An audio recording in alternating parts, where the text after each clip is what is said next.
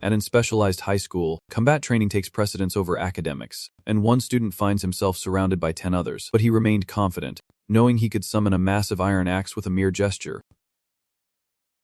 Though outnumbered, it was no serious problem, for a single swing of the iron axe would shatter their defenses. "Hey, Jin Sung, you useless bastard, stop standing around and do something," the red-haired attacker yelled, glaring at a boy in the corner. But Jin Sung just scratched his head sheepishly, knowing he would be no help at all.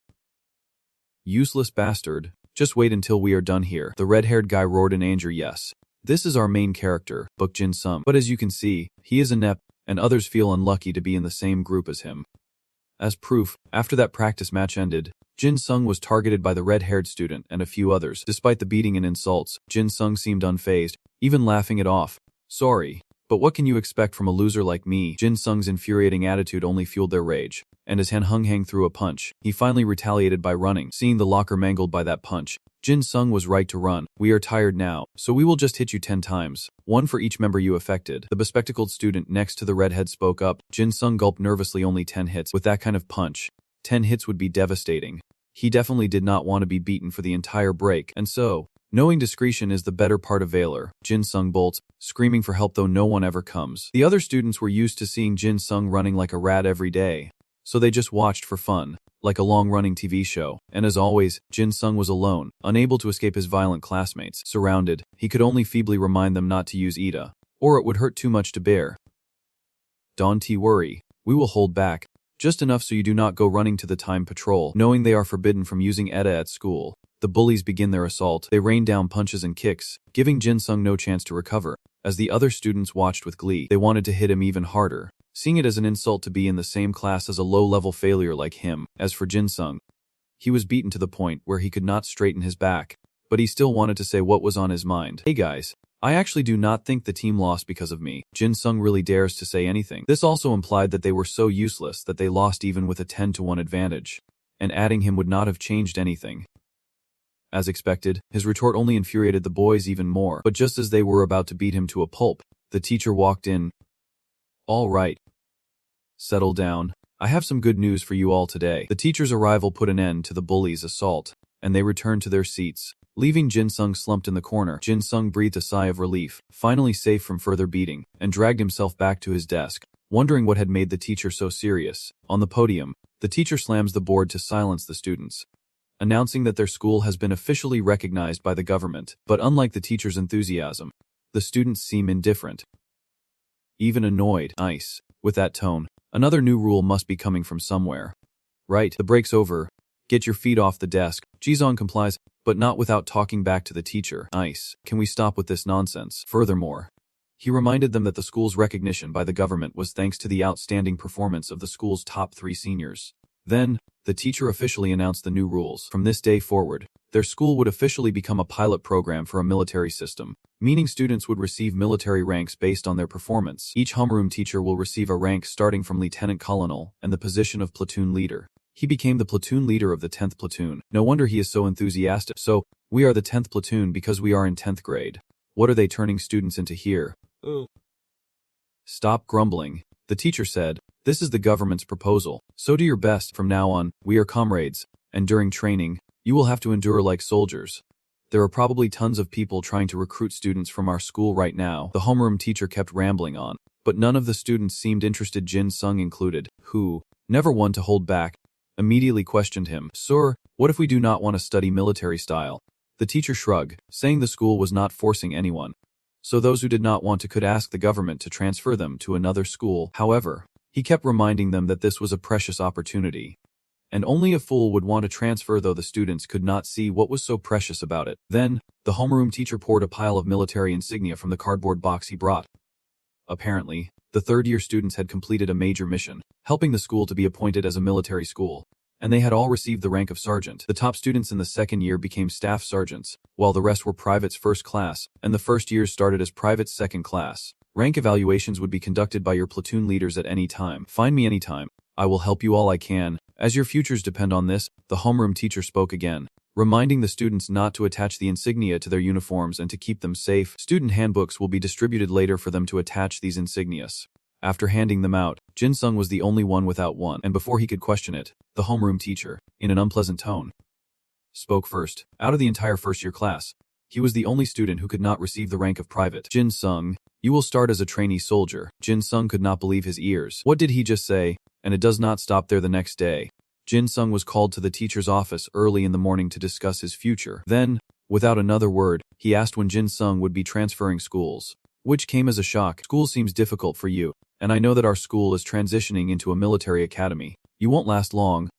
Jin Sung, the teacher's words were certainly hurtful, but Jin Sung remained steadfast in his response. Sir, you have to see my hidden potential. What if I suddenly excel? But the homeroom teacher did not react as he would hoped.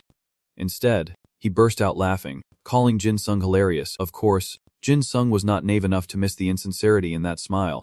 He knew he would have been met with mockery and contempt from the start. Jin Sung, ever since the ranking system was implemented, your school life has been incredibly difficult. You know I can't pay attention to isolated students. The homeroom teacher continued, his words only adding to Jin Sung's discomfort. The teacher clearly thought he was only good for being bullied, and did not want a bottom-tier student in his class at first. It seemed he expected Jin Sung to drop out from the daily torment, but since Jin Sung seemed to be holding up well despite being a target, he called him in. After all, there is no reason anyone would need an F-rank ETA like him. Sir, Jin Sung suddenly asked, do you believe souls of ranks? Jin Sung was met with an even wider, more contemptuous smile. Are you kidding me? Of course they do. I know everyone thinks so, but I do not believe it is. Jin Sung's expression was particularly serious as he replied. The conversation ends there, as the bell rings. After class, Jin Sung's homeroom teacher asks the group leaders, now squad leaders, to report their numbers. Many students were annoyed by this forced military charade, especially Jin Sung, or that BNGCM. Do we really have to do this? Sir, and raised his hand, asking uncomfortably, BNGCM, is he the squad leader of Squad 3? Don't ask so many questions. Just do as I say, the homeroom teacher replied. Ji-Sean clicked his tongue and grumbled. Third squad. Total headcount. 2 missing, 1's in the restroom, and I wish the other would just disappear. 8 present. Reporting complete. The person Ji-Seon wished would disappear was none other than Jin Sung, who, even after the school's transformation into a military institution, still endured the mockery of his classmates, and the homeroom teacher showed no signs of defending him either. After roll call, he announced that instead of studying in class today, the whole class would have an event outside. That is right, government inspectors have infiltrated the school, and even the school does not know who they are. These people will observe how the students react to the sudden change in environment. Sir, please get to the point, a student said. Losing patience. Hemph, always jumping the gun, the teacher grumbled, but he could not deny that none of the students wanted to listen to his nonsense. So he had to get to the point. Today's main event is the team battle, including years 1, 2, and 3, and the matches will be chosen by the inspectors mentioned earlier. Jin Sung thought he could continue to sit back and kill time, but little did he know, the first match would be B and Zizan's team against the first platoon of the third-year students, and they only have 20 minutes to prepare for the match, and Jin Sung is on Zizan's team, much to his dismay. The other boys teased him relentlessly for being stuck in the same squad as a loser, only fueling Zizan's anger, while Jin Sung, the subject of their taunts, remained indifferent, dozing off at his desk until Bayan Zizan approached and spoke sharply. Hey, trash, were you calling me? Squad leader. Jin Sung's response earned him a violent hair pull from Zizan, who was infuriated by his attitude, even considered beating him up before the match, as squad 1 of the first platoon. Third year, possessed a monster named In Sung Ho. Even if Jin Sung's class aces fought him, they would struggle, let alone with a deadweight like him on the team. Zizan already knew the outcome before they even started. Jin Sung smirked and retorted, like hell we will be as pathetic as you. Zizan lunges forward, grabbing Jin Sung's collar, asking if he can take responsibility for their ranking. Zizan may seem intimidating, but Jin Sung is not scared, and as a C-rank ETA, Zizan's rank is not high enough for it to matter if it drops. Jin Sung's audacity infuriates Zizan, but he can't lay a hand on him, not when he is needed outside. But for Jin Sung, getting beat up here or by the third-year students made little difference. However, Zizan had a bolder idea, to appoint a useless F-rank like Jin Sung as squad leader this time. Can you do it? Zizan asked, petting Jin Sung's head like a dog, his voice laced with menace. Haha, I will do whatever you want. Jin Sung replied reluctantly. Good, from now on you are my meat shield. Got it. Trash. And so, Jin Sung was forced into the arena, burdened with the responsibilities Zizan had laid out to become his meat shield. The entire school gathered, awaiting the inevitable mismatch. On the other side, team leader In Sung Ho exudes a terrifying aura, and the principal encourages him to show off his skills, as recruiters are watching from above, and it was not just in Sung-ho. All the level 3 squad members looked equally terrifying, while Bill Zizen's team was noticeably weaker. Then, the referee hands each team captain a bracelet imbued with Idea's power. It protects the wearer from shocks, but shatters under excessive force. Zizen himself placed the bracelet on Jin Sung's wrist, hoping it would help him last a little longer. Before a crowd of people, he grabbed Jin Sung by the collar like a dog, and even Jin Sung's weak resistance seemed to have little effect. To account for the experience gap between the sophomores and juniors, the organizers added a condition. Jin Sung's team only needed to last 5 minutes to win. Even so, his teammates felt they had absolutely no chance of winning. Jin Sung secretly set a 5-minute countdown on his watch, then pondered, 5 minutes is all we need to win. If we actually win, will the teacher consider my transfer request? The 5-minute countdown officially begins, and as soon as the referee signals the start of the fight, Zizen grabs Jin Sung by the neck like a dog and runs backward. His battle plan was simple: survive for 5 minutes, using Jin Sung as a human shield if necessary. But his actions left his teammates in utter confusion. Hey, Bind Zizen, give us some orders. What is the formation? Third-year seniors are coming. Say something. Everyone looks panicked, and Zizen is just as tense. After pulling Jin Sung far back, he finally shouted, "Everyone, quiet. Squad 3, focus on protecting me. If we hold out for 5 minutes, we win." The upperclassmen are showing no mercy to their juniors. In the blink of an eye, several have already fallen. Aside from Chung-ho, there is a fiercely aggressive girl on the team as well, and as she fought, her eyes locked onto Bien Zizen, and as she charged with blinding speed, Zizen grabbed Jin Sung, forcing him to take the blow. Jin Sung is utterly bewildered, while the other guy keeps cursing him as a useless bastard, and their opponent is closing in. Glancing to his left, Jin Sung saw his homeroom teacher giving him a thumbs up. He sighed, finding the situation incredibly awkward. Just as the girl was about to attack, Zizen separated Jin Sung and ran in another direction. But surprisingly, he blocked her attack. Jin Sung's gaze turned ice cold, forcing his opponent to quickly summon her Idea. "It is a suit of silver armor condensed from Idea," Jin Sung exclaims, clapping with admiration. "Whoa, that armor looks amazing. Both the aesthetics and functionality are Idea." "Don't play dumb. You reacted to my speed, did not you?" the girl questioned, annoyed. "That is not important right now. What is important is that your captain is running away." Jin Sung points to Zizen, who is sprinting in the distance. Then, glancing at his watch, with only 3 minutes and 5 seconds left until their victory, he had to stop her at all costs, but Jin Sung chose to use words, not strength. He starts shamelessly flirting with her. "Can I call you Nuna? I do not mean to flirt or anything." "Oh no. I'm sorry. Did I upset you? Then I will just call you senior then." It is not hard to see that Jin Sung is playing dumb to buy time, but this had no effect on her, as Bill Zizen had someone else to deal with, and the only thing this girl was focused on now was the person in front of her, demanding that Jin Sung summon his Idea. "Hurry up and show it to me. Yours seems to be the most valuable among your members. Why are you in such a rush? You know, the most important thing is to keep a cool head." Jin Sung seriously quips, "That is what my dad always tells my mom when she gets scolded." Seeing his opponent's rage, Jin Sung concedes, offering to summon Idea for her. He looked so serious, it made her swallow nervously. But after a 3-second countdown, all Jin Sung revealed was an ordinary dagger with no special skills, and he holds it with such pride.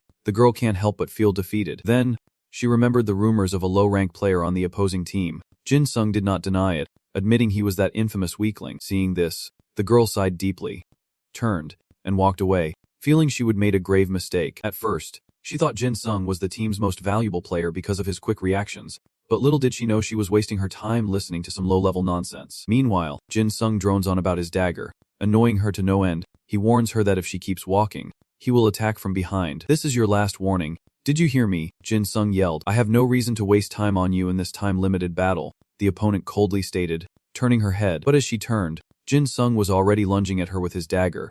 He thought she would ignore him, but her reflexes were sharp. As Jin Sung's dagger struck, the girl blocked it with her arm, her silver armor proving its worth, unyielding and without a scratch. In this awkward situation, all Jin Sung can do is smile confidently and try to talk his way out of it. "Haha, your armor is as tough as it looks." The students outside erupted in laughter at Jin Sung's futile attacks, while the girl he faced seemed almost embarrassed. A few seconds later, she turned away and sighed. "Hemph, even with your reflexes, your Ada is still trash." Having confirmed that it is ineffective, "I should stop here." Hearing her words, Jin Sung knew he could not stall any longer. Even with his best efforts, there are still over 2 minutes left in the match. More than enough time for the male trio to wipe out Ji-zon and the others. Unexpectedly, after brushing aside Jin Sung, the upperclassman immediately charged toward Ji-zon, while Hen continuously cursed him for not holding her back for 5 minutes. This only makes the girl despise Ji-zon even more. How dare a coward who runs with his tail between his legs say such things? With each step she took, Ji-zon retreated, Senior, I am just taking it easy on you. You should stop there. Jizan threatened her, but his wide stance and pale face betrayed his true feelings, and his unconcealed fear only amused her more. Oh, really? Don't hold back on my account. Let us see what you have got. If you want to surpass in Sung-ho, then prove it further. With that said, the senior student fiercely charged forward, just as Jizan thought he had the upper hand, and stumbled upon a rock, or rather, a massive stone hidden beneath the surface, and a confident smirk returned to his face. Seeing Jizan's sudden change in expression, she grew even more curious and asked, "When are you going to prove yourself? If you want to see it, I will show you right now." With that, he crouches down, his palm touches the ground, and he begins to pull up the stone. Shocking everyone, including Ji-sung. Everyone knows Han's ED is C-rank, but it seems Ji-sun has been hiding her true abilities. Ji-sung warns the girl without a second thought. It is dangerous. Armored Senior. Ji-sung's ability is to extract something stuck and throw it. The normal level is C+ or B. His combat ability is B or C. But if it is an object that is stuck, he can use it as a weapon. The fixed weight of the extracted object can be ignored depending on the user's ability. Contrary to Ji-sung's worries, the girl seemed incredibly excited by his actions. "Oh, so you are not running. You were waiting for Idea to appear so you could use that rock. Haha, you are pretty smart." Senior. Ji-sung laughed, then hoisted the boulder and hurled it at his opponent. "Now get lost, become the road I crushed to show Idea's true power." Ji-sung's excitement grew with every laugh. He seemed ecstatic to have taken down a third-year student, but before it was clear if he had succeeded, an icy voice echoed from behind Ji-sung. He turned around, but before he could see who was speaking, he was slammed into the ground. Ji-sung was face planted, and he was not happy about it, pain and anger fueling him. He roared, "Damn it. Why is a third-year senior attacking like a coward?" As he lifted his head, he saw the giant rock he would thrown still floating in mid-air. His senior was not crushed as he would expected. Ji-sung's power was greater than she imagined, but with her idea, she could still resist, until another force suddenly shattered the boulder she was about to destroy. Unsurprisingly, Sung-ho was behind it, but instead of gratitude, disappointment was etched on her face. "This was supposed to be my chance to prove my worth, so why did you interfere, Captain?" But to his surprise, the girl grew even more frustrated, clenching her fists and demanding, "Are you saying I could not have handled it? Idea could have handled that stone." "Surely," Sung-ho reassures her, "but this jerk has more up his sleeve." As he spoke, Sung-ho turned to see Jizun wielding a baseball bat, ready to strike, but his actions were all within Sung-ho's calculations. Jizun is brutally and humiliatingly defeated. From afar, Jin-sung can only watch in dismay. "God, you really are an idiot, Captain." But at that moment, Sung-ho's icy gaze shifted towards him. Jin-sung felt a chill run down his spine as he dropped his weapons in surrender. "Surrender? Okay. I surrender." But Sung-ho still approached, his tone now much softer. Turns out, he just wanted to know why Jin-sung warned Jai to be careful when Jizun activated his idea. Even though they were rivals. Well, our captain's just a little bad at controlling his temper. That is why I did it, not knowing what he was capable of. Jin-sung replies, "What a liar." Sung-ho smirks, then suddenly lunges at Jin-sung despite his surrender. Jin-sung's wrist is seized, and his cherished sword is sent flying, but with lightning reflexes. Jin-sung somehow manages to catch it. "Please listen when someone is talking." Annoyed, he spoke up, breaking free from his opponent's control, and both Jin-sung and Sung-ho retreated to a safe distance. "You are one thing, but Sung-ho looks terrible." Jin-sung's actions revealed he is no weakling. "Hey, you student lying down over there, who exactly are you?" Sung-ho can no longer hide his murderous intent. "I am a member of the 2nd Air Division, 10th Platoon, 3rd Squad." Arresting Jin-sung, an F-rank at a user, Jin-sung responded defiantly, seemingly unaffected by his opponent's imposing aura. With 1 minute left on the clock, Sung-ho grows impatient with his opponent's lack of focus. Jin-sung really did not want to engage him at all, and continued to stall for time with his usual nonsense, further infuriating Sung-ho. "Are you stalling for time? I hate people like that. What do you want me to do? What do you think I can do on my own?" Jin-sung spoke as he backed away, and Sung-ho suddenly asked why he did not try to win instead of stalling. "Effort." Jin-sung scoffs, "What can a mere F-rank like me even do? This is not a warning, it is advice." It is said that during this match, the growth accelerator will weed out underperformers, and those lacking skill will be expelled. Jin-sung finally understands, so that is why the homeroom teacher gave him that ridiculous look at the start of the match. He would been hoping Jin-sung would get expelled all along. Luckily, Sung-ho told him, as Jin-sung's right hand suddenly clenched tightly around his painful sword. Then, he sighed and told Sung-ho, "I do not want to be expelled. Senior, if you were my opponent, I do not know if you would be okay after this fight." Jin-sung's words sounded almost comical. After all, in everyone's eyes, he was the lowest of the low. But little did they know, Jin-sung's body was about to react. His face flushed, veins popping as Jinsung's ETA revealed itself to be nothing more than a low-grade dagger with equally low combat abilities and ordinary blade with no special powers. But after this transformation, Jinsung's physical abilities have somehow tripled, allowing him to see his opponent's weak points in ETA, as well as the most effective way to destroy them with his current skills, a state that will only end when he completely destroys his opponent's ETA or takes their life. Jinsung has now lost all reason, consumed by the desire to take his opponent's life. This is Jinsung's true ETA, the one he always wanted to keep hidden, because it is the real deal, an S-class ETA that can easily steal another's life. Yet, this bloodthirsty transformation is nothing special in Sungho's eyes. All he sees is Jinsung's vacant stare, but Sungho senses that the F-class dagger is not the full extent of Jinsung's ETA, putting him on high alert. Now, Jinsung can see all of Sungho's information and abilities. His ETA, named I Will Surely Catch You, B-rank ability with an A-rank attack. It allows Sungho to catch anything he sets his sights on. Specifically, to instantly move to his target within a certain range. B-rank, your ability is worse than I thought, Jinsung says arrogantly. Just a simple sentence, but it sent chills down Sungho's spine. Clearly, the boy in front of him was no longer the frivolous kid from before. Moreover, what he just said implies he can see other people's ETA. Hehe. Sorry, I can't hold back anymore. A twisted, inhuman smile crept across Jinsung's face. But you will stop me. Won't you? As Jinsung raised the dagger towards Sungho, a terrifying aura choked him. Jinsung's emotions were completely out of character, as if he would become someone else entirely. I know you will be okay. I can trust you. Right?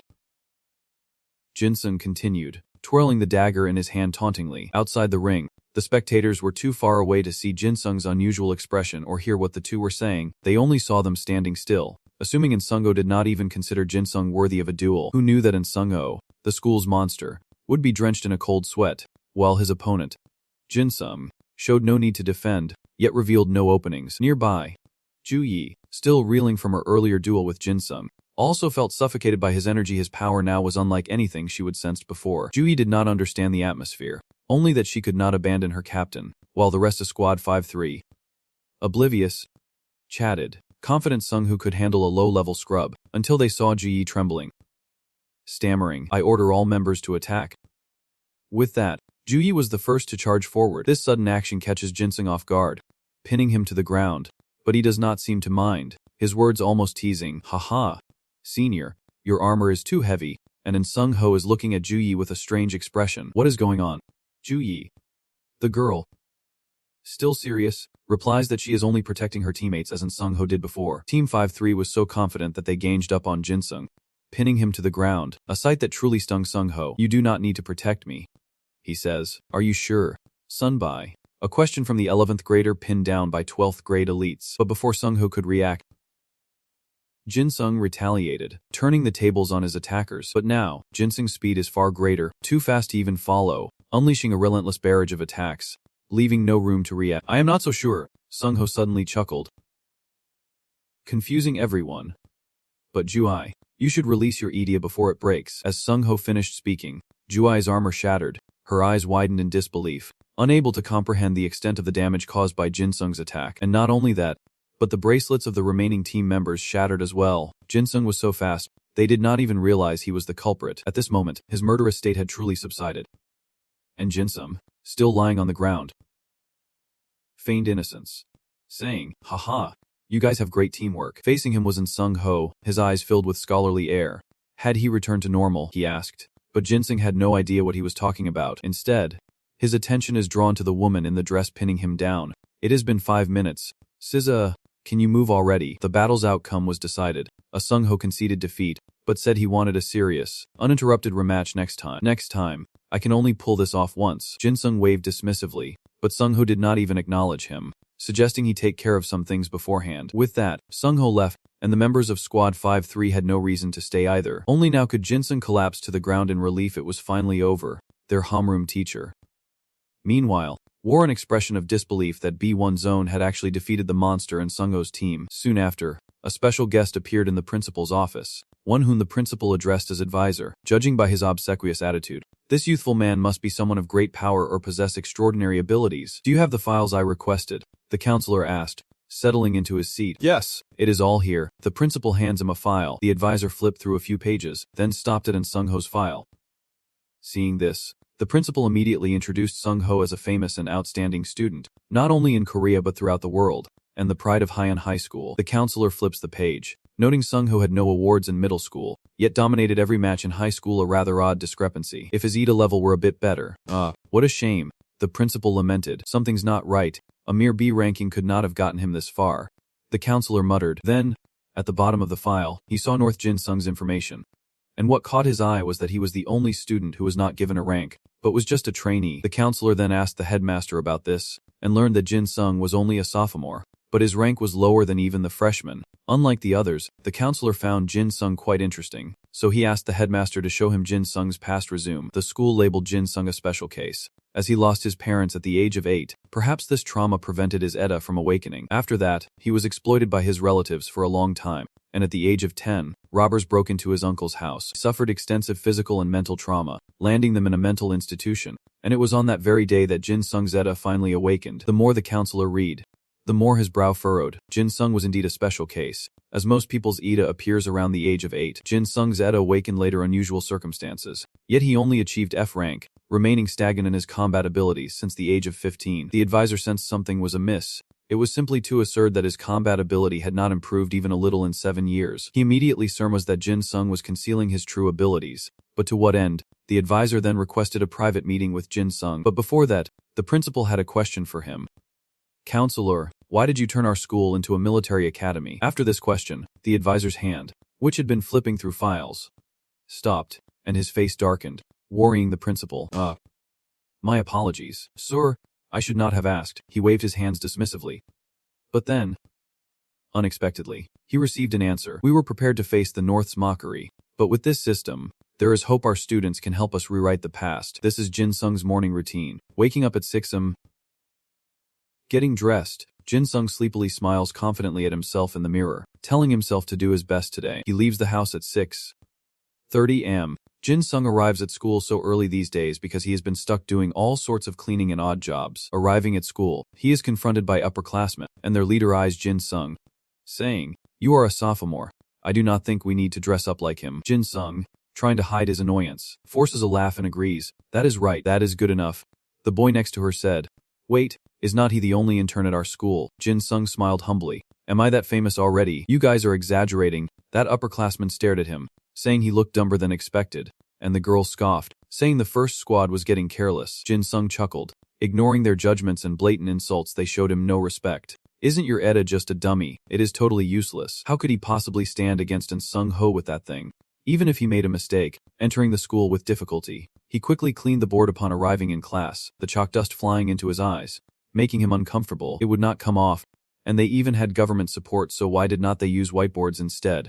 Then, he enthusiastically cleaned the entire classroom, which led to this. "Seeing your enthusiasm, Henseo sarcastically remarks that he thinks you really completed your part of the job by running away, while Dong-hun, bored, asks why you did not do that with them from the start." Henseo, emboldened, gripped his shoulder, saying he was impressed and that it would be surprising if he got an F, even though things are definitely going to be unlucky. After saying those mocking words, he left with pride, but Jin Sung calmly dismissed them. "So, after the team battle challenge against the upperclassmen, my image in everyone's eyes has improved." While still dazed, he was awakened by Ji-zon's shout. "Hey, I told you to wake up.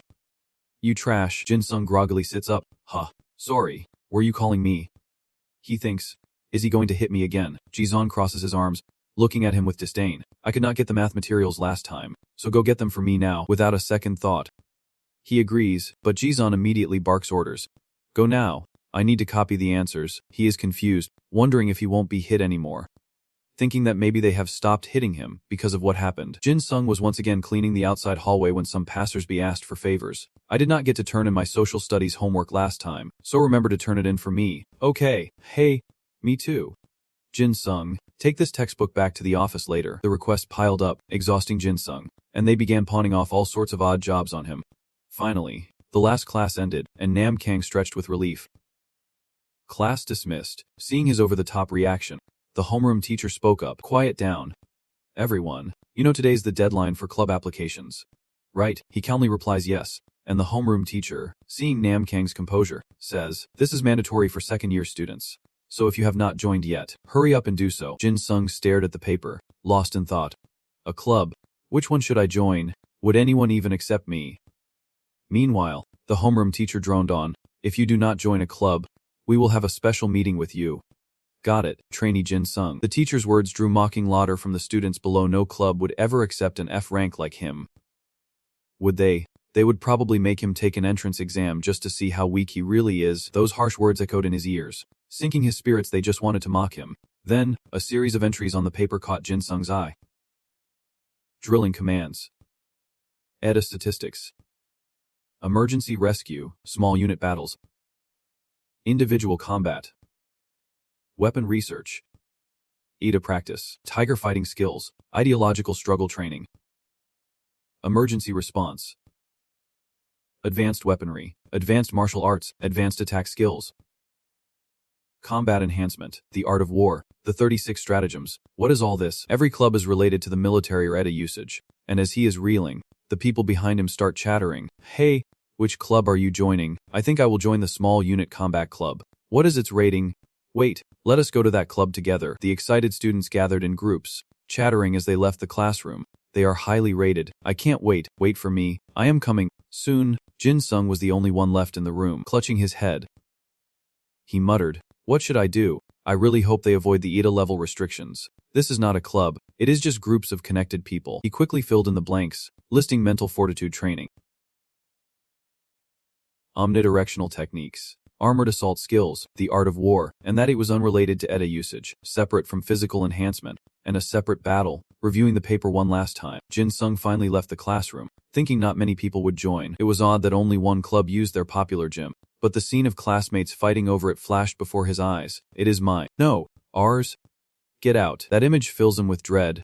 There won't be any problems. Right, it said it would not involve ETA usage. So, arriving, Jin Sung was surprised to see a crowd gathered and approached. Wondering, why are there so many people? Did I come to the wrong place? He glanced at the paper in his hand, muttering in confusion, but I am sure this is the place. Suddenly, someone in the crowd pointed at Jin Sung and shouted, "Hey, an upperclassman is here too." The surrounding people immediately turned to look at him. "Hey, you are right." They glared at Jin Sung with resentment, whispering that he was just an intern despite being in an upper class. Should I just go up and ask him about it impolitely? Jin Sung wondered, confused by their reaction. Most of them were first-year students. They are not required to join clubs, so why are so many people gathered here? Suddenly, the students stir. The club president is coming out. Really? Where? Amidst the commotion, Jin Sung wondered who the club president was, but upon seeing him, he dropped his papers in shock. He had to run. The rumors were true. Suddenly, he turned and headed for the door, calling out, "Park Jin Sung." As he approached, the crowd grew more excited. It is on Sung Ho. Whoa, he is even more handsome in person. Senpai, I am your fan. Jin Sung is pushed forward by the crowd, and he asks Sung Ho, are you the president of the hate club? Sung Ho chuckles and replies, I did not expect you to come. I am impressed, Bake Jin Sung. Sung Ho then addressed the crowd. All candidates, please come in and prepare yourselves. Jin Sung's face darkened as he thought, I have to run. It would be disastrous to get involved with that senior. As he turned to leave, Sung Ho asked, where are you going, Bake Jin Sung? You still refuse to join. Didn't you come here because you thought there would be fewer people? Sung Ho said patiently, go on in. This is not a club anyone can just join. Jin Sung awkwardly bowed, still determined to leave. I am sure you know, I am too low level to get in. So, without a word, Sung Ho grabs him by the collar and drags him inside, saying, now, you will take the entrance exam with the other candidates. He protests. No, I said I am fine. The door closes, and Sung Ho surveys the candidates, saying, so, all the candidates are here. Right. Quite a crowd this year. Let us begin the entrance exam. It is quite simple. You simply have to follow my lead in these exercises until the end. If you can, you pass. One round consists of 30 burpees, 30 push-ups, another 30 burpees, and 30 squats. His voice is so alluring. Someone mused, while another, filled with resolve, thought, wait, that is just one round. We can do this. Sung Ho's voice echoed. If you can do 10 rounds straight, you pass. Jin Sung, meanwhile, clutched his head in despair, thinking, just pretend I am not here. The group begins the test, and even in the first round, everyone looks pale, but Sung Ho sternly says, Number 2. Too slow. You fail. Number 5 and 6, your form is terrible. You fail. Each candidate fell, he calmly demonstrated, saying, you have to be as fast as me. The grueling physical torment caused them to collapse one by one. I can't do any more. One said. Me neither. Jin Sung, bewildered by the severity, thought. 30 burpees, 30 push-ups, then another 30 burpees and 30 squats in one set, and he makes it look so easy. without even breaking a sweat. Just how strong is the monster inside him? Before long, the group could not take it anymore and collapsed completely. I give up, one said, as Sung coldly announced without sympathy. The first group is eliminated. With a cold glare, he turned to Jin Sung's group. We will start with group 2 then. A chill ran down their spines as they trembled. What should I do? I do not think I can do it. Scary. But cool. They fearfully shoved Jin Sung forward. Go on.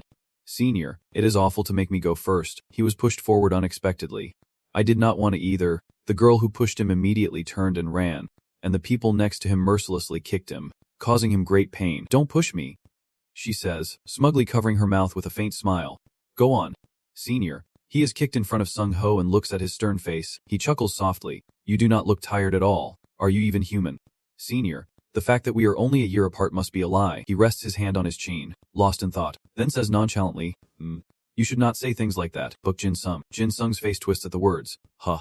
I do not know what you are talking about. He turns away, saying calmly, Team 2. Begin. Jin Sung resists weakly. I won't do it. But in the end, his resistance was futile against Sung Ho. The only sounds were Jin Sung and the others gasping for breath. Drenched in sweat, he clenched his fists, thinking, I can't do this. I have been working out to fight back against bullies. So I thought I would be good at this kind of thing.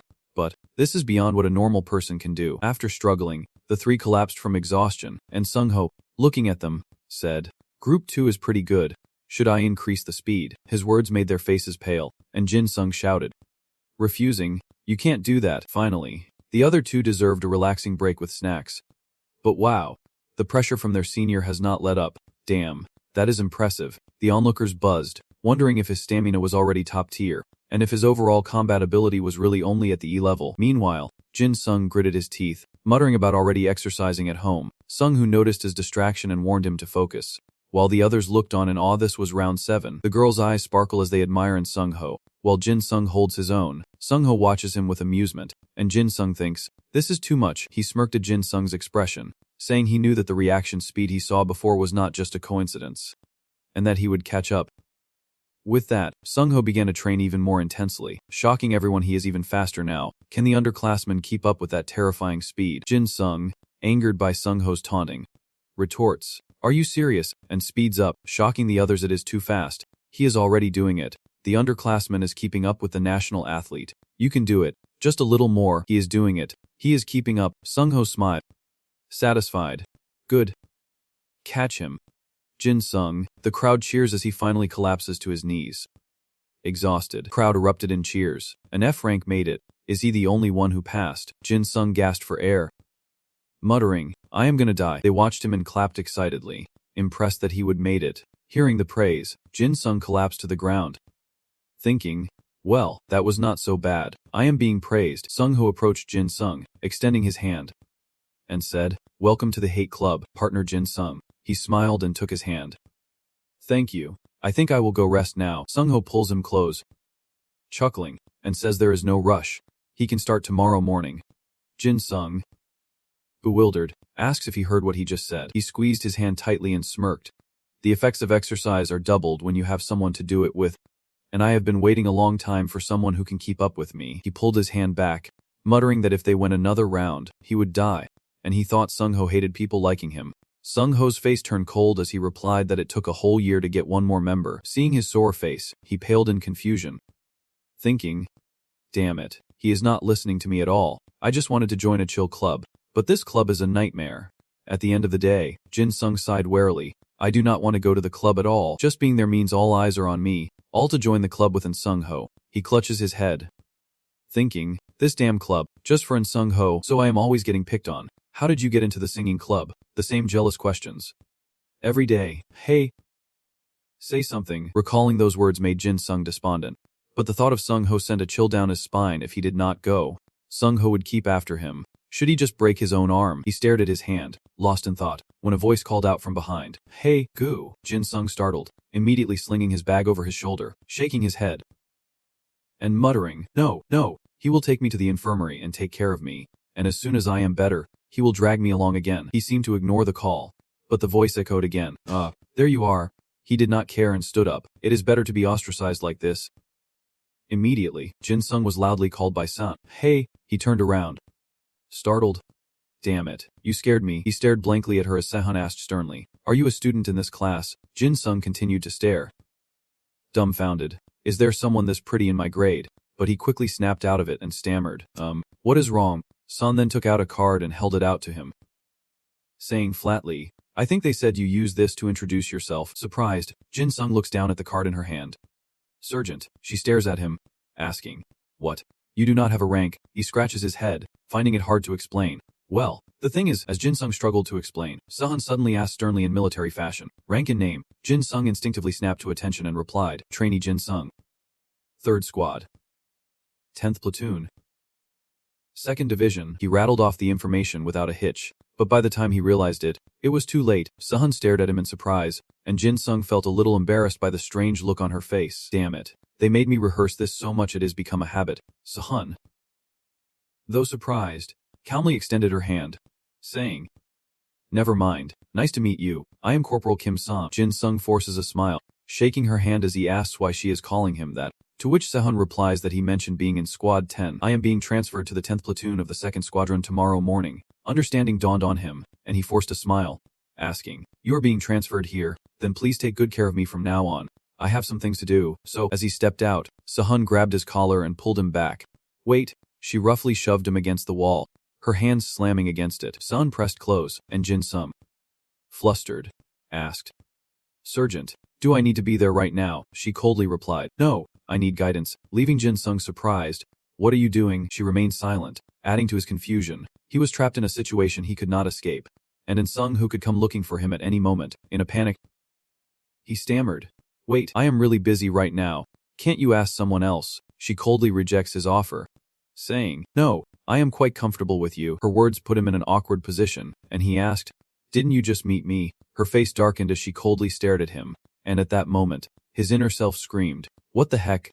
So scary, but he reluctantly agreed to Sehun's request. "All right, I will show you. Where do you want to go?" Pleased, she softened her tone, "Take me to Sergeant and Sung Ho." Hearing this, Jin Sung's eyes lit up. You should have said so from the start. I was just heading there." But as he spoke, Sung Ho's voice thundered from behind, "Bei Jin Sung." He had been standing behind him the whole time, his face as cold as ice, radiating an aura that made him want to shrink away. It was Sergeant and Sung Ho.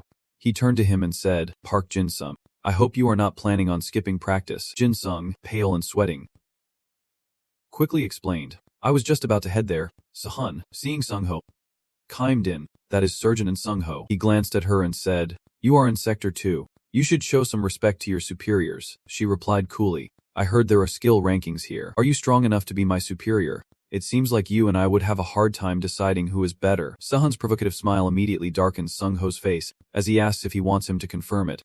Jin Sung, caught in the middle, frantically tries to intervene, saying they will be dead if they fight. Sehun recalls asking Sergeant and Sung Ho if he was seeing anyone, a question that caught him off guard. Sung Ho coolly replies no, a response that fills Sehun with doubt. He does not have a girlfriend. But Sehun, hearing his concise answer, smiles faintly. "It seems that way, does not it?" "Of course, I absolutely hate guys like you," to which Sung Ho coldly retorts, "It is fine. I do not like you either." This situation leaves Jin Sung in an awkward position, wondering what is going on. Sehun calmly says, "Whatever, I do not care if it is your girlfriend or ideal type. If you do not want to be bothered, make something up." Sung Ho looks at her, surprised, but she simply smiles, saying her family is quite noisy and conservative, and that she is only saying this for his own good, so he should not ignore it, leaving Jin Sung to question everything. What is going on here? Who am I? Where am I? Suddenly, she walks quickly towards Jin Sung. Lucky for him he does not like me. "Hey, trainee.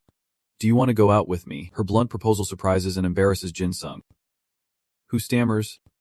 Meanwhile, Sung Ho smiled, noting that they are the same height, which is perfect because she likes people with similar eye levels. He frantically covered his blushing face, stammering that he did not know. She looked at his flustered state in surprise, but then the corners of her lips curved up with interest. She smiles, intrigued, closing in on him, asking if he is a trainee, a bottom, and what his position is. He turns away, saying he is all bottom.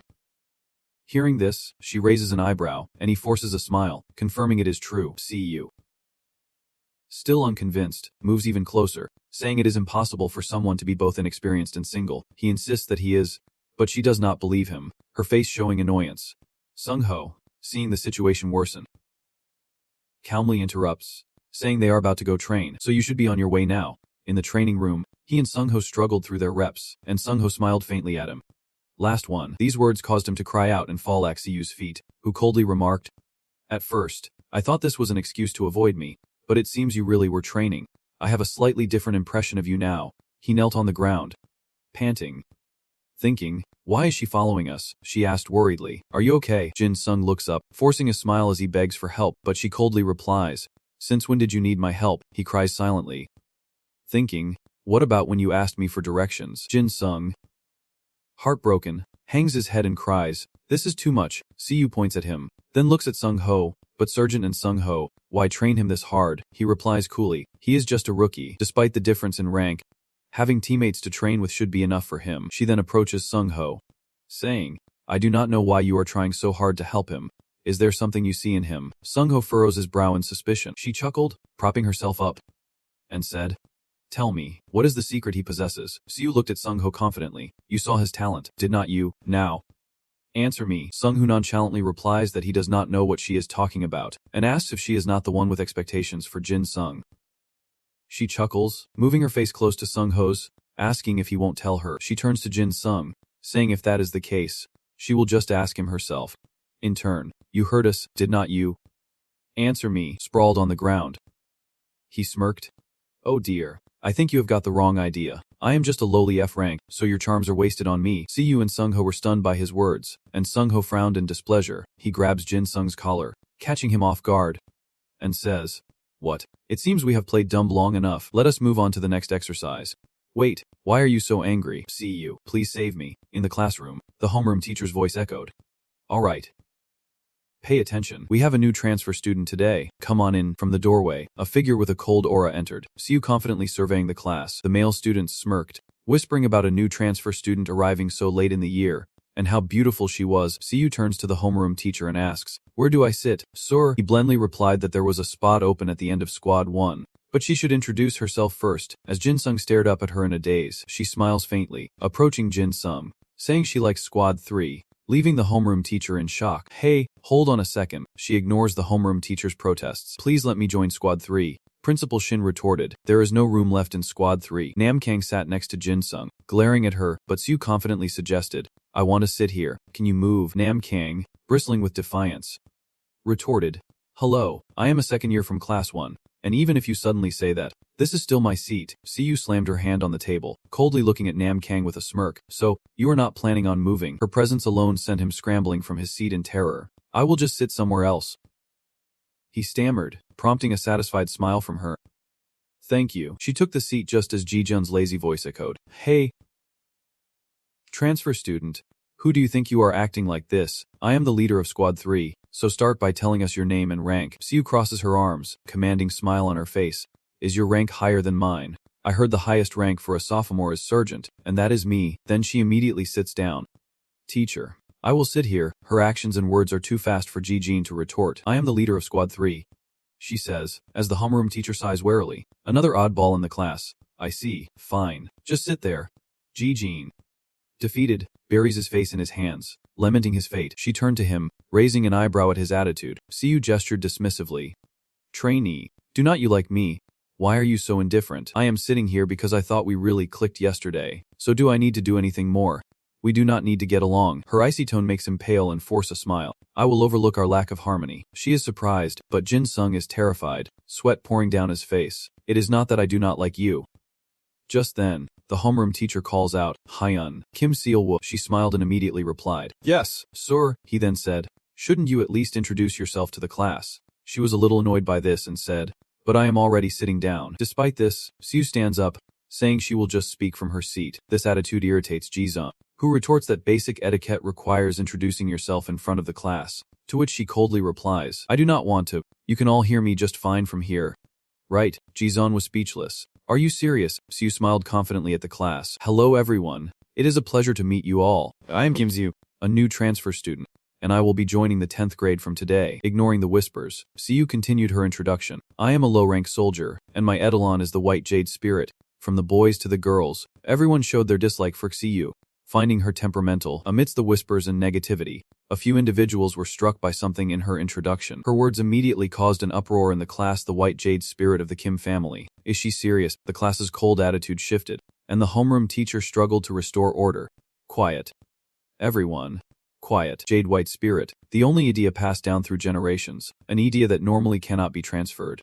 From the very beginning, no two ideas are ever the same, because the things engraved in the soul cannot be identical, but some still hope to transfer their idea, to make it stronger, more refined, sharper, and more dangerous. And one family clan succeeded in their experiments, the Kim clan of Jing-yi, descendants of King Solu, who were forgotten by their own family and focused on endless education, ideology, and generations of combat. To protect their bloodline, they only intermarry, resulting in all their children having white skin. The Jing-yi gold family, who successfully obtained an unusual idea, a white jade idea, a spirit world grade.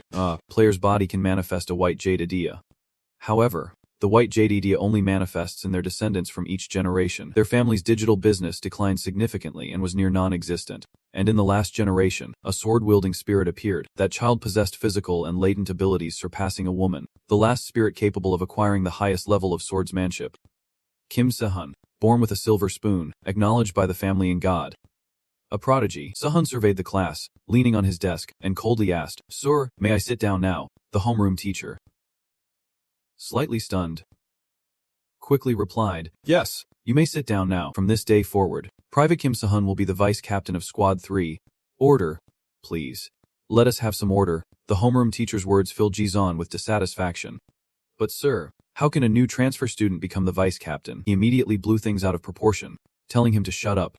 Jizan, though unwilling, had to remain silent. Ji-sung looks at her, surprised, and asks if she is famous, to which Sound replies, resting her chin on her hand, that it is because she is so beautiful, and he understands. Sahan looked at him confidently, adding that he himself was quite unique, as the title of a low-ranking trainee was also quite unusual. Meanwhile, Ji-sung gritted his teeth, glaring at Sound. How could a newcomer be better? In the cafeteria, Hensu told Yeji as he walked out, "I think we should replace Squad 3's leader. Kim Sahan is better than Ji-sung in every way. Her ETA is higher, and her overall combat ability is superior. He keeps giving weird orders in battle. Hensu says he just wants to look good. If Kim Sahan were squad leader, that'd be great." Hensu chuckled sarcastically. "Well, she will probably be captain soon anyway." Ji-sung, overhearing the taunts, scowled and crushed the paper cup in his hand.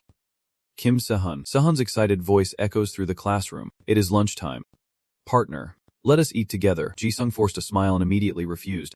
"I can't. I have to clean." Seeing him deliberately avoid her, she grabbed his collar, annoyed. "But I have no one to eat with." He immediately refutes her, saying that she is the most popular person around. Sahan, hearing this, crosses his arms, annoyed, saying he hates kids who approach him for things like that. They just keep glancing and never actually talk to him. Ji-sung forced a smile and refused again. "I can't. I am too busy. I have to clean the board, dust the erasers, sweep and mop the classroom, and get the materials for the next class." Hearing the list of tasks he had to do, she raised an eyebrow, realizing it was too much for one person. Even the squad leader could not do all that alone. "Right." Ji-sung forced a smile, avoiding her gaze as he replied, "That is right." She slammed her hand on the desk, her face turning cold as she stared at him. "No way.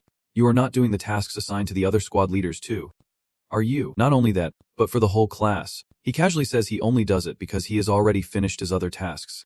And would not more people just make things more complicated? Don't get the wrong idea. His explanation only fueled her simmering rage. She gritted her teeth.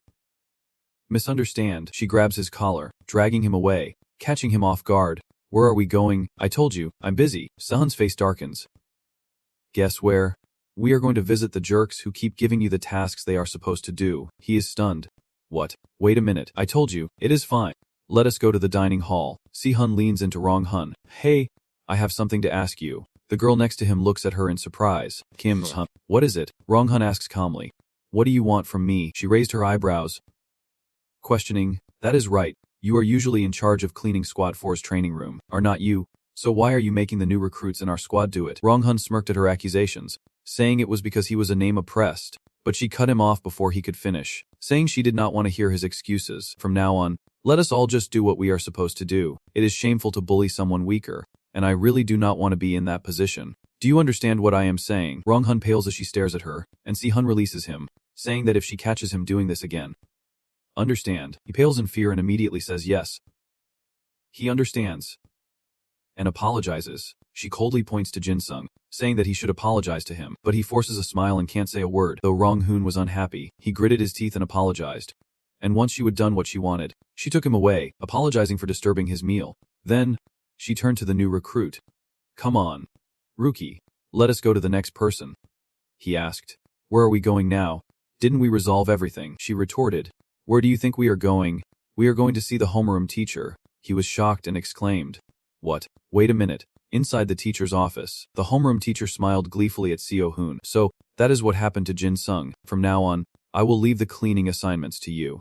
Xihan. She quickly finds the students and says, "From now on, I will be assigning tasks to our squad. Starting today, you will be in charge of the board, and you will be in charge of mopping the floors." "Got it." The two male students, surprised by her words, exclaimed in unison. "What?"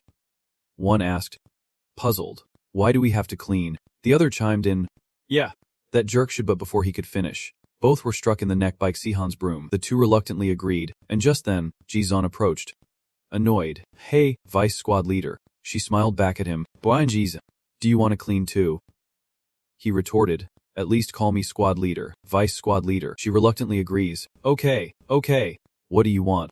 Ji-sun, annoyed by her attitude, retorts. "What? Do I need a reason to see you? I am just talking to my subordinate." She was a little dazed, but then shrugged and smiled faintly. "That is right, but since you annoy me, I will just become the squad leader." "Okay." Ji-sun was furious. "What did you say?" Si-hun turned and said indifferently. "If you do not want anything, I am going in." "Okay." Squad leader. Ji-sun was unwilling. "Wait, classes end," and she heads to the roof. He has squad business to discuss. Si-han agrees, and they find a secluded spot, leaving Ji-sun stunned. As soon as class ended, Si-han headed straight to the rooftop. With Ji-sun right behind her, he carefully followed her, and as expected, she went to the rooftop. Ji-sun stood frozen at the corner of the stairs for a moment, then pursed his lips. "It seems our squad leader's going to be busy today." He heads to the rooftop, presses himself against the door, and listens in. Seo-hun coldly asks, "So, what do you want to discuss with me?" Ji-sun approached with a smirk. "Are you pretending not to know? Shouldn't you have figured it out by now, whether you wanted to or not?" Seo-hun glanced at the crowd behind Ji-sun and coldly remarked, "Our squad leader is quite impressive. It seems you are quite popular." Ji-sun's underlings advanced, step by step, as he smirked, saying, "You are still one of my squad members. And after this discussion, I have no intention of laying a hand on you." Seo-hun retorts, "So you can't discuss things without bringing a crowd. Our squad leader is as pathetic as ever." Her words completely enraged Ji-sun, who gritted his teeth and said it seemed they would have to teach their vice captain a lesson. Si-hoon points to herself in disbelief. "You are going to teach me a lesson?" An act that sent Ji-sun into a rage. He cracked his knuckles, gritting his teeth, saying she needed a lesson, that he would make her regret her arrogance. Kim Si-hoon, but she did not care, simply crossing her arms and asking what the problem was. Ji-sun retorted that the area commander should listen to the sergeant, prompting a sardonic laugh from Xihan. She held out her hand, shrugged, and asked, "So, are you stronger or smarter than me?" Ji-sun glared at her, annoyed. "What?" Jai-dung, hiding behind the rooftop door, overhears Xihan calmly responding to Ji-sun's men. "Skill is not determined by rank. You either have to be physically stronger than me, or make better decisions than I do." With a flip of her hair, she asked, "To be my superior, should not you be better than me in at least one of those two aspects?" Ji-sun was furious, because he was clearly not better than Xihan in any way, and could only grit his teeth and curse. "That nuisance." With a wave of his hand, he commanded, "Everyone, bring out your idea." Immediately, the group obeyed, brandishing their weapons. Si-hin looks around the room, unimpressed, seeing wooden mallets and baseball bats. Idea melee weapons with no special skills. Seeing her silence, Ji-sun taunted, "With a special idea like yours, these must look pathetic, right?" Si-hun retorted, "Not really. Are not you the one who feels that way?" He is done with the chatter. The students gripped their makeshift weapons. In the deserted school, with no one on the basketball court and the security room silent, Ji-sun was confident in his plan. Causing chaos with ED on school grounds would be punished, especially for a high-level ED user like her. She remarks that these weaklings can use their ED as they please without being detected. As Ji-sun smirks and signals his group to advance, he thought victory was at hand, because he had gathered 15 kids like these. Kim Seelan's ED needs a blade to unleash its true power, but she does not have one on her, so when comparing a snail who can't properly use their ED to a bunch of nobodies who can, the nobodies win. Ji-sun smugly declares that even she can't handle this many people. He points at Si-hyum, vowing to make her regret defying him. "You temptress?" But instead of fear, Si-hyun calmly taps her finger against her cheek. Suddenly, she asks an irrelevant question. "And Sung-ho is very popular at our school. Don't you guys think anything when you see in Sung-ho? Annoyed, Ji-sun scoffed. What nonsense is she spouting? Seon steps forward. Continuing, you know my Idia's name. Right now. The question is this, she pauses and asks, what is my overall combatability rating? Though unanswered, the group wielding wooden Idia recoiled in fear, further confusing and infuriating Ji-sun, who saw through their facade. Why are you faltering before a swordsman without a sword? There are 15 of us with Idia. Do not be fooled. Attack. Sihan sighs. Shrugging, should not you be analyzing this in the raid? Ji-sun, insulted, clenches his fist, calling it trash. Sihan taps her forehead. Have you forgotten what we learned in class? A horn appears where she tapped. Statistically, one with a Dan, capable of fighting 100 people below the rank of a. Sihan's power suddenly surges, her horn revealing her as the White Jade Spirit, Idia. Overall combatability B+. The user's body can manipulate White Jade, a talent for spirit swordsmanship, and an intermediate swordsmanship expert. She smirks, explaining that those ranked A and above are considered to possess overwhelming power earned only by those who can fight against impossible odds. Hearing this, the group hesitantly backed away, losing all will to fight. Sahun warned, even if you consider my power to be only half of what it was, do you really think you have any chance of winning? The hands holding weapons began to tremble. Ji-sun, enraged, stumps his foot. Why are you faltering? She has no weapon for her idea. He points, ordering, seize her, all of you. Seize her. Minjin nervously swallowed, hesitantly agreeing, okay. His hand trembled as he told himself, Kim Sahan has no weapon. Minjin charges forward, swinging his bat at Sehun, convinced they can do this, but Sahan remains motionless, not flinching as the bat comes down. Just as the bat was about to strike, she spoke, I admire your curiosity, but are not you being a little too forward? The bat stopped just short of her face, unable to move forward, sensing the power holding his weapon. Minjin paled, uttering, impossible. He trembled as he looked at the small hand firmly blocking his attack, whispering, no way. Immediately, a dark shadow flashed past. It was Minjin, sent flying backward, crashing into two others. All three are sent flying, crashing into the rooftop railing, as Sahun smirks. Gotcha. Not giving them another chance, she leaps forward. With lightning speed, she throws a flurry of punches, sending several thugs flying. Sahun slides forward, tripping another with her foot. The guy crashed to the floor, his fate uncertain, as she ruthlessly stomped on the stomach of the one who'd fallen on his back. And as the sun sets, she proudly basks in her victory over a group of weaklings who did not know their place. He laments that they are nothing compared to an A-rank Edda. Sahun approaches, squatting before him, stating that he gives up too easily, which is why he can't be a rank. Minjin cried out in anguish. What do you know? You were chosen from birth? Do you think I have not tried to become an A?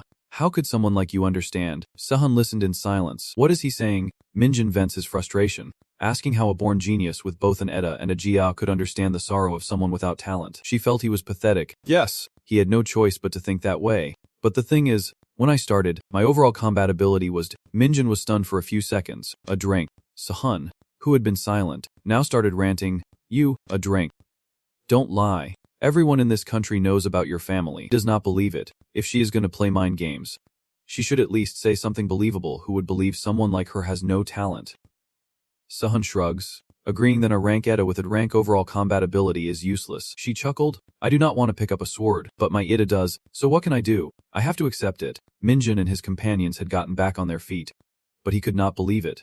No way, you are lying. Sahun did not care what they thought.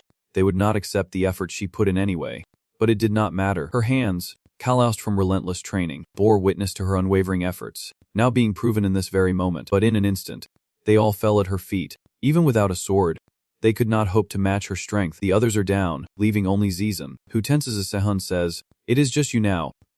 Sergeant, she surveys the defeated men on the floor. Do you see how I left you for last? Ji-sun grits his teeth, saying even trash is still just trash, as Sahun pats him, cryptically saying she can't use it to care for him again, but Ji-sun seems to understand what she means. Sneering, yeah, it can't get you out. He provokes her, come and devour me.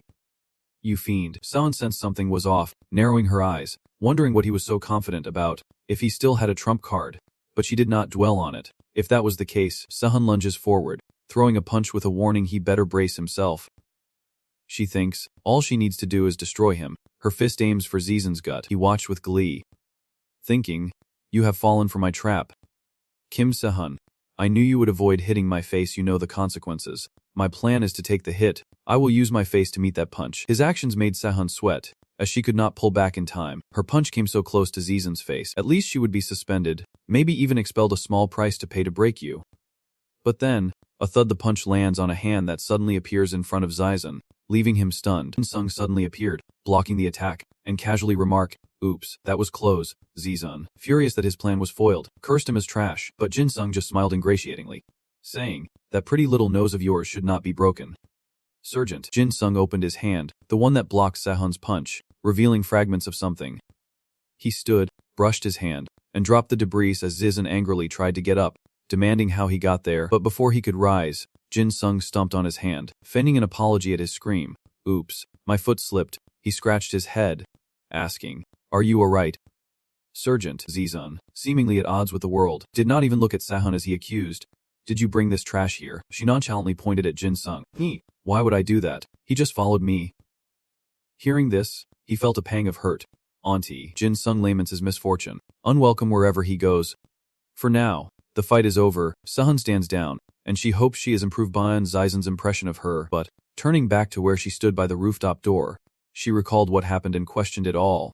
From the rooftop door to here, he crossed that distance in the blink of an eye. Jin Sung opened the door and flew over here, standing between Sahun and Zizan, even before her punch landed. And he completely blocked it. How could someone with such low combat ability do that? Trying to defuse the situation, Jin Sung looks west, commenting that the sun is setting, while Sahun clenches his fist, wondering what Jin Sung pulled out. But suddenly, she feels a sharp pain in her hand and opens it in surprise. In her hand are a few broken pieces of black plastic, and Sahun wonders what they are. Jin Sung tries to defuse the situation, suggesting they call it a day since the sun is setting. Clearly, Jin Sung was not about to let it go. Standing up, seething with anger, who did he think he was to end things? He pointed at Jin Sung and Sun, threatening them, saying they would gone too far, and he would report them to the instructor as their sergeant. Jin Sung, panicked, asks what he did wrong, saying he was just protecting him and does not deserve this. Sahun agrees, saying the trainee warrior just saved his ugly face, and he should just stop. Jizun was not done yet. A dangerous smile crept across his face as he revealed, "Who said anything about that? I already recorded this as a precaution." The more Jizun gloated, the more excited he became, with the hidden camera footage. "I will." But Sahun suddenly pointed to the ground. "Are you talking about this hidden camera?" The smile vanished from his face as he followed her hand. What? On the ground lay a shattered camera, its memory card destroyed. Jizun felt utterly deflated, disappointment washing over her as Jin Sung's irritating excuses echoed in her ears. "Oh, it was a camera. I thought it was some kind of decoration since I saw you bring it up here." He scratched his head sheepishly, saying, "Sorry, I saw something stuck on the wall. Thought it was a shock absorber. Did not think it was yours. My bad." Jian kicks the camera debris, saying that his plan is ruined, and grabs Jin Sung, demanding to know why he blocked her punch, asking why he is acting so innocent when he should be fighting back. Jin Sung raises his hands, confused, saying he was helping her, so why is she treating him this way? Jo-hun is confused, and Min Jun adds, "To break a camera installed by an rank, is that skill or just luck?" Jin Sung and Seon turn to look at them. Seon, still grabbing Jin Sung's collar, pulls him along towards Min Jun and Jo-hun, saying, "Hey, you guys," as Jin Sung struggles, "Hey, if you want to go somewhere, let me go first." Min Jun, a little frightened, stammered, "Auntie." Seon suddenly grabbed Jin Sung and pushed him forward. "Stop calling yourselves low-rank idia. Learn from our trainee here." Her erratic behavior confused Jin Sung. But without much explanation, she warned Min Jun that it is not too late to come to his senses. Min Jun seemed to understand what she meant, and remained stunned for a long time. Without another word, she turns and leaves, telling Jin Sung to follow. He agrees, noting that she reminds him of An Sung, but she does not like that, snapping back that he is talking nonsense and asking who said she was like that pig. With a slam, the rooftop door closes, and the exhausted man collapses. Defeated, as Du-hein curses under his breath, the rooftop story closes, and the scene shifts to a dark room where a hand grips a bloody fence post. As terrified screams echo, blood splatters the walls, and the victim begs for mercy. Moonlight spills into the room, casting shadows on the blood-stained walls as a young man approaches with a dagger, and the victim, now missing a hand, frantically pleads, "Stay away." He stares at the blood-soaked youth, whispering, "Monster, you are a monster." The screams echo again as blood splatters against the door. The young man walks away, bloody footprints marking his path, as a voice whispers, "You and I are the same." Unbeknownst to us, that young man was a young Jin Sung, who coldly asked, "Isn't that right?" There was no answer, and he smiled strangely, asking again, "Isn't that right?" Uncle, back in reality. The alarm blared, and Jin Sung woke up in a panic. The clock reads 6 am, and the alarm blares relentlessly. He buries his face in his hands, pale and lost. Early sunlight streamed into the room as Jin Sung muttered, "That dream again." Morning's warm rays bathed the streets. Along the way, Sound noticed Jin Sung's pale and lifeless complexion, and asked with concern, "Trainee, you look different today. Is something wrong?" Jin Sung chuckled, waving his hand, saying, "No, I am just a little tired. But where are we going?" Sahan looked at the sergeants leading the group, saying, "I am not sure because the teacher only told the sergeants, but since it was assigned to the first aid classes, maybe they are there." The group moved in formation, their footsteps echoing. Someone asked curiously, "Why are we going outside?" Another replied, "I have no idea." Gi-jun halts the group and signals, "Everyone, stop." Spotting them, boy calls out, "We are over here." The girl with pigtails asks, "Are you students from Heian High?" The boy in blue joked that it was his first time seeing kids from Heian High, and Sai. The girl in the middle smiled and raised an eyebrow, asking if they had any pimples. Gi-jun steps forward, face dark as a thundercloud, demanding to know who they are, but Sai-hyu just looks at him like he is an animal in a zoo, saying she would rather see Kim Sahan, who she has heard is beautiful and a genius. Feeling belittled, Gi-jun's anger flares. "Kim Sahan is my team leader. If you have something to say it to me." Sai-hyu smirked. "Damn. Is this that ranking system I heard about?" Her friend chimes in agreement. Their military role play is laughable. Sai-hyu scoffs, saying, "Talk to me. Who does he think he is?" Ji-jun's pride flares. He throws his arm out. "I am a second-year student from the specialized training high school. 3rd platoon. Who the hell are you?" The girl with the ponytail teased. "What about us?" Sai-hyu retorted. "How do we know you? Huh." Officer 1 Abe. Ji-jun's vocabulary was truly lacking, as he could only repeat, "You trash," Sai-hyu shouted. "Ji-gun. You trash." Just then, a hand landed on her shoulder, stopping her. "Hey, do not embarrass the other schools." A sneaker-clad foot stepped forward, interjecting on behalf of Si-hyu and his companions. "Sorry, our kids are a little excitable." This is Si-hyu. Everyone marvels at his appearance, wondering who he is. Si-hyu politely introduces himself. "We are from Seojong High." He smiles warmly, saying it is a pleasure to meet the Haenam students. But Ji-jun angrily swats Si-hyu's hand away, telling him to cut the act and explanations. The blue-shirted kid from earlier angrily cursed, "You bastard." But Si-hyu reassured his classmates, "Calm down, everyone." Just then, Si-hyu stepped forward, saying, "Stop." She glares at Gi-jun, warning him that their training scores are dropping. Gi-jun looks away, annoyed. Si-hyu coldly eyed Si-hyu and Seojong High, and then Si-hyu looked at her curiously, asking if she was Kim Si-hyu. With a harmless smile and gentlemanly manners, he introduced himself as Lee Si-hyu. Pleased to meet her, Si-hyu warily glances at his hand.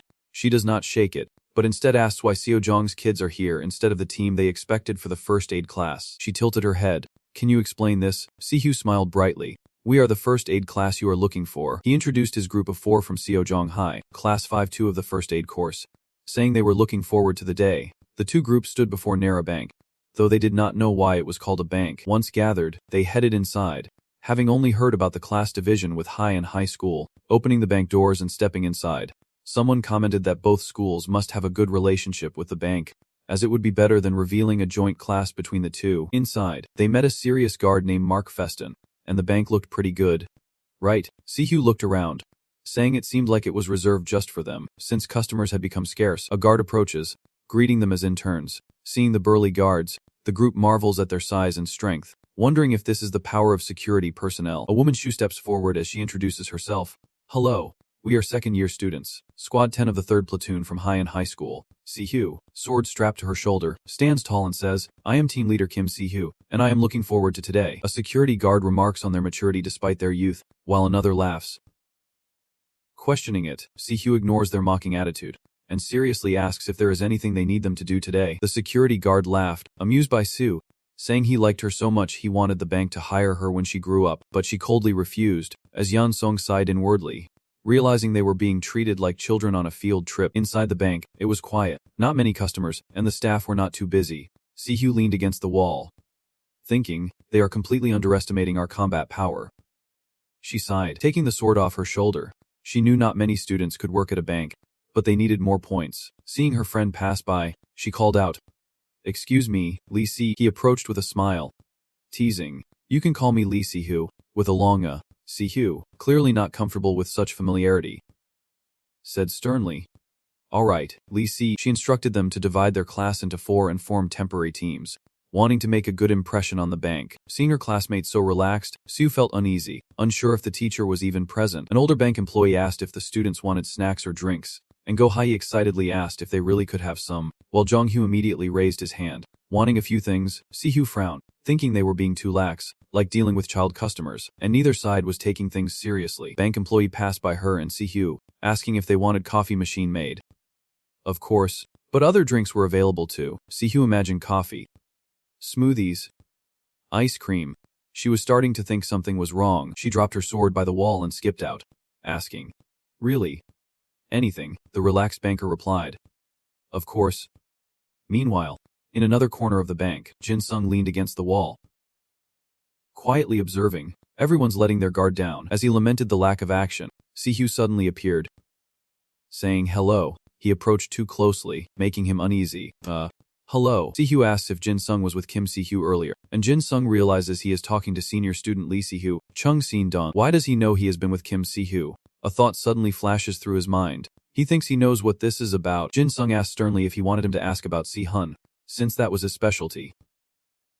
But surprisingly, Si-Hyo waved his hand, saying no, that was not it. Jin-sung jokingly offers to be his wallet, but says he is broke and does not have money for bread. Si-Hyo chuckles, saying he does not need bread. Jin-sung was puzzled. Not bread either. So what could it be? Si-Hyo gave an answer that piqued my interest. He stared at Jin-sung for a long moment, drawing out his words. For you. Si-Hyo smiled brightly and asked, what do you want to drink? He points behind them, mentioning the vending machine, and Jin-sung nods, wondering if he needs to report to his sergeant or squad leader. But seeing his classmates relaxed and not on guard, he figured it was probably okay. At the vending machine, the two chose their drinks, clattering as cans fell into the dispenser. Jin-sung reached in, popped the top, and took a long swig. The carbonation made him exhale with satisfaction. Cold. He sighed. Si-Hyo chuckled. You are so carefree.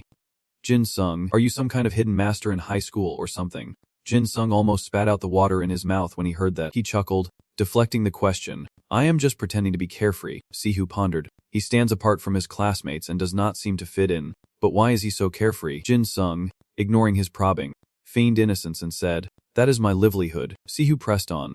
Really, that is amazing. What is your overall combat skill level? Jin-sung, trying to look cool, confidently replies that he is an F rank, but Si-Hyo finds his attitude too calm. Si-Hyo asks if he is lying, and Jin-sung holds up 2 fingers, laughing as he says his ED is also F rank, a double F rank champion. Si-Hyo is incredulous. Are you messing with me? Jin-sung shrugged with a smile. No, why would I lie? Si-Hyo wondered why Jin-sung was so nonchalant. What was he trying to say? The can ricochets off the wall, hits a vending machine, and lands in the trash can, leaving Si-Hyo wide-eyed in disbelief. He immediately pointed at the trash can and asked how he did that. It was amazing. Jin-sung, feeling a bit annoyed, replied that he just threw the can, but to Si-Hyo, it was a miracle. No, it was incredible. He then raised his hand, admiring it. All right, I will give it a try. Jin-sung smiled, encouraging him, go for it, do your best.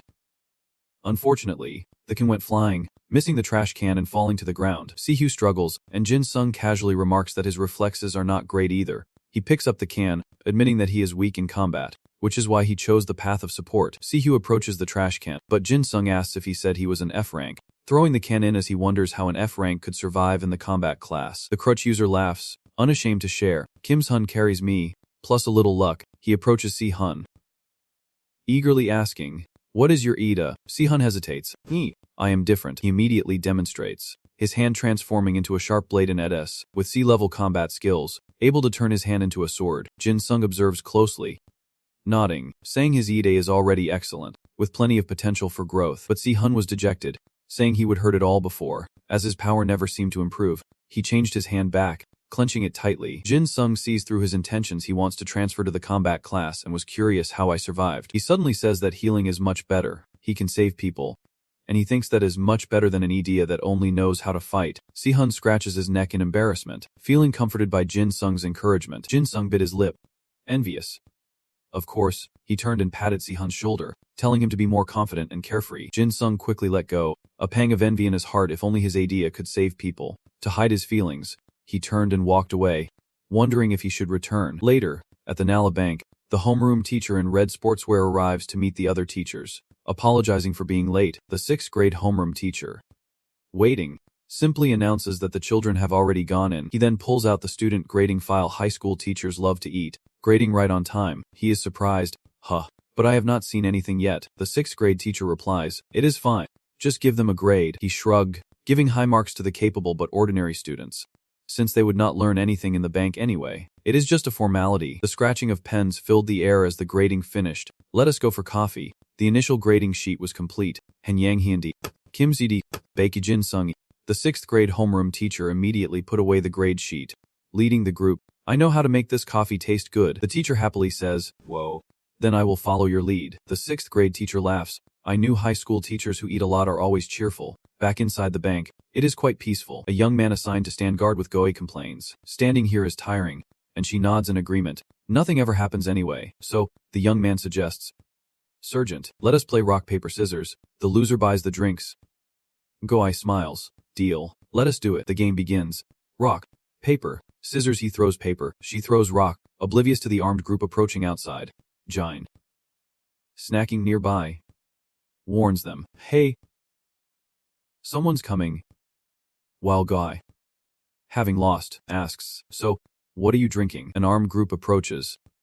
And inside, someone jokes about their outfits, while Jaisen exclaims in surprise, drawing the attention of the guard. He immediately drops his coffee and rushes to the door, yelling, damn it. The guard reacts quickly, shouting, students, with lightning reflexes. The guard reached the door in a flash. Get back. While the black-haired student and Gohai were still bewildered, he shoved the student backward, yelling, get out of here, and braced himself against the attacker's blade. With a thud, the guard swiftly drew his Ida, blocking the attacker's blow, his nunchucks growing ever stronger. A C+ rank Ida, with B-level combat skills, hardening with each impact. Barely managing to block the intruder's massive blade, the guard shouts, run to the back door. The terrified students, pale and slow to react, stammer, huh, what is going on? A monster. Is this a drill? The bank intruder spoke in a deep voice. It is useless. A cracking sound echoed as the security guard's ETA staff began to fracture. Seeing the students frozen in place instead of running, he shouted, what are you doing? Run. However, his opponent nonchalantly said, see you again. With a thud, the sound of a blade slicing flesh echoed as blood splattered before Rongun and his friend Hiji, both frozen in horror. A split second later, a deafening scream echoed through the bank as the guard fell, and the knife-wielding Injung led the pestle disaster squad into the fray. He smirked. Comrades of South Korea. Injung's eyes flashed with cruelty, the scar on his face making him look even more terrifying. Please. Allow me. The remaining bank security guards rush in. Who are you? Injung cracks his knuckles, sizing up the newcomers. You seem strong. Comrade, can you entertain me more than him? The guards tensed. One saying, that accent. Is not that Korean? The other shouted, are you a North Korean spy? Injung chuckled, a spy. I am just here to beg for some treasure. He throws a bag on the ground, demanding they fill it quickly if they do not want their heads cracked open. The guard grits his teeth in anger, ordering everyone to their positions. Immediately, a group of guards emerged, shoulder to shoulder, forming a line. Injung was displeased that his words were being ignored, saying, comrades, did not you hear me say to fill the bag? While I am still calling you comrades, you should listen. The bank guard furiously shouts, shut up, you bank robber. Injung, unfazed, laughs. Whoa. Are my Korean comrades deaf or blind? He lashed out. Why do you weaklings keep throwing yourselves at me like moths to a flame? Behind him, Saon assessed the situation in horror. They were no match for him. His energy far surpassed that of ordinary people. As he said, they were just moths flying into the fire. The bank guard stood his ground, summoning a steel shield and commanding, block his blade and force him back. Stop him. We have students behind us, Sahun worriedly thought. They will die for nothing, and reached out to pull the guards back. Yunyong slashes down, shattering the steel shield. Comrades, you are blocking my path. Sahun stares in disbelief at the horrific scene unfolding before him. The bank guards fell in a rain of blood, as the screams of the survivors echoed through the air, and a terrified man paled as he stumbled backward, wondering if they were truly dead. Some fell to the floor, groaning, as San swallowed hard, realizing he would taken down a rank ETA defense with a single blow. Powerful Ida. Yet his attack cut through it with ease. Yongun felt unsatisfied, as it had been a one-sided massacre. Was that all they had? They were too obsessed with peace. He flicked the blood from his blade, wondering how the leader could use such useless guards. His all-around combat skills are at least a level, making him one of the strongest here. She shouts, everyone, get it together, turning to her classmates. She commands, get out of here. His friends were pale with fear, their limbs weak, but for their lives, they struggled to move. Someone shouted, everyone, head for the tables. Yendung did not chase. Amused, he decided to stir things up, decided to become bankers. Should I help those tickets come out? Sihun reached out, commanding, everyone, summon a dia. Sergeants, take command of your squads. The sound of tickets being dispensed fills the air as Yan Dong gleefully prints them, asking if he can withdraw some money. Donghun and his classmates hide behind a desk, fear gripping them. One student clutches a mop. Trembling, Sihun remained calm. Giving orders, do not lose hope. We have to hold out until the police or teachers find us. Yan Dong kicked the black bag forward, saying, shouldn't Koreans be helping each other out? Seo-hoon blinked back tears, her heart pounding with anxiety. What should she do? She was not sure she could take him on alone, and those thugs behind him looked tough. Yan Dong spoke again, saying their pockets were a little empty and they were looking for some help, asking if all South Korean banks were so cold to their customers. He looked at Si-hoon behind the counter and asked her name, saying she seemed brave, to which she replied, Kim Si-hoon. Despite the pain in his shoulder, Young-dong smiled what he thought was a friendly smile. So brave, but why won't you answer my question? What do you think I should do to get money from you bank tellers? Seo-hoon stalls for time, feigning ignorance and asking about their situation. Are you guys escapees from the underworld? Dressed like that, he does not look like a pauper, so she wonders if his goal is something other than money. Annoyed at being called a spy, he clarifies that he needs to introduce himself. Seo-hoon felt uneasy. What? She was shocked that a criminal would reveal his identity. Yoon-dong remains indifferent as he introduces his group. I do not know if you have heard of us, but we are the Great Disaster Brigade. Seo-hoon is startled, his brow furrowing at his pest. Their location, history, and attire are unknown. They discriminate against no race, class, or rank, a terrorist group operating against humanity worldwide. Wherever they go, not even an ant survives. They are a brutal gang whose only characteristic is that no one survives pest. The blue-clad high schooler is terrified. Pest. The super is pale with fear. They have people in Korea, too. Yan-dong, unimpressed with their reaction, kicks the Fallen Order tickets and declares, we are the Great Disaster Brigade. Why do you keep calling us pest? You Koreans are too westernized. Anyway, now that you understand, hand over the money. The blood splatters on the ground as she mutters, pest. Her friend approaches the large bag, whip in hand. Just put the money in. We just need to give it all to him. If we do that, she trailed off, noticing Soon's transformation. Yan-dong, intrigued, chuckled. How unexpected. Horns sprout from Soon's forehead as she enters battle mode, her face cold and indifferent. She warns her classmates to stay calm. He never said he would not harm us after we gave him the money. Yan-dong looked at her with interest. That horn. That hair. I understand now. Soon's outside the trading post, thinking, he seems to know my family, so this should be easy, let us fight. But despite her bravado, she is still uneasy. If his men attack, all hope is lost. She must trick him into a one-on-one fight. As he seems to be the leader, Yan-dong smiles, amused. Very well, you are clever. I am sure you are wondering if I am being fooled. Soon shrugged. I am just a student. You won't gang up on me. Will you? Behind the table. Go. He trembled in fear. Yan-dong snapped her fingers, signaling her men to stay back. All right. I like the courage, but it is not surprising. If you are from the Yuking family, you must be crazy. Right. Still getting no response. Soon provokes him. You talk too much. Are you going to fight me or not? Terrorist. Yan-dong chuckled. How cute. A challenge. He slammed his blade into the ground. All right, I accept your challenge. Little love. He grinned, terrifying smile of the executioner. Yan-dong raises his blade towards Shun. Go ahead, girl. She smiles. You dare let me attack first. You must be confident. In her heart, she breathes a sigh of relief, glad that her challenge worked. He would not dare break his word in front of his men. If she could defeat him, she could survive, but unfortunately, there is nothing behind her, causing her to panic slightly. Soon pauses for a few seconds. Where's her sword? Memories flash. She left it behind when she was resting. Why did she have to pick up that bad habit now? As she frantically looked behind her, the ink face attacked. Girl, where are you looking? He swung his blade. If you do not attack, I will. Luckily, Sun reacted quickly, leaning back to dodge the blow. Strike flashes past her face, violently shattering the ceiling above. Damp concrete crumbles, and having just dodged one blow, Sun is forced to move again, barely escaping.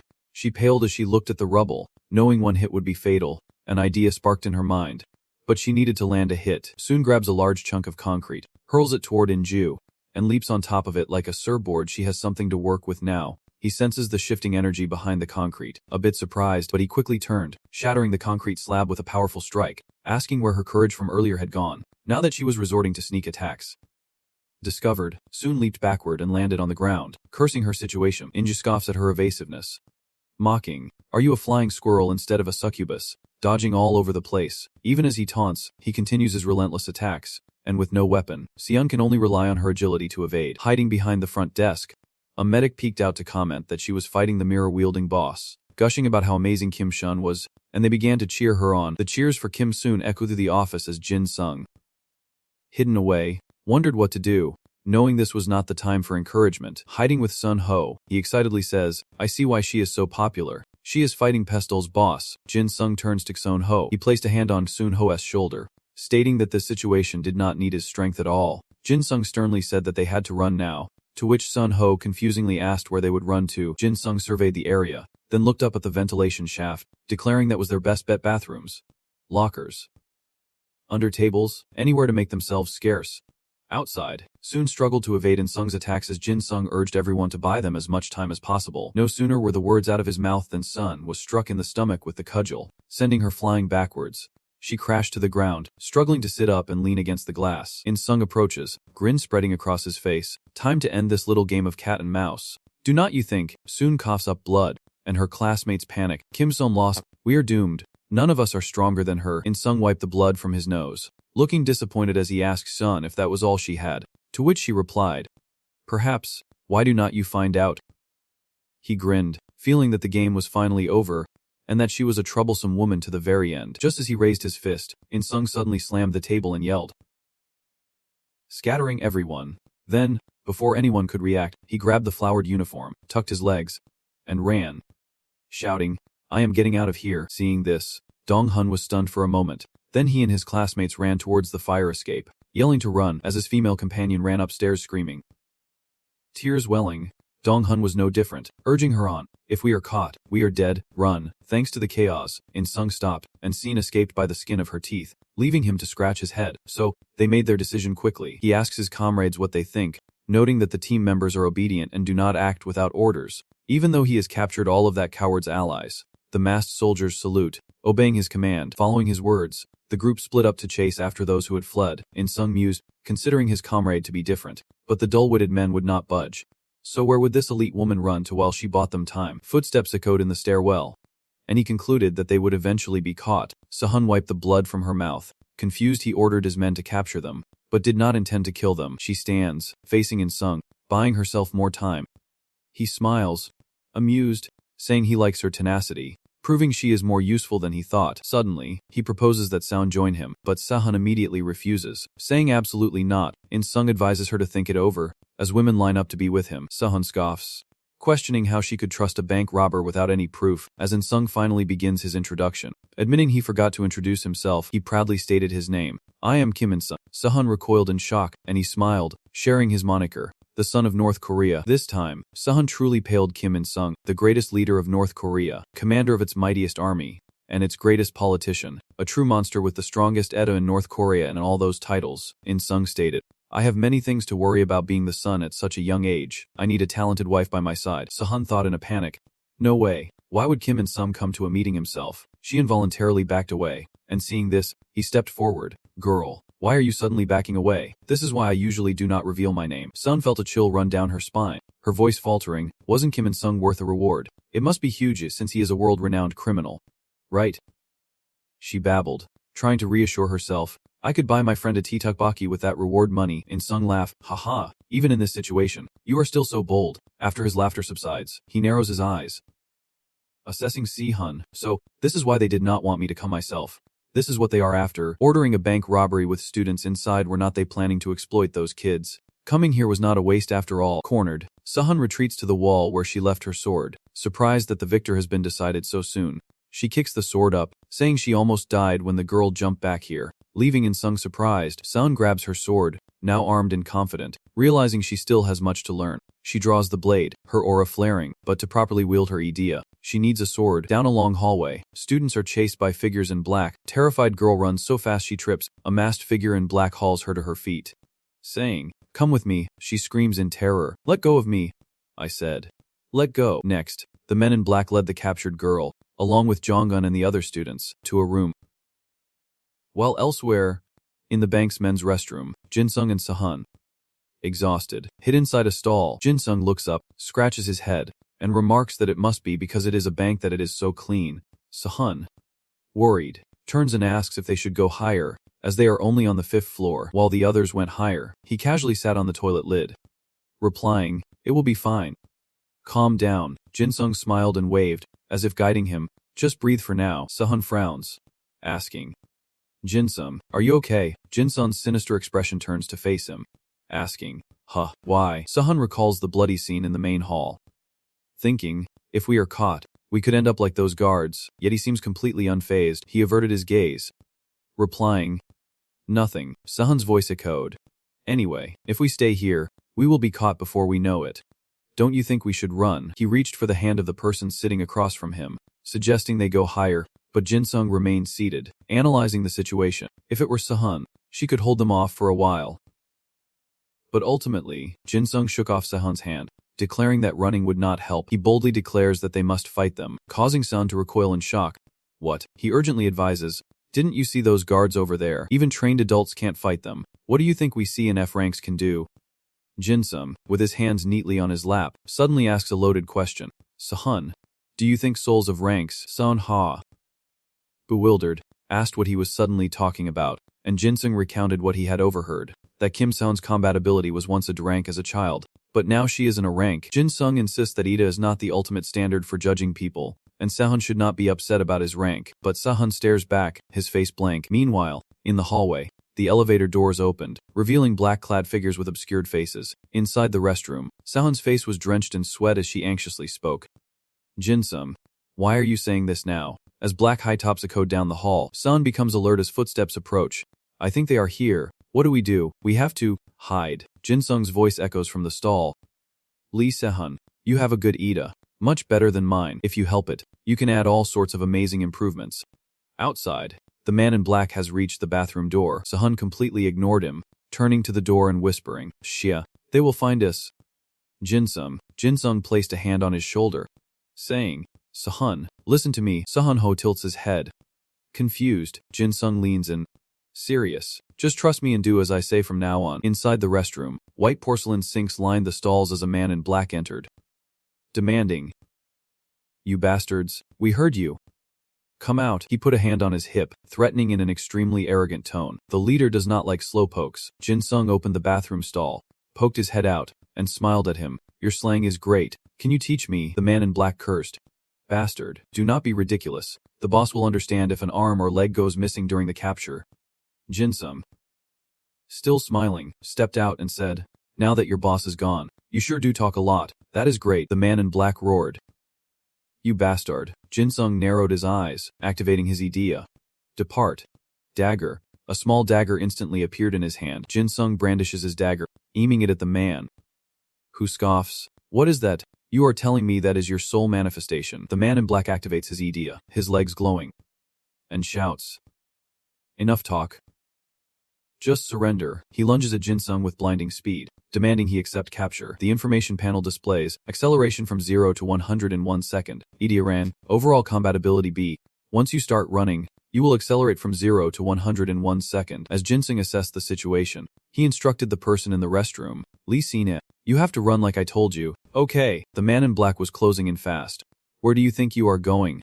I am arresting both of you." Behind his glasses, Jinsung's eyes flashed red as a screen appeared. Absolute life steal, dead as. Overall combat abilities, body capabilities tripled. An overwhelming aura of darkness emanates from Jinsung as the man in black charges toward him. He stopped in front of Jinsung, his arm moving with incredible speed, a fist flying towards him, but Jinsung easily dodged the blow. Too slow, his body trembled as he cursed in fury. "You bastard." Before he could react, a blade plunged straight into his chest. Jinsung pressed his attack, slashing relentlessly, laughing maniacally as he did. "Sorry. So sorry." The black-clad man's mask was sliced apart, and he desperately grabbed Jinsung's arm, ranting, "We are one and the same. You bastard." Jinsung smirked, his eyes scanning the man's body for something. Finally, his eyes fell on the man's legs, and Jinsung exclaimed, "Must be nice accelerating from 0 to 100 in 1 second." The information panel displays, legs accelerate from 0 to 100 in 1 second. Adab name, overall combat ability B. Once you start running, you will accelerate from 0 to 100 in 1 second. The man in black stares in disbelief. "My soul name. You see my soul name." Jinsung laughed maniacally, pulling out his blood-soaked dagger, wondering, What if I were to cut your Achilles' heel? Jinsung pinned him to the ground, eyes flashing red with speculation. Perhaps your title will vanish. He raised the dagger again. Should I stab here? So many possibilities. I can't choose. A person is consumed by the desire to end another's life. Sunghwa, growing thicker, calls out, Jin Sung. Jin Sung pauses, silent, his gaze fixed on Sunghwa, whose trembling legs can barely hold him up. Jin Sung's face, now smeared with blood, asked, Did you call me? Sunghwa, receiving no answer. He repeated, What is it? Sunghwa, why did you call me? Huh. Sunghwa's white dress shoes stepped back, avoiding the blood on the ground, his body trembling as he weakly pleads, Stop. Just run. Okay. Jin Sung laughs. Haha. You have got it wrong. Who do you think needs to run? He stands, pulling the now lifeless man in black up with him. Well. Answer me. Sunghwa Jun falters, hearing Jin Sung call his name Sunghwa. Ida must be destroyed, or the enemy killed. To end its effect, in Jin Sung's eyes, he sees Sunghwa, his face filled with fear, and Jun calls out, Jinsung. His presence gradually calmed Jinsung from his bloodlust, and he stammered, Lai Sunghwa. Suddenly, he clutched his face in pain, then lunged at the enemy, shouting, Get out of here. Jinsung's glasses fall as he lunges at the enemy. Then, while restraining him, he yells at Sunghwa to hurry. He urged him to run. To hurry.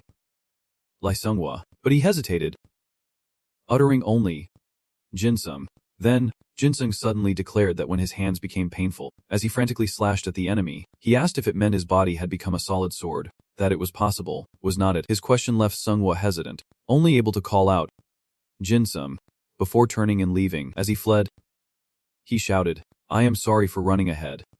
Jinsung, now alone in the restroom, Jinsung muttered to himself, seemingly losing control, That is not enough. That, it is real. Seeing him suddenly talking to himself, the guy he hit was still strong enough to mock him, asking if he would lost his mind. Annoyed that this guy dared to scold him, Jinsung glared at him and said he would get 13 rounds. His words startled the man, who stammered, What? 13 rounds. Even now, he was thinking of reporting this to his boss. Unbelievable that this guy was hiding his strength in this situation. I need to inform the leader. Somehow, of course, Jinsung did not let him get away with it, sending him straight to hell and muttering, I do not know either. Meanwhile, in the machine room, Sahun, with a sharp sword in hand, said, I finally understand. Jung. Her opponent seemed to appreciate her beauty but underestimated her abilities, calling her a pretty sword with a pretty face. Unfazed, she challenged him, You will change your mind when I beat you with it. Right? This only piqued in Jung's interest further so. You think you can face me now? He immediately lunged at San, but she swiftly blocked his attack. The two trade blows relentlessly, when suddenly Sahun says, We will see. Jung is surprised and asks, What? You just disrupted my sword's soul. Your sword possesses divine power. Sahun retorted with a mocking tone, How would I know anything about your idea? You think that ridiculous attack of yours was not due to strength, but the influence of idea. Jung paid no mind, secretly thinking she should just chop the sword in half if it was too difficult to use. While he looked at the sword with interest, marveling at how strange it was, he realizes the sword's potential. It might actually be the soul sword's weakness. Now, Sahun speaks openly about the sword in his hand, saying people believe he might steal family treasures because of rumors about it. According to the system, this sword is meant to face the strong, with its 4 tiger-slaying constellations. It stores the power of the stars, and depending on the user, can even cleave through ED above rank. Sahun then boldly declares that he can merge with this sword. As soon as she spoke, she unleashed her attack, Spirit Sword Art, and the system announced that Spirit Sword Art creates a copy with physical attack power. Of course, Sahun refuses, saying her family may be impatient, but she would never accept someone like him. Realizing she is rejecting him, Jung decides to eliminate her, saying it would be a shame to kill her like this. A waste, but he has no choice. He slashed fiercely at Sahun, declaring he was done playing games. Naturally, Sahun struggled to block Jung's power, and her clones were easily destroyed. In that instant, Jung seized the opportunity to send her to the afterlife. Sneering, You are not scared now, are you? Woman. Sahun struggled to withstand each of his relentless blows, never pausing for even a second, as he attacked with wild abandon, confidently declaring, Looks like I have the upper hand. But Sahun would not be outdone so easily. Declaring, Not yet. She then unleashed her signature move, Goblin Sword Technique. Sahun's clones attack in unison, forcing her to block again, but as she parries Jung, she quickly devises a plan to counter his attacks. His sword is fast and heavy, but what if she attacks while he is blocking her clones? Though struggling, she persevered. But ultimately, she had to admit that fighting Jung was too much. She could not block him. After a flurry of blows, In-jung is slightly annoyed by Sahan. I really admire you. In this situation, Sahan has to admit, damn, he is far better than me in direct combat. Seeing her hesitate, In-jung taunted, wondering if she thought she could match his abilities. Clearly, her pride was wounded by her inability to fight him, but she had no choice but to stall for time. It stings her pride, but she will play along with the fool and stall for time with illusions. Still recruiting, In-jung continues. Does not she think her skills are enough to consider joining her side? Sahan's answer remains the same. It is still not enough. She desperately tries to think of a way to buy as much time as possible, but as she prepares to attack again, a sudden scream stops her in her tracks. Her friends were captured one by one, leaving them to beg for help. I'm sorry. Please save me. The scene left Sahan stunned. They have already caught some. Why did they come from outside? The lack of rescue for the hostages dawns on her. In this chaos, police or military would usually surround the area, but they can't act because of the hostages. One of them quickly replied, yes. We split into two groups.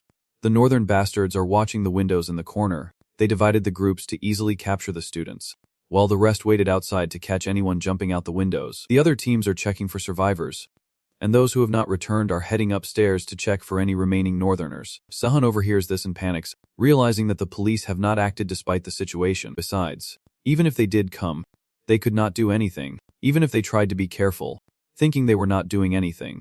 Something's wrong here. Now In-jung speaks up. Hey, I think I can tell what you are thinking from that expression. The man grinned, saying, are you wondering why there is no help? One of our comrades has isolated this area with his demon sword. Sahan froze, stammering. Isolated, In-jung slowly added. We can't create a disaster without preparation. This bank looks fine from the outside. A sinister smile creeps across his face as he declares that no one will notice what is happening inside. This isolated situation leaves Sahan stunned, thinking, no one knows what is happening to us. I thought all I had to do was hold out until the police arrived. She can't think of any way to save everyone. But without even a report, how can they escape? No, he will help them if I go back. She is frozen, unsure what to do. But her time is running out. She does not know what to do. Sahan's silence made him smug, and he taunted, girl. What happened? Was it because you stopped attacking? What happened to your energy? Of course, she could not attack with civilians being held hostage, but among them was a peculiar employee, his eyes fixed on the guards. He suddenly used his power, shocking everyone. The employee rushed to the landline, unable to sit idly by. He seemed to be looking for the emergency button, the emergency alarm. There it was. Without hesitation, he calls the anti-terrorism hotline, reporting, alarm, alarm, the bank has been seized. He glares at the terrorists and shouts, terrorists are here. But the only response was silence on the other end, causing him to stammer, can you hear me?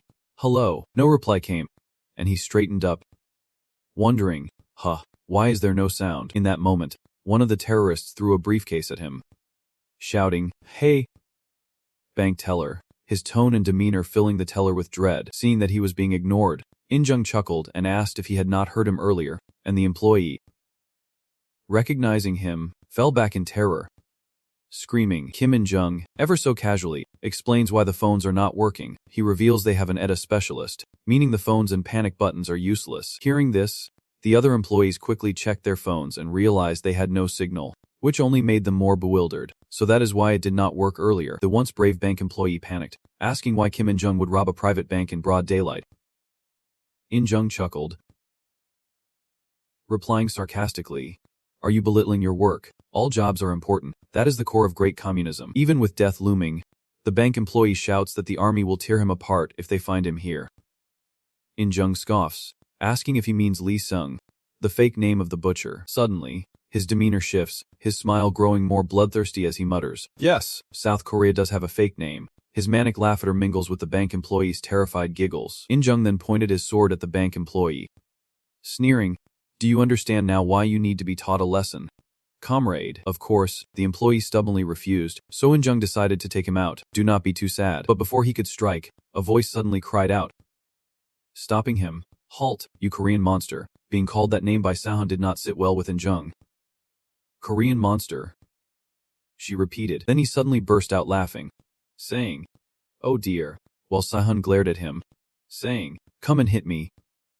She demanded, let him go. In-jung then looked at the injured bank employee, asking if she knew the meaning of the name she used, as he slowly drew his sword, saying she had it wrong. Then, he mercilessly slashes the banker while casually talking to Sahan. So, how could you know? Blood splatters everywhere, forcing Sahan to step back. In-jung's voice echoes, if you knew, you would never call me Kim In-jung by that name. Would you? Meanwhile, the bank employee cries out in agony. My leg, just as he delivers a swift blow. The employee, terrified, pleads, vaccine. No. Spare me. But the end result is still death, and Sahan can do nothing but resign herself. She blames her own powerlessness. The skill gap is too great. She can stall for time, but she can't protect anyone else. Seeing the pool of blood on the floor, she could only cry out in anguish as In-jung, having killed the employee, turned her bloodied blade towards Sahan, saying it was because she wanted her to fight. He threatened her, saying he would cut off her arms and legs and carry her around in a bag, smugly adding that she should feel honored. Just then, the door to the room suddenly burst open, startling everyone inside. Sehun-ho calmly entered, raising his hands and saying he did not want to attract attention. In-jung stared at him and asked who he was. Sehun-ho chuckled. Greetings. Seeing In-jung's face turn pale with anger, his subordinates rushed to say, sorry, we will catch him right away. But for some reason, he stopped them. Wait a moment. The situation amuses Sehun-ho, who thinks of Jin Sung, the friend who talked him into coming here. His eyes drifted to the terrified hostages huddled in a corner, and he mused, this is beyond chaotic. Then, his gaze fell upon the bloodbath on the floor. Sehun-ho recalls Jin Sung's detailed instructions in the restroom. It is going to be chaotic down there. Once I activate Idea, head to the first floor and tell them I am up here. Sehun-ho, aghast, asked, go down. What about you? Jin Sung smiled confidently. I told you to trust me. I believe in you. Lee Sehun-ho, back in reality, Sono followed Jin Sung's instructions, but hesitated. Jin Sung, I did what you said, but now, In-sung smile, a smile he considers friendly, and asks, comrade from South Korea, introduce yourself. He demands, and Sehun-ho honestly replies, I am Lee Sehun-ho, a second-year high school student. He then points to where the money is hidden. The money you want is on the 5th floor. Of course, the man does not believe him so easily, asking, the safe is in such a strange place. Sehun-ho casually mentions that his friend left it there, which suddenly enrages In-sung, startling his subordinates, and he asks in a low voice, your friend, comrade. His voice calmly questioned his terrified subordinates. Now that I think about it, why have not the comrades who went upstairs to search returned yet? His piercing gaze swept over the useless subordinates as he questioned them. Comrades, a South Korean is still wandering around, and you are all just standing here. Terrified by In-sung's presence, one man knelt and shouted, Comrade Commander, he hastily added, I will go check right away. With a thud, In-sung plunged his weapon into the ground, scaring his subordinate half to death. Please, just one more chance. Suddenly, he placed a hand on his subordinate's shoulder and said softly, Comrade, he chuckled, giving the man another chance. My hands are full, so I will give you one more chance. Bring down all the money in the safe and the kid upstairs. Realizing he would been given a chance to redeem himself, the man quickly stood and saluted. Thank you, Commander. Furthermore, he sternly instructed the others. Everyone else, leave, I won't accept anything else. The others echoed in unison. Long live the general. Pleased with his subordinates, In-sung glanced behind him and exclaimed, one more thing. He looked at Seon-hwa and called out, South Korean comrade from upstairs. He bluntly threatens him, asking if he wants to come willingly, or have Kim and Ju come to him. Of course, Seol-hwa knows his limits and does not dare disobey, saying he will go. His self-awareness pleased in Ju. Smart kid, I like you. He approached Seon-ho, then suggested, while they catch your friend, I am bored, let us have some fun. His footsteps were heavy and menacing. Then, he looked at Seon-woo and asked, South Korean comrade, do you see that lovely girl? His next words made Seo-young pale with cruelty and ruthlessness. If you bring me her arm or leg, I will spare that comrade's life. Can you do it? In-dung coldly states that anyone who brings him an arm or a leg of hers will have their comrade spared. Seong remains silent, a wave of tension washing over him. Hearing those cruel words, the students were stunned. Glancing at each other, Luna clenched her fists, her eyes flashing with conflict. Torn between life and death, between betrayal and solidarity. After a moment of contemplation, she finally makes her decision. Can we fight Kim Seong? Instantly, a sinister smile creeps across his face, revealing his cruel intentions. Go-hai fiercely retorted, that is not something you should say. Are you crazy? She has been fighting for us from the start. Lona was confused, but before she could finish speaking, Sohan interrupted. The winner has already been decided. Someone has to live. In-dung's incessant complaints startled him. Is there no clock around here? I have to keep track of the time. I am so tired of waiting. Finally, everyone made their choice. One man rate. Damn it. There is no other choice. As the man beside him hesitated, Kim Sung's family is powerful, so they will give her an easy life even without her hands and feet. Seong sadly lowers her head, biting her lip, not even noticing the urgent calls of, hey. Seung. Seung. At that moment, Seung lowered himself to her level. Continuing, Kim Sahan. She immediately turned away.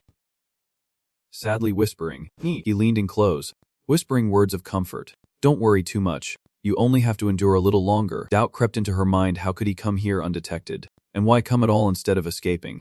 Sung. He should have run. He has only complicated things further. Sung Ho laughed. Haha. I came to help, he continued, asking if it was bad timing, then glared at the ungrateful people beside her, sarcastically remarking how touching it all was. Suddenly, Seong-a spoke up, and Sung's eyes immediately locked onto him. Seong-o grinned, cheerfully announcing, I have decided to become best friends with Jin Sung from now on. Seong snapped back in disbelief. What the hell are you talking about? Feeling ignored, Inju angrily unleashes his magic, and in an instant, magical power explodes, and brilliant light floods the room. He roars, South Korean comrades, if you keep stalling, I won't let any of you survive. Immediately, the room erupted in chaos, filled with desperate pleas. I am so sorry, Sung. Forgive me. Forgive me. They trembled, sweat pouring down, with no other choice. Kim and Ju sneered. And you, comrade over there, will you defend her?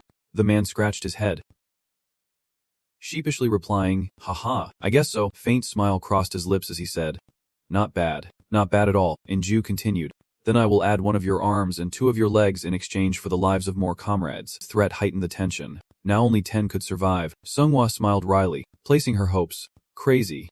Right, Sung. You will protect us. Won't you? Seung taunts him, and Indung bristles with anger, as she wonders what would happen if she killed everyone. Seung's voice echoes, demanding he make a choice that will ensure their survival, prompting a mocking laugh from the man. Inju shouts with excitement. How interesting. Fine, fine. If you do that, I won't let you die. Without hesitation, she points her sword forward. All right then. The ungrateful crowd panics. Trembling, Seung's eyes darken. There is no other way. Is there? Goai screams in terror. Wait. She turned to him, her eyes wavering, her face etched with hesitation. Indung urged, what are you waiting for? Her limbs or her neck choose. Goai clenches her teeth, her mind in turmoil, unsure of what to do. Finally, she speaks, her voice persuasive. Manipulative even. Hey, Jim Suwoom. Should not you listen to the choice that allows the majority to live in this situation? Gohai continues, asking if she really intends to kill them all and let only the 2 of them escape. With blinding speed, her body split into 3 phantom images, all lunging toward the enemy as Gohai instantly countered with her deadly gauntlet. Seung urged, Private First Class, give it your all. Gohei. Incredulous.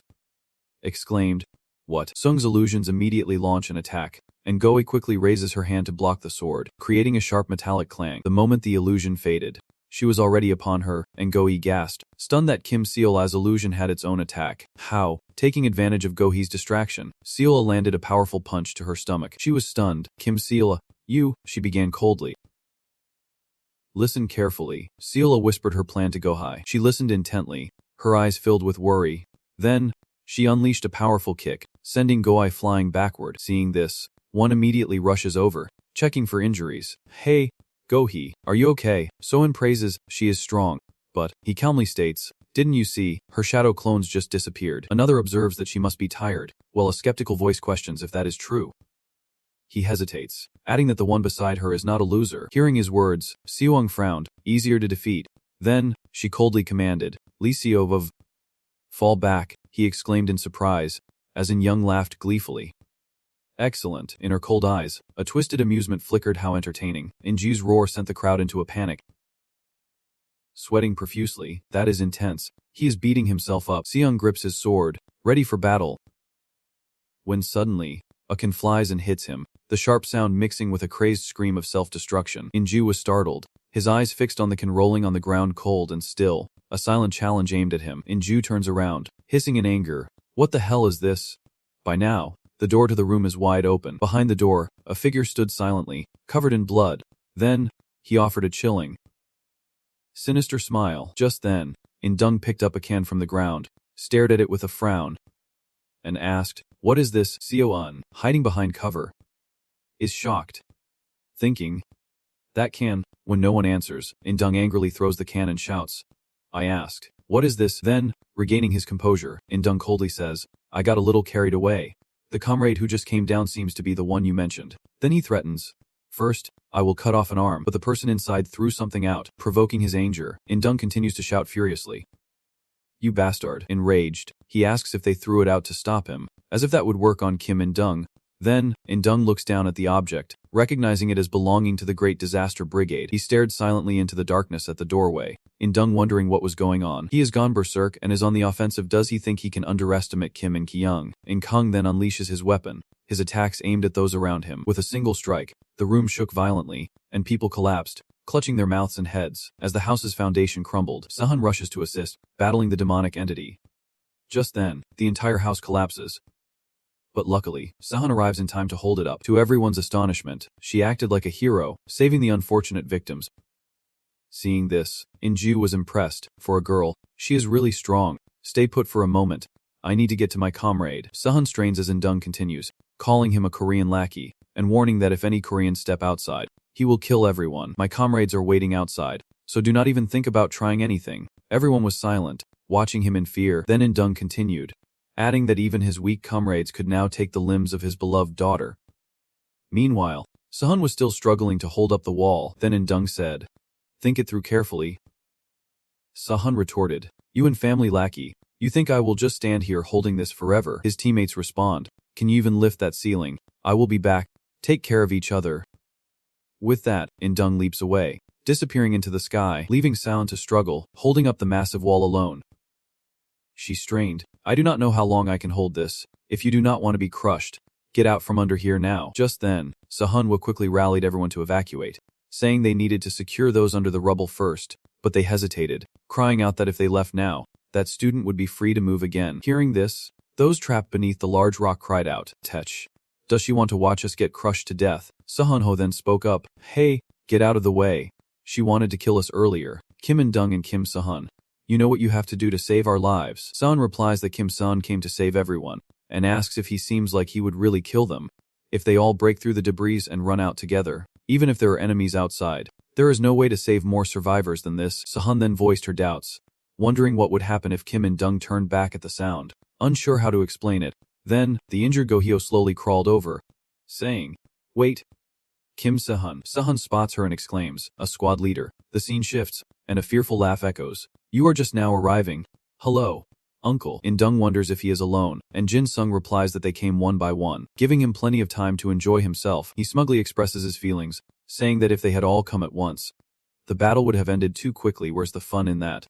Indung, equally intrigued, says that the love-struck girl downstairs was surprising enough, but this monster is even more so. Jin Sung, holding a bloodied fence post, grins maniacally as Indung observes that he seems to enjoy killing a little too much. How about working under me, Kim Indung? Join the Great Disaster Brigade, and you can do whatever you want. He ponders the offer, considering it, but then smirks, saying Indung will love this move. And with that, Jin Sung immediately charged.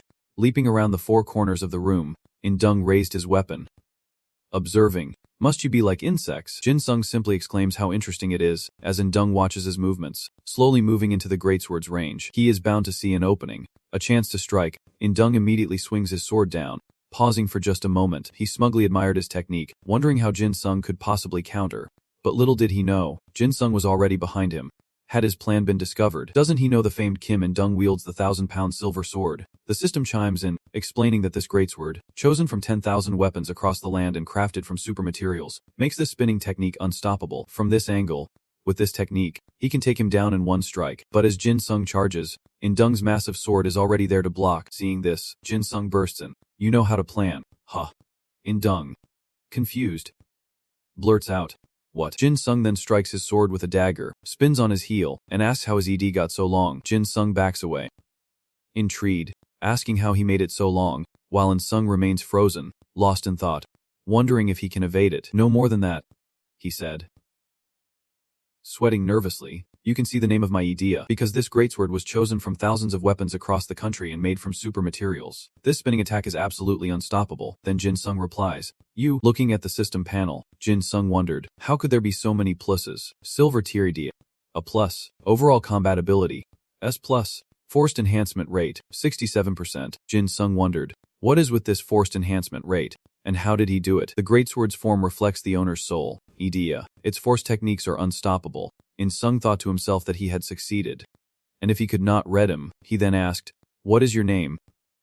"You bastard." Jin Sung replies straightforwardly, "I am Book Jin Sung." Book Jin Sung. In Sung smugly says, "Alright, Book Jin Sung. You have a good eye. How did you see my idea? You have got potential. If you want to join the Calamity Brigade." Before he could finish, Jin Sung said, "You seem to be the strongest person I have faced so far." In Sung asked, "What is with the sudden change? You want to join the disaster unit?" Jin Sung replied, "I just see 9 weaknesses." In Sung chuckled, asking what he meant, but Jin Sung, seeing the weak points, simply replied that he saw the flaws he could exploit to kill him. In Sung coldly lowered his head, saying, "You can see that too? That really makes people different." Jin Sung took an offensive stance, replying, "But it is redundant, because just 1 weakness is enough to kill you." In Sung was ready, saying it was a shame he refused to cooperate, because he would have to be half killed before being delivered to the commander. Just to get those special eyes, Jin Sung charged, and In Sung immediately leaped to intercept. 2 figures, 2 immense powers, now clash. Meanwhile, back to Zizum. "Alright, the elevator's broken, so it will take them a while to get here, giving that trash time to stall. After all, he is in the middle of the city. If he calls the cops or the army, they are sure to come." Zizun casually remarks that going out too soon would make him a target, so he should probably hide a little longer. Now, back to Jin Sung. He surges forward with his small but mighty dagger. The flurry of movements makes it difficult for In Sung to attack. Just as he decides to strike, Jin Sung leaps above, making it hard for him to react. Jin Sung leaps down, locking In Sung's weapon, leaving him helpless but to utter his last words. A master of both words and weapons, In Sung resorts to psychological manipulation, dodging like a squirrel and refusing to fight, but his words fall on deaf ears as Jin Sung's dagger comes within millimeters of his eye. Using every ounce of strength and survival instinct, In Sung finally manages to escape, receiving only a gash on his shoulder. He silently thanks his lucky stars. That was close. Before he could recover from the last attack, Jin Sung, like a beast, pressed on. What? He is getting closer. He would gotten lucky the first time, but paid the price the second. He could only think how pathetic he was, seeing the relentless attacks. In Sung could only block with his weapon, so it had just been toying with him. It saw him as, is Kim In Sung just a plaything to him? Jin Sung coldly confronts him, saying, "Old man, are you just gonna keep blocking like a loser?" Then, Jin Sung strikes In Sung's opening and declares, "Let us end this." In Sung suddenly smirks, realizing that holding back will only lead to his demise. Power far greater than before surges toward Jin Sung, who gasps in astonishment. Jin Sung's eyes widened in disbelief as he watched the hand reach for him, and he recoiled as if burned. Stunned, he sits down hard, asking, What is that? Old man, how could you do that? How could you have that?" The system reveals information about In Sung's strange power. The greatsword from Bitch New Sand Cave, Ida plus rank, says plus overall combat ability, 67% power amplification, and the left arm of the first beast. Edda rank, overall combat ability, Jin Sung exclaims in surprise, 2 Eddas, with newfound power and confidence. In Sung reverts to his cool self, declaring that evasion is no longer an option. Jin Sung exclaims, "Old man, what is that arm? What is it?" In Sung smugly replies, "Why so curious? I came here to avoid the bombers. But look what I found. Maybe I will be going to hell first." Jin Sung picks up his dagger, wondering if the old man got stronger by using that arm. "This is going to be fun. Let us play." In Sung retorts that he is just warming up, and if Jin Sung keeps fighting like this, he won't be able to die when he wants to. Jin Sung asks if the old man is running away. In Sung appears, surrounded by a fierce aura. "It has been a long time since I have heard the word escape." Jin Sung taunts, "Old man, you think you can get away? How do you plan to run?" In Sung confidently replies that he would not run from a mere kid like Jin Sung, then leaves a message. He will remember Jin Sung. Then, he pulls out a large, bright barrier, creating a surrounding field, which shatters, scattering debris everywhere. Dust and smoke fill the air as In Sung appears before him, followed by a deep, circular crater. Jin Sung opened the door to a scene of utter devastation, staring at the gaping hole and wondering, what? It could not be Kim Sahan. So, Kim In Sung, I have to run. Below, In Sung frantically dodges, while Jin Sung searches for him, turning this into a game of hide and seek. Perhaps he will lose him. Jin Sung wonders if he should pick up the pace. In Sung despairs, "Don't joke around. At this distance, we will never." But before he can finish, Jin Sung is right behind him, saying, "But I am not joking." In Sung, terrified, realizes he must save himself from the madman behind him. Just then, Jin Sung confronts San, surprised to see him. Just then, In Sung found a better way out. Perhaps fate had not completely abandoned him. Jin Sung, hot on In Sung's heels, overhears and replies, "Huh. Roach. What are you doing here?" Jin Sung picks up the knife and says, "Found another one," but his crimson eyes suddenly freeze, as if his body is being controlled. No, he swerves from his attack, leaving Jin Sung stunned. He quickly turns to see Jin Sung sprawled on the floor, groaning in pain. Jin Sung rushes over. "Hey, you rat bastard. Why are you coming up from down there? Jin Sung slowly gets up and stutters. Captain. Ji-jeon stares in disbelief. Kim and Sum. Were not you fighting Kim Sahan down below? Ji-jeon cries out in utter confusion. Damn it. What just happened? Hey. Jiek Rai. Answer me. Gi-jeon stares at Jin Sung, whose head throbs in pain, as In Sung above begins to analyze Kim Sahan push Kim and Sung to his limit. There is no way Jiek Rai could. Damn it. None of this makes sense. Based on what Kim and Sung said, Gi-jeon demanded. Hey. You rat. Tell me what is going on. Ji-sung could only laugh maniacally, and Ji-jeon recoiled in confusion, wondering what was wrong with him, as In Sung thanked him for helping him escape that bastard. Confused, Ji-jeon asks what he is talking about, as Gi-sung's eyes burn red, like a civil war within. In Sung continued, Hey. Arrogant comrade, Kim In Sung never forgets a debt. He smirked. Even if the person does not know they are being repaid. Seeing that smile, Ji-jeon was furious. In Sung warned, Let me give you some advice. If you want to live, run to the first floor as fast as you can. At least you will survive. Comrade. Still reeling, Ji-jeon wonders aloud as In Sung flees. You think I will go down there? Your men are still below. In Sung replies. Good, then I wish you luck surviving. Comrade. Luckily, In Sung listened to command and came to South Korea, bringing his beloved daughter and that bomber surnamed Lee. Did you people nurture something like this? Command would never imagine such a cowardly, bloodthirsty psychopath. Still in shock, Ji-jeon looked up at the sky, wondering if he had really escaped. He thought to himself. Confused, Kim and Sung escaped because of that useless piece of trash. That does not make any sense. He looks at Ji-sung, who is bowing his head, thinking he is a brainwashed fool. Ji-sung then approaches Ji-jeon. Captain. Captain. Hello. Captain. Hello. Ji-jeon stammers. What? Ji-sung smirked, saying he only escaped because of you, so you will play with me instead. Right. The dark aura around Ji-sung terrified Ji-jeon as he pressed. Right. Ji-jeon senses something different. His eyes are too narrow. This guy is dangerous. He summons his weapon, wondering what is going on. But what exactly is happening down there? All Ji-jeon knows is that the bastard's mind is unstable, and discretion is the better part of valor. Seeing Ji-jeon run, Ji-sung says sweetly. Captain, you want to play tag, and I am lead again. He continues to call out to Ji-jeon coyly. Captain, Ji-sung gives chase. I was the chaser last time, so how about we play something else? Ji-jeon cries out. Get away from me. You freak. Ji-sung's eyes show contempt for Ji-jeon's resistance as Ji-jeon leans back, barely dodging the blow. His eyes, now filled with malice, widened and shifted in a more sinister way as he spoke. Captain. Ji-sung lunged and grabbed Ji-jeon's neck. Got you. Ji-jeon grabs Ji-sung's hand, yelling, Let go of me. You monster. Ji-sung ignores him, reaching for his dagger. Captain, what shall we play? Should we play cut off the dog's hand? Or would you prefer cutting off a foot? Ji-jeon cries out, calling him a son of a bitch, and tells him to let go and go play by himself. Ji-sung leaps from behind. We were having so much fun. Captain. Then, flying away, he adds, You need to take care of yourself. Captain. Ji-jeon plummets into the abyss as Ji-sung complains that he is too difficult to catch. But now, he can't escape. Ji-jeon frantically shouts. Damn it. Let me go. Let me go. Ji-sung continues. Do you hate me? Captain. Ji-jeon retorted. You piece of trash. If we keep falling like this, we will both die. Let me go. You dog. Ji-sung did not care, replying, but Ji-sung retorts that he does not think he will die, while a helpless Ji-jeon curses, realizing they are both doomed if they keep falling.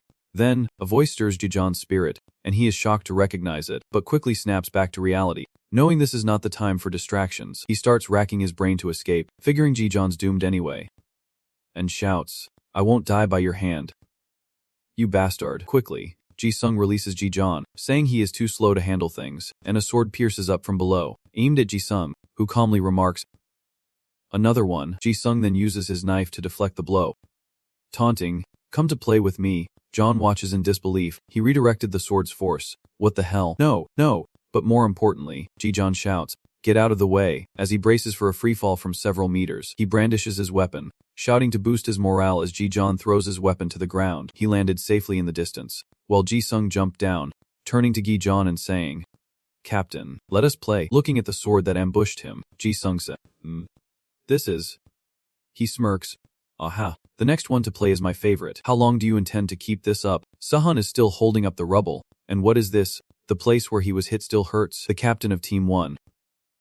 Sahan trembles, thinking she is pretending to be okay, but in reality, she has reached her limit. She can't hold on much longer. His eyes remain fixed on Goi, watching her every move. Then, she unleashes her ultimate technique. She declares, as captain of Squad 1. At that moment, voices cry out from behind. Wait.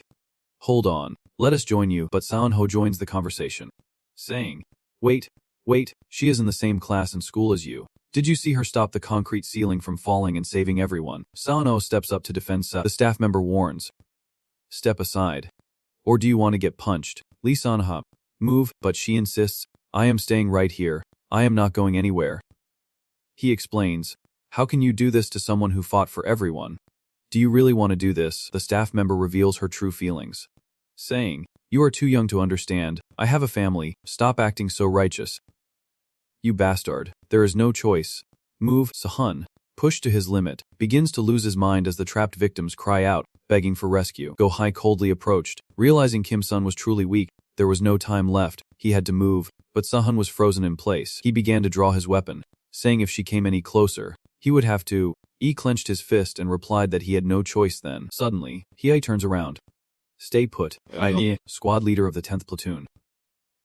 2nd Battalion, rescue those beneath the house. We will begin protecting our platoon members, including Kim Sahan. The crowd murmurs in confusion as Sahan wonders what is happening. The squad lines up, with Go-Hai in the center. Sahan suddenly bursts out, yelling, stop acting cool and get me out of here. This is heavy. The nearby staff look anxious. The female employee approached and suggested, hey, student, if you sacrifice Sahan and that boy. But before she could get close, Go-Hai stopped her, saying, don't come any closer. The employee paused, and Go-Hee clenched his fist, threatening, if you come any closer, I will have to resort to violence. We have found the one targeting squad leader of Squad 3 in Sahan High. I won't attack first, but if you come any closer, I will be forced to suppress you. The female employee turned pale, fearfully raising her hands in surrender. Okay. He brandishes his weapon, announcing that the squad leader has rescued everyone, and Minjin shouts orders to proceed with the plan. Carefully breaking the rocks around Sahan, a massive explosion erupts as they work together, clearing the obstructing rocks in an instant. With Go-Hee in the lead, and Sahan and Minjin close behind, they escape through the debris-filled hall. Finally free, Sahan approaches Han, asking what happened, but brushes past him to grab Hye's shoulder, saying he simply trusts his squad members' goodwill. Sahan was confused. What do you mean? Go-Hai forced a smile. That. Sahan suddenly whispered in her ear. You learned that at school. Pretending to be scared. Sahan's words stunned her. What? Before the horrified gazes of onlookers, Sahan mercilessly slams Go-Hai to the ground. Minjin rushes to her aid, as a flood of thoughts race through her mind. Yes, I was too scared, and I forgot. I learned this at school. The enemy is Pest, and Pest never leaves any witnesses alive. Pest has struck again, and as always, there are no survivors. Reporter Dung Eung-ha reports that the international terrorist group, Pest, continues to carry out numerous attacks nearby. Hee's face darkens as she covers part of her face, admitting she made the wrong decision out of fear, thinking things would be different if she had considered it more carefully. Even if we kill Kim Sahan as Dung says, there is no way he would let witnesses like us live. Minjin anxiously asks if she is okay, and Go-Hee, her face downcast and hair falling over her forehead, says slowly that there is something she wants to tell Squad 1. A strange thought crosses her mind, but Kim Sahan, in this situation, would rather die than obey the enemy like a subordinate. Sahan complains that he told her to act scared. Not cool, but Go-Hee just laughs it off, saying either way is convincing. Suddenly, the floor shakes violently, and Sahan guesses it is Kim In-jung's doing, but Sahan shouts, Jin-sung. Sahan looks at him, confused. What about Jin-sung? Sahan-ho urgently says, did you forget why Kim In-jung went up there? Sahan casually replies, I saw someone lure him. Sahan-ho grabs her shoulders and shakes her violently. That is right, Jin-sung lured him. Sahan swats him away, annoyed, saying, hey, do not joke around. He may be strong, but he is just a rank trainee. Sahan-ho calms down and counters, then can you think of anyone besides Jin-sung? This question sends Sahan into thought. The only ones not present are Park Jin-sung and Bail Ji-seon, and there is no way Bail Ji-seon could do that. Sahan-ho urges him on, flustered, saying they do not have time, and asking if he heard anything just now. After some deliberation, Sahan concludes that the hypothesis makes sense. Unable to convince anyone, Sahan explodes in anger. Damn it. Then, he dashes towards the door, declaring, I will go help myself. Sahan was still lost in thought. What? Park Jin-sung is really going to fight? Seeing Lee Sound's expression, she knew it was not a joke. She thought to herself, even when I fought Kim In-sung, it did not cause this much of a stir. The thought sent a wave of fear through her. Sahan steadied herself, saying, fight Park Jin-sung. By all accounts, Kim In-sung will crush Jin-sung instantly, and he will die. Sahan repeated, die. She gritted her teeth as the horns on her head began to glow. No, he can't die in vain. Sahan approached Go-hyo and said, hey, squad leader of Squad 1. She did not understand, but replied, Huh, what is it? Sahan lowered his voice and said, I need a favor. Meanwhile, footsteps echo through the promotion zone, and Sahan hesitates, wondering if he should just leave, knowing he can't face Kim In-sung in his current state. After entrusting Go Hyo, Sahan chased after San Ho with the faint hope that, if it was too late, he could at least save her and the others. They stop before a large door, and Sahan thinks, beyond this door, Kim In-sung and Park Jin-sung are. She steels herself. There is no turning back now. Sahan raises her hand to San Ho. I am opening it. The door slowly opens, and the first thing they see is corpses and blood. Sahan cries out in shock. What the? As San Ho covers her mouth in fear. Are they all dead? Sahan surveys the scene, a sense of foreboding washing over her. Did Park Jin-sung kill them? Analyzing the scene, she deduces they were killed by a greatsword. At least 30 blows. Sahan searches the room, wondering how Park Jin-sung lasted so long against Kim In-sung, and where the two of them have gone. Something startled her, these rock fragments. Sahan looked up at the stone layers above, thinking, it is nothing compared to the pile on the first floor, dozens of stone layers stretching up to an empty space. As sunlight streamed into the room, Sahan voiced his disbelief. Kim In-sung is this strong. Sahan snapped out of it and approached. Equally captivated by the hole above, Sahan voiced his thoughts. It seems they have gone up there. Before she could finish, something fell from the hole. Sahan gripped his sword. Warning. Something's coming down. A flicker of worry crosses Sahan's eyes. Is it Kim In-sung or Park Jin-sung coming down? Unexpectedly, it is Ji-sin who falls, cursing loudly. You trash. Sahan is shocked. Ji-sin. Why is he and who is chasing him? Familiar figure was hot on Ji-sin's heels. As they drew closer, Sahan recognized Park Jin-sung. But something was off. Sahan Ho asked worriedly what was wrong, and Sahan nearly screamed for them to get away from Sahan Ho. Without hesitation, she draws her sword. Knowing Ji-sin is under attack, she will reverse the blade to avoid serious injury. Damn it. What is going on? Sahan watches her actions in fear, shouting, Hey! Squad leader, get out of there. Sahan strains to push the sword upward. She followed its trajectory for a moment, and seconds later, Sahan turned and grabbed her hand. Exclaiming in surprise, Sahan urged them to run. And then, an earth-shattering explosion. Ji-sin fell to the ground, scrambling to his feet, cursing. Damn it. That bastard. Sahan rushed over, asking urgently, Team leader, what is going on? Ji-sin, seeing her, felt a surge of irritation. Succubus, how are you still alive? Sahan snapped.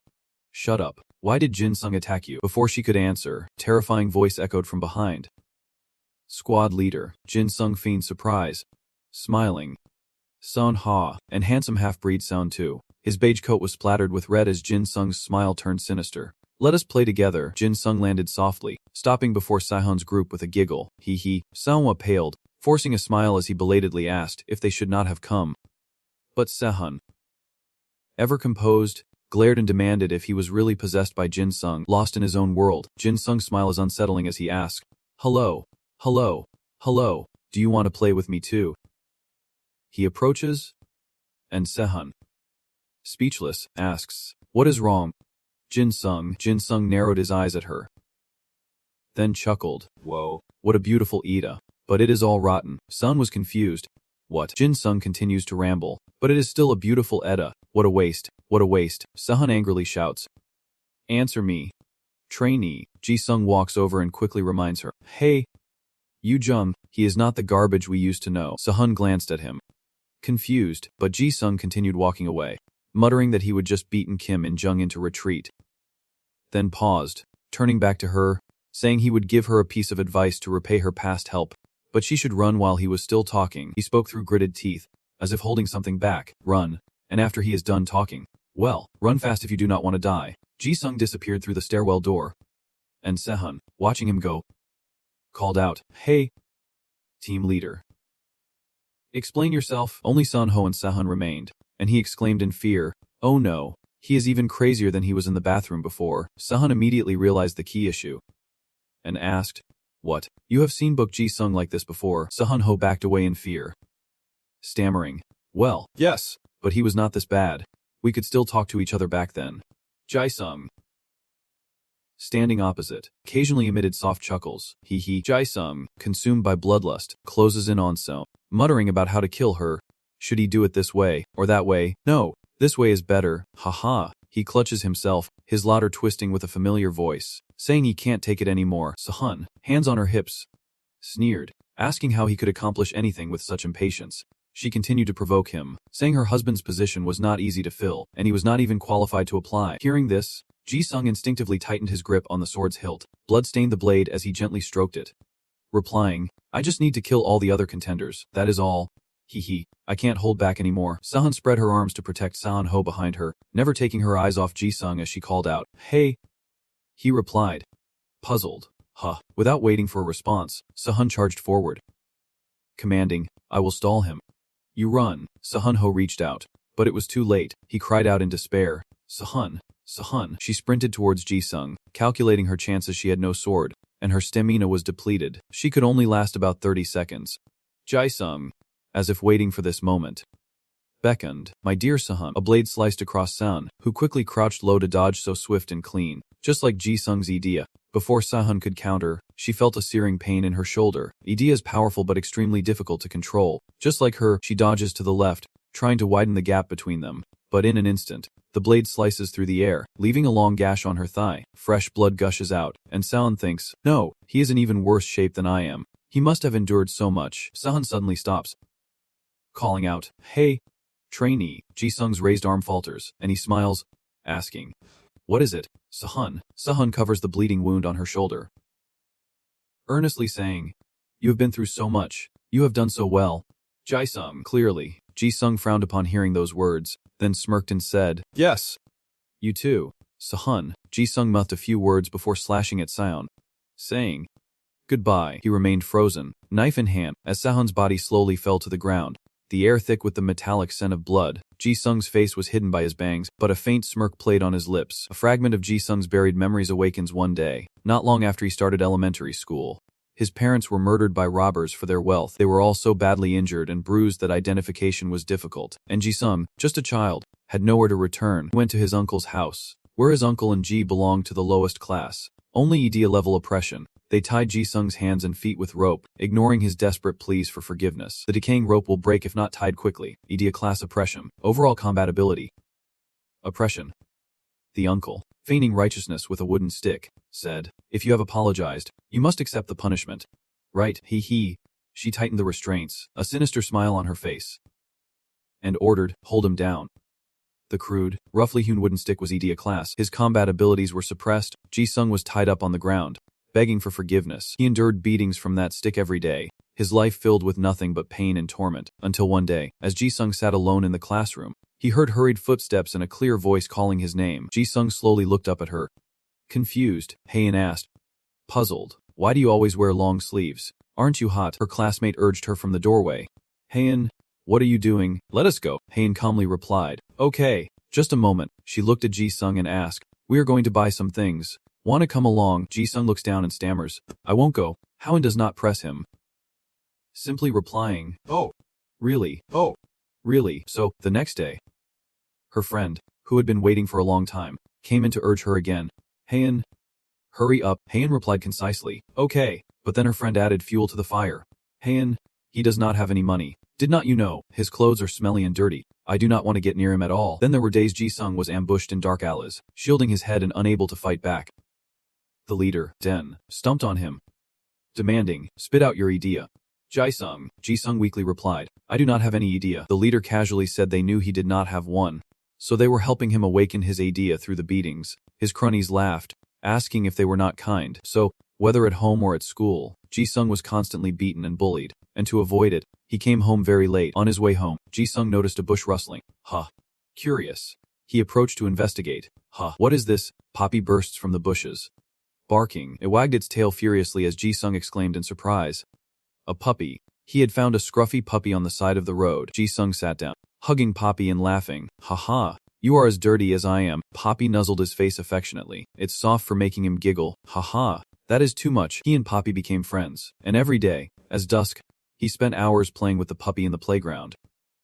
And finally, fearing people would think he was irresponsible, his uncle went looking for him. Ji-sung's uncle spotted him and immediately yelled, Ji-sung, why are not you home? Ji-sung flinched, stammering, Uncle.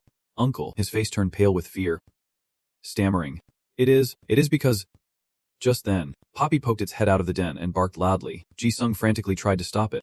Poppy, no. His uncle frowned, asking what this filthy dog was doing here, and if it was the reason he was late. He stood akimbo, then told him, If it is because of that dog, then just bring it home. Ji-sung was stunned, thinking he would misheard. Really? I can bring him home. Thank you, uncle. The boy and his dog returned home together. Late that night, Ji-sung's room was still lit, and Poppy rubbed his face against him, licking him incessantly. Ji-sung smiled happily, saying, "Haha. That tickles?" Poppy. A loud shout from outside the door startles both boy and dog. Ji-sung, why are not you asleep? Ji-sung quietly turns off the light. Replying, "Okay," he whispered. "Good night, Poppy." Poppy softly woofed in response, as moonlight streamed through the window, illuminating Ji-sung's scribbled drawing of himself and Poppy happily playing together. On a beautiful day, Ji-sung calls out to his uncle, asking if he can take Poppy out to play. He waved his hand, his face flushed from drinking, and said, "Whatever, do what you want." Ji-sung smiled brightly and replied, "Thank you, uncle." He let Poppy down and urged him to the door. "Let us go." Poppy. Cut to a park, where wisps of clouds drift across a clear blue sky. Ji-sung starts playing their usual game with Poppy, thinking that he finally has a friend to play with at the playground. They played game after game, chasing each other, Poppy's eyes always on him, a friend who always stuck by his side. Ji-sung and Poppy frolicked across the playground, a friend to share joy with. Before he knew it, night had fallen, and Ji-sung realized it was past 7 of the clock. Oh no. He worried. I am going to be in so much trouble. The boy and his dog quickly left the park and ran for their lives. Poppy. Let us go. When they got home, Ji-sung's aunt and uncle were already waiting at the table, and his uncle sneered. So, you are saying you only come home after dark? Ji-sung, are we a joke to you? Ji-sung's face turned pale as he stammered an apology, but his uncle slammed a beer can on the table, roaring about how Ji-sung had gotten too comfortable. He lamented, Ji-sung, now I have to be wary of old men or noisy couples next to horses. Ji-sung bowed deeply and said, I am so sorry. I will be more careful. Just then, Poppy suddenly lunged forward. Barking loudly, Ji-sung nervously crouched down, hugging it tightly, asking what was wrong, but Poppy only barked louder. Uncle Ji-sung angrily crushes his beer, saying, This dog dares to act up. How about I cook you up instead? Ji-sung shrinks back in fear, but musters the courage to face him and beg for forgiveness. I am sorry. I will train Poppy better. Please forgive him this time. Poppy barks even more fiercely. Ji-sung's uncle stood up and shoved him to the floor, yelling, Get out of here. How dare you? He glared at Ji-sung, scolding, I was just being nice to you, and you dare talk back? I will teach you a lesson. Tie him up. Ji-sung's aunt grabbed a rope, cackling, hee, this kid's been too free lately, has not he? Poppy bared its teeth and growled. Ji-sung's uncle frowned. Hey, can't that dog shut up? He raised his leg to kick Poppy. I will fix you, you dead dog. The sound of bones cracking made Ji-sung gasp, and he screamed with all his might. Poppy was kicked away, slamming into the wall before collapsing. Whimpering softly, Ji-sung's uncle smirked. Now you will be quiet, huh? Meanwhile, the aunt finished tying up Ji-sung, whose thoughts were consumed by Poppy. He looked at the dog with worry and asked, Poppy, are you okay? Poppy. Aunt Ji-sung tightened the ropes, sneering, hee. Be quiet. You are too slippery to tie up. Ji-sung resigned himself, awaiting the impending beating. Uncle Ji-sung raised his stick, displeased, saying, How dare you look at me like that? Ji-sung muttered something inaudible, infuriating his uncle, who struck him violently, yelling, You are insane. Who told you to do that? Did your mother teach you that, or your idiot brother? Bound and unable to resist or flee, Ji-sung lay on the cold floor, trembling as he apologized. Uncle Ji-sung scoffed. So weak, yet so arrogant.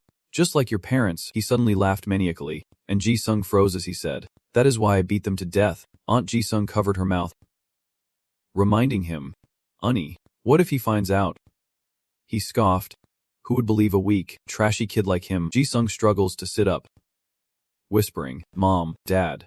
They were killed by a robber. Ji-sung's uncle, fueled by alcohol, blurts out, Oh, that. I was angry, so I beat them to death. Said I would not lend him money. Then some idiot jumped through the window for no reason. He clutched his stomach, laughing. It was hilarious watching him plead his innocence in court. His wife chimed in, saying it was truly hilarious. Just remembering that face. Hee. Ji-sung gritted his teeth, asking if they were the ones who killed his parents. Ji-sung's uncle patted the bat in his hand, looking at him with amusement. Oh, you dare threaten us like that? Unnoticed in the corner, Poppy slowly rose to her feet. Uncle Ji-sung was cut short as Poppy lunged, clamping down on his wrist, and Ji-sung screamed in horror. Poppy, no, run. Poppy clamped down on Ji-sung's hand, refusing to let go, as he raised his cane, yelling, You damn dog. Poppy yelped, then went silent, and Ji-sung frowned at his wrist, lamenting, Oh, God, I hope I do not get rabies. Ji-sung approached Poppy, calling out softly, but the dog lay still, no longer wagging its tail or licking him in response. Ji-sung sobbed uncontrollably. I'm sorry. Poppy, sorry for bringing you to this house. You just wanted to play with me. I'm sorry. I am so sorry. Sobbing filled the room as tears streamed down Ji-sung's face, his body trembling. If only you had not met someone as unlucky as me. In that brief moment, Poppy approached and gently licked away his tears, offering comfort. Covered in bruises, Poppy still manages one last complete smile, barking a final farewell, then collapses. Ji-sung numbly calls out, Poppy, Poppy, Poppy. Uncle Ji-sung pleaded, is it dead? That dog. His aunt feigned regret. I wanted to beat it more to vent my anger. The man scoffed. I wanted to fatten it up and eat it. But that trash dog is not worth eating. Just throw it in the trash. Questions raced through Ji-sung's mind. Why? He could not hear anything anymore, though he thought he heard his uncle calling him, saying it was enough for today. The question Ji-sung desperately wanted to ask, but could not voice, was, why did you kill my precious dog? His uncle stammered. Auntie said, so you won't listen to me? I need to tame you some more. Ji-sung asked again, is it so easy to kill a living thing? His aunt's voice echoed, what if it dies? Huh. His uncle replied nonchalantly, if it dies, it dies. It is not like it is helping us anyway. Ji-sung echoed, is murder so fun? He asks, eyes bloodshot, a strange glint in them. How annoying. A knife appears in his hand, and he easily cuts through his restraints. He gripped the knife tightly in one hand, the rope in the other, and let out a strange laugh. Hee. Ji-sung, seeing him approach, asked curiously, what is with the knife? Where did you get that? He suddenly sat up excitedly and yelled, wait, it is Idia. Ji-sung laughed and said, ha, you are so angry that you can only summon Idia. You really are low level. He sneered, poking him with a wooden stick. A low-level brat born to low-level parents is laughable. Are you trying to imitate us? Ji-sung, who had been looking down, now wore a sinister smile hidden beneath his messy hair as Uncle Ji-sung droned on. Your parents in hell must be so proud. But his voice was cut short as Ji-sung's blade sliced across his mouth. He collapses, clutching his bloodied mouth, as his wife rushes to his side, screaming his name, only to feel a searing pain in her arm. As she cries out in agony, Ji-sung brings his blood-soaked blade to her face. A bloodbath unfolds more in this house. But the targets have changed, and the aunt's shrill voice cries out, we are sorry. Ji-sung, we are sorry. Blood splatters everywhere as Ji-sung asks, why do not you say hee anymore? A hee. Blood splattered across the floor as Uncle Ji-sung tried to crawl to the door, only to be stopped by the boy, who asked, where are you going? Uncle. His large body was now covered in blood, trembling with fear, as Ji-sung slowly coaxed him. Huh. Speak clearly. Uncle Ji-sung was speechless, but the aunt, whose tongue was unharmed, pleaded loudly, please, spare me. Ji-sung slowly approached her, saying, I won't kill you. The knife stopped mere millimeters from her face. As tears streamed down her face, Ji-sung whispered, killing you would be too easy. You are all the same. The floor was stained with blood, and Ji-sung looked up, wondering, why did you do this to my parents? What did they ever do to you? I thought not killing you would make you suffer more, would not it? He exhaled, as if relieved of a burden. Or perhaps, satisfied. Ji-sung's arm, hanging limply, still clutched the knife's handle as he whispered, fantastic. Darkness enveloped him, and silence fell as Ji-sung's eyes snapped open. The smell of disinfectant fills his nostrils, and Ji-sung uncertainly clutches the corner of the blanket. A Jin pulls back the curtain and enters. Oh, you are awake. Ji-sung struggles to sit up and asks, nurse, what about a Jin? Interrupts, this is the infirmary. She reached out to push Ji-sung back down, sternly reminding him that he was not ready to get up. Seeing Ji-sung still struggling, a Jin had no choice but to use force, pressing him back down, telling him to rest a little longer, causing Ji-sung to groan in pain. He raised a hand, testing its movement.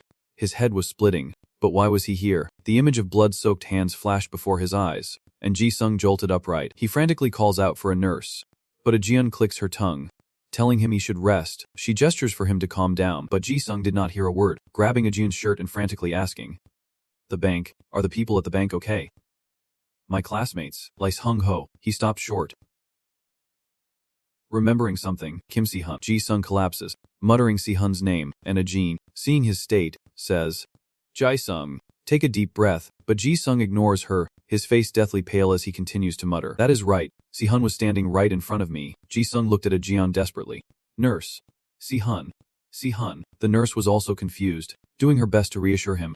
Everyone is fine. Ji-sung cried out, where's Kim Sahan? He recalled the last thing he remembered before losing consciousness. Stabbing Kim Sahan, a Jun calmly replied, calm down. Sihun will be here soon. But Ji-sung was lost in fear. To the infirmary. She is alive.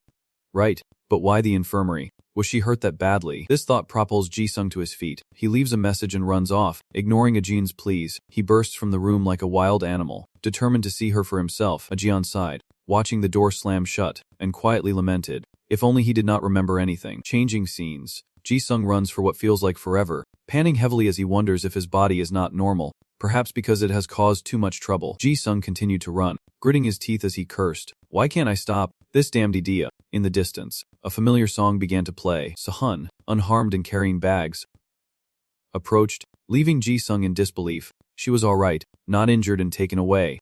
He had not slit her throat. Sahan spots him and calls out to confirm it is him. Ji-sung bows his head, clutching his chest, gasping. Thank God. I am so glad. He collapses to his knees, relieved he did not kill her. Sahan rushed over, asking worriedly why he was suddenly kneeling. She placed a hand on Ji-sung's trembling shoulder, saying he must be better now that he would made it out. He responds with a long sigh, thanking the heavens as he collapses to his knees, sobbing uncontrollably, leaving Sahan scrambling to help him up. Confused. Why are you crying? Are you hurt somewhere? Why are you crying? Ji-sung tells himself. Thank you, Sahan. The silent hospital grounds are now filled with his cries, and all Sun can do is fidget. Hey, stop crying. People will think I rejected your confession. Please stop, Ji-sung told himself. Because he was still healthy. Because he was still alive in the wake of the pesty incident. Haiyan High School closed temporarily for a week. On the day of the event, Bayan Ji-sung quickly spread the news when he saw Kim and Jung retreating. After leaving the building, Ji-sung grabbed a passerby, urging, Hey, mister, let me borrow your phone for a second. It was a disaster that claimed the lives of 17 guards and 13 bank employees. But fortunately, all the students from both schools were safe, while the media focused on the 10th graders. The two high schools' second-year students had stopped the pesty attack, especially the White Star, Kim Sahan, who directly confronted Kim and Jung. Sahan sighed, drawing back the curtain. An interview is harder than a fight. I should not have mentioned Park Jae-sung. She gazed at Ji-sung sleeping peacefully, thinking, the reporters won't believe me. I can't just wake up someone who has been in a coma for 3 days. The sound of steady breathing fills the air, and Sahan, after studying his face several times, can't help but sigh, even seeing it with my own eyes. I can't believe it. She recalls the moment they faced off, realizing Ji-sung's blade did not strike her neck, but her collar. As Sahan stood dazed, a blade of fire tore through the air, for she too was spent. White smoke rose from Sahan, and she gasped in shock. Ji-sung's eyes returned to their original color, and Sahan softly called his name, Park Ji-sung. The man who was smirking just moments ago went limp, losing consciousness in her arms. She cradles him in her arms, desperately trying to wake him. Hey, Chief, Park Ji-sung. Ji-sung's body goes limp, and Sun cries out in alarm. Hey, hey, ending the flashback. Sahan grabs Ji-sung's hand, telling him to get up now that he is done crying. Ji-sung's face is streaked with tears and snot as he sobs. Sahan, she says sternly. Hey, stop it. I am not leading you on. You did not cut me, and Idia did not show anything. So there is no problem. Sahan emphasizes the last sentence, asking, so, it is still no good. Ji-sung wept a river of tears, wiping them away as he muttered his thanks. Sahan sighed, wondering what the nurse would think if he came back looking like that, and with a final breath, said, let us go. A week later, life returned to normal. The students gathered, gossiping about how different Class 10 looked, probably because they would met and fought the pests. She walked beside him, marveling, that was so cool.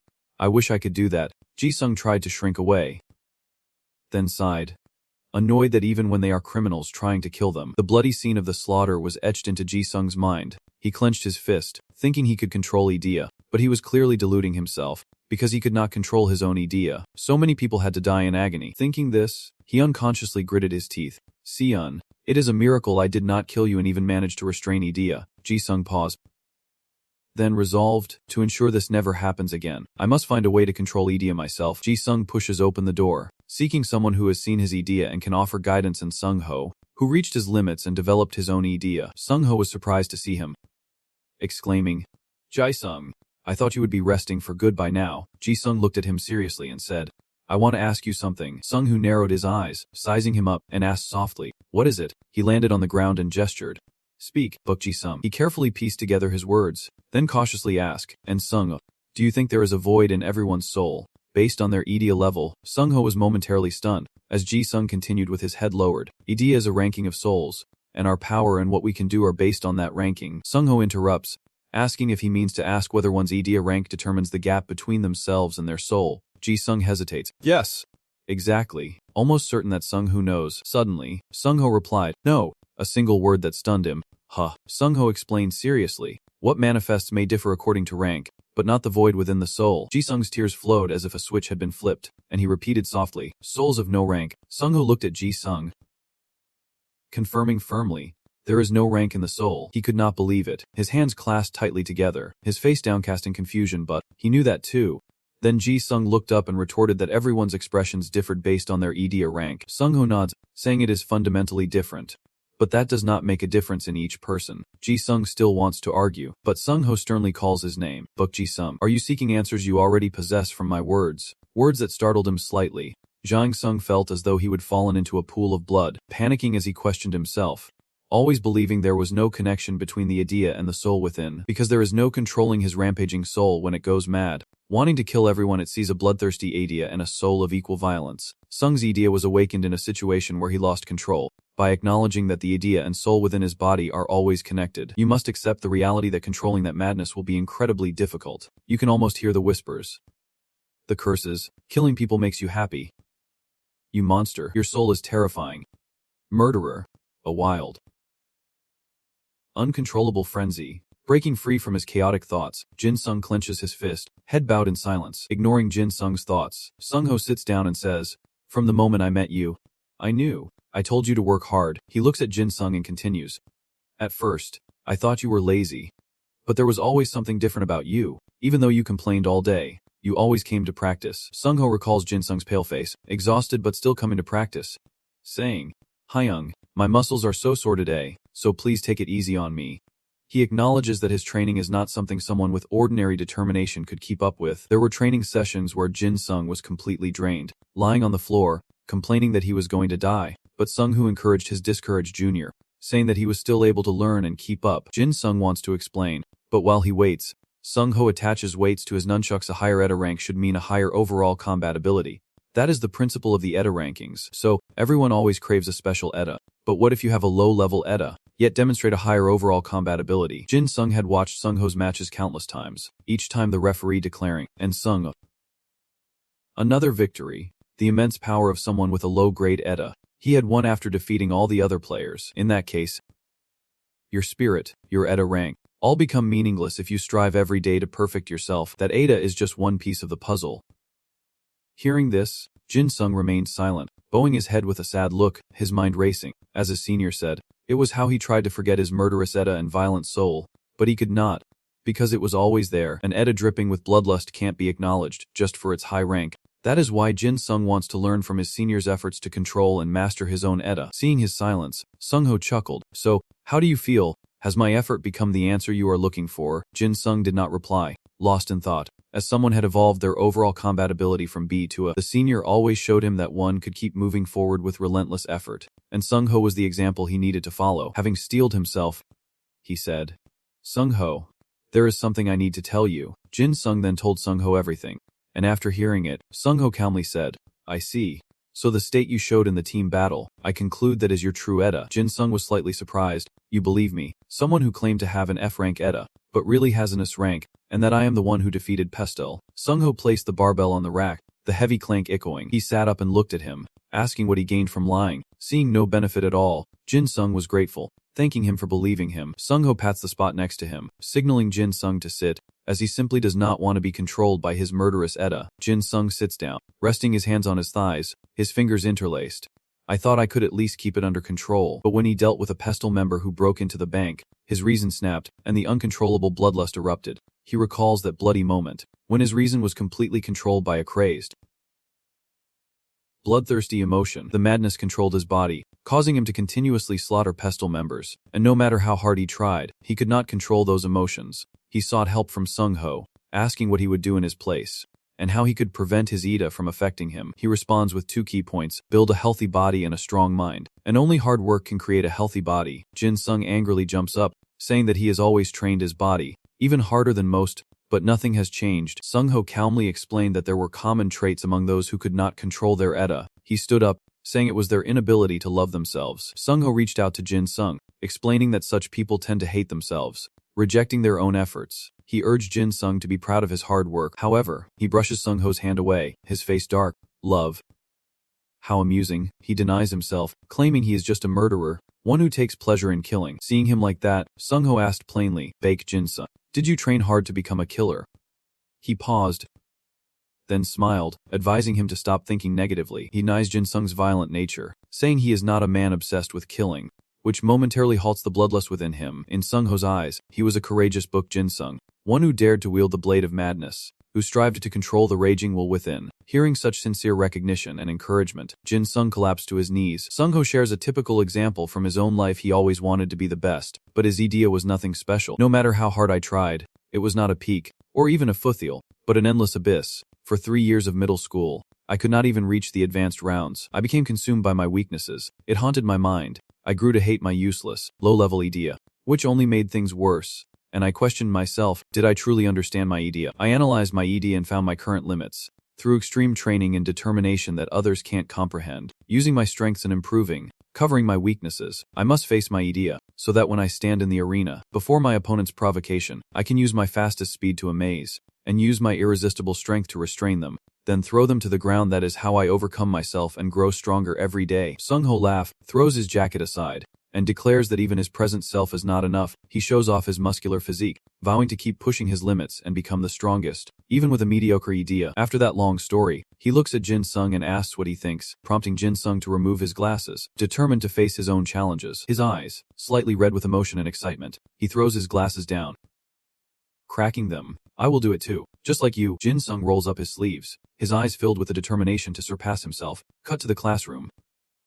Windows sealed, a cacophony of screams, coughs, and shouts. By now, you all know that handheld weapons are useless against those with idea. That is why so many weapons became obsolete when AD appeared. Inside the classroom, black smoke fills the air as people cough, cover their faces, and collapse. The masked teacher shouts over the chaos. However, chemical warfare is different. The moment you remove your idea and become normal, you will die. Inside the classroom, a figure in red shouts, "Are you kidding me? If we are going to die anyway, why bother resisting?" He punches the locked door as the room's biology induces tears. Jizon pounds on the door, screaming to open it. Someone in a gas mask reports that the cease levels are beyond their limits to Squad 10's captain. Even though the mental fortitude of Squad 19 increased after that incident, this was still, the captain of Squad 10 did not seem to care, narrowing his eyes. Then he said, "Sing the national anthem, and I will give extra credit to those who can finish the song." But the students did not listen. They were too busy screaming for a way out. "Save me. Open the door. Open it now." Only Jin-sung stood firm, singing out, until the Eastsea's waters dry, and Baekdu Mountain wears away. His voice was lost amidst the screams. "Mommy, open the door." A moment later, with a clang, the classroom door opened. As thick smoke poured out, some students cried out, "Squad 3 is coming out." "What is that smoke? We can't see anything." Leading the way was Jin-sung, while teachers in gas masks dragged out the unconscious students. Standing before an instructor, he declared, "Chemical officer, all my superiors have fainted, so I will report in their stead." The chemical officer coughed twice from the lingering cease gas. All right. Jin-sung began his report. Squad 3. 11 assigned, 10 without non-commissioned officer rank. The other students were being carried out, some coughing violently as they regained consciousness. Jin-sung reported sternly, 10 unconscious during gas chamber training. Present 1. Reporting. Over. Next came a series of other tests. First class officer's basic observation skills. Trainee Jin-sung, undetected by any enemies. Second class. Corporal Kim Sahan, undetected by 3 enemies. Corporal Bile Jisium, 7 enemies undetected. Special note, someone provided information about their hiding places, and he caught them one by one, including those disguised with idea. The hide and seek test became a nightmare for those in hiding, as a Grim Reaper-like figure relentlessly hunted them down. Gotcha, Jin-sung thought. Now no one can say anything. A hand flips through the report. First class officer's basic observation skills. Trainee Jin-sung captures all enemies undetected. Sergeant Kim Sahan captures 3 enemies undetected. Sergeant Bile Jisium, undetected against 7 enemies. Note from the 10th platoon leader. It was so dark, no one could see anything. Usually, knowing someone's position makes them impossible to find. This is strange. He does not miss the slightest sound. His perception alone is on another level. Jin-sung was determined to reclaim his rank by any means necessary. Next was the field training exercise. First place. Lanley, Trainee Jin-sung. First place. Low crawl, Trainee Jin-sung. First place. High crawl, Trainee Jin-sung. Special note, in all field training exercises, he completed it 5 seconds faster than the second place sergeant. The platoon leader noted his desertion ability was considered national level. Until the platoon leader announced the drill was over, it took an hour to find one trainee. The platoon leader noted. We thought he would left the training area. The principal reviewed the report, muttering as he looked over the top ranks. Capture Jin Sung. Capture Jin Sung. Always capture Jin Sung. He read it over and over. This F-rank trainee had inexplicably good stamina. First place. Trainee captured Jin Sung, undetected by any enemies. Second place. Corporal Kim Sahan, undetected by 3 enemies. The platoon leader, also a teacher, hesitated, but the other students have met the standard. The principal scowled. Not enough. The teacher felt a chill down his spine. Yes, sir. The principal rubbed his temples. I have received intel that the 998th Transport Brigade is targeting us. The instructor was shocked. The 998th, the principal sighed.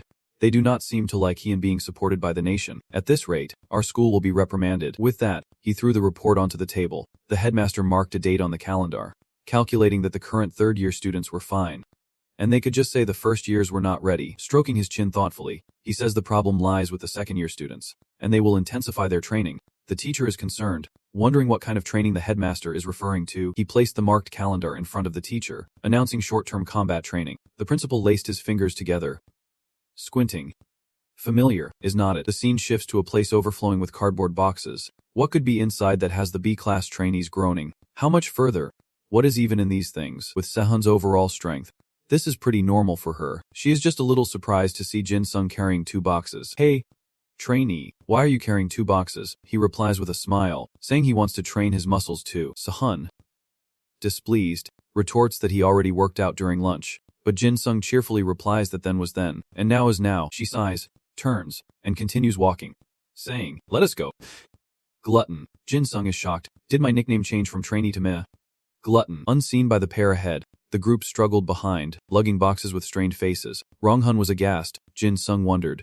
Sehun, why are people always watching you? She calmly replies, don't you think this happens all the time? Someone like you would not know. But this is my everyday life. He clicks his tongue. That sounds awfully arrogant. Jin Sung glances back, then nods to Sehun, saying he only mentioned it because they seemed to be staring more intently than usual. She kindly enlightened him. They were not looking at me this time. It was you. Got it. Trainee catching Jin Sung. He is a little surprised. Huh. Me.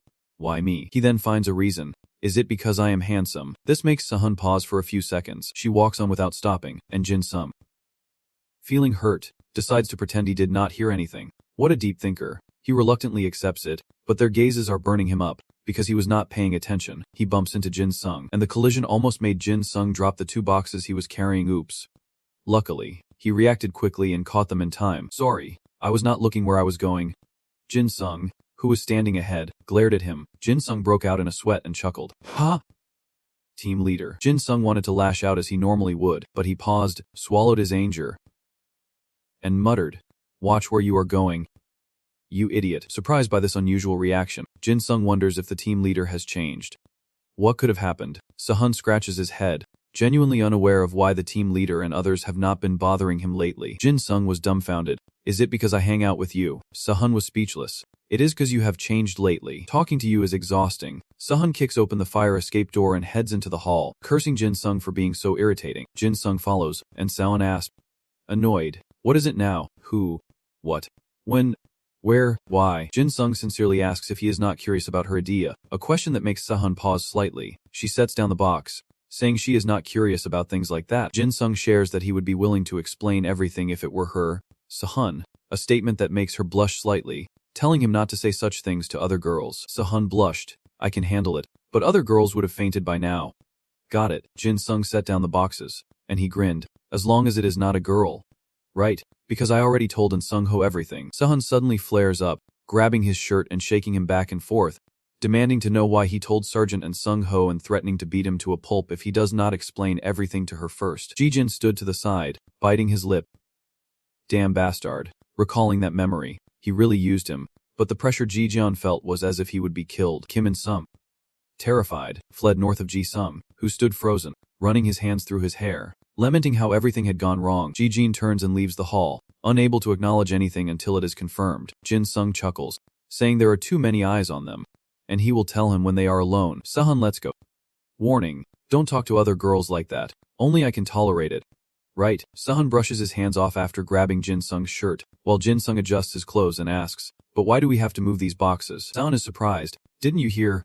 They are for the hell training. Jin Sung is stunned. Hell training? Sehun walks out of the hall, turning back to answer.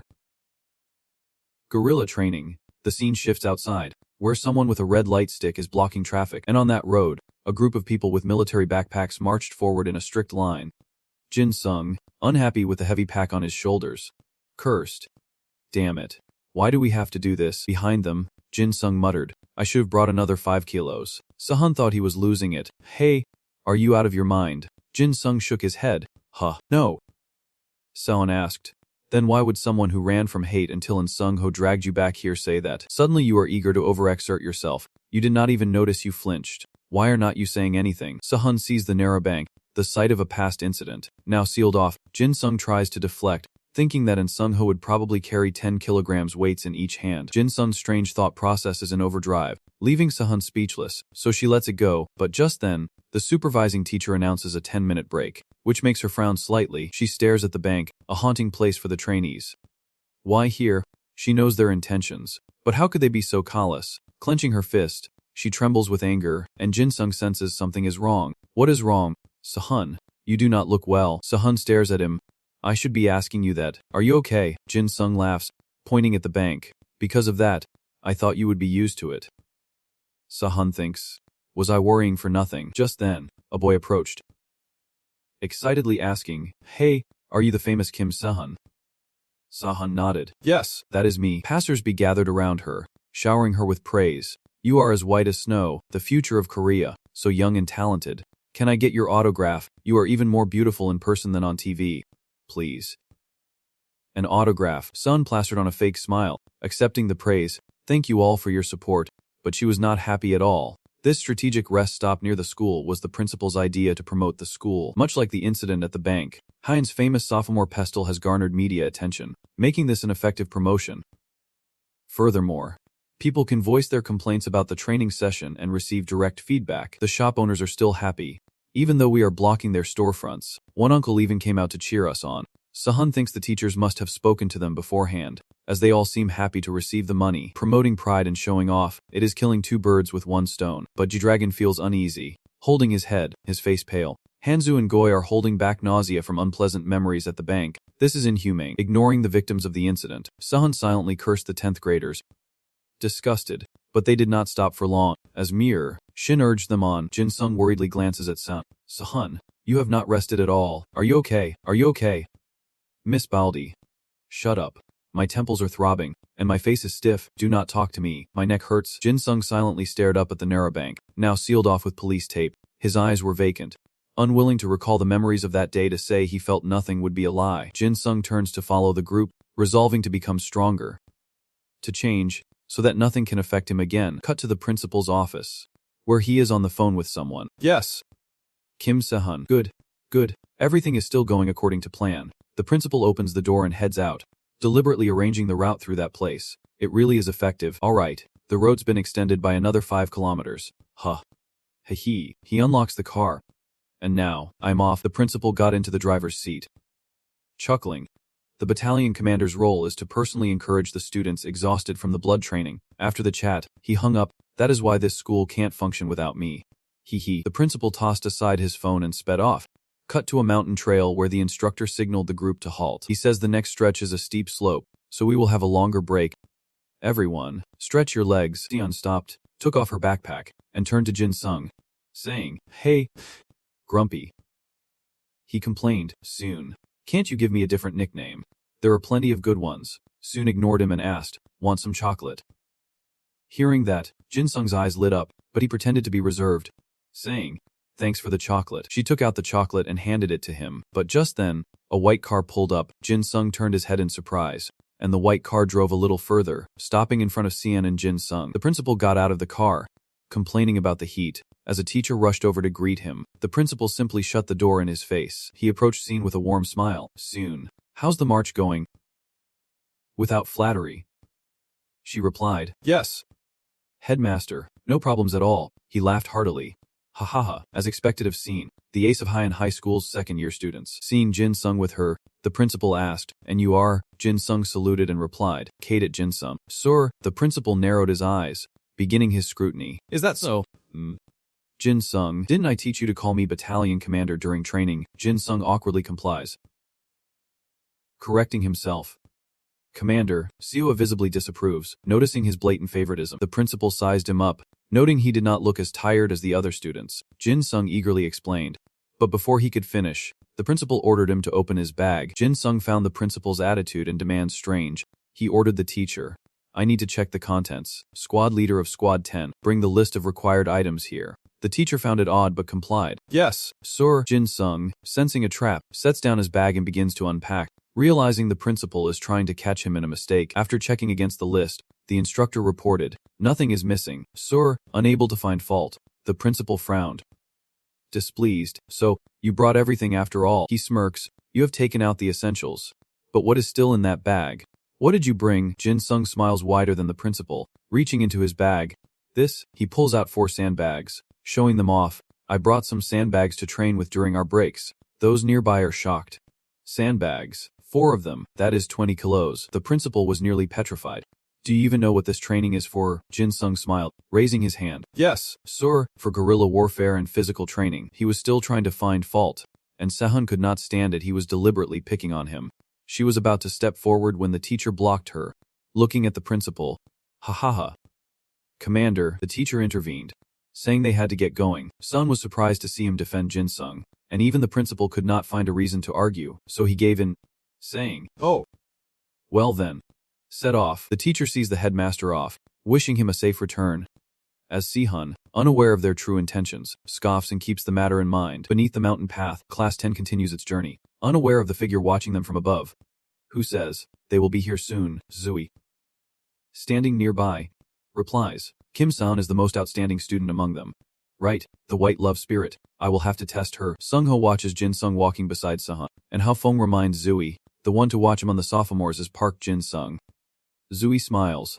The one with the barbed wire. I know you think highly of him, but she shrugged dismissively. I am not so sure, based on their previous encounter. She analyzed. Jin Sung's reaction speed and stamina were decent, but his idea was not anything special. Do we really need to watch out for him? Zui's question is met with Sung-ho's firm affirmation. Absolutely. Feeling that her captain is praising others at their expense, she retorts sarcastically. Team leader. Are you overrating him just because he is in it? It sounds like you value him more than our entire squad. Sung-ho, displeased with her dismissive attitude, simply said, because he deserves it. His seriousness surprises her, as he states, he is not just better than Squad 1, he is stronger than the entire first platoon combined. This seems to ignite Zhu Yi's fighting spirit, and she glares at him, demanding, say that again. Captain, who is stronger than who? Sung-ho glanced at her. Zui, your perception of Park Jin Sung is based solely on the team match at the beginning of the semester, disregarding his efforts since then. Zue curled her lip dismissively. It has only been 2 months since he joined 8, and considering that interruption, is it really worth reconsidering? Sung-ho confidently tells her to witness the results of the past 2 months, assuring her that this mock guerrilla warfare will be Park Jin Sung's stage. In a room marked barracks, Jin Sung looks around, puzzled. This building is new, so why is it structured like a military barrack? As he put his belongings in the locker, he thought, 300 students in total. Jin Sung touched the number on his chest. 300. I am still last. Suddenly, an announcement blares, grabbing everyone's attention. All training company members, report student numbers and head to the P Center immediately. Jin Sung looks up, rubbing his chin. That is Sung-ho Sunbae's voice. I guess the rumors are true. A boy in his room heard the announcement, knelt down, and cried out, we are doomed. It is guerrilla training. Another boy collapsed to the ground, and one sitting on the bed concluded, head down, we are all useless. Jin Sung stood by, silently glancing at them. Outside at the T Center, Sung-ho stood on the high steps, his hands clasped behind his back, and asked if all the men were present. With utmost seriousness, he said, welcome, everyone. My name is Sung-ho, and I will be your trainer for this guerrilla camp. Before we eat, I have some announcements. Sung-ho began explaining the rules. Top students will be in room 1, and the bottom students will be in room 10. The remaining students will be assigned rooms sequentially based on their numbers. Sung-ho's voice echoed. As you know, the numbers you are wearing represent your overall combat ranking, carefully assessed and arranged by the school. However, within the training, your score is completely separate from that number, and this guerrilla training will significantly contribute to your final result. With a milky voice, Run opened his mouth wide, as the long-haired girl behind him asked in disbelief. Completely separate, Sung-ho declared the final principle. Judging you based on what you show during this training, your combat rankings in school could change drastically. Standing below, turns around in confusion, saying, I have never heard of this. Sung-ho glances at the watch on his wrist. It is 12 noon now. Finish lunch before 1 and rest until 2. The assistant instructor will announce the next schedule later. He loudly asks if they understand, and the students' resounding voices echo back. Yes, sir. Lejung lies on his bed, groaning about being hungry, and Sangmin sighs beside him, wondering what they can do. He laments that those who came before them ate all the food, leaving only scraps. Sangmin sighs, saying kimchi and fried rice with meat won't be enough to fill them up. Latrong asks him if he is planning to fake an injury to escape, but Sangmin reminds him that there is a medical bay here. Lezong could only scream, I am doomed. Just then, Jin Sung kicked the door open, carrying 2 large black bags into the room, saying, Hey guys, let us eat. A mountain of snacks and food spills out of the black bags. Lejung grins, picking up a package. Hey, what is this? Dong, tilting his head, asked if he had caught Jin Sung from class 10. And another wondered where he got all this. Jin Sung grinned, opening a snack, assuring them he did not steal it, telling them to dig in, but to keep it a secret. Earlier, Jin Sung saluted, reporting that he was starving, and Sung-ho corrected him, telling him to call him coach. Number 300. Jin Sung acknowledged him, and Sung-ho, sizing him up, remarked that he would heard Jin Sung had been scrutinized during the last gathering, but that he seemed fine now. Jin Sung replies, Yes, sir. A full stomach means I can focus at 100%. Sung-ho enters the room, asking, How much do you need? Jin Sung answers without hesitation, enough for about 15 people, but he quickly smiled and said, Sergeant Nee's eyes widened as he saw Sung-ho gather a lot of things into 2 black bags. Hey, Captain, what is that? He exclaimed, That is the snacks the teacher gave us. Sung-ho's face darkened, and he turned with a threatening look. The training instructor needs a snack. Are you hungry too? Sergeant Ne paled, waving his hands frantically. No, no. Take it. Sung-ho handed the food to Jin Sung, who smiled and said, Thank you. Sergeant Ne could only weep. Die. I miss you so much. Back in the present, the bags of snacks on the bed are now empty, and someone exclaims with satisfaction, I am alive again. This bread is so good. Jin Sung asks the others, Are you all full? An excited young man says, Thanks a lot. Jin Sung. Another adds, Seriously, Lee Jong enthusiastically praises, You are our hero. I feel so much better thanks to you. I owe you one. Jin Sung simply looks up at them as they take turns speaking, remaining silent for a long moment. Suddenly, Jin Sung proposed, If you really want to repay me, just promise me one thing. Everyone echoed, Promise. Jin Sung clenched his fist and requested, During this guerrilla alchemy, do not drop out. Give it your all. Kaiying stared wide-eyed, propping himself up on the bed, But we are in room 10. Lee Kaiying added, We are the 15 weakest second years. Even if we try our best. Jin Sung frowned. I know. Then squinted, asking, You know our ED is useless. Right, Jin Sung retorted. More useless than me. Kang-ho was stunned by his words, and Latrong shifted his gaze as well. Sang-min was puzzled. Back Jin Sung. You have been different lately. Kang-ha closed his eyes in agreement. You are so different from before, Latrong said. I want to change like you too. Another person chimed in. Me too. Latrong and Kang-ha exchanged glances, then nodded in agreement. Sang-min raises his hand, asking if anyone objects to book Jin Sung as their section leader. Latrong and Kang-ha shout in unison. No. Jin Sung stands and smiles, confirming, So, we are all in agreement then. No one backs out. The next day, 3 p.m., the Bijukiksen training begins. The instructor blows his whistle, the signal echoing through the air. Number 4, 3 more times. During training, a student faints, and a zone rushes to assist, but the instructor's commands do not stop. Number 1. 6 times. Number 9. 4 times. Jin Sung's team perseveres. A long-haired figure slowly takes notice of them, and a teaching assistant nearby asks, Isn't that the guy who caused trouble at the beginning of the semester? Namjoon seems to recognize it, saying, That is the name dropper. Ju furrows her brow in disbelief, asking. He is smiling. Sung-ho crosses his arms, closes his eyes, and smiles, saying that his 8 members are indeed different, just as he expected. Ju retorts, saying it is more than that. She observes those below defying expectations, remarking that not only Park Jin Sung, but all of room 10 are different. Ju, completely stunned, sinks into confusion, wondering what is happening. Time passed, and the sky turned a sunset orange as Sung-ho declared the day's training over. He reminded the exhausted trainees to check the new schedule. Sung-ho suddenly calls out a number. Number 300. Jin Sung straightens up and loudly replies, Yes. Sung-ho asks, Haven't eaten yet. Jin Sung shouts back with all his might. No. Sung-ho announced with satisfaction. Good, as I said. During lunch, including number 300, all members of room 10 will receive extra points. Overjoyed, they embrace, and even Sang-min is moved to tears, exclaiming that they actually did it. Night falls, and the sky above the mountainous region is as dark and silent as can be. Standing alone under the street light, Jin Sung rubbed his neck and glanced at his watch. 8:42. Was he too early? Just as he finished his sentence, a figure appeared in the distance, slowly approaching unnecessary pleasantries. Her long hair, illuminated by the streetlights, shimmered like golden threads, dancing in the wind. Sahan, smoothing her hair, asks Jin Sung if he has been waiting long. As she approaches, she smiled and asked if he would been waiting long. Jin Sung replied that it had not been too bad. Sahan, slightly taken aback, simply agreed, and she tilted her head, curiously looking at the person beside him. Anyway, we are on the same team because we are in positions 1 and 3, which is not bad.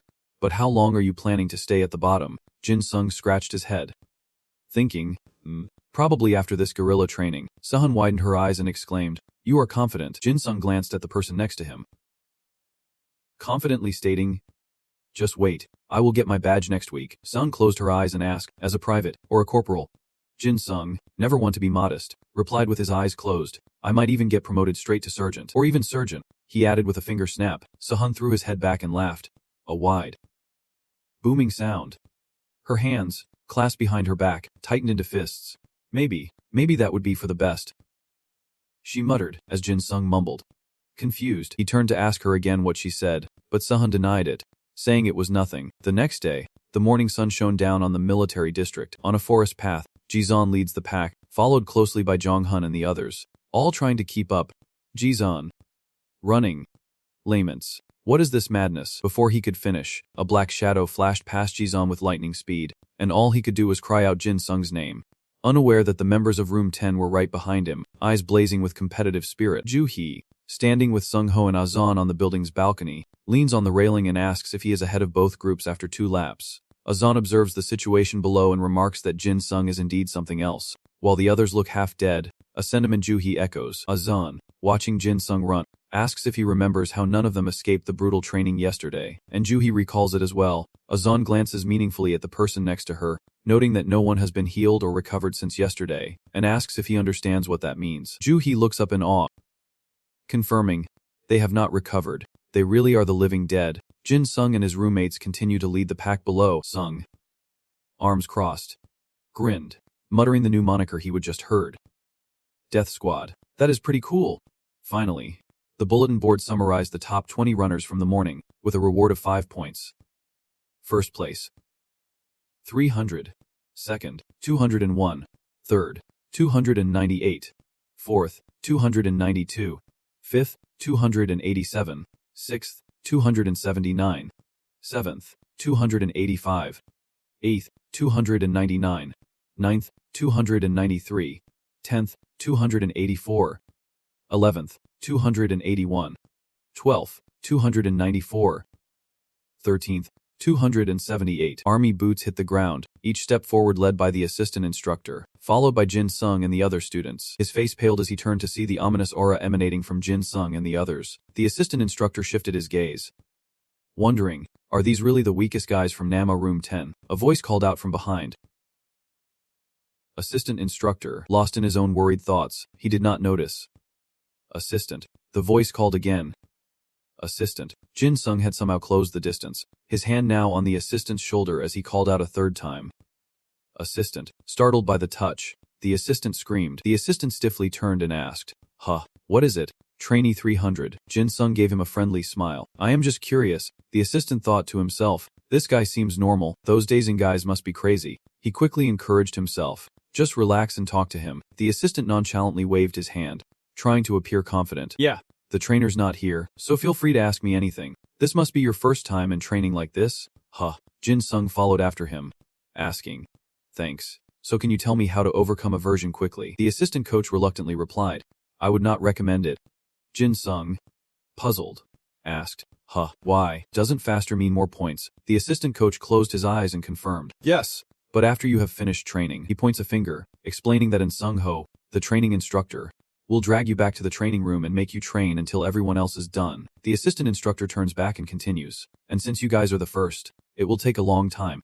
Jin Sung, hearing this, smiles strangely and asks the others, He.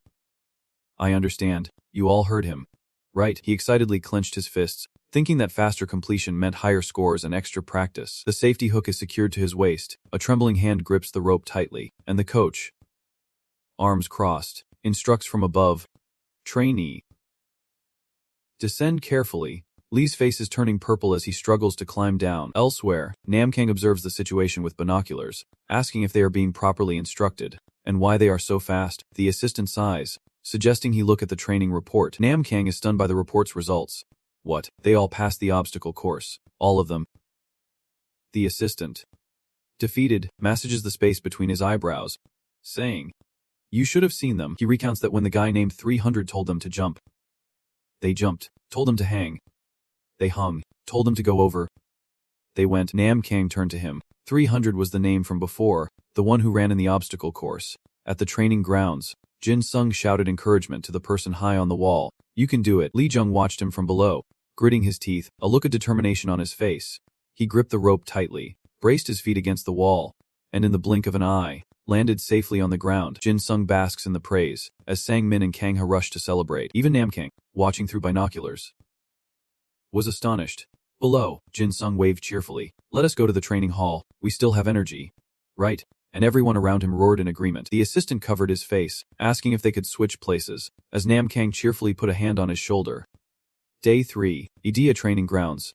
Sung Ho solemnly announced that they would now begin IDEA training. He explains the situation with a hand on his hip, saying that this training was supposed to happen later, but the order was changed due to the heat wave warning, and after the training, they can return to the dorms to rest. Sung Ho closed his eyes, his hands folded together, thumbs touching, muttering to himself, "The weather may have scrambled the schedule, but it is all right. High temperatures lower a person's stamina." He muses that the purpose of this training is for the trainees to continue fighting with IDEA, even when their stamina is low, and unlike when they use IDEA normally. This training will help them find the hidden power of IDEA when they are exhausted. He slowly opened his eyes, drawing a conclusion. After this training, the trainees with strong wills would reflect on how to properly use IDEA in the future. Sung Ho announced, "Let us begin. This training is about the power of IDEA." He glanced back and asked, "See those boulders over there?" All students replied in unison. "Yes, sir," Sung Ho commanded directly. "Use all your strength to smash them." Sung Ho and Han Jin, overhearing the task, were taken aback, asking, What do you mean?" Sung Ho pointed, saying, "Just do it in order. Summon your IDEA and give it your all. Those who can't summon their IDEA should yield to the next trainee." And Jin chuckled, thinking it might work, but Sung Ho retorted, pointing out his large IDEA, while Sung Ji despaired, wondering how he could break such a thing with his own IDEA. Suddenly, Sung Ho spoke up, making him look up, saying he was sure the man thought he had no advantage. He approaches a large rock, glancing back at them, saying most of them know what his IDEA is. Jin Sung narrows his eyes, thinking, "The senior's IDEA.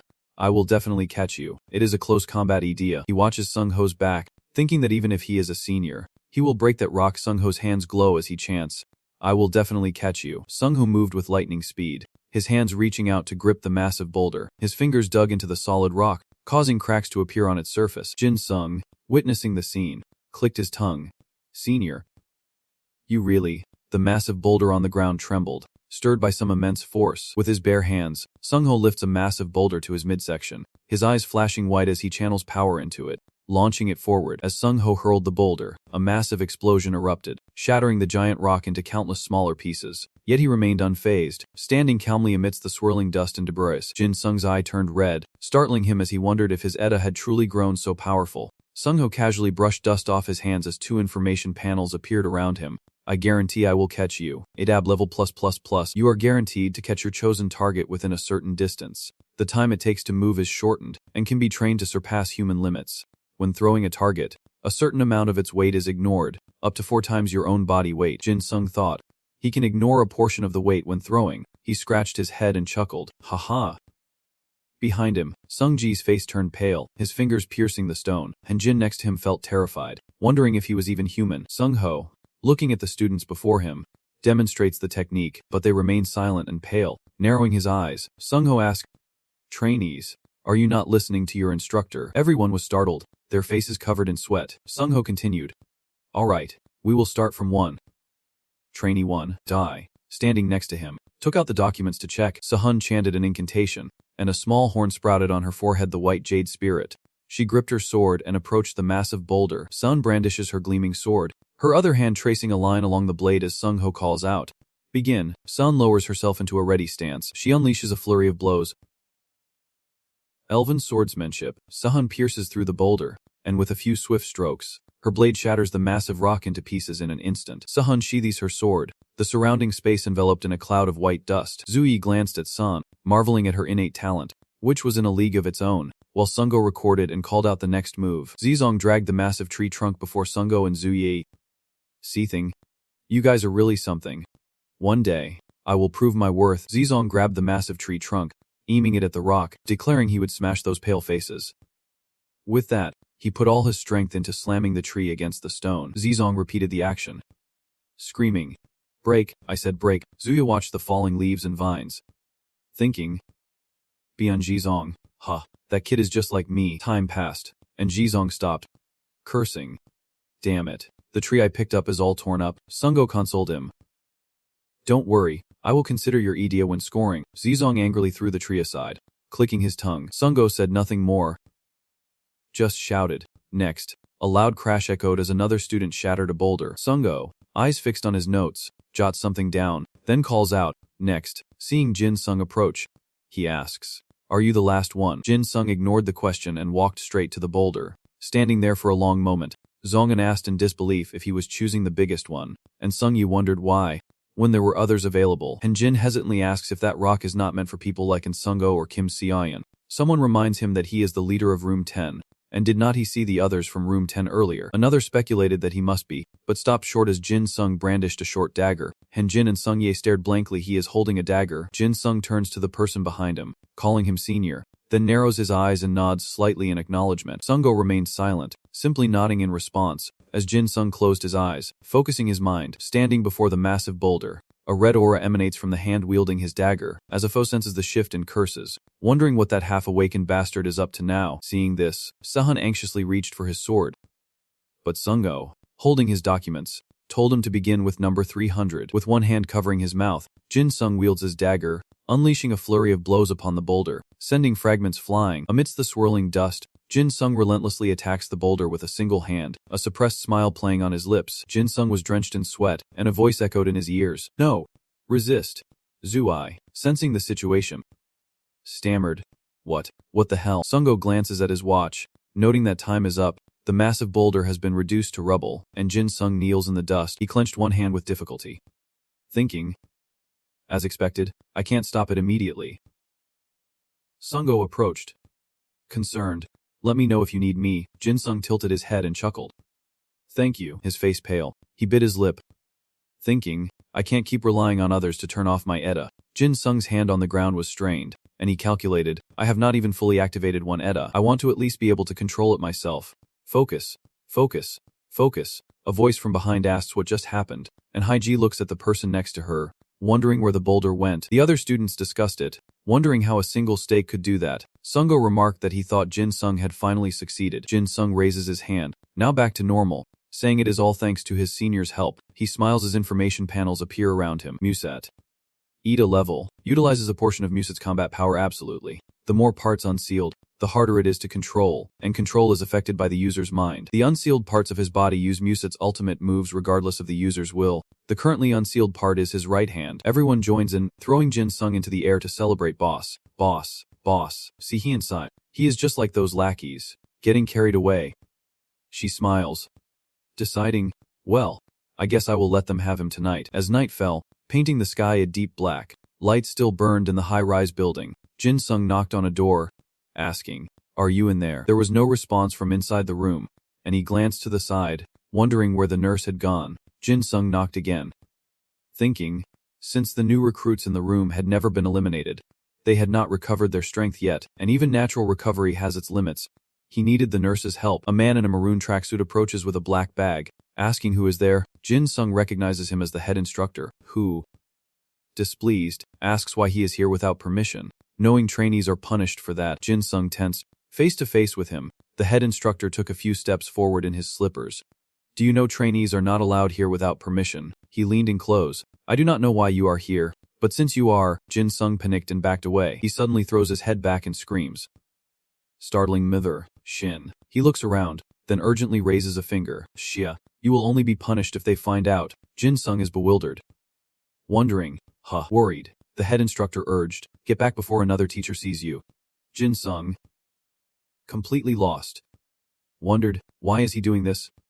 Just then, the door to the next room opened, and someone said, "It is too noisy out here. What is going on?" The head instructor turned to face the person and replied, "Oh, it is nothing." Jin Sung surveyed the room, realizing, "Oh, the teachers are having a meeting, so the nurse must be too." The 6th grade teacher spotted him and exclaimed, "Oh my, who is this?" He stretched out his arms, laughing and shouting, "The one and only from Haiyan, the doubles rank." Jin Sung, or is it not just Haiyan, but the whole country? The homeroom teacher of class 6 approached, asking mockingly what wind blew him in, or if he was there to complain that the training was too much. Seeing this, Shin cut in, asking Jin Sung if he had not heard him and to return to the dorm. The 6th grade homeroom teacher pushed him aside, stepped in, and slung an arm around Jin Sung's shoulder. Acting friendly, "Hey, why are you always so cold to the kid? That is why the 10th grade has cliques." Without asking, he dragged Jin Sung into the room. "Now that you have come all this way, have a drink, rest, and then go back." Jin Sung, not understanding what was happening, was dragged along by the 6th grade homeroom teacher. Inside, the teachers were chatting animatedly. "After 3 days, I am craving fast food. There is a great Korean restaurant nearby. Let us go tomorrow. If we go to a Korean restaurant, let us get bibimbap." Then, the class 6 supervisor pointed at someone and shouted, "Here's F squad rank 300. Jin Sung thought to himself, "What are they learning? This is a whole nest of bedbugs." The homeroom teacher locks his arm around Jin Sung's neck, saying, "These twos do not have a guide, so make yourself at home." Jin Sung replies blankly, "Yes. Thank you, sir." The teacher chuckles, "That is the spirit. The joint training is tough, is not it? Sung Ho is too strict." Jin Sung questioned their audacity, but outwardly feigned indifference, saying, "Not really. I think the training's fine." He slyly asks what brings him here, and Jin Sung honestly replies that he came to see the nurse, the homeroom teacher. Hearing this, puts his hands on his hips and exclaims that he doubts Jin Sung meets her standards. He turned to the woman at the desk and said, "Hey, Azan, this student's here to see you." She asked with concern, "Jin Sung, are you hurt again?" He explained, "I am not injured. I came to ask about the stamina recovery in room 10. Sitting next to the homeroom teacher, he pulled up a chair and said, "Bake, let me use your computer for a second. Room 10 is really pushing their endurance. Have my weak students recovered yet?" He looked at the ranking list on the screen and exclaimed in disbelief, "Huh, what is this? Number 1 is Bake Jin Sung." As Mirror, Bake approached to take a look. A female teacher curiously asked what he was talking about. "The 300th trainee is ranked number 1. Is this a glitch?" The homeroom teacher of class 6 speculated that the kid must have pulled some strings to get to the top. Jin Sung curled his lip in disdain, wondering if these people had not bothered to check their students' scores at any point in the last 3 days. Bake crosses his arms, leans in as if to get a better look at the screen, and says, "Hey, you, did you bribe in Sung Ho?" The female teacher denies it, saying, "He is in the hate club, and Sung Ho would not go easy on a teammate."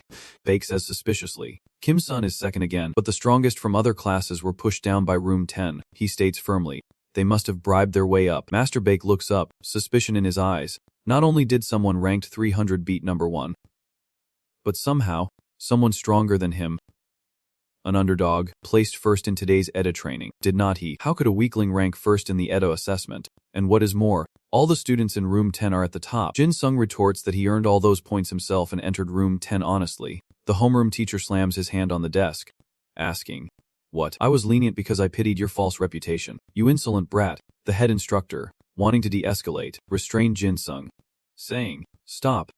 Jin Sung, turn back now. I will take you away." The homeroom teacher reached for the doorknob, but the words from class 6's teacher made him pause. "Are you protecting him because you are the class 10 homeroom teacher? How convenient. That is why you could not protect your student and were attacked. I will be watching them from tomorrow. An eyesore. Manipulating scores, cut them off." The homeroom teacher did not answer him, instead urging Jin Sung forward. "Let us go." Jin Sung lowered his head, his eyes filled with anger, his teeth clenched tightly in restraint. Suddenly, he shouted aloud, "What if?"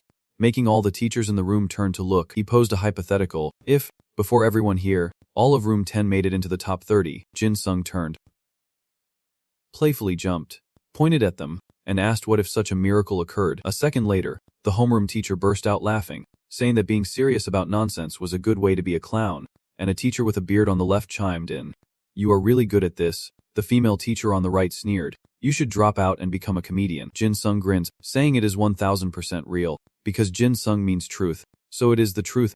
The homeroom teacher laughs, agreeing to make Jin Sung's name mean truth. He put his hands on his hips, asking the other teachers, "All right, If that miracle happens, I will respond with a miracle of my own. How about they all get promoted to privates first class? A teacher cheered. Sounds interesting.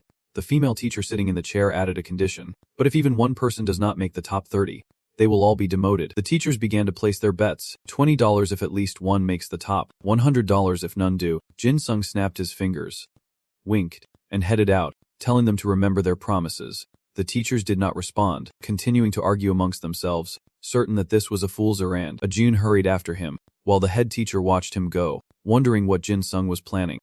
Outside, a voice called out, "Hey, wait up." Jin Sung turns around, apologizing for the trouble, but Jin walks up to him, saying she is the one who should be sorry. She says regretfully that if she had gone out with him sooner, but Jin Sung pats his chest reassuringly. "Madam, you have heard about the bet, right? I need your help to make it a reality." Jun agreed without hesitation. "Okay, you are going to restore their health, right?" Jin Sung nodded in confirmation. "Yes, if room 10 is restored, they could easily make it into the top 30. Jun smiled, noting his confidence. "Should we head over now?" Jin Sung asked. "Actually, I think you should come after we have cleaned up a bit. They have not showered, so it is probably a mess." Meanwhile, in the hallway outside the dorm room, a voice echoed, "Where did he go?" Kim Soo and his lackeys are brutally beating someone, demanding to know where the 300th ranked mud is, convinced he interfered earlier. Sang Min, kneeling nearby, insists he did not do anything. Before he can finish, a boot slams into his face. Kim Soo forced his head down, hurling insults. "Don't mess with me. You failures? You guys were so proud. Huh." Jin Sung hid behind the wall, covering his mouth, thinking, they are angry at me. Just hold back. They just want to fight. If I call the teacher. His eyes scanned the scene, analyzing the situation. Judging by their previous attitude, they would not come. Perhaps it was best to call the upperclassmen. The yelling resumed, and someone was thrown towards Jin Sung. "Get your leader out here, you underlings." The man looked up, startled to meet Jin Sung's gaze, as Kanga struggled to his feet, warning him not to come out. Jin Sung's face darkens as Kanga stutters an apology. Kim Soo's lackey shouts, calling him out, and Kim Soo adds, "Finally, you have shown up." Jin Sung confronted Kim Soo directly, asking what they were doing, as Kim Soo mocked him for acting tough after hiding. Jin Sung glared, "Leave now, and I will pretend this never happened." Kim Soo leaned in close, "And if we do not, you gonna run and cry to the teachers?" His face twisted into a sneer as he asked, "Oh, you have gotten Sung Ho backing you up, huh? The top student in guerrilla warfare training can't handle this on his own." Kim Soo turned to his lackeys, laughing, "Just like I thought. He is nothing without cheating." A red mist escaped Jin Sung's lips as he thought, "So, that is how they see me." He quickly raised a hand to cover his mouth, thinking, "They think I cheated." Kim Soo blocked Jin Sung, his hands ready to unleash a torrent of abuse. "Hey, prove it then. Can't do it, you cheating dog." Jizan emerged from a room behind them. Glancing at the group, he frowned and asked, "Are you all big but not smart? Are your eyes in the back of your head? Or are you just stupid?" Jin Zom slams the door, leaving them with a warning.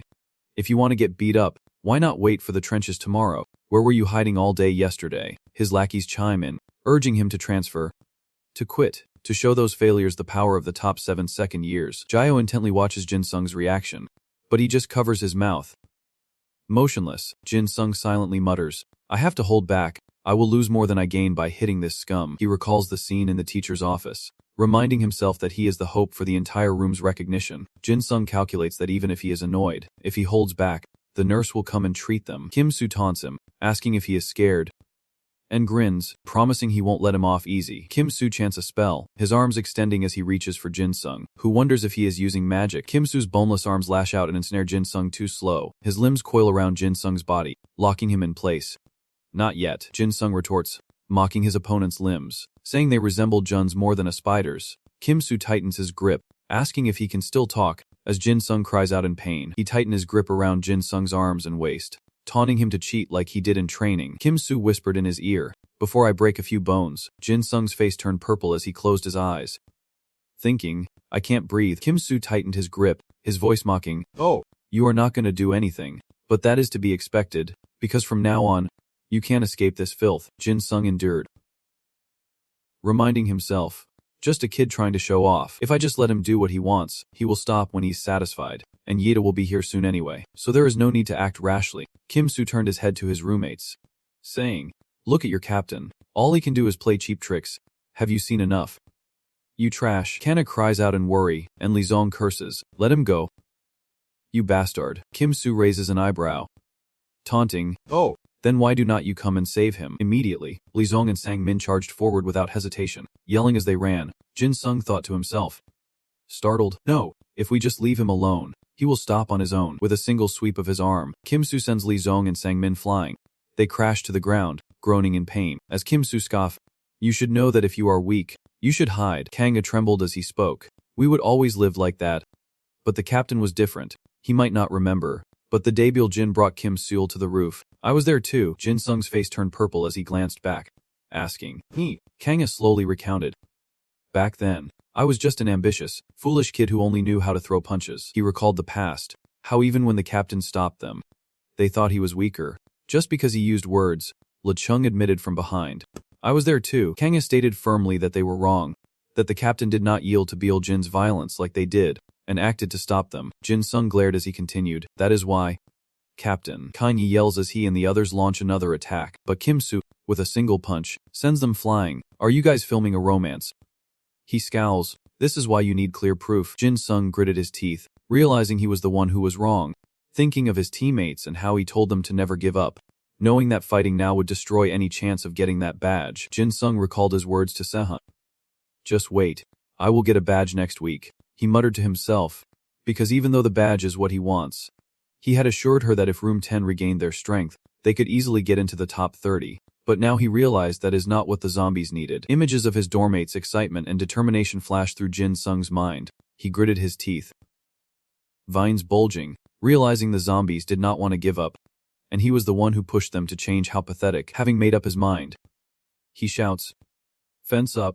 Kim Soo, seeing what Jin Sung is holding, asks, "Well, it is not the first time I have seen it, but that fence Ida is weak. What do you plan to do while tied up like that?" He ignored him and called out to his comrades. Room 10. Hotshot zombies. Listen up, if you rely solely on your Edis, you won't even be able to defeat this mixed-up insect. Hearing this, Kim Soo tightens his grip in anger, saying he was going to go easy on him, but now he is asking for it. A black aura emanates from Jin Sung as he tells him that he is always acting like he is so high and mighty, relying solely on his Ida. He easily breaks free from Kim Soo's grasp, reminding him that he has forgotten to train his body. "You trash." Jin Sung raises the knife he is holding, saying you do not need a super Eda. Kim Soo, now fearful, recoils. How did this dirty bastard suddenly get so strong? Before he can finish his thought, Jin Sung attacks with lightning speed, declaring his leg strength is worthless. In the blink of an eye, a gash appeared on Kim Soo's leg, blood spraying everywhere. He collapsed to the ground, clutching the wound and wailing in agony. Jin Sung glared down at him. "You do not even know how to distract yourself from the pain. I only cut you once. Don't be so dramatic." Kim Soo, pale with fear, covered his face and begged, "Stop. Please stop." I'm sorry. Jin Sung cracks his knuckles, his eyes filled with malice as he looks at Kim Soo, calling him a weak and useless man. The dark shadow loomed over him, followed by a piercing scream. As Jin Sung remained bowed for a long moment, Kim Soo's hands are now bound, and Jin Sung tells the others that they could defeat him with just their physical strength, without using Idea. He then turns his gaze, adding, "Oh, and one more thing." Jin Sung smiled down at the man on the ground, asking if this was proof enough, while Kim Soo, pale as a ghost, cried out in terror. Finally, the man's eyes rolled back and he lost consciousness. Jin Sung looking down at him, he calmly stood up and remarked, "He is down already." And he was talking so big. Jin Sung dusts off his hands, asking who else was in league with these losers, then turns to the two underlings with a menacing smile, asking if they could clean up this mess. A few days later, on an ordinary morning, the blazing sun still shone down on the building's roof as Jin Sung, exhausted, panted and sprinted forward. The familiar scene unfolds as a dark shadow streaks past him with incredible speed. Jizon frowned, watching Jin Sung run ahead, and curses. "Damn it. That mud again." He seemed to sense something, stopping his rant mid-sentence. Turning, Jizon saw a group of people struggling to keep up, and wondered, who are these guys? He wanted to chase, but that mud overtook him. These guys must be trash too. Juhi stood with a Jian and Sung Ho on a high floor, leaning on the railing, observing the situation below. So this is the result. Juhi turns to a Jian, asking about trainee number 7, but Ajin grimly replies that despite her best efforts, the trauma is too great for him to return to training. He rubbed her temples in frustration, saying she would try her best to heal the trainees from room 10 after the ostrich incident, but their bodies would not fully recover, making things difficult for them moving forward. Sung Ho's eyes narrowed beneath his hat as he heard Ah Jian's report on the student's condition, and after the morning run, he stood before them all and called out, Trainee number 300. Jin Sung responded loudly. Yes, sir. Sung Ho asked directly. Do you know why I called you here? Jin Sung answers. Yes, sir. Sung Ho announces. Because of that incident, I gave you negative points instead of punishment. Jin Sung replies loudly. Yes, sir. Sung Ho looks at the documents and continues. Trainee number 300. You should be in first place. But after the negative points, you are now 300th. Jin Sung's face darkens, and he stares silently at the ground for a long time. Sung Ho turns to leave, announcing that this concludes the matter, and orders Team 10 to return to the living quarters. As Jin Sung reflects on his last place ranking, grateful for the nurse and his senior's protection, Lai Sung, indignant, cries out that it is unfair, questioning if the instructor knows the full story that they were attacked first. Sang Min adds that trainee number 300 was only trying to protect them. Sung Ho's gaze sweeps over them, sternly ordering, Room 10, maintain order and move to the living area. Immediately, Lai Sung loudly questions why the leader is being punished for saving them, and Sang Min, feeling wronged, asks if this is not too harsh, as Jin Sung reaches out to stop them. Sung Ho, unmoved, declares that due insubordination and failure to follow the rules, all of Room 10 will receive demerits. Lai Sung angrily tears off his name tag, declaring he quits, calling it all ridiculous. He throws the photo to the ground, saying no matter how well they perform, they are just paving the way for others. Sung Ho's eyes turn dangerous, and he calls out, all members of Room 10, but only Jin Sung stands up straight, hands behind his back, and replies, yes. Sung Ho was surprised, muttering Jin Sung's name, while Kang He and Lee Sung stared at their captain in disbelief. As Jin Sung did push-ups, he told the others, all of you in Room 10, we will take the punishment as an example. With tears welling up, Lee Sung cried out, team leader. Sang Min gritted his teeth, exclaiming, our team leader is truly insane. Then, they all shouted in unison, we accept the punishment. Sung Ho stood tall, arms crossed, and asked, Room 10, any complaints? Jin Sung loudly replied, no. Sung Ho added, Friday afternoon is the highest scoring training session of the entire course. Jin Sung looked up at him. Sung Ho tells them to show him their improvement and not to slack off.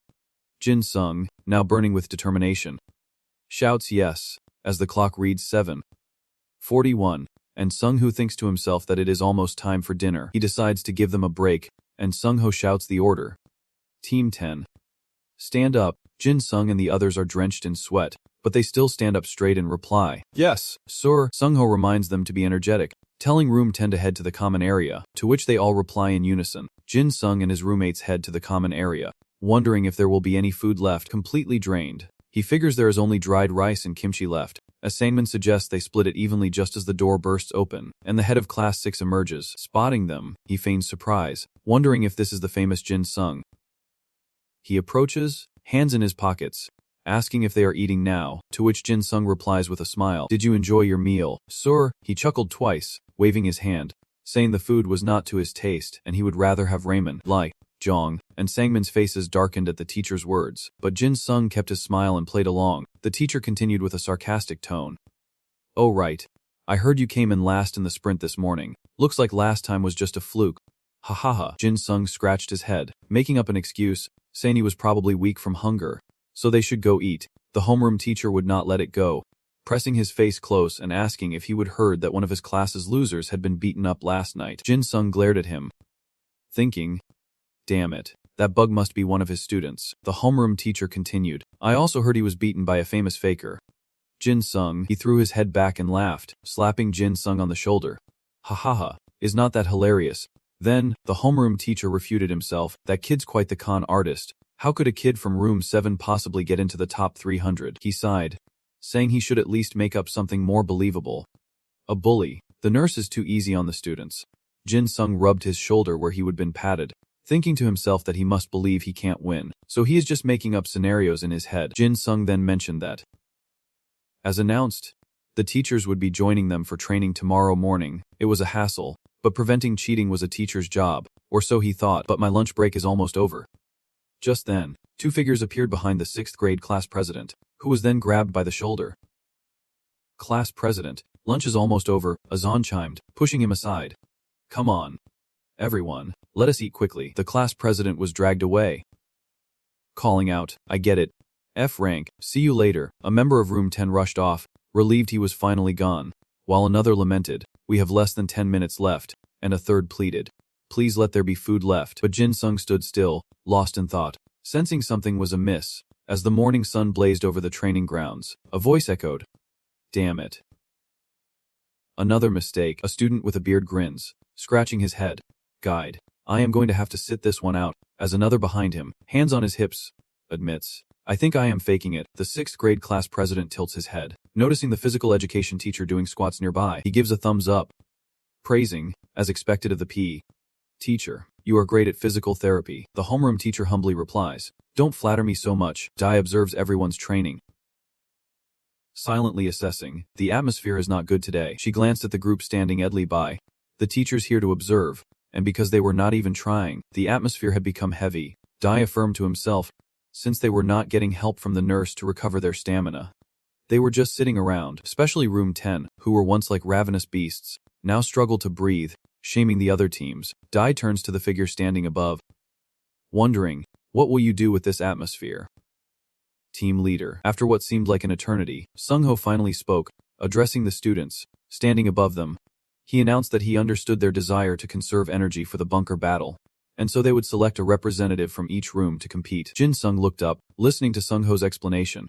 The room with the highest score would get a break, and whoever was most confident in each room should step forward. The homeroom teacher rolled his eyes, seeing Jin-sung step forward without hesitation. He worriedly tried to intervene, but as the representative for the teachers, the homeroom teacher of class 6 placed a hand on his shoulder and said, "If the physical education teacher represents us, the kids will suffer. I will go."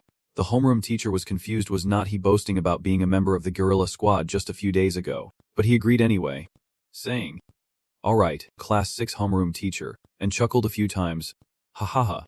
Then I will test the students." Black military boots gathered together, and before them stood Sahun, Jin-sung, the homeroom teacher of class 6, and a few students from other rooms who would represent them in the competition. Jin-sung's legs trembled slightly as he thought to himself, getting first place and earning them some rest is not a bad idea. He glanced down at his legs. "But if I overdo it here, I won't be at my best in the bunker." Class 6's representative slowly approaches, proposing a match, and Jin-sung accepts. Sung-ho explains the rules. The first to complete the exercises advances. Those who fall behind are eliminated, and those already represented return to physical therapy. Jin-sung realizes he can't stall any longer if he wants to recover his stamina. Sung-ho announces that the instructors will judge the accuracy of each exercise, then starts with number 8. 4 times, the students then lay on the ground, slowly performing the exercise, as the head of class 6 supported himself with one hand and shouted, "Ha ha." Number 1. 2 times, a girl anxiously glances back. "He is too fast. We will be eliminated if we fall behind." He shouts, struggling to hold on, but the girl and several others collapse. Sung-ho then announced that rooms 6, 4, 7, and 2 were eliminated, prompting the 6th grade homeroom teacher to scoff. "Is all that muscle just for show?" Before he could finish, he heard, "Next is number 9. 4 times, the homeroom teacher of class 6 stared blankly, wondering about Jin-sung, who was faster than he thought, as the announcement rang out. Rooms 8, 3, and 6 eliminated. Jin-sung announces, "Number 11. 4 times, startling the class 6 supervisor, who mutters, "What?" Sahun glances at him, guessing that the class 6 teacher won't let things end quickly, and turns to leave. "My body can't keep up with this perfectionist." Meanwhile, Sung-ho calls out, "Room 1. Eliminated." Jin-sung does push-ups and counts. Number 4. 4 times, the homeroom teacher's face is pale, drenched in sweat, as he curses, "Damn it. Let us see who wins in the end." "You fake." Moving to the next exercise, Jin-sung raises his hands to the sky and shouts, "Number 1. 2 times, the homeroom teacher refuses to be outdone, struggling to jump along with him. Then, Jin-sung puts his hands behind his head, squats on one leg, and continues, "Number 11. 2 times, the homeroom teacher bows his head and mimics him." Moving to the next exercise, Jin-sung did a frog stand and powerfully jumped up, shouting, "Number 9. 3 times. Unlike before, the homeroom teacher was too exhausted to do the frog stand, but a second later, he turned to Jin-sung, loudly challenging, "I won't let the computer room rest." Dai, standing behind him, was speechless, thinking how vulgar and worthless the homeroom teacher of class 6 was. For a while after that, the sounds of counting echoed through the forest. Number 11. 4 times. Number 9. 5 times. Number 4. 2 times. Number 1. 3 times. Someone's hands strike the ground as they gasp for air, sweat dripping down. Class 6's leader collapses, utterly spent. "Monster." Jin-sung turns to him, then declares, "The faculty room is in chaos." Jin Sung watches Sung Ho turn and order the other students to head to room 10, rest in the shade until class is over, and the rest to prepare for exercise number 6. As Sang-min asks if he is okay, "Leader," Jin Sung replied with a smile. Class 6's supervisor lasted longer than I thought. He sat down, leaning against a tree, and warned, "Everyone, be careful." The others responded, "Yes, Leader." Jin Sung reached down to touch his trembling legs as Sung Ho tested the microphone. Standing high above, he announces, "Now, we begin the final stage of the Korean high school EDA guerrilla training." Jin Sung, hands on his hips, listens from the muddy pit, knowing some students will complain about the disadvantage. Sung Ho raised a hand, stating that on the battlefield, you won't always have the power to decide. He clenched his fist, looking at the students below, hoping they would find the strength to overcome the difficulties in this drill. Sung Ho gripped the microphone, about to explain the drill, when a voice cut him off. "Looks like my timing is perfect." The principal, along with the homeroom teacher and a John, approached, the principal saying with a smug grin, "You have been working hard, Sung Ho." He deviously announced that, as the final part of the training, he would personally oversee the war bunker exercise as battalion commander, directly confirming to Sung Ho that he would be in charge from now on. Sung Ho bowed and asked if he had arrived, to which the principal replied, "Yes, Sung Ho, you have worked hard." He looked up, voicing his concern. "But sir, you said you would leave the guerrilla training to me." The principal explained, "Yes, but since the war bunker is the final part of the training, I think it is most appropriate for me to take over." Sung Ho did not question it, gesturing to Dai. "I understand. Okay, Dai." He presents the stack of papers Dai handed him, saying, "These are the documents related to the battle plan and the outlined schedule." The headmaster quickly takes them. "Oh Ho, you are always so thorough," flipping through the documents, he praised.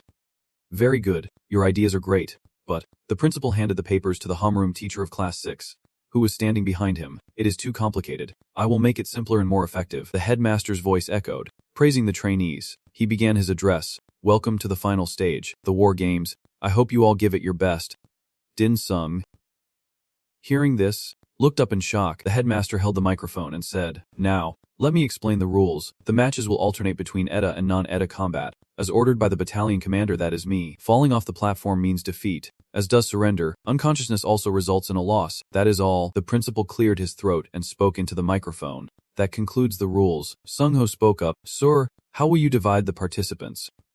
He paused, looking at him. Finally, the headmaster took the microphone again. "I forgot the most important part." His eyes focused ahead. "This battle royal includes all second-year students. All 300 will participate at once." The principal's voice echoed, "You will be scored individually in a battle royal format." Hanyan muttered in confusion. "Individual scores," Sungji grimaced. "Battle royal." The principal smiled, spreading his hands. "The longer you last, the higher your score. Taking down anyone also earns points. Simple. The rules are based on choosing the last one standing." Ajan approached, raising another point. "What about the rescue bracelets and the rules for those who break them?" The principal, remembering, replied, Right, I almost forgot." He raised the blue bracelet on his wrist. "Everyone will receive a rescue bracelet from the nurse. They are like the ones used in the previous training session. If someone suffers a serious injury, the bracelet will absorb it and break." The principal added another rule. "Normally, whoever breaks their bracelet is considered defeated. But if you still have the will to fight after it breaks, I will respect that and allow you to continue training." Below, Jin Sung stared at the blue ring on his wrist, thinking he had no choice but to hold out as long as possible and score points. The headmaster on the upper floor stretches out his hands and laughs. "Why are you so surprised? You have been taught to adapt and remain calm in all situations, have not you?" Fellow trainees. He looks at the numbers on the clock screen. The current time is 13:58. "Wonderful." The principal smirks. At 2:00 p.m. the battle begins. "And so shall we," he repeats with excitement. "And so shall we." Sang-min sighs, complaining that they do not even have time to adjust. But Jinsung points out that with these rules, he looks up, calling out to Sung-ho in his thoughts. The digital clock above Sung-ho and Ju-hee read 13:59, then ticked over to 14:00, and a shout rang out. "The battle begins." Jong-hoon pointed and suggested to his comrades, "Forget Group 1. Let us take out the unarmed Beelzezin first." Seeing the group charge at him, Zizan grits his teeth. "What the hell? You bastards." Jong-hoon and the others give chase. "Where do you think you are going? Get back here." Bell Zizan. Running. Curses. "You bastards." Jong-hoon and the others cornered Zizan, who retrieved his weapon, declaring he would finish him before he could find something to use his idea on. Zizan sneered, his face full of contempt. calling them pathetic for ganging up on him. Glowing hand touched a massive iron bar installed in the wall, and he taunted, "Are you all blind?" The other students panicked at the sight of the huge iron bar emitting ED as light, exclaiming, "What? No way." Zizen warped the iron bar and tore it from the wall, shouting, "You dare underestimate my idea." Hanjin and Jonghoon panicked, turning to flee and screaming, "Run!" From behind, Zizen slams the iron bar down with all his might, declaring it is too late for the council members. Meanwhile, Sahan, hands on hips, surveys the crowd and asks if they are not going to join the fight. She often asks them, "Or are you planning to hold me back until the idea battle is over?" Sahan starts activating his idea, and a small forest grows on his right side. Then, with a wave of her hand, she launches herself into the air. Try and keep up. Meanwhile, Kanga asked for advice. "Boss, what should we do?" Li Zhong was also worried. The instructor only favors those with strong idea like them. Jin Sung crossed his arms, lost in thought. He slowly analyzed the situation, thinking that Sung Ho would have let them get used to the battle format first, separating idea and non-idea battles, then scoring based on each student's skills. Jin Sung narrowed his eyes, recalling his earlier calculations. He would plan to rack up points with zombie hordes in the non-idea battles and minimize losses in the idea fights. But with this format, those with an idea advantage would seize everything before the training even ended. Suddenly, a voice snapped him out of his thoughts. "Hey, look over there." A student pointed to a group approaching them. "Hey, it is room 10. Sorry, but you will be eliminated before we even get to the idea sparring." Jin Sung, standing beside him, asks, "So it has come to this after all." Without another word, he drew his dagger and signaled his roommates to prepare for battle, as the approaching students charged, yelling, "Take out room 10 before ED ends." As Jin Sung fought, he asked, "Is the young lady still coming to the idea aerial combat?" From above, the principal watched with amusement, arms crossed. "The kids are doing great." Sung Ho could not stand it, turning to the principal. "Commander, the trainees have not even warmed up yet. Those with idea have too much of an advantage." The homeroom teacher put a hand on his shoulder, reminding him, "Idiot, even if you are the guerrilla warfare instructor, he is the commander." The principal chuckled, waving his hand dismissively. "It is fine, Class 6 supervisor. You know Sung Ho worked hard to prepare all this. Isn't that what teachers are for?" The Class 6 supervisor quickly shifted to a flattering expression, eager to please him. "You are absolutely right, Commander." The headmaster smirked, stroking his chin.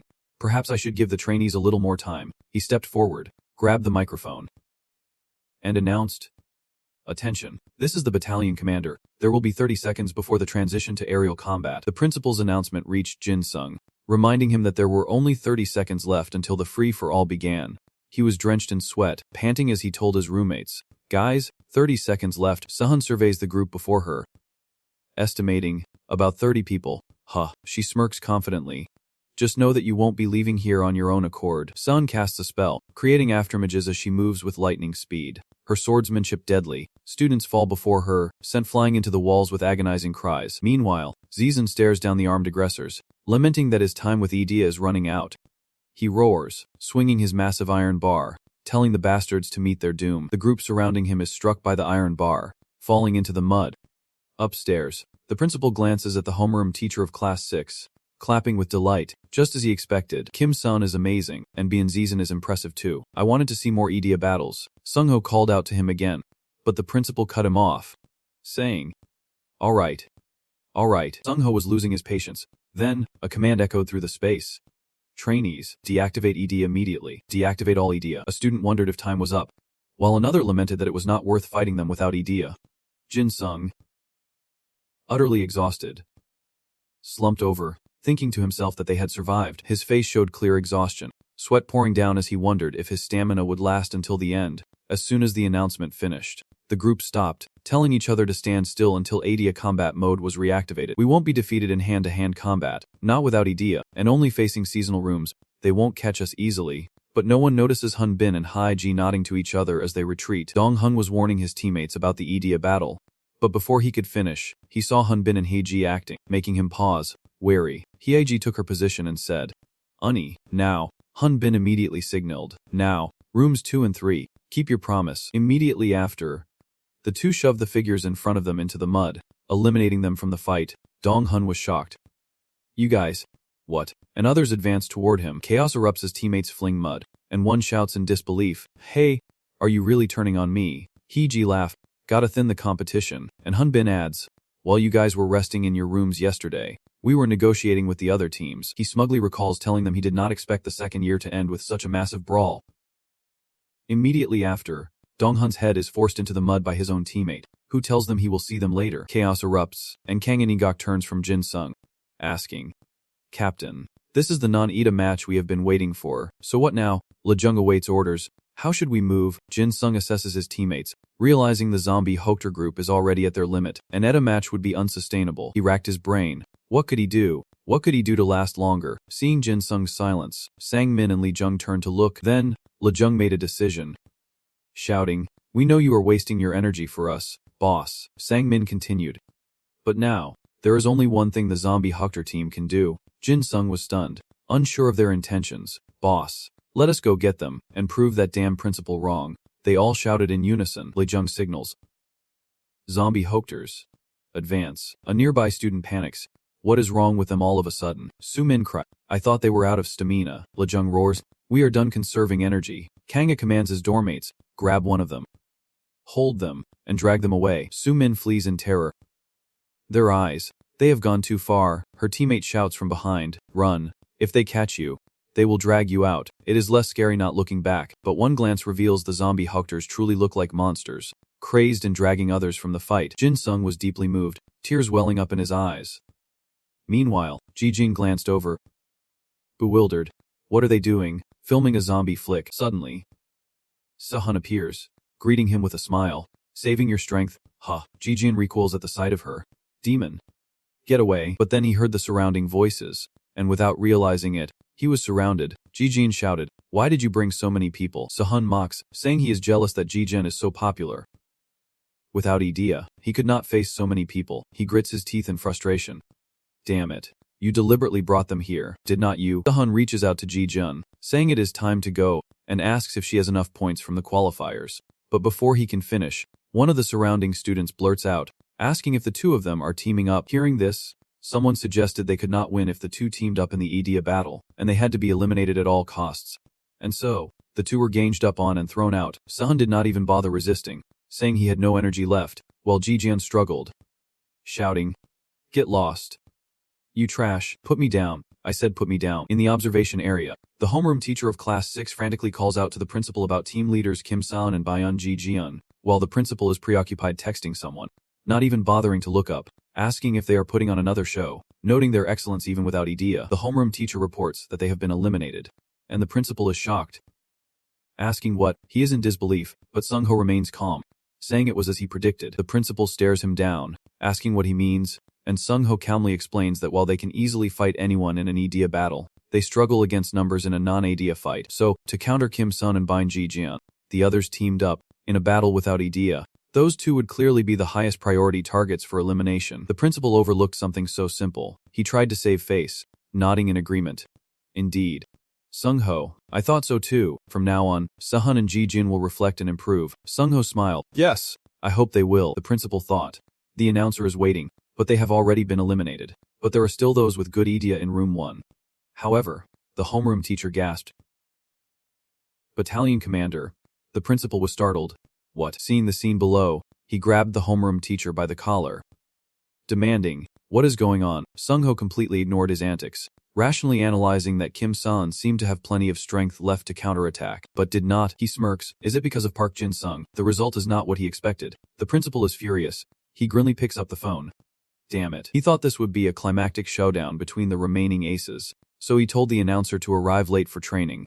Finally, he grabbed the microphone and cursed loudly. Watching the chaos unfold below, the principal announces that in 30 seconds, they will switch to Idea combat mode. Jin Sung finds himself surrounded. He smiled wryly, thinking he would be helping them, but it was he who needed the help. "We will still be stronger in an Idea fight."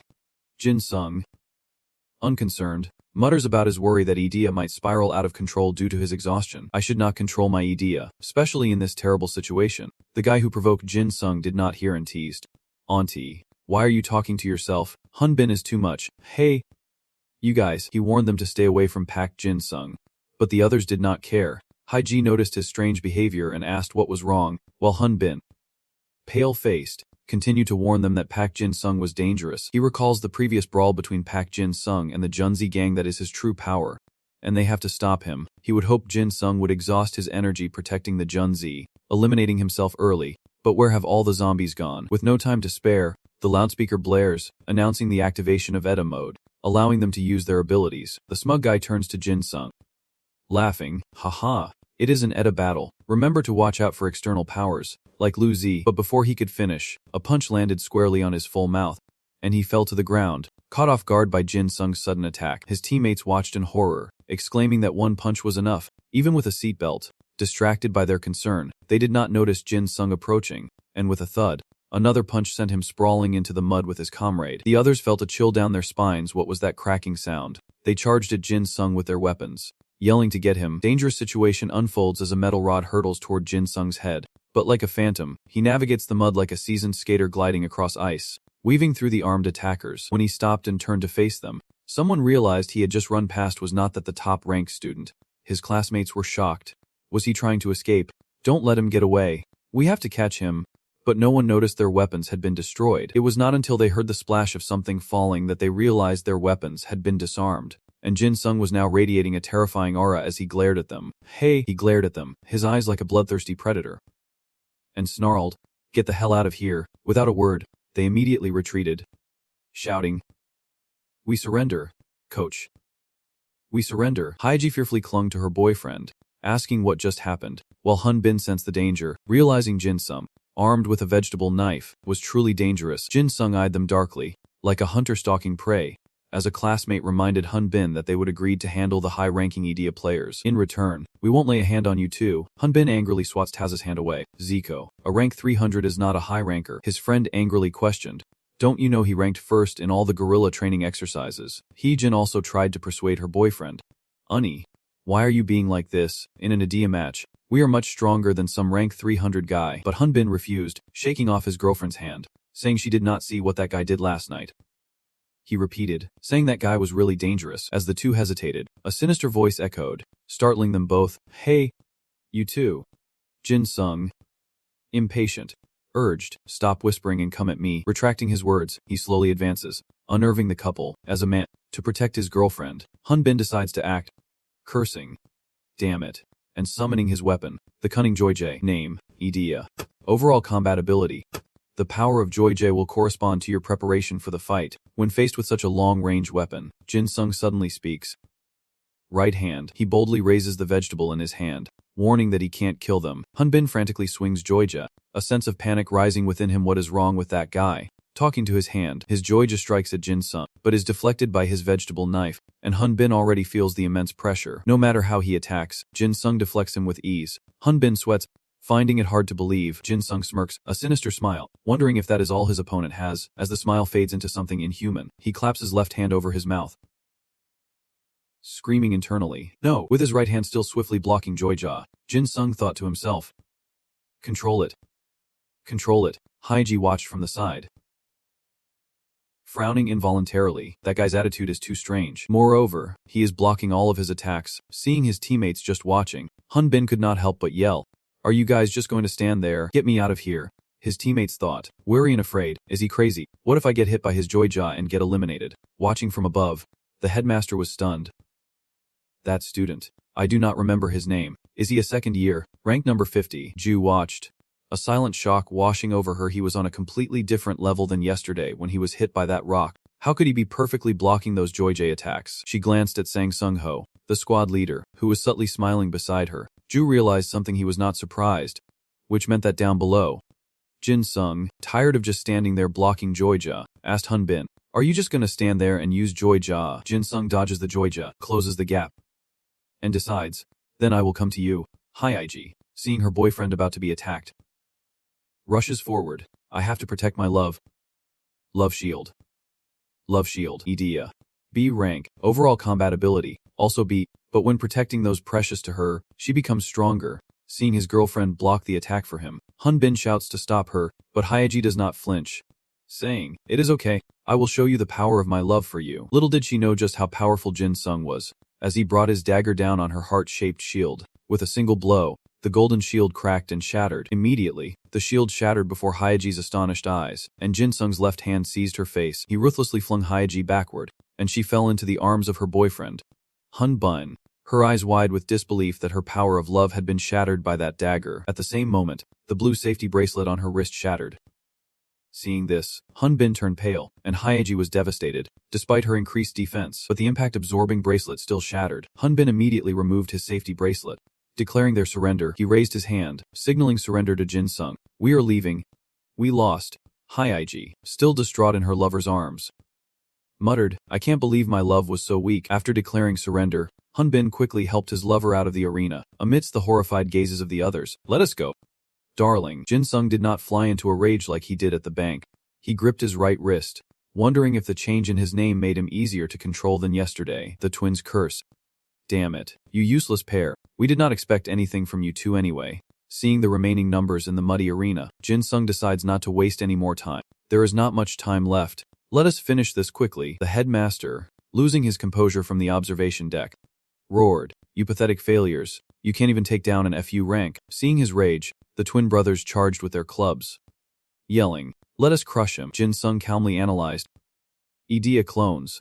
He spotted the difference. Realizing they were twin Yus, the twin brother yelled, and the stick in his hand grew as large as a tree trunk, a transformed weapon. Idea ran with an overall combatability of S, maximizing the staff size to the user's limit. He swung the massive club down on Jin Sung's head like a game of whack-a-mole, but he dodged just in time, and the club slammed into the mud, sending dirt flying, right into Jin Sung's eye. He wiped the mud from his eyes.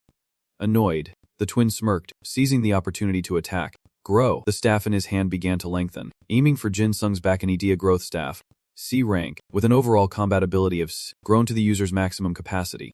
But just as he thought his sneak attack would succeed, Jin Sung spoke. "Not so easy, is it?" He reached back with his dagger, blocking the staff.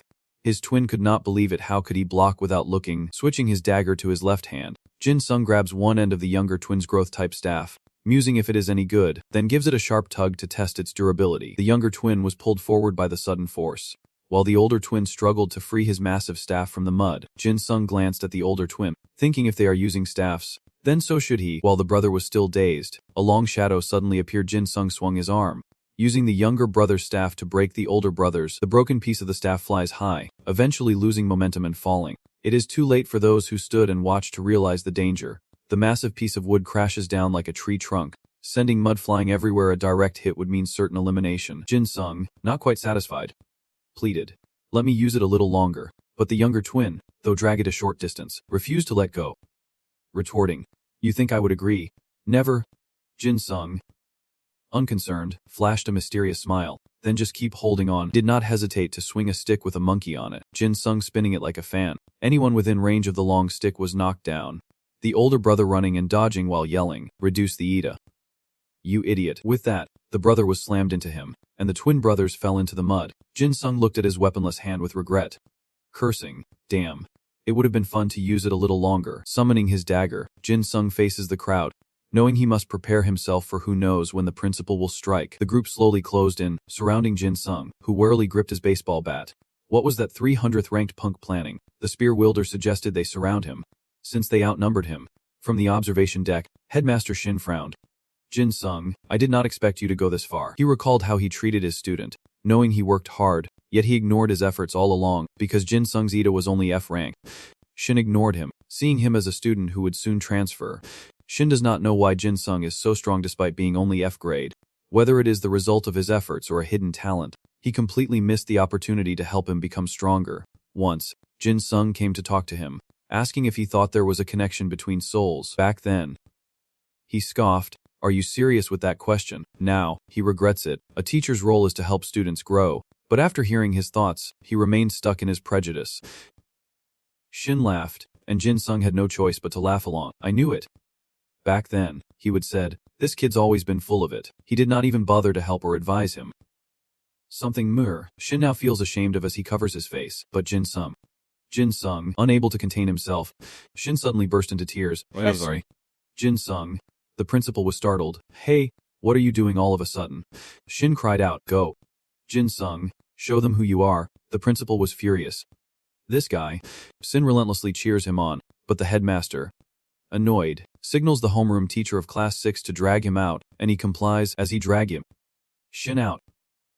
He complained. "What are you doing, Squad 10 leader? The commander already gave instructions."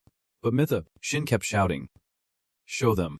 Jin Sung, show them what you can do with hard work. Principal Seed, grinding his teeth, forced to swallow his anger. How could things have ended like this, with promising students like Kim Sun eliminated so quickly? In the mud pit, Jin Sung continues to powerfully defeat person after person. The headmaster observes, and a worthless, ostracized F-rank is attracting attention. This can't be happening. He has to eliminate him before the reporters arrive. He considered something. Idea combat is more advantageous for certain individuals. The melee fighters using Idea are struggling to attack simultaneously. Is it because their Idea ranges differ? So, no matter how high its stamina and endurance, the principal grabs the mic. Thinking, stop Idea. Facing so many people should drain its reserves. Blinded by short-sightedness, he roared into the mic, demanding everyone cease using Idea, a move that made Sung Ho turn his head. He noticed the cracks in the wall. It seemed quite thin, probably due to hasty construction or cost-cutting. Jin Sung gripped his weapon, aiming for the cracks in the wall behind him. Figuring it would be easier to break than the training grounds boulders, the trimmer widened the cracks, followed by the sound of splintering, and a flash of light. The cracks spread like a spiderweb as Jin Sung stepped back slightly. And then, with a crash, the wall completely collapsed, and the sunlight outside shone in blindingly. The students instinctively shielded their eyes. Are you crazy? You broke the wall just to blind us for a few seconds so we could escape. Jin Sung gripped a nearby pillar, a sly smile on his face. Escape? I have no intention of running. As the reservoir bursts, muddy water rushes out through the gaping hole in the wall, and Jin Sung declares, you are the ones who need to run. Suddenly, a powerful force pulls the group of men towards the sunlight. The closest students to the hole were immediately swept away by the mudslide, while others further back struggled to escape. Shouting that they were being sucked out, Rui stared at the broken wall, swallowing hard, noting that it was newly built. Soon, all the mud water in the pit had flowed out, and as a group of students struggled in the mud, an announcement rang out. 104 students have been eliminated for exceeding the limit. Meanwhile, Jin Sung, the cause of all this, smirks with a dangerous glint in his eyes as he approaches the remaining combatants. There are quite a few left. The remaining students begin to panic, knowing they must take him down quickly. But Sukarna and the others can't move as fast as Jin Sung. Their feet are too heavy. Jin Sung rushes into attack. Smirking, it is 'cause your shoes are full of water. The principal is furious. This is absurd. Can't they take down one kid? Sung Ho silently observes the unfolding events, analyzing the situation. This battle was planned as a combat education lesson, designed to train teamwork and appropriate problem-solving. But due to the individual scoring system, the trainees unconsciously prioritized their own safety, reducing their ability to make quick decisions. And despite their numerical advantage, they could not capitalize on it. And to top it off, the 5th-ranked trainee and commander, Hun Bun, was eliminated and is now whining to his girlfriend. Hi Ji, I am cold, babe, he says, holding her hand. Can we hold hands here? Dong Ho is speechless. They are blindly prioritizing the elimination of Park Jin Sung, and the muddy pit is a chaotic mess. Jin Sung stands alone against them all in a completely random combat situation. Individuals were scored on performance and ability, but their focus on defeating Park Jin Sung was a grave miscalculation. Prejudice against Park Jin Sung, whom they underestimated due to his low-level ETA, was clouding their judgment because the gap between his former and current combat abilities was too vast. Though this training was supposed to be a mess, Sung Ho smiled, satisfied that the second-year students have learned a great lesson thanks to Jin Sung. Below, after so many have been defeated, the remaining students tremble, eyeing Jin Sung warily, each daring the other to go first. Dizziness and fatigue suddenly overwhelm Jin Sung, and the group seizes the opportunity and opening. Attack together, 4 or 5 men piled on top of Jin Sung, who struggled to hold on despite his trembling body. Seeing this, someone shouted encouragement, saying that the bastard could barely stand. Crush him. Another declared, it is over for that rank, but even with all their weight, Jin Sung would not break, would not suffocate, and the group began to panic. How could he resist 5 of them without Idea's power? So they called for reinforcements, shouting for more people to come quickly. The group locked arms, forcefully pressing Jin Sung down, the pressure like a mountain crashing down. The principal, pleased with the changing tide, thought, that is more like it. Just then, his phone rang. He glanced at the caller of the editor-in-chief of the Idea Times. He seemed to be on his way. While Jin Sung was still holding out, he would be eliminated before the editor-in-chief even arrived. With that thought, he answered the call, all smiles and flattery. Yes, this is the principal of Heian High School. You can come on in. He calculated that it might be better to let the students use their Idea. It would be more impressive. Thinking so, after hanging up, the principal took the microphone again, a delighted smile spreading as he announced. Announcement from the battalion commander. From now on, you may use your Idea. He evilly smiles, anticipating the remaining students' incredible efforts, and offers his congratulations. Little does the principal know, this very announcement will help Jin Sung turn the tables, as an immense power erupts, shocking those piled on top of him. Even the principal's face paled, his smile fading. Impossible. The others continue to call for backup, saying, "Come on, he is pinned, he can't move." More people piled on, even the guy who had just called for reinforcements, who yelled, "Wait, are you trying to pin me down too? If something happens to me, I will be eliminated." The newcomers did not care, killing 2 birds with 1 stone, as he cursed, "You bastards." But now that Jin Sung could use idea, he felt a difference in his strength, and they were not pushing down as hard anymore. Though pinned, he struggles to rise, realizing that coordinated teamwork like a bank heist would have eliminated him. Seeing this, someone increases their force, pinning Jin Sung down with crushing weight. He is getting up again. Push him down. Jin Sung coughs, realizing he lacks the strength with just his right arm, so he had to use more power. Unleashing idea on one arm, Jin Sung roared and burst up, throwing off everyone who was pinning him down. An aura of pressure emanates from him, seemingly stronger than before. Jin Sung controls his right arm, holding the dagger, and smirks. These old geezers are just pathetic. The editor-in-chief politely thanks him. Headmaster of Heian School, thank you for inviting us. The headmaster chuckles insincerely. Editor-in-chief of the Times, you must be tired from your long journey. Let us have some tea. Suddenly, he darted to the railing, excitedly exclaiming, "So many have been eliminated already. I was planning to film this exciting match from beginning to end. But it would be a shame if the students could not train hard because of the cameras." The editor-in-chief praised the principal's meticulous care for the students.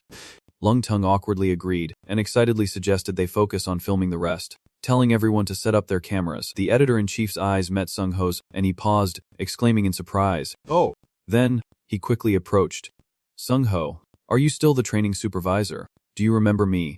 I interviewed you last time." The editor-in-chief immediately gets to work, quickly asking, "Sung Ho, from your observation, are there any students who deserve attention?" He calmly replies, "The second-year students from Heian High School are all performing very well, but if I had to choose one trainee who is good enough to focus on filming..." Director Hong panicked and hastily interjected, "Editor-in-chief, it is a pity the best students have already been eliminated." The editor exclaimed in surprise, "Oh, why is that?" In his mind, the director quietly calculated, "I have to stall until that brat gets eliminated." He lowered his voice, feigning anticipation, saying they seemed too confident in carrying out a large-scale close combat. As their teacher, I only hope this opportunity will allow those excellent students to reflect on themselves. The principal's voice continued, hoping they would improve in the future.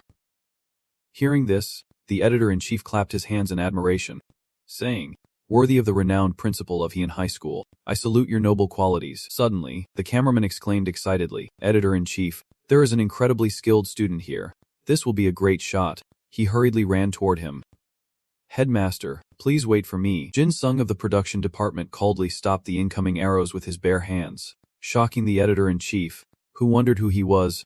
Without turning around, he simply raised his hand, deflecting the arrows behind him. The archer angrily shouts for melee fighters to attack, but a nearby student retorts that they would be eliminated by friendly fire before they could even reach him. His eyes lit up. "Headmaster, what is that student's name? With that talent, he deserves a B+. No, almost an A." The headmaster stammered, wiping his sweat. "That student is a B+ rank." "Right," the homeroom teacher interjected bluntly. "He is an F." The editor-in-chief was stunned. "F rank? Are you kidding me?" he snapped angrily. "Who would joke about that?" The homeroom teacher, Shin, retorted. "Jin Sung is standing there because of his own efforts." The terrified principal quickly intervened. "What are you saying in front of the editor-in-chief? What are the other squad leaders looking at?" Before being forced to leave, he desperately pleaded, "Jin Sung, please let them record you as B. Jin Sung." The homeroom teacher of Class 6 roared, "Team 10 squad leader, stop this at once." After that, the homeroom teacher was quickly dragged away, and the editor-in-chief excitedly asked, "Principal, I want to know more about B. Jin Sung." The principal, pale-faced, stammered, "Well," inwardly cursing, "Damn it. Shit, son of a bitch, oh my god." Meanwhile, below the stands, Jin Sung was exhausted, sweat pouring down him, thinking, "My body's gonna break, and I can't take it anymore." He gripped the small knife in his hand, barely parrying the incoming attacks. Wondering what was going on, Jin Sung thought to himself, even though he would extended his aura to every point of impact, the thought etched in his mind, his idea controlled aura far too easily. Soon after, Jin Sung's aura surrounded his opponent. The man cried out in alarm, "What is this?" The person next to him hesitantly asked, "Can you feel it?" He continued, saying the boy was terrifying, but Jin Sung scoffed, asking where they thought they were going, when his eyes drifted to something behind them. At that moment, strands of aura swirled around the knife in Jin Sung's hand, and he smirked. "This is..." Then, they merged as one, and a bewitching crimson magic blazed. In the blink of an eye, the knife transformed into the blood-sucking dagger, Idea Cup, all-around close combat. Drains blood from the target, allowing the user to control their body at will. Jin Sung excitedly laughs. The system announces, as long as the body meets the minimum standard for operation, the user can complete it for as long as they want. His laughter echoed through the stands. Filled with joy, not only could he control idea, but he could also unleash its power. He had done it. It was not all for nothing. Jin Sung seemed to want to share this joy with everyone. Were they watching? He thought to himself. Senior, can you see this? Jin Sung's mind raced. Sahan, did you see that? Sahan teases him, telling him to take them down. Show off, to which Jin Sung happily replies, yes, madam. Without hesitation, Jin Sung continues his assault, striking his opponents with lightning speed. Jin Sung's face radiates confidence as magic weaves through his every step, instantly shattering the protective rings on his opponent's hands. Instantly, the fragments fell to the ground with a chilling clatter, and the arena erupted in chaos. One terrified student screams, "We are wearing protection, but we are still getting hurt." Another, without hesitation, throws in the towel. "I quit." Screams echo across the arena. "It hurts." Assistant instructor, "Help me." "I surrender." His eyes lock onto the weapon in his hand. Another useful Edda has appeared, stunned and terrified. It was like a nightmare. The cries for help echoed, as the editor-in-chief could not believe what he was seeing. One person against 60. Suddenly, Sung-ho retorts that if you count the students taken down before the editor-in-chief arrived, he has actually defeated a total of 150 students. The director replays the footage, exclaiming in shock, "Huh. Really?" He looks to the arena and the final result. Seeing the fierce battle still raging, Sung-ho decisively gives his final answer. Over 200 students. Cut to a high-rise building, where the dark night sky casts a silent, eerie stillness over everything as Leixin cautiously opens the door and steps inside. In Chung was already there, waiting for him. He greeted him, saying, "It has been a while, old man." Seeing the figure before him, Leixin growled, "Kim and Chum." Then, pulling up a chair, he threatened, "Spit it out, or I might just end you here." Unafraid, he retorts, "Why so harsh? It reminds me of the old days. Makes me a little sad you provoked me first." In Chung continues, "Why do you say I provoked you? You never cared about my affairs." Leixin slams the table, enraged, accusing him of plotting an escape across the west coast, mocking the idea of outsmarting the old man. In Chung continued, saying he just wanted an excuse to call him, as it had been too long, old man, as he recalled the events at the West Sea. At that moment, they suffered a complete defeat. Leixin, enraged, grabbed his collar, while In Chung hesitantly reported, "Comrade Leixin, the supreme leader is calling for you." Leixin continued, "He wants me to go to Panmunjom at dawn." Back in the present, he scowls, his voice filled with rage. "What do you want after drowning a ton of your own men?" In Chung replies, "The first time I came to South Korea, I met some interesting guys." He asks curiously, "High school students who get preferential treatment?" He waved his hand dismissively, scoffing, saying he heard some gym was training kids. So he went to check it out, but got beat up when he showed up. Leixin was stunned, remembering his suspicion, and asked, "What did you say?" Annoyed, In Chung retorts, "Why can't you understand? Do I have to say I ran away from those kids for you to get it?" His eyes widen as he exclaims in shock, "Aunt," he pondered, knowing this guy ambushed the bank and retreated. But was he forced to run because he was cornered? This is not some clever scheme or lobbying, is it? Leixin clenched his fists, wondering, who could it be? He slams the table, laughing, I get it. You are pretending not to know." Sung's face darkens. "What are you saying I do not know?" In Chung sneers, "You are not a good liar. I thought he was your secret weapon. But you got played too." Leixin stood up in anger, "Answer me properly." Kim and Chum. He stared ahead. "If you do not know anything, it seems I have to act first." In Chung licked his lips, a cruel look on his face.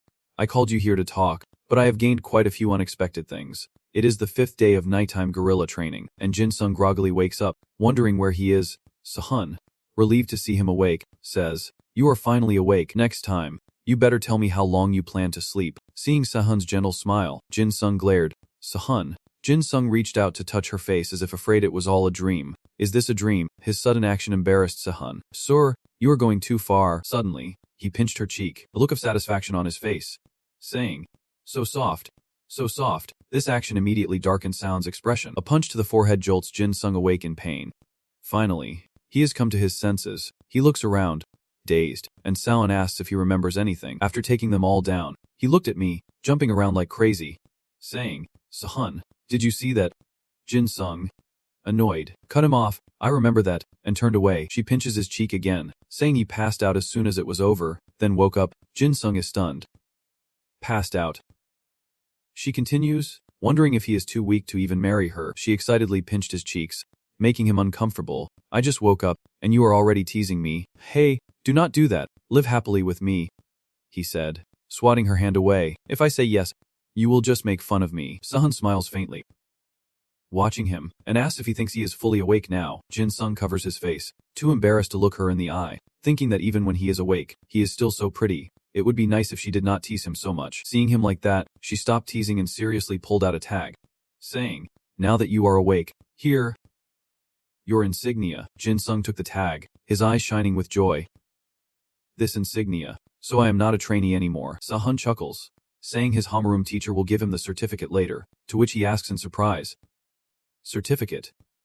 Sahan laughs, placing a hand on Jin Sung's shoulder, congratulating him on winning first place in the guerrilla warfare training, to which he awkwardly replies, thanks. Seeing his attitude, she asks in surprise, what is wrong? Why are you reacting like that? Jin Sung closes his eyes and replies with difficulty, because, now that I think about it, why am I still a private? Hearing this, Sahan reassured him, so you are surprised you got promoted 2 ranks? It is because of your efforts in the special forces training. Jin Sung suspiciously retorted, no, I suffered with the class 6 instructor. She asked in surprise, suffered? How so? Jin Sung replied, he said if the zombie hordes and I scored high, he would promote us all to sergeant. His words caused her to fall silent. So you tried your best just for that grueling match. Realizing his slip up, Jin Sung tries to explain, but Sahan cuts him off with a punch.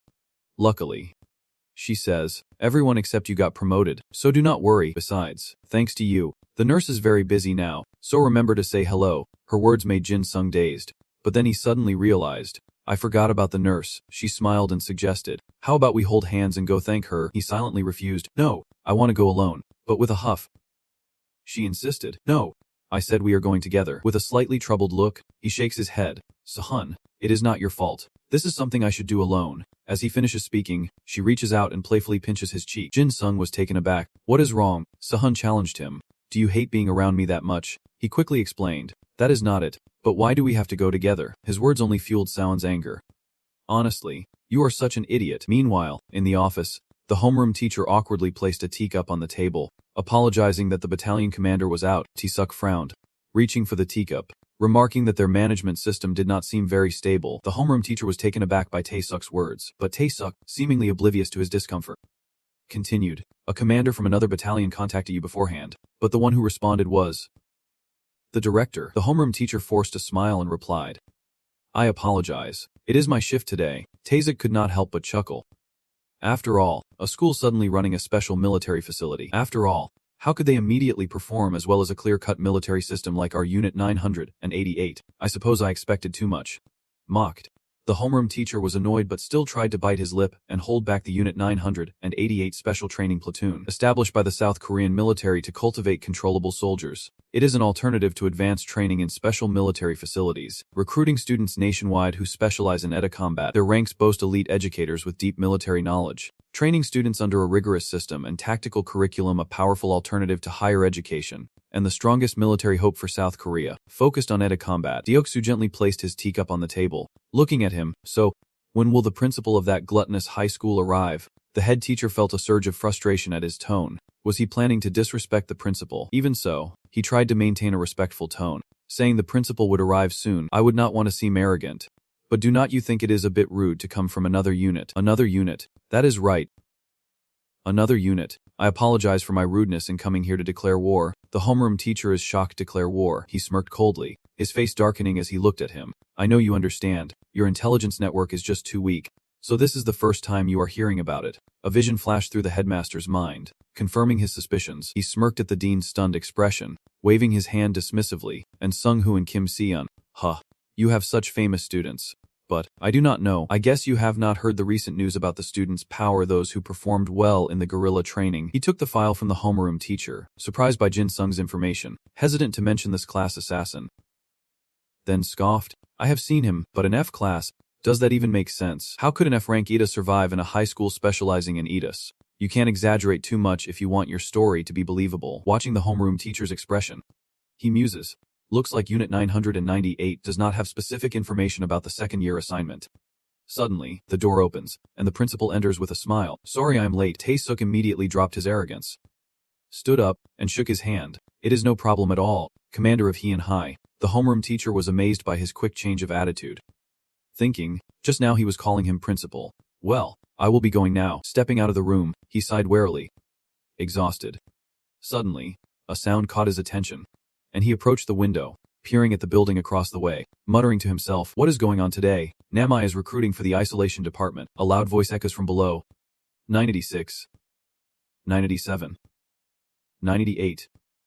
99. 100. Down on the field, people are gasping for air, wiping sweat from their brows. Jin Sung warily asks what is going on, as the crowd stares expectantly. He chuckles. Do you even need to ask? All members of Zombie Horn, congratulations on joining. His words made the others look at Jin Sung with suspicion. He smiled and nodded in confirmation, sending them into a frenzy of cheers. The headmaster's heart lightens at the sound. I am rooting for you. Jin Sung, silence those bastards.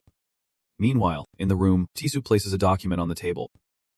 Speaking softly, I heard the content was already approved by our brigade commander, and I was asked to stamp it after you approved it. Sir, the principal took the file.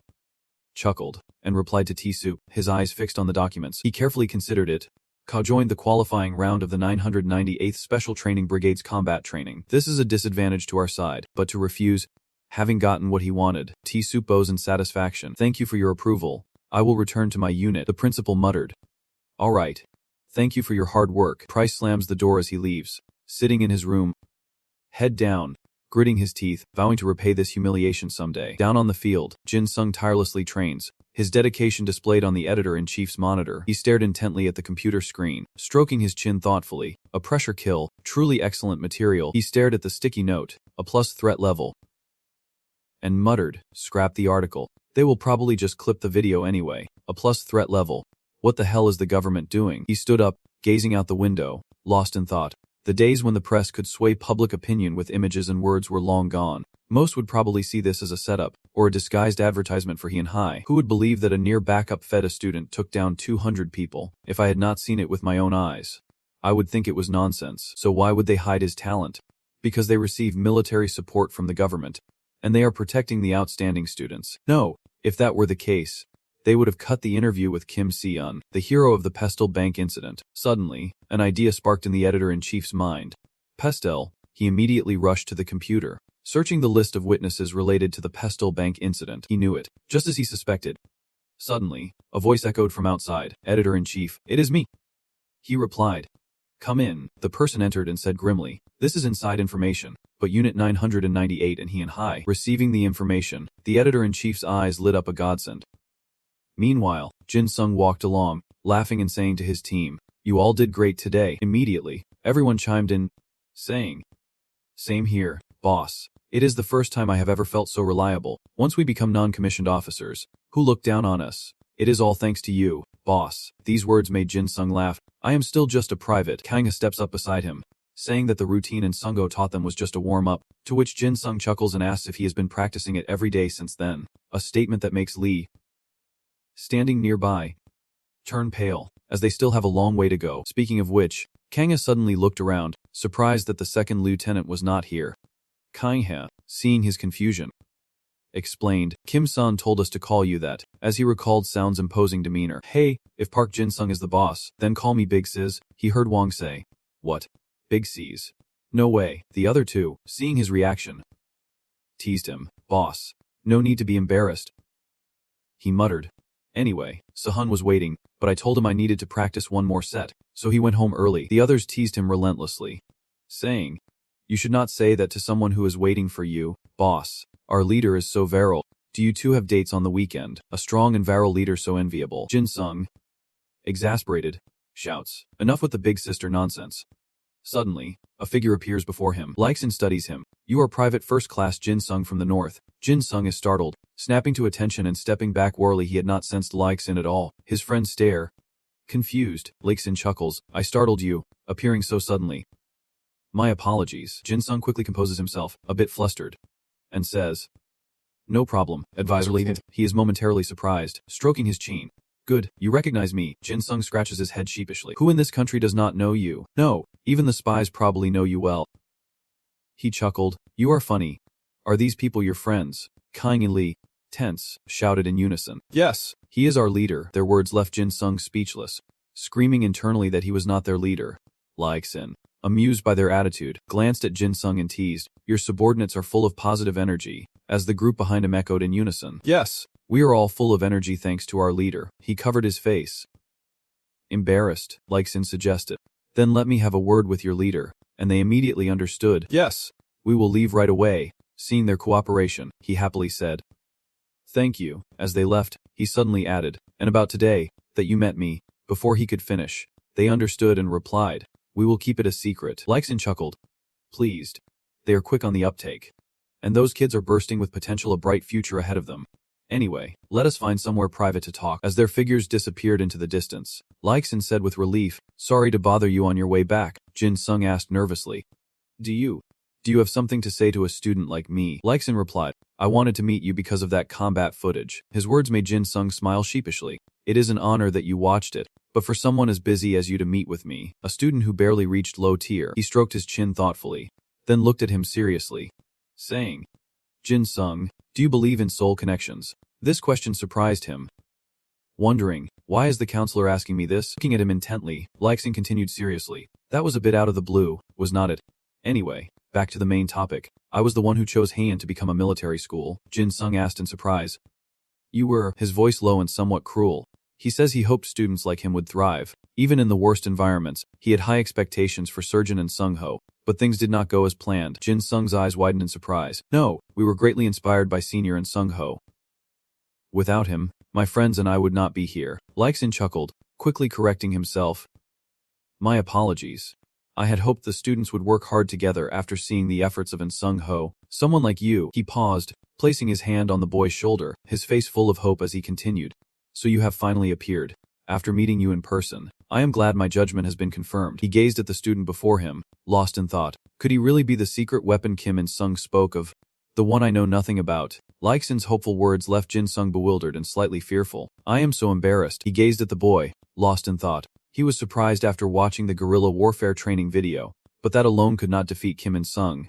Looking at his ambition, he is sure to become much stronger in the future. He is everything I hoped for, but the energy I sense now is lacking. Seeing Leixin's silence, he forces a smile. Sorry. Mentor, snapping back to reality, he retracts his hand with a smile, apologizing for getting lost in thought. He wonders if Sung's dark aura was a ploy to sow confusion, or part of some other cunning scheme. Impossible to know, but he quickly regained his composure. Saying gently, I am done here. Thank you for your time, and another thing, it would be great if you won, he said, leaving Sung bewildered. Won against who? Leixin turned, waved, and laughed. You will find out soon enough. Take care getting home. He tilted his head back, gazing at the sky, and muttered, what is he talking about? Meanwhile, inside the training room, Sung Ho tirelessly continued to lift weights. Looking at his watch, he says, it is only 11. The time it takes me to reach my limit has decreased significantly. Thanks to Buck and Sung and the new members, the atmosphere during training has improved dramatically. It has been a while since my muscles have reached this level. In Sung, you are becoming more and more endearing. If I want to be a good example, I have to try even harder. As he stepped outside, a loud voice from afar caught Sung Ho's attention. Get lost. Looking towards the alley, Sung Ho vaguely saw a group of people, and the voice echoed again. Come play with us. Among the crowd, a beautiful, petite female student trembled, her face pale. Save me, she pleaded, as the men around her sneered. Don't be like that. We never said we would kill you. We just said, let us have some fun. Seeing them closing in on the girl, Sung Ho steps in, telling them to stop and do as he says. Sung Ho ominously threatens, warning them to stop immediately. He looked at Sung Ho and smirked, saying, so, you are protecting her because you are in high school. Do you think you are the main character on a stage? Sung Ho frowned and reached out. I will catch you. For sure. In an instant, Sung Ho had his hand in a vise-like grip. He gritted his teeth in disbelief. What? Instant transmission. In an instant, his hand was twisted, and he screamed in agony as he knelt on the ground. The female student looked at Sung Ho worriedly and called out his name, reassured her gently, telling her to go to a safe place while he dealt with these thugs. She obeyed, quickly running away. Thanking him, seeing her escape, one of the thugs grabbed her sleeve, demanding where she was going, but Sung Ho intervened, slamming the thug to the ground as he calmly stated he would catch them all. The remaining thugs, panicked but defiant, spat. You think you will get out of here alive? He turned to them, saying, I warned you. With that, Sung Ho hurled the two men at the others, sending them crashing to the ground. He coldly dusted off his hands and said, you should stop your pathetic actions. Your goal was to lure me into this alley, was not it? From the shadows, a figure chuckled. What? You knew, Sung Ho replied coolly. Did you think you could mask your aura from me? It had been a while. Kang Jin-no and Dong-ho emerged from the alley. They stared at each other in silence, the air immediately thick with tension. Kang Jin-no sneers. Looks like you have gotten taller. Sung-ho retorts, all this effort just to provoke me. Huh. He chuckled. What do you mean? I was just taking a stroll with my comrade and chatting with a pretty girl. Sung-ho smirked at his appearance. Is that so? You seem to belong to the 998th Brigade. Hearing this, he vaguely glanced at Sung-ho, then rubbed his chin, smirking with amusement. You are sharp. How did you know? Sung-ho chuckled. First, that sophomore girl, she was wearing the school uniform but called me Sergeant, and Sung-ho. The other man was surprised. So what? You are a sergeant. Sung-ho dryly notes that the school has not switched to the military system for very long. People are not used to military ranks like sergeant yet. Especially sophomores, who used the term senior. Earlier, she slipped up and used a term she was used to. His words made Kang Jin-no realize. Oh god, I thought you knew because her acting was so bad. The Heian leaders are more messed up than I thought. Sung-ho cut him off, saying, so are you, calling these bastards comrades not friends. But comrades means you are military. He chuckled and said it was his fault. A slip of the tongue perhaps. Sung-ho clenched his fist and muttered that the 998th Brigade and he would soon be training together, so any student using military jargon must be from the 998th. He sighs, saying that even with limited clues, his deduction skills are impressive for a middle school dropout, but he is too loud, and wonders if he should just take him out. Seeing his expression change, Sung-ho stepped in and quietly interrupted. Jin-no, this isn't Sung-ho. Right? Jin-no was even more annoyed by the interruption. Can you shut your mouth? Sung-ho coolly asks Sung-ho he is, but before he can answer, Jin-no interrupts, calling him Hey Jaek. Sung-ho frantically tries to explain, saying he is a colleague and pleased to meet him. He glanced over, asking ominously, Sung-ho, what is going on? Sung-ho chuckled. Oh. Nothing much. I just want to beat you up. Jin-no smirked. Pleased. Looks like I won't have to deal with you myself. Take care of him. Hey Jaek. Sung-ho is excited. Alright, how couldn't Sung-ho ever beat me? He glances at Sung-ho. Remember me? You are underestimating me. Jin-no scoffed, saying he could not beat the fatso. But Sung-ho retorted that he was more than just fat, and confidently stepped forward, catching Sung-ho off guard. In a flash, he lunged, grabbing the boy's collar. I will get you. Seeing the attack, Sung-ho smirked. Unbelievable power. But I told you, I'm not just some fat guy. His words caught Sung-ho off guard. The next morning, Jin-sung entered the classroom to find an unusually tense atmosphere. Sitting at his desk, he asked Sahan. Confused, why is the atmosphere in class like this? What happened? She frowned at him, surprised he did not know. He was confused. Know what? Avoiding his gaze, she mumbled that she thought he knew, since all the papers and media outlets were reporting it this morning. Her words only confused him more. What news? Is it pest again?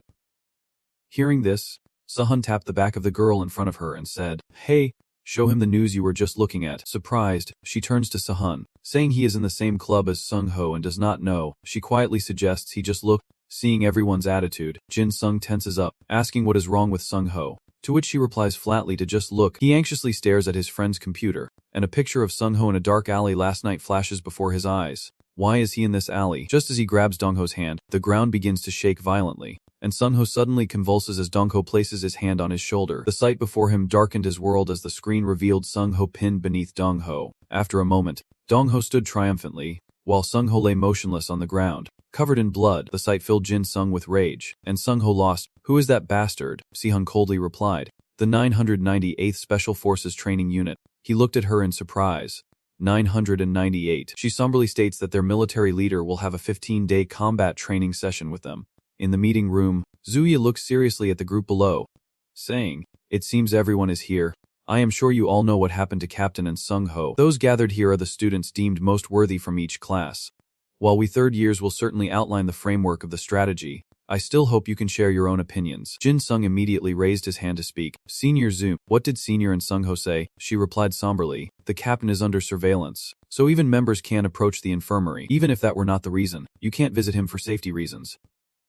Hearing this, he darkened.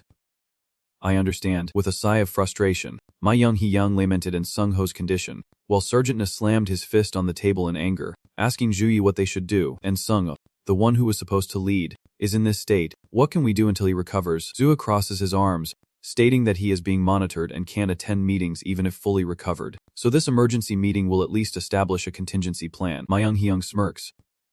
As expected, the only one worthy of being the leader is me. Right? She retorts, do you really have what it takes to lead the entire school? Her question leaves him speechless. What? Just then, Jizan interrupted. Sorry, are we just here to watch you argue about who is better? Myung-hee-ong retorted. What is that, you second lead? We only called you here because it is an emergency. Just sit tight and wait for orders, Sihun scoffed, questioning if the seniors are truly strong enough to lead, adding that they do not seem very bright at Ax-hun's taunt. Sergeant Na, enraged, slams his hand on the table. What was that? Are you the famous White Jade Enchantress? Showing no fear of Sergeant Nee's rage, she coolly retorted, you do not seem to have much of a reputation yourself.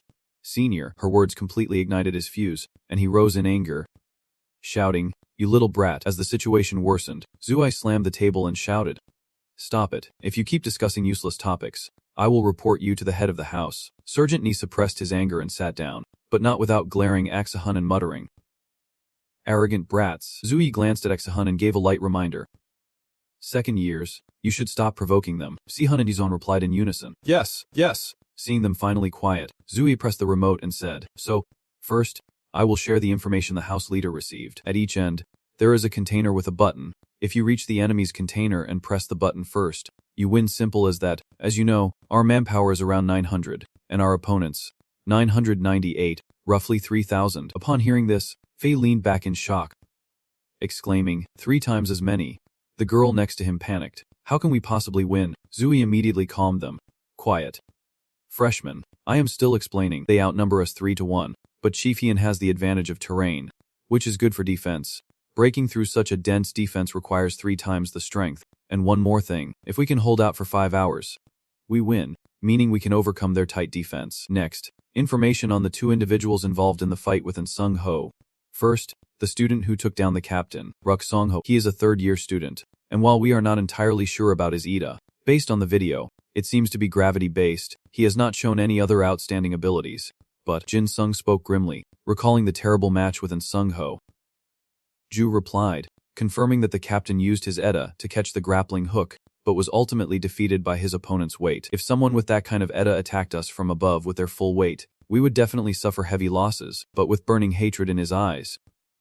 He thought, that is not the only reason the senior lost. Ju continued somberly. Next is the one behind him, Kang Jinho. Though he did not do much in the video, he is currently 998's ace and the top opponent we need to eliminate. He is a formidable fighter who transferred to 998 right before his 3rd year, after studying abroad in Australia during his 1st and 2nd years at Pudong. Furthermore, during his middle school years, he was the runner-up at the National ETA Games, and Sung Ho had 5 wins and 5 losses against Kang Jin Ho back in middle school, a fact that shocks Jin Sung. He is an opponent that Sung Ho could not defeat in middle school. Jin Sung asked, is there any information about Kang Jin Ho's IDA? Dai responds that no specific details have been confirmed, but according to an old article, he has an ability that enhances his physical skills when he is angry. That is all I know. Her words struck him like a bolt of lightning, an ETA with the same characteristics as his own. Dai continues, revealing that Kang Jin Ho, who defeated the captain in the past and helped the clock appear in the recent incident, is connected to these 2 main figures. 998 will use a strategy to increase their own value, suggesting that he and Hyzen Sung Ho is nothing special. He clenches his fist, gritting his teeth, muttering that this is absurd.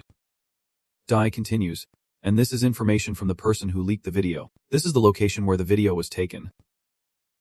After investigation, it was revealed to be an abandoned house. He is surprised, an abandoned house. That means it was a trap. Dai confirms, resting his hand on the table. That is right, 998's trump card, the one with the IDA that counters the captain, sought him out to counter he and Hai's ace, and Sung. They lured him into a trap. That is our conclusion.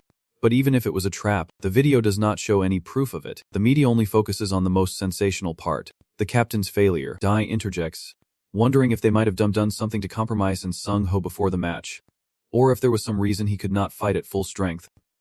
Sergeant Na, annoyed by his rambling, raises an eyebrow, saying, hey, you 2-timer, are you the rumored simp? Stop overreacting every time Sung Ho is mentioned. It is disrupting the discussion. I did not recognize you at first, so I wondered who you were. As Sergeant Na said, we can only accept the fact that Sergeant Sung Ho lost. Honestly, aside from his ability to launch surprise attacks, he is nothing special. Phil chuckled confidently. Wasn't that proven in the last incident, when all he could do was restrain people? I wonder if we overestimated him. He is just hiding his lack of skill. Jin Sung warns him to watch his words, but Phil waves it off, asking if he is just a private. He is a corporal with a B+ ETA level, so why should he listen? His face darkened, and he coldly commanded, state your rank, Phil. Still defiant, retorted, private mouthing off to a corporal. This is not even the academy anymore. State your rank. The girl beside him, now frightened, urged him to stop, but he persisted. I outrank you in both military rank and ETA level. Why should I listen? I won't do it. Jin Sung coldly commanded. State your rank, Phil. Still smirking, replied. Oh my, you are so stubborn. At that, Phil froze, paling, as Jin Sung's expression darkened, his eyes bloodshot as he glared at Phil. The chilling aura around him made even Ji-John flinch, and he said, losing patience. I told you to state your rank, you slant-eyed dog. Phil, now terrified, trembled as he stammered. Corporal, Jin Sung sneered. You still have some nerve. Huh, for scum like you, a slit eyes is enough. Sergeant Na, you seem a bit sensitive about what happened to Senior Sergeant and Sung Ho. Please understand. Faced with his expression, Sergeant Na hesitated, avoiding eye contact and replying with difficulty. Agreeing, Ji-Jin was silenced by the sudden shift in the meeting's atmosphere. Jin Sung turned to her, asking casually, Ji-Jin, didn't Sung Ho outline any formations or strategies beforehand? She replied that the formation he was testing was a 131 with 3 in the middle and 1 on each side, but he had not had time to plan the details. Juhi's words immediately provoked a strong reaction from Mang Hyo. What? Why would he do that? What was he planning to do if both flanks were under heavy pressure? Jin Sung immediately countered, pointing out that both flanks were narrower than the center. Mang Hyo immediately pointed out the formation's weakness: it is too wide, allowing the enemy to exploit the flanks, and once the sides are pushed back, the center will be vulnerable to a rear attack. Do you understand? Jin Sung, hearing Mang Hyo's reasoning, stroked his chin thoughtfully, realizing that 998 would focus on the center, which was why their senior had chosen this formation. Juhi asked in surprise why he thought so, and he immediately replied, 998 proposed this match. Right?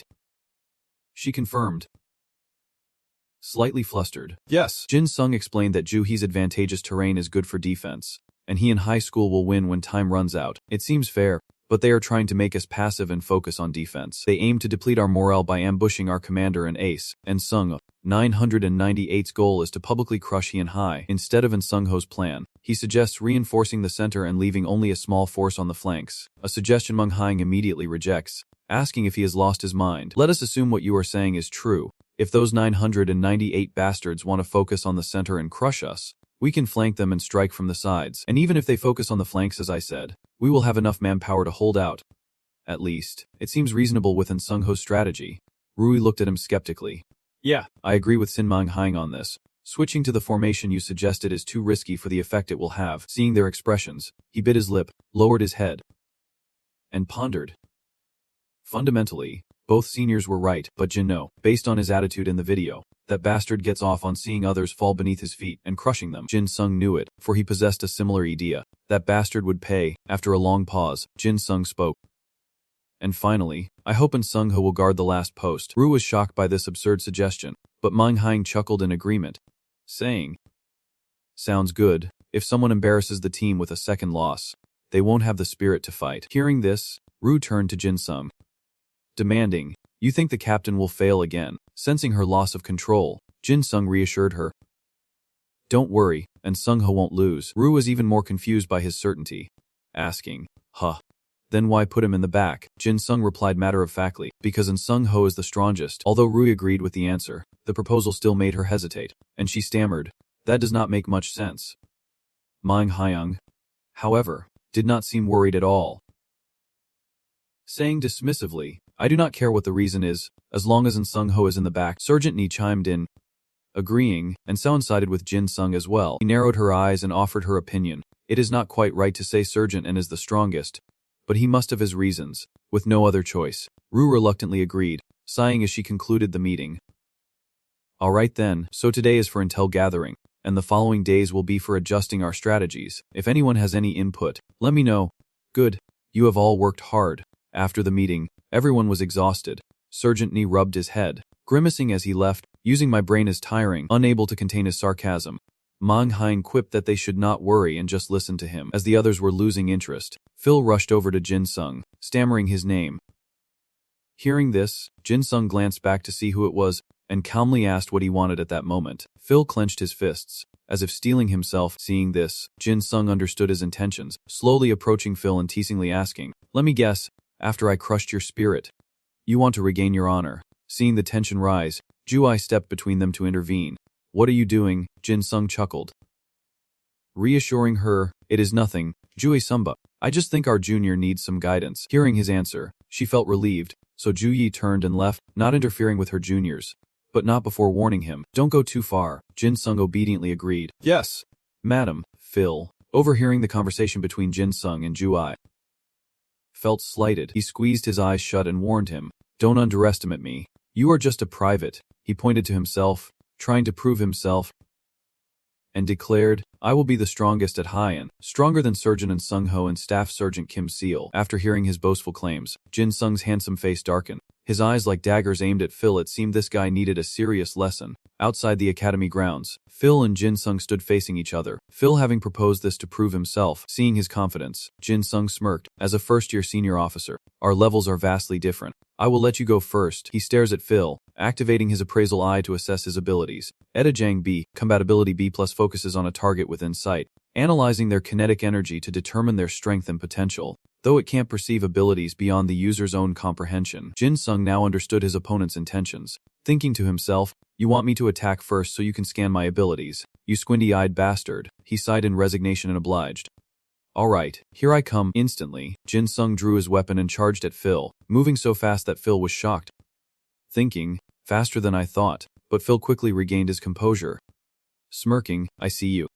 But things did not go as planned. Jin Sung suddenly changed direction, shocking Phil, who desperately dodged while wondering, wait, he is changing direction by overpowering inertia. In stark contrast to Phil's panic, Jin Sung remained calm, his emotionless gaze fixed on him, and after a moment's thought, he suddenly changed his grip on the blade.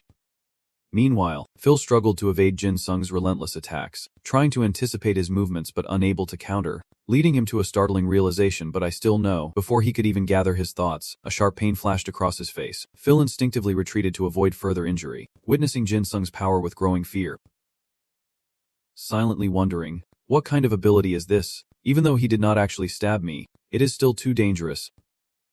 Ignoring that, the power growing with each movement is just too dangerous, but quickly regaining his composure, he blamed his lapse in focus, resolving to observe more closely this time. In stark contrast to his fear, Jin Sung appeared much more relaxed, approaching Phil step by step, asking, you like dodging too much, huh? Should I raise the difficulty? No sooner said than done. Jin Sung attacked, making things even harder for Phil, whose face paled as he gritted his teeth, trying to reassure himself, I will be fine. I will watch carefully and dodge. Suddenly, 3 afterimages appeared before him, leaving Phil unable to discern which was real. And he thought in a panic, what? All 3 were afterimages, meaning his speed is 3 times faster than what I can see. Even as he was still confused, Jin Sung used lightning speed to rush forward, and Phil cried out in anguish. After a long moment, he cautiously opened one eye, wondering, what did he miss? But even as he was still confused, Jin Sung calmly regained his composure, even denying responsibility for damages, saying, you challenged me, so do not ask me for money. This only confused Phil further, who stammered, huh? What money? Phil's body was now covered in cuts from Jin Sung's earlier attack. He slowly approached the fallen Phil, crouching down to meet his gaze. Jin Sung taunted with a hint of threat. You want to be the strongest? Those who rely only on their edas and are too lazy to train will never surpass senior and or even me. Got it, squinty-eyed corporal. A few days later, atop a cliff, the group gathered to survey the situation. After assessing the terrain, Jin Sung announced with resignation, there is no other way. We just have to make the best of it. He recalled the meeting from days prior, frustrated that he could not convince the seniors.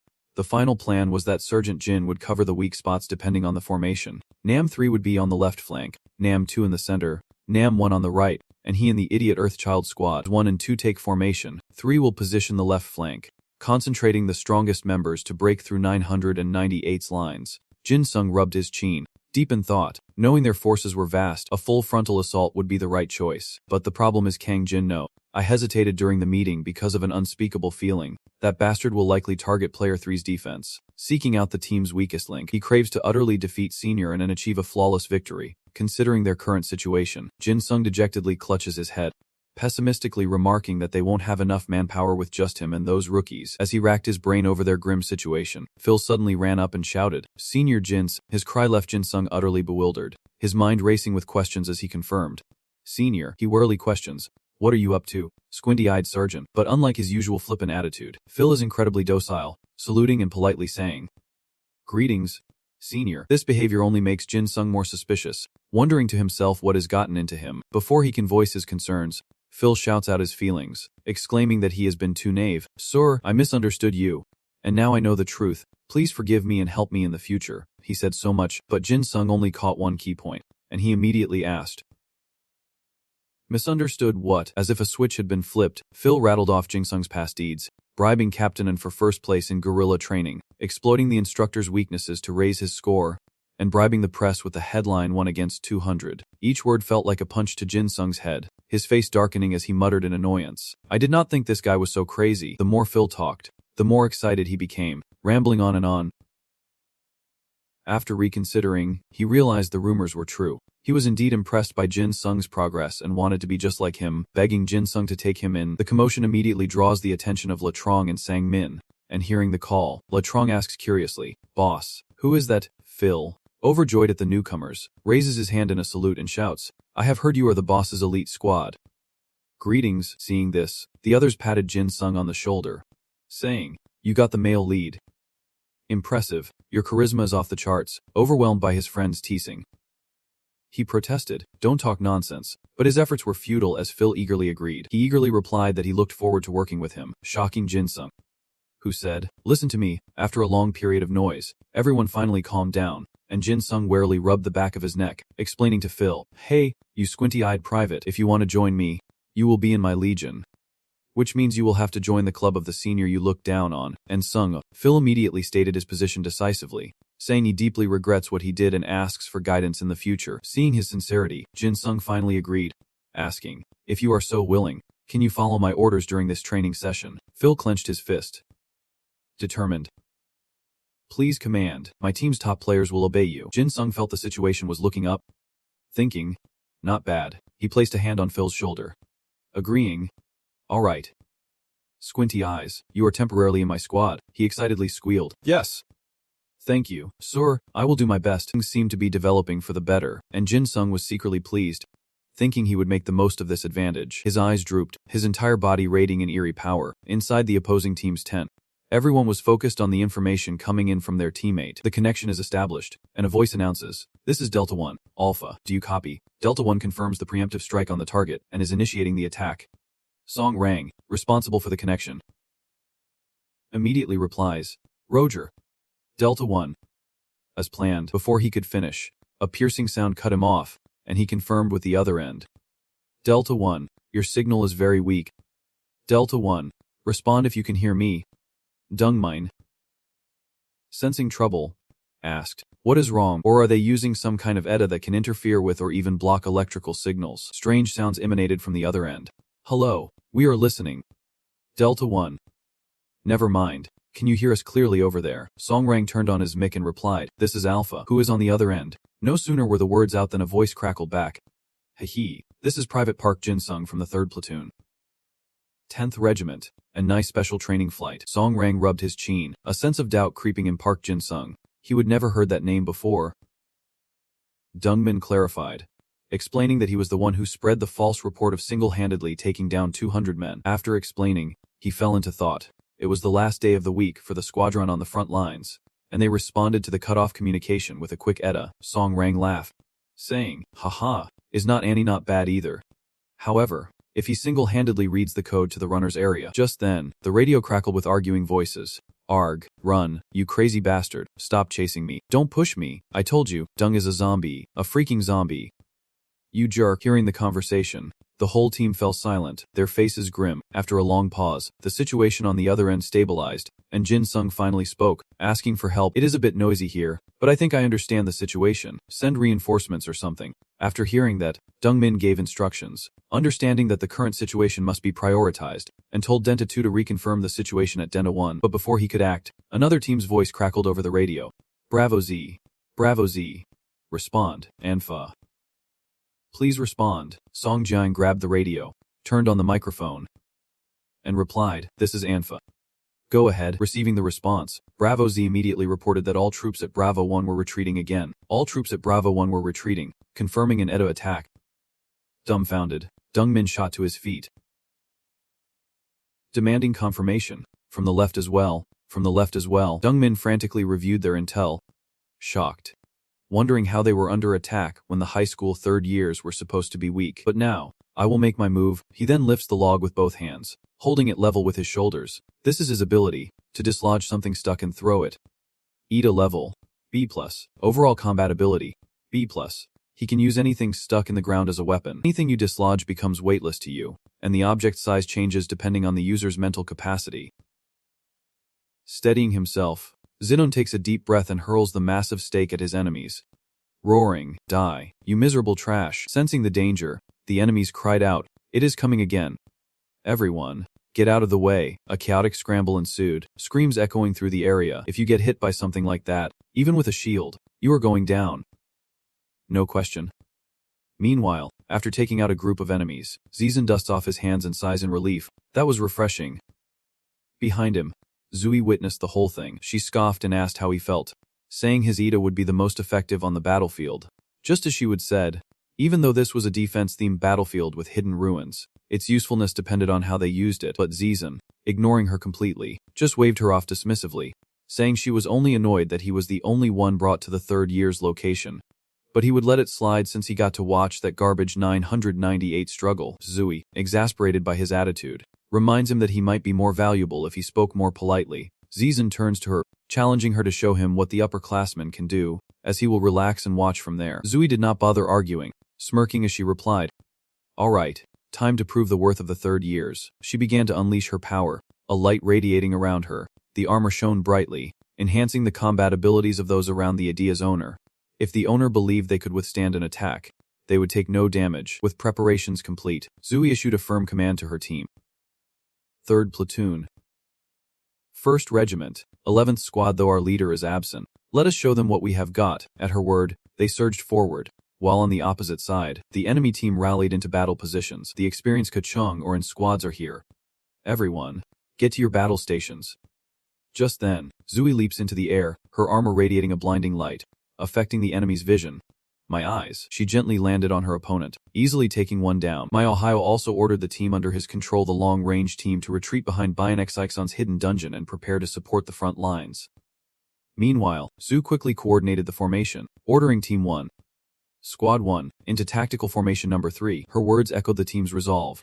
Let the cowardly 998 know the might of Kaozhong Haiyan.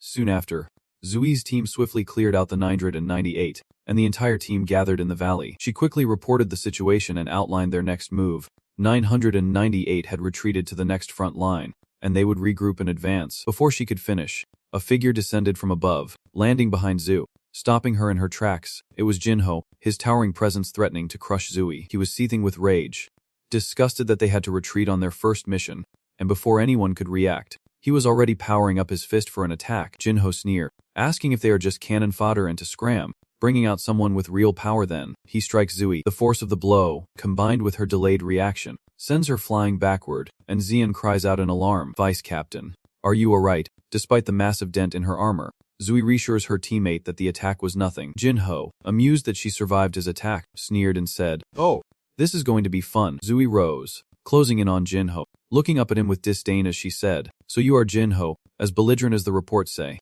Only now did he get a good look at her face, and he chuckled mockingly. "Now that I look closer, you are quite pretty for a bug under a paving stone. Do you have a boyfriend?" Ignoring Zui's annoyance, Jinho persisted. "Don't say that. I am the kind of guy who treats his girl with the utmost care and tenderness." To which Zui responded with a glare of disgust. "If I have to listen to this nonsense for another second, my ears will sprout legs and run away." With a determined look and cold eyes, she orders the team to prepare for battle. Everyone. Battle formation. We must avenge the loss of our squad leader. Jinho, unfazed, only sneered, "You are just bugs beneath the paving stones. You should know better than to surrender, you paving stones." He irritably rubbed his neck and continued, "Seeing you act like you are all that when you are not even worth my attention, it is starting to annoy me." As he finished speaking, an immense power was unleashed, the heat so intense that Zu's group cautiously retreated. The power he displayed was astonishing. Suppressed rage, ETA rank A+. Combat ability. Overall B. Stage 1 defense. You can convert your anger into thermal energy. The longer you stay angry, the stronger you become. Sensing the threat, Zui warns his teammates that the heat is no joke, and to stay away unless they want to get burned. Seeing the situation, Zui urged the team to hold back, waiting for the steam to dissipate. But Gi, seeing their hesitation, grew even more contemptuous, his face darkening as he mocked their retreat. After a while, when the steam dissipated and the air cleared, everyone began to focus and prepare for battle. After hearing Sung Sang's words that the steam had dissipated, Shook Jin speculated that it might also need time to recover. They exchanged glances, subtly nodding to each other, and charged forward without warning. Despite Zui's frantic protests to wait and analyze the situation further, but Sung Sang ignored her, arguing that he might need time to recover that move, and Shook Jin chimed in, saying that if they attacked now, they might be able to inflict some damage. Ignoring all warnings, they charged in. Enraging Jinny roared that they were pushing him too far. Those wretched maggots. Sung Sang and Shook Jin did not even get close before he seized their limbs, and a surge of energy coursed through their bodies. Then, with a deafening explosion, everyone was left reeling, unsure of what had just happened. Sung Sang and Shook Jin were both severely injured, clutching their wrists in agony. In an instant, Jin had decimated both members. Horrifying Rui. Even though they wore shock-absorbing bracelets, the residual force was enough to shatter their bones. The aura was compressed in his hands and used as an attack. Seeing his actions, Ru faltered. Wait. No way. He is definitely going to. With no time to hesitate, Ru's face paled as she shouted orders to the team.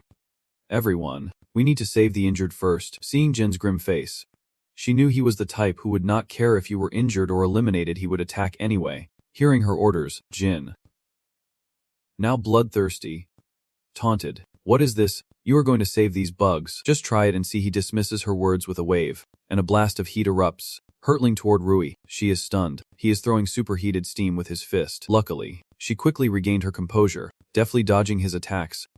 Even now, Jin continues to taunt her, saying he likes her fighting style. Why are not you mine? Ru brushed past him, replying coldly, do I really have to answer your filthy questions? After she evaded him, Jin quickly channeled power into his fist to attack Rui, all the while saying, I was going easy on you. But unfortunately for him, his fist never reached her, as his eye was injured by her armor. Ru quickly bypassed him, rescued two wounded teammates, and shouted orders. Quickly move the injured outside. The rest of you, attack, but make sure you are well defended. Jin is truly enraged now.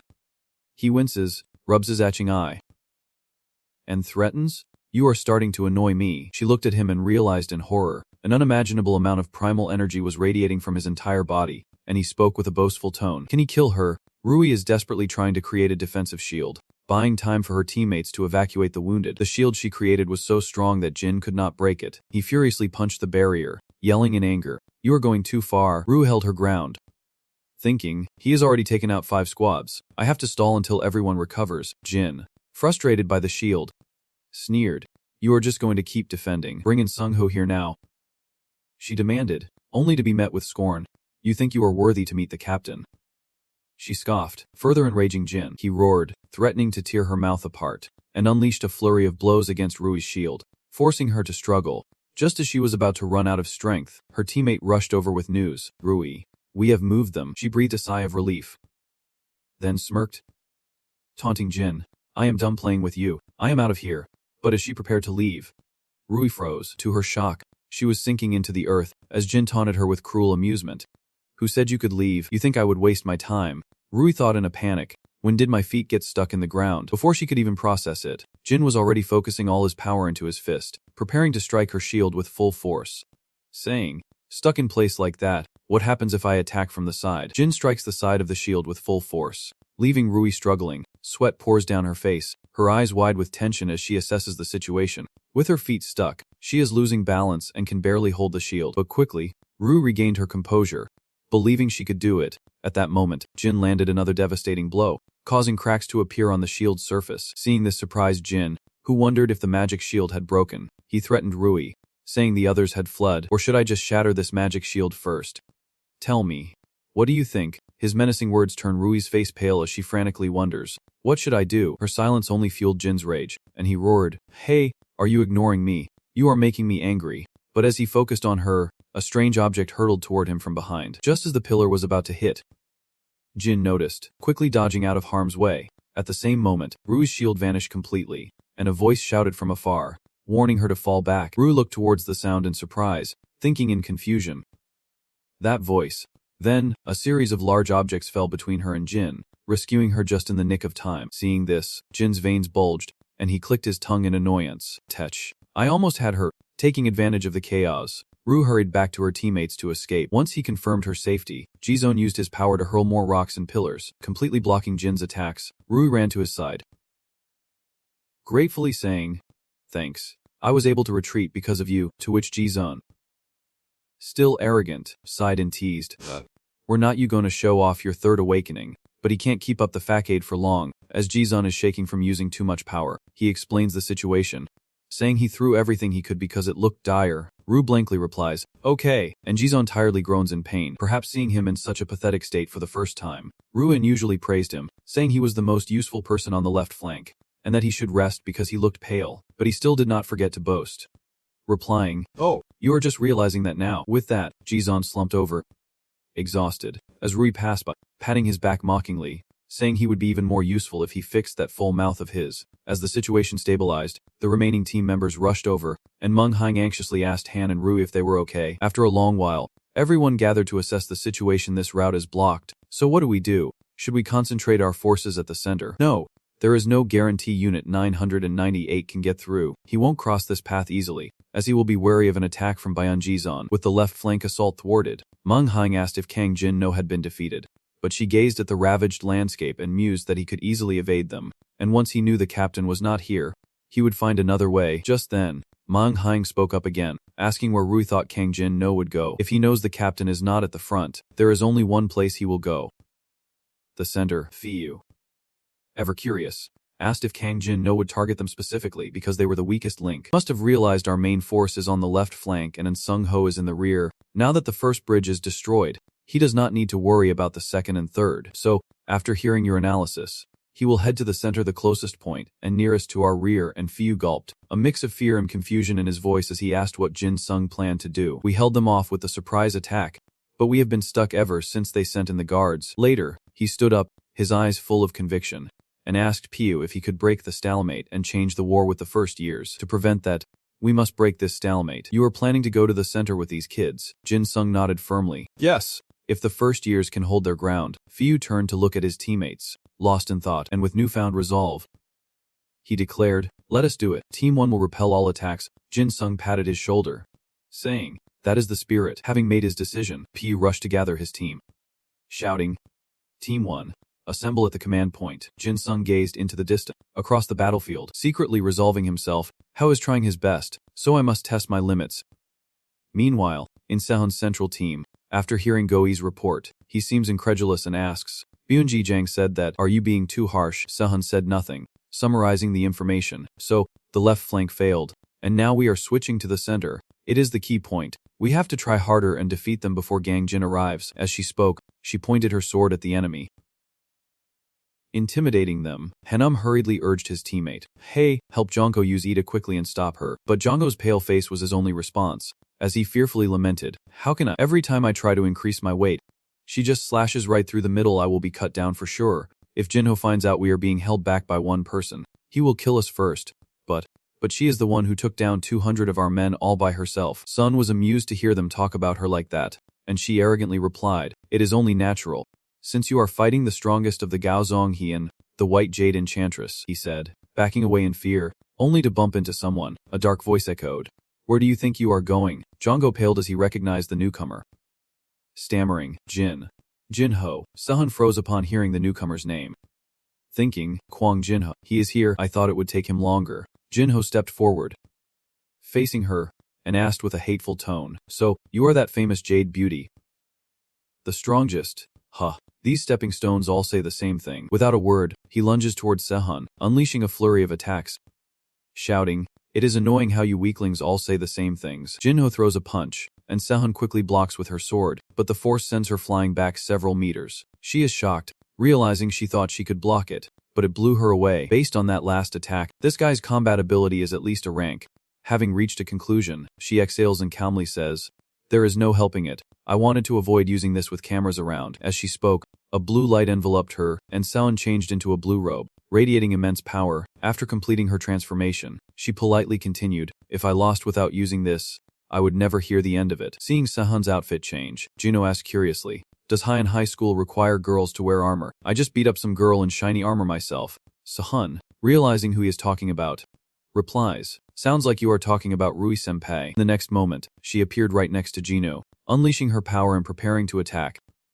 Explaining, we may both wear armor, but I am on a completely different level. Jino ignored her words, clenching his fist to strike. Scoffing, what do you mean? Different. This punch will still mess you up. But unfazed by Jino's threat, she calmly repeats her warning. As Jino throws a punch, she instantly uses her armor as a shield, catching him off guard as he blurts out, "What?" Before Jino could understand, she attacked with her sword, kicking him away, regaining his footing. Jino complimented, using the armor to block and then attacking with a weapon. Not bad. But Sahan just sneered, taunting him, "I am not skilled enough to please you. You really know how to piss people off." Annoyed, he unleashes his full power, his hands emitting intense heat, then fires it at Sahan, yelling, "Why do not you try blocking this with that amazing armor?" Sahan stared intently at the two streams of heat before her, silently assessing them, a wide-range attack that created a lot of steam. If she took it head-on, the people behind her would be hurt. Having made up her mind, she declares she won't let that happen. A light emanates from Sahan's armor, curving into an arc that blocks all of Jino's attacks. Having dealt with that, Sahan grew even more confident, taunting him, "I guess this is how you bully the small fries, but it won't work on me." Jino was furious, veins bulging in his neck, eyes wide as he spat through gritted teeth. "You bitch, you have really made me angry," he said, launching a furious assault on Sahan. Jino was completely enraged, screaming that she should have listened and backed down. Seeing this, Sahan immediately calmed down to assess the situation. Edie uses anger as energy. If he can maintain his rage, he can continue attacking without tiring. If that is the case, there are only two ways to win: stop his raid, or take him down in one blow. And of course, she chooses option 2, suddenly creating two more Sahans, all three attacking Jino from three sides. This sudden change throws him into confusion. What is going on? Why are there three of you all of a sudden, attacked from three sides at once? He can't react in time and is immediately knocked away. Unlike Jino's panic, Sahan remained calm, feigning ignorance as she asked, "What do you mean? Are you possessed by love?" Experiencing failure for the first time sent Jino into a frenzy, as he raged, "Damn it, how can something like this exist?" While Dongho, standing nearby, worriedly asked, "Jino, are you alright?" He responds to the concern by unleashing his anger. "Hey, what is going on with the left flank?" Dongho stammers, calling them in now would be too dangerous. We should wait a little longer." Perhaps feeling his orders were being ignored, Jino gritted his teeth and reminded him, "Are you disobeying me?" How could Jonko dare to disobey? Faced with his dark gaze, he immediately obeyed. "Understood. I will contact them first," then signaled his teammates. Sahan, overhearing their conversation, was puzzled. The left flank. Then, she noticed something strange. Sahan realized with alarm that the wall was too far for a long-range group. Wait, the left flank. They are using the height difference to control nature with their Edis. At this rate, the center and rear will be wiped out. Gohi, realizing the gravity of the situation, immediately commanded, "Everyone, fall back to the gate now. Don't let the enemy gain the advantage behind us." Seeing the enemy's actions, Sahan worried, "They are sliding down too fast. If our troops retreat, they will be exhausted, putting us at a disadvantage." Even as she is distracted by the pain, Jino seizes the chaos to attack, leaping towards her. "Hey, where are you looking? You should play with me." Immediately, Sahan unleashed his power to block Gaz' attack, while Jinho rode and activated his mud pit technique. The two attacks collide, and the disadvantage shifts to Sun. He realizes the problem. Weaker than before, it seems that armor consumes a lot of your energy. "I am in front of you, and the left flank is behind you. What are you going to do?"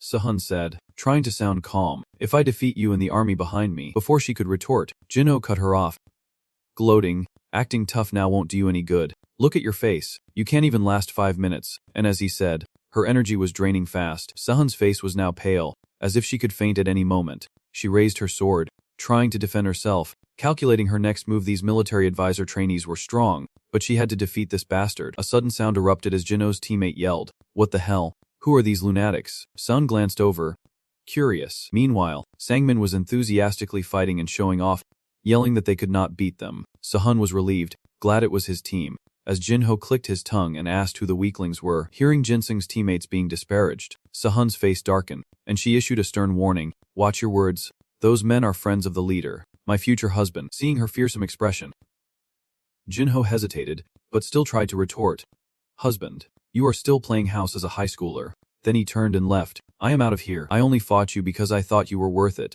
but I was just wasting my time. You are useless anyway, so let us end this." As he spoke, a blue light enveloped him, unlike the red aura from before.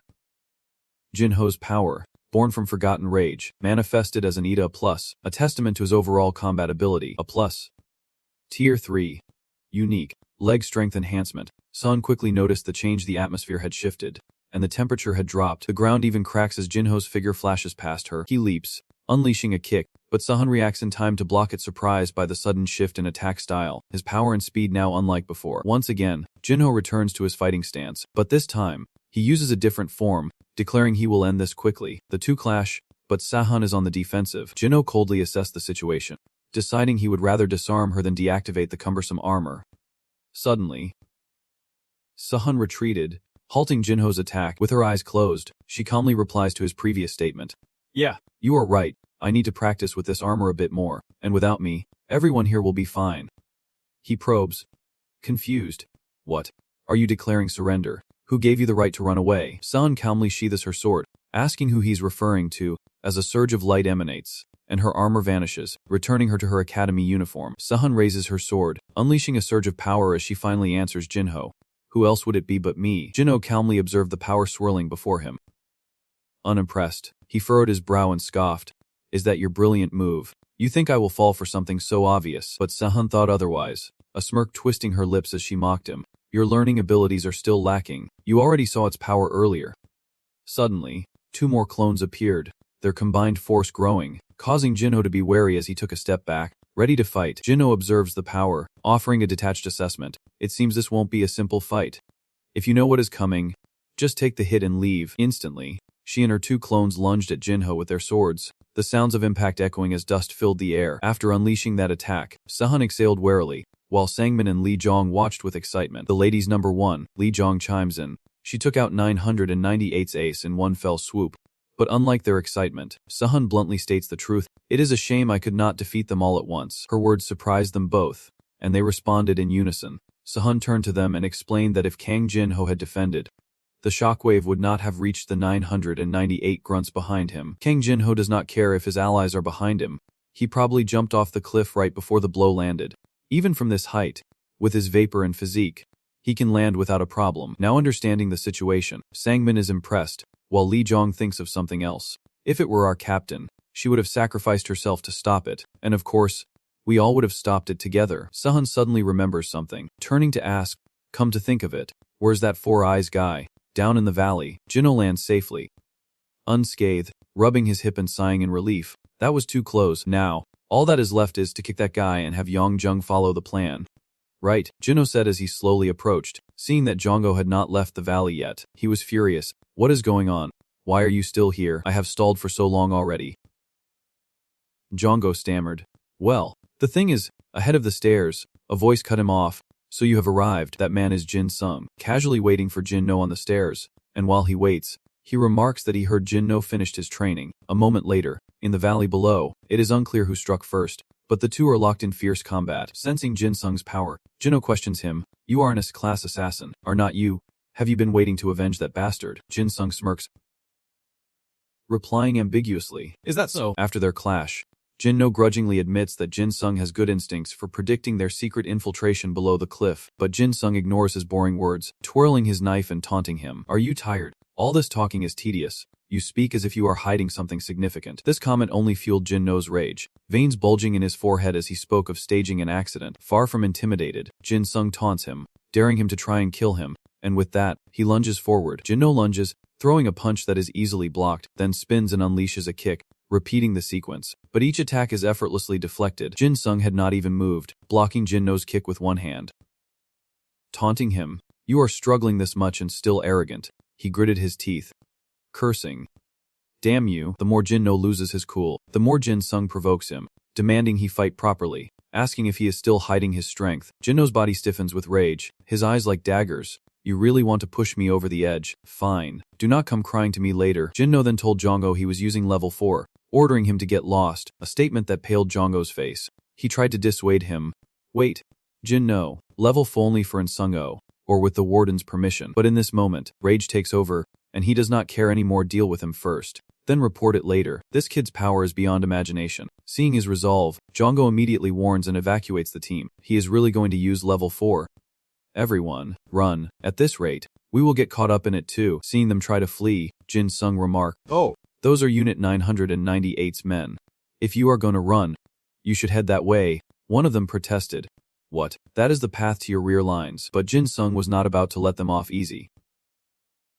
Threatening them, "If you are not leaving, why do not we just fight here?" So Jongho's group had no choice but to comply. We are going. With the evacuation complete, Jinho unleashes his true power, his voice a dark omen. I do not know what Bei is planning, but it is too late to try to survive this. When he opened his eyes again, they had become a terrifying radiant light, and Jinho roared to the heavens as his power exploded. His current power is a forgotten rage. His overall combat ability, a plus. The steam represents a level 4 berserk fury, reflecting a unilateral determination to attack in the coming year, doubling the maximum growth and causing it to explode. Power surge relentlessly, forcing Jin Sung to struggle to stay grounded. Those with lower emotional thresholds than the owner cannot touch the steam, and only the steam unilaterally exerts physical force. In a level 4 state, the owner will go berserk and lose all reason. Jin Sung's expression is now more serious than ever as he readies his blade for battle. Having completed his power stabilization, Jinno immediately lunged forward, raising his leg high, ready to strike. As his foot connected, Jin Sung tried to block with his knife as before, but this time, it was no use. Jinno's kick sent him flying. He knelt on the ground,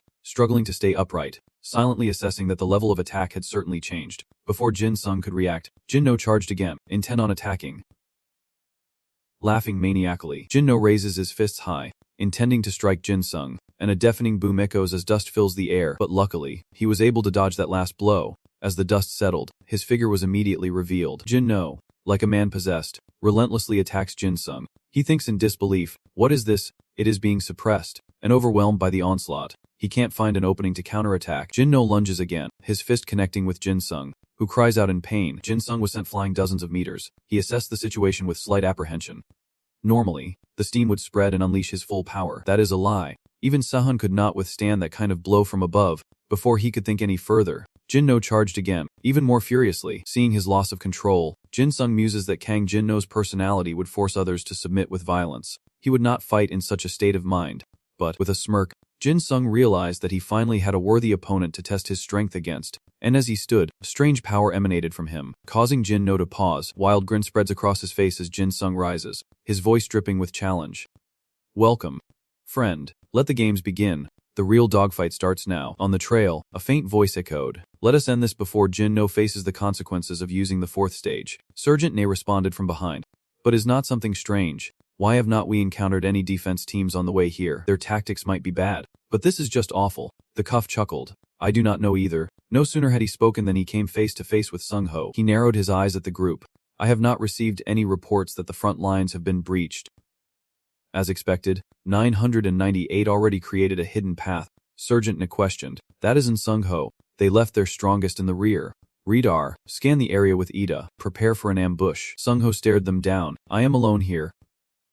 Hearing this, the man shouted, You think we will believe that? He cracked his knuckles, saying coldly, Believe me or not, I am waiting for you. Jurong. At that moment, Jurongho's men stirred.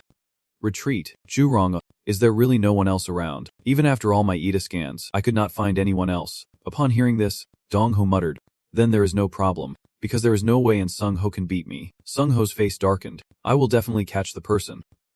With that, he swiftly passed Dongho, and his teammates immediately fell to the ground. Dongho retorts, You might beat the others, but it does not matter.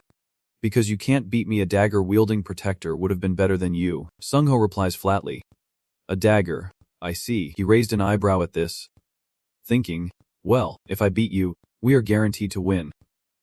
He chuckled, So, this was your plan. Dongho angrily charged, I am not the only one who has gained weight. Suddenly, the electronic screen lights up, displaying at a B level, I am not the only one gaining weight. Overall combat ability.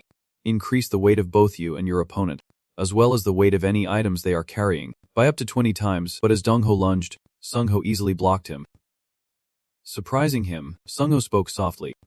That day, I was defeated by you, and I have thought endlessly about the reason for my loss. Was I exhausted from training, or was this just a bad match for my Edda? No, that is not it. All those words were just excuses. I simply was not strong enough to beat you. With that, Sung Ho hoists him up. Dongho was stunned, thinking, Am I the one being lifted off the ground? This can't be happening. Sung Ho's eyes flashed, and he mercilessly slammed Dongho to the ground. Meanwhile, Jin Sung is blocked by Jin No, and he smirks, saying he wishes he could go easy on him, but he can't. Jin Sung's eyes flashed red as he lunged at Jin No, sending him flying with a single blow. He gritted his teeth in anger, Jin No roaring loudly. Jin Sung watched, satisfied. I knew it. It is impossible, because if I held back, I would not be able to kill you. As he finished his sentence, the two clashed, their powers colliding head-on. The ground around them churned violently as Jin No leaped from the smoldering ruins, his face dark with rage, unleashing another wave of power. They strike the ground like rain, but Jin Sung easily evades. Jin No does not give up, but by the time he realizes it, Jin Sung is already by his side. Jin Sung grins wickedly, then speeds toward Jin No, gloating about what he should do if he does not kill him now. No sooner were the words out of his mouth than Jin No was sent crashing to the ground, unable to move from the pain. As Jin Sung landed nearby, with a cold face, he remarks that it is over. How boring. Jin No is furious but can't say a word. Jin Sung approached, and Jin No fearfully retreated. Where do you think you are going? You need to tell me about Aseka. Not going to resist.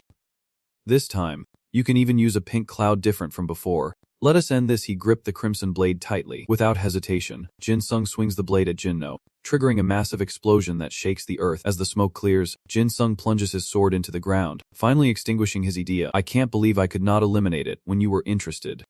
You could have died if you had not lost your will to fight. Regaining consciousness, Jin No looked around in surprise, his eyes widening at the chaos. What was this barrier, and why was his idea suddenly gone? Jin Sung scratches his head, saying, you lost your memory when you reached the 4th stage. That sucks. I remember all my miserable memories. I heard you once defeated Senior and Sung Ho, so I was really looking forward to a match with you. But I am disappointed. Kang Jin-no. Hearing this makes him blush. How dare you compare me to that guy? Suddenly, a chill runs down Jin No's spine, and he struggles to speak. What is this? Why am I shaking? Jin Sung replies blandly. It seems your instincts remember, even if your memories of what happened are gone. Well, I have done what I needed to do. You should go do what you need to do. Jin No. Enraged by these words, Jin No rises and runs off, vowing that this class assassin will regret not finishing things. To which Sung Ho replies, who knows? That probably won't happen. Jin No ascends the steep slope, but stops short. He defeated him. Before Jin No stands Sung Ho, a senior's presence looming large. Now in shock and confusion, Jin No asks what is wrong with the system, what this stepping stone did, what he has done. Sung Ho simply replies that he fought Ju Dong-o and won. Jin No is stunned, in disbelief, asking how Sung Ho could have possibly won, and what tricks he used. Sung Ho coldly replies that he simply was stronger than Ju Haik do today. Jin No, in disbelief, dismisses it all, saying it is absurd, that hey it must have made a mistake, then asks how Sung Ho plans to stop him with an injured arm. Jin No, brimming with confidence, taunts, you can't beat me. Sung Ho calmly removes his jacket, replying, you can't win either way. It will be a little difficult to beat you like this. Though, Jin No realizes something is amiss, asking about the jacket, to which Sung Ho replies it is a sandbag training jacket. Caught off guard, Jin No sneered at the thin shirt. Does not look like much of a change even with it off, but as the shirt fell, Jin No paled. How can a shirt make that much noise? Don't tell me, you endured ED's gas while wearing that. Sung Ho has indeed become much stronger. We are both injured.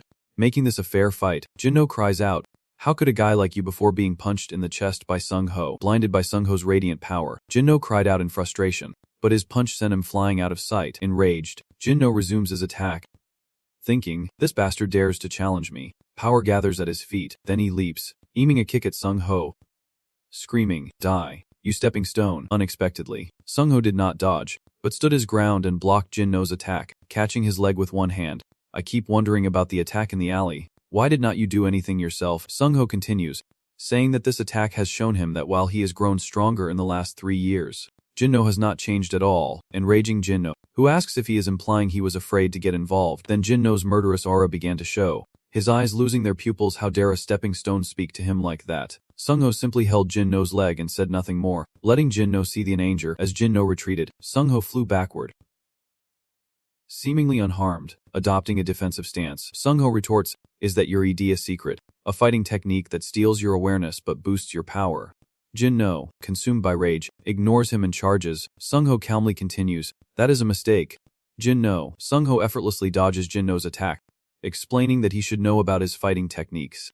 Then, he grabs Jin No by the collar and throws him into the rocky mountain behind. Jin No's vision blurs with pain as blood gurgles from his throat, and Sung Ho reveals his judo technique uses an opponent's own strength against them. If you lose yourself and rely on your own strength to attack me, it is too easy for me to defeat you. Sung Ho slowly walked towards the heavily injured Jin No and declared, I win. Jin No, What a boring ending. Since it is all over, do not hide, come out and arrest Jin Sung. He sheepishly steps forward, scratching his head. You live up to your reputation. Senior, when did you realize I was there? Sung-ho replies, I knew you followed Jin No up here. Sung-ho realizes with surprise, so you planned all this? What is going on? Jin Sung chuckles, explaining, should not you have pressed 998's button? Sung-ho replied, but judging by your actions, you knew I would not do that. Right? Jin Sung bowed and said, indeed. Then Sung-ho began to look at Jin No and contemplate. According to the training regulations, after defeating the helper, I have to be eliminated because of my injured left arm. If Jin No arrives here with his bracelet intact, I have to let him pass. So, Sung-ho turns away. Now I will fall back here. So, he smiled and passed it to Jin Sung, telling him to finish it, and Jin Sung, snapping to attention, obeyed, promising to return quickly. Meanwhile, fierce battle unfolds elsewhere. Lee and Kanga watch with predatory eyes, promising to fight until their enemies fall. Seeing this, Sung Jiang shouts that they are out of time. If they can't defeat these zombie bastards, they will only get the small fry left. Everyone prepares, and just then, Jin Sung appears, saying the small fry has arrived. Seeing Jin Sung, they cheer, calling out, Captain. Jin Sung encourages them. You have held out until now. You have done well. Asked about the situation, and Lee explained everything that had happened. The professor retreated. They were pushed back, but now that he was back, if they could hold out for another 30 minutes, they would win.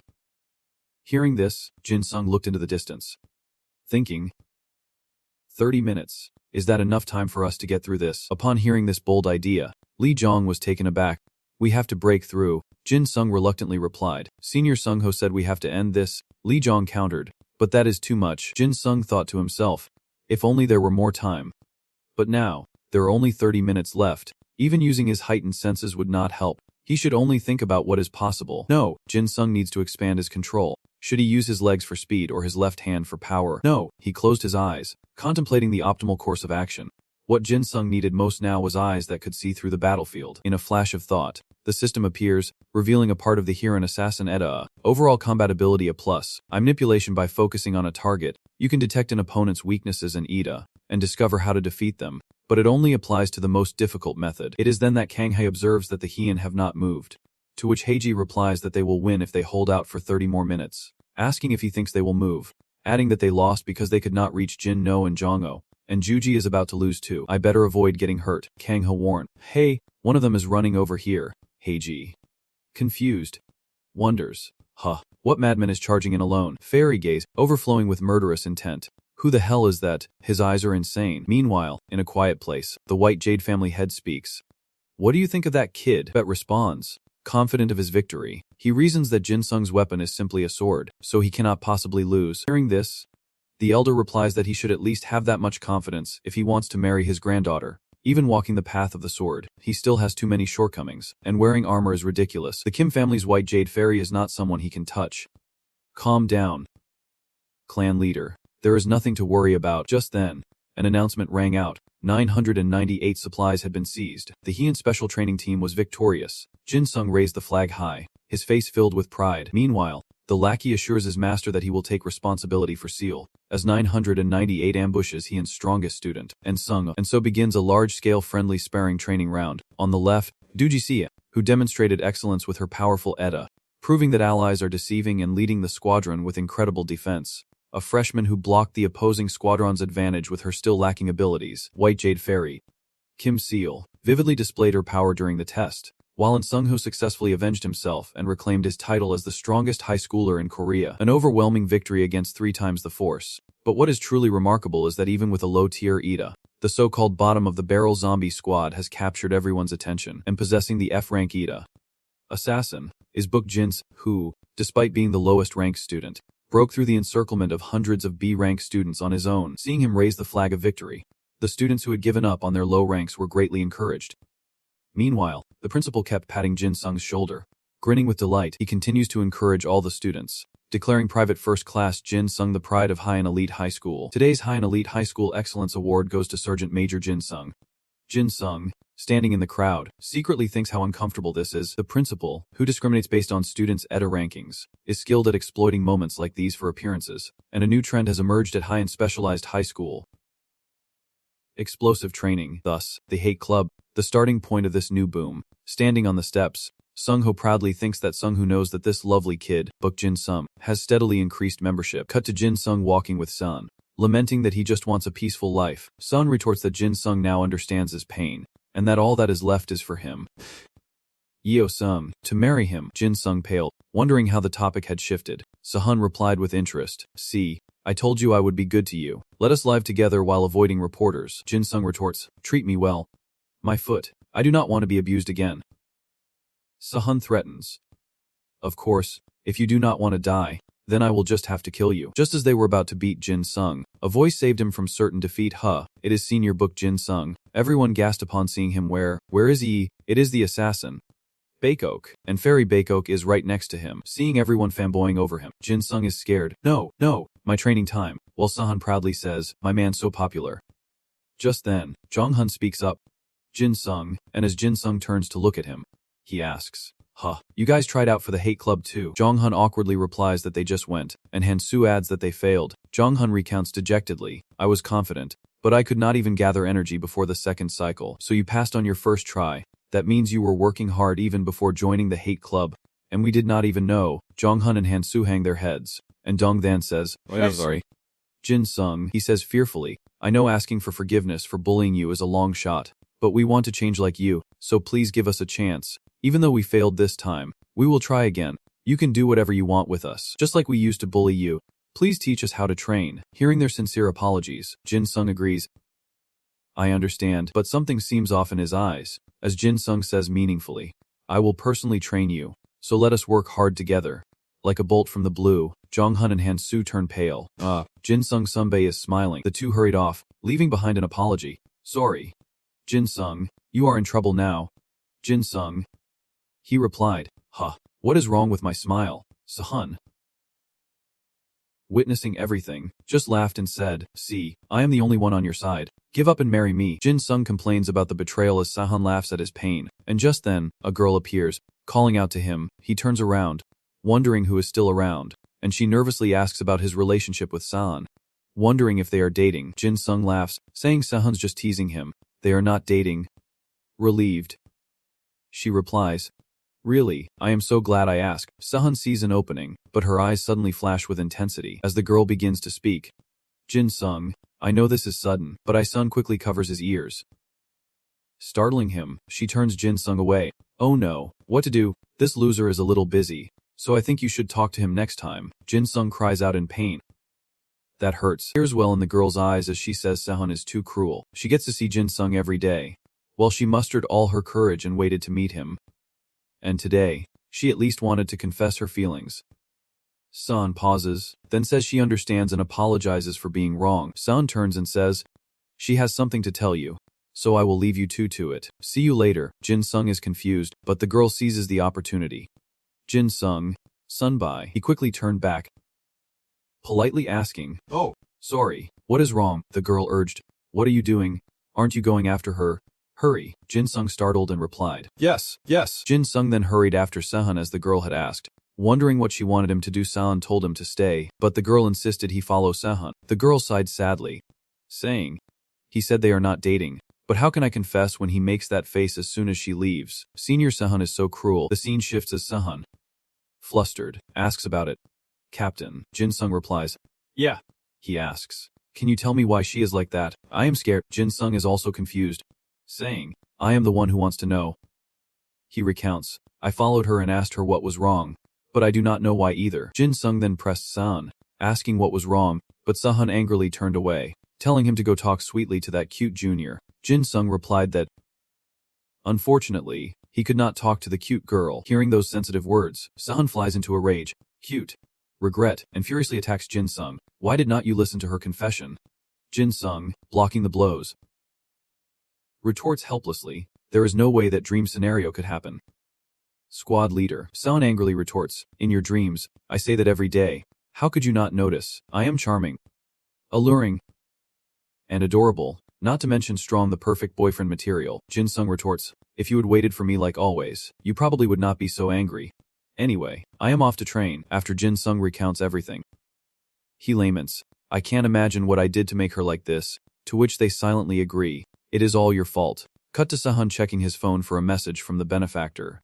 wondering what he wants. Just then, Jin Sung was saying, when Sahan suddenly shouted, "He is coming," she said. Jin Sung blankly asked, "Who?" Sung quickly replies, "Redundant. You live alone, right? Can I crash at your place for a while?" The others stare at Sahan in disbelief. Jin Sung casually replies that he only has one bed, shocking everyone even more, while San frantically asks the excess, "Can you withdraw me?" Jin Sung wondered why, and she replied that a strange person would soon come looking for her. Just as Pet appeared, asking if he was the strange person, and calling her sharp-tongued, Sun quickly hides behind Jin Sung, stammering, No, that is not what I meant." Pet replies, "Are you hiding behind another man?" Then, realizing, "You are Park Jin Sung. I came to pick up Miss Sahan, but how fortunate to meet you."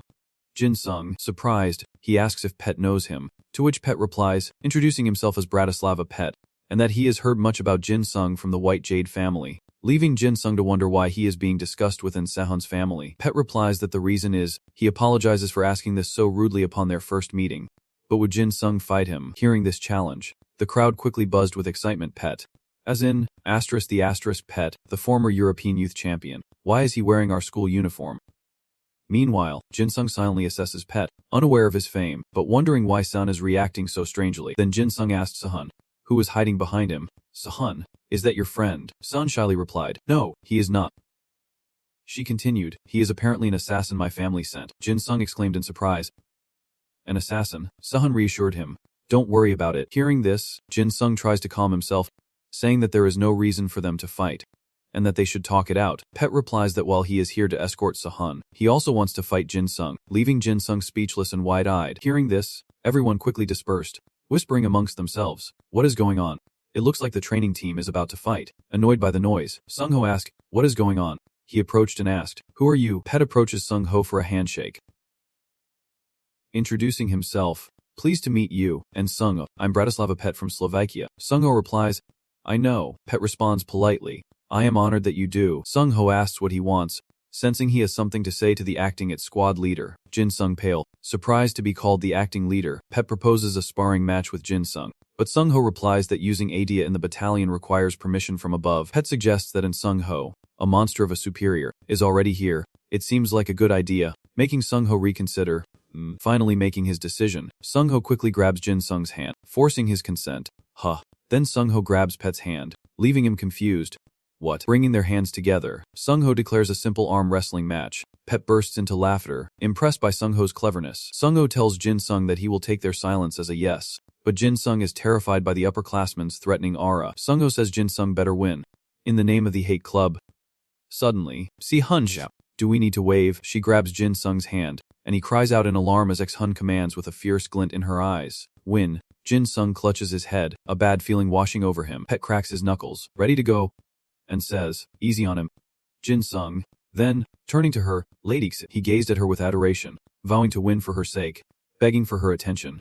Si-hun, unnerved by his gaze, recoiled. Sung Ho announced the start of the match, declaring only one rule. One ring, no other rules. "Are you ready?" Pet confidently declares he will show Lady X-Hun his power, while Jin Sung remains tense under the pressure from Sung Ho and Si-hun. Sung Ho starts the timer and says, "Go." Pet immediately makes his move, and their arms collide, pushing against each other. Jin Sung pales after that arm wrestle. Noting how fast Pet is, Pet asks if Jin Sung believes in the existence of absolute talent. Jin Sung, confused, asks why Pet is so tense, and Pet replies that talent exists even in a game like this. Jin Sung is surprised and asks if Sergeant Pet believes in connections to spirit beasts. Pet, channeling his power, retorts that those with weak ETA are not necessarily weak, but the truly exceptional are on another level. Jin Sung, now serious and determined, thinks that he can't afford to lose. Pet revels in his power, crushing Jin Sung, but a surge of energy overwhelms him, leaving him stunned, and a counterattack catches him off guard. He is stunned, gaping at Jin Sung in disbelief. Muttering about his strength, Jin Sung's eyes have changed too, surprised that his opponent is still standing. Pet is terrified.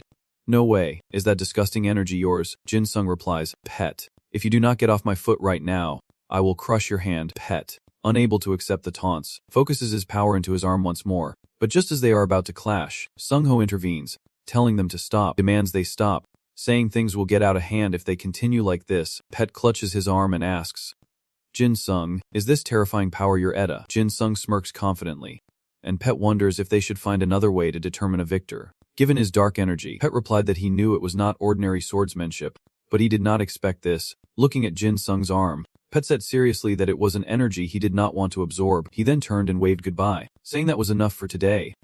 Suddenly, Sung-ho called out, "Wait.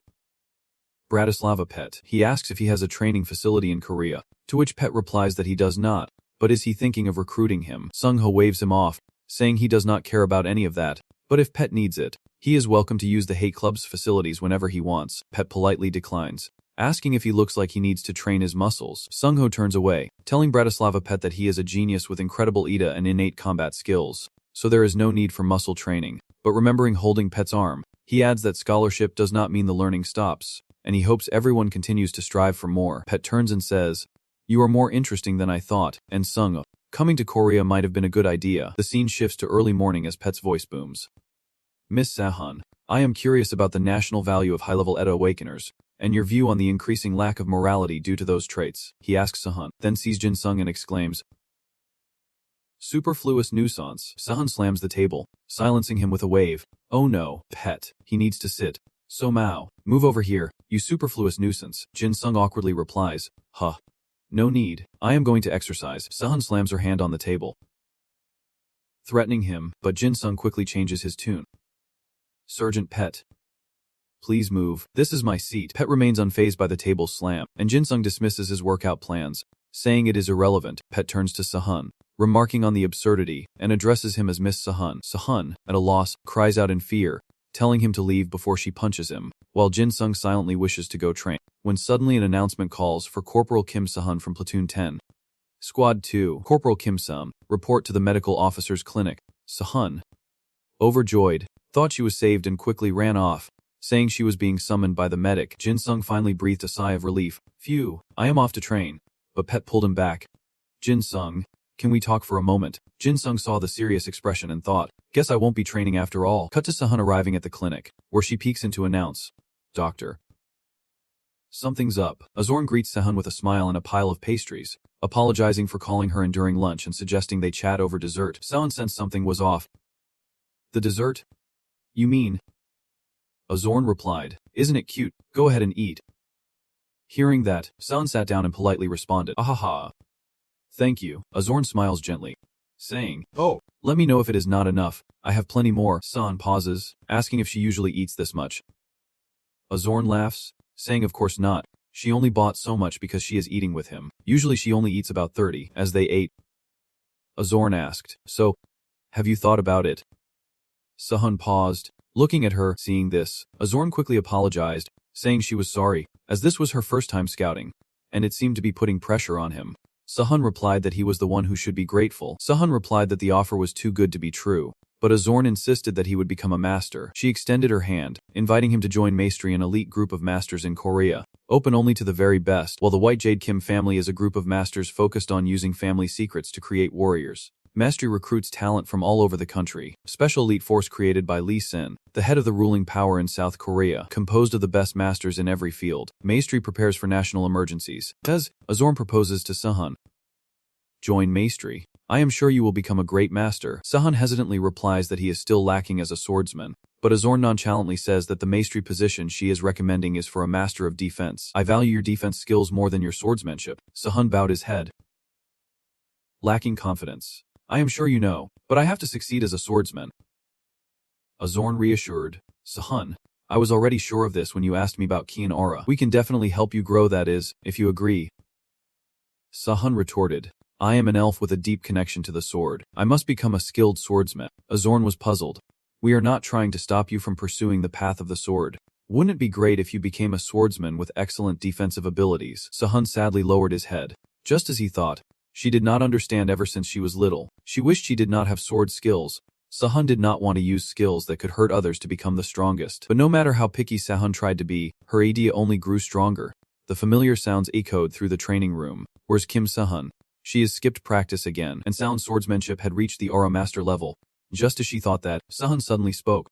"Quinny." Azorn, seeing Sahan's hesitation, spoke first. "She understands. You are worried about your family, right? The members of the White Jade Kin are not ordinary people."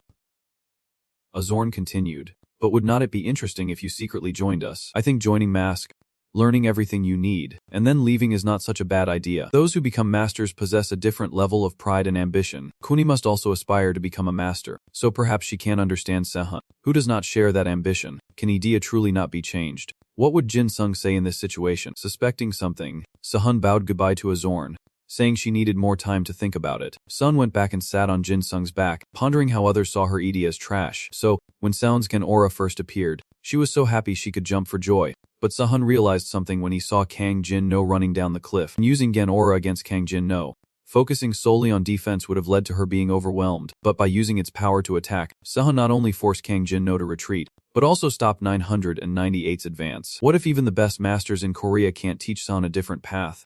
And what if defensive training can be used to harm others? She does not know what to do. Beth confronts Jin Sung, saying, Jin Sung, I want you to give her up. Sahan does not belong with you, he evilly thought. How could Jin Sung give up something he never had to begin with? Beth urged him. I acknowledge your strength is admirable, but someone like Sahan should not be with someone like you. Jin Sung bluntly replies that Sahan's treatment of him has led to a misunderstanding, and Beth continues, saying that beast lovers have their own path. The way you live won't bring Sahan happiness. Jin Sung waves his hand dismissively, saying, Happiness. I think I understand your purpose now.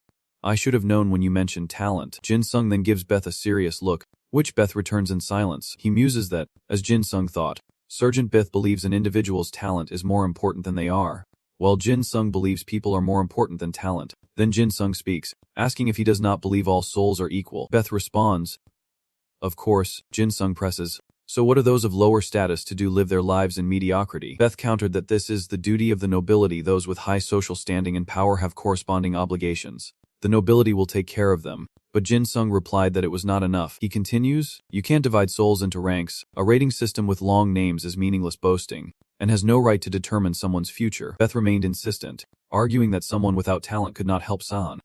Jin Sung, visibly injured, stepped forward, retorting that she should not arbitrarily limit others. Jin Sung stomped his foot defiantly, stating that while he did not care if Beth believed he had determined a person's entire life, he would not tolerate such impositions. Beth argues that those with great talent, like Sahan, should fulfill their responsibilities, rather than changing according to their own desires. Jin Sung retorts, Is he ignoring their personal desires? Beth replies, saying that Sahan's aura and achievements are impressive, but her talent should not go to waste. Jin Sung shakes his head. Sahan's life belongs to her alone. Whether she wants to fight with Idea swordsmanship or cook, it is her decision.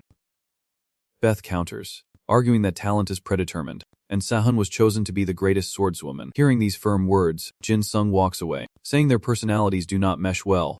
Beth replies that she knew this the moment she saw him in the recording. Jin Sung turns back, telling Beth that he can't categorize souls by rank, to which Beth replies that Jin Sung does not even bother with honorifics anymore. And to prepare himself, Beth takes a stance, telling Jin Sung that while he is strong, his power is incomplete, and he will struggle to reach the heights of the truly gifted. Immediately, Jin Sung summons his weapons. Daggers. Jin Sung does not know what Beath's idea is, but he can sense that he has not fully activated it. He is too complacent. So, Jin Sung advances. Attacking. Try to see clearly with that beastly pride of yours. Beth is stunned as Jin Sung's attack is halted by an unseen force. Beth's bare hand. Is he toying with me? Where's the power he showed before? Beth grabs his arm and shoves Jin Sung back, asking if he thinks he can win without using his full power. Jin Sung quickly retreats to safety. Jin Sung worried. His physical strength was overwhelming. He had not expected this. Beth prepared to use his power, attacking with the hilt of his star. Jin Sung was being too soft. If he did not try harder, he would get hurt. Jin Sung replies that he did not know Beth was so strong, and that he does not look like the type to train. Beth confidently responds that he has never really trained his physique, because he does not need to. Jin Sung retorts, annoyed, You are such a pain. Beth. Beth laughs. What can I say? It is a difference in talent. Jin Sung assesses the situation. His opponent has a physical advantage. Finally, Jin Sung has an idea. He hopes Beth won't complain if he has to visit the infirmary, but Beth easily dodges. Realizing Jin Sung is finally getting serious, his attack is B level, while he is only D level, so Sahan finds it interesting. While attacking, Jin Sung spots an opening, declaring this is it, and promises to send Beth straight to the infirmary, telling him to fall comfortably. Beth blocks Jin Sung's attack. But unfortunately, he did not need to. He continues, I was going to wait until you use the power you showed in the training room, but since you do not intend to use it, I will end this match here. Tension fills the training ground as the two begin to fight. Beth eyes him, wondering if he still intends to hold back. Jin Sung dodges, realizing his attacks are being casually deflected. And moreover, this fighting style, Beth advanced, saying he would not use his full strength.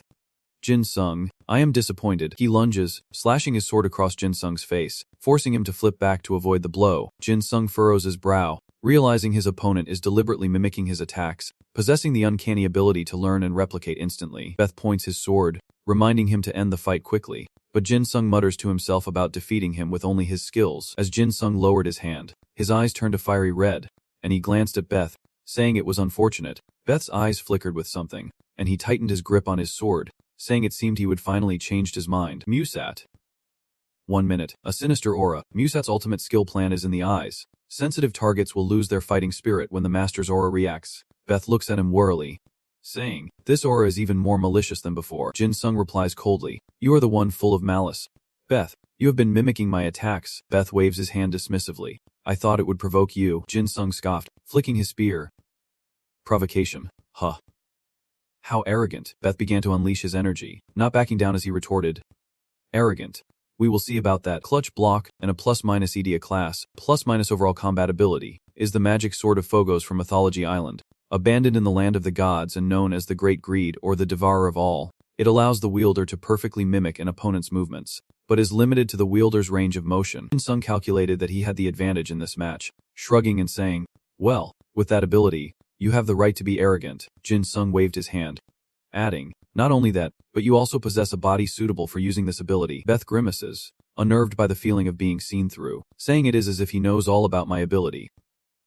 Clutch block, an absolute talent. It devours the target's idea, then improves and develops it as its own, but it can only devour one idea at a time, and if two idea are devoured too close together, the first will disappear.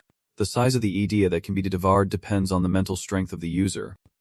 Currently, no idea is being devoured, and the blade in Jin Sung's hand is radiating a blue glow. He is inwardly amazed by Beth's strength and resolve. Facing such power without fear, perhaps his life was not so simple after all. Jin Sung lunges toward Beth, his resolve hardened. He won't back down. Beth grips his sword with both hands, ready to strike. Looks like you do not like me mimicking you. Huh. Well, this time I will show you my swordsmanship. Ben Hood. A blue aura emanates from the tip of his sword. Beth carefully observed Jin Sung's every move, seizing the perfect moment to counterattack, unleashing a powerful aura directly at him. The force of the sword pushed Jin Sung back, and he lowered himself, bracing against the ground with one hand. Tae grips his knife tightly, his breath quickening, but his eyes remain fixed on Beth though his attacks are slower. He is still pushing me back. Beth replies coldly, I have not even started yet. Jin Sung, his eyes lost all trace of their earlier playfulness, now sharp and fixed on Jin Sung as Beth raised his sword to shoulder height and cried out, Flutso. The key. Jin Sung quietly assessed the situation, noting that even a change in stance had altered the surrounding atmosphere, though at first glance, it seemed merely a position to thrust the sword forward, but leaning to the side will reduce the body's surface area, helping him withstand the upcoming attacks. Jin Sung mused that his Idia's attack paths were also fainter than usual, and could not help but admire his incredible talent. Seeing him motionless, Beth asks if he does not plan to attack first, then says he will, but it was a rhetorical question, as he charges before Jin Sung can even answer. With the sword inches away, Jin Sung tilted his head and blocked the blade with his knife, the sound of metal on metal ringing out. In a split second, Beth retracted his sword, and Jin Sung realized something with a start. What? He is already preparing his next attack. This train of thought made him careless, and Beth seized the opportunity to strike, catching Jin Sung off guard. He was sent flying, his back slamming against the wall. Dust fills the air as Beth asks, what are you hiding? Jin Sung, he closes in, wondering why Jin Sung's smile makes him so uneasy. The wall behind Jin Sung cracked, imprinted with the shape of his body, as he eerily chuckled. I have never met anyone better than me in every way. His disheveled hair obscured half his face as he smirked. Sorry for my somewhat reckless behavior. The aura around Jin Sung blazed like a roaring fire as he loosened his grip on the knife and said, I thought I could fight you without using this power. In the blink of an eye, Jin Sung reversed the blade, continuing, but it seems I was wrong. The sharp blade glints in the darkness as Jin Sung's voice booms. Impressive. Beth inhales deeply, saying, so, you are finally using that power I saw before. He raises his spirit, channeling energy into his sword. I let my guard down in the training room, but this time will be different. As Beth strikes, Jin Sung widens his stance, raising his hand to meet the attack with his blade. A blinding light erupts, and Beth's eyes widen in disbelief. He blocked my attack with a single hand. Unbelievable. Jin Sung chuckled. You are the unbelievable one. Beth, I thought I could beat you, but it seems I could not keep up without this power. He forcefully knocked away Beth's blade, adding, so, Mu Seti's first division, Idea. Using a portion of Mu Seti's absolute combat power, The currently unsealed part, the right hand, Jin Sung says with a smile. I hope you can take responsibility for this. Before charging at Beth, he practically screamed at him. This is what you wanted. Beth gritted his teeth. His composure now shattered, as he exclaimed, how is this possible? He is retaining his original power while only enhancing his right hand. I thought his ability was to focus power on one side. Jin Sung chuckled. What do you think? He paused, then continued. Well, you are close. Temporarily. Anyway, Beth's pupils dilated slightly, a clear sign of unease, as Jin Sung mysteriously said, let me show you something interesting. Beth blocks with his sword, his face pale. Could it be? Jin Sung's aura completely overwhelms it, copying Beth's previous moves. Absorbing and Jin Sung's wrist moved with impossible speed, disarming Beth and leaving him to watch helplessly as the blade approached. But just as the blade was millimeters from his face, it suddenly stopped, and Jin Sung redirected it to 6 other points on his body. Perhaps due to the incredible speed, the blade created a vortex-like illusion, and Jin Sung's explosive energy overwhelmed Beth. He could not help but marvel at how he could swing the blade with such speed and still stop before striking. Truly outstanding, Jin Sung said with a smile. Can you mimic this awakening?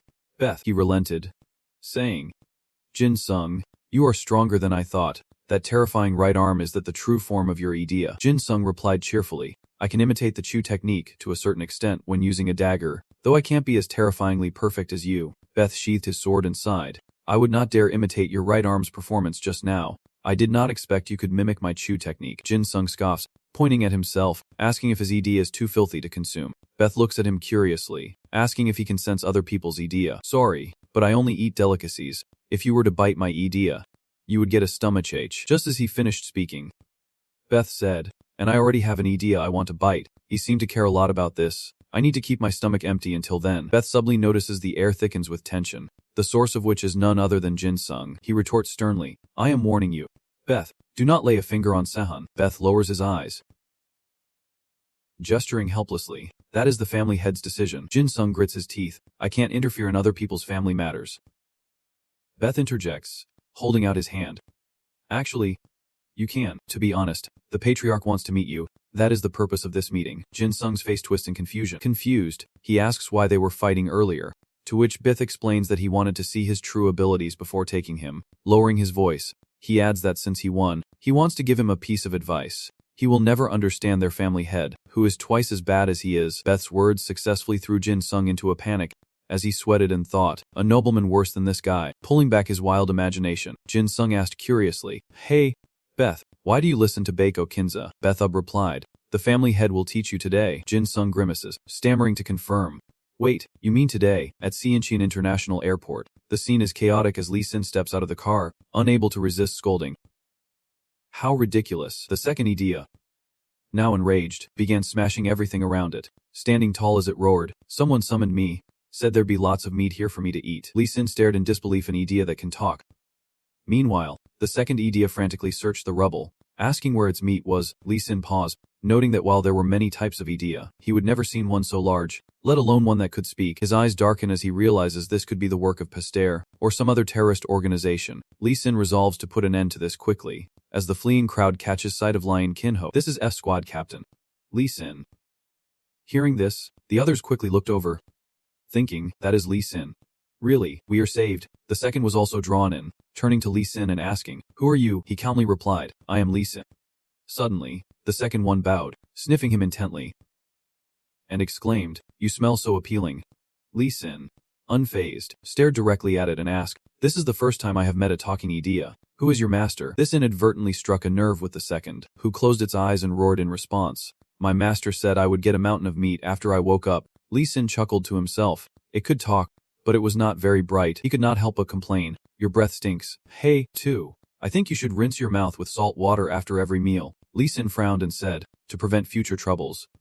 I should. A golden light engulfs him, blinding the second, who shields his eyes and turns away. Lee Sin's voice takes on a different tone, echoing the sentiment that those who are not afraid to die will live, and those who resort to any means to survive will perish. However, most experiments fail, with only a few individuals able to receive the power of legends into their souls. Those who are not afraid to die will live, and those who resort to any means to survive will die. Among them is one who bears the power of a historical figure from the Korean peninsula. Yi Sun-ship, great admiral and military strategist. Idiaskis, overall combat abilities, 26 battles, 26 victories. Daily combat. Warships, and the twin dragon sword. Lee Sin opened his arms wide, energy swirling from his palms, and called forth the Song Long sword. Yi Sunship, the great admiral and military strategist, now wields the Song Long sword, an Adias-class weapon meant to be used by the famed general to unleash his full power. Lee Sin swung the sword, striking the second in the leg, chanting, "One strike. Blood dyes the mountain red." The second was confused. "What are you doing?" Before erupting in agony, the twin dragon sword, the left blade with a single strike, blood splatters everywhere. The second disciple's body convulses in pain. Howling incessantly, with a single strike, the crimson blood splatters, and upon activation, the moisture in the surrounding objects condenses into sharp spears that attack the enemy. Lee Sin looks up and says, "Stop screaming so loudly. My hand is starting to hurt." Sobbing and crawling away, the fiend whimpered that it did not want to eat rotten flesh. Lee Sin watched it go, kindly advising it not to run towards the sea. But overwhelmed with fear, Dai did not hear him. Running to the edge and jumping into the water without hesitation, Lee Sin rested his sword on his shoulder, annoyed, saying, "And I wanted to get more information about its master." But Lee Sin gripped his sword tighter, energy surging through his arm as he thought, "If I let it escape to the sea, won't I be ridiculed? The foreigners and Koreans will use it as an excuse to badmouth me." Lee Sin acts without hesitation, raising his sword to the sky and unleashing 3 strikes, declaring the mountain's fangs must change color. The sky suddenly darkens, then brightens, as lightning bolts rain down, and deafening thunder strikes fear into the heart. Poor Dai, still hiding underwater, was struck by lightning, turning his fur yellow. This mountain range must change color, as its activation can control the weather at sea. Drowning and screaming, the second child cried out in pain, swearing off meat forever.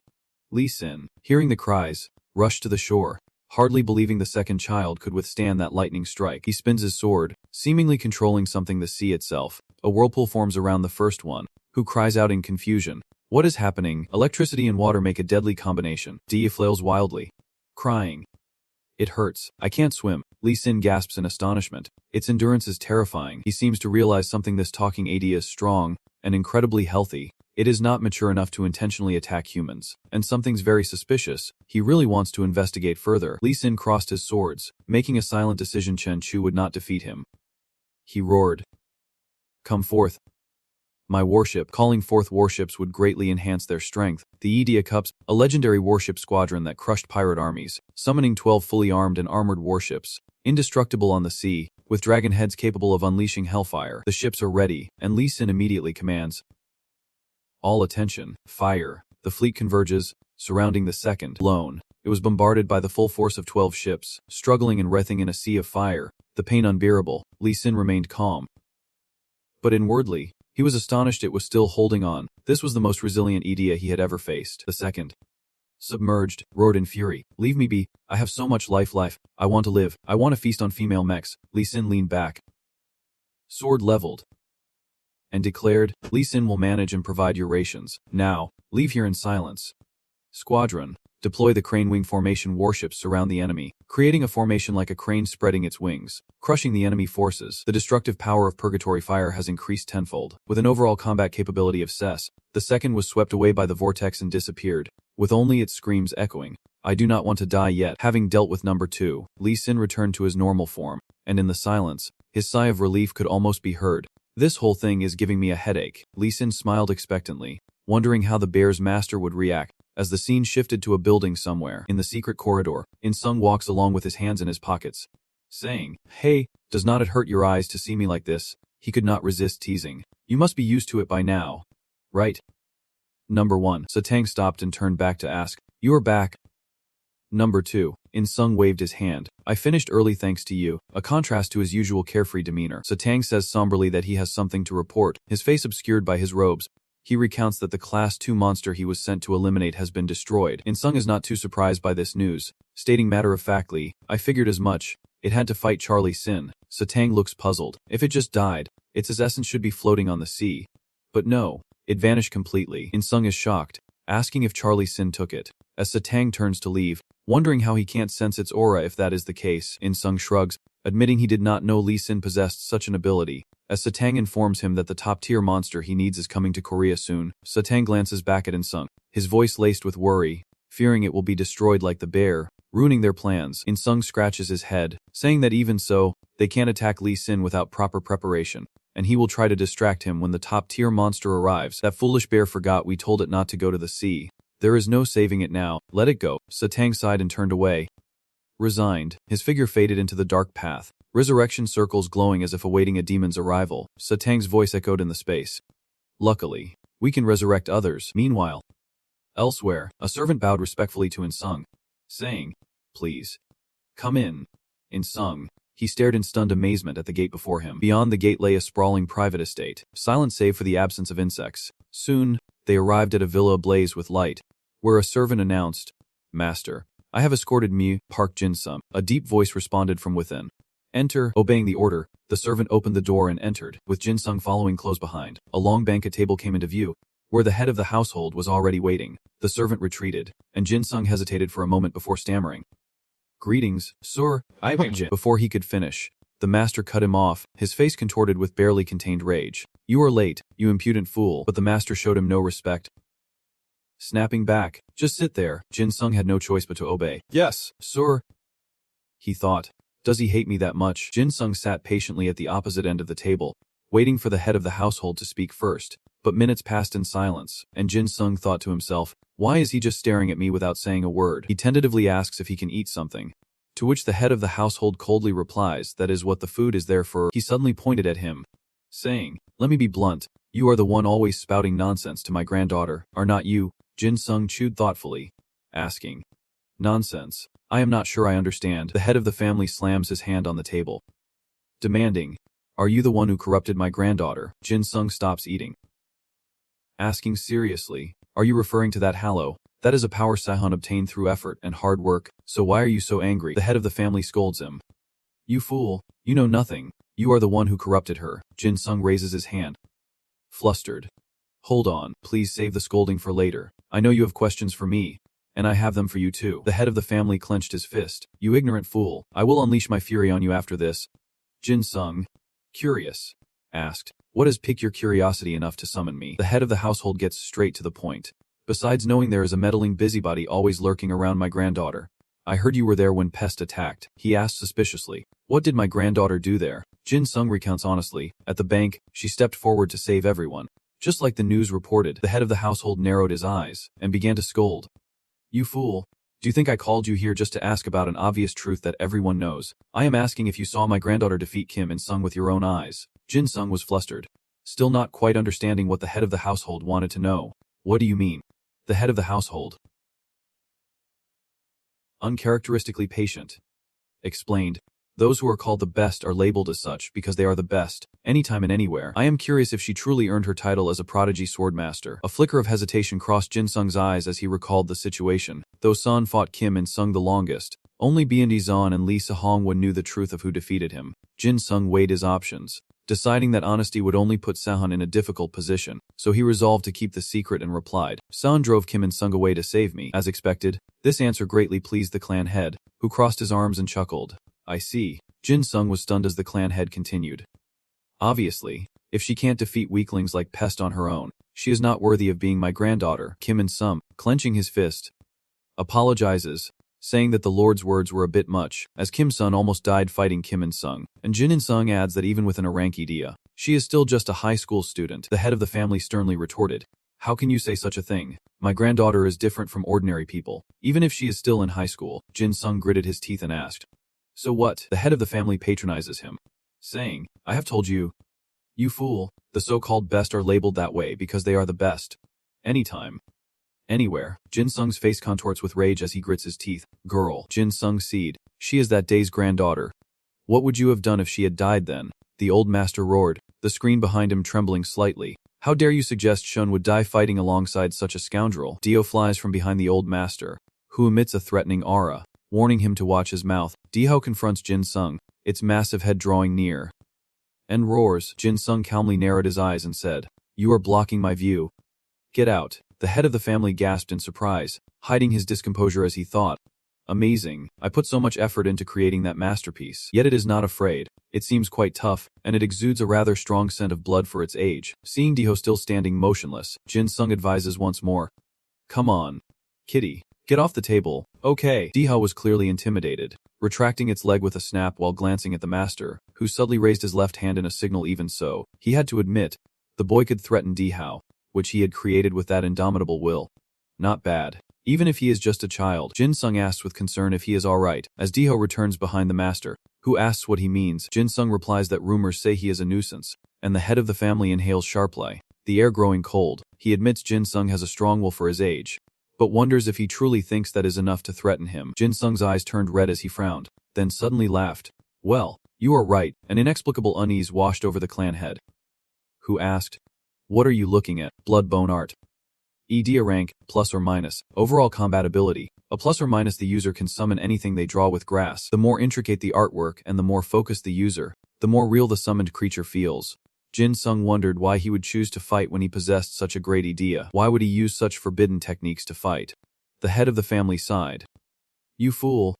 I know what you are thinking. The White Jade Kim clan must produce stronger generations of yokai. He righteously defended his reasoning, saying, because I am a man, not a fairy, but I have led the family here as a patriarch with unwavering determination. Jin Sung could see the old man's stubbornness, and he cautiously asked, do you cherish Sergeant Kim Seal? The head of the family answered without hesitation, can't you see my anger? I won't say it again. Jin Sung did not let up, asking, then, do you cherish her because she is your granddaughter, or because she is the family's greatest ever spirit? The head of the family looked at him, avoiding the question, and complained, you are talking too much, kid. Jin Sung pressed on, if Sergeant Kim Seal were not a spirit swordmaster, if she were just an ordinary person, would you still love her? The White Jade Kim family uses its entire lineage to achieve the transcendent existence known as yokai, and the torment endured by generations is unimaginable to outsiders. So the emergence of a talent like Kim Seal is something only they can understand, or so it seems. He thought she had it all, born into a prestigious family with an incredible Ida. Jin Sung never imagined she would be treated like this. He recalled asking Seal during a break if she was okay with coming home late every day, to which she nonchalantly replied that she did not like being home much anyway. Back in reality, the head of the family sternly states, that is an interesting remark. Are you challenging me? Jin Sung continues, if you need me to, I will repeat myself. The head of the family can't help but praise him. I like your courage, Jin Sung added. But before that, allow me to ask you a question. The head of the family readily agreed. Granted, Jin Sung asked directly, why did you bring Pet to Korea, and why does he, a Slovakian, obey your orders? The head of the family chuckled, saying, I only allowed you one question. You little fool, he does not take orders from me. I simply showed him Sound's idea and proposed a marriage between her and him. Jin Sung realized. As expected, they did not even bother asking Sahan. He continued, then, why Pet? Jin Sung stops mid-sentence, his eyes widening as he recalls, wait, did not I hear the White Jade Kim family does not allow marriage outside the clan to preserve their White Jade demonic energy? When fighting Pet, he saw a strange halo appear around him. Another power of Pet's idea. Jin Sung sought confirmation.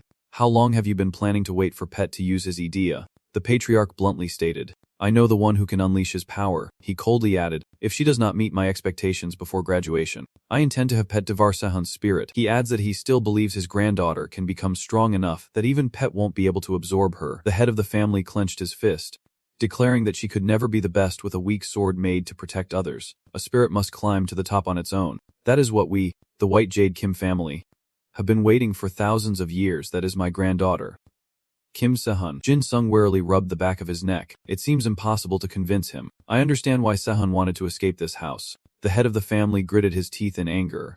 You are crossing the line. He unleashes his energy, warning that this has gone on long enough, because he was intrigued by Jin Sung's courage. But ultimately, he must stay away from Sahan, as he is of no use to their clan. Jin Sung had planned to leave quietly, but faced with this threat, he changed his mind, unleashing his killing intent as he roared, because I have no intention of doing that. The head of the family's beastly aura flares for a moment, as he muses that the boy's courage must stem from the idea he hides, a boy with an uncertain background, abilities, and idea. Across from him, Jin Sung could no longer contain his rage. The head of the family remained firm in his decision, predicting someone incompatible with Sahan, as a clear voice echoed from outside while Jin Sung unleashed his death energy. Moments later, Sahan burst through the door, yelling, Grandpa, as the family head's energy receded behind a screen, and Jin Sung withdrew his death energy. Sahum stumps her feet, clearly angry, and demands, why am I on the same patrol team as that patch? The head of the family replies nonchalantly, what is wrong, Sahun? I told you to get close to him. I told you I did not like him. It was then that she noticed Jin Sung, who awkwardly waved and said hello. Sahun exclaimed in shock. Surplus. She eyed Jin Sung suspiciously, asking why he was here, to which he awkwardly replied it was just a coincidence. Sahun rushed behind him, placing her hands on his shoulders, calling him extra. No. Jin Sung, her face flushed an unusual red, her words like a bomb dropped on Jin Sung. You are here to meet the family, and then you kissed me. Why did not you tell me? Jin Sung was speechless. Miss Sahan, this is not the place for jokes. But Sahan quickly grabbed his hand and whispered, I'm sorry. I need you to help me out of this. She then immediately looked up and shouted.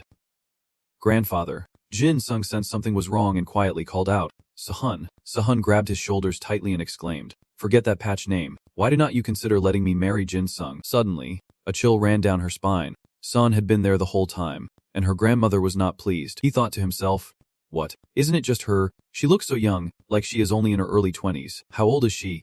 The head of the family crossed his arms and ordered. Perfect timing. I have just finished talking. Escort these two out, Sejin. Sejin immediately responded. Understood. Matriarch then looked at Jin Sung and San, who were still sitting dumbfounded. You two heard as well. Get up and move quickly. Jin Sung felt a little confused. Were they really being kicked out again? Oh well. Sahan, seeing him linger, urged him on. Let us go quickly. After escorting them out, Sejin crossed her arms and asked sternly, so, you are the Jin Sung from the rumors. Jin Sung bowed politely, about to introduce himself, but Sejin cut him off, saying, no need for introductions. We might not even meet a second time after today. Before Jin Sung could even straighten up, his face stiffened slightly. She acted just like Sahan's grandfather, like a younger, female version of him, and a white jade spirit. SSS-Rank, able to control the power of the white jade spirit within its host, a former spirit, capable of recreating the power of mythical creatures. Overall combat ability, Jin Sung silently assessed her. The white jade clan, previous fairy. Sejin turned to Jia Len, then to Kim Sahan, telling him to change and patrol Area 3 with Petty. Unsurprisingly, Sahan immediately refused, not with Petty. No way. Sejin narrowed her eyes, her face turning cold. You do not have a choice. An ED attacked Incheon Port an hour ago. Though dealt with, the government remains vigilant and has requested our aid. Maintaining national security is the responsibility of the White Jade Kim clan. Conversely, Jin Sung is quite surprised by this information. Wait, madam, there was an attack at Incheon Port. Sejin tells him that is right. The ADA squad leader handled it, but there were still many casualties. The special psychiatric hospital was largely destroyed, and many people are still missing, with the government working hard to find them. Jin Sung lowered his head and whispered, I see. Sejin looked at him, puzzled, and could not help but ask, you were so confident in front of the family head. What will you do now?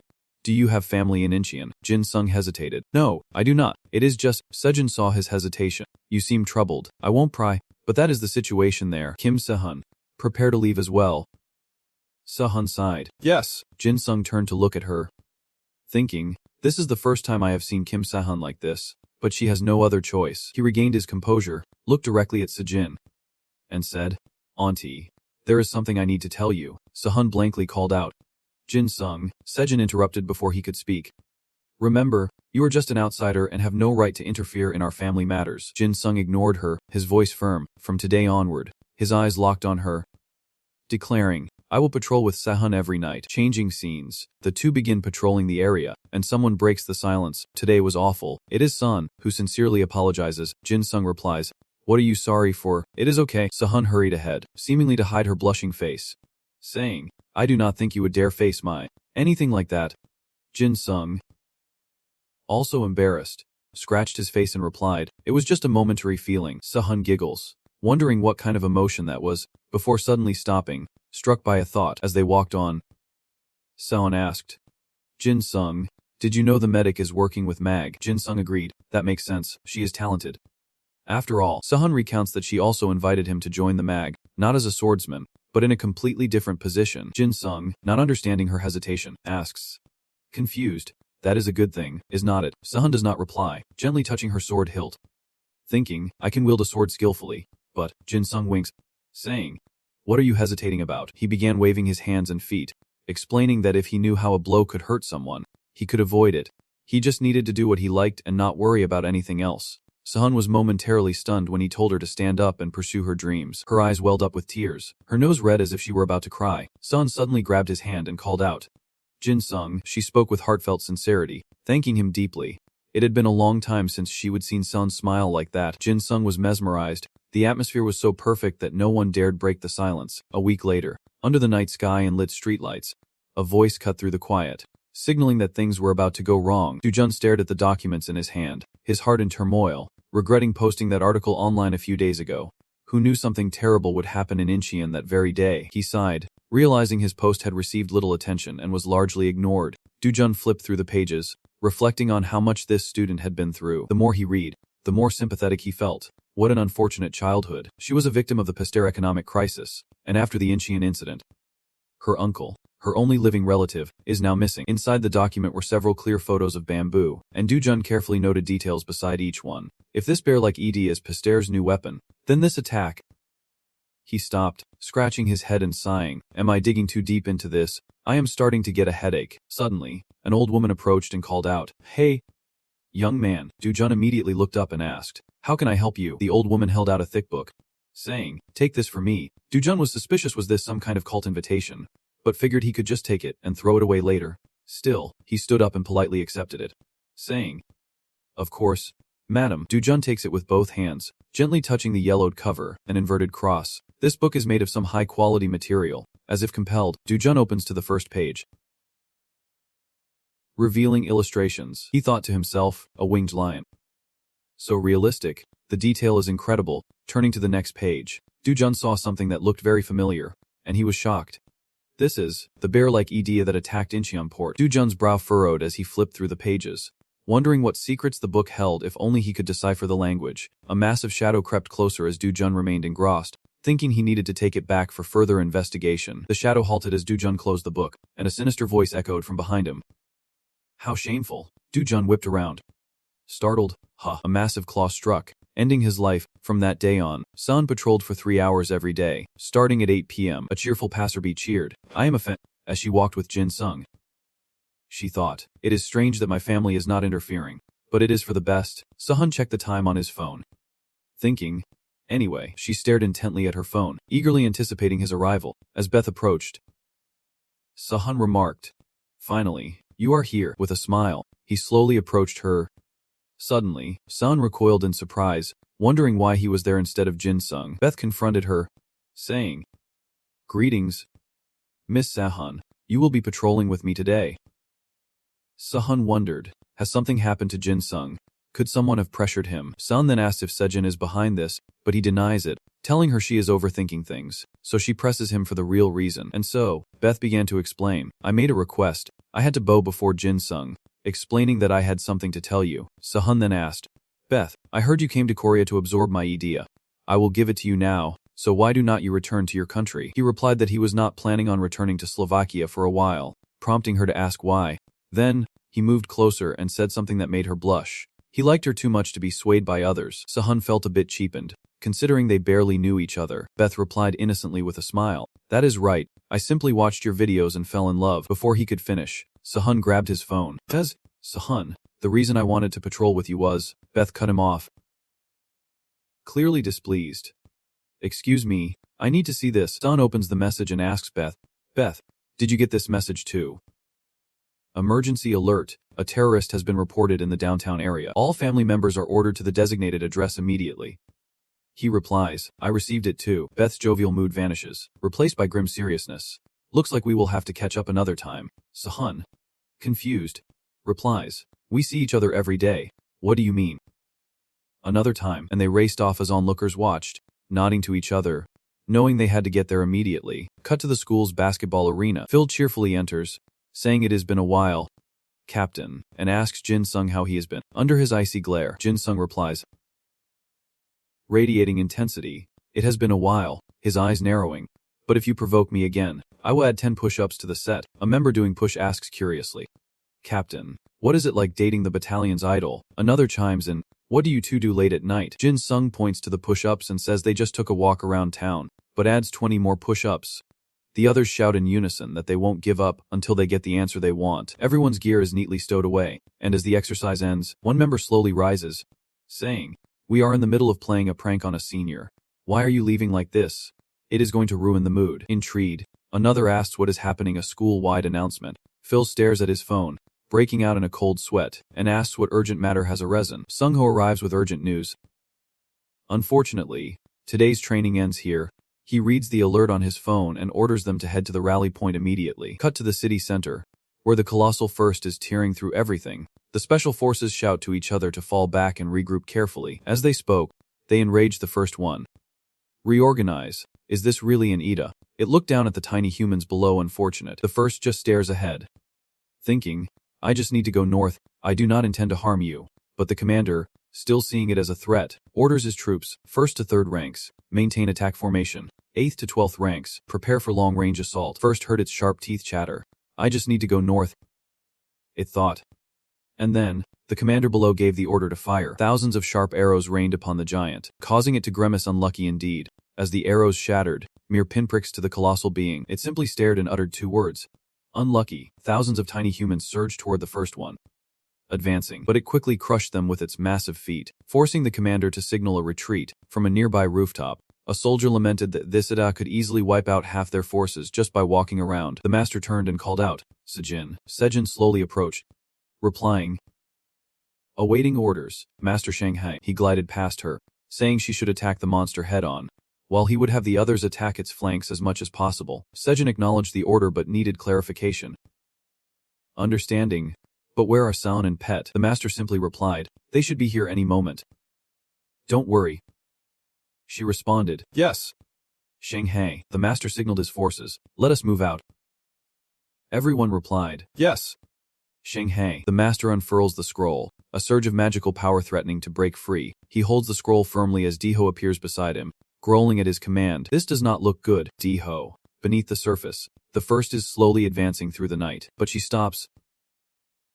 Sensing something, Sejin strides toward the first one, who scoffs. Human. She approaches, radiating a palpable bloodlust. Something different. First scoffs at Sejin, but says she is not enough, and to step aside. She asks it with a determined look, where its master is. The first answers Sejin's question immediately, saying her master is drunk in a dimension so far away that even she can't sense him. She is the firstborn of the original turtle creations, so call her the first. Human. No sooner had it spoken than a forest began to sprout above Sejin's head, quite chatty for a summoned idea. Taking a battle stance, she declared that it was nothing more than a terror weapon to be subdued, a white jade spirit. Idea class, the spirit's power manifested in her legs, recreating the strength of a previous generation. Sejin stomps the ground to summon power, the aura of the east flowing around her. First says helplessly, bad luck, why do not you understand? Human. With her power amplified, Sejin unleashed her might, taunting, I do not understand. Huh. She shot off the ground with blinding speed. Sejin takes to the air, preparing her next attack. Even with its massive, sturdy frame, she aims for its eyes from a blind spot, then dies with terrifying force. But the attack missed. It simply stared at Sejin and cursed its luck. She gaped in disbelief. It had tilted its head just before impact. Even though it could not track her movements with its eyes, the first remains unmoved, wondering who truly wants to harm him, while Sejin continues to target him. Does he possess some kind of animalistic instinct? Being an ED of the beast type, she leaps to a skyscraper for momentum, this time making no sound. Then Sejin attacks from another blind spot. Just as she is about to strike, he looks away again.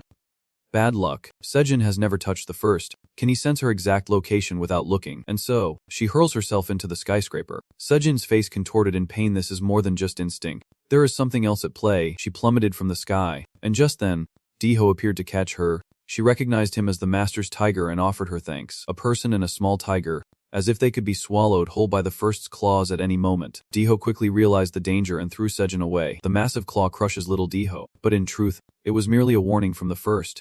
How sad. Tiger, you are in the same boat as me, are not you? He toyed with Diho, a pathetic display, then slammed his claw down, as if to say, that was just a game, I feel your pain. It then lifted its claw and continued, what bad luck. The first one stared at the dent where Diho had been crushed, then looked at Sejin, but said nothing. From the rooftop, the master surveys the scene with regret, lamenting Diho's unfortunate defeat, and urgently commands his subordinates to bring Sejin to him. As he prepares to unleash another spirit beast to stop the monster, the clan head unrolls the scroll, summoning his creatures, ordering them to move out and protect Sejin. As he speaks, 1,000 streams of mana surge forth from the scroll. Many monsters surround number one, but they can't even make him flinch. Did you really think you could stop me with these weaklings? Old man. The master curses number one and raises his scroll, as if to summon his final trump card. You fool, your real enemy is this. A colossal beast appears, its power rivaling the first. The monster and the first lock eyes, filled with animosity, and a battle is about to erupt. Family head's henchmen rush to Sejin's side. Are you alright? Lady Sejin, we must return to the family head at once. They helped her up, and in a flash, they were high in the air. The old man looked down and asked, Sejin, do you think you can move? The wounded Sejin replies that she is alright, and the master continues, saying he would like her to rest, But nothing can stand against that monster. Suddenly, his eyes widened as he realized that neither his attacks nor Sejin could reach the first disciple, who looked down on the giant beast with utter contempt, remarking that they were all too stubborn to even get close to him. It grabs what is in front of it and attacks relentlessly. What a pity. The master slowly folds the scroll. My strongest spirit beast was destroyed in an instant. Showing no respect, the first lamented. What a pity. Then, it stood tall, revealing its wings. But I want to warn you. The first raises its massive hand towards the elder, declaring they cannot escape. Just as the hand is about to reach the master, Sejin rushes, shouting his name. That clawed hand shattered the building, sending her flying. The clan leader lay dying, but Sejin was miraculously unharmed. Her eyes flashed with dangerous intent, secretly awakening her power. The woman and the beast charged together, attacking the first. Sejin's attack was blocked, and even the lineage monster was no match. She lost her balance and was thrown to the ground. Sejin's face darkened as she cried out in pain. The first one looked at her and said, "That attack was better. Human, don't trifle with me. You still have much to learn." As Sejin struggled to rise, it spoke, as if delivering a final blow. "It is over." Beneath the first massive hand, only a pool of fresh blood remained. Clan head stared in disbelief. Sejin was gone. When the confirmation came, his face twisted in anguish. They could no longer sense her presence. She was dead. The first raised his hand to end it all. Next was the elder, the head of the family, his face solemn, seemed to accept his fate. Sejin. Suddenly, the old man looks up, utterly astonished, as a force intervenes just as the first hand is about to strike the family head. It was none other than Pet and Sejin, arriving to help. She turned down, filled with worry. "Are you alright?" The first scoffs. "How unfortunate. That promising youth must die for that old man." Pet thinks to himself, "Someone's already dead." No. On the other side, the master is helpless and strained. "Sejin, run. He is a monster. You can't fight him." He approaches the patriarch, reassuring him. "Calm yourself, sir." Then Pet asks, "Grandfather, where's Sejin?" The head of the family did not answer, only wishing for his granddaughter to escape his final request. He understood, replying, "I understand, Sahan." Unaware, refused. "No, I won't leave you." Pet calmed her. "Lady Sahan, I will explain everything later." Armor slowly materializes around Sam, preventing Pet from touching her. Then, with a resolute voice, she replies, "You think I do not know what is going on?" The head of the family looked surprised as armor formed around Pet. He slowly stood up, pulling something from his pocket, saying, "I always thought the power to protect others was meaningless. But after losing Sejin, I finally understand. The power to protect someone is beautiful. In the head's hand is simply a pen. The only thing this foolish old man can do is protect the two of you from this monster." He roared at Pet's cruelty. "Pet, what are you doing? Hurry." He nods, but sweat beads on his face as Scene shouts, "Wait, what are you doing?" He wrote on the ground as he spoke, "You killed Sejin." Then, with a threatening tone, he added, "I will make you regret this." Undaunted, the first says it is a shame the master does not understand humanity. The master's painting is of a dragon, a legendary evil dragon said to drain the life from all living things, and the white jade spirit. "My daughter," and the old man also painted Sejin, now consumed by despair, begging for her forgiveness. The master poured his power into the painting, and behind him appeared a giant azure dragon. The work was titled Evil Dragon and the Fairy. In his mind, he thought, this was his last and greatest work, only to be used as a distraction for the two kids to escape. The dragon coils tightly around the first seat from behind. She did it to give Sejin's spirit a chance to escape. She looked back as she flew, filled with regret. Little Sejin flew before the first seat. Even if providence and fate are on your side, old man, it is still not enough. And then, a bloody strike. The dragon loosened its grip, and the first elder ensured she had no chance of survival. The clan head looks up, unable to believe his eyes. He drops his brush, lamenting that he thought he would reach the pinnacle of calligraphy. But it is not enough. He still has much to learn. To end the master in an instant, "I will send you to your loved ones." Old man. Now, the master hangs his head low, as if giving up. "You damned lion. Hearing you speak is truly an eyesore." Cut to people receiving a text message, exclaiming in disbelief as Jin Sung anxiously asked, "Sergeant, have you seen Jung Yi's squad around here?" "I have not seen him around here. Try calling him." Sung Ho replied. He looks at his phone with no signal and asks, "Do you have service?" "I think I lost mine." He adds, "That is right. The internet is not working either. Connection failed. Please check your network status and try again." Jin Sung was in turmoil, with a growing sense of unease. Sung Hu nonchalantly replies that the mastermind must have blocked all signals in the area, as Jin Sung worries that the White Jade family is fighting here. They are probably the source of all this fighting. "I have not seen my pet, so he is likely fighting alongside the White Jade clan." Jin Sung is overcome with worry. The White Jade clan is one of the strongest, so there should not be anything to worry about. But why do I feel so uneasy? He slowly walked forward, wondering if the White Jade family was strong enough to stop that monster, wondering if something would happen to them. Sung-ho reminded him that if he left now, he would be considered a deserter. Jin-sung glanced back, worry etched on his face, at Sergeant and Sung-ho, who stood before him, arms crossed, ready to lecture. Their mission was to protect the people during the evacuation, a task difficult enough as it was, and Jin-sung was at a loss for words as Sung-ho simply stared at him in silence. Then, to Jin-sung's surprise, he added that with the communications down, they needed someone to join the search and intel team, a task that would not be easy. Either, Sung-ho assigned him the mission, saying he seemed the best fit, having worked with the White Jade clan before. I will inform the other officers, Jin-sung said, bowing gratefully. Sergeant. Thank you. Sung-ho urged him to hurry, telling him not to forget to return with the information. Jin-sung acknowledged the order. Having accepted the mission, he sped off, hoping everything would be all right. Back at the master's location, he planned to slowly take down the old man. Wondering, what does that old geezer have that makes those kids sacrifice themselves? Though fearful, Beth tries to remain calm, wondering if the intruder is a divine master. He can't fathom how they infiltrated a sanctuary inaccessible even to the clan leader and Lord Sejin. Just as it attacked the master, Beth made a timely decision and would use its power to save the clan leader. He quickly helped Lao escape the clutches of death, leaving the clan leader in utter confusion. Beth, what are you doing here? I told you to go with Sahan. Beth looked at Sahan running towards him and smiled contentedly. Sorry, Chief. For me, not letting the one I love suffer is more important. He clasped the clan leader's hand and began to speak. Then, clan leader, please forgive me, the elder seemed to realize. Beth, could it be? And then, Beth took the elder's power for himself. Caliban, an absolute talent, can only be used for one purpose, to absorb the target's idea and make it one's own. If you absorb another idea while already having one, the previous idea's power will vanish. The size of the absorbed idea is proportional to the master's mental strength. The first one repeats its familiar phrase. So dark. Suddenly, the first one lets out an unexpected roar, as if wanting to destroy everything in its path in an instant. Beth covers her ears, unable to bear it any longer, then limps towards the first, declaring that someone as vile as him does not deserve the title of Divine Master. The first simply retorts, why? You were the ones who attacked me first. Beth's tone turned serious. Stop joking, the wings are only temporary. But the first remained cynical. Don't tell me you are trying to pity me. He began to blame it. You never intended to leave the city alone. You deliberately passed through this city, harming the people and destroying it. The first retorts furiously, claiming he is the only one the people trust, and his compassion makes him ruthless. Beth vehemently blames him, saying he is just a scumbag using them as an excuse to attack, and he intended to kill them from the start. The first one, with contempt in his voice, retorted, my roar has completely isolated this city. No one can escape.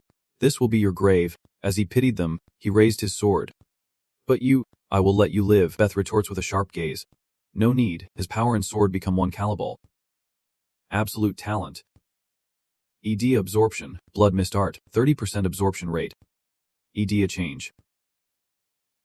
Weaponized imagination. Cataball. Weaponized imagination, 30% absorption rate. Combat ability. A plus. Beth stares worriedly at his hand. Chief, it seems we are compatible. The only problem is the absorption time. But deep down, he is thinking, it seems only my right arm can absorb it. Beth hesitated. Thinking, the first drew closer. Back off. Do not give me a reason to kill you. An invisible light erupted. Blindingly bright. Beth catches a long spear from above, wielding it as his primary weapon, a devastating tool against demons. The spear pierced through the first's arm in an instant, shocking him. The spear of Longinus, 30% absorption rate, 95% subdual rate, compatibilities, exhausted from the attack. Beth collapses. The mere act of launching the spear having drained his strength, as the first focuses on his hand. Beth struggles to his feet, knowing he must retrieve it. The first's hand wound remained, his regeneration could not heal it. He sees Beth, praising, this kid's got talent. Summoning the holy spear, he desperately wants to live, and the deal for me to live still stands. Right, the first replies. Of course. Then, he says something that makes Beth uneasy, but it seems you have other concerns now. His mind races. Sahan. Below, Sahan anxiously watches Beth, who is calculating her next move. Should she flee? She can't abandon him. Will she die here? Sahan began to cry, paralyzed by fear, unsure of what to do. Beth made a request. There is someone she wants to save. The first immediately guessed. Is it the one you have been looking at? He begged it. Yes. Please let Sahan live. If you do, I won't resist anymore. But the first just looked at him and said, unfortunately, you think you have the right to negotiate with me. That woman can't sympathize with me. There is no reason to spare her. Beth looks up, already knowing the answer. He prays in his mind, his hand summoning the spear's power one last time. begging the gods to grant him strength, something stronger than the Longinus spear, or even something weaker than the holy spear, anything he could use to its full potential. And what appeared was a dagger that absorbs combat power. The Digong dagger, Beth cried out in despair, wondering why Jin Sung's dagger had appeared. The first opened his mouth wide, acknowledging his talent. Even though he should kill him and his master, I will keep my word. Beth still has unresolved helplessness. I thought of the strongest weapon. But why? Then, the first destroyed one of his arms, stating he would only take his ability. The air fills with a coppery scent of blood as it gushes forth. Cataball, absolute talent for combat energy. A plus, imagination creates combat energy weapons. A minus, Beth loses an arm and plummets from the sky. The first coldly states, as if nothing happened. How unfortunate, as San rushes to his side in anguish. Beth.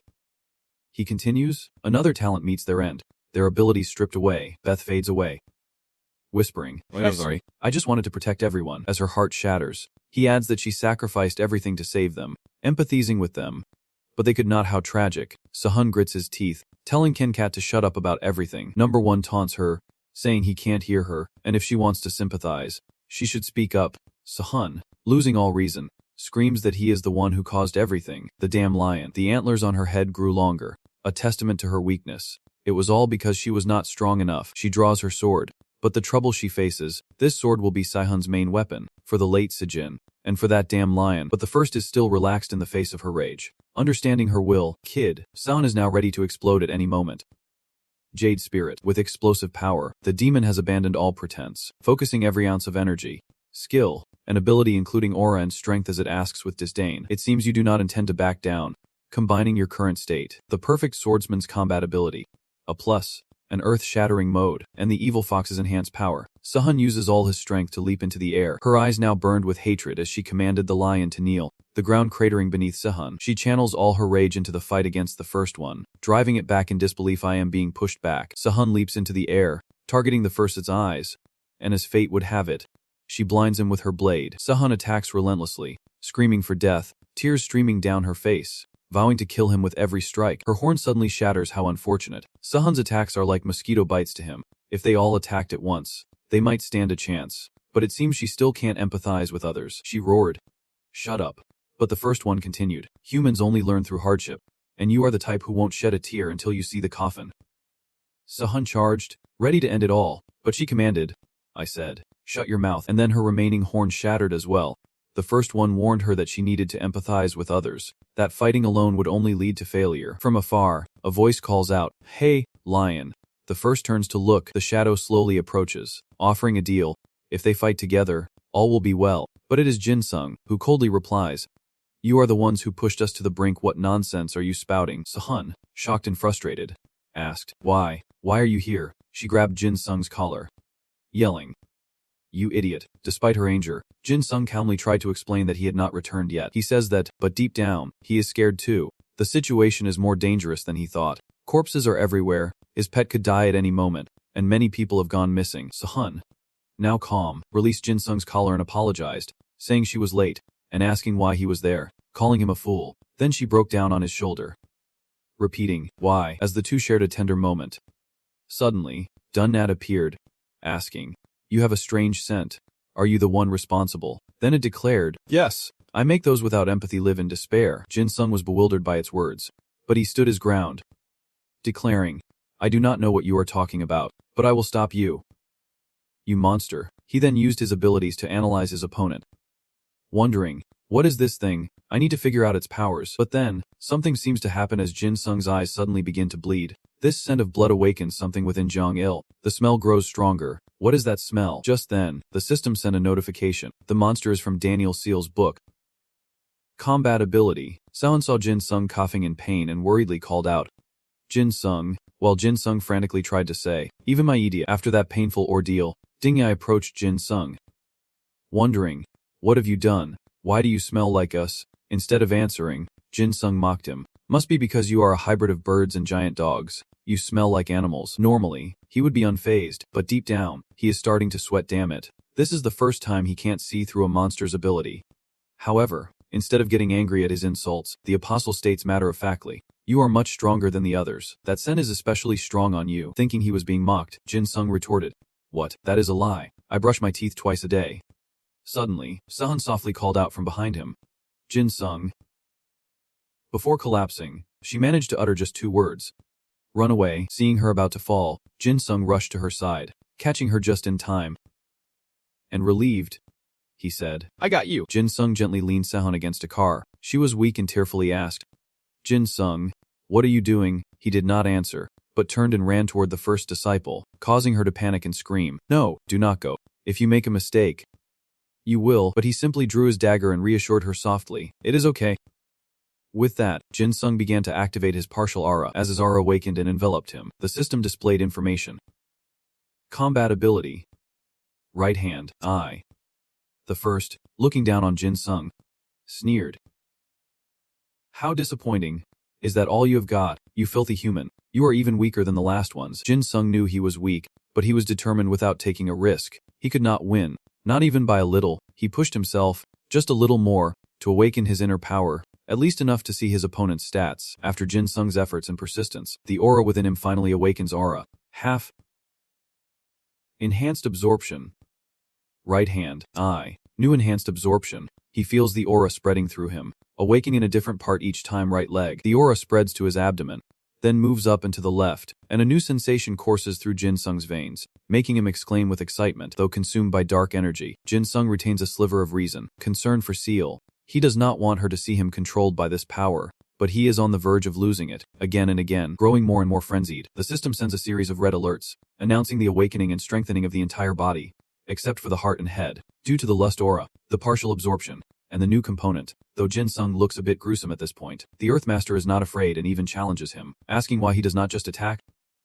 You weakling. Unbeknownst to him, all of his information has been exposed. The first monster in Daniel's book, Compatibility F.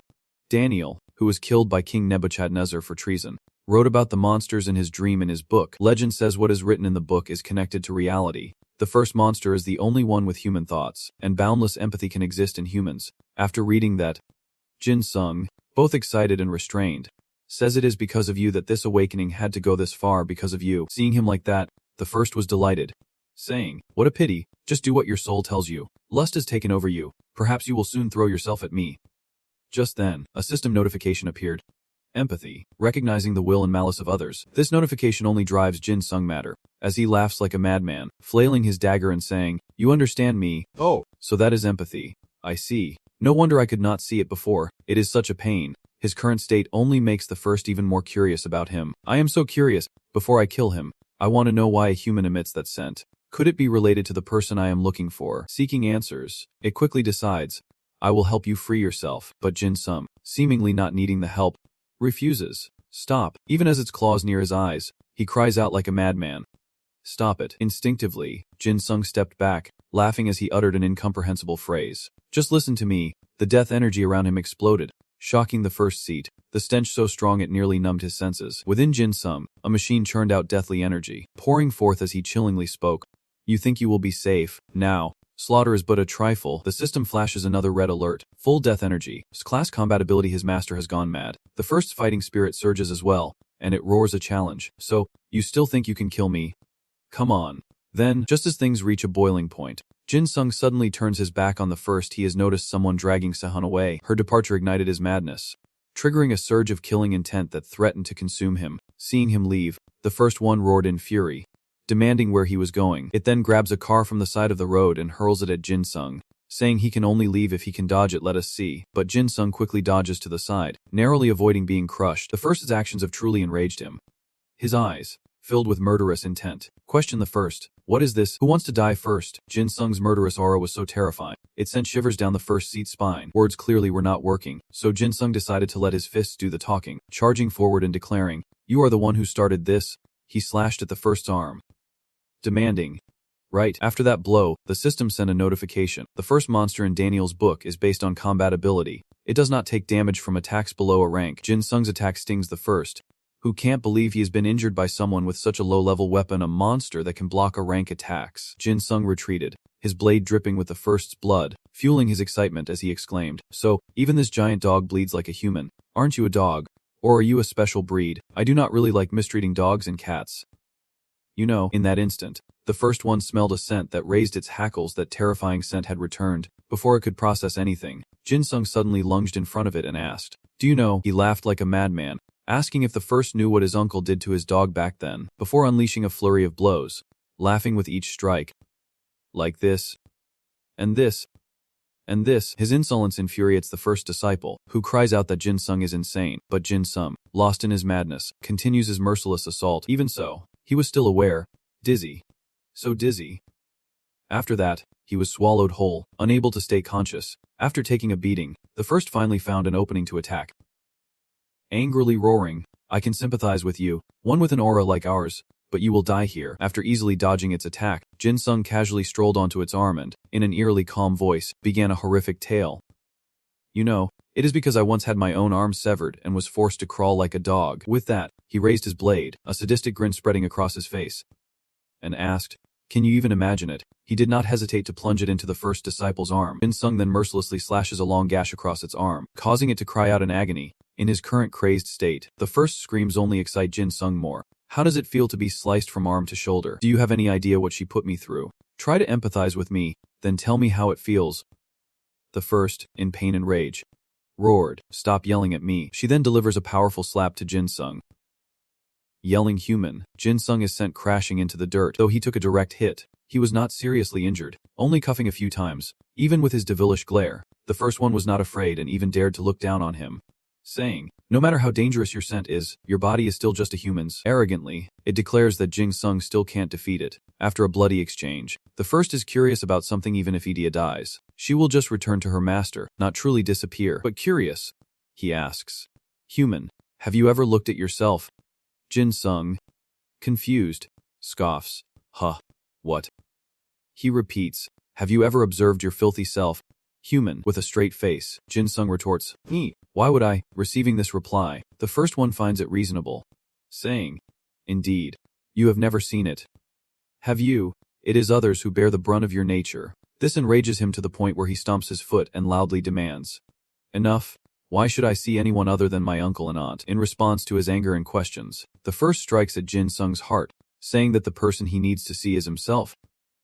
After that, a strange feeling begins to rise within Jin Sung, a feeling of utter fear and confusion. Where is he? He is so scared, and he is all alone. In response to Jin Sung's trembling voice, the first manipulative tone echoes, "I hope you are destroyed. Human, what will your end be? I am so curious." He attempts to use his power on Jin Sung. "Now, human, empathize with me." As those words echoed, Jin Sung seemed to awaken from the nightmare. "I acknowledge you." Now, the first was not his enemy, but someone trying to help him escape his torment, urging him to look within himself. But from such haunting memories, there is no escape. Jin Sung recalls the day his little dog was killed, and the small, helpless boy could only utter, "No." He cries out in anguish, apologizing to his dog. "I'm sorry. It was my fault. You died because of me." Two demonic figures, resembling his uncles, reveled in his pain, saying that the dog would not have died if it were not for him, that he was the one who killed it. The memory brought Jin Sung to tears. But strangely, the tears were red and flowed from only one eye. Voices echo in his mind, "I hate you. You deserve to die. It died because of you. Everyone would be happier without you. You are useless. You make everyone suffer." Demonic voices echoed in his ears, "Die, die, die," as the system issued a dire warning. Suicidal assassination. EDA level, SSS, you use your murderous aura, always aimed at others. Against yourself, you are consumed by the desire to kill your enemies, as well as the desire to be killed. EDA can be deactivated at will, but all senses are temporarily lost except for the will to kill, inherit, and plot murder. It can be further developed to assist in murder. Double contribution, an overall combat capability, SSS. That moment scared the living daylights out of the Earthling, who exclaimed in surprise. This human, he was more powerful than he could have imagined. His aura was so intense that empathy could not even begin to measure his abilities. At the same time, it sensed that everything was now directed at him. Jin Sung, now mentally unstable, muttered to himself, "I want to die. I want to kill. I want to keep myself." Sensing the intense danger emanating from him, the earthly one slowly backed away, calling out, "Human." But Jin Sung suddenly cried out, seemingly split in two, asking, "Should I kill and die, or die and kill?" These words enraged the earth spirit, who roared, "Human, you dare!" But before it could act, a blinding light erupted. Jin Sung, who was just standing there, has vanished. The earthling tries to use its abilities to find him, but to no avail. This unnerved it slightly. It could not sense his emotions. Just as it cried out, "Human," a figure emerged from the smoke. A hand emerges from beneath Jin Sung, who now resembles a demon as he declares, "I will die and kill at the same time." Seeing him like this, number one is terrified, crying out, Human. To protect itself and regain the initiative, it attacks Jin Sung first, but its claws are pierced by his skeletal hand. As he declares, I have made up my mind, his face, a mask of cold bloodlust, uttered a single word, bitch. Jin Sung then quickly retrieved his broken staff. Then he cries out, come. Mayuset support, and a terrifying power emerges from the ground. A skeleton emerges as the system sends information. Suicide assassin. Supporting Mayuset. EDS level receives support from the world, along with the tools needed for slaughter, surpassing the owner's abilities. Support cannot be executed. Only tools with similar characteristics or related to the owner can request overall combat capability. As the skeletal figure engulfed the first, Jin Sung's challenge echoed. Someone who can kill me. Right. The sight of it terrifies the first apostle, who can only scream, while Jin Sung maniacally asks if he is right. As the skeleton crashes down and suppresses the apostle, a system notification appears. Osaido, EDS level, overall combat ability S, a net made from the bones of Baeon Rang, the king of death. Despite being pinned, the apostle still struggles violently. Yelling. Human. These skeletons are not part of your idea, but the system sends a series of notifications, binding and restricting the movement of all beings except the owner, who can use them to fight in their territory, while non-purebloods take double damage. Just then, Jin Sung attacked the first swing, begging with blood-stained yet deceptive words. Please, kill me before you die, only to be met with the first's pained scream that makes him lose interest, and he asks, no way. Is that all you have got? Are you that weak? The first one, knowing he can't win, tries a different tactic. You, human, what is your name? Confused. He replies, what good would knowing my name do you? The first asked because he realized this human's desire to die conflicted with his desire to kill. He wanted to die, but could not bring himself to do it, leaving him in a haze. So, he tempted Jin Sung, saying if he revealed his name, he would help him die. It was clever of it to scheme despite its predicament. To escape, and had to focus his mind on his desire to die. But of course, a beast can't outsmart a human, and Jin Sung plainly answered, my name is Jin Sung, North Jin Sung. His answer drove the first insane, and it thrashed about, demanding to know Idia's name. Seeing its eagerness, he chuckled with glee and said, are you trying to trick me? Only then did the first realize his plan had been discovered, and he cried out in alarm, what? Without hesitation, Jin Sung used the bones as leverage to launch himself toward the first, gleefully saying, I knew it, my uncles and aunts have tricked me plenty of times. Seeing him go crazy, the first could not understand what was happening and hastily demanded, I do not know what you are talking about. Empathize with me now. He was met with a disdainful sigh. I do not trust you at all. Should I just figure it out myself? Knowing he would be doomed if he could not convince Jin Sung, the first frantically cried out, wait, just answer and you can have a dangerous fight. Then you can die and kill at the same time. I will show you the most dangerous battlefield you have ever known. Ignoring his panic, Jin Sung simply exclaimed, hey, then glared at him, saying, you are too loud. I just want to ascend. His words terrified the first, nearly making him wet himself, but he still dared to plot against him. That is right, that is it. If he dies, I can escape from here.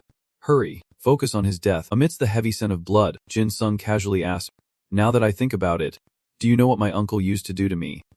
Suddenly, his eyes light up with glee as he exclaims, I found it. So, he was looking for something to beat the crap out of number one with, but it is a bit too big and makes him hesitate, but it seems a little too large. Just then, the system sends a notification. Spinal bone, ED level overall combat ability one of the countless spinal bones from the King of Death. If used as a weapon, it will cause more damage to the opponent's spinal area. Jin Sung admired his new, oversized weapon, saying, he used something like this on me every day. Then, his aura flared, but I guess the past does not matter anymore. This terrifies the first, who cries, what is this energy?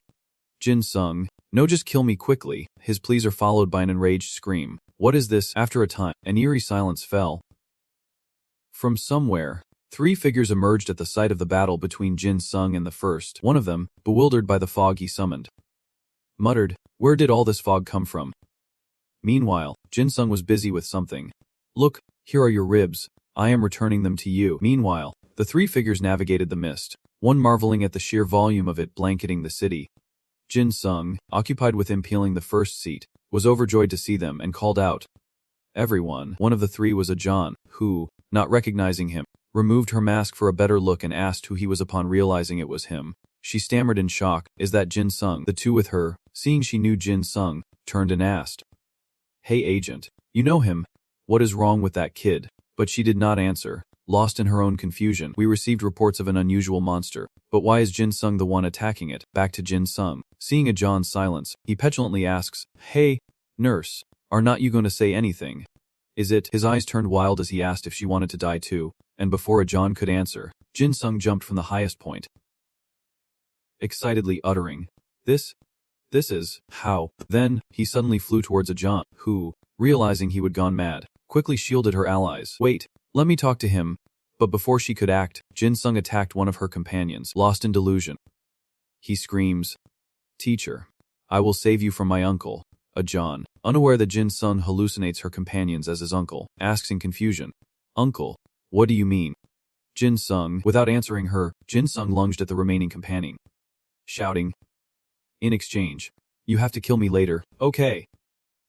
The companion, seeing him rush towards her, panicked and yelled, Agent. He sternly accuses Jin Sung of being the one who made the city like this, so he decides to take action, using the double fists of passion a level, overall combatability a plus, fist strength increasing with each destroyed target, and the harder the target, the higher the power. Just as Jin Sung's mist was about to meet his companion's fist, he scoffed at his ability, wondering what this slow attack was. Then, the mist on his hand touched his companion's hand, and with a muffled sound, the companion was dismembered. The bloody scene before her made John pale, and she asked herself in disbelief why this horrible, deathly scent was coming from the Jin Sung she knew. Just as she stood there frozen, a voice suddenly called out, John. Understanding the call's meaning, she quickly used her ability, and the system displayed information about this power. Rising up, it is, overall combatability. See, you can use words similar to commands, but they must mean recovery. John's power restored her companion's lost arm, but that power also has its drawbacks. It restores the designated person's body to its state before destruction. As long as the heart or brain is at 70% functionality or higher, all wounds will be healed. However, Ida's powers cannot cure ailments its user does not understand, and each use brings severe mental exhaustion. With his arm restored, the man attacks Jin Sung again, but far from being intimidated, Jin Sung taunts him, Hey mister, does your hand hurt? Huh. His companion responds with a fierce punch. But unfortunately for him, Jin Sung's bone is too hard to break through, no matter how hard he hits. Still, he punches until his hand bleeds a flurry of passionate blows. Each punch he throws is another reason for Azan to heal him, a cycle of blows and mending. Growing impatient, Jin Sung decides to intervene, asking, Are you serious? Hey! Stay still. He summons his bony hand, immobilizing his companion as a system notification appears, red oxygen restricting movement within the domain. Except for the owner. Suddenly, Jin Sung approached his companion and asked if he was okay. He raised his fist high and spoke strangely to the stranger, saying that they had fought like this in the past. His words left his companion bewildered. Why does he keep calling him uncle? His answer was a brutal punch that drew blood. Jin Sung, consumed by rage, relentlessly punches him while shouting, What is wrong? Old man. Does it hurt? Ha, ha. You used to do this to me.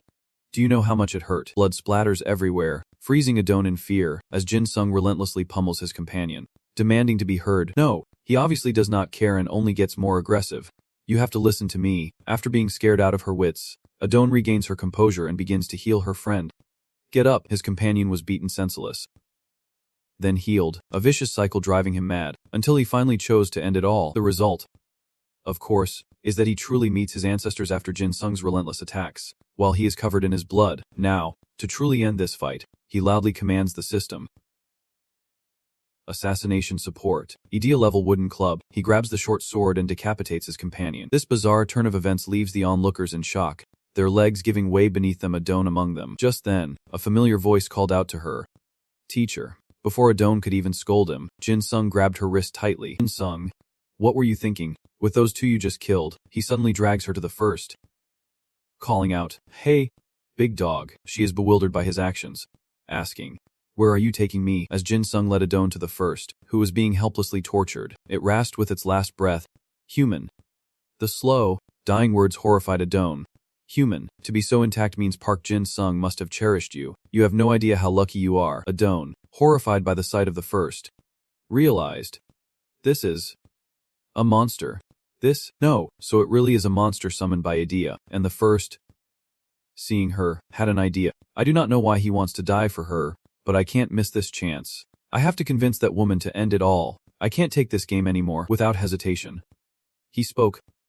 Right now, Park Jin Sung desperately wants to die by your hand. This bewildered Adon, who exclaimed, What? Jin Sung, in agony, lashed out. And so, despite being beaten by Jin Sung for meddling, the first continued to persuade Adon, If you want to live, do not miss this chance. His mind is unstable, and my influence has broken him completely. He is using his last strength to resist. I hope you can end him. As those words faded, something suddenly emerged from him, and the system swiftly displayed information. Baeongran's rib. Edge level. A plus. Overall combatability. A plus. One of countless ribs from the King of Death. Baeongran. When piercing opponents, the rib's sharpness doubles. When blocking attacks, its hardness increases. Driven to the brink, Jin Sung mutters about wanting to know how to die, a question that reaches Adon, who asks in confusion why he wants to die and why he is doing all of this. Suddenly, he grabs her hand, excitedly saying, "Because I am a bad boy, a nurse is also a teacher, so she has to punish bad boys. Right? What do you think? I am right, are not I?" Jin Sung's madness terrifies her, and she falls to her knees, asking, "What?" The fear is evident on Adon's face, and Jin Sung asks, displeased, "Teacher, can't you do it?" And as he was about to send Adon to her doom, he declared he no longer needed a teacher. "Jin, you act like it is nothing, like I should die every day." Just as Jin Sung was eager to send Adon to her eternal rest, someone suddenly called out, "Hey, you!" Sahan appears with the holy sword, and though still weak, demands he release her. Her presence excites Jin Sung, who wonders if she has come willingly, but she repeats, "Let her go." Just then, he noticed the sword in her hand and exclaimed, "The sword." Suddenly, Jin Sung threw Adon aside and muttered to himself with glee, "Good. Very good. This should work." Having escaped, Adon sees Jin Sung approaching Sahan, and fearing he will harm another innocent, she cries out, "Run, Sahan, get out of here." But Sahan, instead of fleeing, is trying to figure out how to save Jin Sung from the lustful energy controlling him since the battle with the plague. She can only return to normal if Jin Sung severs her horns. Destroying Idea this way is irreversible, but there is no other choice. Her power flows into the sword, weak as it is, and she resolves to activate Idea once more horns. "Go, let us fight." Just like against the plague. But before Sound could act, Jin Sung grabbed her sword, maniacally declaring that he would found it the sword. "Using that sword could kill me. Your actions are giving me a heart attack. What are you doing?" At that moment, the system displayed information about the sword. Seidancham's Hajim. Rank up, a sword once belonging to Kim Il-sin of Silla, a master swordsman who helped unify the three kingdoms of Korea. Meanwhile, Sahan and Jin Sung are locked in a struggle. She tries to take the sword back and yells, "Let me go." But no matter what is happening, the system is still doing its job of providing information. Only swordsmen of a rank or higher can wield it, depending on the user's Ida level. After receiving the necessary information about using the sword, Jin Sung excitedly asks, "I am not a swordsman, so I can't use this sword. Looks like the prey has to act on their own. But can you do it? Seeing you act like a madman." Sahan angrily kicks him and yells, "Are you crazy? You want me to stab you? Snap out of it. You clearly do not care about my feelings and just desperately want the vaccine. You are not ready yet. Fine. Just use that sword, and you can do it. Please. Even if I do not die right away, it does not matter." As Sahan cursed at Jin Sung, telling him to wake up, members of the association suddenly appeared, wanting to capture him, saying, "There he is. That is the terrorist." Sahan is taken aback by their arrival as they surround Jin Sung. Another person helps Ajin up, praising her efforts and assuring her the vaccine will arrive soon, so they must resolve this matter first. Jin Sung, unfazed, grows even more excited, wondering why so many guys have shown up. As the person supporting Ajin questions her, "Is that the correct target? Is he really the one?" Ajin, knowing Jin Sung's bloodlust, urgently advises the others, "No, we can't handle this.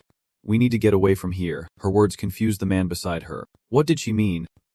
Just then, Jin Sung mistook someone for a relative and cheerfully greeted them. "Auntie's here too." "Oh, wait, no.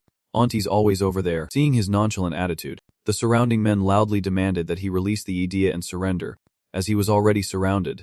Their rudeness angered him. He had greeted them upon their arrival, yet they intended to attack him. Unaware of his power, they continue to demand his surrender.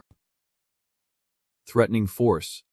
Jin Sung, wasting no time, decides to eliminate them. "So be it. I will kill you all." Ox Slaughter assist. Obeying his command, the system activates skill number 103,673.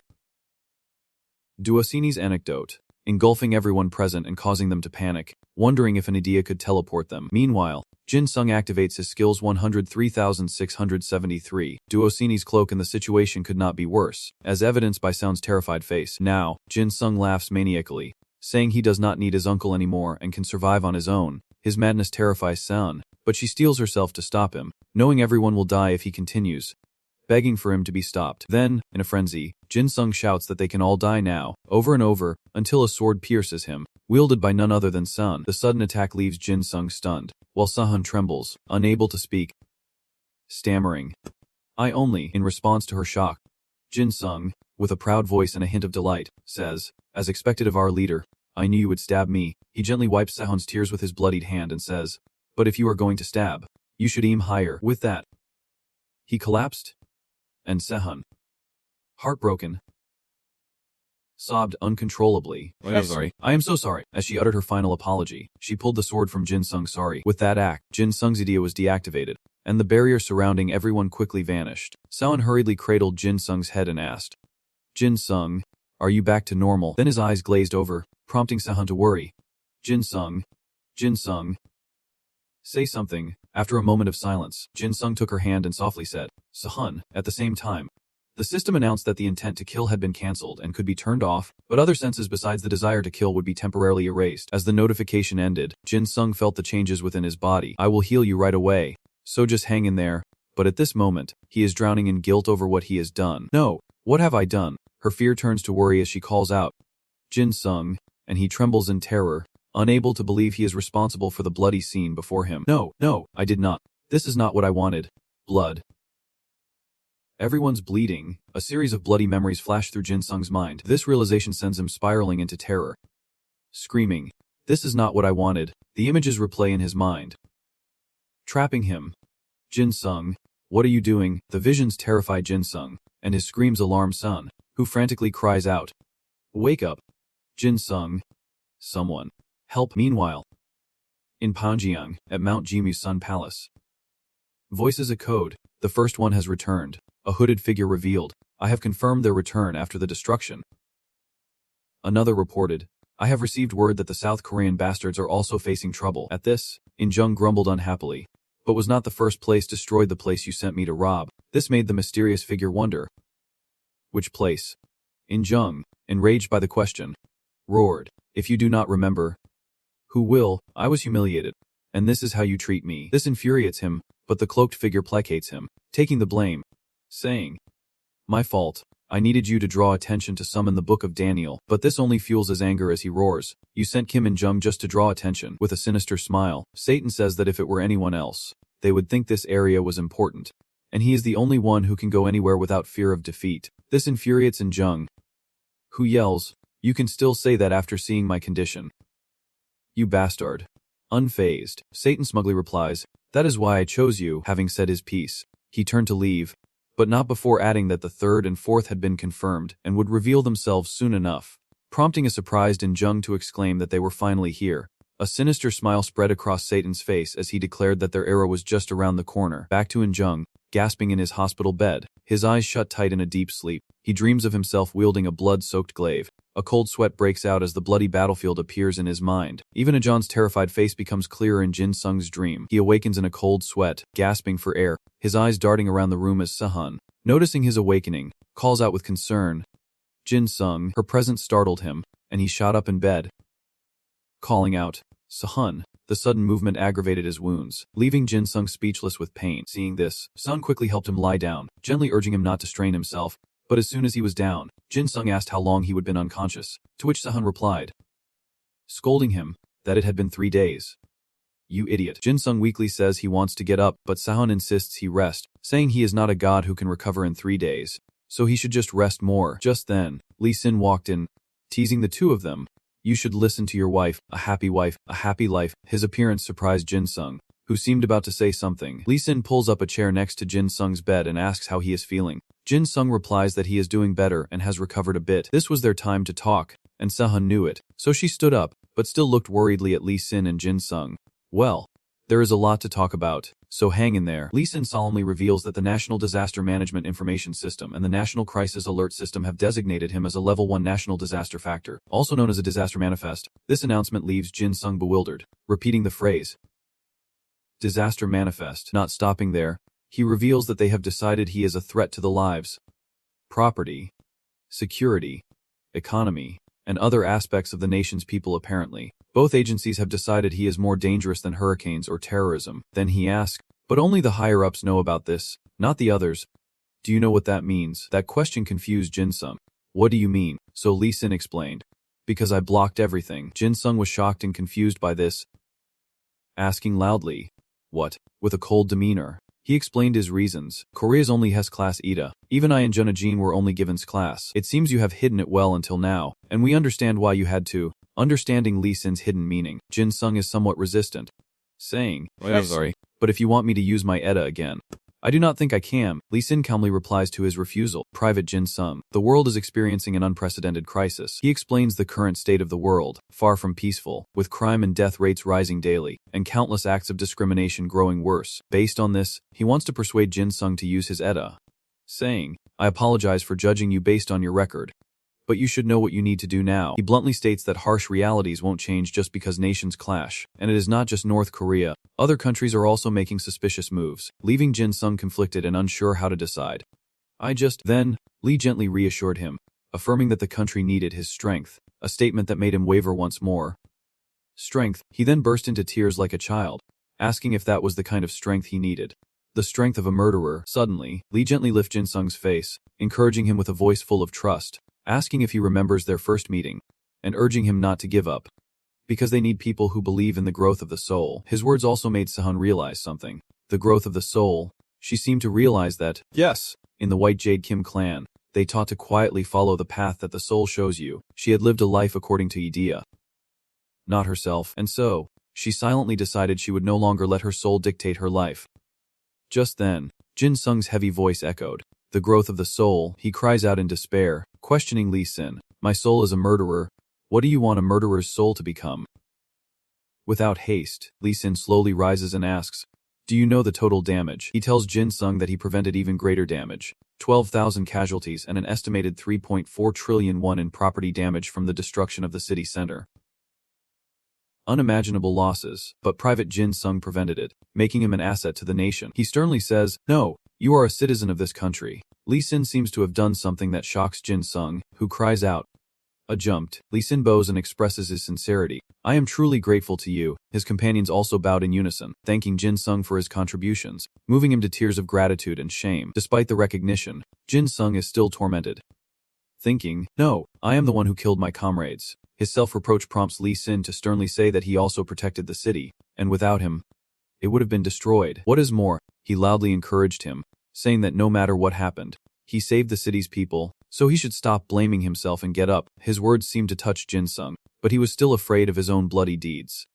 However, seeing the joyful smiles full of gratitude from everyone, he felt invigorated. Everyone is sending their sincere thanks, and for the first time, he is receiving such gratitude. Jin Sung slowly walked down the forest, thinking to himself, it must be difficult for them to face the person who killed their comrades. Jin Sung knew it must be hard to face him, yet they did, and that was the medicine he needed to move forward. They did not lose their pride, acting maturely instead of with anger to repay them. He could not succumb to the weight of guilt. He had to rise and move forward, so he declared, Sir, I have no intention of using ETA again, a statement that shocked Sahan. Despite opposition to his decision, Jin Sung firmly declares, I won't abandon her. I will work hard to repay every life I have taken. His resolve pleases Lee Sin, who adds, Thank you, Book Jin Sung. You are a strong person, and since I was planning to advise you not to use it for a while, seems no one can stop your ETA except me. This worries Jin Sung, who asks what will happen to him, so Lee Sin quickly reveals his plans for him. I plan to send you abroad for a month or two, so your presence disappears from Korea for a while, but this plan troubles him. If possible, he still wants to study head cup or continue his military training as usual. Understanding his worries, Lee Sin reassured him, saying this is like a short study abroad, and he will be promoted to staff sergeant. So, on the day Jin Sung left for the airport, he bid him farewell. Have a good trip, Staff Sergeant Jin Sung. Sung-ho saw Jin Sung off at the airport, bumping fists and warning him not to slack off just because he was not around. He would be testing Jin Sung's endurance as soon as he got back, to which Jin Sung could only laugh. Seo-eun then embraces Jin Sung tightly, emphasizing, remember to call. Overwhelmed by her concern, he happily agrees because she was about to be separated from him. She was a little sad and told him to call every day, which he reluctantly agreed to. Moreover, before really getting on the plane and leaving, Jin Sung left one last promise for the two of them. When I am more grown up, I will definitely come back. After landing at John F. Kennedy International Airport, Jin Sung was surprised to see a group of familiar faces. Zizan spots him and immediately shouts, finally showing your face.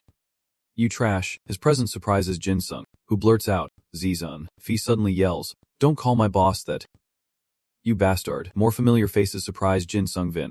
Jonggo. Unlike the other's overbearing attitude, Jonggo was friendly, greeting him politely. Long time no see. Seung-ho beside him also greeted him shyly. Hello. Jin Sung. Another acquaintance startled Jin Sung even Lee Seung-ho unexpectedly. Seung-ho approached him, warmly shaking his hand and asking if it was because he was not wearing glasses anymore that he looked so cool and relaxed. This friendly welcome made him a little flustered as he replied, no. Suddenly, Jin Sung sighed in exasperation, saying, I should not have come. Now I have to stand here and look at trash like you. Despite his exasperation, Jin Sung politely asked, Jin Sung and Seung Ho, now that I am a sergeant, can we drop the honorifics? Of course, he is ignored as the other man complains, I can't believe a low ranker is above me.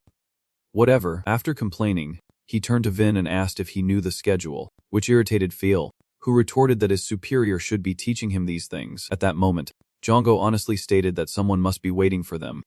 But they would been arguing since they got off the plane. Scolded by the two, Jongo sadly remarks, you are older. Though. Jin Sung, watching his three friends bicker like children, could not help but sigh.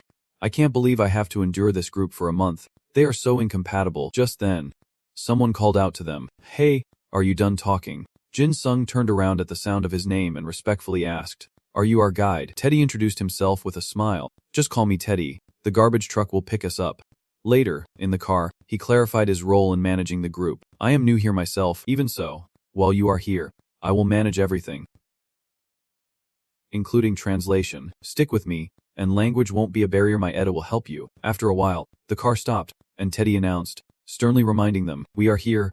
Please watch what you say. Teddy quickly opened the door to a room. Inside, a crowd was already seated, their eyes assessing them as they appeared. Jin Sung followed Teddy to a seat. Observing the others and wondering what was up with these high-ranking people, some were even in US military uniforms. He felt a little intimidated being there. The atmosphere was so eerie. Suddenly, the lights in the room went out. A general quickly turned on the projector and announced loudly, now that our honored foreign guests have arrived, I will keep it brief, as we do not have much time. He stated that in a case that just occurred an hour or two ago, a 35-year-old woman died in northeast Manhattan from shock due to stab wounds in her abdomen, similar to previous murders. At which point someone in the audience raised their hand, asking if there were previous cases. General continued, explaining that another similar murder had occurred 4.5 hours prior, with a clown-disguised killer dumping the victim's body in the river. He also presented other issues, revealing that a link had been established, and this appeared to be only the first of dozens of murder reports expected in the coming hours. What is peculiar about these cases is that the methods used belong to infamous killers of the past, constantly changing their methods to keep us from catching up, leading us to believe there is more than one killer.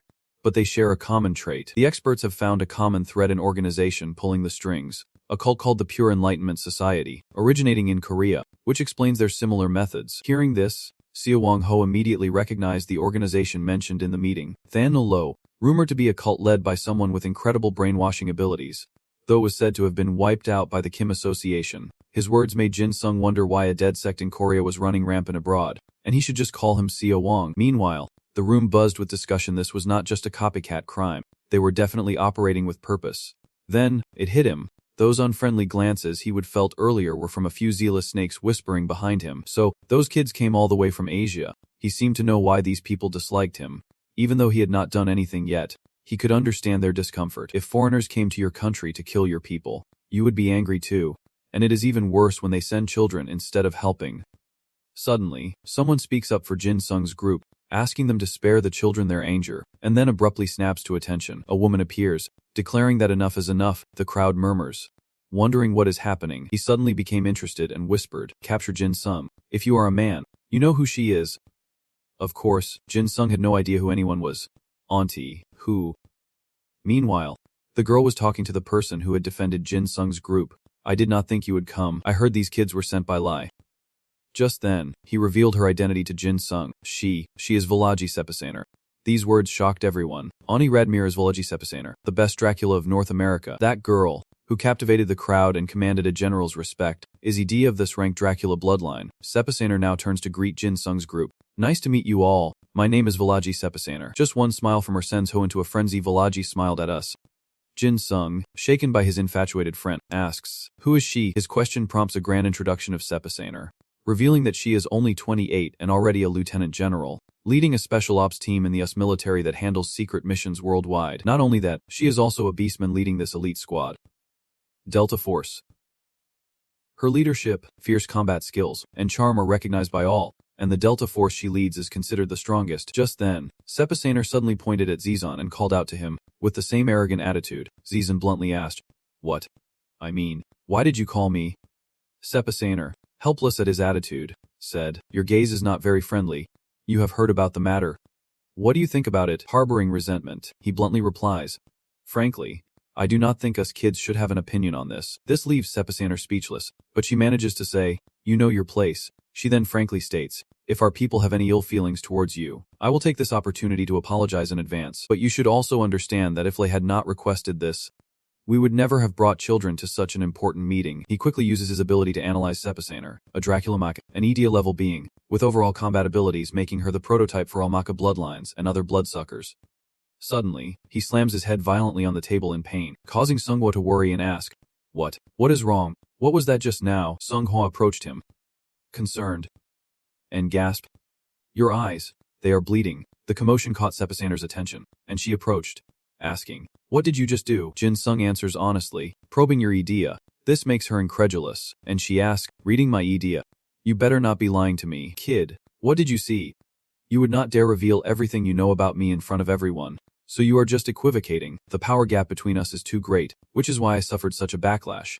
I could only see your name." Sepasaner, thinking Jin Sung was bluffing, threatened to drain his blood if he lied, but he confidently replied, "That won't be necessary. I can prove it. But may I share this information with everyone in the room?" He felt a searing pain as he probed her, worse than when he looked into Chimera, and his mind began to numb. Jin Sung's composure intrigued Sepasaner, so she presented him with a challenge. To remain so calm after such a threat, Lai has sent someone interesting. Now, read the translator's idea. So Sepasaner placed the paper and pen on the table and ordered, "Prove it, kid." Without hesitation, Jin Sung quickly wrote down information about the translator. After some hard work, he finally finished writing and handed the paper to Sepasaner, saying, "Here you go. This paper contains all the information about Teddy's idea. Teddy, idea level, overall combat ability D, this person can communicate fluently, and others who are with this person will be translated." This greatly intrigued Sepasaner, who was amazed by Jin Sung's abilities, saying, "Wonderful. This is more useful than I thought." Jin Sung then asked sternly, "Are you satisfied now?" She scoffed, saying they exceeded her expectations, then tore the paper, excitedly declaring she would only plan to give them a superficial tour before dragging them back. "But now, I have changed my mind, even if it might disadvantage listen." Sepasaner's words confused Sunghwa, who asks, "Huh, what do you mean?" She bluntly explains, "From now on, you will be deployed to the front lines, which means you could very well lose your lives." She then turned to Jin Sung and asked his name, to which he truthfully gave his identity. "I am Staff Sergeant Baek Jinsa, 10th Platoon, 2nd Special Battalion of Heian High School in South Korea." Suddenly, Sepasaner turned and left, leaving him with a promise. "Understood. Come to my office at 9 p.m. Surprised, he asked loudly if he would heard correctly, but she only smiled, muttering that things were getting interesting. Meanwhile, elsewhere, poor girl begged for her life, gasping, "Please, I can't breathe," but a killer never lets their prey escape. Never. With that, the killer sent the unfortunate girl on her way to the afterlife. That killer was none other than Duda Jiek, an Edia level. That evening, Jin Sung and Ted arrived at Sepasaner's office as planned. Jin Sung knocked and asked if she was there. Sepasaner called out, granting them permission to enter. "Come in." Hypocrite.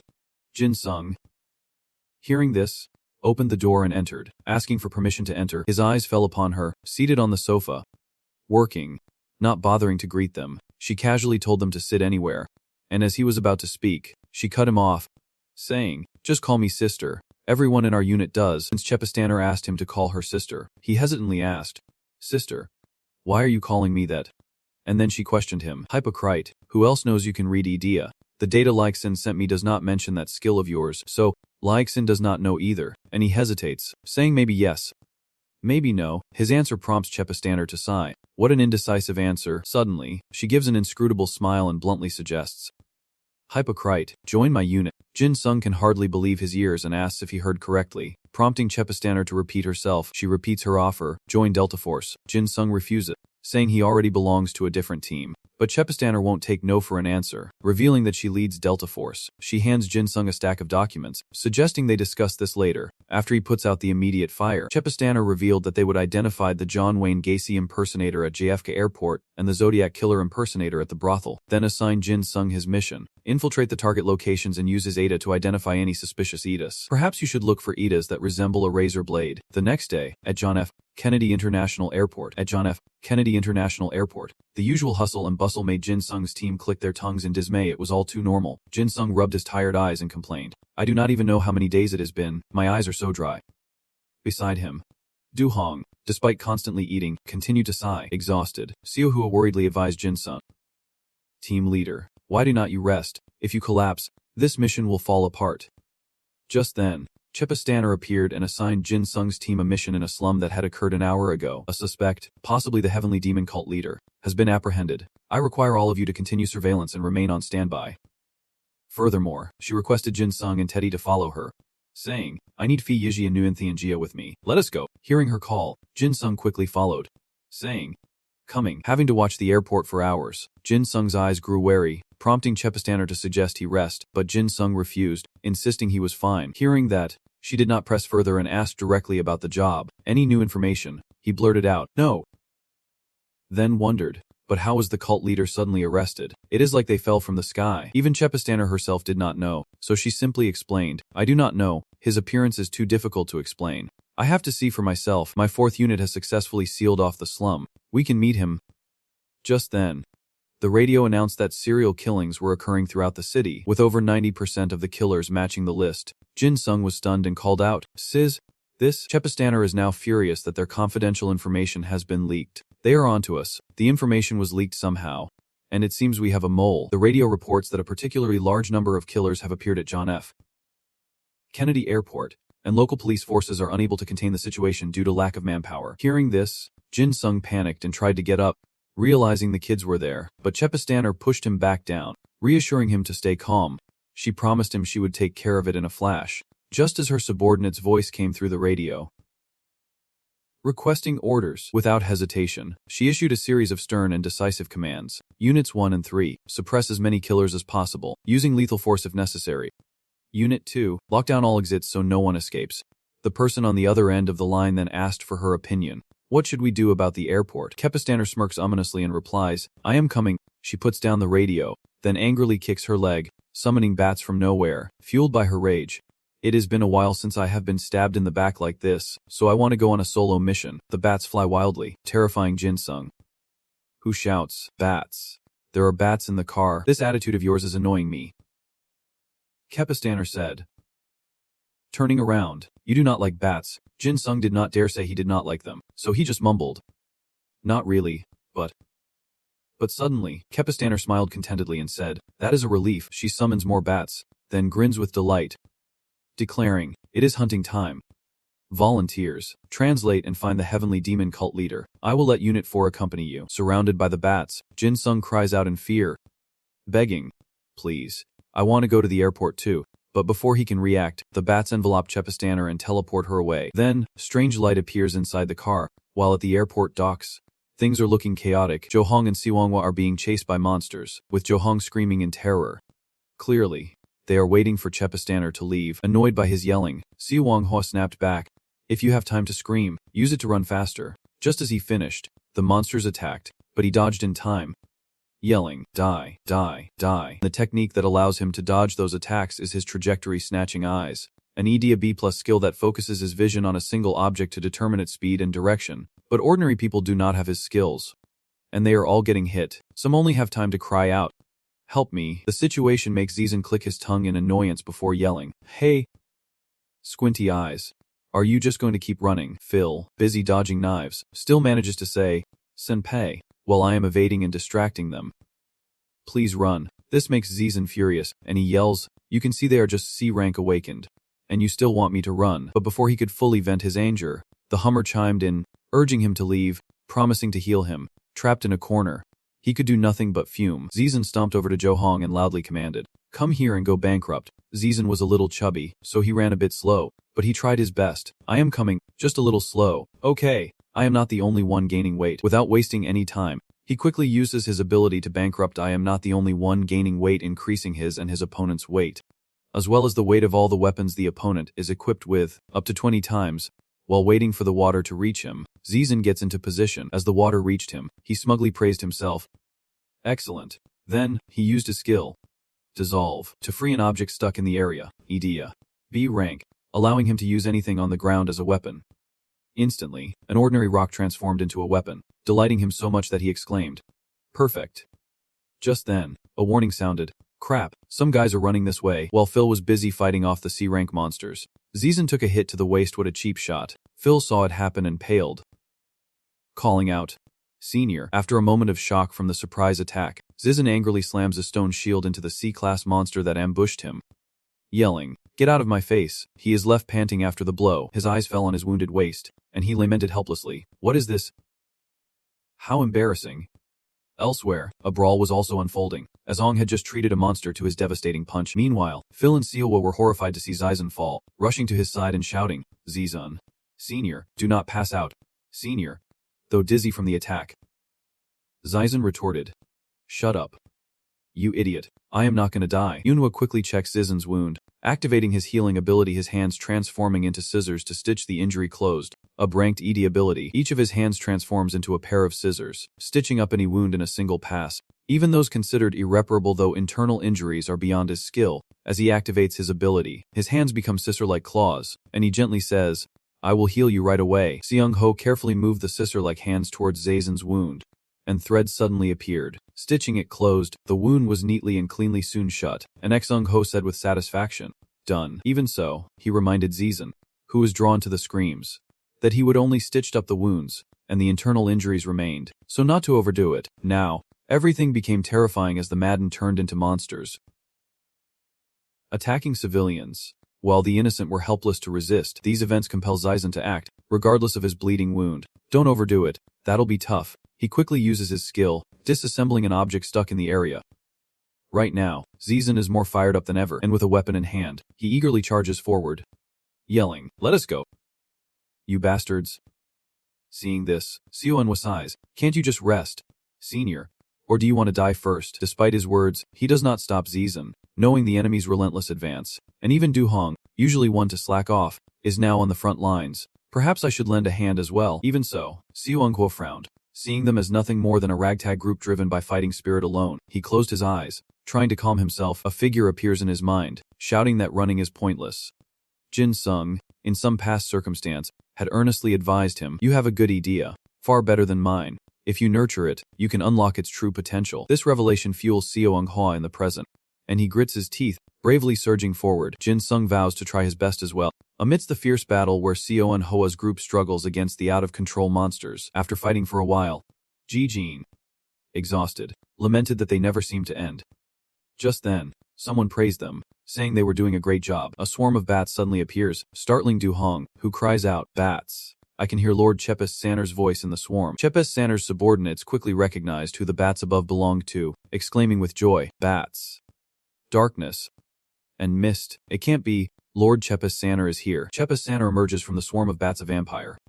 A Dracula, an S-class idiot, the progenitor of all bloodsuckers and vampires.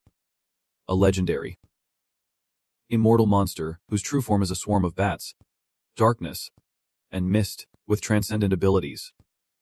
A bloodsucker, filled with rage. Chepes Sanner questioned the C-class monsters daring to cause chaos in her territory. "You dare cause trouble in my domain of darkness." The out-of-control monsters, upon seeing her, showed no fear and instead, thirsting for blood, chanted in unison, "Kill them. Go die. Kill them. Kill them. Kill them. Go die." Ignoring them, Chepes Sanner calmly counted their numbers, about 300. It seemed. Then, she summoned more bats. The bats attacked the crazed monsters, sending them into a panic, and Chepes Sanner suddenly appears before the horde. One of them sees her and goes berserk, attacking her, yelling for her to die. Then, the whole crazy bunch rushes at Chepes Sanner, their faces filled with glee. But then, something unexpected happens. Startling them, these childish attacks could not possibly harm Chepes Sanner, who scoffs, "What do you think you are doing?" The reason she is invulnerable is because she is a pureblood Dracula, a transcendent being. Humans can't harm monsters. Monsters can only die if a transcendent being pierces their heart with a holy relic, or attacks them with an idea from monster civilization. Without mercy, she snapped the necks of two monsters, declaring, "You useless things can't kill me." Then, she smiled with calculation, "But you will be valuable." Soon, the battlefield was soaked in blood once more. Death was everywhere. Chepes Sanner was a little annoyed that he had not had enough fighting. "I was expecting something better, but I got the worst." Of course, her violent actions terrified the crowd, but she would not let them off so easily. It was too late to regret their decisions. Without hesitation, she activated her skill. "Bloodsucker, arise." "My ghoul." At that moment, the system sent some information. Demon lineage. Dracula, blood-sucking fiend. She uses the blood she has taken to create ghouls, unable to copy the ghouls' idea, but doubling their physical abilities. Cheap's Xander, or Lom, looks at her minions, recalling her recent work with the Mexican government to destroy a drug cartel. I also got a big haul. Her minions have a special trait: if you do not completely destroy their bodies, they can regenerate. Seeing her minions turn into a mob of C-class monsters, she exclaimed with delight, "You are not even worthy to join my army. Become dust and repent." Back with Jinsung, worried about his friends and the people, he asks if the airport is secure. Teddy, driving, reassures him. Don't worry, Cheap Xander is a monster, a lady monster.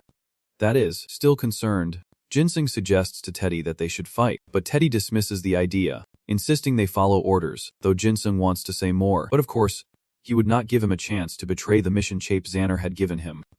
Remember, if we do not catch their leader, another disaster will occur.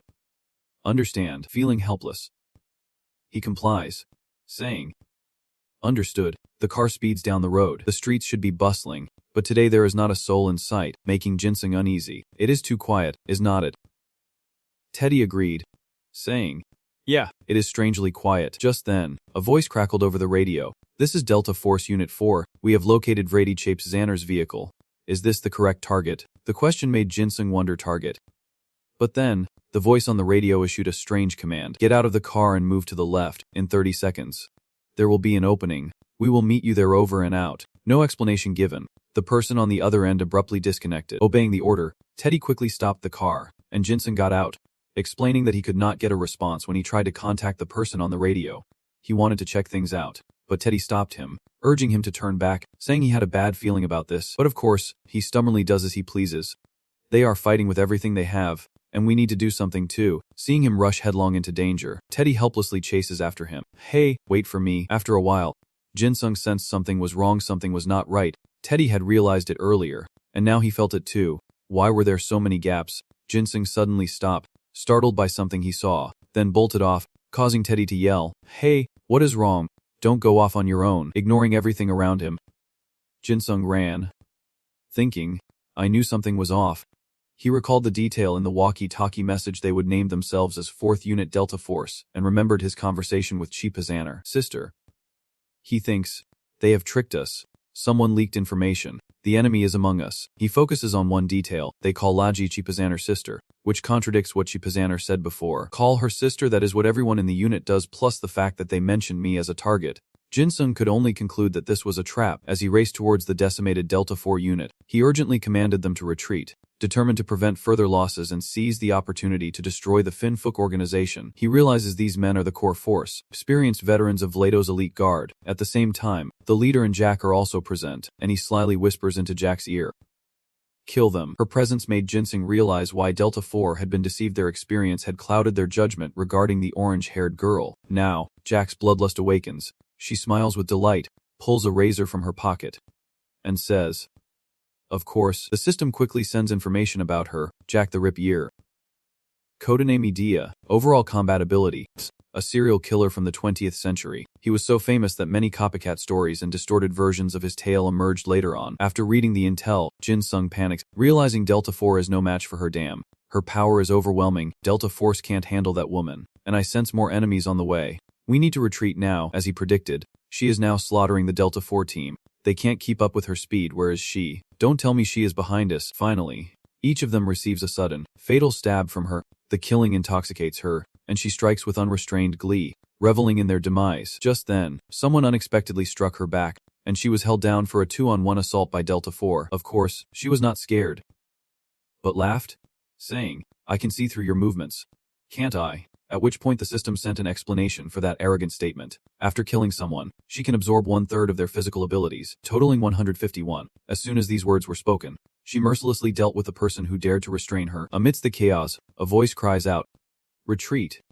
Jinsung, witnessing the pandemonium, feels a headache coming on. This is bad. If she is the one who destroyed those brothels, she is likely stronger than 50 men combined. At the very least, he stopped short, wondering, what if she starts absorbing the Delta Force member's power? Just then, the system sent a notification about the knife in his hand, blood-sucking dagger. ETA rank, D+, overall combat ability, drains the target's blood and allows the user to forcibly move the target's body, meaning, If the body meets the minimum requirements for movement, the user can continue to control it. To prevent anyone from getting hurt, he sternly commands, "Everyone, I will handle her myself." Gek now notices Jin Sung, surprised that they both have the same knife, wondering if he is like her, but Jin Sung is busy ordering Delta 4 to disband, saying more enemies are coming, and demanding they take down everyone, including the leader. His words stunned one of the Delta 4 members. What? He quickly decided. Damn it, an unknown support force. Their leader, and hundreds of other assassins. Now, he needs to report this information to the captain.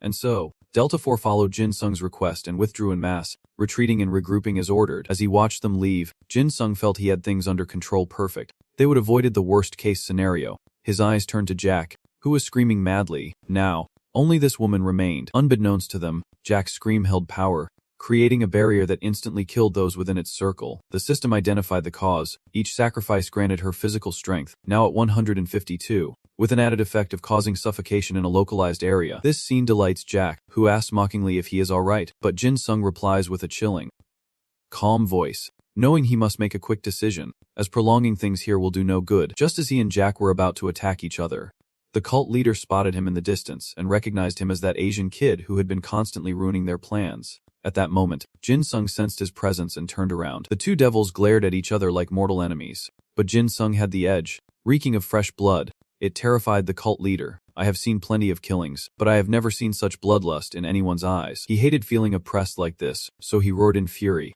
"I will kill someone right here." Then, he used his skill. 10th Precept Villain. Disobey Precept number 6. Edda name. Overall combat ability. Forced to violate God's law. Thou shalt not kill. It can hypnotize people dissatisfied with society or their relationships, and those completely hypnotized are controlled by the Edda's bloodlust. Jin Sung immediately realizes why the Eddas at this cult are so strong, but he has to deal with Jack first. What did they do to evolve their Eddas? I need to stop this woman first. He lunges toward Jack, muttering, "Sorry about this." Unbelievably, Jack was able to block Jin Sung's attacks with a knife, deflecting every blow with ease, leaving him bewildered. What is this? She is parrying my attacks so easily. But then, she kicked him, and he could not dodge, sending Jin Sung flying. He crashed to the ground, but that did not faze him. As Jin Sung stood up, he cursed under his breath. Damn it. Just then, the preacher asked, "How does it feel?" He smugly provokes Jin Sung, asking if he has begun to feel discontent, a skill he uses to hypnotize those dissatisfied with society or their relationships. Despite the pain from Jack's kick, Jin Sung stood firm, replying, "Not much."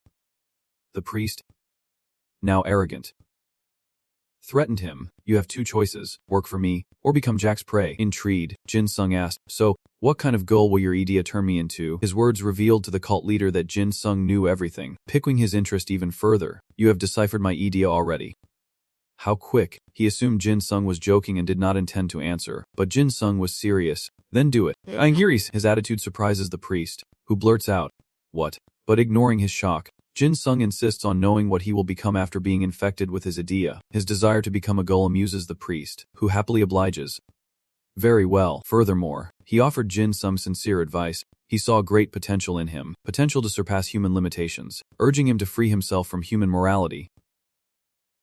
Without hesitation, he unleashed Idi upon Jin Sung, declaring they would stand together to eliminate all who opposed them. The cardinal uses his skill, the 10 disobediences, attempting to hypnotize Jin Sung and make him part of his cult, ordering him to kill all those who want to kill him. Having completed the manipulation, Jin Sung looks a little unusual, making the cardinal feel smug, thinking he has controlled him. Poor thing, from now on, your life. But to his misfortune, life is not a dream. Jin Sung is still normal, even mocking him, saying, "Is that all?" Since the brainwashing did not work, the fact that he was not hypnotized was like a bolt from the blue for the cult leader, who could not believe that anyone in the world would not be dissatisfied with something impossible. He says, but Jin Sung retorts, "I am full of it, but you can't touch it." The reason Jin Sung escaped the hypnosis is because of the enormous psychological shadow within him, overflowing with discontent. "I am definitely stronger now, but I have suppressed it, buried it deep within my heart. Now, I am not even sure if I can awaken a fraction of that anger, despite constantly questioning my own restraint." He emanated an overwhelming aura and asked, "Can't you see how much resentment I have?" Sensing that aura, the priest was terrified. "What?" He gasped for breath, overwhelmed by Jin Sung's bloodthirsty presence. Sensing the situation, he urgently calls for his ally, Jack, to change their plans. While Jin Sung wonders if he could increase his power like she did, he was hesitant to increase his power like Jack did. Should he try it? The truth is, he was still afraid. What if he went mad like before? He fears that obsession will cling to him, that he will lose his mind. Yet Jin Sung knows he can't fight a maniac like Jack without embracing the madness. But if he wants to escape, there is no other way. He will die at her hands if he does not fight properly. He recalls the declaration he made to Lee Sin at the hospital. I will keep trying. But even as he said it, he was confused and afraid. I spoke with such confidence. But the truth is, I do not know how to handle this. Can I even control myself if I go insane? Meanwhile, Lee Sin placed his faith entirely in him, saying he believed in his potential. But Jin Sung could not share that belief in himself. Just as Jin Sung was about to lose himself, a gentle, familiar voice called out to him, bringing him back to his senses. Son. He felt himself shrink as his parents appeared before him, telling him that there was nothing he could not do, that life was a realm of infinite possibilities. Their faith in Jin Sung helped him regain his composure. Remember, your parents always believe in you. Now, with renewed faith in himself, the bloodlust has faded from his face, has not it? Though Jin Sung has regained control, his aura remains overwhelming. Even a serial killer would be terrified of him. What is this intense, dangerous aura? Sensing the danger radiating from Jin Sung, she decides to end him, thinking she must kill him now. As she lunged toward his aura, she was unexpectedly repelled by it. I am being pushed back by his aura. The cult leader, seeing her suddenly stop, urged her on. What are you doing? Kill him. Of course, she knew she was powerless, and any action would be fatal. I can't do it. If I get any closer, I will die. Suddenly, powerful thud echoes as someone collapses to their knees. It seems Jin Sung's aura and psychological influence have had a significant impact on Delta 4, driving them to madness as they mutter. No, I am so scared. No, I am going to die. No, I do not want to die. He tells himself to unleash his aura, to release it from his body, when a voice in his mind commands him to kill them. A psychological shadow latches onto Jin Sung, hypnotizing him, tempting him with prey, and manipulating him with visions of the power they could unleash together. He is still conscious and fighting back, but if this keeps up, he will be consumed. Jin Sung knows he has to act, or he will be devoured. Without hesitation, Jin Sung cuts his leg, drawing the dark aura into the wound and into the blade. Then, unexpectedly, he yanks the knife out, transforming it into a full-fledged sword. At that moment, everything returned to normal, and the Delta 4 members were freed from the aura's control. They looked up in astonishment and exclaimed, "What?" The weather suddenly cleared up. Back to Jin Sung, who is overjoyed that his weapon has been upgraded to 103,673 shadow-swallowing swords. EDA class, a plus from the past. Oxen once used 103,673 swords to devour his enemy's energy, and use it as his own. And the energy around the user will now have physical power. His eyes scanned the upgraded sword stats. It absorbs surrounding energy upon attack, boosting power accordingly. Defense doubles, increasing further with more energy absorbed. The sword, which devours aura to strengthen itself, is currently maintaining the law of conservation. As he struggles to understand a detail in the notification, the sword suddenly cries out, "Eat, eat, eat, food, food." Startled, Jin Sung throws it to the ground, exclaiming, "It is talking." Then he realized, no, it is not just that it is devouring his aura. The sword mumbled as it ate food. After observing it closely, he noticed something strange. What is that? Is it spitting something out? The sword emits something pitch black, constantly screaming, "Food, food." Jin Sung curiously touches the darkness, wondering, what is this? It looks like a black veil. Suddenly, the black aura turned sharp, and 1,367 swords devoured the darkness, consuming everything. The absorbed aura could now launch physical attacks, striking all creatures except its master. Suddenly, it attacks Delta Squad 4, screaming for food, attacking anyone in the area with a terrifying cry, "Food." At the same time, the dark energy attacked Juk and the cult leader. Unlike Juk, who fought back, the cult leader was weak but loved to give orders. "Juk, we have to get out of here. Protect me." After a moment of confusion with his weapon, Jin Sung cautiously picks it up and asks, "Is this you? What kind of Edda are you?" Instead of answering properly, the sword only utters two words, "Food," and Jin Sung looks just as foolish talking to it. Is this thanks to the omnivore ability? Though it only knows two words, "Food, food," it answers its master's questions. Jin Sung realized the sword was like a part of himself. Filling him with delight, it seemed to be conscious.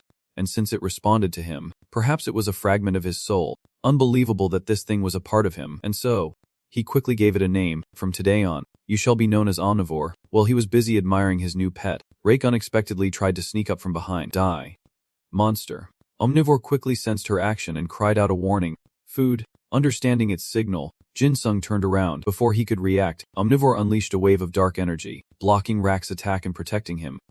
Pleased, he praised it. "Good job, Omnivore," causing it to happily respond, "Food, food."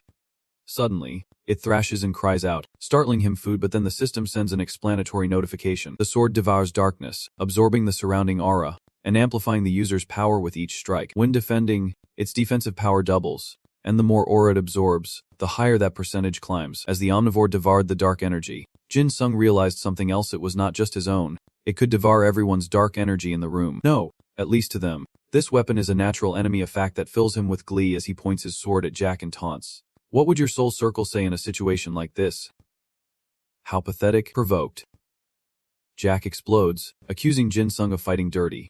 But she lunges, confidently declaring that even so, he can't withstand her attack and will become a sacrifice for her church. Without flinching, Jin Sung casually swings his sword, easily turning her into a female version of Yang Go, shocking her to her core. She then collapses in pain as Jin Sung clicks his tongue and says, "Now then," he arrogantly asks Jack, "How do you feel?" Jack clutches his wound and replies, "You are good, despite the pain." She grits out, "I underestimated you." Having dealt with Jack, Jin Sung was pleased, saying, "All right.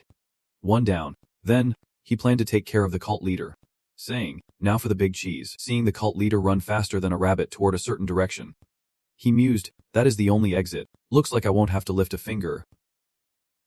Without hesitation, he commanded his sword, "Go." Omnivore. Obeying Jin Sung's command, Omnivore unleashed its energy towards the cult leader, who, terrified, ordered those present to protect him. Seeing this, Jin Sung chuckled dismissively, asking, "Where do you think you are going?" But just as he was about to act, Jack, who had not quite made it to the altar yet, grabbed his leg. She grabbed at his leg, catching him off guard, and he cried out, His attack, instead of hitting the cult leader, struck the group he controlled, despite sending a whole group of people to their maker. Jin Sung shows no remorse, instead marveling at Omnivore's power. Its aura is too strong. He kicks Jack away and chases after the cult leader, only to find the black car that brought him here earlier. Jin Sung looked around blankly, lamenting that he would lost him and that he needed to get to the airport quickly. Without Teddy, he was just a lost child. Speaking of Teddy, Jin Sung assumed he was dead, recalling when he was chased earlier. He had to go it alone for now. He needed to move fast. Just then, Jin Sung felt a pang of guilt for abandoning Teddy, but he quickly brushed it aside. Snap out of it.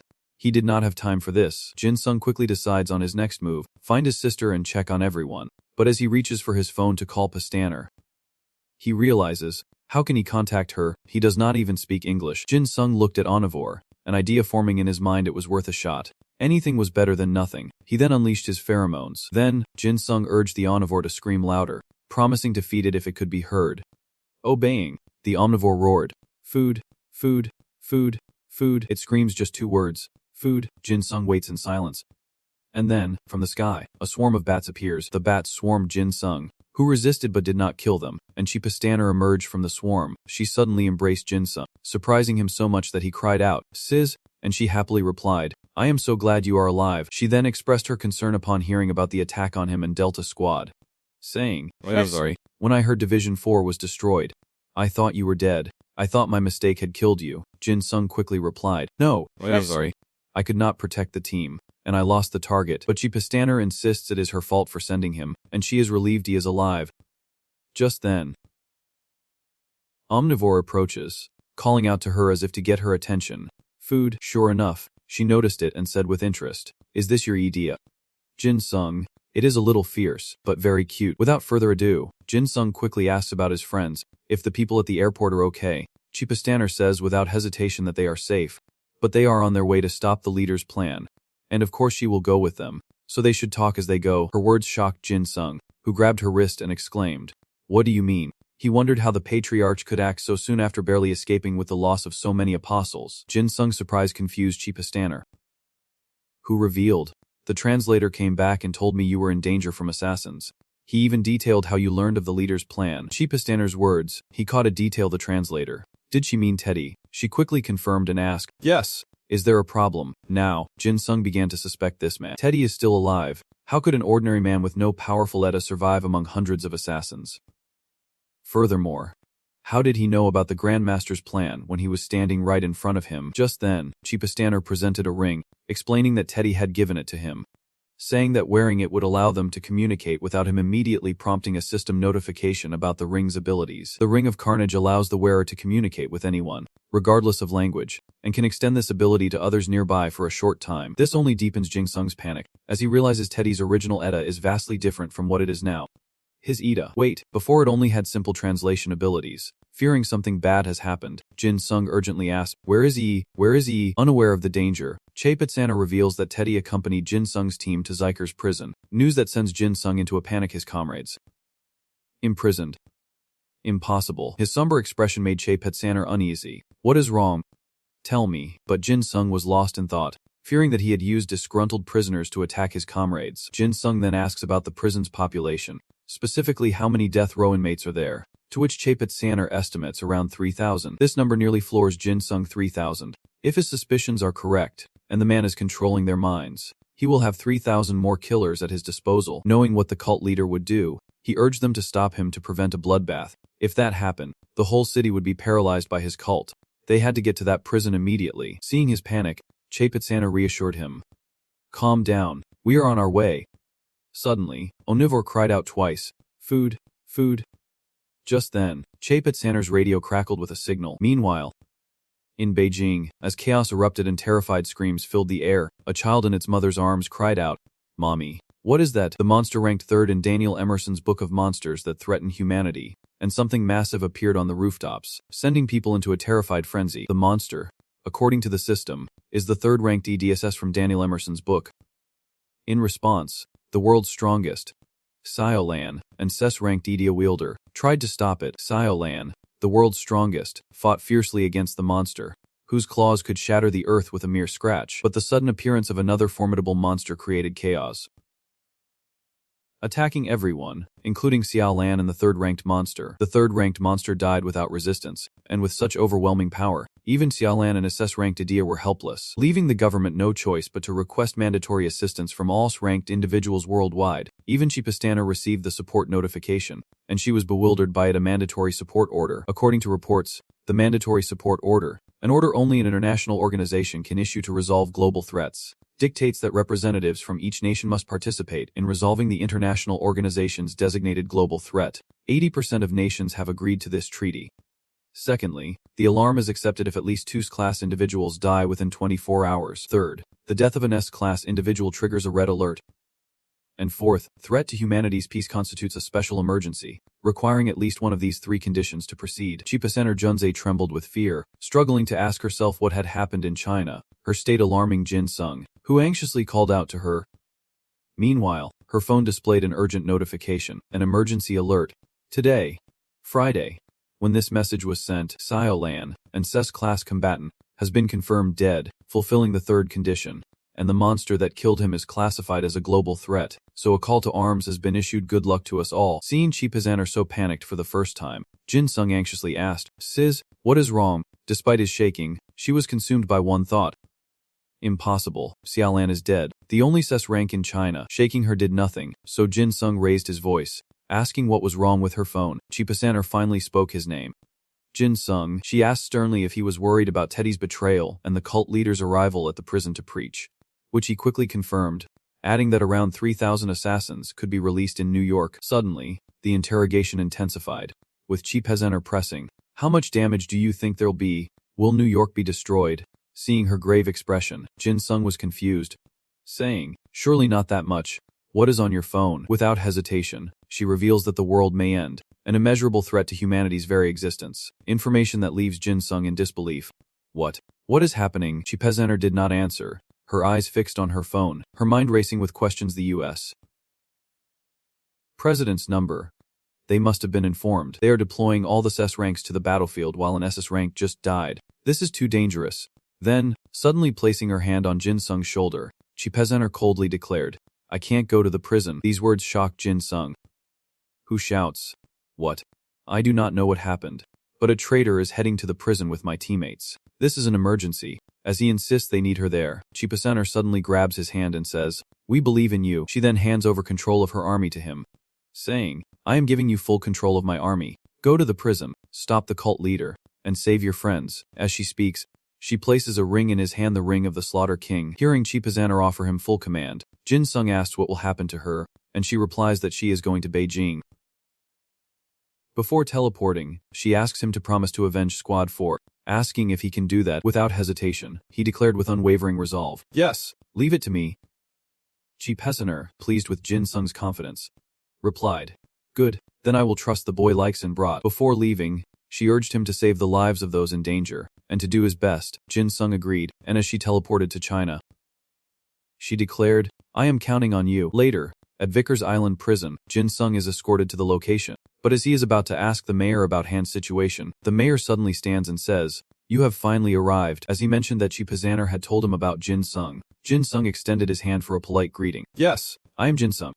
However, the mayor seemed to ignore it, stating, "I do not fully understand, but I have been ordered to follow you on this mission." This made him a little embarrassed, but he forced a smile and asked what was going on. As Jin Sung watched the prison through the camera, he was shocked to see the cult leader, who was faster than a rabbit, had already entered the prison. What is more, he saw the prisoners kneeling before the cult leader as if it were natural, piquing his curiosity. Just as he suspected, they would have been brainwashed. But why were they praying? He was about to say something when, Jin Sung then saw his friends kneeling before the cult leader. Alongside Teddy, all of them praying, Teddy noticed the camera, seemingly aware of who was watching, and approached Ji Zone, playfully poking his cheek with a smile. His actions provoked Jin Sung, causing him to straighten up. Without hesitation, he stood up and demanded, "Mayor, I am going to the prison now. I need you to arrange for rescue and an entry point." The mayor, hearing this, quickly asked what they could do, mentioning rumors of the cult leader Zeta and its connection to brainwashing, but Jin Sung stated that it had to be him, making him the only one who could infiltrate the prison. His volunteering to infiltrate the prison alone worried the mayor, who hesitated. "Buck, the commander did give orders, but is not this too dangerous? And how can we blindly trust and follow you when you are not even an adult yet?" Without another word, Jin Sung drew omnivore, and the moment it appeared, it cried out for food. "Food, now," Jin Sung directly threatened. "My friends are in danger, so please do not bother me." The ominous aura of omnivore filled the air, leaving everyone bewildered. What the heck was that? But omnivore just kept clamoring for food as usual. The mayor, now a little wary, asked, "Is that aura coming from you?" A colleague beside him grimaced. "It is so heavy." To avoid further argument, Jin Sung offers a compromise. He will give them free rein. While making it clear to the mayor that he will do things his way, he finally directs him to a secret passage into the prison, a shortcut the guards often use to the first-floor hallway, telling him to take that route. After searching for a while, Jin Sung finds a door. Thinking this must be it, he slowly opened the door, and a figure was already waiting for him. Teddy greeted him with glee. "You have arrived." Just as Jin Sung was about to question him, he was suddenly struck with pain and bowed his head. "Teddy. Uncle." No matter how hard he tried to look up, he could not. "What? Why can't I lift my head?" Meanwhile, Teddy gleefully clapped and mocked. So different. These Koreans, the most magical land in the East. Knowing he was being controlled, Jin Sung gritted his teeth and cursed. "You bastard." But Teddy just nonchalantly taunted, "Your eyes are full of fear." After struggling, Jin Sung regains control and throws the ring at Teddy, who catches it and remarks on his good aim. With the ring returned, Teddy's abilities are restored, and the system reveals his true idea. The Corpse King, idea clasp, John Wei Gacy the Confirmer, deceived the association for a time under the guise of a clown. Volunteering, his target being the young. Clown disguise. If the target is younger than the user, they cannot see the user's true appearance or self. A perverted confirmed. Targets younger than the user can't stop when the user appears. Combat ability. Potential limited conditions. After reading all that, Jin Sung muttered, "If it were not for the clown disguise effect and that ring, I will never know Teddy's true identity, that wretched ability." At the same moment, Teddy grinned wickedly, asking, "Don't you think giving them the ring was a mistake?" Just as he was boosting, "I have made my decision, no more running. If the end is already decided." Then, Jin Sung drew omnivore and called out to him, "Hey!" His call caught Teddy's attention, and he blankly exclaimed, "Huh!" Before he could react, omnivore struck, which only amused him further. Fierce, Jin Sung unleashed his energy and declared, "The end is set." "I think not." Teddy chuckled at Jin Sung's arrogance, saying, "You look scary, kid, but I hope you do not think I came here without a plan." As he spoke, the silhouettes of G-Zone members under his control appeared behind him. Tada! Seeing his friends, Jin Sung anxiously called out, "Hostages." Noticing Jin Sung's hesitation, Teddy smugly retorted, "Oh, why do you say that? I just want to talk. Let us settle this peacefully." Of course, Jinsung did not believe a word he said and even found the idea of peace laughable. Using his friends as hostages, Jinsung's rage grew, and he declared, "I am going to kill you," seeing Jinsung ready to end him. Teddy panicked, raising his hands.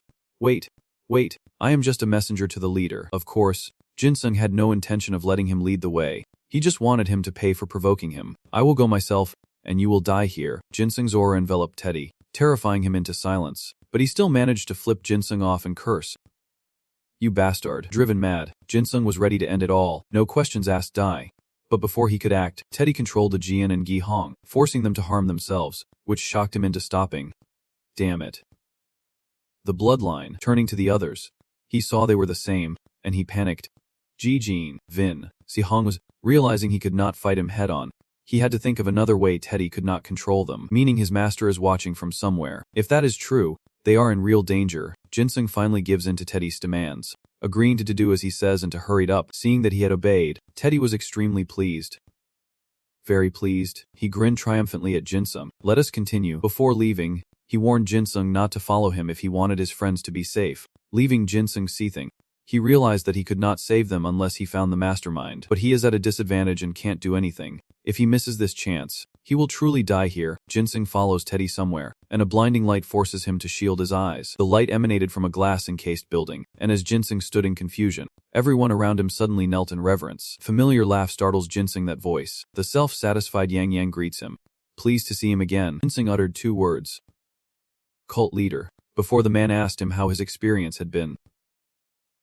Without answering, Jinsung calmly stepped forward. Jinsung emanates a chilling aura, demanding answers, stating he is not here for games. The Grand Master, unfazed, remarks on his intensity, telling him to relax. He humbly stated that, after all, a healthy body leads to a healthy mind. Our master did not see this because he is dead, but, speaking of his master, his face became reverent with a hint of glee. His sacrifice and my efforts have finally brought us here. Ignoring the madman's words, Jinsung pointed his sword and coldly declared, "How far have you gone? Cult leader, no matter how hard you try, you are finished. I know how to free my friend. I know that if you die, the prisoner's mind will no longer be trapped." Furthermore, he sternly warned him to prepare himself, as he was now very angry. The cult leader, unfazed by Jinsung's threat, calmly asked, "Don't you wonder why I chose this place?" He bluntly replied, "Why? To summon a horde of killing puppets." But the cult leader dismisses his answer, asking if that is all he thinks it is. Making Jinsung uneasy is not that the main goal, so why is he here? Just then, the cult leader declares that he will show Jinsung why he was not afraid of him or Maka. Then, he excitedly ordered, "Begin the ritual." Immediately, a strange light shone down, and blood splattered everywhere. Jinsung is stunned by the scene before him, wondering why they are slaughtering each other. The prisoners, bathed in that light, have lost control and are attacking each other like madmen. Amidst the fighting, the cult leader's voice rang out, "Kill them all. Assassins, they must all die." Meanwhile, behind Jinsung, Jizan was being beaten to within an inch of his life. This worries him so much that he has to act now. Damn it. He has to stop them and save those guys. He rushes forward and shouts, "Eat." Just then, the prisoners suddenly surrounded him. An omnivore, to protect its master, quickly unleashed its aura to block their attacks. It roars in anger, throwing the men aside, then turns to Jinsung, nuzzling him affectionately. Jinsung showered omnivore with praise, thanking it. But in that moment, he too was being controlled, which greatly hindered him. Again, he can't look up, limiting his vision. In that moment of distraction, he fails to notice a figure standing behind him. Teddy must be nearby. But where? Teddy smirks, thinking, "You have no idea how long I have waited for this." He was able to ambush Jinsung thanks to the killer clown, the clown's disguise, and the twisted murderer. A clown disguise means if the user sees the target as inferior, the target can't see through the user or their weapons. A perverted killer. No one the user considers inferior can look them in the eye. He was eager to send Jinsung to his grave. "I have wanted to kill you since the day I saw you at the airport. I have been so curious. I can't wait to see the look on your face when your life breaks. To hear your song. Just imagining it excites me. So, I can't wait any longer." This left him in disbelief, as Jinsung, showing no mercy, seemed intent on breaking Teddy's arm, asking, "Do you want to die that badly?" That he could be discovered was unexpected, especially after Edie had supposedly made him undetectable. While he was still stunned, Jinsung tossed him aside. He stabbed him as a gift, asking what he should do with Teddy, then mercilessly withdrew the blade. Teddy, barely alive, gasped, You stabbed me." Jinsung unleashed his killing intent, declaring, "That is right, and it is not enough. I am going to settle the score for everything you have done to me and my friends. As he spoke, he unleashed Omnivore's power, slamming Teddy in the gut, then tossing him high like a ragdoll, as countless blades of energy tore him apart, until finally, he stopped breathing altogether. Now, Jin Sung coldly declares, I won't let anyone else die here, except you too. Omnivore sensed the rising murderous intent within him and responded in kind, devouring everything in its path. Understanding its desire, Jin Sung smiled bloodthirstily and gave it permission to do as it pleased, to feast until it was satisfied. With its master's permission, Omnivore gleefully dove into the prisoners, devouring them one by one, as a system notification appeared. 103,673 shadow swords, a physical manifestation of their master's killing intent, which he can also absorb from his surroundings. As for the cult leader, he is pleased with Jin Sung indeed. The killing intent is strong. Now, he just needs to drive him mad and unleash it. Not wanting to be bothered again, Jin Sung loudly commanded Omnivore to restrain the prisoners. Obeying him, it quickly complied and replied, eat. While Omnivore restrained the troublesome prisoners, Jin Sung rushed to his friends' side, breathing a sigh of relief upon seeing their minor injuries. To prevent them from hurting each other, Jin Sung knocks them all out, apologizing for being late and for the rough treatment. But he needs them unconscious for a bit, and then locks them up for good measure, just in case. Though he felt guilty for hitting his friends, he did not regret it. Omnivore was good at this, and a little pain was better than death. In contrast, Jin Sung would rather release the out-of-control prisoners than let them run wild like unstoppable beasts. Now the cult leader, seeing his plan fail, cowers in a corner, wondering why it did not work, demanding a bloodbath. Just then, Jin Sung staggers, sensing his inner demons awakening. Then, he collapses, knowing the cause. Omnivore has absorbed too many death wishes, even his own. Suddenly, bloodthirsty smile spreads across Jin Sung's face. On the verge of madness, he immediately covered his mouth, struggling to stand as he told himself to stay calm, to stay in control, to focus, and to minimize casualties. Growing impatient with Jin Sung's hesitation to slaughter, the cult leader roared, Why are not you killing them? Why? For what reason? You must liberate them. Jin Sung remained unmoved by the cult leader's words, stating plainly, You are insane. This is the end for you. Surrender. Knowing he could not win, the cult leader decided to play his final card. Come forth, Adam. As he commanded, a prisoner named Adam stepped forward, his massive size causing tremors with each step. Now, the cult leader remembered something. I have not told you why I brought you here, or my motives. Seizing the moment, Jin Sung demands answers about the murdered prisoners, but the cult leader, fixated on Jin Sung's aura of lust and malice, remains silent, craving the power of one he cannot control. Yes, that pure killing intent will be the stepping stone to summon the Holy One. If it is Adam, we can draw out a little more killing intent. To save time, the leader loudly commands, Attack, Adam. As Adam charged, Jin Sung did not hesitate to strike, Flusser continuing the assault, and just as Adam was about to land a blow, Jin Sung simply turned his sword and struck him in the chest. As a result, Adam was finished, and the bloody scene only excited the cult leader more, who wanted to bring Jin Sung to his side, capable of killing Adam with a single blow. A gaping hole now occupied Adam's chest, and he fell with a thud. Jin Sung's blade pointed at the cult leader's face, filling him with both excitement and terror. But Jin Sung wasted no more words. Cult leader, he declared, it ends here. Knowing his end was near, the cult leader desperately tried to sway him, asking how someone with such a heavy destiny could refuse to join their ritual. But Jin Sung ignored his empty words, saying that if he liked rituals so much, he would help him join one. He then calmly asks how the leader feels, scaring him so badly that he falls to the ground, his face pale as he shouts, You are going to kill me. Jin Sung questioned him, You fear death. How could you treat others like that and then cower like this? The cult leader, unwilling to die, retorted, Why must I die here? He continued to spew nonsense, irritating Jin Sung, who slashed him in the leg, but the cult leader insisted his mission was to liberate humanity. Jin Sung questioned how many had died because of him. He continued to spout nonsense, prompting Jin Sung to slash at his leg again, claiming some would be free, while others were tools to achieve that freedom. Jin Sung raised Omnivore high, admitting he would reconsidered, but truly felt he should eliminate this incessant voice, declaring the man talked too much. Jin Sung raised his sword, and the cult leader fearfully turned to run. But before Jin Sung could act, an explosion suddenly erupted behind him. Meanwhile, over Beijing, fighter jet crackles with communication. This is Chi Petsaner. Respond if you hear me. As she pilots the jet high above, she reports via radio. I am looking at Beijing from the sky, but I do not see anything. Do you see anything? The voice on the radio quickly responded. This is Lee Sin. Chi Petsaner. I do not see anything either. We are going to rescue the survivors first. Surprised, she asked. Survivors? There are survivors, Lee Sin confirms. Yes. It seems Oxal Land did everything he could to save them. and it is likely his power that kept them alive. In addition to his SS combat strength, he even showed us his SS-Rank rescue skills. He truly was multi-talented. Xiaolan's actions before his death caused Chapetsaner to choke up. I still can't believe he, on the other end of the line. Li Xin could not understand it, but it was true the monster that killed Xiaolan. Why did it leave? Just then, Chapetsaner suddenly asked, "Did you hear something?"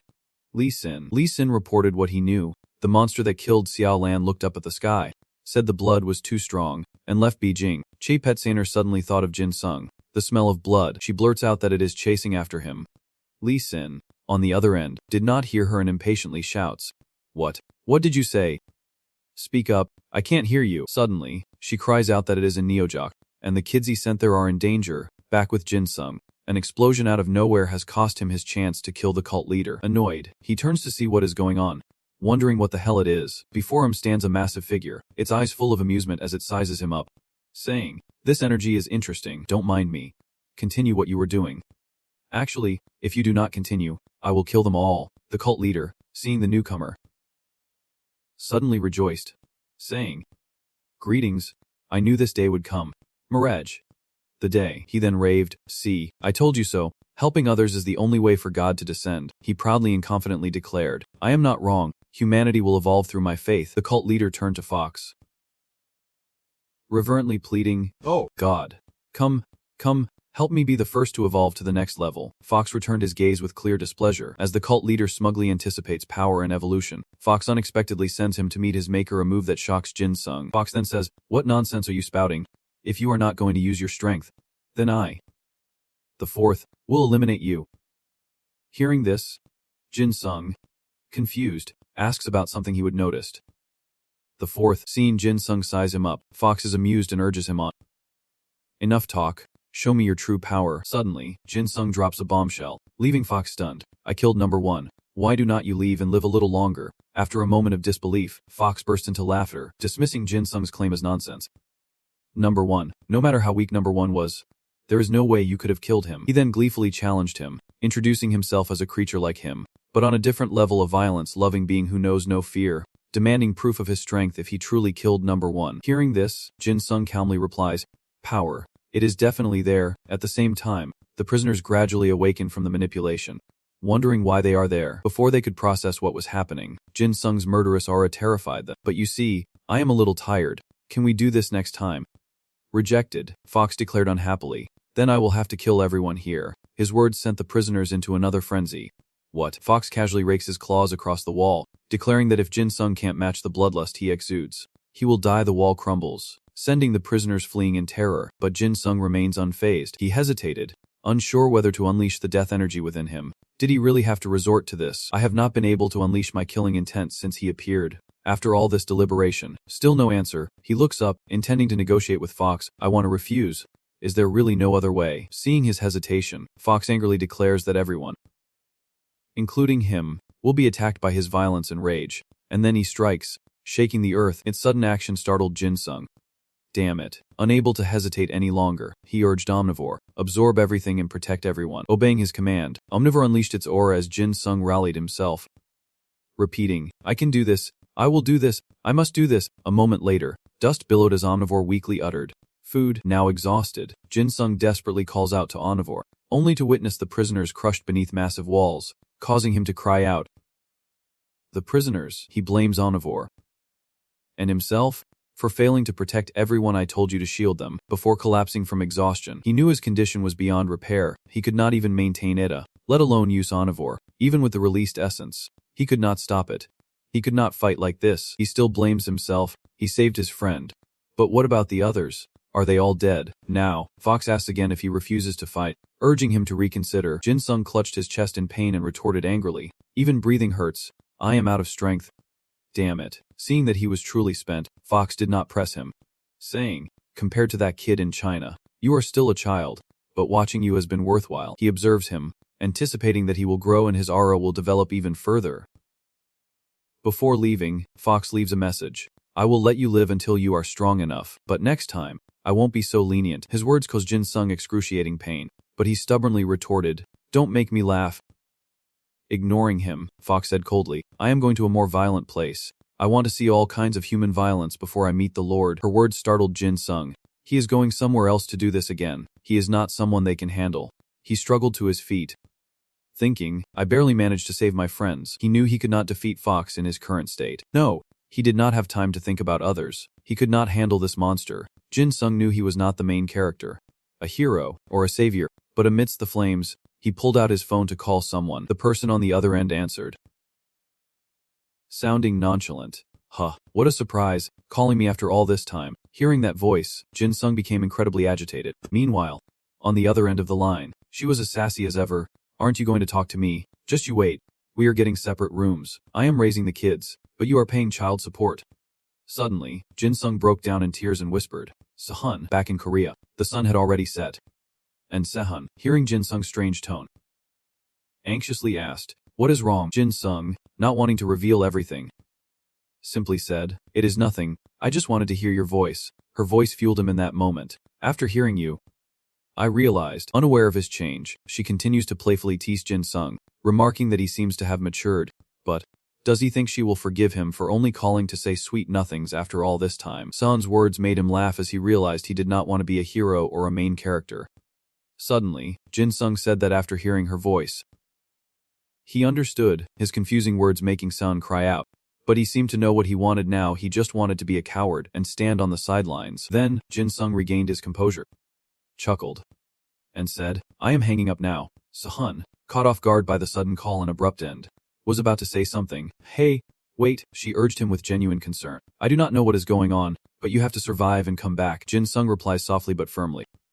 Of course. At that moment, Fox senses something and turns around. The surge of death energy erupting from Jin Sung prompts Fox to ask if he intends to use violence against him. Regardless of its taunts, Jin Sung vows that Sun won't be touched this time, as the death energy swirls around him, and he begins to lose control. A maniacal laugh escapes Jin Sung as the system sends a series of notifications. Necrotic self-destruction. Wooden will grade. Des.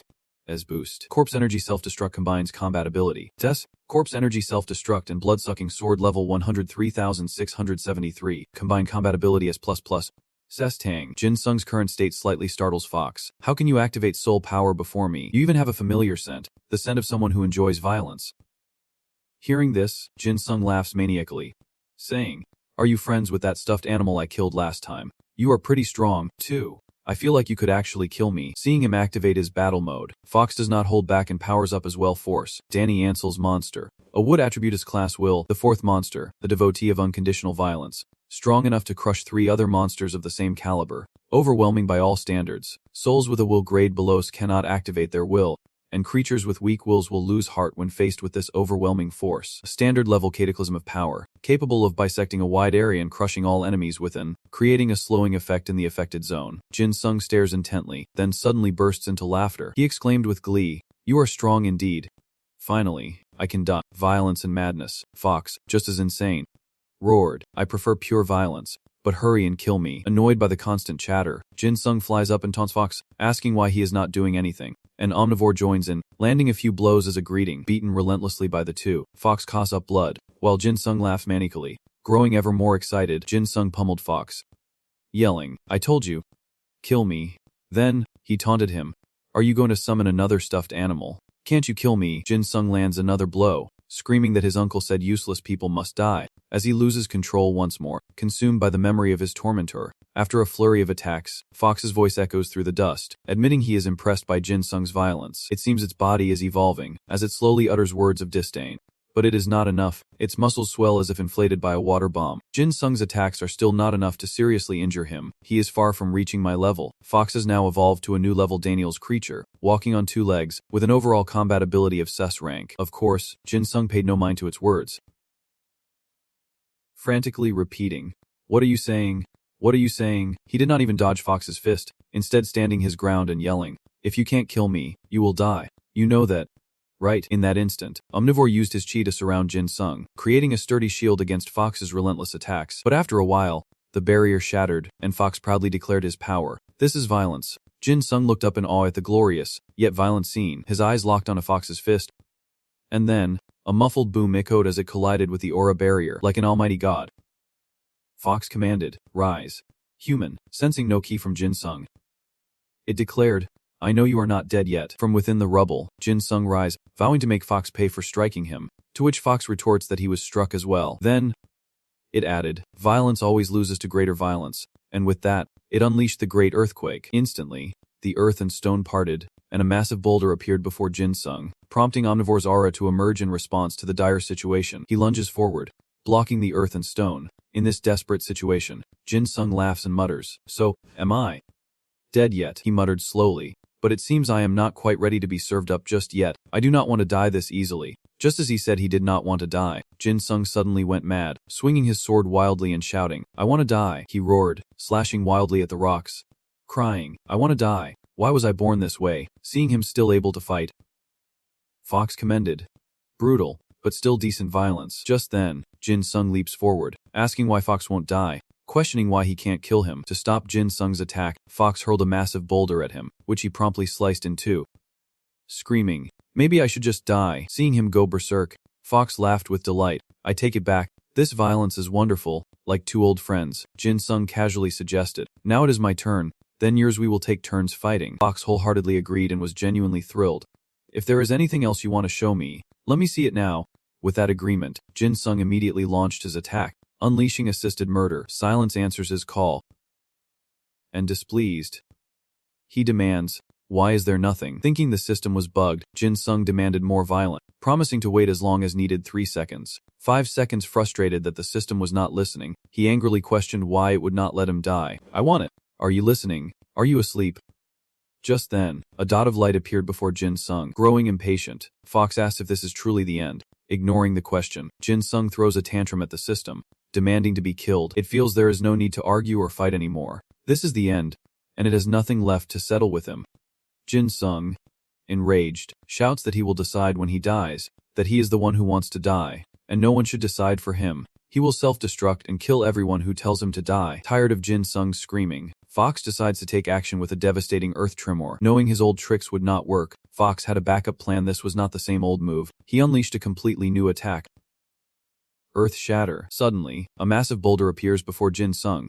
Feeling it is not big enough, Foxu decides to enlarge it, again unleashing the earth's vibrations. Jin Sung was even more thrilled, his roar mixing with Omnivore's cry as it erected a shield to protect him. "You want to kill me? You want me dead? Kill, die." Fox, thinking he was trying to defend himself, scoffed. Defense is useless. Before Jin Sung's crazed eyes, Fox unleashes a decisive blow, shaking the very earth as Jin Sung screams, "To kill, or be killed, kill, or be killed." Fox did not hold back, adding fuel to the fire, stating that resistance was useless, and he would personally show him the violence that crushes a person, affirming his bloody truth of violence, the true meaning of using violence. As the earth trembles violently, the sea begins to stir, crashing onto the shore, surging powerfully toward the two buildings. Back in the fight, Omnivore fiercely protects his master, as Jin Sung seizes the moment to mutter an order to the system. Dual casting. Suddenly, a loud noise erupted, and the violent tremors inexplicably vanished, leaving Fox bewildered. But as it regains its composure, it roars in anger. "How dare you!" Furiously tries to kick Jin Sung for daring to undo its power, for neutralizing its abilities. Dodging aside, Jin Sung delivers a powerful kick to the fiend's leg, sending it sprawling backward. Jin Sung's power left it horrified. What? It senses a strange change in its body. What is this? Most of its abilities have been sealed. Now, the system displays a message detailing its current situation. Daniel Seal's monster, Will Grace, has decreased. The fourth monster's combat abilities have been greatly reduced. Earthquake, unusable, suppressed based on the level of will. Souls below rank cannot activate it. At that moment, Fox quickly stood up. He almost questioned, "What have you done to me?" Jin Sung suddenly replied with something unrelated. "I do not want to die, but I want to." He stared at Fox with reproach and said, "So, I decided to kill and be killed."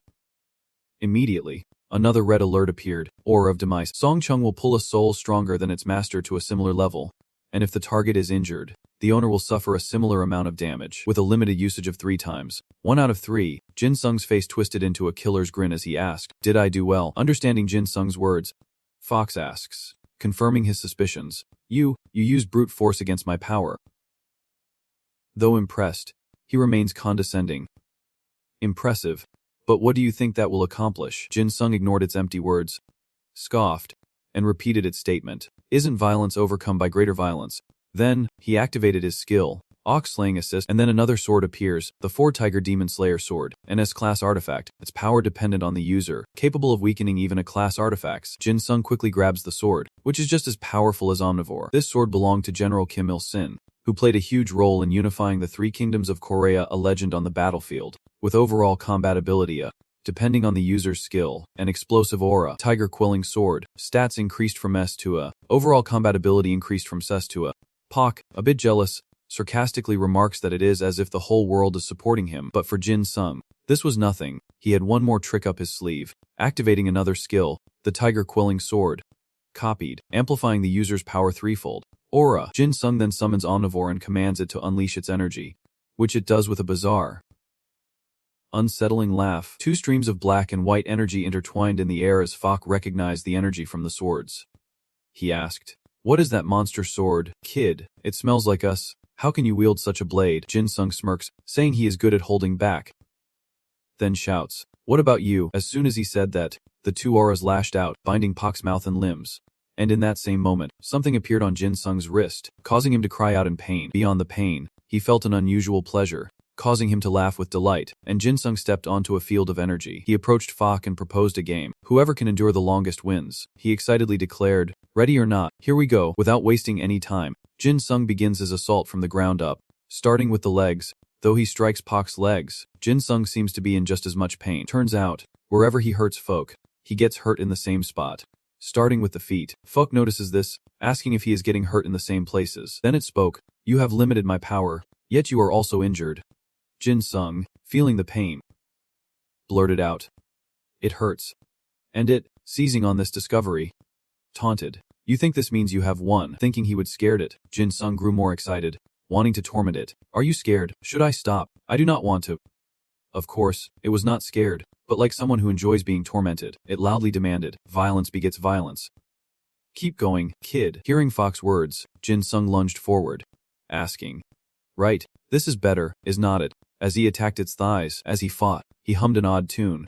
La la, lululu. Just as before, wherever he injured him, he was injured in the same spot, from his hands to his legs, all marked with terrible gashes. The more it suffered, the more Jin Sung reveled in it, his song growing louder, his attacks fiercer. La la, each blow followed by a painful spurt of blood. This causes Jin Sung, who was fighting with fervor, to pause in bewilderment, and Fox realizes that the man has also lost his powers. Jin Sung smirks, there is still more." He rushes towards Fox, yelling, "Hold on." But before he could act, 2 streams of black and white energy suddenly seized his legs, forcing him to kneel. Omnivore cried out, leaving Jin Sung to wonder, "What is this? Why are not you helping me?" Annoyed that it did not help him, he silenced Omnivore, ignoring its cries of explanation, declaring he no longer needed it. Then, a system notification appeared. The blood-draining dagger absorbs blood from the target, allowing the user to move freely, and as long as there is minimum stamina, it allows continuous use. Having shoved Omnivore aside, Jin Sung lunged at Fox, landing a deep stab, which caused him to cry out in pain. Suddenly, he blurts out, "I still do not want to die." These words reach Fox, who stares at him darkly. Jin Sung realizes his mistake, wondering what he just said, as Fox laughs triumphantly, calling him an idiot. It sneers, "Violence followed by regret is not true violence. Just as I thought. You still have much to learn." Those words trigger Jin Sung. "What are you saying? Reach the apex? Focus." Knowing his hesitation, Fox tempts him. "You can live, if you stop now. I will spare you." Of course, Jin Sung did not listen, only flew into a greater rage. "Fine. Then I will aim for your humanity." He laughed maniacally and shouted, "You are crazier than I thought." Ignoring his madness, Fox simply says, "I hope we meet again." As those words faded, Jin Sung unleashed a furious barrage upon Fox, hacking and slashing to purify everything, as the system displayed new information. The 4-Tiger Sword. Mountain Splitter. With the power to cleave mountains in two, each strike inflicts immense damage on its opponent. After enduring the frenzied assault, Fox is on the verge of death, barely able to utter 3 words. "Farewell." Then, Jin Sung, on the verge of collapse, could only utter, "Yeah, farewell to you and me." With those words, he went limp and fell freely. The sky was black. Thunder roared, and lightning flashed. Yet In Sung remarked, "What beautiful weather. It reminds me of the first time I saw the captain, the day he first met Satan." Who declared, "I will become Satan." In that moment, he even looked down on the mysterious figure, thinking, what is the skinny guy dreaming about? As Satan left, he muttered, "Right. Right. Right." As he prepared to leave, In Sung quickly stopped him, begging, "I got the plague thanks to you, but can I have one meal first?" Suddenly, In Sung paused, sensing a strange aura around Satan, making him curious. What is this energy? The atmosphere has completely changed. The system quickly sent some information, explaining Satan's energy, distorting enlightenment. Idea cup. Ideals can be changed if that person allows it, but goals related to the soul's essence cannot be altered. The scene shifts to In Sung kneeling on the ground as Satan gently says, "My name is Satan. It is a pathetic start, but I will become Satan. For me, this world will be turned upside down." Back in reality, In Sung seems quite pleased with that memory 15 years ago. Everything was entrusted to him, while he isolated himself from the world. As for Satan, he seems to sense a moment approaching. He can feel it. The appointed time is very near. Suddenly, his eyes dart to one side, where shadowy figures of monsters with fierce eyes lurk. Facing them, Satan declares, "From now on, the standards of good and evil will be reversed." He approached the monsters and calmly declared that evil would become good, and vice versa. A smile spread across his face as he proclaimed, "Hell shall become paradise, and paradise shall become hell." And at that moment, a system notification appeared. Monsters from the Book of Daniel. Resurrected monsters recorded in the Book of Daniel. 200 million nights. Psychic locusts. The first beast, the God Slayer. Distorted enlightenment ideals can be changed if permitted, but goals related to the soul's essence cannot. At the same time, a strange thrumming sound echoes through the streets. "Find it. You must find it." The voice sowed confusion in the streets. What was that sound? The strange noise continued, steady and relentless. "Find it." Its influence spread, and people fell under its control. A mother, eyes vacant, spoke incomprehensible words. "I must find it. I have to find it." The child in her arms pathetically called out, "Mommy, I hear a strange voice in my head," as the child also heard a voice saying, "Must find it." Meanwhile, in Panjiang, two, the first, the third, and Fox had all gathered. Even Satan himself was present. The first lamented that, as expected, the second had been cursed. It was known as the empathic monster, the first beast. The third added that it was time to rule and be ruled, and begged the Lord to grant him power. The third possessed the power of the ruling monster. The third beast, annoyed by their chatter, Faux lashed out, telling them to be quiet as they were in the presence of their lord. He possessed the power of brute force. The fourth beast, but that did not stop his plans. It was time. He removed his outer robe, revealing a body half monster, half human. In that moment, Injung appeared and bowed respectfully to Satan. "You have arrived, my lord." Still in Injung's form, Satan gently greeted his most prized creation. "Welcome, first beast." Injung then reported on his work. "My lord, I have gathered 2.5 million residents of Baiwangjiang as you commanded, and I offer Baiwangjiang to you." Satisfied, Satan stroked Injung's head and praised him.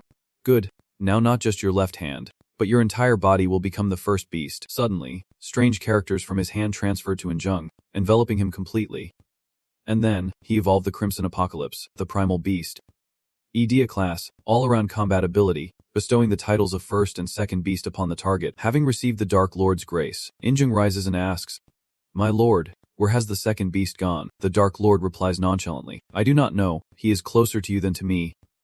Kim Injung, he is a free spirit and would not involve himself in something like this. He looked at those he controlled and said, "Just pretend it does not exist." Without wasting any time, Satan took a step forward. He proclaimed, "People of Pyongyang, the time has come." The controlled citizens looked up at him. As he continued, "From now on, Pyongyang," he confidently declares that he will transform this place into his holy city. As soon as he says this, the people clutch their throats in agony, one man exclaiming, eyes wide, that he can't breathe. Bodies dissolve, and the people scream in terror. "My hands, turning to dust. Someone. My body. Save me." Ignoring their suffering, Satan cries out in ecstasy, "Rejoice, for the blood has overflowed." Suddenly, strange orb appeared in the sky. Idea class. SSS-Rank, the lowest of the low, had created a hellish environment in the modern world.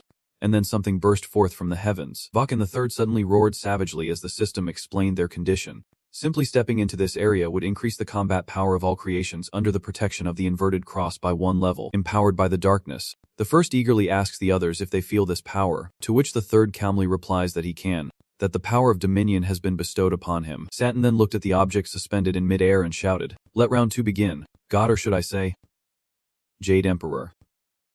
He continued, proclaiming, "Forget the humiliating defeat and being thrown into the lake of fire in the past. Now is our time to rule." Then, he commanded his subordinates, "Book monsters, or holy guardians," and they replied in unison, "Understood." Thung He, after assigning tasks to the beasts, Satan turned to another, Kim In Yong, "Seek the revelation," and In Yong obediently replied, "Yes, sir." Then, in the dead of night, Satan clasped his hands and chanted, "In the name of the Father, The Son, and the Holy Spirit. Amen. He laughed maniacally and declared, "The Holy War begins." The scene shifts to a hospital, where a weakened Jin Sung lies in bed, with a John tending to him and Lee Sin watching with concern. Then he asked if Officer Dunga John and Sergeant Book Jin Sung were alright, to which a John replied helplessly that she was not sure. It was a mystery how Sergeant Jin Sung had survived this long, or even that he was still alive at all. Wary of the situation, Lee Sin sighed. "I am not sure, but it seems he defeated the force. They are demanding his immediate transfer." A John then recounted rescuing Jin Sung from the prison. "When I saw Sergeant Jin Sung, half of his body was dead. Even now, he is using Idea, but the destroyed part has not recovered." Lee Sin was shocked and asked if that was even with her power combined, to which a John warily replied that it was, and that it might be a disease she did not understand. Seeing her blame herself, Lee Sin put his hand on her shoulder and comforted her. "I will do my best to stall the officials from other countries, and let me know immediately if Sergeant Jin Sung wakes up." Then, he mentioned Jin Sung's squad. "I heard that all the kids who were with Sergeant Jin Sung are safe." Hearing this, a John smiles faintly and says that she treated them, and they are all right now. Relieved, Lee Sin praises her for her hard work. She added that Sahan would be safe with them until Lee Sin arrived. Relieved, Lee Sin prepared to apologize to the children. Just as he was about to leave, someone grabbed his hand, likely the kids waiting outside. The sudden action startled Lee Sin, and he turned around. It was Jin Sung, newly awakened, who had grabbed him, weakly saying, "Lee Sin, I will speak directly." Seeing him awake, Lee Sin was startled and quickly asked, "Sergeant Jin Sung, do you recognize me?" Jin Sung felt cornered by the question and replied, "Of course, you are Lee Sin." Seeing he recognized him, Lee Sin sighed in relief and said, "Be careful with your condition." Just then, Jin Sung tried to check his body and realized, "Why are my hands so heavy?" He noticed his hand was bandaged like a mummy and wondered, "Bandages, if the nurse's healing ability was used, should not this be useless?" Just then, Lee Sin, before leaving, said, "Sergeant Jin Sung, we will talk after I return from the meeting." These words spurred Jin Sung to shout that he wanted to go too, as this concerned his strength. Just as he tried to chase after Lee Sin, he stumbled, but still managed to utter, "Me too." Lee Sin turned to see Jin Sung collapsing, catching him just in time as he called out, "Sergeant Jin Sung." Filled with worry, he glanced at Jin Sung's bandaged legs and hesitantly asked Han if he could stand. Jin Sung awkwardly began to walk down the hospital corridor. Though his legs trembled, he forced himself forward, thinking, "I need to attend the meeting Lee Sin mentioned." Back in the hospital room, before Lee Sin left, he reminded Jin Sung, "Rest. Your friends want you to rest too." But Jin Sung stubbornly insisted on going to the meeting. Time was running out, and as he struggled forward, he tripped and fell hard. Despite the unbearable pain, Jin Sung forced himself to stand, unaware that someone has witnessed everything. This person gently catches him, helping him regain his footing. Still in pain, Jin Sung did not look up at his helper, instinctively muttering, "Thank you, Sahan." Seeing him there, anxiously asked, "Where are you going?" Recognizing her voice, he looked up in shock and exclaimed, "Sahan." From afar, Jin Sung's friends approached. Heartbroken to see him like this, Sahan even dramatically cried out, "Captain," followed by Phim's voice, "Jin Sung." Seeing them safe, Jin Sung breathed a sigh of relief, saying, "Thank goodness, you are all right, but there is something I need to do first. We will talk later." But Sahan stopped him, saying, "No, do not go." Jin Sung was frustrated by her interference, but he did not dare raise his voice at her. He could only reassure her, "Sahan, I will be back soon." Suddenly, Jizan stepped forward and declared, "Excuse me." While Sun was busy trying to persuade Jin Sung, a shout suddenly grabbed their attention. "Hey, you trash, what are you doing?" Seeing it was Jizom, Jin Sung tried to explain, "Captain, but he was cut off." "No, not you, you trashy monsters. Behind you." The three were stunned, and seeing Jizan yell at them, they asked in unison, confused, "Us?" Jizan, supporting Jin Sung, confirmed, "Yes." "You three." They were upset at being stopped from following Jin Sung and wanted to argue, but we just woke up. Ignoring their disappointment, Jizan supports Jin Sung and yells, "You leech, do I have to do everything myself?" Sahan, concerned by his frustration, warns, "Jizan, do not overdo it." Jin Sung, still confused, asks what is going on, but Jizan just tells him to shut up, complaining about his bad breath. "He's being so annoying. Just tell me where you want to go. And of course, he keeps teasing me. How can I talk with my mouth full?" Behind them, Sun silently watches the two. She then joined in helping Jin Sung and taking him where he wanted to go, prompting him to exclaim in surprise, "Sahan." But seeing her face flushed with suppressed anger, he knew she was holding back her rage to help him, so he sincerely thanked her, As the three were walking, someone suddenly blocked their path. That person was none other than Lee Sin, and his appearance surprised them so much that they exclaimed, "Lee Sin," Jin Sung said. "I thought you had left." Lee Sin replied frankly, "I was waiting. Thank you for coming." Seeing that he had been waiting for him, Jin Sung said, touched. Of course, as soon as he had waited for him, Lee Sin laughed and asked, "Shall we go?" Later, they arrived at a room. Before entering the room, Lee Sin advised, "You have done well to get this far. I will give you the all clear." After scatting ahead, knowing he was the only one who could enter, Jin Sung released his two friends and gently reassured them. "Everyone, I will be back." Jizan, annoyed by his weak state, snapped, "Trash should not be so arrogant." Despite the insult, Jin Sung smiles, knowing he is just worried, then suddenly apologizes to Seon for cutting her off back then. It is clear Sun won't let this go, and Jin Sung knows he will have to pay her back later, so he bids her and Jizan farewell, promising to return. With that, he and Lee Sun entered the conference room, already packed with people, who turned to look as they heard the door open. Jin Sung, witnessing the somber and crowded scene, felt a bit intimidated. The atmosphere is so tense. This is crazy. The people in the room, seeing that the newcomer was just a kid, immediately looked down on him. What? Just a brat. They returned to their discussion, saying, "Let us finish what we were saying. I think we should deal with Best immediately. That Asian kid is holding the Rians unbelievable. Is there something wrong with the information? Best is important, but should not we focus on everyone's dream? Find Asia. You are telling us to find something. Go find it in your own country." Ignoring the others, Leixin pointed to two empty seats and said, "Sit here." Jin Sung quickly sat down and muttered, "It is a little different than I expected." Leixin replied helplessly. I'm sorry. Jin Sung knew all too well why his country was looked down upon. They were the only nation without a president. Moreover, he despised the so-called organizations formed by other countries. This International Crisis Cooperation Organization was only desperately trying to protect their own interests. With Xiaolan dead, and China reeling from attacks on Beijing and Neo-Job, followed by a shakiness, a rare chance to dominate the world has emerged, revealing their dark side. Suddenly, someone slams the table, declaring that the scattered members of Pestair have gathered in Korea, and they must deal with the organization immediately. At that moment, Jin Sung raises his hand, asking for permission to speak. He bluntly mocked them, saying they seemed confident they could eliminate Daniel Seal's monsters, while also pointing out that their EDA ranks were all higher than SSS. Upon hearing this, the people in the hall whispered amongst themselves, some even blaming Jin Sung's country, saying that is why Xiao Lan was killed, because the EDA ranks were all higher than SSS. So, Korea has been hiding SSS ranks, and above all this time, this is a violation of international treaties, and we can't rule out that this kid is lying. This realization makes Lee Sin jump up and shout, questioning them, saying it is all a lie. He insists that something as absurd as everyone having the same dream has happened, and they can't ignore it. While he is busy questioning the organization, Jin Sung seems a bit pensive. This organization was originally founded to deal with non-human enemies, right? Suddenly, he picks up a pen and starts writing something while everyone else is arguing. So, Lee Sin, the one who said we need to find something that appeared in the mist, outraged, he retorts that it is absurd for Korea to refuse handling Pesta, especially since the first two incidents occurred on their soil, implying they are hoarding resources. But before Lee can argue further, someone interrupts, suggesting they first. This infuriates him, but he is helpless. Damn it. You people are not even thinking. You just want to start a war and reap the maximum benefits from the defeated nation. Faced with a global disaster, all you think about is your own gain. Then he sarcastically remarks that they must be glad the monsters did not appear on their territory. Seeing his outburst, Chief Pest Sanner quickly tries to calm him down, but Lee Sin is beyond caring or listening, utterly disgusted with the councilman. Damn it. Korea's infrastructure is too weak. How much longer do we have to put up with this? Then, someone asked him a question that left him speechless. Lee Kong, does this mean you do not care if we lose Korea? Just as he was about to answer, Jin Sung cut in, saying he would done his best, then suddenly stood up and moved forward, causing Lee Sung to worry and call out to him. Now, Jin Sung stands before the organization's leaders. His earrings suddenly gleam, and he hurls the papers in a frenzy. As a result, the papers smacked one of the leaders in the face, and Jin Sung's voice echoed slowly. This time, I have confirmed the military's capabilities.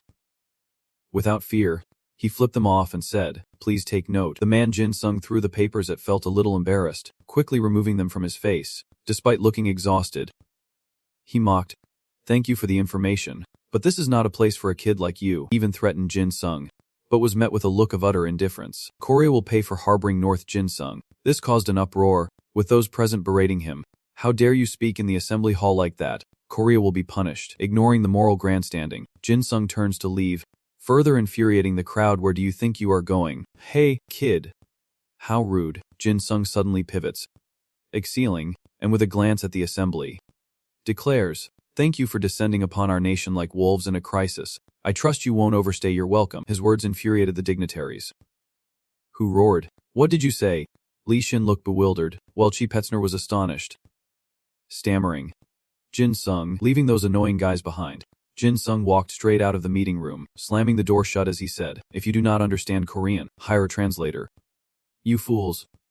Soon after, Petzner and Li Xin ran out of the meeting room to look for him, Li Xin calling out, Jin Sung, hearing his name. Jin Sung, no longer so imposing, turns back with a hint of sheepishness and says, Li Xin storms over to him, demanding, "What were you thinking? Just walking out like that?" Jin Sung, he sternly lectured him, reminding him that this was a serious place, and Jin Sung, realizing he had been a bit impulsive, apologized. "I'm sorry. It is just that they are always so dismissive and mocking."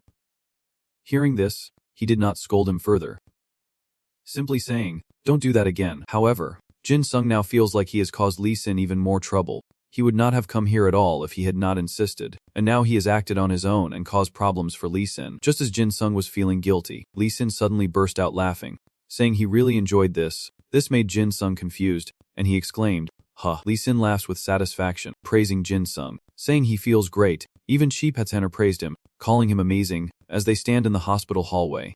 Perhaps they have already assessed the situation after the disaster due to their profession. He solemnly reveals that they likely recognize the threat Jin Sung poses to their unit, if not only him, but Jin Sung too. Were to return to Korea, they would not easily abandon their nation. Hearing this, Jin Sung asks if they are just regretting it, a question that makes Li Xin laugh. He then says that this is a global crisis, but also an opportunity to dominate the world. He explains the political situation and the ambitions of the countries involved. Even if they can use force to repel the disaster, they know they can't win without taking losses. The goal is to contribute as much as possible while minimizing losses of war to see how many resources you can save while stopping the disaster. With that, he knelt down and softly suggested that this time, his team would also need to know his abilities, a request that seemed to trouble Jin Sung, making him hesitate as if to refuse. Seeing his hesitation, Li Xin quickly reassured him, telling him he did not need to say everything, that his team was enough. Finally, he decides, "I will tell you the extent to which I can fight on any battlefield." Receiving Jin Sung's agreement, Li Xin is relieved and reassures him, "Okay, it must have been a difficult decision." "Thank you." Then suddenly, he confessed his disappointment at Jin Sung revealing clues about number 4, who Jin Sung believes can face them head-on twice more. But before he could continue, Li Xin knew what he was going to say, finishing his sentence for him. "You could lose your life."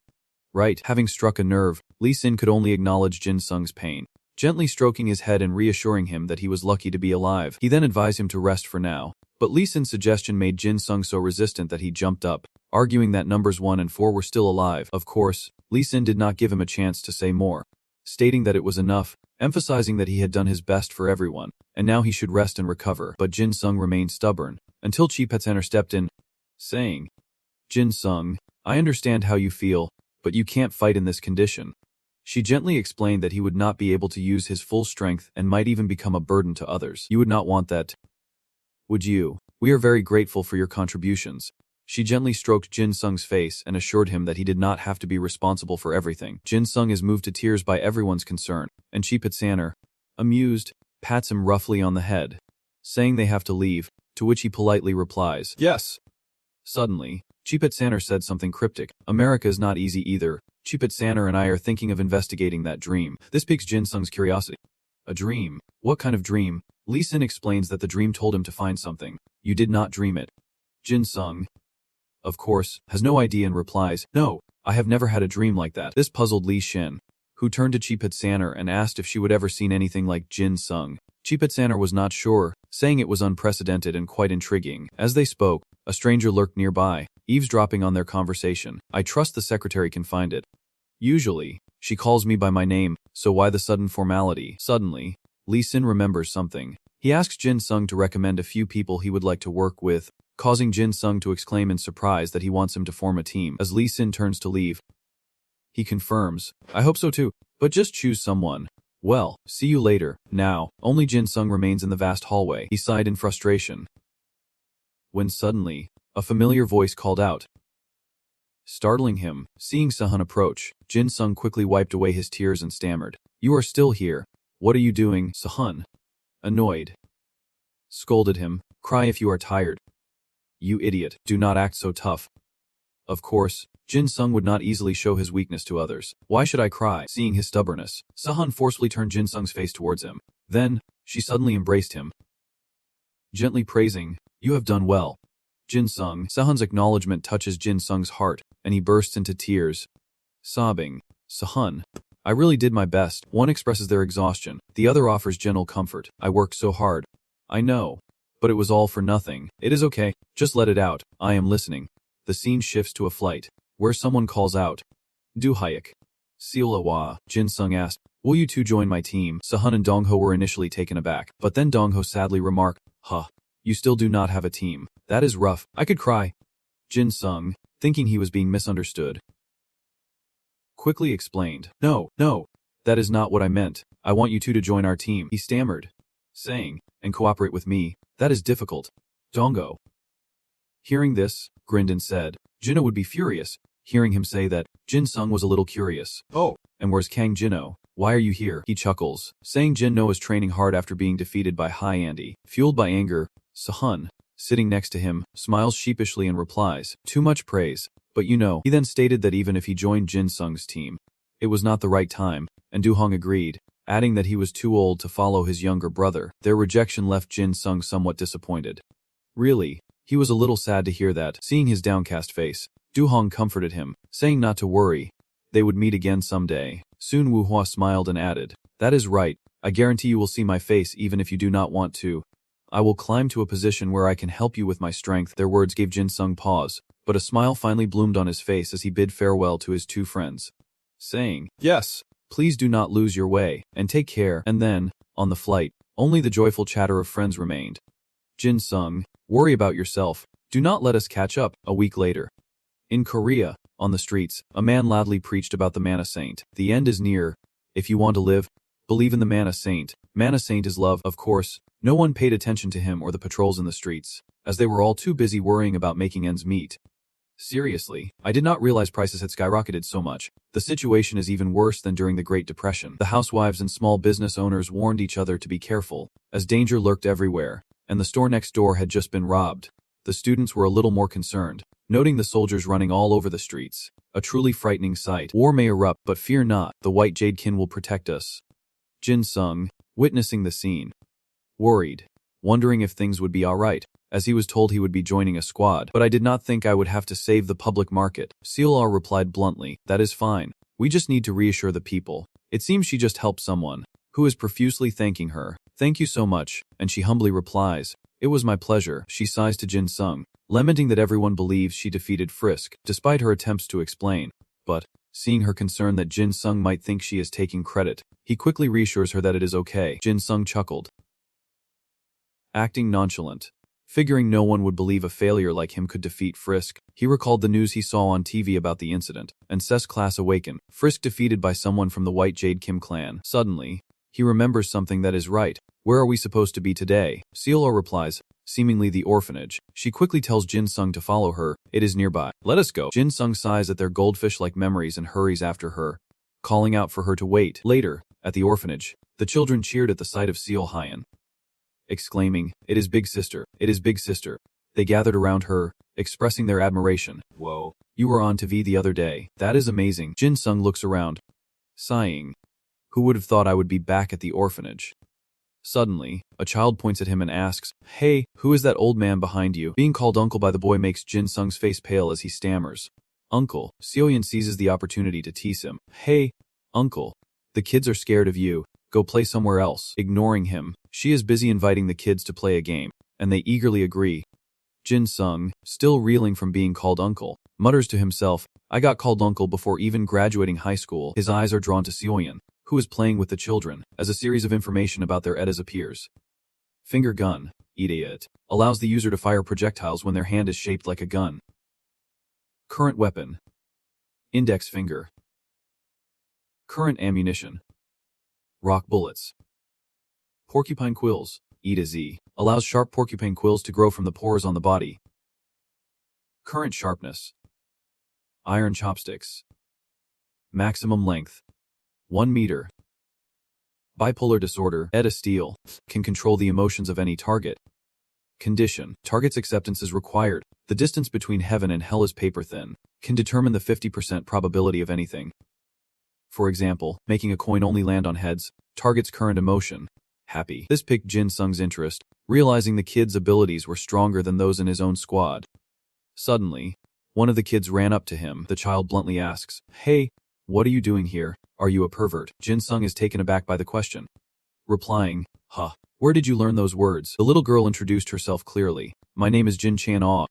Jin Sung, in turn, politely introduced himself and curiously asked, "My name is Park Jin Sung. It is nice to meet you, but why did you think I was a pervert?" Jin Chan-ah did not bother to shake his hand, sighing, "Because you were staring at us. What else could it be?" Words that prompted him to quickly explain it was a misunderstanding. But she would not believe him, calling him a pervert anyway. Defeated by her stubbornness, Jin Sung simply sat down next to Jin Chan-ah and repeated, "I am telling the truth."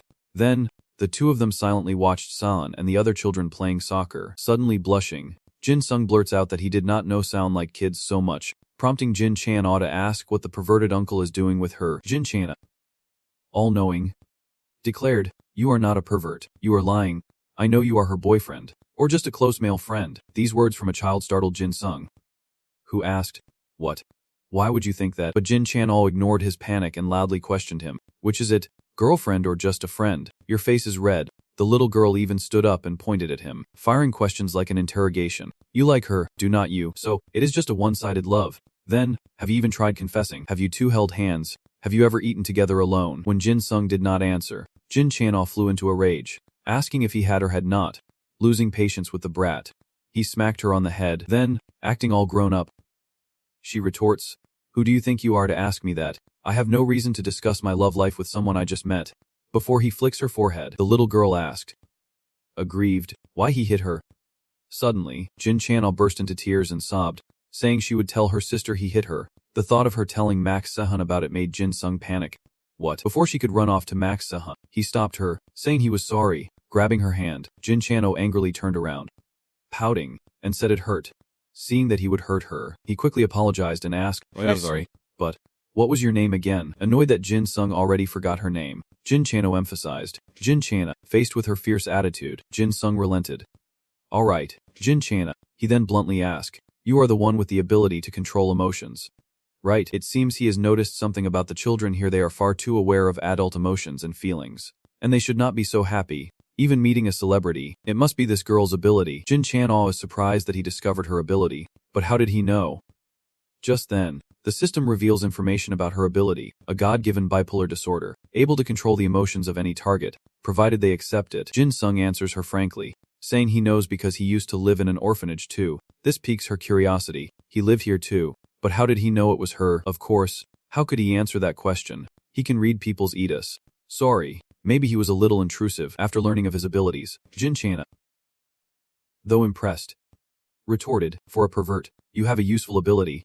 Jin Sung, called a pervert, helplessly replied, "Don't call me that." Out of the blue, she asks if Jin Sung wants some yogurt, and at her offer, he stands up as she takes his hand. Suddenly, she asks if he wants to adopt her, clarifying that she does not need much.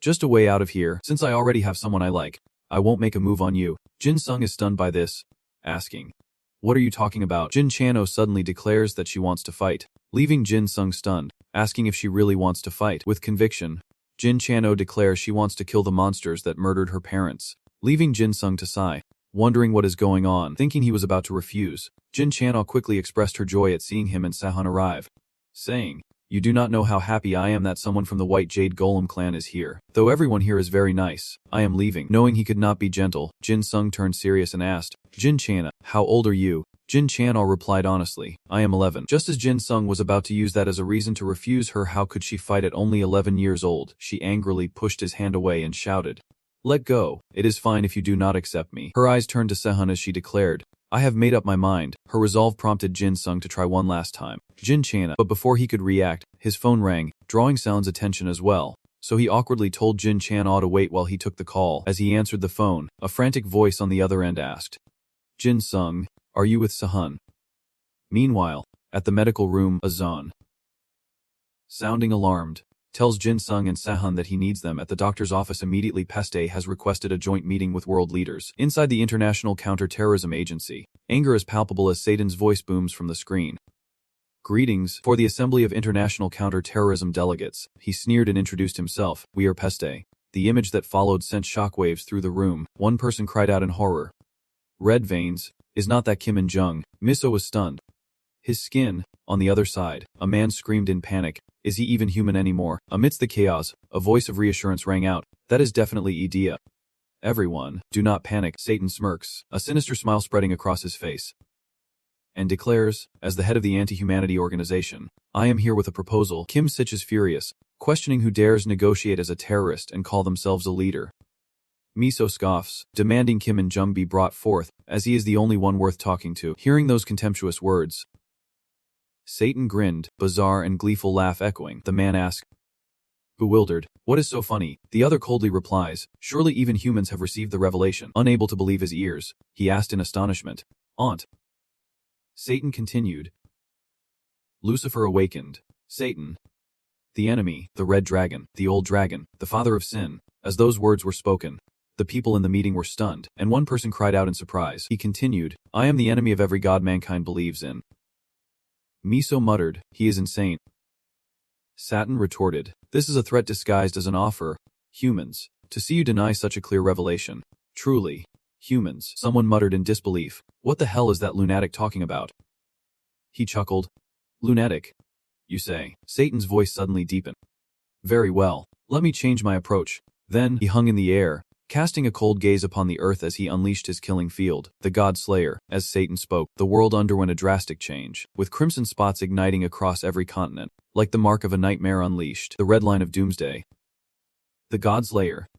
SSS-Rank, the final tower, summoning all mammals, amphibians, birds, insects, spiders, reptiles, and fish, even extinct invertebrates, swallowing them into designated towers. The most recently extinct species are summoned first, with the apex predator of each species summoned last, as the tower's owner. When the tower's owner is killed, the responsible user will receive absolute extinction power over that species. Users entering the tower cannot leave until the end, but are not required to kill the tower's owner. Meanwhile, in a nation, a frantic secretary bursts into a meeting room, pale and trembling. President. In Chile. Then, on screens across the globe, similar scenes unfold. A tower in Swarian, Jakarta, Manhwa, Gaza. An unidentified tower has appeared. An enraged leader shouts, what has this bastard done? The man calmly replies, I told you this was a threat. In Satan's mind, a chilling thought surfaces, an unknown fear of humanity, the strangeness and normalcy that will soon cause unrest and shatter the peace. He calmly replies, choose any tower and bring all the artifacts worldwide into it. You may receive a new revelation at the end. He roars, are you insane? I would rather fight than give up the artifacts for free. Satan presses a button, saying, tell me, is this your decision, humans? If so. Immediately, a series of monster images appear on the screen. Horrifying Miso, he continued, come to me. The monsters you have not defeated are still standing strong. Satan's voice echoed. However, feel free to accept my offer if you change your mind. Choose your tower, and I will give you 7 days. Meanwhile, on Jinsung's side, a giant minion lay on the ground, and a child cried out in surprise as Satan offered a deal. Reach 10 points and move to the top of the tower. Jinsung's eyes widened as he gripped his phone, shouting in alarm. Teacher. Wait. Satan continued, stating he would not touch the artifacts and would remain in Pyongyang forever. When suddenly, a tower appeared before Jinsung. Miso coldly asked, how can we trust you to keep your promise? He reached out and knocked on the door, explaining, I have become aware of Makai. Makai can exist anywhere, and my very existence could be considered Makai to some. At that moment, the kids froze, then began chattering excitedly, asking what was inside, if they could open it, and how amazing it all was. The man asked skeptically what he meant, and Satan pointed out that, as he said, Makai was for humans, which was why he ordered them to do it. The voice on the other end urgently asked if it was Etta, and if they would learn what it was, leaving Jinsung flustered. I do not know how to say it. Everyone. The teacher immediately cautioned them to stay put. As Miso questioned their orders, so you are saying Makai will be honest if we bring the artifacts? Is that what you are saying? Or are the demons after the artifacts themselves? It does not matter who among the 6 billion is chosen. Anyone can become the next Makai if they set their mind to it. After some deliberation, he finally relented. I understand. We accept your offer and will bring the artifacts into the tower. When do we start? The boy turned back, urging, let us go inside. The children, filled with excitement, rushed into the tower, some shouting with glee about the adventure. Jin Sung tried to stop them. "Don't go in," but their laughter echoed.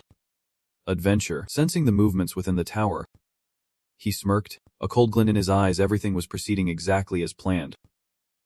Satin muttered, "It seems some kids have entered the tower. The game has now begun." As the children disappeared behind the dark, mysterious door, Sun cried out, determined to stop them.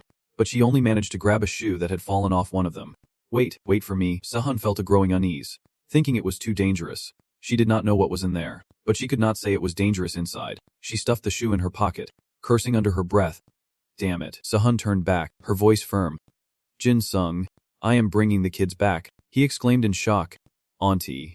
Then, she charged in the tower, ignoring Jin Sung's frantic cries of wait. He froze, his face blank, unsure of what to do next. Jin Sung stood rigid, his eyes fixed forward, frozen in place, with no response. After a long while, the person on the other end grew anxious. "Hello? Jin Sung?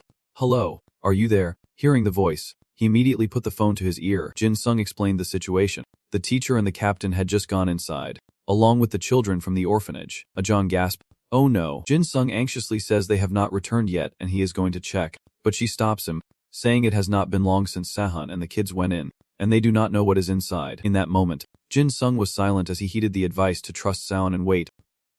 Seeing this, Jin comforted him by taking his hand. The girl's face was utterly bewildered as she called out, "Brother." Sensing the strangeness in his touch, Jin Sung flinched. He wondered, was this cold feeling from her hand her way of trying to calm him down? Jin Sung gently stroked her head, thanking her, saying he felt much better. Suddenly, he lifts Jin Tranak into his arms, whispering an apology as she cries out in surprise. Jin Sung slings her over his shoulder, telling her she will have to wait here because it might be dangerous inside. The girl immediately protested. "No, I am bringing my friend back. Let me go," he sternly replied. "You will only get in the way." Hearing these dismissive words, Jin Tranak gritted her teeth in anger. The girl struggled fiercely, kicking Jin Sung in the face, then darted toward the door, crying, "Don't make me laugh. I can help. I won't wait like I did with Mom and Dad." Her eyes filled with determination. She would save everyone. But in a flash, he grabbed Jin's jacket. The girl angrily shouts to be released, but Jin Sung calmly replies, questioning if she thinks his parents were cheaters, and tells her to stay close. Jin Tarana beams with joy. Agreeing, Jin Sung then reported to Ajahn, the teacher, and the captain that there were 23 people in total, since communication might be lost inside. He was telling her beforehand. As the girl urged him to hurry, she shouted to stop him. "Jin Sung, you should not go in there. We just received an emergency order." But he ignored her completely. "I will do my best and come back," Ajahn yelled in anger. "Jin Sung, stop right there. That is an order." But the only response was a dial tone. She called out in desperation. "Jin Sung, Reptilian Tower 36,525. Day 1. The two cautiously felt their way through the darkness. Spotting familiar figures, Jin Sung calls out, "Sahun." Startled, she cries, "Jin Sung, why are you here?" Sahun's eyes flashed with electric fire as he took the child, and he could only laugh awkwardly. She continued tensely, "Damn it. Check if your phone can make calls, just in case, even though we know it won't work. Something must be blocking the signal." Jin Sung quickly pulls out his phone to check, saying his phone can't make calls either, then turns to ask about the door. Sahun replied worriedly that the door would not open. He would already checked. The door remained silent, tightly shut, like an impassive wall, completely cutting off their escape. Jin Sung asked Sahun if he had any weapons, prompting her to ask why. "Are you going to break it?" Sahun immediately transformed. "Let me try first," and the white jade exorcism was immediately unleashed. Her appearance completely changed. Sahun gripped her sword, her face turned cold, exuding a fierce aura as she unleashed the demon lover sword technique. Each burst of spiritual energy strikes the door, echoing with Sahun's cry, flurry of demon sword techniques. But despite Sahun's best efforts, the door remained unscathed. She scoffed. Even her rank attack skill had not worked. She placed her hand on the doorknob, filled with determination, vowing to open it one way or another. Sahun grits her teeth, her body tense, channeling all her power, activating Shutterwork mode. A white jade spirit, in Shutterwork mode, emits a golden aura, gathering all energy, skills, and abilities, including auras, into her power. After a moment, she opened her eyes, observing silently, but the door remained unmoved, without even a crack. Sun was furious, veins popping on her forehead as she pounded on the door, screaming in frustration. "Damn it." Sun unleashes a furious kick, shaking the door open, and throws herself against it. Desperate to break through, screaming for it to open, Sahun kicked and punched, each blow echoing like thunder, as Jin Sung rushed to stop her. "Sahun, that is enough." Suddenly, the young Jin trembled, grabbing his sleeve. Crazy pervert. Jin Sung turns back in surprise, his eyes filled with confusion, while the girl's face pales, her eyes wide with fear as she glances behind them. Now, countless glowing eyes lock onto them, and they rush forward. He is startled, whispering in disbelief. Monsters. Jin Sung, drenched in sweat, stammered, Sahan. She turned back, agitated, and yelled, "What?" He glanced back, muttering, "Damn." Only then did Sound turn to notice the scene before her, her eyes widening, her breath catching in her throat. She panics, asking if those are reptiles, while Jin Sung worries that the gate won't open. The lizards are closing in. We have to protect the kids. They are terrified and crying. Open up. Thoughts race through his mind. What if attacking only makes things worse? Sahan quickly reassured the children that they would protect them, explaining that defeating the monsters could lead to even stronger ones appearing.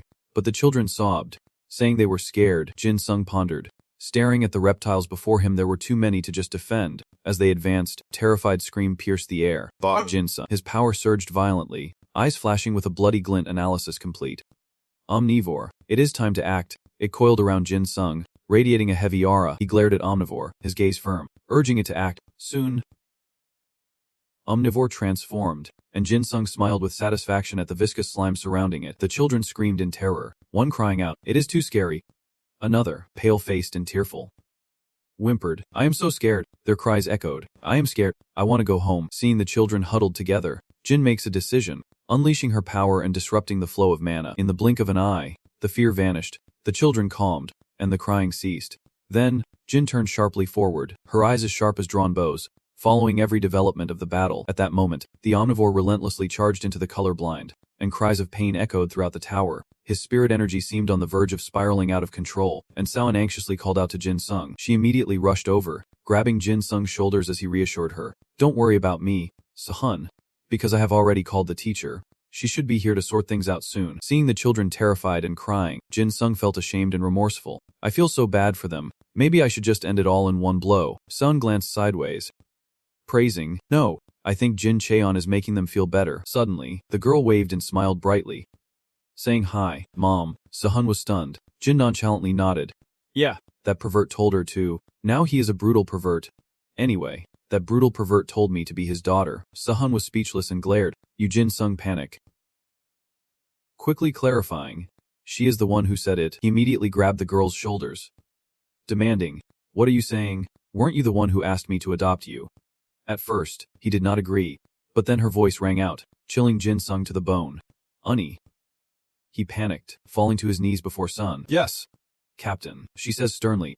"Next time you are going to do something important like adopt a child, discuss your partner first." Jin Sung is dumbfounded. "Yes, I understand. What? Adopt? Partner? What?" Sahan chuckled. "All right, let us do our best to get out of here." And so, their rescue operation continued. As he muttered, "I think this is the first time I have seen so many reptiles. Giant snakes. Cobras," Jin Sung added. "Even crocodiles." Thinking to himself, the pressure on his shoulders was mounting. He was worried. It had been 3 hours, and they were still. She wondered if the corpses were not scaring them. Jin Sung replied, "I have been trying for a while, but it is not working. This is the first time I have used it on animals." Sahan glared at the clock, gritting his teeth. "Damn it. Still 4 minutes to go. Then, stronger monsters will appear, and the cycle will repeat." Sahan's eyes were glued to the clock, silently watching each second tick by. He seemed to have exhausted his strength, causing Omnivore to collapse to the ground. Then, Jin Sung struggled to control it once more, sighing in relief, "I can rest now. Thank goodness. I was reaching my limit." He looked at the children, uneasy. But what if something happened outside? What if the reinforcements did not arrive? They were crying around her. "Sister, I am hungry." Thoughts raced through Jin Sung's mind. Sun was exhausted, and the children were spent, his face etched with fear, sweat beading on his pale skin. Jin Sung wondered how long he could protect the children. With all his might, he used the Omnivore to create a protective sphere, shielding them from the relentless reptilian onslaught, enduring each blow like a hailstorm. Meanwhile, inside the Omnivore, everyone was exhausted and fast asleep, until a phone suddenly rang, jolting Jin Sung awake. But sleep overwhelms him, and in an instant, Jin Sung falls asleep again. Sahan's call startles him awake.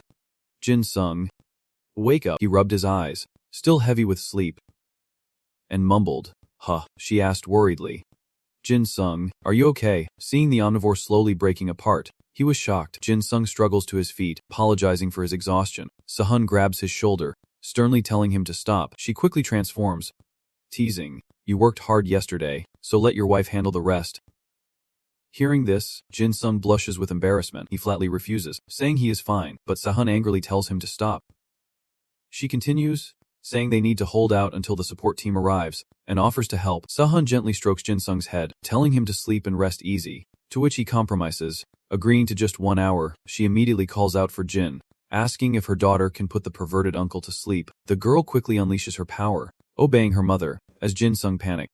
Wait, in an instant, he falls into a deep sleep, his last words hanging on his lips. Stop. Sahan smiles, gazing tenderly at the figure on the ground, and cautiously approaches Jin Sung. Then, Sahan leaned down and gently kissed his cheek, before activating her power and transforming. At that moment, the entire area around the tower was sealed off as a man rushed to Aegeon to report. Master, we have sealed off all the nearby towers. Lost in thought, she knew she had to reach Jin Sung in the tower. It had been over a day. Aegeon did not respond, silently turning to leave, thinking to herself, all teams are busy sealing off towers and securing areas. Perhaps they can handle it, but Jin Sung's situation is far more critical. She quickly entered a room where everyone was waiting. As the door opened, Sung-ho coldly spoke, so, you have arrived. Doctor. Suddenly, Pio shouts that they have to save the captain and his fiancée. And with the people here, they can get him out. Gijon rubs his forehead, annoyed, telling the rookie to shut up and be quiet for a moment. Dui scoffed, agreeing that the 52s are all talk, while Aegeon bows her head, sincerely thanking everyone for their help. She continued, agreeing with Sung-ho, Jin Sung and Seon are in danger. And what do you all know about the towers? Sung-ho quickly replies that, as far as they know, no one has been able to defeat it. Aegeon nods slightly, confirming that according to new information, elite squads from other countries have also been wiped out. She lays out the current situation, explaining that some countries have lost 80% of their forces after entering a tower. And all of this has happened within a day of the tower's appearance. Do you understand what this means? This mission is extremely dangerous, and our information is limited. Meanwhile, outside a tower, a person struggles, trying to get inside. Let me go. My son is in there, the soldier warns. Sir, calm down. No one who goes in there ever comes out. Aegeon's voice ows. So far, all we know is that these towers grow larger over time, almost every hour, and the current scenario we have painted is that it only returns to its original size when everyone inside dies. He raised his hand to interrupt. Doctor, how tall has the tower Pak Jin Sung entered become? She replied, about 30 to 40 stories. He might still be alive. Sung-ho nods approvingly, knowing he could do it. Aegeon continues, anyone who wants to can still back out. After all, we are practically walking into our own graves, he said resolutely. It is all right, doctor. Everyone has made up their minds. She looked him in the eye. Sung-ho, you can still stop. Aegeon warned, we now know that the one who created those towers possesses a disaster class ETA, far more dangerous than SS class. Sung-ho advances, key in hand, his face a mask of determination. Sung-ho speaks up. Doctor, many in this squad have nearly lost their families. Ru raises her hand, adding that she heard a student in their squad defeated the winged lion during the attack. Thanks to him, our loved ones are safe, Aegeon said softly, her eyes full of gratitude. I understand everyone's intentions, but our destination is truly dangerous. He calmly states that they do not want to lose any more loved ones, and their actions are not a death wish, but a rescue mission for their families. Then, Sung-ho turned and left, saying, well, we are about to set off. She stood silently, watching the group depart, her eyes filled with thought. That is right. If I can handle everything, it will be fine. No, I have to make it fine. They quickly board the vehicle, ready to depart. Amidst the hurried footsteps, Jun suddenly called out, hey, newbie. Pew replied in surprise, what is it? Senior, we are about to work together, so please do not hit me, he groggily asked. Where's that sniper? Pew exclaimed in surprise. You mean Si Hong? Isn't he in our squad right now? Jinjin scratched the back of his neck, a bit flustered. I asked Surgeon and Sung already. That is strange. Meanwhile, Jin Cheonok was screaming herself hoarse. Wake up, please wake up. Tears streamed down the girl's face as she pleaded. Please. Wake up. Suddenly, he stirred, slowly pushing himself up. Jin Cheona, what time is it? The little girl cried even harder, tears streaming down her face. I'm sorry. I am so sorry. Then, a chorus of children's screams rang out, shocking Jin Sung brother. I am so scared. He is bewildered. What is going on? Why is everyone crying? Jin Cheonok sobs, apologizing profusely, but her mother told her not to wake him. Jin Sung cuts her off, worried. No, do not apologize. Just tell me what happened. Suddenly, Sehun's wary voice speaks, chilling him to the bone. That is right, our daughter did nothing wrong. I told her not to wake you. She threatens that if he dares say a word to their daughter, he is dead, and seeing Sehun's body covered in wounds, Jin Sung's heart aches. She slowly draws her sword, I do not know how much time has passed. Jin Sung quickly opens his phone, the screen displaying 6:10. He was stunned, thinking, 10 hours. She protected me for 10 straight hours without rest. Seeing Sahan stagger, unable to stand. Seeing Sahan unsteady on her feet, Jin Sung rushes to her, catching her just in time. Sahan's arms fall limp, devoid of strength, and seeing her trembling hands, Jin Sung realizes he has slept for far too long. Sahan manages a smile, telling Jin Sung not to look so worried, and calmly says she told him to leave it to her, to trust her and rest. Jin Sung fume, saying he should have woken up sooner, before she became so worn out. Sahan silences, saying, I am exhausted. And you are still mad at me. He mumbled, I did not mean that, and she suggested, let me rest, you take over. Soon, Sahan's exhausted body gave out, and she fainted in Jin Sung's arms. He gently laid Sahan on the ground, careful with every move, her breath rising and falling in rhythm with his. Suddenly, a loud noise reverberates, shaking the entire tower as a rampaging dinosaur charges toward them, its jaws open wide, revealing rows of razor-sharp teeth. The children screamed in terror. A Tyrannosaurus Rex. Help! Omnivo was quickly summoned, charging straight toward the dinosaur. It roared ferociously, eyes blazing with fury. Jin Sung stood firm, his cold gaze fixed on the dinosaur, his entire body tense. He was deeply worried. Having used half his power to keep fighting, his attacks were losing strength. Omnivo screamed, quickly forming a protective shield. He thought to himself that at this rate, no one would escape. In that moment, he whispered, Jin. Left eye. The girl hesitated, wringing her hands, and stammered, Mr. Jin Sung's eyes flashed with determination as he bluntly asked, can you try your best to make me uncomfortable? Seeing the aura rising intensely from him, the girl hesitated, but just then, booming sounds echoed, followed by Omnivo's painful screams. The situation grows dire, and Jin Sung urges her to hurry, while Jin nervously wonders if a pervert would be okay with this. He answers matter-of-factly, of course, as the girl gathers her strength, her spirit power swirling and erupting, shining brightly in the palm of her hand. In an instant, the sang spread, wrapping around Jin Sung and pulling him down as if to swallow him whole. He gritted his teeth, fighting the overwhelming discomfort. Jin Sung's eyes widened, reflecting the flickering light, a mix of fire, rage, and despair. A choked scream caught in his throat, unable to escape. Finally, unable to endure any longer, he began to vomit, and Jin frantically cried out, Uncle. Jin Sung gripped the girl's hand, his voice hoarse, and said her name. He would not back down. He would give it his all, one last time. Jin nods, a determined look on his face, as the girl gathers her strength, and once again, spiritual energy envelopes Jin Sung. His eyes widened, a crimson light flashed, and a torrent of spiritual energy swirled, gradually consuming his reason. Soon, Jin Sung's entire body was enveloped. His face gradually calmed, and a thought arose in his mind, his own mind. Jin Sung thought to himself, it was so quiet and peaceful, as if he had completely separated from his body. Seeing the crimson power swirling before him, he wondered, is that bloodlust? Jin Sung muttered, has it always looked like that? It is unsettling. He unconsciously raised his hand, thinking with annoyance how troublesome it was. Jin Sung immediately grabbed it, and suddenly the system's voice rang out. The killing intent has been calculated. At AS level plus, your will has frozen the killing intent. Now that you have successfully controlled your emotions and can make clear judgments, you know your limits and can turn ETA on and off at will.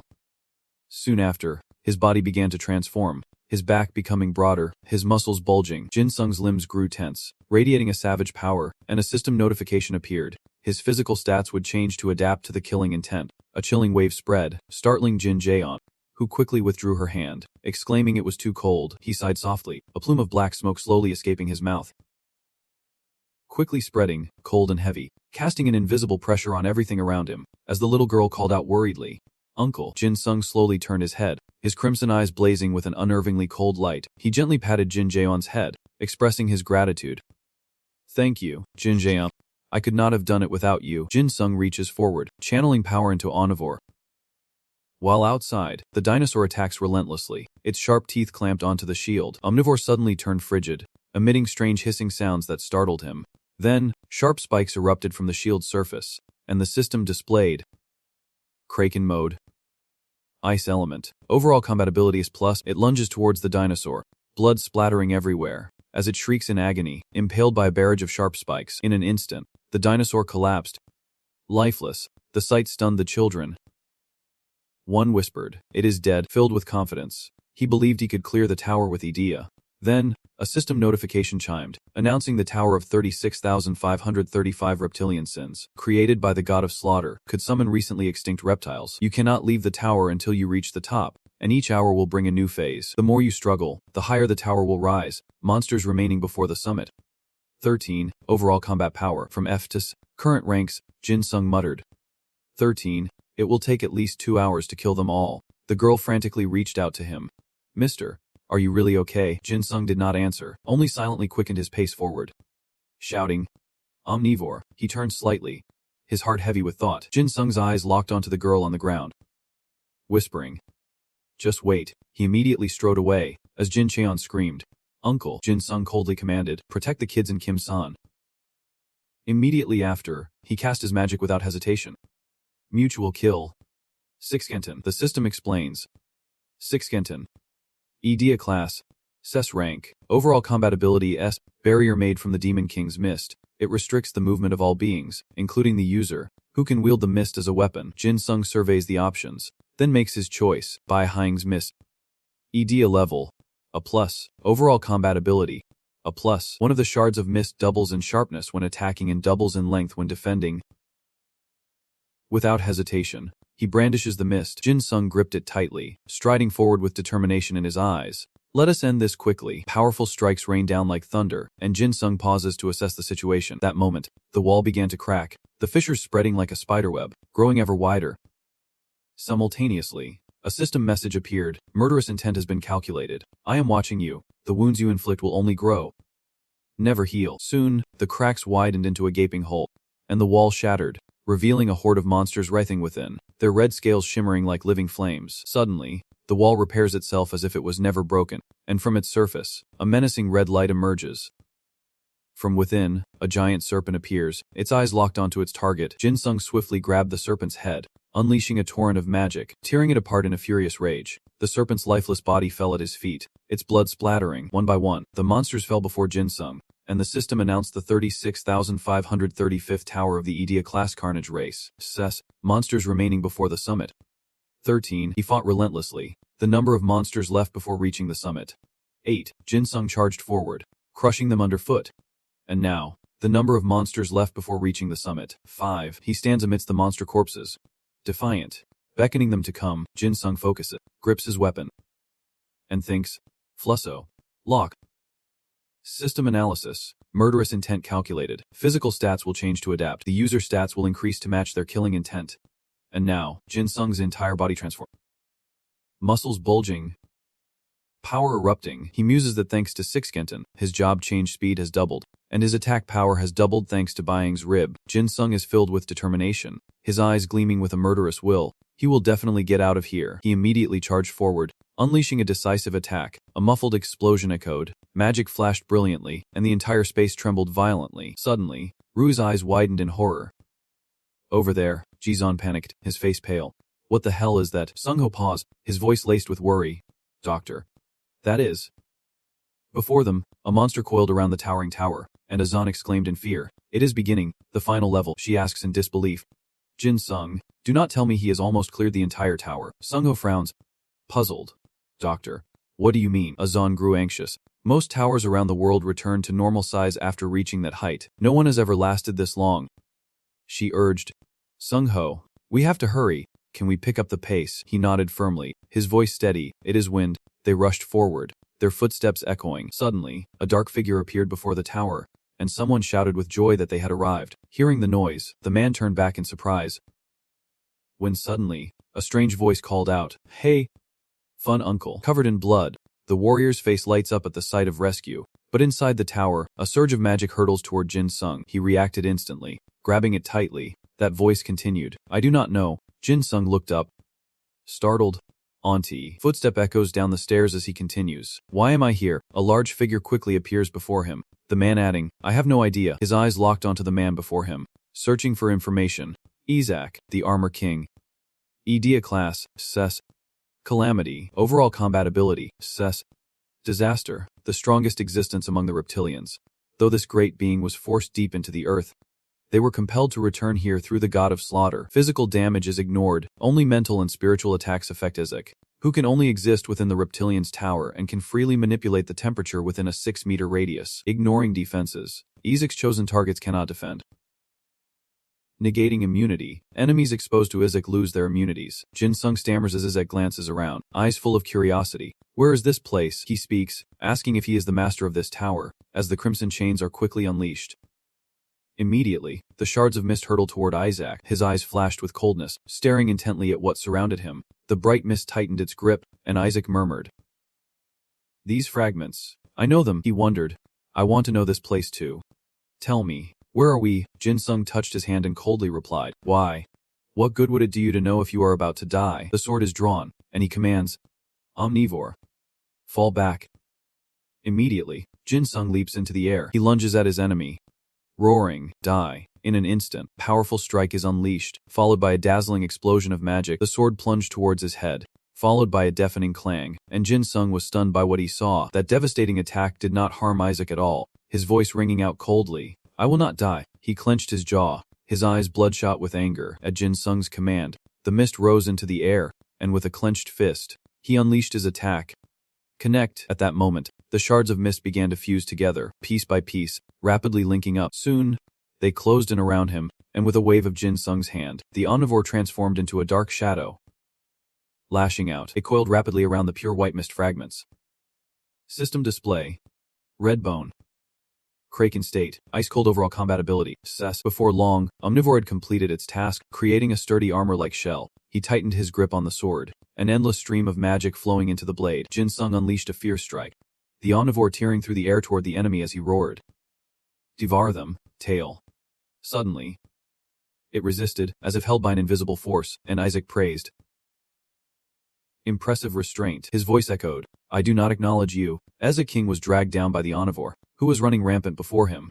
However, the system explains that physical damage will be ignored, only mental and ideological attacks will affect Isaac, and in an instant, it is torn apart, the mist shattering and echoing through the void. They fall at his feet as he declares, "This is the end, I will not die." Isaac presses, "Our location.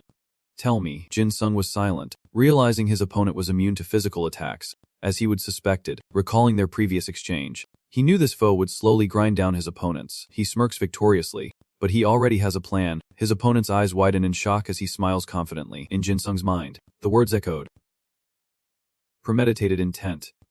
Cruel plan." He confidently replied, "That is right, given enough time. There is nothing I can't kill." At this moment, the system explains that the world's perspective will be upgraded based on the user's killing plan. If there is still a 1% chance for the user to kill the target, that number can still increase, and the world will provide moves and plans for the user to increase their chances of killing. Isaac's eyes flashed with a cold light as he silently observed his enemy. Then, he suddenly pointed forward, and the system displayed, "Premeditated intent. Cruel plan. Chance of killing Isaac. 1%. He spoke calmly, his voice low. "Now I remember."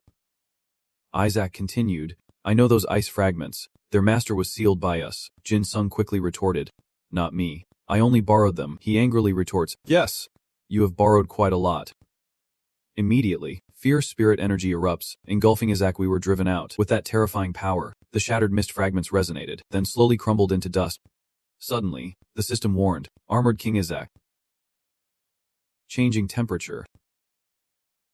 Changing temperature. Can change the temperature within a 6-meter radius at will." He angrily declared that he would make them experience that pain, and sensing the increasing danger, he yelled out for Omnivore, "Isaac is too big. I won't allow it." The system announces that Armor King Isaac ignores defense, meaning targets chosen by Isaac cannot defend. Jin Sung watches in horror as Omnivore is torn apart before his eyes. Then, a torrent of spirit energy surged toward him like a storm, with lightning speed. Jin Sung leaped into the air, leaving an afterimage behind, his face filled with confidence. He immediately attacked his opponent, and in a flash, Isaac struck, roaring, freezing him in place. In an instant, countless shards of ice, sharp as blades, were unleashed, ensnaring Jin Sung's leg. Isaac slowly approached him, his cold eyes never wavering, and in a flash, his hand gripped Jin Sung's neck. Isaac snapped, demanding to know where they were, but Jin Sung just mocked him, asking what he would do with the information. He said, "I can't go to the outside world." Jin Sung scoffed, "Really? Then you will be trapped here forever anyway, so why did not you just die quietly?" Isaac froze.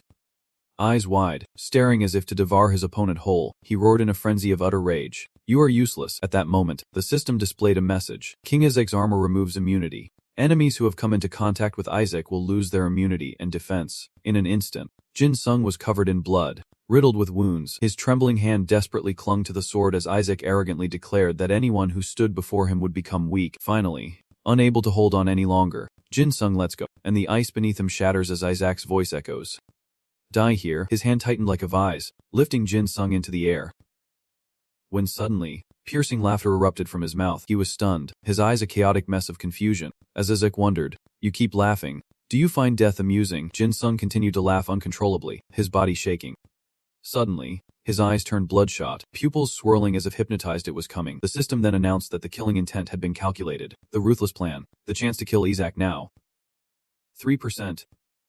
He wondered, "I do not understand your words," to which Jin Sung coldly explained, "I am waiting for you to use all your skills, because my chances increase when I see them all." Jin Sung once again takes up his sword, roaring like thunder. Strands of spirit energy twist together, forming a sharp drill aimed at the enemy. In an instant, a stream of fresh blood spurts out, answering Isaac's arrogant words. "This is indeed meaningless," he screamed in panic, while the boy rejoiced that it had increased again. Isaac was stunned, wondering how, as the system revealed that premeditated killing intent and a cruel plan had raised the chance of killing Isaac to 10%. He touched the wound on his chest as it continued to offer suggestions per calculated malice. Creating a weakness the target did not have. The weakness will be created regardless of the target's intentions, and it will become clear over time Isaac's current weakness. Then, Isaac's eyes widened in shock as he realized something was wrong. Jin Sung sneered, "That must hurt." He quickly jumped back, widening the distance from his enemy.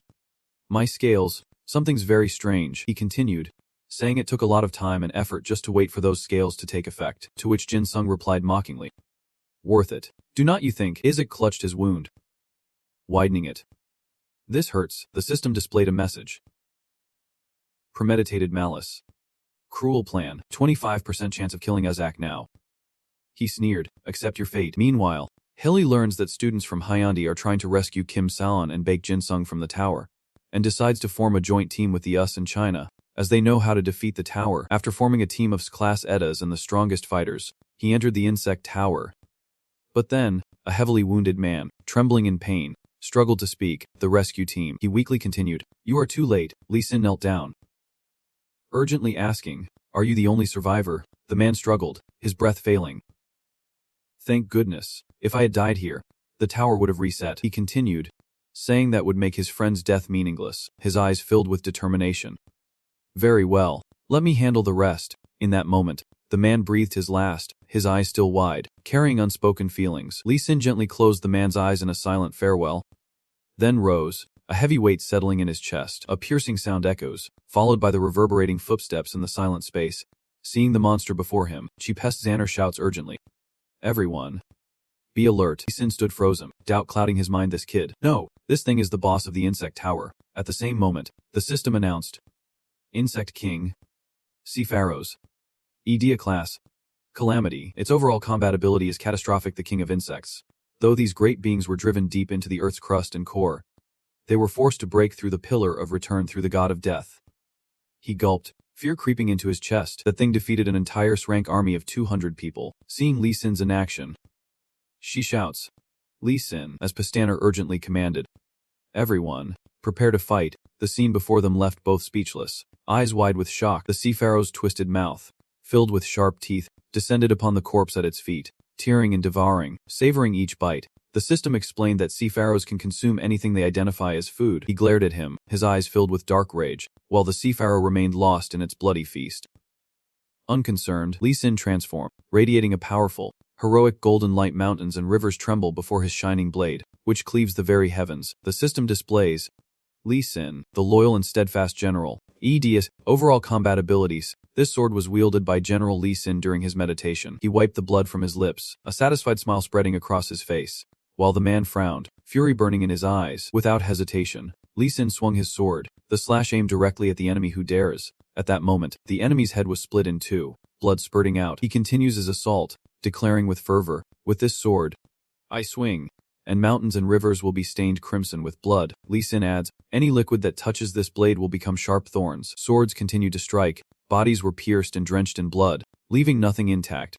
Meek said proudly that she knew he could do it, and a teammate added that maybe he really did not need their help. He confidently states that with Lee Sin, they are sure to win. But suddenly, the scene before them catches their attention. The man is bewildered, wondering what is going on, as she stammers, "The monster." Lee Sin was stunned, cold sweat trickling down his cheek. Was it regenerating? Hearing Jebet Sanders scream, the rescue team went on high alert. Transcendence flickered, appearing before them in the blink of an eye. Then, He began a frenzied slaughter, blood splattering everywhere. Lee Sin was horrified, thinking, he is too fast, I can't keep up. He was like a bloodthirsty monster, eyes burning red, muttering incessantly. Not enough. More. Suddenly, she transformed into a bat, swooping towards the enemy, screaming furiously, "How dare you!" Then, countless bats swarmed forward like a black flood, blotting out the sky. They quickly attacked Sia, and as Chipastaner hastily prepared, Lee Sin, he hastily raised his sword, his eyes focused entirely on the battle, the relentless strikes tearing his opponent to shreds once more. Lee Sin asked with concern if she was alright. She frowned, annoyed. That kid is not human. Chipastaner, the Dragon Witch Duchess, a transcendent being with a non-human body impervious to human harm. She can only be defeated by a divine lance to the heart wielded by another transcendent being, or by a legendary non-human Edda wielded by another transcendent being. She cries out in pain, her body trembling uncontrollably. Lee Sin urges them on, insisting they can't let her rest. Without hesitation, she attacks, banishing the demons. He swiftly advances, his eyes like daggers, and the battle begins. Lee Sin leaps into the air, sword aimed at his opponent, but she swiftly dodges the attack, watching him nimbly evade. Lee Sin grew anxious. Had he become faster in such a short time? Seeing she closing in, his face tightened, his teeth clenched. Chipastaner frantically shouts, "Don't stop, Lee Sin." At that moment, the fallen ones she summoned attack, tearing into him. Lee Sin was grateful, saying he survived thanks to her, but Chipastaner coldly reminded him not to let his guard down as she glared at them, his eyes filled with a chilling intent to tear them apart. In the blink of an eye, he scrambled to his feet. Retaliating fiercely, she hurriedly offered a plan. "While I stall them, you quickly." He cut her off. "Got it." Lee Sin's commanding voice echoes as the Quibo ship appears. He yells, "Brace yourselves," as system information surfaces. Lee Sin, the loyal general, and the Quiboy warship, an EDS-class vessel with an overall combat rating of S. The legendary warship saved Joshin from the brink of destruction, as she smirked and calmly raised her hand. Instantly, a surge of immense power erupts as the system identifies him. Sephiroth, the Insect King. Amplification of power. Sephiroth boosts his strength to world-class levels, and in an instant, the giant turtle ship is torn in two. Immediately, a thunderous rumble echoed as he raised his head, arrogantly glaring at those before him. His teammates, pale with fear, trembled.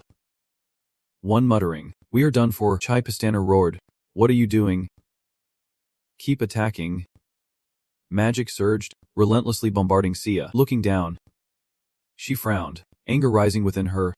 "Damn it. Our levels have dropped too much from the fear. At this rate, we will be wiped out." Lee Sin yanked his teammate back, saving his life just in time. Before they could react, he moved with lightning speed. The man screamed, his eyes wide with hatred. Suddenly, she gently lifted a piece of the turtle shell ship. Chipastaner immediately transformed, telling Lee Sin that she would turn into a swarm of bats to restrain it while he disabled its Edda. Lee Sin chuckled. "I never thought I would have to try so hard that someone would ask me to turn off my Edda." Then, he strode confidently towards the enemy. He bargained, "That turtle ship you are holding is extremely precious to me, so I would really like to have it back." She materialized and urged, "Lee Sin, we need to scatter and use our numbers. You will be in danger fighting it alone without water." He calmly replies, "It is alright, does Chipastaner. I just need to bring the sea here." She stares in disbelief. "Uncle." Lee Sin. Powerful bursts of mana erupt around him, and Lee Sin reveals, "Perhaps you do not know, but my Edda was once just an ordinary sailor." He expresses his will, "But I never gave up. I believed I could become like the great Lee Sin. I believed in myself, and I kept striving." Lee Sin continued, "And as a result, I surpassed the limits this world set for me." His eyes shone brightly.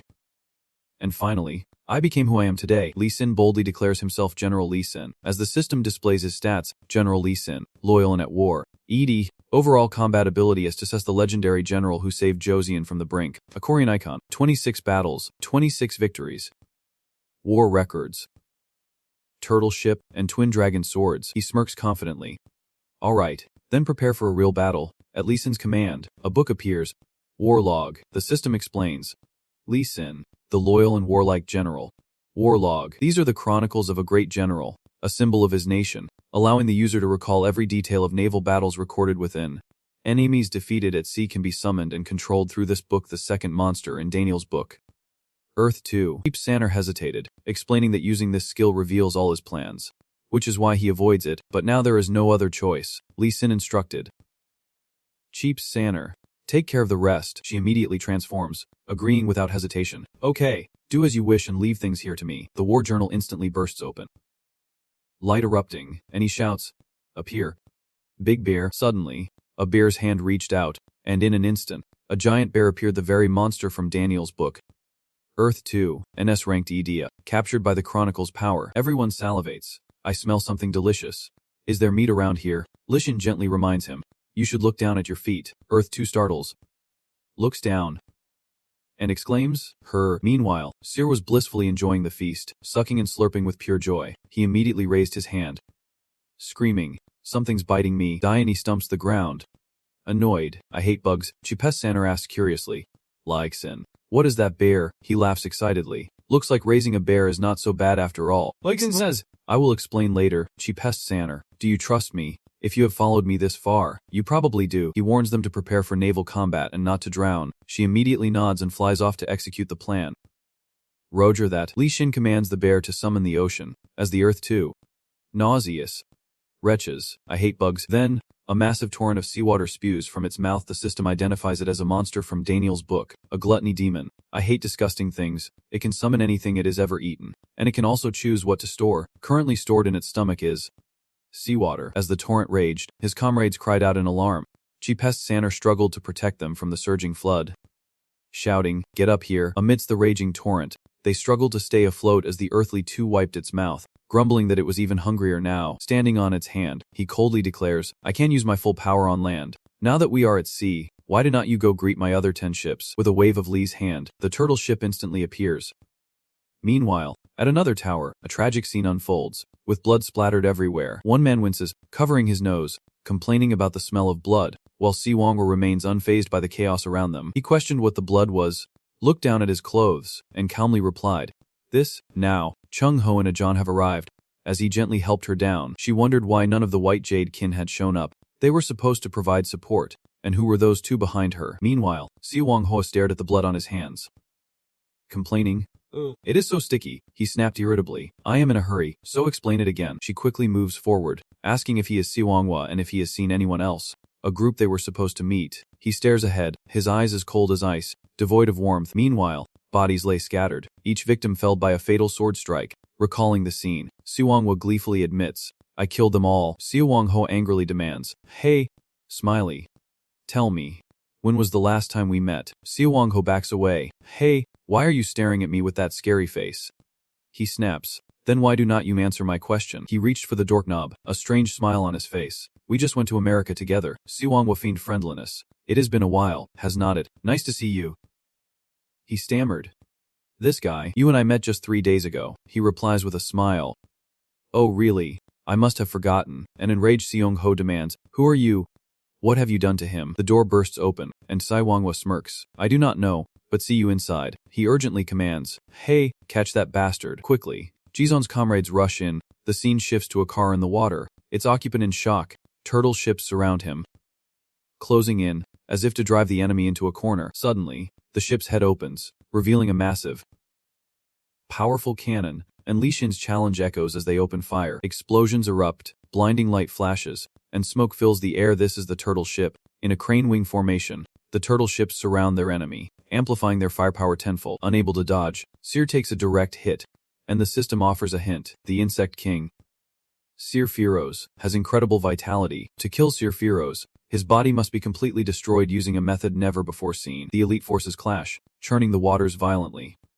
Fire behind. Water ahead. He screams in terror. He quickly commanded, continuing the attack, spewing fire until the seawater evaporated. Explosions rang out again and again, mixed with Seer's terrified screams. Moments later, the seawater evaporated completely, leaving only his mangled body lying lifeless on the ground. Seer was utterly exhausted, his body broken, writhing in agony. With a chilling glare, Li Xin coldly uttered, I hope you burn in hell. The battle resumed. Guns blazing, aimed directly at him. Seer, completely exhausted, lay still, helpless to defend himself, when a mocking voice echoed, Doesn't that little bug look unlucky? Seeing the obstacle, he roared in anger, You, In Jiang, you old fart. Pastaner immediately flew over, decisively offering, I will handle him. You focus on killing that bug. She shouts and charges forward, but he scoffs. Looks like the woman from below is here too. Everyone quickly attacks, but Ngong skillfully dodges. He immediately casts magic, playing games with me. Huh. If you think I will die from something like this. It was like an invisible chain binding Chai Pastaner. Then why would I come back here? Everyone else found themselves in the same predicament, and one person cried out in alarm. A magical voice wrapped around the ship, locking it down and preventing any attacks. The earthly speaker's body is bound, and she cries out, Lai Xin, something's wrong with me. Then, as if controlled, the ship suddenly spews fire. Listen looked anxiously at the second disciple, calling out, Goff. It was being controlled, its eyes a terrifying red, and he cried out in alarm, What is going on? The second quickly retaliates, striking Listen with a palm.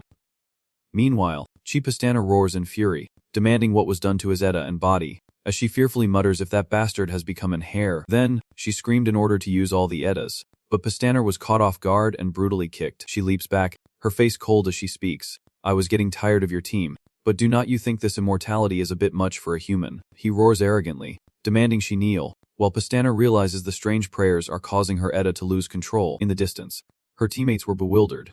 Wait, why are you attacking me? One of them replied. Confused, I did not mean to, my body is moving on its own. The ships flared to life. Moving erratically, against his will, Lee Sin makes his decision. There is no other choice. He commands, Bear, return, and take the turtle ship with you. Everything is sucked back into the chronicle, and it quickly closes. Then, Lee Sin advances toward the enemy, each step radiating a chilling aura that fills the space. The force of the blow shook the wall, causing it to tremble violently and crack. His cold eyes scanned the ground below, where lay unconscious. Lee Sin worried. Damn it. If this thing can recover, things will spiral out of control. Our firepower and turtle ships will be useless. Annoyed, he said.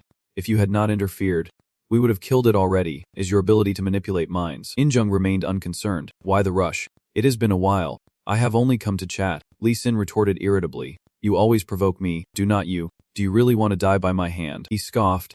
If that is what you think, then you are misunderstanding something. Lee Sin questioned. So you really are here to kill me, because you are ready to turn against humanity? Injung did not answer, only glancing down to check on Seeing. Secretly pleased that the item had recovered about half its power, Injung swiftly cast his magic, and mystical incantations poured forth, instantly conjuring a chilling greatsword in his hand, a blade forged from wickedness. Injung exclaims with glee, It is here the system's information display. The greatsword forged from evil. Once the sword is drawn, there is no stopping it. EDS rank plus 87% power accumulation. Overall compatibility sub rank plus with a decisive twist. He raised the sword high, a desperate look on Injung's face, triumphant smile playing on his lips. His eyes widened, bewildered by what had just happened. Then, the sword plunged straight through him. On Jin Sung's side, the clanging of metal echoed with blinding flashes of light, confirming a fierce clash. In the blink of an eye, he leaped backward, quickly widening the distance between himself and his opponent. The system then announces that everything has been calculated, a cruel plan, and the chance to kill Isaac is currently 25%. Immediately after, Jin Sung relentlessly attacks, taunting as he fights. Here, over here again, or maybe here. Isaac retaliates, sneering, What happens to those who wield that shard? You keep attacking, I do not know. He laughs. Isaac sneers, saying that Jin Sung is just like him, but Jin Sung retorts, So what? Tendrils erupt from Isaac, seizing the sword from Jin Sung's grasp as he gloats. Got it. Jin Sung struggles to retrieve his weapon, but it is no use. Under the immense pressure of the tentacles, the water sword cracks and shatters as Isaac roars. This sword, I hate it. This is the end. The Armor King Isaac nullifies immunity, stripping enemies of their defenses. The sight before Jin leaves him paralyzed, his body frozen as he cries out, Uncle. Jin Sung glanced back anxiously, sweat pouring down his face like rain. The little girl was terrified, her eyes fixed on him in fear. Isaac mocked, What is wrong? You do not want to run. Jin Sung calmly retorted, Why would I run? Isaac wondered, You are strange. I thought you hated humanity. He snapped, demanding who Isaac thought he was to judge him. Isaac was speechless, retorting in anger. Hearing those words, Jin was confused. Would he be sad if they died? Jin Sung angrily replied, I was going to kill someone anyway. But it seems you want to rush to your death faster. Seeing his expression, Isaac seizes on his weakness. Anger. I understand now. Jin panicked, stammering, What is happening? The little girl reassures him, It will be okay. He will. But he uses ice to restrain Jin Sung and lunges towards the children, declaring he will kill them. Immediately, he leaps over the sharp ice. Jin Sung gritted his teeth, rage burning within him. Damn it. With a powerful stomp, his magic flared, unleashing a torrent of raw power. In the blink of an eye, sharp bones converge, forming a solid shield to protect them. Isaac's eyes flash with coldness. I won't allow it. He immediately follows up, shattering the shield armor King Isaac. Bypassing defense, his chosen target's defenseless. Quick as lightning, Jin Sung raises his hand in defense, thwarting his scheme. A desperate struggle. Suddenly, a bra appeared, Shielding the children, the handmade bra of Shadow 1,103,673, and SSS-Rank, the beloved undergarment of one who vanished after breaking the record. It grows larger the more it is observed, a sight that stuns Isaac. The bewildered boy asked, "What is this?" Jin-chan calmly replied, "I do not know, but it seems to be protecting us." He was silent. I had seen this before. Isaac gently placed his hand and cast a spell on the bra. Muttering, "I remember now." Suddenly, a surge of immense energy throws him back, as the system explains that only being stronger than the 103,673rd shade of darkness can destroy the robe. Isaac stares in disbelief, wondering why it did not work. Suddenly, drops of blood began to fall, staining the stone crimson. Jin Sung seized the moment, stabbing his unsuspecting foe. He grinned, "You are too loud." Isaac collapses to the ground, gasping for breath, his eyes flashing with rage. At the same time, the system announces that the murderous intent has been calculated, the plan is ruthless, and the chance to kill Isaac is now 50%. Jin Sung pondered. 1, 2. At a minimum, it would limit his choices. He adjusted his robe and stepped inside. Thinking, now my chances are 50-50. Jin Sung reached out his hand, beckoning gently. "Come here." Jin Chianok. The girl was shocked. "Is it over?" He shakes his head. "No, it is time for her to end everything." Quick as lightning, Jin Cheok follows Jin Sung outside, her face still frozen in shock, meanwhile, clutching his chest wound in agony. He groaned. "It hurts too much," Jin Sung said sternly. "Jin Cheok, you are the final step in my plan." He raised his hand, knowing the line between heaven and hell is thin, capable of turning a 50-50 chance into a single answer.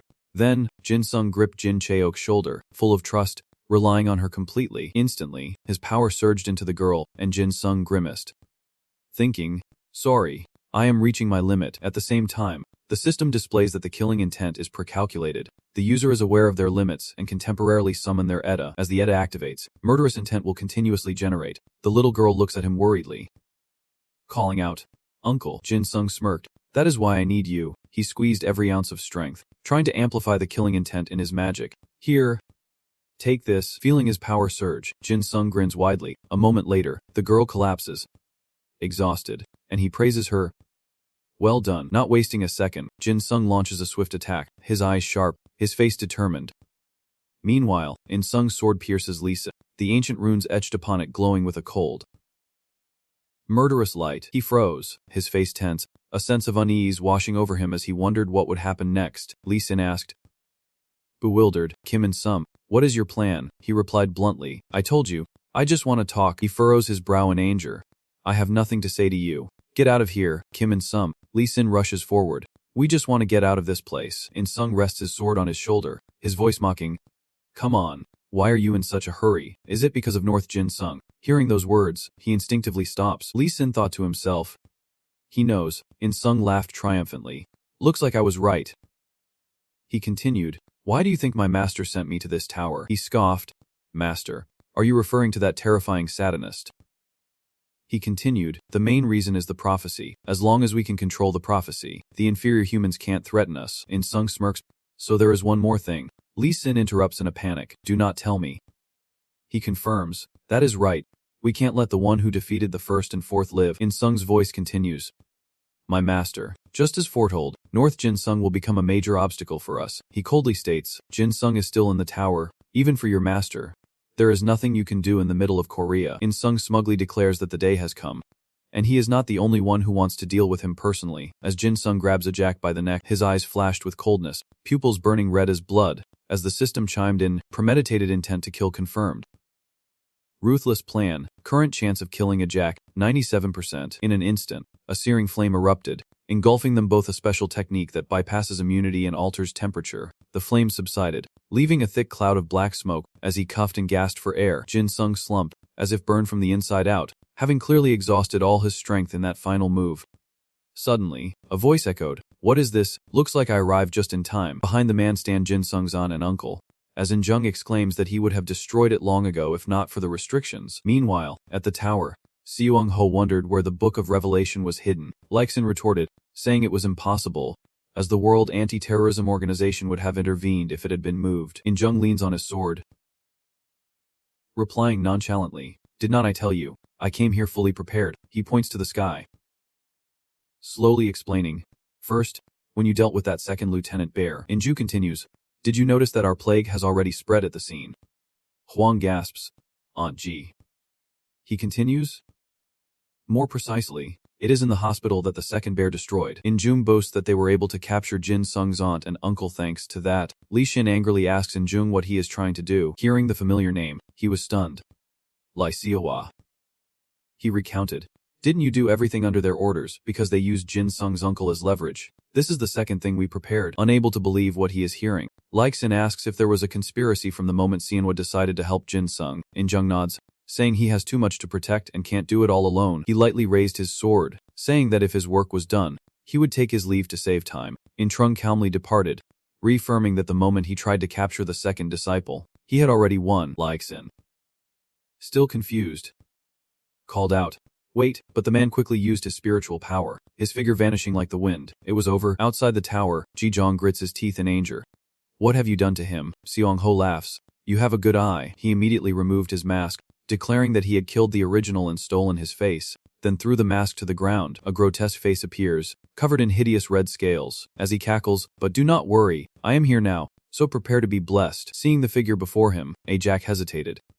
That skin. We are the same race. We can't leave here, but some of our descendants still remain on Earth. Annoyed, Shi Wujing's eyes flashed coldly. Don't compare me to you lowlifes. His magic flared brightly as he declared, I am a warrior who fought alongside the gods. But Jack insisted, no, you and I are the same. Streams of spiritual energy gather in Shi Wujing's hand as he coldly states that he was going to kill all the tower's guardian deities anyway. So this is a good opportunity to indulge himself. Jack, terrified, quickly retreated. Stop, I did not mean to interfere. He continued, I see now what you are planning, and in the end, you will still help us. Shi Wujing scoffed. So these creatures banished underground think they can use me to help them. He accepted the request. Fine. I accept, but only because I am in a good mood from finding the relic in the revelation. Sung speaks, saying he got involved because he heard someone here defeated all the monsters in Daniel's book and received the revelation. Sun Wukong swiftly approached it, each step heavy and powerful, like encroaching darkness. Soon, he stood before Jin Sung, feigning delight.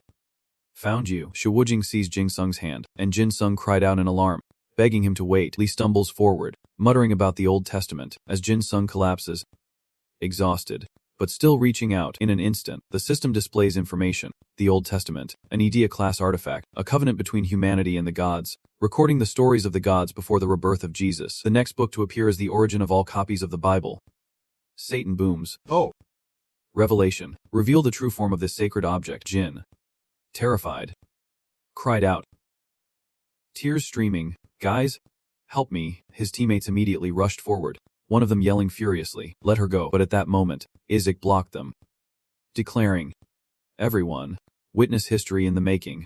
I will give you the chance to be the first to witness it. As he unleashed a magical attack, in an instant, sharp spikes of ice erupted, trapping them in a frigid maze. Satan dropped the girl to the ground, laughing triumphantly. I have won. He spoke. I am sure you know what to do. Satan grabbed Jin Sung's head, threatening, and I believe you understand the consequences if you do not do as I say. I saw you use that ability on the guy who caught Jin Sung. Now, do exactly as you did then for me. The little girl cries out, Uncle. Jin Sung fumed, cursing under his breath. Move. Damn it. That moment, only one thought echoed in his mind. Move. Jin Sung, helpless, silently begged, please, move. Suddenly, two figures appeared before him, and he looked up, his eyes filled with rage. The man feigned friendliness, saying, long time no see. Jin Sung. Meanwhile, Ajin was shocked, wondering why Jin Sung's aunt and uncle were there. She muttered, knowing someone had a hand in their disappearance during the attack in Incheon. Phil stares ahead, anxiously calling out, Team leader. Jin Sung's uncle immediately raises his foot. Then, he ruthlessly stomped down on him, as the team leader anxiously looked on. Suddenly, a hand appears, quickly stopping Phil. Wait. Sung-ho looks at him worriedly, gently advising, do not go. He stared silently at the monster before him, wondering if they could defeat the red beast. Meanwhile, Jin Sung's aunt and uncle continued to kick him, laughing gleefully. What is wrong? Cat got your tongue. Jin Sung's aunt gloats. Unnie. Looks like he can't get up. Her husband coldly replies, I still remember when our son's tendons were severed. Hearing those words, he was enraged, his eyes wide with fury. Jin Sung desperately screamed, stop it. Don't hit him. The girl wept, begging helplessly, please. Satan seized her head. Humanity. Observe closely. He forced her to look up, making her witness the tragic scene before her, as Satan whispered to Jin, You are not allowed to look away, he sneered, saying this happened because he refused to use his power. Jin Sung clutched his head, his face contorted in pain, while his other hand desperately reached out, as if to grasp the only thing he had left. All she sees is him. Every move, every gesture etched into her memory. He coldly continues, "This will all end in your regret." Rain down on Jin Sung, and he cries out in pain as Jin cries out in despair, her wails echoing. "Uncle," he wondered in surprise. "Why?" Jin Sung was now angrily cursing. Damn it. Jin Sung could not understand why he was making that expression. At the same time, Phil was trying to escape Sung Ho's grasp. "Captain," he said softly. "I'm sorry." Jin Sung was shocked. "Sorry. For what, Sahan?" Restrained. Roared. "What the hell is wrong with you? I won't forgive you," he muttered uncomfortably. "Don't look at me. I do not want you to see me like this." But why were his friends apologizing? Jin Sung roared in frustration. His face tense with anger, thoughts raced through his mind, threatening to explode. Why were they apologizing? Suddenly, Jin Sung's eyes turned bloodshot, gleaming with a dangerous light. He is bewildered. What is this feeling? He does not know, and he is not sure. Jin Sung buries his face in his hands. Tears falling, his heart heavy, he makes a decision. It is okay. It is time to let go. Jin Sung's lips curse slightly. This is the last time he will allow himself to be unconsciously consumed by murderous intent. In an instant, he decisively let go of the thread of reason, allowing his mind to drift with chaotic emotions. Jin Sung was like a madman, with only one thought echoing in his head. "I want to kill everyone." He snapped back to reality, a chilling smile creeping across his lips. Suddenly, his aunt screamed in terror.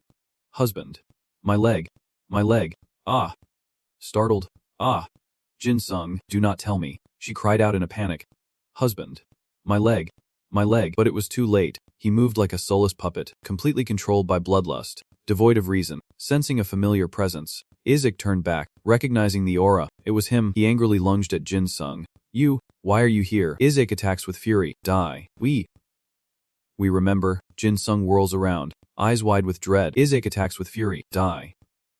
We remember." Jin Sung retaliates instantly, his spirit blur, leaving Isaac stunned and uttering in disbelief. "You can't be." Seeing the blood flow, he smirks triumphantly. Then Isaac's head rolls across the ground. Sung Ho quickly pushes Fiu back, calculating that this is their chance. As he slowly moves forward, Sung Ho feigns concern, praising Jin Sung's captor and offering aid, but is met with a swift strike, splattering blood everywhere. Sung Ho is stunned, not understanding what was happening. As Azorn urgently warned him that Jin Sung was now extremely dangerous, she quickly casts her magic.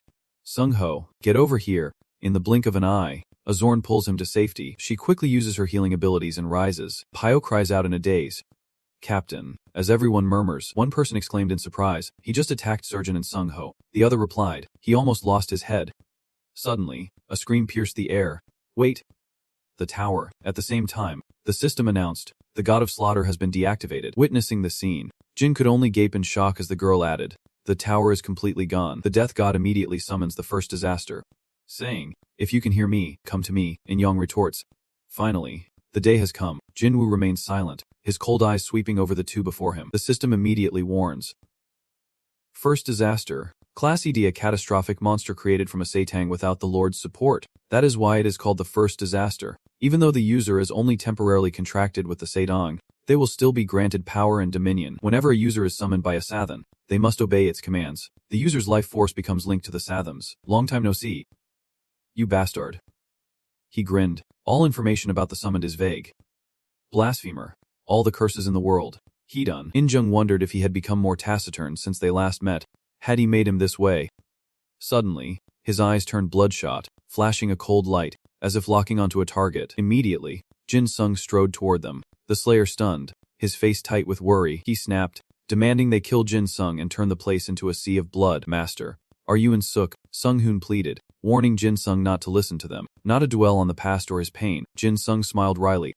"My pain." He raised the knife, dark magic swirling around it. But Jin Sung spoke again. "You are wrong." In that instant, murderous intent flooded his entire being, making him the embodiment of malice, the origin of all the world's murderous intent, the very source of it. And with a few strokes of his sword, he sent his aunt and uncle to the afterlife. Jin Sung revolted in the sight of the two corpses on the ground. At this moment, his power remained a mystery. An anicaps, with overall combat capabilities. Sung angrily spat out the name of this Korean bastard, magic power erupting from his hand as he unleashed his attack, striking down mid on the first monster, whose fairy rain caused tragedy across the world. Amidst the rain, the devastated world gained effects similar to the City of God. Below, amidst the chaos, Fiwu hugged Jin Cheon tightly, crying out in fear, "I do not want to die." Die calmly instructed. Quick, find a place to hide. Quickly activate a defensive idea. The firestorms rain down relentlessly. Explosions echoing, painting the sky crimson. Then, the City of God was unexpectedly activated, and the most wicked SSS-Rank idea unleashed hell on earth. In this area, those blessed by the inverted cross gain strength in battle, while everyone feels uneasy, as human-derived ED are weakened here. Seeing the enemy's unwavering power, Satan, annoyed, grabs Jin-sung, demanding to know what he is. Satan wonders how he, who has absorbed all the details of this world to become Satan, has never heard of an existence like him. Jin-sung remains silent, his bloodshot eyes fixed, his infuriating smile silencing everything around him. He scoffs, "You do not want to talk, fine. No problem." Meanwhile, his teammates are still feeling incredibly stifled, their bodies so weak they can barely endure. The City of God slowly opens, blazing red against the dark sky. As he smirked, his eyes full of arrogance, as if victory is already in his grasp. Then, countless monsters poured forth from the City of God under Satan's command. Summoned from the Book of Daniel the Calamity Fire Dragon, monsters from the Book of Daniel, summoned creatures forever bound to hell after their first death. The first sneers, "It has been a while." How unfortunate. He coldly states that he has gone far past the point of no return. The first revealed his power, stomping down and shaking the earth as if to tear it apart. Jin-sung knelt, hair obscuring his face, a smile playing on his lips, demonic presence awakening within. The third reminds him to deal with the others, questioning why they are focused on this kid. The first agrees to seal Jin-sung quickly. At that moment, he raises his fist, eyes filled with madness. Immediately after, Jin-sung lands a fierce punch on its leg, a sight that amazes Satan, who cries out, "Oh! Apocalypse." He suddenly grabs Jin's consciousness, accusing, "It is all your fault." Satan proclaims that it is because of him that the fire rains down, that the monsters are summoned, that so many will die, so now, he must use his power. Then, Satan violently forced the girl into the Old Testament. And now, Jin, out of his mind, scattered seeds and cried out, "Uncle, uncle." Suddenly, a terrifying screech echoed from beneath the first disciple's feet. Yenting is startled, his eyes darting over with caution as he urgently reports, "Master, it seems we are pushing things too fast." Satan is annoyed, his face falls, and his eyes reveal barely concealed dissatisfaction, thinking to himself, "Only when the key touches the codex can the abilities of outsiders be weakened. What bad luck." A moment later, Satan spoke coldly. "Very well." Understanding, the third's eyes flashed with a fierce light, as if a power was about to erupt. Triumphant smile spreads across his face, arrogant as if victory is assured. Instantly, a torrent of demonic power erupts from him, accompanied by piercing shrieks. The system interprets Daniel's book monster. The third enforces obedience. Those who hear the third's roar are forced to obey every command, but it can be resisted with sufficient mental fortitude. Jin Cheonok frantically covers her ears, trying to block out the sound. All resistance is futile. The girl cries out in despair, "Uncle." Jin Cheonok collapses, her shoulders slumped, her body no longer obeying her will. Satan uses his demonic powers to control her like a puppet, as Jin Cheonok touches the Old Testament, murmuring of the divide between heaven and hell. Instantly, the book blazed with light, and the girl's voice echoed, a mere whisper. Then, page after page turned on its own, revealing the arcane words hidden within. Jin Cheonok, now free from control, silently watches the open book as Satan's final wish is granted, and he laughs with glee. Satan rejoices. Finally complete. As the book transforms into the demonic scripture, Idea. The book was written in the days when demons aspired to godhood. Immortal sin and hell would slowly transform the world into a living inferno. Whoever controls the book will rule hell and seal the abyss. He snatched the book, clutching it tightly, as if it would vanish in a second. Satan rejoices, finally having everything he needs. He roars with glee, now that he has become Satan, and no one on earth can stop him. Immediately, countless monsters poured forth, the Calamity Fire Dragon, Abaddon's Gagos, the Idea class. As the end drew near, the king of Gagos, Abaddon, emerged from the depths to lead his legion. Summoning Abaddon and his army of rank monsters, he slowly approaches Satan and kneels before him. He bowed, the demons echoing, "We accept you as our master." This was the King Abaddon. He hesitated, and Satan urged him to speak. Abaddon reports that the Day faction has also summoned some troublesome beings, the Idea-class legionnaires, whose combat abilities are only unlocked when paired with a sixth pet. He contemptuously cursed, "You fools have no leader. Summon the separated legions of hell, each with the combat ability of Ranka." The Doomsday Cavalry darkened, silently staring at the figure before them, as Abaddon glanced around, asking, "Fourth seat. What are you doing?" Fox said imperiously, "I am fourth now, so talk to me later. Summon those abominations now." He resisted, retorting loudly, "Why me?" Enraged, he commanded again, "Do you want to die? Summon them now." Suddenly, an earth-shattering explosion erupted, sending the beasts flying back. In the blink of an eye, Powerful surge of energy strikes the first disciple's legs, and consumed by rage, he grits his teeth, his eyes narrowing in bitter resentment. At that moment, Jin Sung was enveloped in crimson magic as he quickly retrieved Omni. Crouched low and prepared to leap, he leaps forward, his face filled with excitement, as Abaddon urgently orders, "Protect our master." One of his subordinates quickly steps forward, but Jin Sung swiftly strikes him down.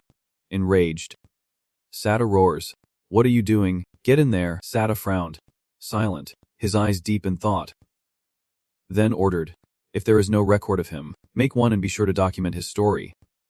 Understood. "Yes, master." The summoned soldiers attacked him in unison, and Jin Sung cried out in pain. Sata immediately opened the Devil's Bible, declaring it was time to test his power on the humans of Earth. The pages turned rapidly, rustling loudly as he declared, "Humans, I am here to judge you." The system displays a message, the Devil's Bible. Abyss Seal decomposes the target's body into molecules and sends their soul to hell. During that time, the target will manifest a hellish version of themselves upon losing consciousness. They can return by defeating it, but those without the will shall be sealed away forever. Immediately, a pillar of light erupts, illuminating the entire space, gradually spreading across the globe. Satang emphasizes that there are no exceptions. Every human on Earth must descend into hell. Under the influence of that power, Jin Sung's body seems to change, and he roars in fury. The book emanated a terrifying magic, as he ignored the calls of Master and stared down his enemy. Under that brutal power, Jin Sung's body immediately began to disintegrate, as if each cell was being crushed. In desperation, he screamed, the sound echoing through the empty space, as the enemy's eyes flashed with cold mockery. "I hope you have a wonderful trip." Long ago, the 103,673rd Dark One was born from a mutation, absorbing the power of evil creatures and spirits, becoming the King of Shadows. After eliminating the half-human, half-demon Baixian, he was feared by the surrounding creatures, who whispered amongst themselves. One cried out in fear, "Baixiang is dead." Another added, "Even with our protection, but Baixiang is dead." Another cried out in fear, "We are next. He will kill us all." Having become the target of those who feared him, he was forced to evacuate. The man brushed the dirt from his child's feet, and the boy called out, "Father." The boy wondered why they had to run, why people hated them. The darkness calmly replied that his father had killed some bad people before, and Jin Xiao sighed, asking if defeating bad people was not a good thing. He gently stroked his son's head, explaining that humans fear mysterious beings who can kill them, and the weak-minded think like that. The boy cried out, "I do not understand. Why are the bad guys free? But we have to run." Those who feared him decided to set a trap to eliminate the 103,673rd Dark completely. Jin Xiao earnestly affirmed that his father was a hero, and the story continued to unfold, with bait being used to set the trap. Born from the love between the 103,673rd Darkness and a human, a half-demon child, the boy cried, tears streaming down his face. "Father." In the chaos, a man shouted triumphantly, "We finally defeated that monster." "Look," hiding in the bushes, Jin Xiao wondered helplessly, "Why, Father?" It was in that moment that he realized there was no justice in this world. Those who kill and survive become the world's justice. The death of his parents traumatized the half-demon child, unleashing uncontrollable emotions. Clutching his father's robe, Jin Xiao vowed to kill them all. Sometime later, a crowd scattered in terror, screaming about the half-demon killer. Consumed by bloodlust, the half-demon child slaughtered over 80% of all living creatures. Their pleas for mercy fell on deaf ears. Jack Vong Iza, the Silverose insect king, was banished to the underworld, and the child who absorbed fear and murderous intent became known as the demon god of slaughter. Now, an angel kneels in supplication. "We cannot allow that child to run rampant any longer." And after that boy targeted the world, the Jade Emperor deemed the demon of massacre the source of all evil, and appointed him the ultimate weapon, the solitary god. From then on, records of the half-demon boy were gradually erased. Back in the present, heavy footsteps echo. After 1,000 hours trapped in hell, Jin Sung is exhausted, panting, sweat dripping down his face. In the hours that followed, a man relentlessly lunged toward him, the very one responsible for the city's ruin. Jin Sung retaliated with his staff, taunting, "If you are going to attack, you better kill me." Got it. But deep down, he did not want this at all. "No. Stop. Please stop." Jin Sung quickly dodged the incoming attack. His face showed provocation, his eyes flashed with confidence and defiance, and soon 2,000 hours had passed. Jin Sung fought relentlessly, arrogantly shouting, "Please, can you stop me?" He had been in hell for 8,750 hours. Suddenly, a terrified voice cries out, warning that Jin Sung is in grave danger. Now 13,500 hours in, Jin Sung's mind is in turmoil, begging to stop, but he can't control himself, consumed by madness and slaughter. Now, to end it all, 29,600 hours have passed. Jin Sung's eyes burned red with a cold, dangerous glint, as he desperately pleaded for it to stop. Time slowly ticked by. 32,000 hours, 40,000 hours, then 43,799 hours. In despair, Jin Sung cried out, wondering how much longer he would be trapped here, when a voice suddenly startled him. "It is all right, my child. Life is all about time, son, so take it easy, he deserves it." His eyes widen, empty, as he whispers, "Time." Jin Sung bit his lip. Helpless. "Father." But then, tears streamed down his face as he cried out in anguish, "I can't control my ED anymore." Suddenly, a loud call startled Jin Sung, making him turn around. Sung gently advises that a healthy body is the foundation for a healthy soul, asking if he has forgotten what they discussed. Clutching the knife, he stammered, "I promise to overcome myself and choose my own path, but—" Sahun interrupted, "I thought you said it did not matter, as long as you knew what you wanted." "Right," she smiled brightly, gently encouraging him. "So what are you worried about?" Sahun added, "Just do what you want to do." Tears streamed down his face as he clutched his clothes, desperately whispering, "The things I want to do." In an instant, tears fell onto the cold ground, and a hairy foot gently touched Jin Sung's leg, a tender comfort in his despair. Jin Sung's eyes widened in shock as he cried out, "Poppy," seeing his true self standing before him. He froze. Speechless, Jin Sung's true self telepathically said, "That is right, all this time. You did not want to think you were only capable of killing." The blade in his hand pointed straight at Jin Sung, and a voice echoed in his mind. He suppressed and denied himself, all to save another life. His true self lunges forward, desperate to escape this hell. Jin Sung reaches out, embracing him tightly, as a voice echoes in his mind.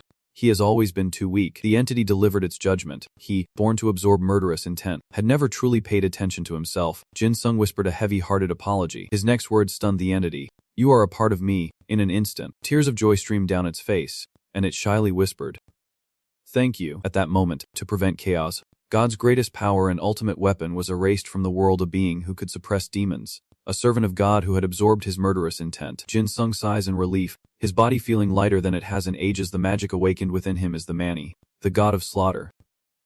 Adi is Crane, to save humanity, those beloved by the gods, to obey the will of God and defeat the demons. He descended upon this world. Jin Sung quickly donned the robe he had received, and at that moment, the system displayed information. Manai the Godslayer. Representative. Crane Idea. Those who obey the decree will wear the shroud, and those chosen to wear it will be granted the power to kill everything in this world. Regardless of differences in physical strength, the power of the targets will be adjusted to be equal to the user. The shirt will absorb half the damage taken, and the user will receive double damage when the representative is terminated. Future target. He examines the shirt. "Alright, now, where should I go?" Moments later, an announcement echoes. After 3,800 hours, Book Jin Sung has escaped hell. But now, the new laws of hell have been enacted by the ascetics. After all humans vanished due to the demon's Bible, the world is consumed by filth and fire. When the first human escaped hell and returned to Earth, the planet had been transformed and dominated by tainted creatures. Despite most of humanity escaping hell in under a year, only a third of the population survived. Jin Sung looked around blankly, his face full of confusion, wondering what was happening and feeling like he was still in hell. He wondered, where had everyone else gone? Jin Sung quickly changed clothes, muttering that there seemed to be signs of human gatherings nearby, yet he could not sense any signs of life. Suddenly, Oni patted his shoulder, urgently calling out, and Jin Sung turned around, wary, as it quickly flew forward without hesitation. Seeing the man struggling before him, he cried out in alarm.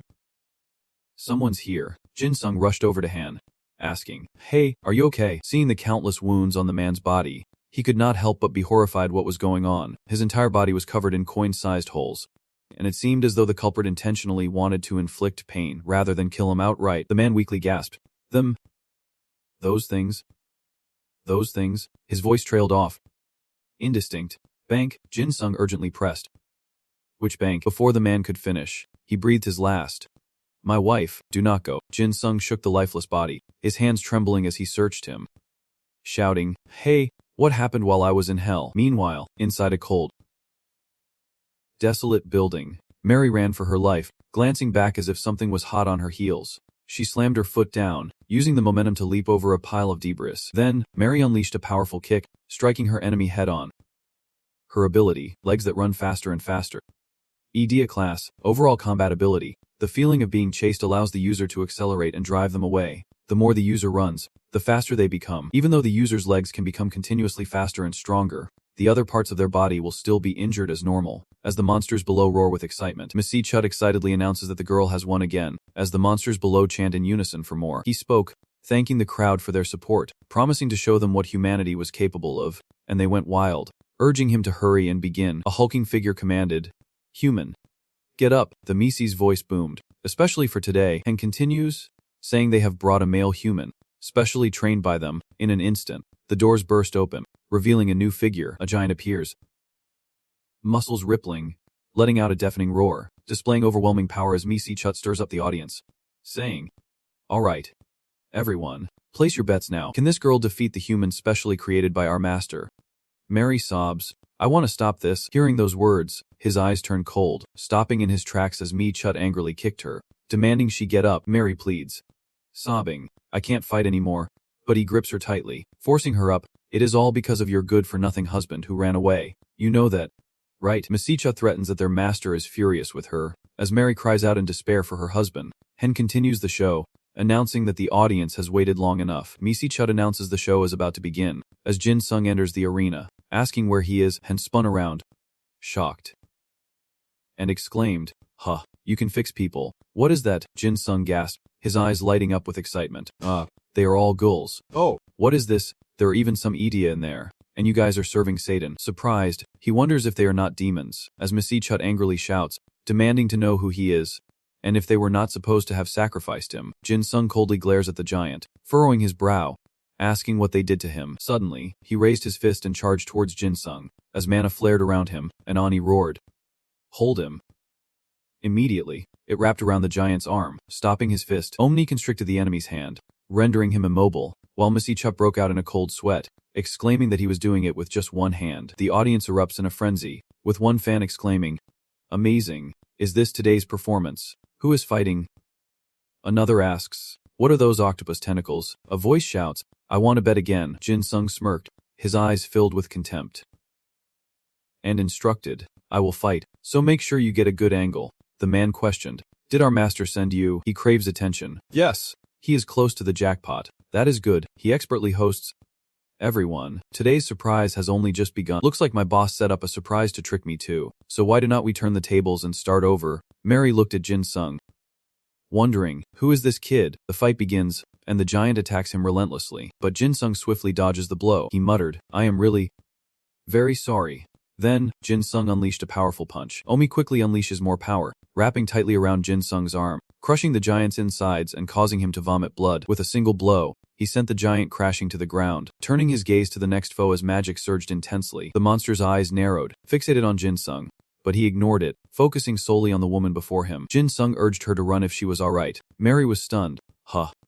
But how?" Jin Sung calmly replies that using her idea will solve it.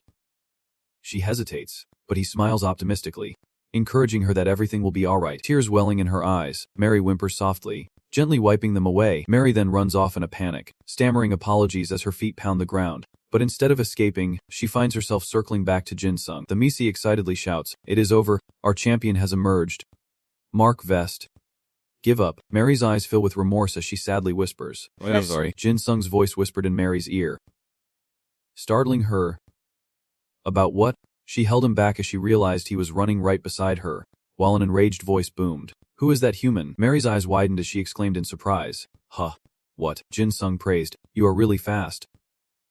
She stammered, "How?" A spectator commented, "He is just as good as the champion." Mary apologizes, but she is still faster, prompting Jin Sung to wonder why she remains. She explains that if she tries to escape, her body will simply stop. Jin Sung confirms, understanding that it is the power of the master of this place. "Right." She nods in confirmation. "Yes." He asked if there were many people here, and Mary replied that she was not sure, but there were at least 10 in Yitsun Boshi's private room. Jin Sung is stunned. "What? Yitsun Boshi?" Mary explains, "The demon who owns this territory. He used his power, or some kind of magic-like idea, to bind us here." He asks. Bewildered, "Demons? There are demons in this world?" Mary exclaimed in disbelief, asking if he was outside the bank. Looking up at the stands, everything was a blur as the monsters below roared in anger. "Hey, I bet everything on that guy in the suit. Damn it. I can't see anything. Champion, I believe in you." Suddenly, Jin Sung blurts out, "Alright, I think this is fast enough." She furrows her brow. Confused, he immediately suggests, When I count down from 10, maintain this speed and jump through that door. Got it. Jin Sung's eyes fell on the Ramus, and he quipped, well, looks like that rat's trying to play dirty, and there is another one Isan Bozir, listening to his reports. Bozir chirps. The new human is fighting. Chirp. Mary quickly turns around, her face tense as she sees the figure. She suddenly stopped. Realizing that because of him, she had to kill, Jin Sung immediately unleashed his power, his eyes full of confidence as he began to count down. 10. Then, Mary steels herself to leap. I do not want to. Jin Sung's countdown continues. 7, 6. At this moment, tears streamed down her face as his voice continued to count down. 4, 3, 1. Immediately, Omni erupted violently, writhing to its master's roar. Now, this is Omni's Kraken mode stage 1. Mei Nai the Assassin. Edia class, with overwhelming combat ability. Seeing the barrier warped, the monsters were stunned the barrier. Mary ran for her life, her feet pounding the earth, kicking up dust. And then, she stopped. Realizing she had actually escaped, the stands erupted in chaos as one man stammered. The cage, it is broken. The man next to him warned, they are escaping. Another roared. Isenboshi, this is all a show. Light footsteps echoed, drawing the monster's attention as it whirled around. Instantly on guard, Mary coldly stares at it. Are you happy now? Then, in a flash, she lunges into the attack. In the blink of an eye, blood splatters everywhere as the two clash in a furious battle, their screams echoing through the air. After a while, on the cold, blood-stained ground, Mary breathed heavily. Exhausted, she took a deep breath, her loose hair partially covering her tired face. Meanwhile, the cowardly rat was secretly trying to escape, prompting Mary to call out in disdain. Hey, Missy Mouse.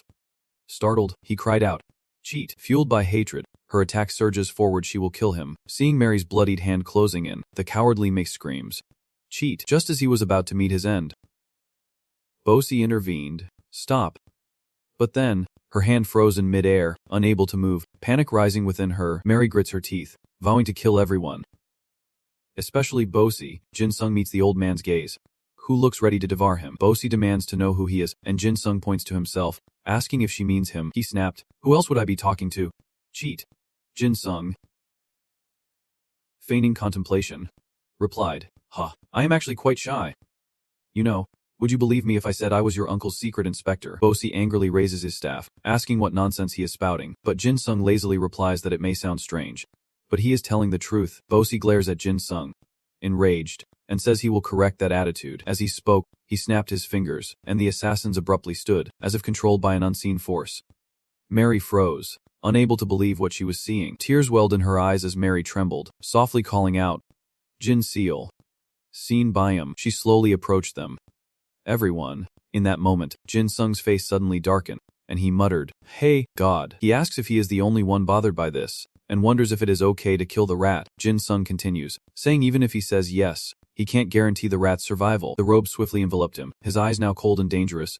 Then, the system appeared, revealing the robe's purpose, to transform its wearer into a demon of slaughter, an avatar who obeys his will. Those chosen to wear the shroud are granted the power to kill anything in this world. He uses his magic to check his opponent's information. Let us see. The monster before him is a Simboshi, an anicaps, with the overall combat ability of a 10,000-year-old rat king from Korean folklore. He uses magic and curses to toy with humans and other creatures, and he is curious what the hell is that outfit, and what is that staff in Bosi's hand. Mind control. A Simboshi's target must obey its commands.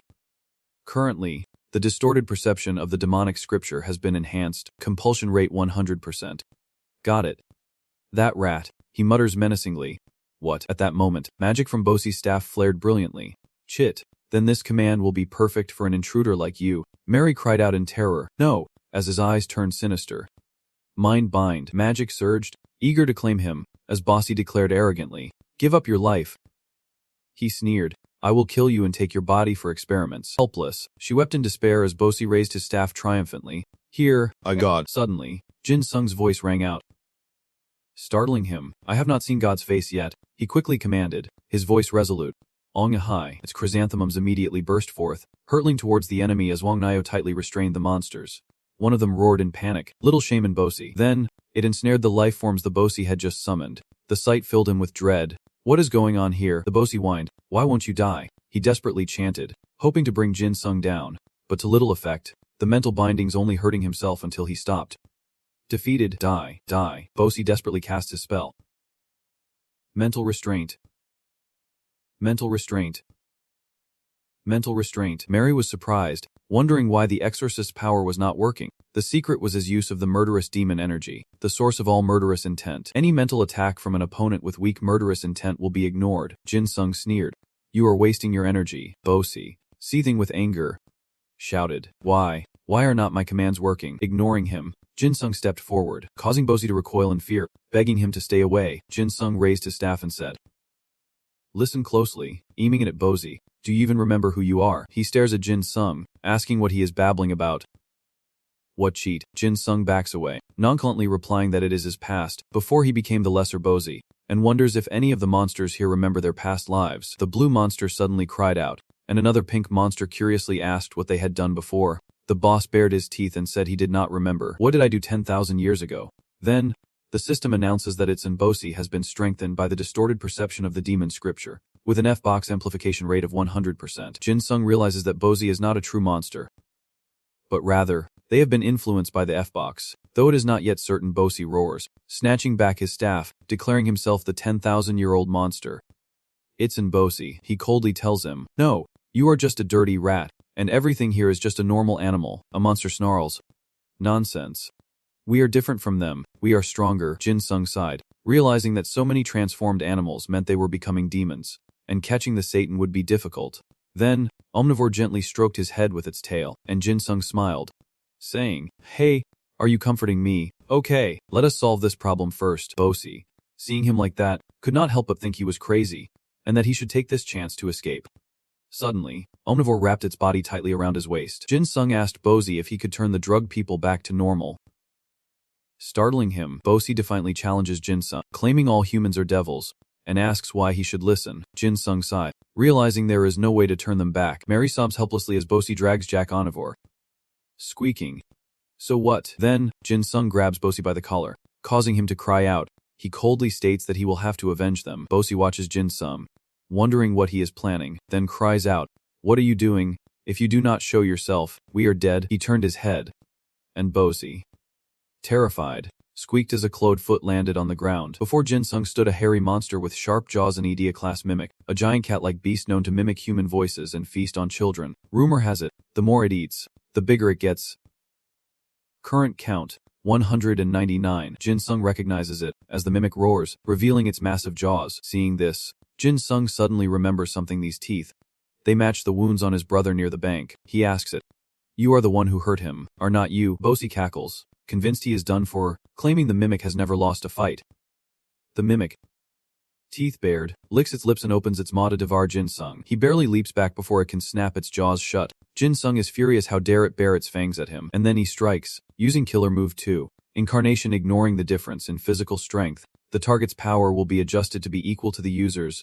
The mimic falls to the ground. Jin Sung's legs tremble slightly. The armor will absorb half the damage received, and the user will receive double damage when Incarnation ends. He looks down at his feet, thinking that he is only a match for the mimic thanks to the transformation. But everything comes at a price. Jin Sung begins to cast a spell, wondering just how much risk this skill entails. He leaps into the air, raising his leg high to strike the mimic below, who cries out in agony upon impact. Jin Sung coldly states that there were 199 people. He turns to Bosi, who devoured them all.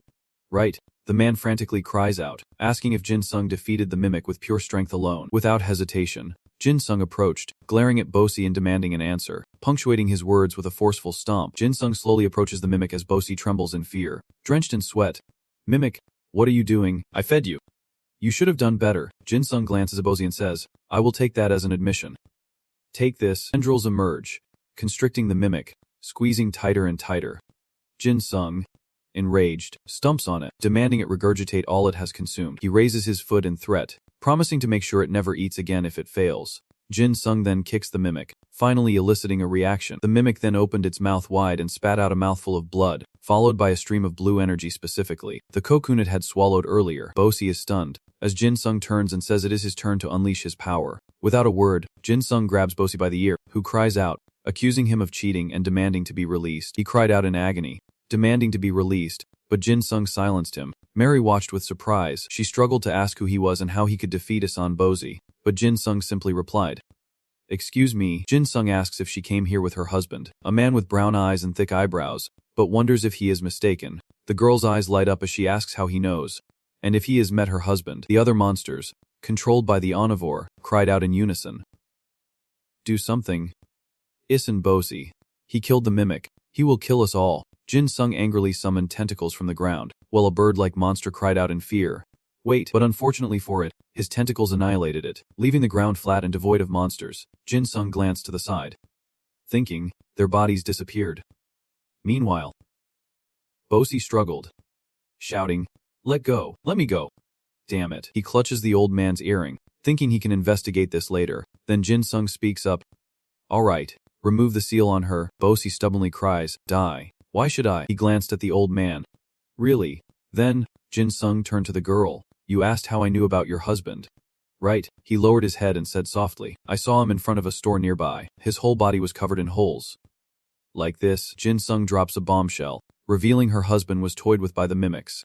Enraged, the woman vows to kill them. Jin Sung offers his hand, promising to help her get revenge, then hoists Mary onto his shoulder while dragging Bosi along, who desperately asks where they are going. Jin Sung casually stumps on Bosi's hand, saying that his skill only works in this bank. The old man collapses, wondering how he knew. The system announces that its Bosi is now bound, and must obey its orders. Jin Sung smirks at him, then casually tosses Bosi to the ground. He helps Mary down, and she tests her fingers, finding everything normal. Mary happily thanks Jin Sung, who replies that it was nothing and wishes her good luck. Bosi slowly rises, frantically wiping himself off, begging them not to leave him alone to die. Jin Sung sighed. Why? I thought you were a powerful mage. Why did not you use your strength on her? He turns and leaves, slamming the rooftop door shut, as Bosi cries out, No! Please wait. Wait, she calls out to Bosi, asking where he thinks he is going, stomping her foot. And then, in a fit of rage, she unleashes her fury upon him, vowing never to forgive his actions. On the other side of the door, Jin Sung leaned against it and slid down, panting. I am so tired. Jin Sung realizes he let his emotions take over, and should not have forced his body to match the mimic's level, though the damage dealt will increase. After the skill ends, his own damage will still double. Jin Sung warily tells Omnivore that he is starting to fear using transformation, exhaling as his power spirals out of control, breaking his leg from the backlash. Jin Sung cries out in pain, collapsing and clutching his leg as a red light emanates from the break. Jin Sung focuses on his leg, and the pain subsides. The system announces Oni's emergency care, an item that can utilize energy better than the user, the one who wastes energy needlessly unless the user's body is immobile. Murderous intent will help them move. He cries out in joy, wondering who Omni is, and how amazing it is. Suddenly, Omnivore chimes in, leaving him confused. I do not understand what you are saying, he says. Behind him, a figure opens a door. It is him. He bows slightly and says, It is done. Jin Sung slowly rises. He spoke up, but Mary quickly interjected, thanking him. Then, she presented something else. The heart of the rat, an Idia-class essence of Isimboshi, a being who truly believed he had lived for over 10,000 years. Thanks to the knowledge and spells within, whoever absorbs it will receive an additional burst of energy. Because this energy stone is programmed to be stored inside the body, so it needs to be handled with care. Jin Sung examines the stone, wondering what it is, and Mary explains that it appeared when Isimboshi died. He stared in disbelief at the stone in his hand, thinking, what the hell is this? Why are items suddenly appearing like in a game? First the murderous intent vanished, and now this. What is happening to this world? Jin Sung clutched the stone tightly, vowing to keep it safe, and the two parted ways with a bow. He watched Mary leave as the system's voice echoed. Jin Sung, what will you do next? Mary found her husband lying in the street, no longer alive. Mary cradles her husband's body and weeps, while Jin Sung tells the system he wants to find his friends, even if they are gone. The system says, Your friends? I understand. I hope you find them. Jin Sung continues on, now walking through the underground sewer. The system tells Jin Sung to search Sandy the Flower Hunter's territory, rumored to have many people, and to follow the southern sewer system to find it. Jin Sung consults the directions, noting that the sewers are cleaner than the surface world. The system reminds him that this is the apocalypse. Jin Sung studies the map. If the girl's map is accurate, we just need to go straight, he mumbles to himself, noting how strangely all the names are blurred out. Why did the Ida's ranking system change? What a pain. The map also contains a lot of information. Like, the north is dangerous, giant monsters are there. Angel ranks, first level is Seraphim, second is Cherubim, third is Ophanim, fourth is Dominions, fifth is Virtues, sixth is Powers, seventh is Principalities, eighth is Archangels, ninth is Angels. Jin Sung is tired of reading. What is with all these titles? It is like they were taken from a royal court. This channel exaggerated the whole covers of Jin Sung, but made more of the case via a more technical analysis which contains several more different screamers. Archangel. Angels. Jin Sung was sick of reading it all. What were these titles anyway? It was like something out of a holy book. He sighed, wondering how the sewer system did not stink. Jin Sung looked around, realizing it might even be cleaner down here than above ground. He then observed the waterfall flowing into the sewer. The water looked very clear. Jin Sung reached out to catch some water, but then thought, this tastes a little salty.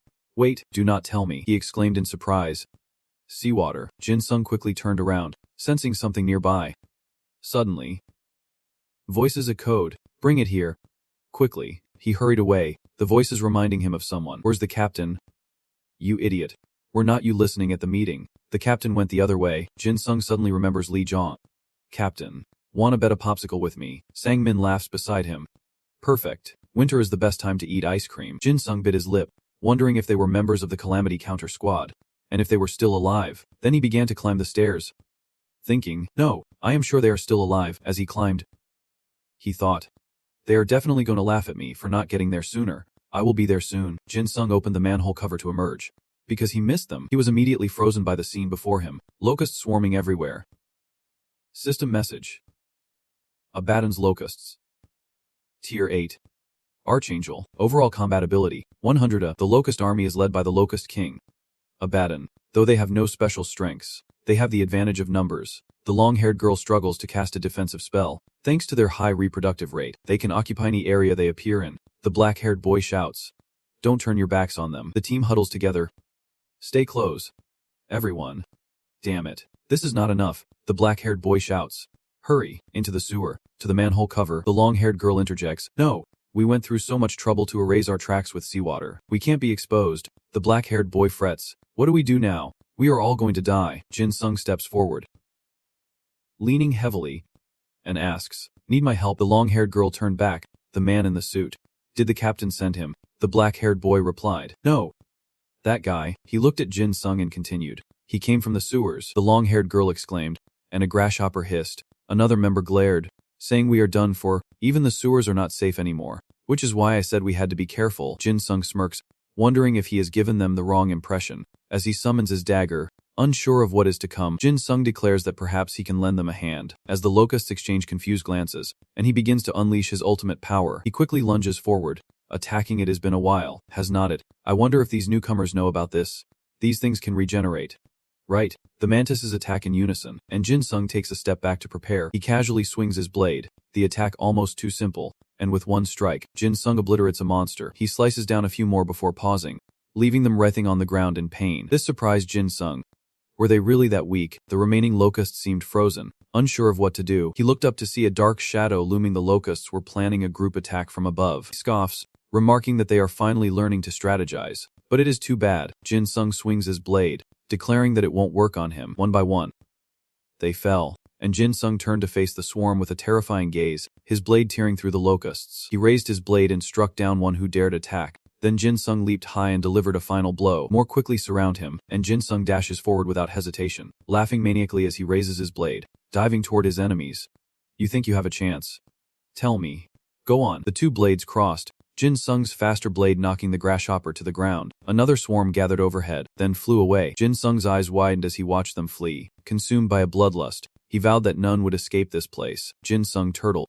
He would kill them all. Another large locust approaches, an Abaddon locust soldier, led by Archangel Angelo on the ground. Combat ability 250, leading a swarm of 100. They are stronger and smarter than the others, and all 100, including Angelo, become stronger with a leader. Jin Sung scoffs, noticing the lieutenant seems to be directing the locusts to do something. The special forces team cries out, saying they are calling for backup, and they are all going to die. That even if he is strong, he does not stand a chance. But just as they spoke, Jin Sung instantly struck, piercing him. He exclaimed, and the long-haired girl and black-haired boy gasped in shock. How? Jin Sung taunts his foes, telling them to stop hiding and face him like a man. The grasshopper demon grits his teeth and leaps into the air. Launching a kick, he explodes with bloodlust, instantly accelerating his legs. As the grasshopper strikes, he swiftly dodges, leaving his opponent open. He looks up to see his comrades in the sky being ambushed and falling like leaves. He turns to see Jin Sung taking them down one by one with lightning speed. He grips his blade, a smirk playing on his lips, as the murderous aura intensifies the source of all killing intent. Instant acceleration, a 9th level angelic hierarchy. Angels, users who can absorb any surrounding killing intent and rapidly increase their acceleration. The grasshopper was already sweating bullets, and he screamed at his comrades to regroup as Jin Sung landed just in time. Stumps his foot, raises his hand, ready to strike, and Jin Sung shouts, What do you think you are doing? Jin Sung unleashed a flurry of attacks, his weapon a blur of motion. The black-haired girl gasped at the spectacle, while the black-haired boy exclaimed that he was overwhelming the monsters. Jin Sung blazes through the locusts, targeting the last one standing. He is ecstatic. You are the last one. Huh. Soon, the entire locust army is annihilated. He has defeated them all. A young man with his hair tied back was shocked. Who is that guy?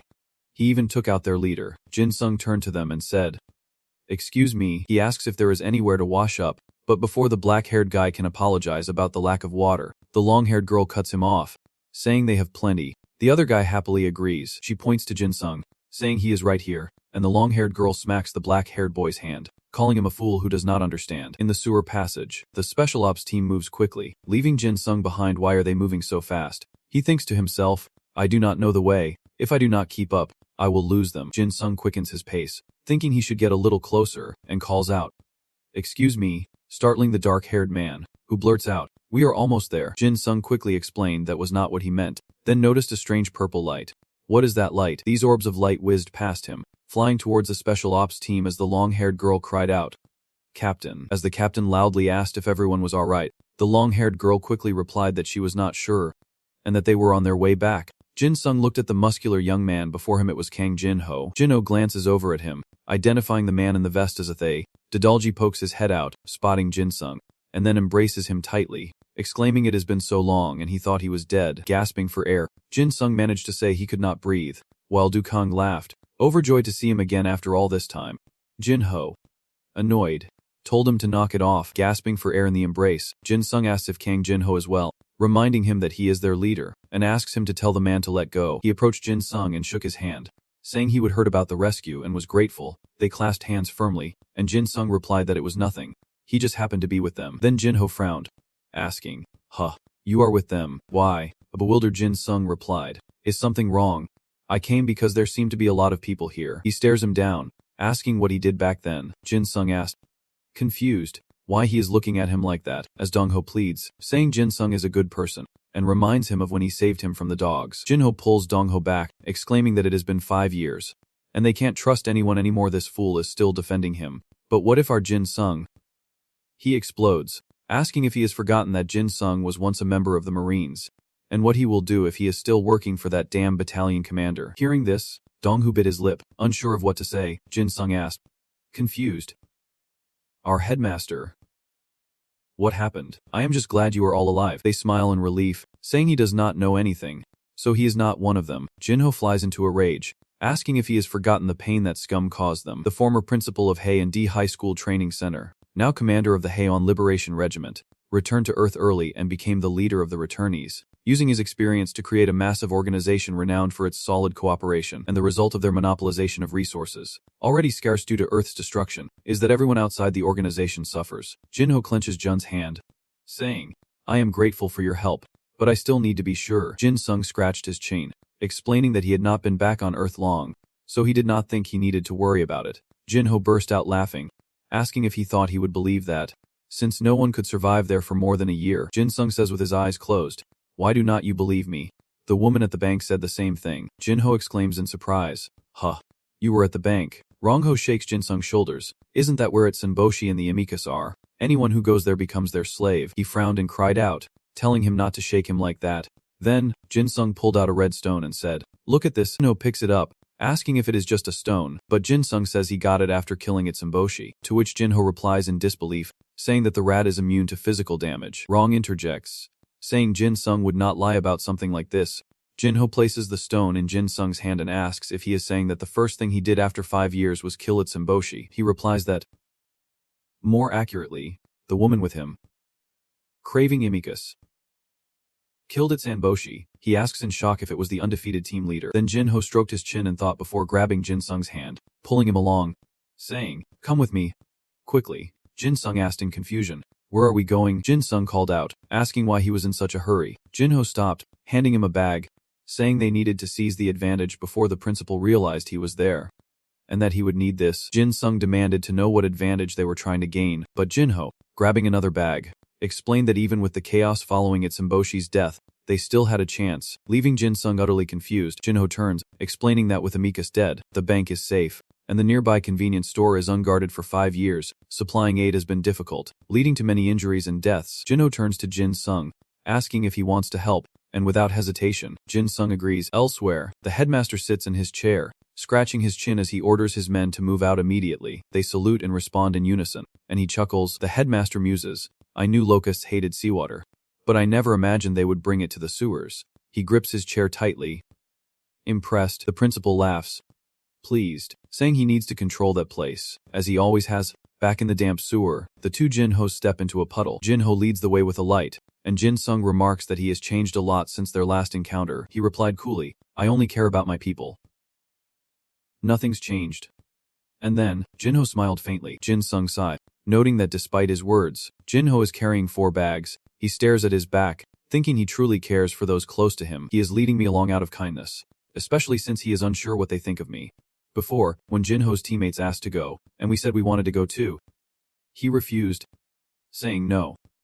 Stay there, which made Jin Sung think, this way, he can keep me away from them and check if I am telling the truth. Jin Sung blurts out, "Hey, seriously, you are not Kang Jinho, are you? I have never seen you this smart." Frustrated, he bit down on his flashlight and retorted, "How many times do I have to say it? I had no choice but to adapt." Jinho stopped arguing, climbed up, and said, "Just follow me. Climbing this will take us to the main gate." Jin Sung, struggling to keep up, shouts, "Hey, wait for me.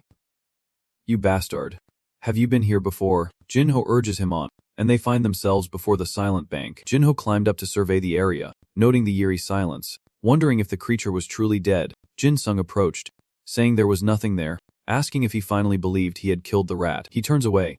"I have believed you all along." Jin Sung glares at him. "You are a good leader, are not you?" And with that, the two quickly head towards the bank's entrance. Jinho walked past the antique glass door, then suddenly turned back to look at himself in the reflection. Then, Jinho dragged Jin Sung over to the glass door. "Hey, look at this. You idiot." Jinho pointed to their reflection and said, "Look, do not you notice anything?" Jin Sung sighed. "Okay, I get it. No need to make fun of my height." But Jinho, completely serious, says that is not the main thing, it is your appearance that matters. Jin Sung replies, "So what? It is the same as always." And Jinho says, "Exactly. It is exactly the same as it was 5 years ago." Jin Sung pulls Jinho's hand away, asking what he means. Jinho explains that most people only need a few years to return, so no one notices, implying the flow of time in hell differs from here. Jin Sung reluctantly asks what that has to do with anything, and Jinho replies that it is obvious their hair has not grown at all in that time. He drags Jin Sung along, saying there is no time to worry, and they have to go. He eyed the department store shelves beneath the bank, exclaiming, "Looks like no one's touched anything here." Jin Sung quietly asked, "Hey, do you even know what you just said?" Jinho paused, turned to him, and replied, "I do not understand anything. That is why I asked." Jinho gets back to business, sweeping up canned goods and grabbing clothes off the rack. With the deed done, Jinho grinned with satisfaction, while Jin Sung, struggling with the load, pointed out they would have to return several times. Jinho then stared intently out the window. Noticing something, Jinho turned to Jin Sung. "Wait here." 15 minutes. He returned with a sack full of goods. This should be enough. Jin Sung wondered if they could carry all of that, but Jinho replied that they were only taking the essentials, and it was time to go. The two of them left the store with a bag full of supplies, and Jinho went down into the sewer first, eager to see their happy faces. Jin Sung smiles in response, and the two successfully jump down into the sewer with a splash. Jinho exclaims excitedly, "That is great. I apologize for doubting you." Jin Sung, he wondered, if Jinho changed so much in 5 years, what about the others?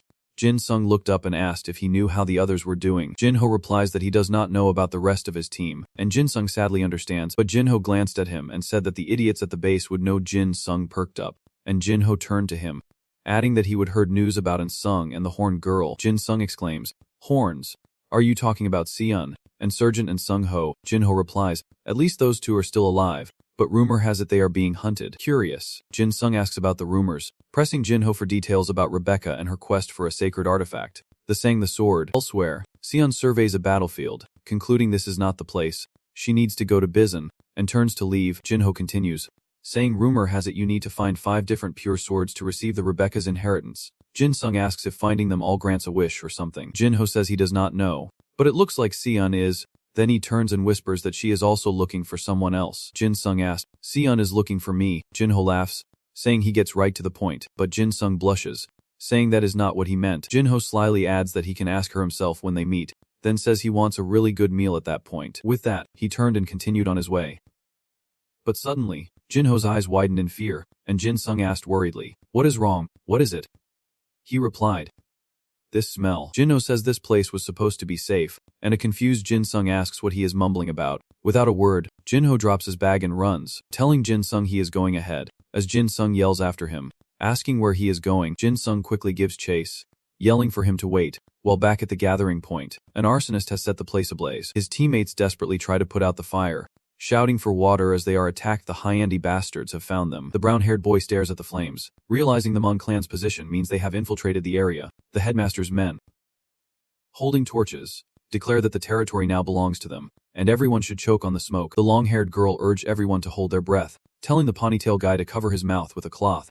"We have to steal their masks." She then began to collapse, gasping, "I can't breathe.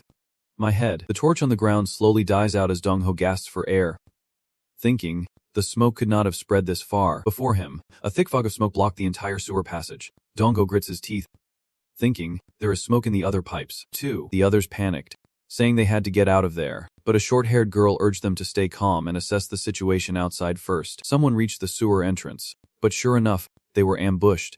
Watching the rats scurry out, the black-haired boy cast his spell. "Earth, become my spear." Before he could finish his spell, the leader raised his weapon, and escape became impossible. He struck the boy's head. The black-haired boy fell back into the sewer, dying in silence, but he struggled to warn the others. Enemies above, the ponytail guy shouts, "Use idea to escape through the smoke." Meanwhile, another group ascends the stairs in a different direction. Among them was the scarred man, struggling to keep up. Suddenly, the person in front fell, and the scarred man hoisted two people onto his shoulders. He struggles toward the stairs. And then, carrying two people, Dongho reaches the sewer entrance. Once there, Dongho helps them up and asks, "Where are the others?" But laughter echoes from behind as the principal arrives, taunting him, "Long time no see. But it seems you have not changed a bit." Jinho grits his teeth. "You better shut your mouth." The principal shrugs. "Stop. I do not want trouble here, especially with the grasshoppers about." Dongho rose, shouting, "You want to take this place from us? I won't allow it." The headmaster scoffed. "Where's that Jinho kid? What a pity. But I suppose this is a good opportunity for us." He laughs. "Why do not you transform now?" Dongho quickly charges. "I won't let you." Just as he is about to reach the principal, he casts a spell, endless path of trees. A forest of trees springs up on either side, reforming into a path, and the distance between Dongho and the principal suddenly widens. He tries to run, but damn, it is like the ground is moving beneath him. His feet slip. Duo falls flat on his face. The principal's image flickers out. His soldiers scatter. Mission complete. Retreat. The military vehicle turns on its lights, ready to leave, as Duho turns to look at him. He only saw the principal already settled in the vehicle. Sneering, "You disappoint me, Dongho. Next time, bring Jin with you. He is even taking civilians hostage, and we will turn you all into useful slaves." The principal left a message. "Don't worry about your homes. We will take good care of them." Enraged, Duho gives chase, vowing to kill him. While elsewhere, figure ties their hair back and gazes at the sky. Everyone cried out as the locusts descended. "What do we do?" Scatter. Dongho watches helplessly as the vehicle departs, gritting his teeth in frustration before regaining his composure. He quickly turns back, urging everyone to calmly return to the sewers to assist the injured and civilians. Black-haired youth urged them on. "Hurry. The last one is safely down." The manhole cover slammed shut just before the locusts arrived. In the sewers, the torch has been extinguished, but smoke still lingers, and everyone leans warily against the walls. Dongho worriedly thought, "We are only half the people we were, and most are injured. If we are caught by those locusts now, with them waiting above ground, it will be the end for all of us." Suddenly, someone rushed forward, kneeling and begging for Dongho to save them. A boy cried out that his sister had also been captured, pleading with him, saying he was the only one who could do anything. Dongho worried that if the locusts attacked after he left, but the boy with the bun quickly replied that they would do everything they could to survive, and the long-haired girl resolutely told him not to worry about them. Dongho bowed his head in thought, then climbed the stairs and declared, "I will bring them back. You must survive." Meanwhile, the flames raged fiercely around Jinho. Jin Sung covers her mouth, desperately calling out his name. "Kang Jinho." He pants, taking in the scene before him. The headmaster's forces are torching the sewers. More fire. More. Enraged, Jinho clenches his fist, then snaps, charging forward to strike them down. "Those bastards." He lands a punch square in one soldier's chest. As the other cries out that Kang Jinho has returned, he summons his weapon. "But we have the numbers. Kill him while you have the chance." But the attack barely fazed him. Jinho activated his skill, Deep-Seated Wrath, a 6th grade angel system power, surpassing the world of hell with rage. Rage will consume your mind, and you gain the ability to control it. As the user's rage intensifies, so do their stats. Current state. Discomfort. Current stat increase. Defense. He slowly advances. The soldiers were paralyzed with fear. Impossible. We clearly hit them. Jinho interrogated him. Where are my friends? Who ordered you to attack? He takes a menacing step forward as Jinho roars with all his fury. Where is your leader? The system announces. The user's rage intensifies, increasing your heat. Current state. Resentment. Stats increased. Defense. Strength. Overall compatibility 6,500. The soldier screams. Monster. Jinho glares, as if ready to devour him whole. The soldiers struggled to maintain their stance, urging each other to stand firm and resist his heat, but Jinho's pressure quickly overwhelmed one, who pleaded, Stop. I will tell you where he is. Please. He paused at that, and the others gasped in surprise. He stopped. Jinho glared at them and said, How can I trust you? System notification. Deep wrath. Current state. Calm. Jinho's system displays his stats, a 6-circle angel. Powers class. Defense and strength increased.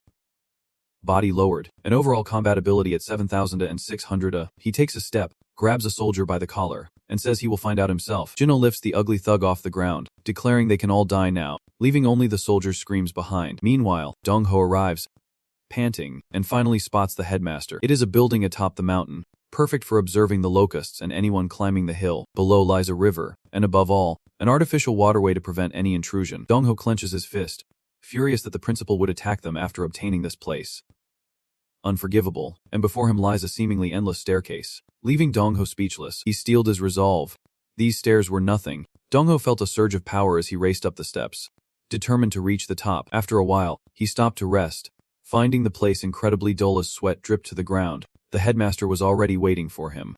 So he had decided to come, he says. Now that you are here, why not settle things once and for all? Dong-ho glances at the principal, then leaps forward. Dong-ho pushed onward, assassins lurking in the woods on either side, ambushers slowly revealing themselves. Soon, he stood before the principal, who feigned surprise, asking, Huh. Where's Jinho? Why are you alone? An ambusher readies his gun, and Dong-ho glances at him, saying it seems he was prepared as well. The principal spreads his arms, saying not really, he is just enthusiastically welcoming any guest who comes to visit. Dong-ho asks the headmaster why he needs to attack their home when he already has this fortress, but the headmaster scoffs, saying he is just making room, since the sea-connected sewer system is one of a kind. Dong-ho gets to the point, demanding the release of those captured. The headmaster pauses, then spreads his arms wide, asking what if he refuses. Dong-ho threatens that he will show him why he came, but the headmaster laughs, saying he likes his energy and he might even impress him more than Jinho. Dong-ho tilted his head. I think you have got the wrong idea. The principal asked curiously. Oh, and what is that? He began to chant. I am a little disappointed you think Jinho is behind all this. The gravitational force sends rocks flying from where Dong-ho stands, and the system announces, I am not the only one gaining weight. Angel system level 7 principalities. Overall compatibility 500, increasing the weight of both you and your opponent. He declares, I am the true grasshopper hunter. He looks at Dong-ho with some surprise, saying, After all, he is quite interesting. What a pity. Dong-ho surveys the crowd, muttering that it is unfair, as the headmaster turns away, ordering them to deal with him. The soldiers immediately charged forward, as Dong-ho glared at one of them, who was instantly stopped, then struggled to approach. A white smoke obscures the principal's vision, and he asks if they have caught him. The principal turns back, smirking, knowing it would be easy to deal with him. He then orders them to throw the corpse off the cliff, as a figure is dragged away in the smoke. Then, a massive explosion sends everyone flying, and he hears the sound of something approaching with immense force. Dong-ho breathes a sigh of relief. The system displays, I am not the only one gaining weight. Secret treasure, Angel System Tier 2. Overall compatibility 7,000. Burn all unnecessary body fat and convert it into a more efficient form. Your stamina recovery will increase. Impact resistance also increases based on the amount of fat burned, and all boosted stats will return to normal after a while. He happily says, Senjata hit the jackpot. Someone shouts, Attack. On command. Everyone charges, weapons swinging wildly, but he stands unfazed. Capture him. Kill him. Dong-ho is pierced by weapons, blood splattering, catching him off guard, but the wounds begin to evaporate. Thick smoke rising, it is futile. One person asks in disbelief, what the hell? Weapons and blood are scattered across the ground. Dong-ho reaches out, and the soldier, terrified, cries out in protest. He is grabbed by the collar, his eyes wide with panic, his face a mask of fear and helplessness. He was sent flying by Dong-ho, crashing into another soldier, as Dong Ho smirked, now twice as heavy. Another soldier charged with a sword, yelling, "What are you doing? Attack him." But the soldier hesitated, terrified, realizing it was futile. Dong Ho takes a deep breath, his body expanding, his muscles growing visibly. He rotates his shoulders and approaches the soldiers as the system announces a temporary power boost of 20 times his original weight. Angel grade system. Tier 5 buff. Overall combat ability 11,000, 8, 500. Forcibly increasing muscle growth and temporarily increasing the total number of muscles in the body. He raises his leg and stomps down hard. The ground cracks, and rocks fly up all around. The ground collapses, sending the soldier scrambling in fear, as Dong Ho appears before one of them. Fist raised, channeling all his power into the punch. The attack flashes with light, and the soldier can't react in time. Another soldier charges, calling him a monster, and swings his sword at his neck. The scent mark begins to evaporate again, and Dong Ho turns, telling them to remember this moment. His shoes also evaporate, as the master has cleared the path of locusts. He reaches back, preparing for another attack. He lunges, grabs the man's head, and slams him down at his knee. Helping Dong Ho, he slams the man's head into the ground, and as Dong Ho rises, a voice catches his attention. Hearing that the grasshopper hunter was a big, strong man, I figured he would handle everything. He looked up, slowly approaching the source of the voice. Dong Ho stood before the headmaster. As a soldier moved to protect him, he gestured for him to stop. Continuing, "This is a surprise. You truly are the prey I need to capture." Annoyed, Dong Ho replied, "You are exactly who I want to catch." Headmaster, he remained calm, stating that he was now the leader of the Marine Corps, but then asked Dong Ho if he truly did not want to work under him, offering to release everyone he would captured if he agreed. Ignoring the offer, he declares he will save them himself, and without hesitation, Dong Ho lunges forward. The principal smirk. "Dong Ho, do not get too cocky with that pathetic strength." The punch was inches away, and he thought, "If I can just touch him, I will win." The punch halts, the principal still standing there. Taunting, he reminds Dong Ho, "If you continue to be so reckless, you will die young." Even as we speak, he wonders, why, when he is right here. The principal smirks. The Endless Tree. A system panel appears. The Endless Tree, an Angel Grade Number 2 system, with the ability to infinitely increase the distance between the user and the target. The target cannot touch the user, nor vice versa. The physical distance remains unchanged, and the user cannot change position while Ida is active. The principal seems further away no matter what Dojin does, and he angrily shouts. Again, he gritted his teeth in anger. This damn ability. The ground around him began to collapse as Dong Ho climbed quickly toward him. "You won't stop me," the principal gloats, saying that no matter how much he struggles, it is useless, as the distance between them will only increase. The punch came at him again. "Damn it," the principal urged, with a hint of sarcasm. "Give up. You will never reach me." Suddenly, a chain wraps tightly around Dong Ho's arm. "I will never give up." The chain constricts his arm, and Dong Ho turns in surprise. While he is distracted, the soldiers use chains to pull him back, a huge group dragging him away. The force is too much for him to withstand, and Dong Ho shouts, "All of you." With a surge of power, Dong Ho sends the soldiers and their chains flying. Demanding to be released, he stumbles forward, exhausted and gasping for breath. The principal smirk. "You have lasted longer than I expected. Your hands are badly injured, and I know you are at your limit, while I still have plenty of soldiers." Dong Ho glances back, seeing many soldiers still standing despite the losses he has inflicted. He frowns, annoyed, even after all he has done. Looking back at the weapons raised against him, he gulped, realizing there was still much to be done. Behind him, countless tentacles emerged, as a voice taunted, "Where do you think you are going? We still need to talk." Tendrils lash out, and the soldiers are caught off guard as one is snatched by the leg and hoisted into the air. Chaos erupts as soldiers are dragged away or try to dodge the tentacles. But Dong Ho just stands there, unmoving. Run. Suddenly struck by pain, his vision darkened, and his body faltered. Dong Ho collapsed as two figures ran towards him, shouting his name. Jin No worriedly called out, and as he helped Dong Ho up, Dong Ho whispered an apology. Jin Sung, standing nearby, seethed with rage, red energy swirling around him, declaring that he truly could not forgive them. Then the tentacles rise higher, and Jin Sung asks coldly, "You see it too, do not you?" Seeing him like this, Jin No thinks in horror, can a human really unleash such terrifying murderous intent? He covers his mouth and begins to laugh, his eyes burning red. Jin Sung turns to them and says, "First I need to rescue the people who were captured." Right. Dong Ho warns him that physical attacks won't work, but Jin Sung, eyes gleaming with madness, replies that it is fine, and that the principal seems to have lost weight. Dong Ho watched in fear, grabbing Jin No's shoulder for support as Jin No suggested they let him handle things. Jin Sung turns and leaves them behind, saying, "Leave the headmaster to me. I have a few complaints to air." With his hands behind his back, he smirks. "Headmaster, you seem as energetic as ever." The principal stares in disbelief. Is this really the same weak, pathetic Jin Sung? Jin Sung calmly replies that it is, and asks if the people he has been cornering are inside. He closed his eyes, sighing arrogantly, unable to believe that a low-level waste like him could escape hell. The principal suddenly opened his eyes as Jin Sung brought his hand down. He gritted his teeth in anger, while Jin Sung smirked mockingly, and with a burst of speed, launched an immediate attack. The principal, terrified, broke out in a cold sweat, his eyes wide with fear, before erupting in hollow laughter. You can't possibly close the gap between us, Jin Sung lands softly, replying, who knows? The principal retorts, I never thought you would survive that hell, but inwardly worries, what is wrong with his ATIS? I only remember him being able to use daggers. How the hell did he summon something like that? Behind him, countless red lights appear, and no matter how much time passes, you will never know. Jin Sung smirks, saying there is no escape.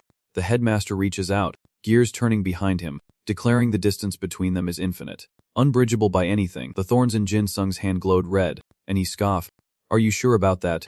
Especially since you have been to hell before. The thorns suddenly transformed into a sword, and he asked it, do you think so too? On. A notification appears, May the Assassin.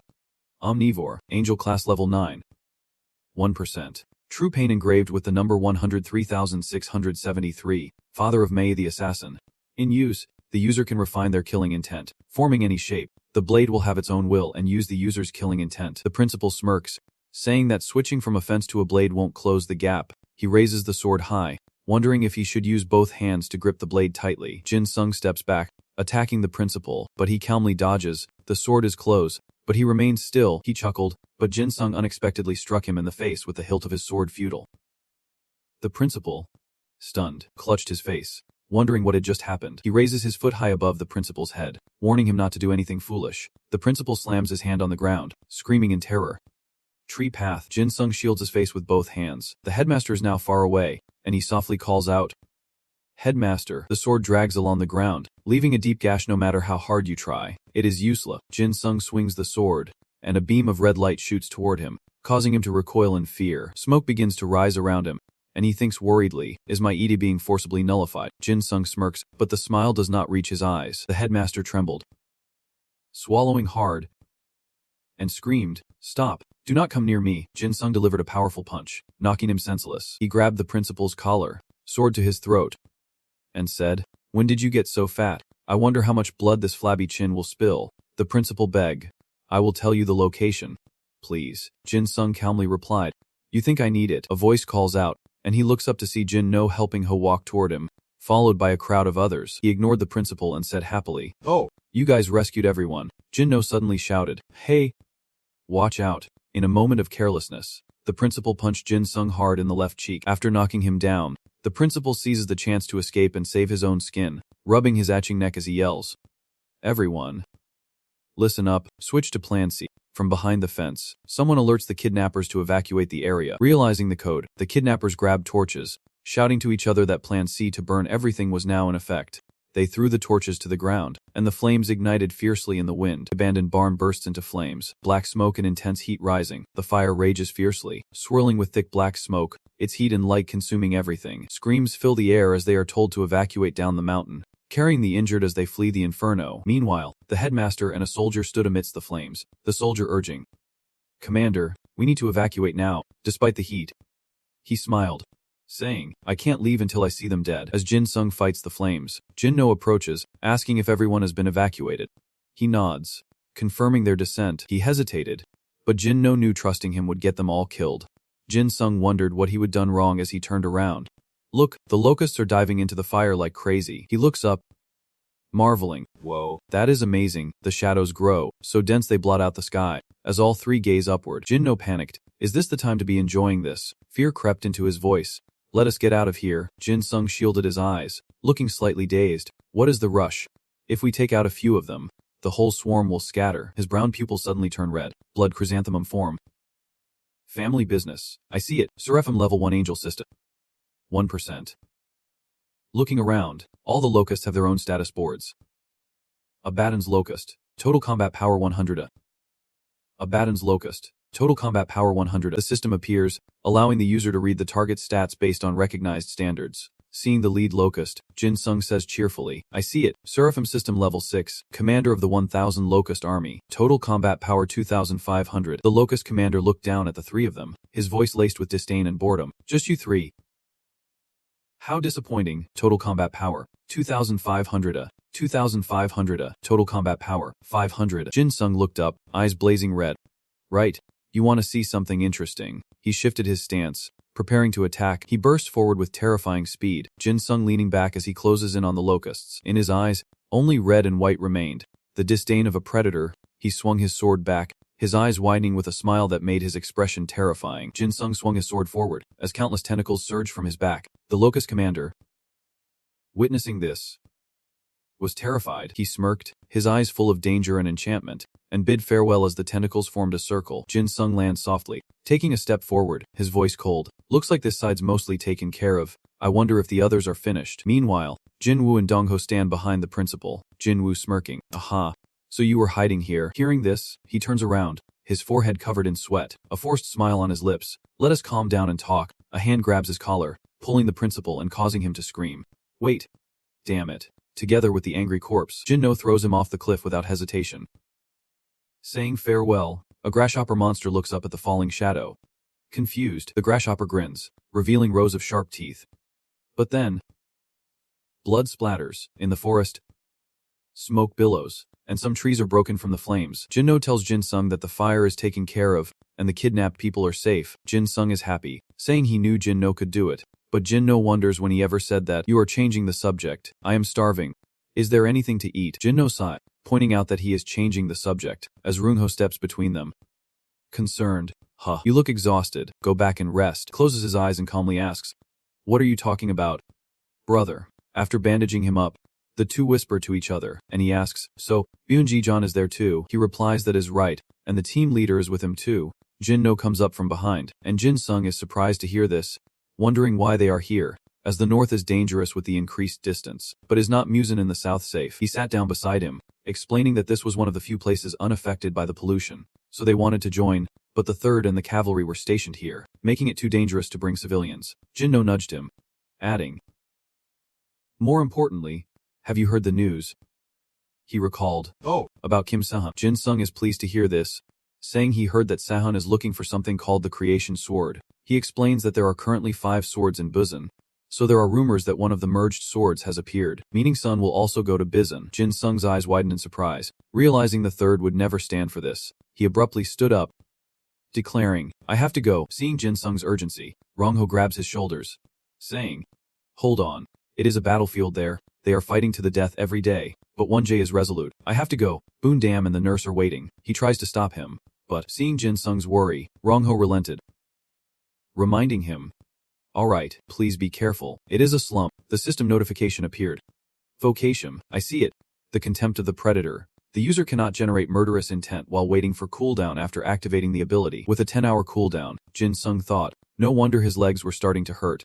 The effects of the chain armor's first treatment were wearing off. He wondered, has Invincible left yet? A girl suddenly appears behind him, asking if he was talking about her, but he ignores her, saying, that is right, you. Mary smiles and waves, saying, we are meeting again a little sooner than expected, are not we? Clenching his bag, he happily replies, Invincible's still here.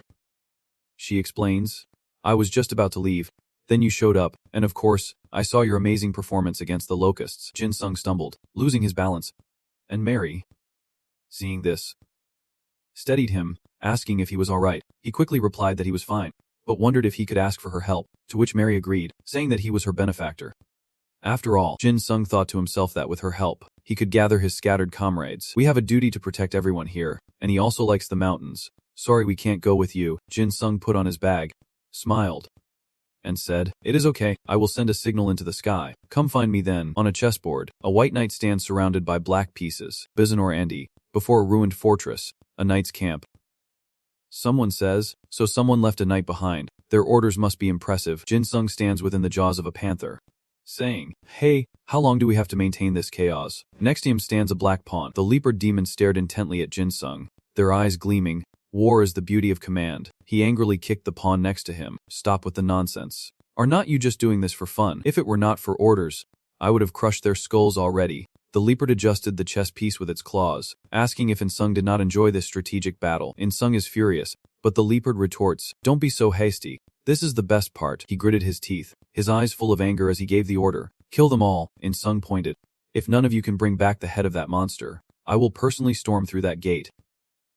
Remember that the ground trembles as countless hooves pound the earth, radiating intense heat like fire. A legion of men and horses, 200 million strong, led by the 8th tier Angel Polar, their combined power reaching 100 at the 6th trumpet's call. A golden thread of light lashed out at them, controlled by a figure who roared, "Get out of here, you apostles of depravity." But they did not stop. Lava streamed from the eyes of one of the horses. Zizun, exhausted, watched the horses charge and muttered, "Damn it." Crumbling fortress. A horse whinnies, and everything stops. He dashes forward, sweat dripping from his brow. Panting, "Tetch, they are unusually violent today." Zizun looked down at the horses, thinking, "I can't hold on any longer. I have been using Ida for too long, and my eyes are opening." With eyes full of fatigue, he mechanically pushed up his glasses. Zizun looked up at the inverted cross surrounded by a strange red light, thinking, if it were not for that inverted cross, his power would not have waned since its appearance. The horses continue their headlong charge. 200 million cavalry. The city of Q then, with an overall combat power of 210-100, Zizun leaps upward, golden rays appearing with each jump. He thinks, "I am too late. How are we going to escape now?" Temporary patchwork. Splinters and planks flew, light radiating from them, as the makeshift repair separated and pulled away the entangled debris. Then, other things like stone and metal rose according to Zizun's command, especially objects that were stuck together, all without physical contact. Limit to a 15-meter radius. It consumes a significant amount of mental energy, with an overall combat capability of 1,200 to 1,500. He uses all his strength, stares, points at the horses, and they all rush forward to their deaths. The attack scatters the horses, and Zizun clutches his head, slightly hunched over. Debris from the ruins continues to fly forward as his two teammates rush to support him, urging him to stay conscious. Meanwhile, the Panther is focused on chess as the middle manager greets him. He roars. Kim and Jun is still waiting, and he should accelerate the territory invasion. It roars, revealing Daniel's third-grade monster, a third-tier angel system of Phantom. Any creature that hears its roar will fall into absolute obedience. However, resistance depends on the target's mental strength. A sudden gust of wind chills the air, and a shivering figure cries out, unable to move, "G-Zone." Witnessing this, angrily thinks, "Tetch, do not tell me that damn leopard is behind this." The third one licked its lips hungrily. "Killing humans is too boring. I will raise the level of coercion." It paused, then shoved a white horse forward. "White Knight, try and stop me if you can." The horse whinnies. "Fight. Forget all reason and fight. Kill the enemy." Its body begins to emit smoke. They charge towards Jizon and his comrades. 200 million cavalry from the Holy City forcibly deployed, with an overall combat power of 210. Sungji worriedly asks Jizon what they should do, and Jizon quickly orders everyone to fall back. Following Jizon's command, the relics charge towards the horses, their destructive power felling the beasts. A man looked down, then anxiously turned back, shouting that they were trampling over corpses to get here. A log flies through the air, striking the horses nearest his comrade. Jizon shields his eyes, thinking with worry and anger, "Damn it. My vision is..." He stumps on a gun below, yelling, "G-Zone, they are here too, and I still can't move. G-Zone, please help me." Hearing his comrade's desperate cries, he could only think helplessly. "Hang on, just a little longer. If I fall here, it is all over." G-Zone roared, "I told you to get lost. You trash." Hearing the commotion, Jin Sung stopped, shielding his eyes to see. Whoa. What in the world is happening? The third is staring intently at the chessboard. The Predator's contempt can easily handle the pawns. But third, the monster from Daniel's book. Third, the third-tier angel system Ophanum. The highest rank, the thick smoke obscures everything. Jin Sung thinks, the Predator's contempt only works on targets below the third tier, and there is a chance Kim and Jung is still lurking around here somewhere. He pulls his bag off his shoulder, thinking that even with a 1% resonance, this is still too risky. If it reveals my return and leads to the appearance of Satan or other monsters, I am in trouble. I need to conceal my identity, meaning I can't use the mist of Bai Jiang or freely unleash my intent now. In other words, he has to limit his use of omnivore and predator's contempt. Jin Sung forces a smile, furrowing his brow, and resolves to fight with his physical strength alone. He rummages through his bag, but he did not come all this way just to watch. The 10th hears a noise and glances over, peering through the dust.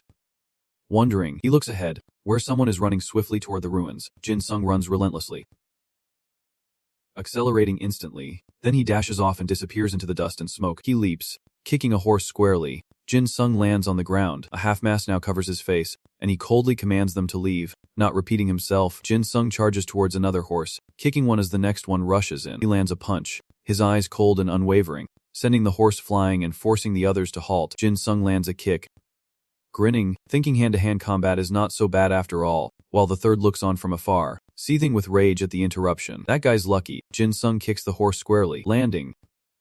He worried. His body was tiring faster than expected, and the people watching now saw him as an ally. Despite being alone, he is incredibly skilled. Another adds, "We are saved, Ji-John," he says. Turning back, "We do not know who that guy is. Don't let your guard down around these guys. Staying here any longer is too dangerous." Jin Sung is already showing signs of injury. He leaps into the air as Ji-John watches Jin Sung land before him. He exclaimed in surprise as Ji-John, still on the ground, reached out his hand. Jin Sung lands. "It is a pleasure to meet you," he cheerfully introduced himself. But suddenly, a net appeared, ensnaring Jin Sung before he could react. Ji-John saw, and Jin Sung is left in confusion. "Wait. Hold on." He reaches out and grabs him by the collar. Ji-John grabs Jin Sung by the collar and pulls him up. Clearly annoyed. "Why would you do that? I came to help you." He scowls, annoyed, but still does not react. "We are on the same side. I was trying to make things better. Didn't I save you?" Ji-John scoffs in disgust. He releases his collar and grabs the net, tearing it away from Jin Sung, who looks on in shock. He purses his lips, his eyes full of tension, as Jin Sung angrily gestures. Ji-Jun says nothing, simply turning away. "Hey, how could you do that?" Jin Sung said angrily. "You were going to throw me off a cliff." Suddenly, someone approaches with a report. The enemy appears to be retreating. Seeing his exhaustion, Ji-John turned to him and said it was all right, and they should head inside. Hearing this, everyone disperses, leaving only him and Jin Sung. Annoyed, he asks if Jin Sung has always been like this, assuming he was the same way back in school. Jin Sung suddenly stops, looking up to warn him that the locusts are still around. Seeing the figures with red lights moving away, he wonders if the third has ordered their retreat. Ji-John sits down, patting the spot next to him, inviting Jin Sung to rest as well. Jin Sung sits, nervously biting his nails, prompting Ji-John to ask what is bothering him. He turned to Ji-John, asking if it was okay to order everyone to retreat when they could attack again. Ji-John coldly replied that they were on the offensive anyway, and there was no point in waiting here. Jin Sung remained worried, but Ji-John retorted, annoyed, that he was naive. They were all just trying to buy more time to live. Hearing this, Jin Sung fell silent, hanging his head.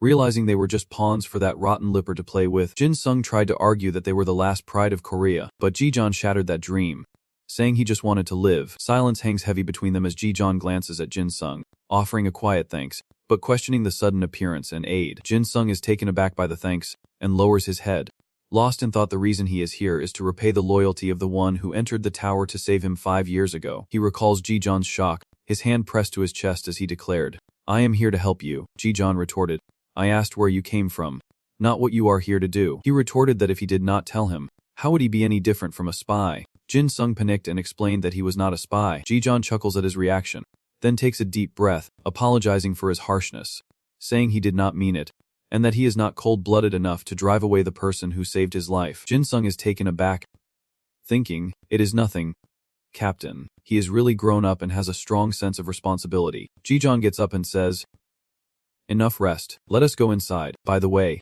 what is your name?" "Don't tell me you can't say that either." Jin Sung blinked in surprise, then stood up and stammered, It is just," he quickly made up an excuse, "an anonymous savior. Is not that much cooler, like a wandering hero." Losing patience, Jin Sung turns away, but blurts out, "Masked zombie." He freezes, realizing what he has said, and Ji-John stops in disbelief. Though Jin Sung remained outwardly calm, his mind was screaming in chaos. "Zombie mask. What the hell is that? Is that the best you could come up with?" Ji-John turned back, a puzzled look on his face. "Zombie mask. Are you trying to mess with me?" Jin Sung quickly explained. "No, that is not it." He sighs, saying he does not care if I do not want to reveal my name, but I anxiously call out that is not it. Yet Jin Sung turns and walks away without looking back, deciding to just drop it and move on. Jin Sung hurried after him. "Wait for me." Ji-John frowned, annoyed by Jin Sung's tone, who suddenly turned around, noticing Jin Sung slowing down and walking with difficulty. He asked, "Are you hurt?" Jin Sung looked away. "We have a healer.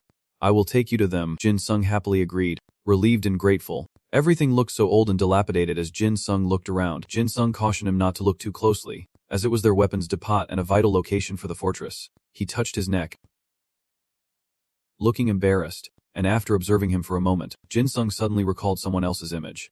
adding that he would seen him use his power to defend it. He suddenly flinched, and Jin Sung saw Ji-jin clench his fist tightly. He asked worriedly, "What is wrong?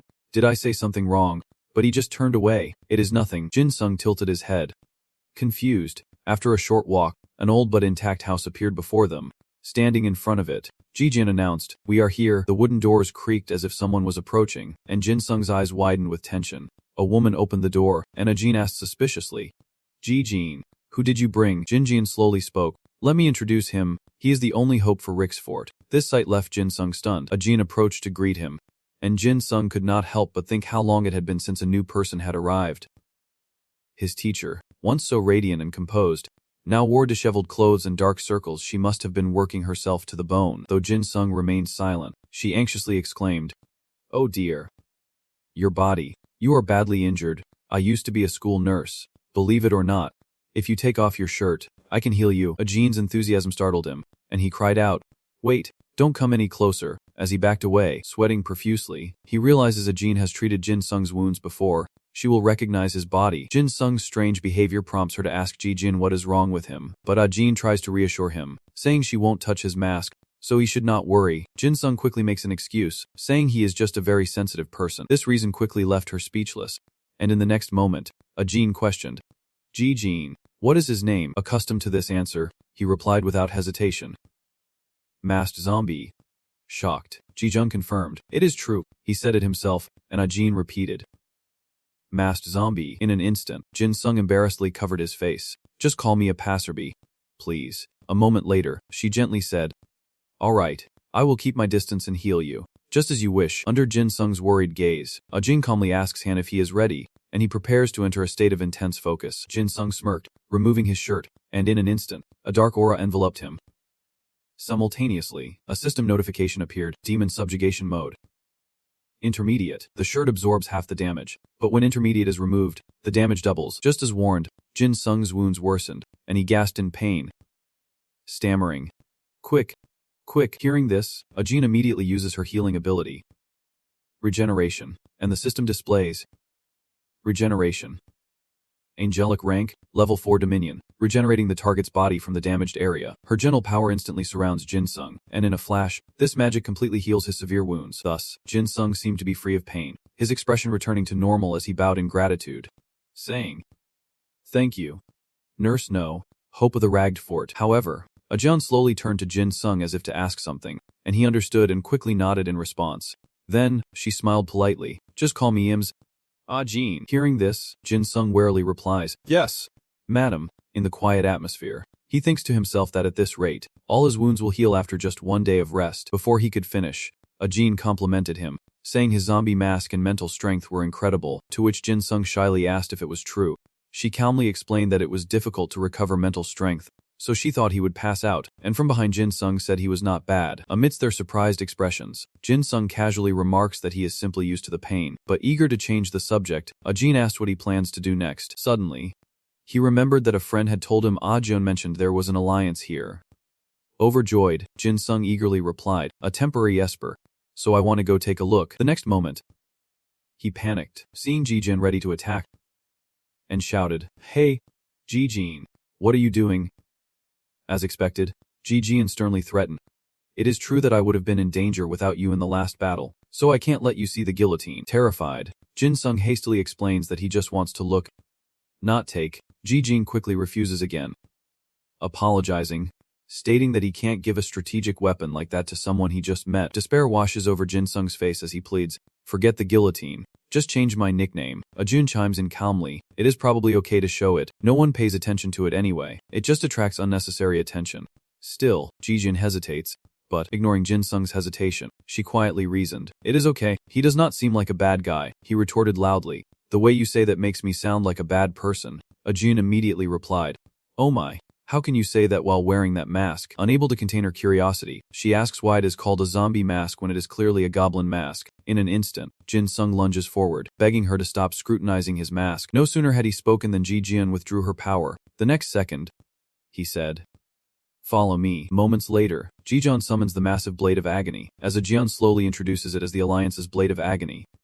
Mei Chiam, zombie mask. The system immediately appears to announce Mei Chiam, a third-tier angel of the Ophanum rank, a crystallization of the Earth's will to attack. The Pain Blade can eliminate any creature in its path, summoning Mei Chiam to execute targets, with an overall combat ability of 50,000 Jin Sung continued. It is more impressive than I thought. With a combat power of 50,000 I do not need an intermediary to win with just this.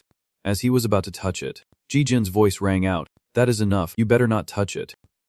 Or perhaps, test the zombie mask calculation skills. Ji Jin's words fused Jin Sung calculation skills. Suddenly, a sarcastic voice echoed as the guillotine's blade decisively struck down. Fool.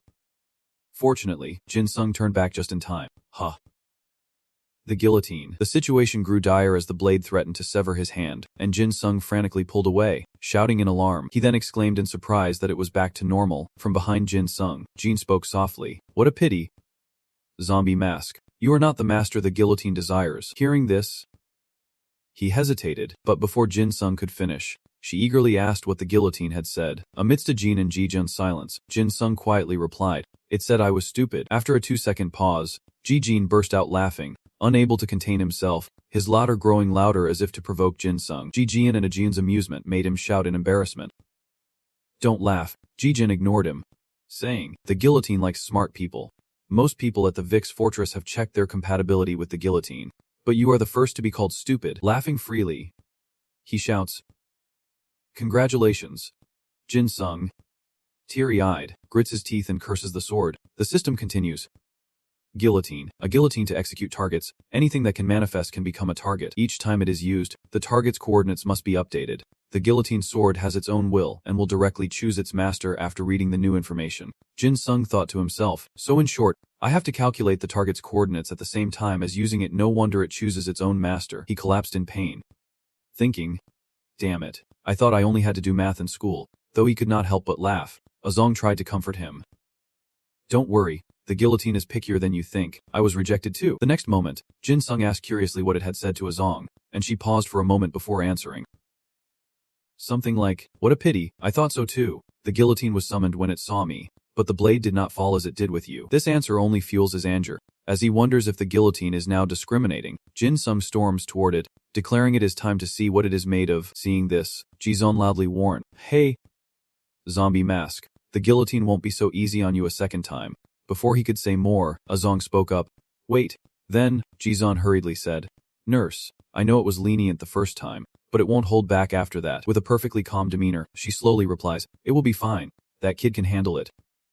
And besides, contrary to her gentle face, Azong continues, even if his head gets chopped off, if I reattach it fast enough, it will be alright.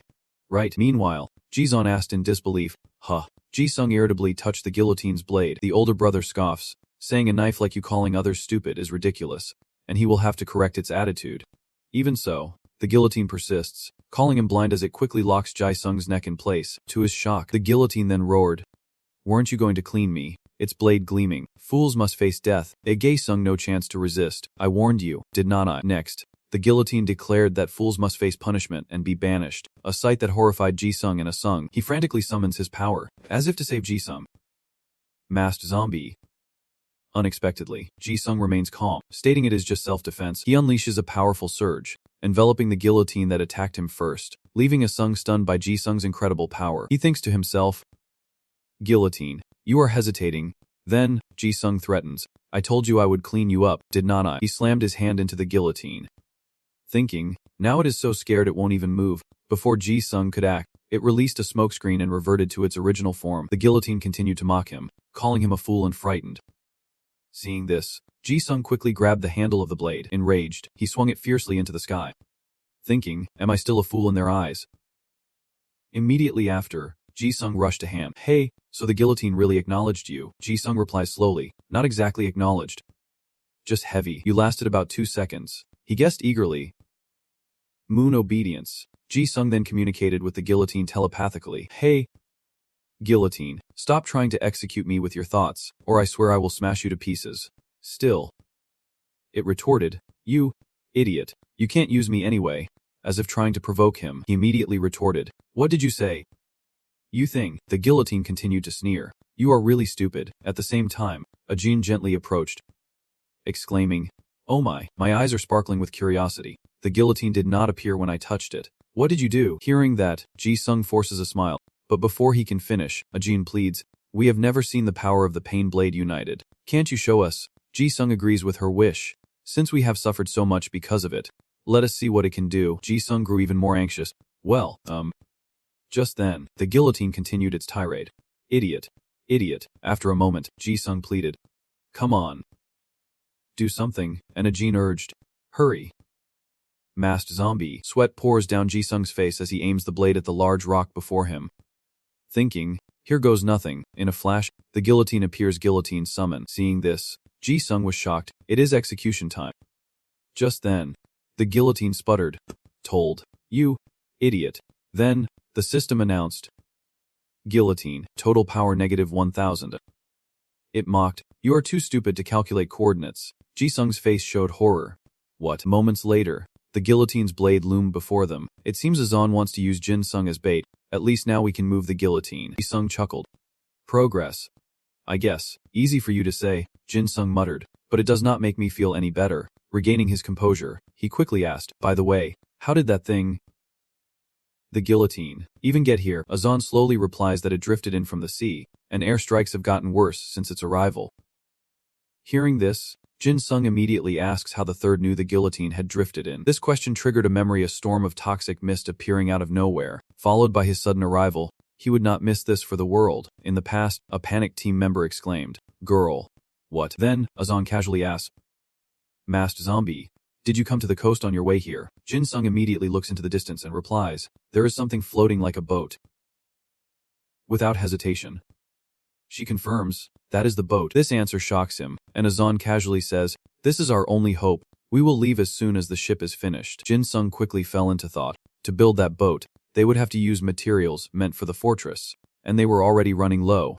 Could they do it? So, their main goal was to hold out until the boat was finished. As Azan and Jin-sung walked, he quickly asked, hey, how are you going to deal with that panther? She replied softly, that is not something we can handle. Our plan does not include it right now. The locusts won't easily approach the sea, so we will be safe if we can just reach the ocean.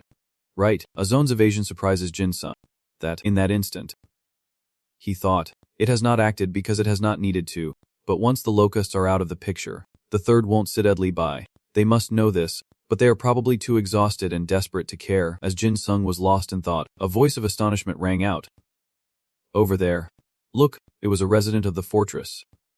Marveling, it is the hero. How did you escape the locusts and get here? They said you saved the fortress from collapsing. Behind them, Ji-sung chuckled, saying the hero's story had already begun to spread, as the voices of the people rose again, asking if he had come to help them. In their doubtful eyes, they continued to express their gratitude to Jin-sung.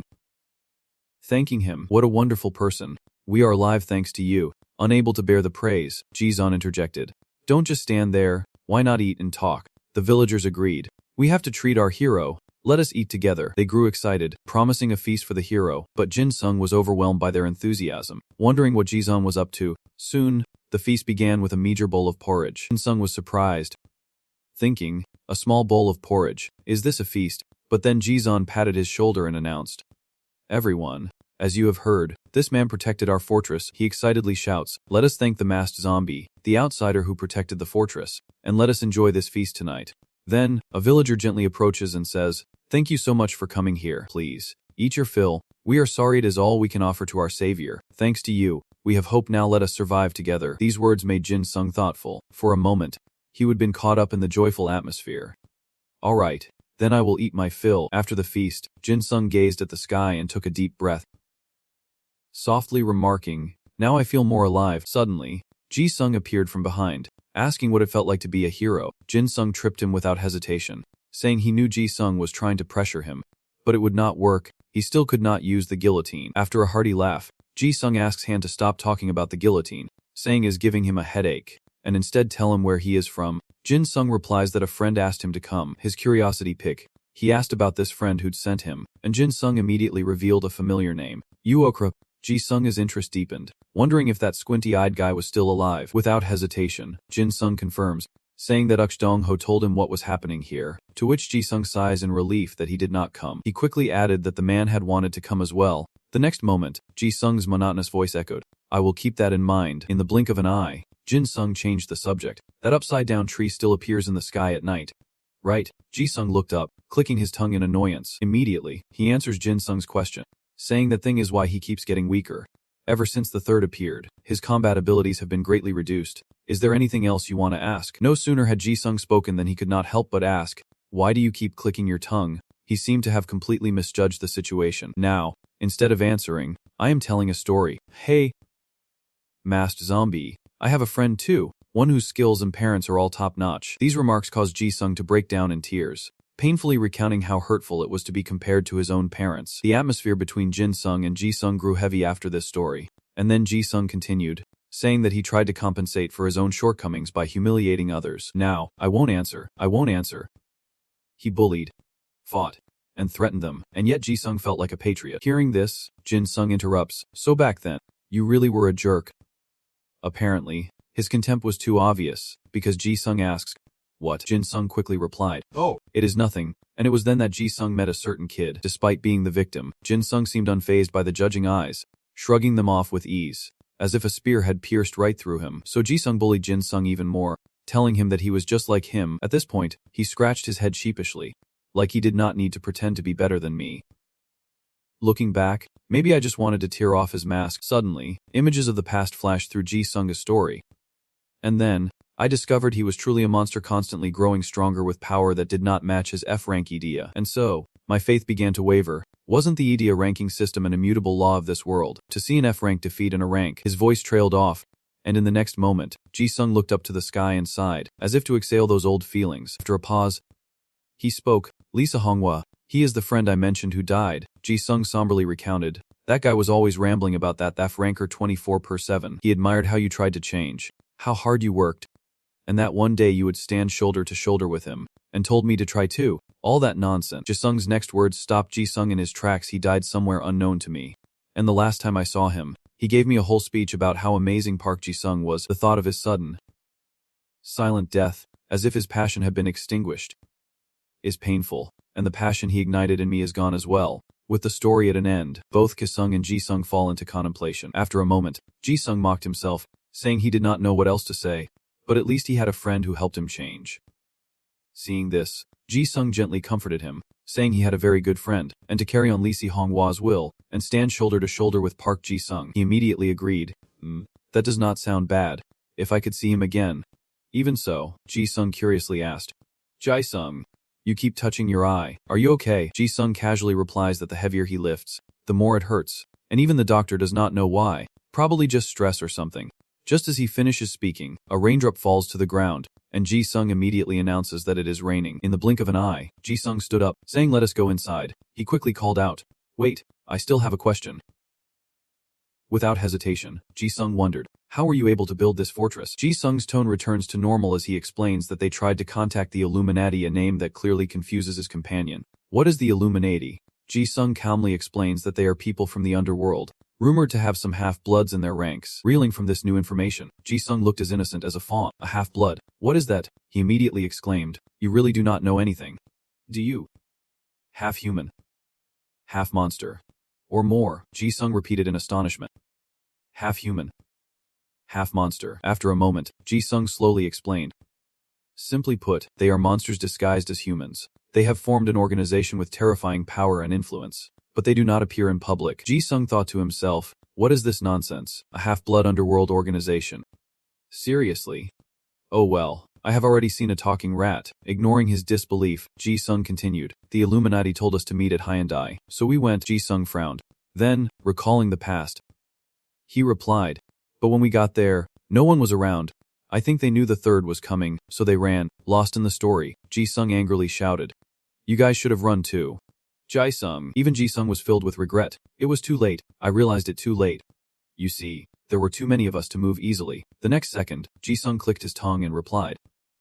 I understand. He did not mince words, pressing on with questions. One more thing, is this truly our last line of defense? Ji-sung then scanned their surroundings, adding, yes, as far as I know, we are the last ones. There might be stragglers around, but we are the only large group left. With this answer, Ji-sung is filled with questions. You know, what about the others, like the assistants? Do not tell me they did not return from hell. He quickly turned as if to answer. You mean Liz and Nam, he is a hanga. Before Ji-sung could retort, an earthquake shook the fortress. The citizens cried out in alarm. Attack. Locusts. Everyone, take your positions, Ji-sung cursed. Annoyed. Damn it. It is already stage 3. Signal flares? Hearing this, Ji-sung shouted, "What is stage 3? Despite his worry, Ji-sung explains that first, the locusts will swarm and attack. Second, the front line is the fortress wall. And third, the wall is breached. Ji-sung quickly understood what he meant. This place had not fallen yet. But then, his eyes widened in shock. So it was the third who appeared. The time of his reign is at hand. And it is time to bring out the reserve forces. Try to stop me if you can. As he speaks, the fortress's defenses begin to crumble. At third's command, the hardened puppets began to destroy the fortress, relentlessly firing and shattering everything around them. The third's minions have also appeared, swiftly attacking the city's defenders from afar. The third is pleased by the sight. It is too easy. In mere moments, the fortress is reduced to rubble. Seeing this, Ji-sung called out, "Hey, masked zombie." Before he could finish, Ji-sung interrupted. "Ji-sung, go to the wall and help the injured. I will take care of the survivors." Contrary to his expectations, Ji-sung refused. No, he is adamant. There is debris everywhere. Observing his surroundings, Ji-sung declared that he was the one who could control them. At that moment, the system appeared, displaying Ji-sung's stats: total combat power 300x, excelling in close quarters combat, negating disadvantages in numbers. The next moment, the sound of a massive impact echoed, and Ji-sung's power began to spread. Noticing his worsening eye condition, Ji-sung anxiously asked, "Ji-sung, your eyes," Ji-sung stubbornly retorts. "If you are worried about me, go destroy those grasshopper steaks. You can handle it, right?" Without hesitation, Ji-sung immediately agreed. "I will go." And with that, he shot off like the wind. Behind him, Ji-sung softly says, "Don't die." And like a flash, Ji-sung's figure darts across the battlefield. As soon as he landed, he scanned the area. Searching. Then his eyes snapped to a familiar figure, and he was surprised, just as Ji-sung hoped. He praised, "That is right. Here, do not look at others. The nurse is here too, so I can finish this from the start." In the blink of an eye, Ji-sung finished the potion and tossed the vial to the ground, suddenly announcing, 3 on the right, 2 on the left. Before they could understand what was happening, Ji-sung charged forward, his movement so strange that the subordinates froze in confusion.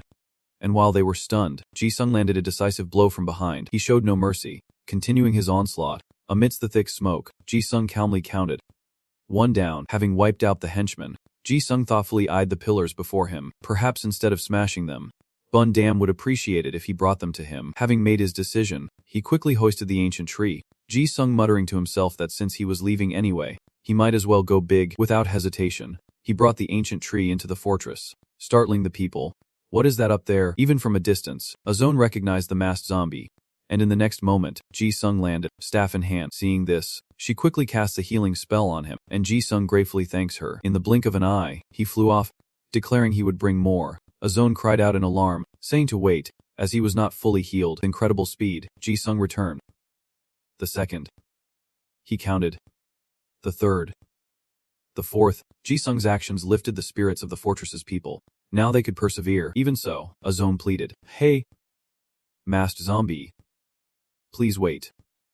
He chuckled. "Sorry, Azone, there is still one more." Immediately, Ji-sung yelled and dashed off. "I will be right back." Number 5. With the vanguard gone, reinforcements were sure to arrive soon. As Ji-sung predicted, the third brought reinforcements. Its menacing footsteps slowed as it approached him. The third hummed in admiration. "Impressive. Human, such a small frame. Yet you rival my strength. From now on, I will consider you a queen." Ignoring his nonsense, Ji-sung thought to himself, the third even brought along a swarm of locusts. He could not handle them all. Senza had to trust Bun-dam. Then, Ji-sung immediately provoked it. "What was that, Mio? Kitty?" "Never mind." As if to distract him, he moved to another place and said, "Come here, Kitty. I will take care of you." In an instant, the third recognizes Ji-sung's plan to separate him from the wall. It smirks, but Ji-sung retorts, calling it good judgment. "You dumb cat." As he ran, Ji-sung thought to himself that he just needed to get out of the area to affect the barrier, and Bun-dam and the others would handle the locusts. Now, the problem is, the third has another ability besides that roar. At the same time, the system appears, Daniel's book monster. The third, 666 hearts. You must destroy all its heads at once, or it will split into 666 parts, each with a head. After reading the information, Ji-sung calculates that 666 times 4 is 2664. If this thing splits to distract him, he won't have a chance to win. Even with his limited power, he can still threaten it should he reveal his identity to Bun-dam and make a plan. While he was lost in thought, the third roared, declaring that the time for dominion had come. Before it could even growl, Ji-sung lunged forward, landing a solid punch to the face.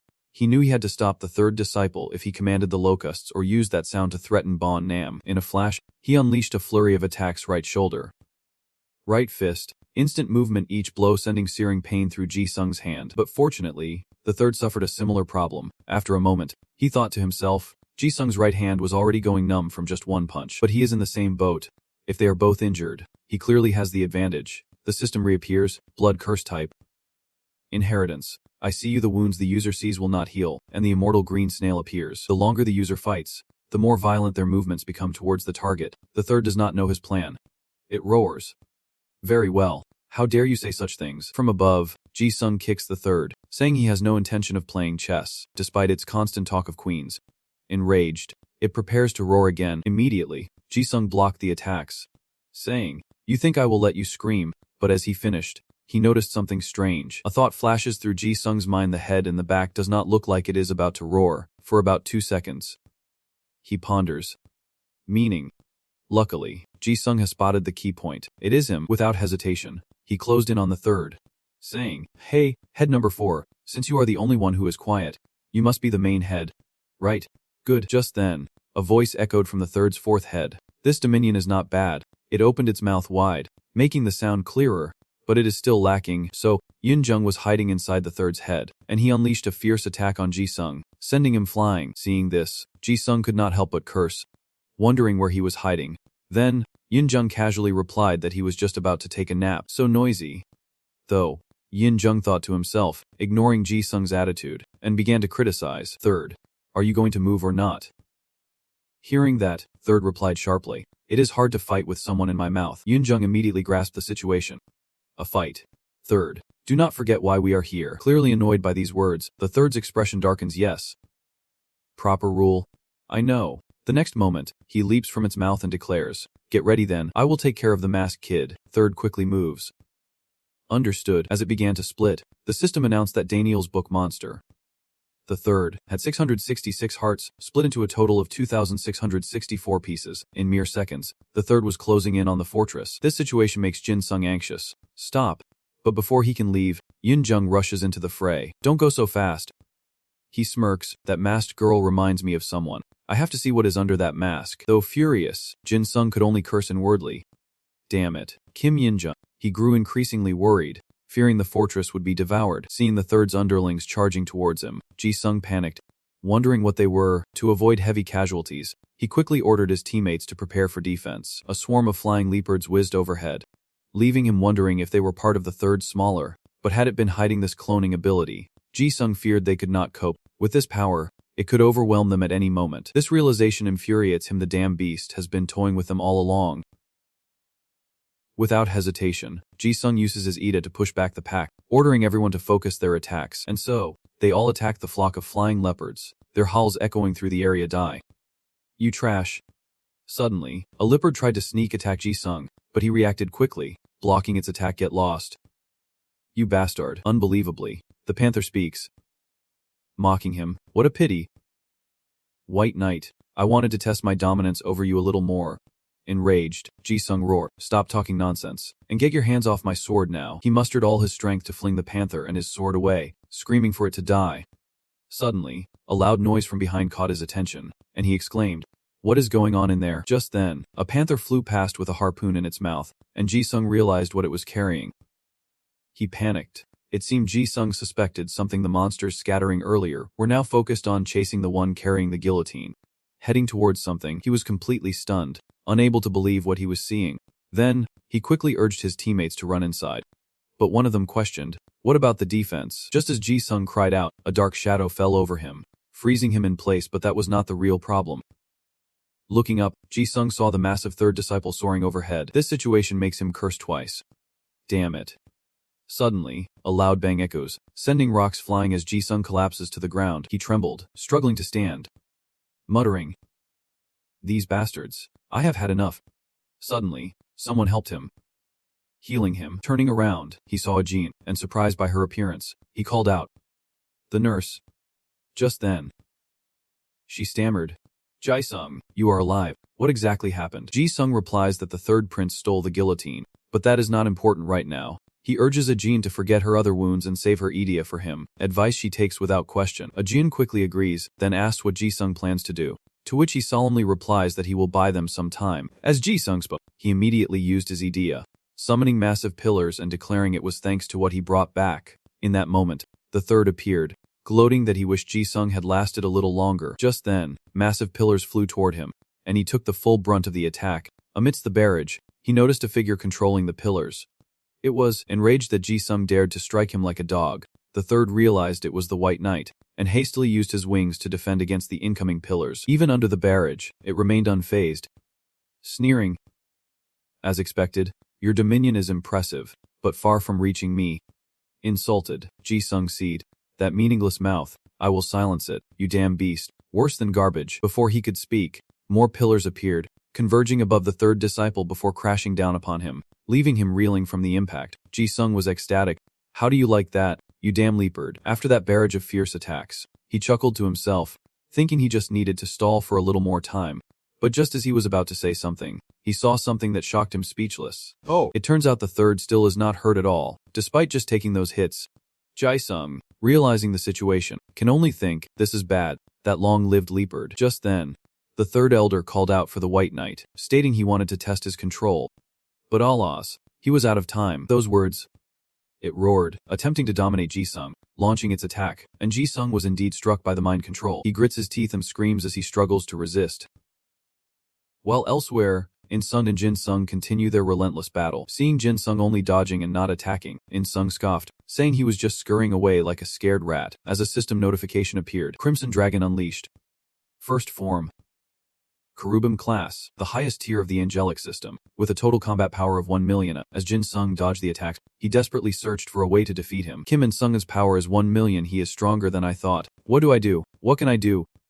Just then, he heard a roar deploying, and realized it was the third. He said he was deploying, just as Jin-sung let his guard down. In-sung suddenly lunged, whispering with amusement, "Where do you think you are looking?" Realizing his carelessness, he panicked and cursed. "Damn it, I messed up." Receiving his command, the system quickly teleported him away from In-sung's sneak attack. Right foot. Left foot. Teleport. This leaves In-sung bewildered, wondering what just happened with that speed. While he is distracted, Jin-sung rushes to third brother and shouts. Wanting to roar, he kicks him square in the face. "I won't allow it." The third falls backward from the blow, but Jin-sung is also affected. His left leg fractured. He urgently commanded, "Omnivore, support my leg." As his left leg was healed, he landed before Zizun and anxiously called out, "Baiyun, Zizun." Jin-sung frantically rushes to check on Zizun, relieved to find him alive, just shaken up. At that moment, he receives healing from a familiar source support. He immediately turned to see Azan trapped in the rubble, a sight that horrified him, and without hesitation, Jin-sung rushed to her side, gently rescued her, catching her in his arms as she weakly uttered, "That was my last healing." With her remaining strength, she pleaded, "I'm sorry, please." Understanding what Azan meant, Jin-sung softly replied, "Leave it to me, Nurse A." He then gently laid Azan and Jizan together. In this desperate situation, he had to quickly assess everything. The situation was hopeless. Macham seemed to have been stolen.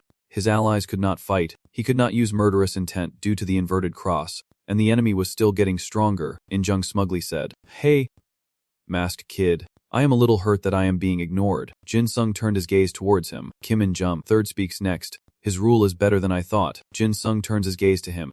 Third, even though he is fighting alone, he feels no fear. Why? Even in this disadvantageous situation. In that moment, the system sent a notification. The blood demon form activated its first trait. Jin-sung, thrilled, gritted his teeth and cursed, "You bastards." As the notifications kept popping up, the blood demon form had never lost to anything considered strong. Despising the powerful, he enjoyed himself as he scorned the two enemies before him. Pathetic. Even though Jin-sung is fighting alone, he is ecstatic. His allies are down, the enemies remain. Yet instead of despair, he feels excitement. His idea is not the strange one. The system sends a red alert. The blood demon form's first trait, mocking the strong, has awakened. The blood demon form has never lost to anything considered strong. Resonance is currently at 11%, up from 1%. Jin-sung's aura intensifies, making him even more bloodthirsty. But if it is his idea, it is bound to be strange. Suddenly, he felt a strange fluctuation in his left chest. Near his heart, something he would taken from. Then, something burst forth from his chest. He recognized it instantly, the heart of that cherub. He wondered if it was activated by resonating with his own heartbeat. And immediately, the system sent Jin Sung an explanation. Thiem's heart, 3rd class Ophanum Earth Angel, the lowest rank. For 10,000 years, it has not truly lived, but its memories are real, and its experiences are more real than reality. After 10,000 years of refinement, filled with magic and spells, it can grant power to a suitable host. This stone seeks a suitable body, so the vessel must meet certain conditions. After reading the information, he muttered, "A body." Without hesitation, he summoned Bai Hung's ribs. Jin Sung silently commanded his sword. "Omnivore, if we use bones as large as usual, they will notice. Bring me many small ones." Receiving his order, Omnivore immediately brought the bone collection as requested, and Jin Sung commanded once, "These bones will become the body for the rat heart." Then, the bones flew toward the rat's heart, and Jin Sung was shocked. What in the world were those bones? After a moment, the bones gathered, seemingly forming a dragon, and when the bone assembly was complete, a dragon was indeed created. Asking, "Are you the master of this body?" It approached Jin Sung, saying, "This body was reborn from the depths of the abyss, a creature lost from the shattered spirit realm. I feel my heart beating within you." At that moment, the system sent its information. Bone lineage, 3rd class earthly angel Ophanum, a high level, 10,000-year-old spirit rat's heart satisfied by Hung's rib conditions and received a body created from the tenacious traits of the blood demon Ya, but its personality seems completely opposite. When the bone lineage is summoned, countless bones will appear with it, and it can command them, with an overall combat power of 450,000 a plus. To save time, the bone lineage asks Jin Sung to name the body, thus completing their contract. Jin Sung, helpless at its attitude, asks why it speaks that way, but he hastily names it Thokat, or Bone Hand, a name it clearly dislikes. Bone Hand. It sings. It begs him to reconsider, but of course, he refuses. What is wrong with Bone Hand? It is friendly. In Sung, who had been watching everything, admired Jin Sung's abilities and was curious. Despite his high physical strength, he had no full aura. He could even use necromancy at a certain level. He was truly different. Could he really not be that masked girl? He wondered, before turning to shout, "Third, didn't I tell you to speed up?" He roared at the third, ordering him to hurry up with the guillotine, because they absolutely could not lose. Obeying him, the third opened his mouth, revealing the guillotine inside already primed. Sung quickly picks up the guillotine, examining it with satisfaction. So this is the guillotine, a truly bizarre weapon. If not for our purpose, that neck would already be severed. To save time, he commanded, "Advance." Third, receiving the order, the third rushed forward without hesitation, roaring as he lunged at the bone guard. In Sung, seeing the world tree in shock, warned, "Hey!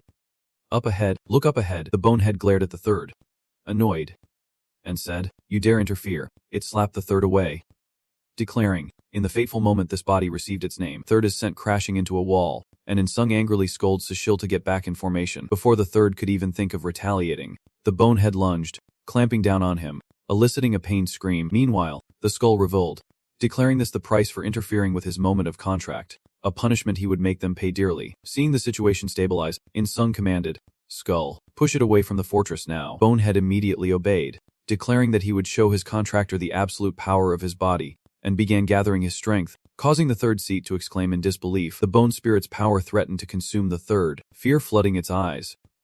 And then, it devoured the bone spirit's power orb. After fixing the three-headed leopard, Headbone exhales, then turns to In Sung, boasting, "Contractor, this is my power." In Sung nonchalantly replies, "Not bad." As for the third seat, after losing a head, he painfully muttered, "I thought I was about to win. I never expected such a variable to appear. My reign has been damaged, but there is no other way." Realizing he can't win alone, he calls in his minions for a group attack, shouting, "Charge!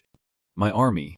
And a horde of soldiers rushes headlong toward the enemy. In Sung scoff, ordering Skull to take out the riffraff, urging him to fire again. But Skull, exhausted, confesses he is too tired from using his dark arts. This confession leaves In Sung frustrated, and he scolds him, but the other retorts, explaining that the transcendent shadow can't be used multiple times a day. In Sung continues to berate him, questioning the name of the shadow. In his weakened state, it is all up to him now, which is a bit much to handle alone. Damn it, if the cavalry attacks, how will he stop them? Seeing his worry, it smugly reassures him, "Don't worry about that, my liege." Without hesitation, the Skull Lord growls, summoning his army, "Arise, my immortal warriors." Hearing his call, the Frost Legion slowly rises from the earth. Seeing his mighty army, the Skull loudly proclaims this is the endless descent of the Dark Army, and it can command the Mist. The Mist Army's numbers growing based on the spirit and physique of the Mist Stream's master. However, they are cut off from support effects like undead.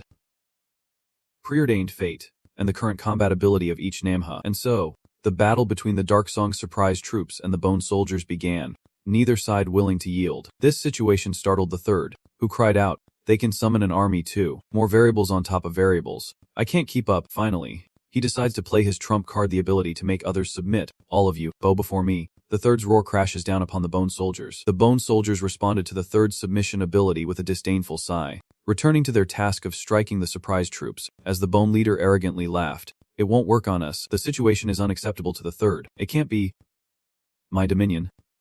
Even In Jung, struggling to stand after the shockwaves of the two giant monsters clashing, could only stammer, "You have got to be kidding me. Are you serious?" He approached the third, wondering curiously. The third's roar is useless. Where did that thing even come from? If my underlings are out of options, then it is my turn. I have no choice. He loudly uses his idea, all curses that exist in the world, and the system provides information about his ability. The first monster with all curses that exist in the world. The designated target will hear all the curses that have ever existed. Among them, curses that only appear in books that match the target's personality will manifest. In Dung's ability overwhelms the Bone Soldiers, preventing them from completing their curses. "You bastard." XXX30. Though they struggle to resist, they are ultimately controlled. "You bastard." XX30. Even the head country is affected, forced to submit by In Dung's power, causing it to roar in agony before being subdued and collapsing to the ground. Having dealt with Jin Sung's skeletal friends, In Dung turns to him. "Hey, necromancer buddy," he smugly asked, "your boneheads are asleep."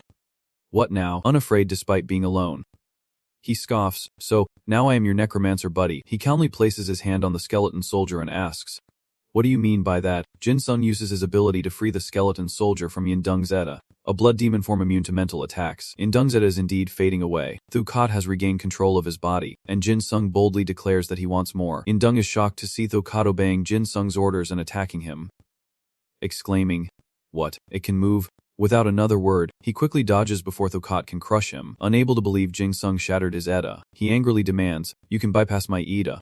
What kind of monster are you?" Thu Kat smugly replies, "This body and my contractor were both born from the abyss of shadows." Jin Sung smirks, echoing the bone golem. "He is a bonehead, and I am a masked zombie." Their combined disdain ignites In Dung's fury as he lost his mind, daring to scorn the first monster. He confidently declared that he had not gone all out because he was still researching the origin, but now he would not hold back. The first monster's ultimate move, Armageddon, is a fiery rain that scorches the land, leaving behind an effect similar to the Divine City. For a time, a revelation that throws Jin Sung into a panic. Not wanting the worst to happen, he rushes towards Yin Dung, kicks him, and yells, "Stop!" But Yin Dung smugly replies, "Too late." Armageddon. He glanced at Jin Sung with a triumphant look, assuring him that the flames would fall no matter what he did. This startled Jin Sung, and he quickly turned to Skull and ordered, "Damn it, Bonehead.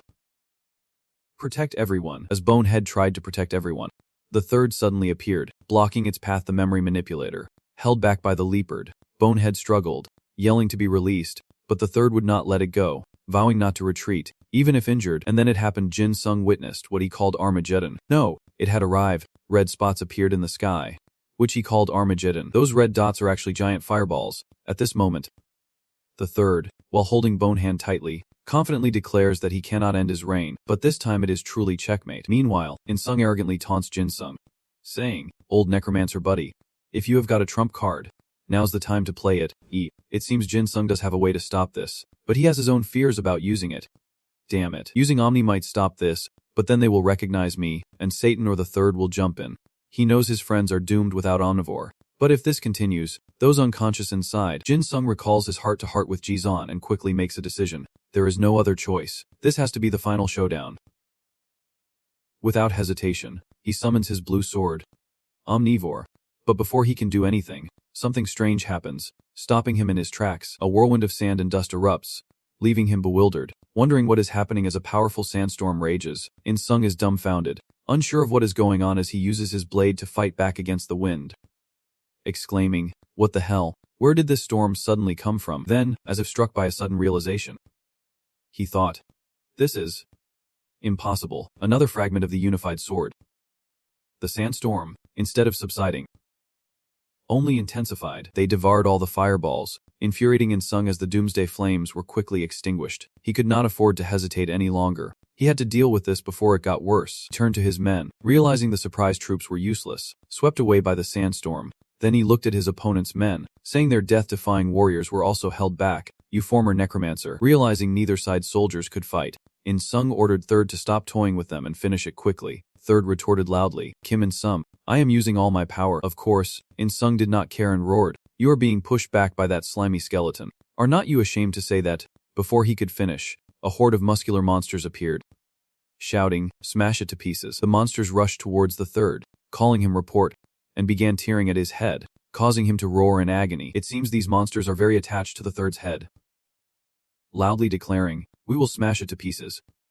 Seeing this, the skull is overjoyed, saying, even fate is helping me. It quickly grabbed one of the Third's heads and said, don't stand in my way, you lowly monsters, and with that, it snapped the head in two. As for Jin Sung, the appearance of those huge monsters made him a bit confused. What were those things? He quickly used his abilities to examine them. After analyzing them, he realizes they attacked the Third, so they are likely not his enemies. Furthermore, he gleans information about the monsters.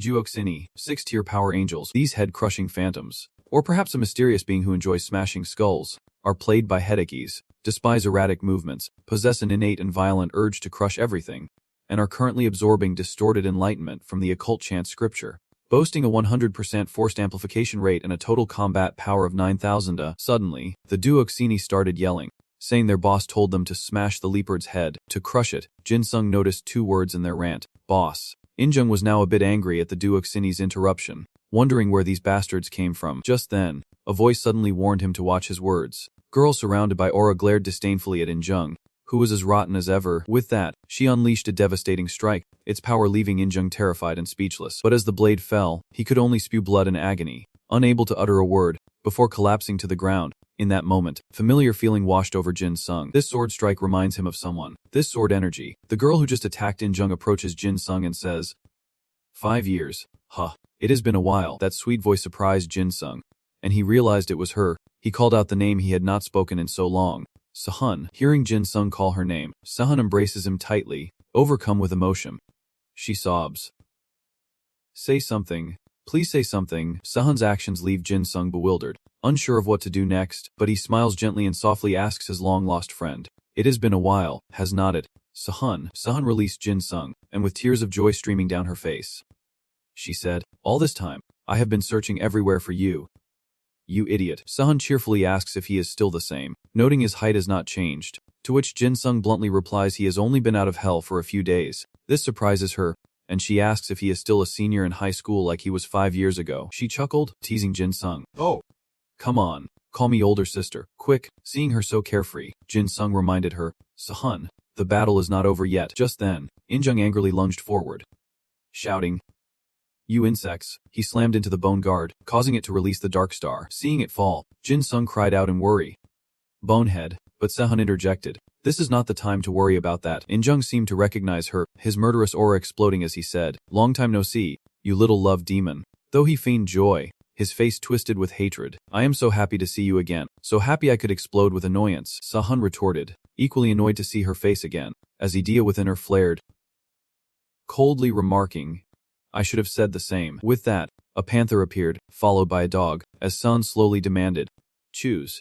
She threatened Injung, take your broken sword and quietly leave, or end it with me today. She asked, her voice low, what do you choose? At that moment, Kim Injung saw information about her armor appear. White Jade Demon Spirit, a low-ranking angel type. The current generation of swordsman-type demon spirits are all about focusing their aura, energy, and stats into power, but physical swordsmanship will remain, with an overall combat power of 400,000 and a defense of 500,000. Seeing this, Injung was surprised, thinking, it increases both attack and defense at the same time. Sahun, you have grown much stronger as well. Injung, now enraged, loudly proclaims that he has marked that elven succubus. As he finished speaking, he roared, and the idea within him exploded, creating a whirlwind, with dust filling the air and obscuring everything. Suddenly, Injung spat, telling the Third, target achieved, let us retreat. He adjusted the blade on his shoulder, declaring he would retreat for now, but with a hateful glare, he vowed to return with good news. Hearing this, Sahun dismissively tells him to leave and stop talking nonsense. Injung then cloaks the Third with his idea, and the two disappear. In the ward, a voice called out, Nurse, nurse. Agent slowly opened her eyes, hearing someone call her name. Sahun, overjoyed, exclaimed, you are awake. Nurse. Her appearance overjoyed Aegean, who sat up, exclaiming, Sahan, is that really you? Sahan smiled and replied, yes, I am so glad you are safe. Amidst this reunion, Jin Sung spoke up, Jin, I apologize for bringing this up so soon. But Jian, seeing Jian's grave injuries, Jin quickly heals him, and he rises, finally regaining his senses. Moments later, he jolts awake in a panic, desperately asking what is going on. Seeing Jian so frantic, Jin Sung calms him, telling him to relax. Everyone is safe, but he still frantically asked, safe?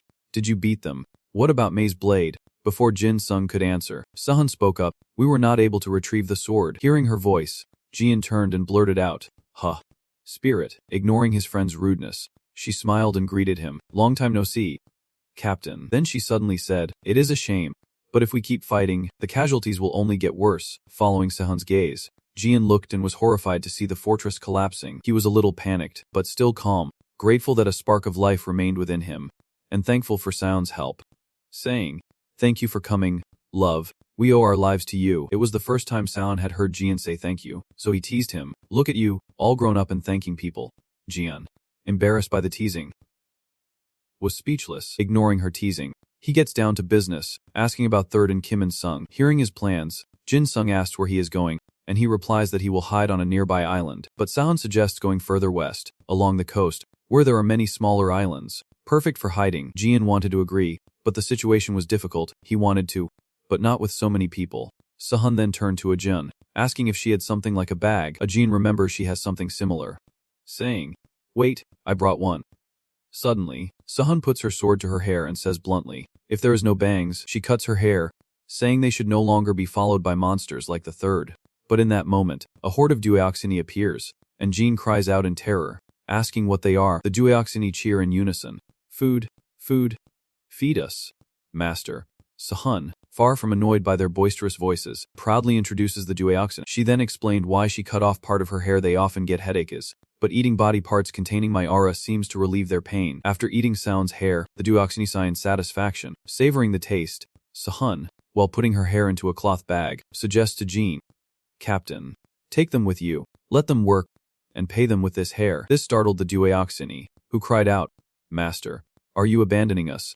Knowing they misunderstood, she smiled gently and reassured them, just help these people until they are stable. Moreover, she promised to reward them, saying she would grow back enough hair and nails for them to eat when she returned. Hearing this, they quickly obeyed, understanding that they would do their best. After assigning the task to her subordinates, Sahan urged her friends to leave as soon as possible, before the third seat and Kim and Jung returned. Jin Sung agreed, and Ajin suggested they say goodbye to the masked zombie first. Jin Sung was confused by what they said, but then he suddenly remembered something. I get it now. He remembers that if he takes off the vest, he is sure to be attacked, and the anaphylactic shocks will come all at once, knocking him out for at least a few days, which worries him, especially with the captain and the nurse around. Seeing Jin Sung like that, Jian chuckled and asked if he was afraid it would hurt too much, while Jian encouraged him, saying the nurse would help, and to just do it like a man, helpless before them. Jin Sung had no choice but to comply, resignedly saying that he would see them both later. His farewell surprised Jian and Jian, and the emotional scene made Jian blush with embarrassment, while Ajin enthusiastically responded to Jin Sung's farewell, saying, definitely. And so, Jin Sung sat down and loudly proclaimed, I will take it off then. Does Ajin, I trust you. Seeing his faith in her, Ajin replied with a firm voice, I will do my best, wasting no more time. He quickly got to work, liberating himself. Though he acted fearless, he was terrified inside, hoping the anaphylactic shock would not kill him. Suddenly, Jun called out to him, masked zombie, and Jin Sung, surprised, responded with what? Jin simply said, thank you. Then, he calls Jin Sung by the nickname he used to use, see you again, trash. After a moment of surprise, Jin Sung manages a bloody smile. In his heart, he bid farewell to June. Yes, Captain. I will. Then, a grand and magnificent palace appeared, the Baiwangrang Palace. But in an instant, the majestic palace vanished, leaving only enigmatic blackness. Then, a faint light appeared as the first and Fox waited for the third to return to the cave. Suddenly, a burst of light appeared beside it, and the first rose up to investigate. Realizing this, it quickly informs Fox that third is returning sooner than expected. To first surprise, and as the light flares, first's brow furrows, a hint of unease in its eyes. Third appears in a pitiful state, his massive body collapsing to the ground, utterly broken in spirit and body. Seeing this, first slowly speaks, Third, your appearance is unsettling. He then approached Indung and loudly demanded, tell me what happened. Indung's face darkened, and he arrogantly replied, I have to report to him. Indung glared and warned, "Shut your mouth before I tear it off." First seat, he sighed heavily, saying it was indeed difficult to sympathize. But Inju impatiently asked, "Enough with the sympathy. Where is the Lord?" Before the first could answer, a voice echoed in his ear, "I am here." At a glance, Sading grasped the situation. Remarking that it seemed Indung had encountered quite the ordeal, he slowly descended to the ground, surmising that a significant variable had emerged in what should have been an easy victory. Facing Indung, Satan commands him to report the situation. "My first monster." Indung obediently kneels, reporting that this week, the first monster, Kim Indung, recovered the machete, fragment of the one sword in Korea. He quickly presented the fragment to Satang, saying he was giving it to the Lord. Satang's face lit up with excitement. "Mash, truly a fragment suited for me, but its shape is a bit cumbersome." He glanced at Indung, who was kneeling on the ground, and wondered, who exactly is this person? A sudden light enveloped the space between them, and Sading praised with satisfaction. "Clever. Very clever." He held the wand in his hand, then answered himself, an obvious question. "I am safe." Satang's eyes locked onto the glowing wand before him. "Now, it is perfect." Suddenly, Inju interrupts. "Master, I have an urgent matter." He recounts, while searching for the guillotine, plagued with a powerful Edda has emerged. Requiring caution, Satang wonders, "A plague?" Indung quickly responded. "At first, I thought it was Park Jin-sung, but that guy's energy signature was not as usual." He carefully reported the events in detail. He was already powerful on his own, but he also summoned living mist, controlled a giant mist dragon, and even bone soldiers. He is a necromancer. "What are you saying? Park Jin-sung controls mist?" The first affirms that Park Jin-sung summoned a massive mist when they fought. He began to recall the past, when Park Jin-sung simply summoned mist as a weapon. The first struggled to remember, but according to Fox, Park Jin-sung once imbued a weapon with a soul. He surmises that his skill with idea must have reached a level where he could imbue summons with a soul. Hearing this, Indung's face immediately turns grim, and he replies in a panic, "So, that guy really is Park Jin-sung." Satang pondered, concluding that his idea must have grown stronger after returning from hell. Sading glares at him with murderous intent, asking if he is blind, as Indung immediately feels an immense pressure. His head was quickly locked in a guillotine, and Sading realized how it worked. Indung cautiously asked, "Master, have I outlived my usefulness? Isn't it a bit of a waste to discard me like this?" Sading suddenly bursts into laughter, retracting the guillotine. He says he was just testing its capabilities and would not be foolish enough to deal with him personally. Sading glares at Indung, a sinister smile creeping across his face, saying there is still much he needs him to do. Indung groveled on the ground, drenched in sweat, as Sading warned him to do things properly this time, then ordered the first to accompany Kim Indung in place of the third. Upon receiving the order, his eyes lit up. "If I have to be understanding." Then, cut to the western coast, where two figures appear below the path. Still dazed, Jin-sung slowly opened his eye, only to be met with Sound's cheerful face staring back at him.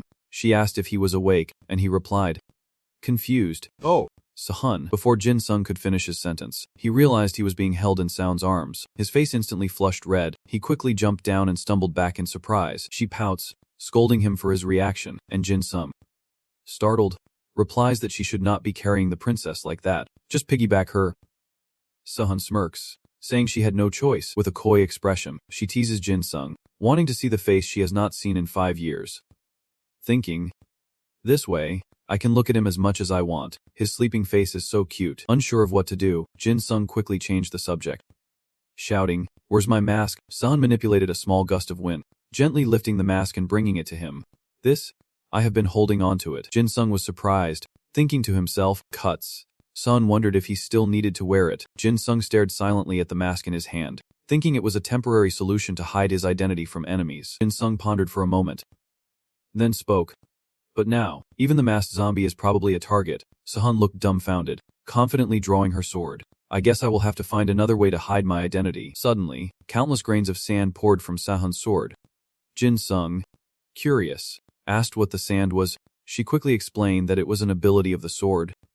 And then, a giant blade immediately formed from the sand. The system chimes in, announcing, Sand Fairy, Subterranean Angel Grade, 3rd rank Uffinum, a mineral for earth defense. Its power repels those who wish to harm it. You can freely control the sand provided by the Sand Fairy. The sand can be summoned and used by its owner. The amount depends on their power.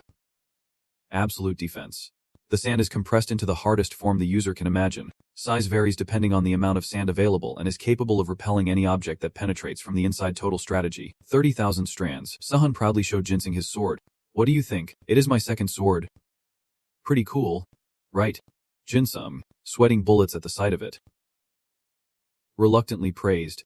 Yeah. Super cool, but in his heart. Jinsung thought.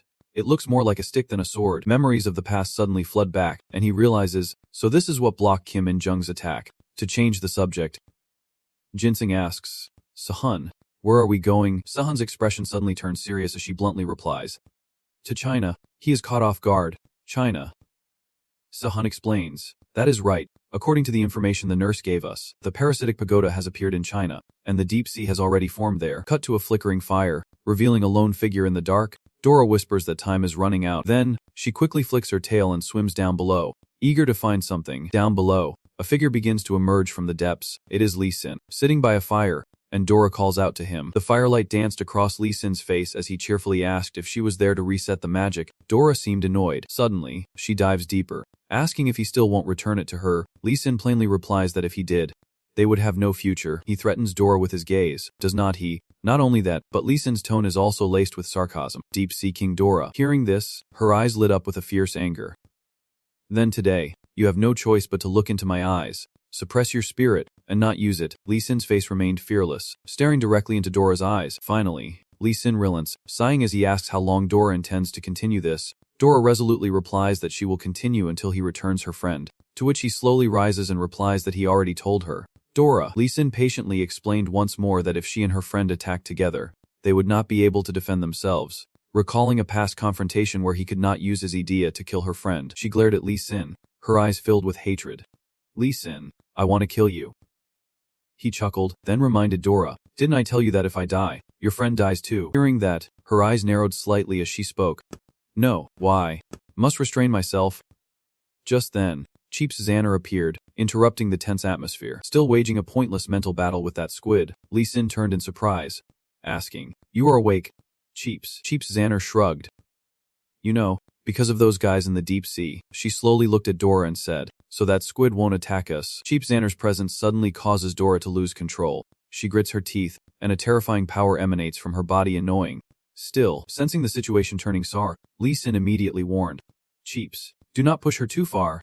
Not with those things out there we can't fight. Cheap's Xander clicked her tongue, annoyed, and asked, seriously, how long is this going to go on? He smirks, saying the opportunity will come. Dora, an intelligent creature within the tower, a high-ranking being of the abyss, has escaped the tower by her own will. From what I overheard, she placed a curse on herself to break the contract and escape the creature tower. Suddenly, the system relays a series of information about Dora, Abyss King Dora, contract suppression once a day. She can place any curse on a target who meets her gaze. Interfering with the world's laws makes it impossible to directly place a curse that affects life, but if the target sees Dora's true form, they will receive a stronger curse. The shorter the curse, the longer its effect, up to 24 hours. However, her creatures and friends came to rescue her from the tower, but the Abyss King was not there, and they were in the process of tracking him down. Lee Sin flashes back to his first encounter with Dora, remembering that they met right after he escaped the spirit seal. He managed to destroy half of Dora's body with suppression, but after a long battle, he was trapped in the abyss web. Lee Sin recalls the past, remembering how she came every day to cast forbidden spells, preventing him from using the turtle ship. He breathes a sigh of relief, realizing she can only limit what he will do, not what he has done. Otherwise, she could have just said, don't imprison me, and achieved her goal. Back in reality, Lee Sin curiously asks Dora about the situation outside. She answers Lee Sin's question in a condescending tone. Just like I said before Dora can finish her sentence, Chi Pesner immediately interrupts. Are they gone? You are not lying to avoid a fight. Are you? Her implication was clear. We can't see outside. So how can we trust you? Dora seemed annoyed. This is so frustrating. She then immediately used her power to command Chi Pesner not to speak to her. Chi Pesner, controlled, immediately turned away, shrugging helplessly as she walked away. Looking annoyed, Lee Sin watched her go, understanding that Chi Pesner knew enemies remained outside and was frustrated by the situation. He analyzed that Kim and Kang and the giant monsters were too wary to attack the monsters emerging from the tower, fearing an alliance if they miscalculated. Dora also left, and he turned his attention to her, realizing that as the balance outside collapses, so too will the balance within. At that moment, Lee Sin seemed to have found his answer. The one who can break this balance is, scene change. A dazzling sky, like ribbons of light, appeared before Jin Sung's eyes, and he stared up in amazement, his voice full of surprise. It took you longer than I thought. Good thing we did not have to swim here ourselves. I can't believe you are using my body like this. He boomed. Quiet. It is your fault for being a dragon who can't fly.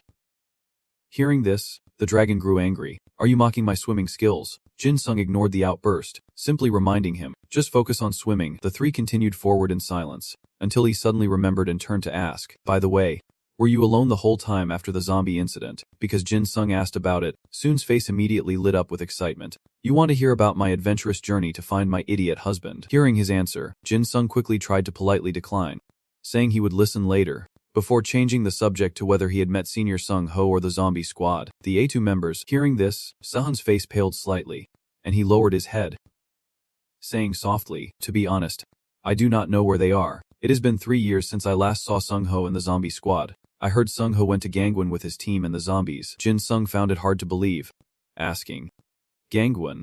Why would they go north? Sun carefully explained that they were gathering warriors from the north of South Korea to form an army south of Hyundai. Jin Sung understood immediately, asking if they had been attacked, to which she nodded.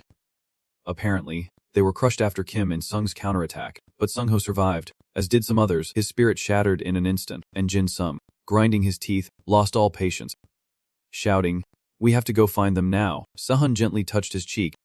Jin Sung, she gently reassured Jin Sung, knowing his worry, but emphasized the need to find them first before searching blindly. They must find Secretary Lee Sin, who has information, and then join him to find Sung Ho and the zombie squad. She skillfully soothes Jin Sung's worries, asking him to be patient a little longer, and he obediently agrees. Knowing she is right, finding the secretary is the priority, she continued to reassure him, saying that finding Sung Ho's group would be much easier after meeting with Lee Sin. Sahun happily told Jin Sung that he had also become much stronger. Jin Sung quietly took stock of the situation, agreeing with Sahun the captain was right. Kim Sahan had grown much stronger, partly because he left Hell later, but the gap was still significant. Jin Sung then fell into thought. Sahun had 400,000 combat power and even a fairy. Memories of the past suddenly flashed through his mind. Jin Sung pondered for a moment.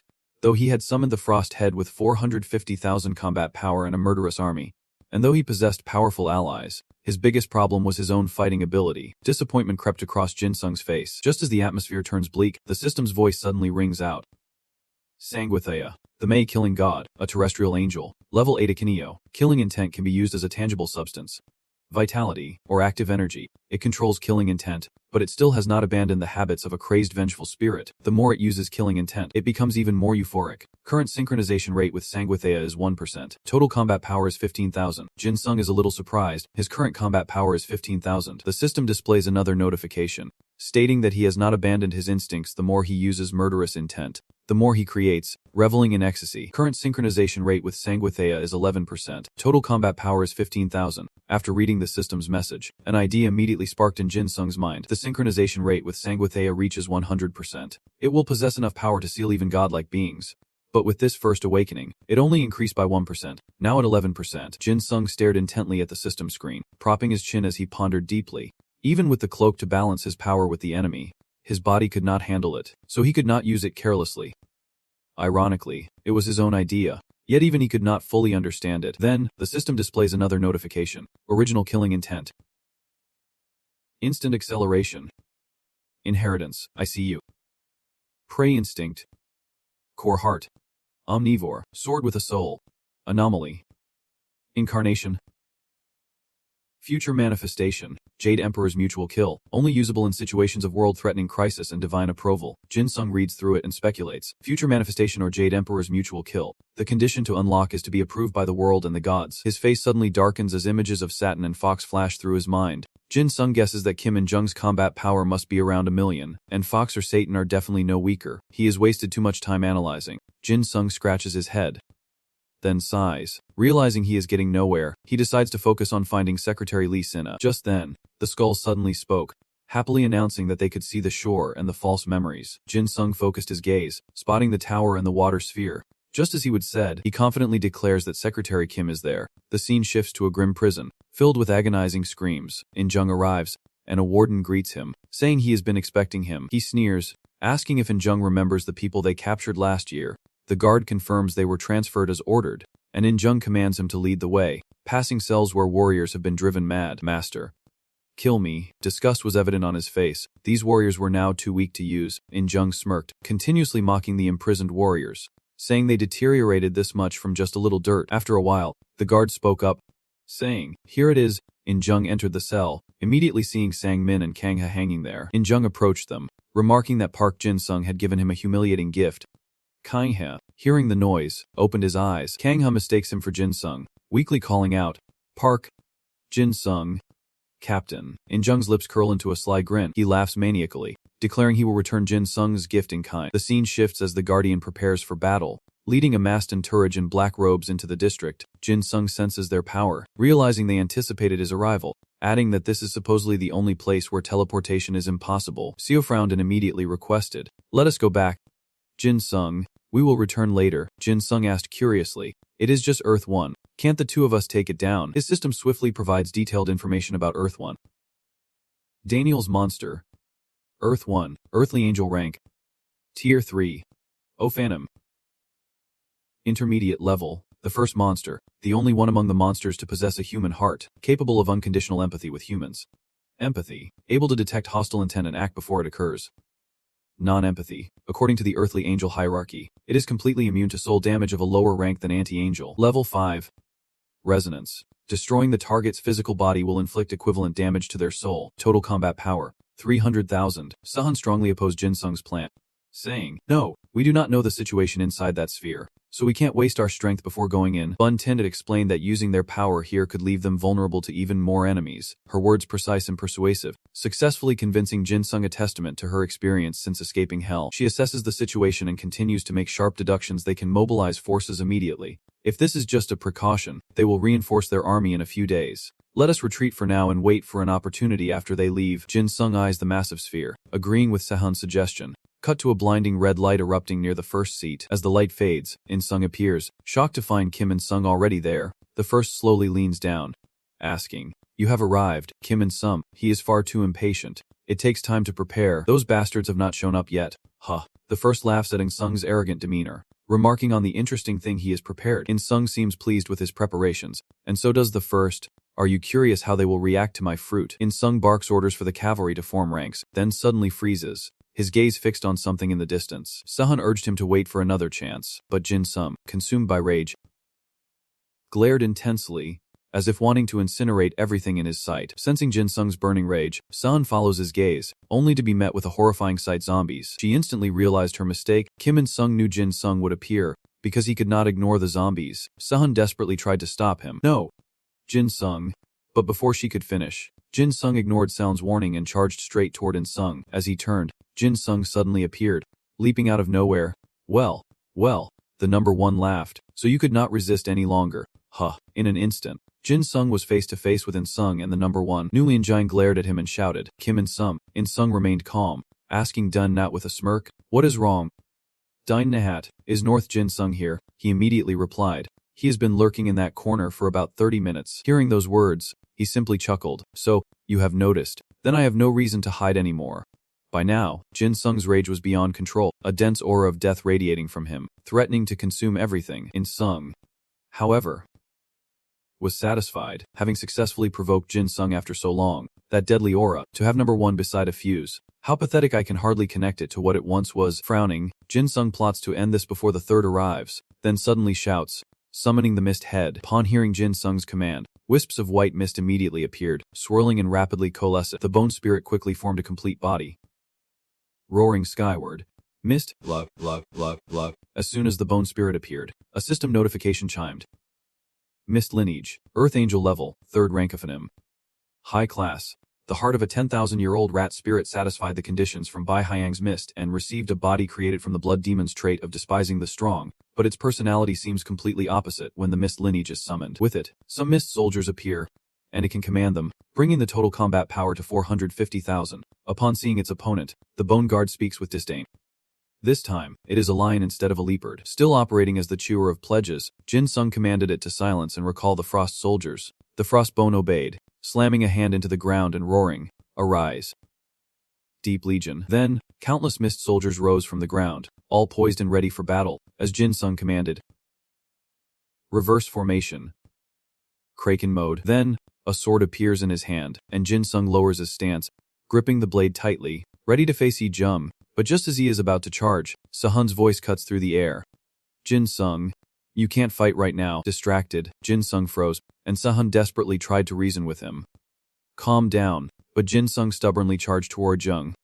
Jin Sung commands the ghostly soldiers to charge, and they surge forward, splitting up to face their enemies. As for Jin Sung, he recklessly charged toward Ye Jung, shouting his name. Kim Jung, he just sneered, then feigned hurt, saying, "I was trying to create a touching moment, but you ruined it. Isn't that unfair to me?" Gripping his sword, he lunged at Ye Jung with blinding speed, but as the clash seemed imminent, Ye Jung suddenly fled elsewhere, lamenting that he would go play with the succubus instead. Confused, Jin Sung wondered why he ran, what he was trying to accomplish, and turned his attention to his teammates dangling below. No!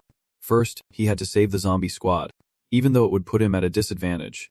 There was still a chance if he could save them. Jin Sung landed before Sang Min and Kang Ha, anxiously asking if they were alright, but Kang Ha weakly called out, "Captain." Jin Sung quickly cuts them free, apologizing for his tardiness, but Sang Min and Kang Ha reveal their brainwashed state, lamenting his late arrival, just as Jin Sung thought he would rescue his comrades and needed to get them to safety. A sharp, intense pain shot through his body, and blood began to flow from his mouth. Sang Min and Kang Ha have been brainwashed, now acting as Gaeta's subordinates. They take turns speaking. "Captain, it has been so long enough for me to stab you a few times." Jin Sung is struck by simultaneous attacks from Sang Min and Kang Ha, and as the Frost Soldier moves to intervene, he blocks the blow, struggling to say, "Don't hurt them." Then, Jin Sung is stabbed repeatedly from behind, blood gushing from his mouth. They act on their own accord, Sang Min stabbing Jin Sung in the back, saying, "Captain, it has been so long, and you turn your back on us." Kang Ha chimed in, adding that he wanted to stab him some more. Sahun cried out in anguish, "Jin Sung," but In Sung stood in her way, calling her a little vixen. Gaeta taunts Sehun, In Sung's goal to keep her from Jin Sung. "Shouldn't you be focusing on me?" Sehun grits her teeth in anger, immediately revealing her fighting form. "Cutie." Kim and Sum had to remain defiant, continuing to taunt her, and In Sung revealed his true colors, declaring that Sehun was the one who needed to be taught a lesson. The system's notification sounds again, announcing the first monster. All curses that have ever existed. The designated target will experience every curse that has ever existed, even those that have been written down. Sehun could not dodge in time, and in an instant, her entire body froze. She collapsed to the ground in pain as Jin Sung and In Sung urged her not to worry about the brat. Inga slowly approaches Sehun, declaring that it will all be over soon. Then, an unidentified object suddenly crashes down from the sky, devastating everything around it. Jin Sung's face turned pale as he stared in wide-eyed terror. "It is here." The thing that descended from the sky was Fox, and it looked around, saying, "So this is the place." Fox had arrived, eager to meet him, asking, "Where's Jin Sung?" Fox's massive body, 10 times larger than Jin Sung, stood like a mountain before him, saying, "It has been a while." Jin Sung, his pupils shrank, his heart raced, and Jin Sung trembled. Fox had finally arrived. A system notification chimed. Daniel's book monster. Fox, earthly angel level, 2nd class cherubim. Fox, the 4th monster, worships absolute violence to the extreme, overwhelming the other 3, can teleport to places with large-scale riots. Total combat power 1 million, he exclaimed in shock. 1 million. Bonehead worried. The fake monkey is in danger. Then, it decisively swung its sturdy tail at number 1. "Get out of here, you cat." Number 1 easily dodged the fatal blow from Skull, scoffing, "Indeed, a big cat." Fox approached Skull Bone, tilting his head as he wondered if this foolishness was the new power of Book Jin Sung. Skull Bone was confused, completely unaware of what was about to happen. "What? My bones are being consumed by the darkness of black." Before it could finish, Fox landed a devastating kick to Skull's gut, sending him flying. Writhing in pain and anger, Skull swiftly opens its mouth, gathering energy for a counterattack. Vowing to make Fox pay, the energy sphere rapidly forms, growing larger as it roars. Beery, love. All the power within the orb was unleashed upon Fox, who used both hands to block the Skull Soldier's explosive energy. The moment they collided, a sudden burst of wind swept everything away. Jin Sung braced himself, annoyed. "Hey, Bonehead, I told you not to act on your own." Before he could finish, Jin Sung was stunned by the sight before him. Fox had stopped the Skull Bone's attack with a single hand, sneering, "Is that all you have got?" Jin Sung could not believe his eyes. He blocked Bonehead's taunt, the same one that blew away half of the third seat's body with one hand. Then, Fox began to move, using one hand to block the surging power while slowly approaching Bonehead. In the blink of an eye, Fox intercepted Bonehead, closing the distance between them. Then, his free hand clenched into a fist, and he unleashed a sudden, powerful punch. Channeling all his power into a single punch, he brought it down on the Skull Leader's head with lethal force, the creature's body instantly buckling under the immense power. The Bone Soldier's head is crushed, yet even in its broken state, it worries for Jin Sung. The false memories, Fox smugly said. "Next time, try again." With a little meat, Jin Sung struggles to his feet. Taking in Fox from head to toe, he took down the Bonehead in one move, far stronger than he was 5 years ago. Jin Sung loses focus for a moment, forgetting Kang Hae and Sang Min were still behind him, as one of them shouts, Where are you looking? Captain. Fortunately, Jin Sung reacted quickly enough to dodge their attacks. Kanga seemed a little disappointed, and Sang Min looked at Jin Sung with hungry eyes. Captain. I want. Jin Sung was helpless, not understanding why they had become like this. Why? Suddenly, In Sung teleported to him, seeing Jin Sung's panicked expression. He could not help but giggle. Tusk. This is not fun anymore. Jin Sung shouts at him, Kim In Sung. What have you done? In Sung shrugs. It was not much. Really, he drew his dagger and slowly explained. Just play with the madmen. Feed them their dismembered comrades. That is all. His system immediately began encoding all the information he had just revealed.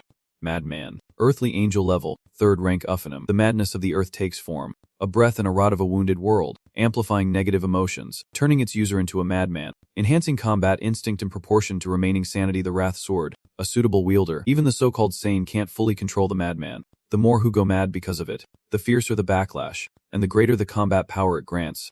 The number driven to madness currently stands at 3,333 fireflies yearning to go insane, and the maddened moths gain a combined combat power of 10,000. Jin Sung quickly realizes what he is holding: a fragment of the unified sword. He raises the dagger, examines it, and says that although it does not have much combat ability, this sword is interesting in a different way. Jin Sung flies into a rage once more, his aura exploding. Because of you, Kim In Sung. Seeing his goal achieved, the fiend laughs with satisfaction. This is the reaction I have been waiting for. In Sung controls Kang Ha and Sang Min as they rush towards Jin Sung, who looks at them desperately, saying, Guys? Captain. Look, we have daggers too now. Sang Min chimed in, his voice laced with malice, saying they wanted to be like him. And now, look at them. Jin Sung was at a loss, desperately trying to think. But these are their egos, are not they? They have their own egos. Just then, Fox calls out, ordering Jin Sung's capture. Mocking him, asking if he wants to experience violence after 55. What a pathetic sight. Adding fuel to the fire. He sneers, saying even he can't sympathize. Shiver ran down his spine as Jin Sung's mind became a tangled mess. Fox was here, and Kim In Sung was using the zombie horde as a shield. The gruesome image of the shattered skull of the Bone Chief flashed through his mind. Then Sound's horrified face appears, and Jin Sung realizes that Sun can't move because of Kim In Sung's idea. He decides that now is the time to escape. The thought barely crossed Jin Sung's mind before he felt lost again, but even if he wanted to run, where to? That block was their destination. Jin Sung carefully considered. Inside was someone like Izak, one of the tower's leaders. Could he escape by using the scroll to copy Fox's power? Overwhelmed by his thoughts, Jin Sung felt suffocated. But copying the third seat's power would surely break him. He knew the danger of acting rashly. Copying his power in this state, without the nurse, could mean death. Clenching his teeth, he regretted his haste. It was all due to his rash actions. As Jin Sung was lost in thought, he realized that if he wanted to at least save Sahan, this was the only way. A small gust of sand blew before his eyes. This sand, Sahan's heavy breathing mixes with the sound of footsteps, as she feels helpless against Jin Sung's energy. He really is stubborn. In Sung is surprised. She is still able to move. He scoffs, claiming the man was like that from the start. But even Sen is just trying to hold on. Jin Sung's face darkens, his eyes filled with despair. Sahan, I'm sorry. I should have saved you. Sahan does not blame him. Instead, she gently reaches out. Jin Sung, this is what Cinderella feels like. Her warm hand gently touched Jin Sung's cheek, leaving him bewildered. Sound tearfully smiled, saying, I have spent 4 years trying to find you, but it seems my time is up. Jin Sung senses something is wrong, questioning what she is suddenly saying. Then, Sahan gathers her courage, pulls Jin Sung close, and gently kisses him. Sound uses that romantic kiss as her farewell, leaving a flustered Jin Sung wondering what she is planning. Then, Sound suddenly pulls out the banana sword and slams it into him, unleashing its power. Jin Sung cried out in disbelief as a massive wave of sand engulfed him, reaching out and screaming, Sahan, no! A smile crept across Sahan's face as she confessed through tears. Jin Sung, I love you. Jin Sung could only watch helplessly as Sahan faded from view. She silently watched the sand sphere grow, until it completely engulfed Jin Sung.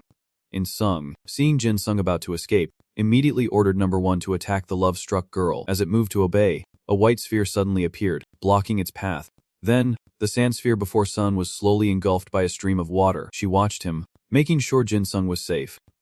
And then, Sun quietly confessed her feelings once more. I like you. A lot. Sahan gazed at him, and In Sung approached, asking, that love-struck girl, do you even understand the situation? He asks her if she really thinks she will be okay if she is the only one left. Sun turns to him with disdain and says that she is doing this because she never intended to live anyway. This is the best she can do, so she has no regrets. In Sung glanced at number 1 and said, Number 1, did not you once feel and sympathize with him? He replied, I can only sympathize with actions born of madness. Other things, I can't be sure of. Suddenly, Fox violently cocks his gun and yells, but this time, I will completely destroy it, as he unleashes his power. He continues, overwhelming violence is the only constant answer. In-sung quickly stops him. Enough, Fox. How many hints do I have to give you? Fox retorts, Kim and Sum. Do you suddenly want to die? Don't try to control me. Sahan, held captive, asks if he truly does not want the orb destroyed. The man retorts, questioning if they can't handle it. To which she replies that they would have already done so if they could without harm. She continued, even I have heard that Lee Sin is in there, so you must have too, but the fact that the orb is still there speaks volumes. In-sung chuckled. Keep talking. Sun continues to provoke him, saying that he hesitates because if he messes up, Lee Sin and the other superiors will break free and turn against him. He laughs, pulls out a knife, and says, smart, I learned something at the bank. Sahan is momentarily stunned by In-sung's sinister intentions, as he asks her why he should adapt to his enemies. In-sung smirks, placing the knife in her hand, and says, why not make them adapt to him? As Sahan took the knife, its dark energy overwhelmed her, sinister voices echoing in her mind. Kill. Use us. Sahan's eyes turned wild, and she writhed in agony in another space. In-sung sinks deeper, desperately pleading for it to stop. Realizing he's been too hasty, relying on brute force since returning from hell, he laments his recklessness, thinking his violent state could handle everything. Regretting it now, In-sung recalls Sound's tearful smile and laments, please, I do not want Sound to end up like this. Suddenly, In-sung freezes, his eyes widen in disbelief. It stopped, surrounded by darkness, encased within something. In-sung wonders, this is not water. He looks around and exclaims, it is so dark, I can't see anything. In-sung reached out, trying to feel his surroundings, and muttered, there is something, like a wall, it seems to have been created after using Idea. He thought to himself, now's not the time to sit still, even if I do not know where I am in this sphere. If I could get in, I can get out. He uses his power and speaks. Omnivore. Suddenly, Dora appears behind him, saying, the flow of power, I know it. Sung, startled, turned and asked who it was, to which Dora replied that he could not see. With a surge of power, Dora conjured a source of light. In-sung shields his eyes from the sudden light, then slowly opens them to reveal Dora, the Abyss King, an Earth-level angel, a low-level Sephirim, and the highest tier of aquatic and ethereal beings creatures banished during Earth's creation, summoned against its will by the effects of a death god. It distorted its appearance to conceal its true form, its total combat power registering 70000. In-sung wondered if this high-level being was the one who imprisoned him, and she confirmed it, saying she could not allow him to meet Lee Sin. He pondered, so his teacher really was inside this sphere. But now, Jin-sung asked, you do not want me to see Lee Shen. Can you take me outside? He thought to himself, if I leave now, it is not too late. Doro stated bluntly that he could not save him in his current state, adding that she had observed him weak, pathetic, and a berserker. Doro glares, saying, that thing, that human, that form and factor, you think you can catch me with that? Jin-sung quickly clarifies, calm down, my AD is berserk, but I am not, I am Book Jin-sung. Hearing this, she asks suspiciously, no, not you, Book Jin-sung. He asks her who she is, and she replies, Iro. Jin-sung pressed on, Doros, you do not like what is outside either, do you? She responded, right, I do not like them, they are the enemy. Seeing Doro's agreement, he smiled and said, if you let me and Master Lizen meet, I can persuade him, if we work together to deal with the enemies outside. But Doro immediately replied, no, I can't. Jin-sung pressed, why? She hesitated. Leixin is holding my friend captive. He asked in disbelief. He did what? Doro reveals that Li Xin refused to release her friend, so she imprisoned him, leading Jin-sung to suspect her friend is also a high-ranking official, explaining why this place has not been touched. She continued, and although you are weak now, if the frenzy gets stronger, and if you cooperate with Lizen, I might lose. He quickly exclaimed, that won't happen. She asked doubtfully, why should I believe you? Jin-sung was stunned, thinking to himself, why friend? We just met, why would she? He paused for a moment, then suddenly had an idea.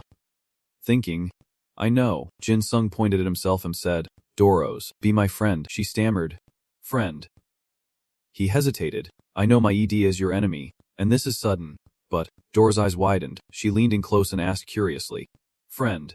Seeing her expression, Jin-sung wondered, what is wrong with her? Suddenly, Doros was overjoyed, laughing as she asked, friend, you will be my friend. He quickly replied, yes. Doros happily cheered, friend, friend, friend. Jin-sung thought in astonishment, she looks so happy. She stammered, I do not like violence, but Jin-sung is my friend. he thought. Now that we are friends, she will trust me. Right, Doros replied happily. Yes, I will trust you. My friend. Jin Sung thought to himself that this was easier than he expected, and quickly said, then take me to Lee Cindy. I need to get out of here. Suddenly, the gash across Jin Sung's abdomen blood, causing him to vomit blood. Doros anxiously asked, are you alright? My friend. Jin Sung knelt down, clutching his stomach, thinking, that wound from earlier. Damn it. If I go out like this, the wound will only get worse. Suddenly, a blue light appeared and enveloped him, and Jin Sung wondered, the sacred relic, it transformed into a half-suit of armor, encasing Jin Sung's body. He realized this must be Sound's aura armor. The system displayed. Divine Beast. Book Jin Sung's Absolute Shield X Omnivore's Rescue. Deep Sea Compatibility 100%. Physical Defense 800. 0000. Jin Sung, deeply moved, clenched his fist to his heart, vowing to Sahan that he would be out soon. As Doros reassured him not to worry, she says that if her friend, who is being targeted by Lee Cindy, fights alongside her and Lee Cindy, they can handle the outsiders. The system displays, Abyss King Doros, curse, once a day. She can place any curse on a target that makes eye contact with her. If it interferes with the laws of the world, it can't be done. You can't directly place a curse that affects life, but if the target sees Doros' true form, they will receive a stronger curse. The shorter the restriction, the longer it lasts, up to 24 hours. Jin Sung reflects that Doros' restriction is indeed powerful. And if what Doros says is true and they can cooperate with their teacher in other high-level battles, their power will improve greatly. He speaks. Understanding dawning. Though inwardly, he seethes with frustration, clenching his fist. He realizes he is still reliant on others, his own strength lacking. Dolores senses something and calls out, friend, me. Jin Sung, he asks, what is it? Dolores. She replies, slightly panicked, something just entered. Deep within, he presses, what is it, Kim and Sung or Va? She answers, neither. A living being. Suddenly, a beam of light shoots forth, and Jin Sung swiftly dodges it. Thinking, I smell it. Your scent is the sweetest, Jin Sung exclaims.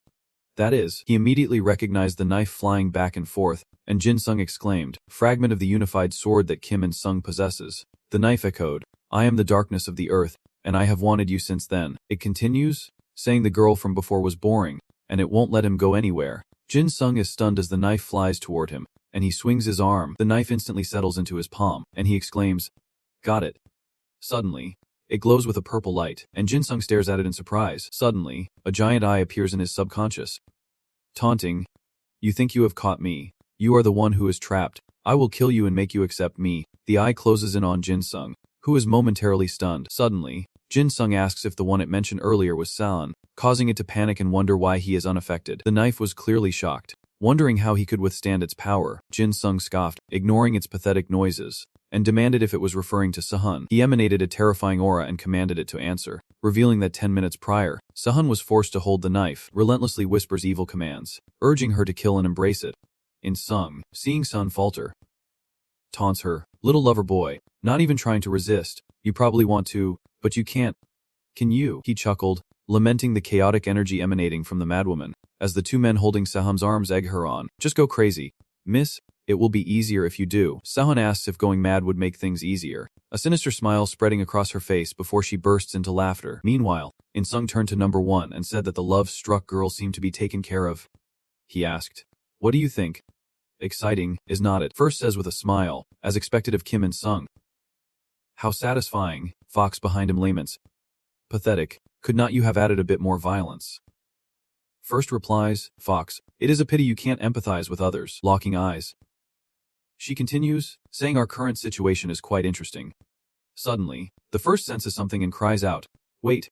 This is. He looks at the maniacally laughing San, but she suddenly stops, returning to a more serious demeanor than ever before as number one shouts.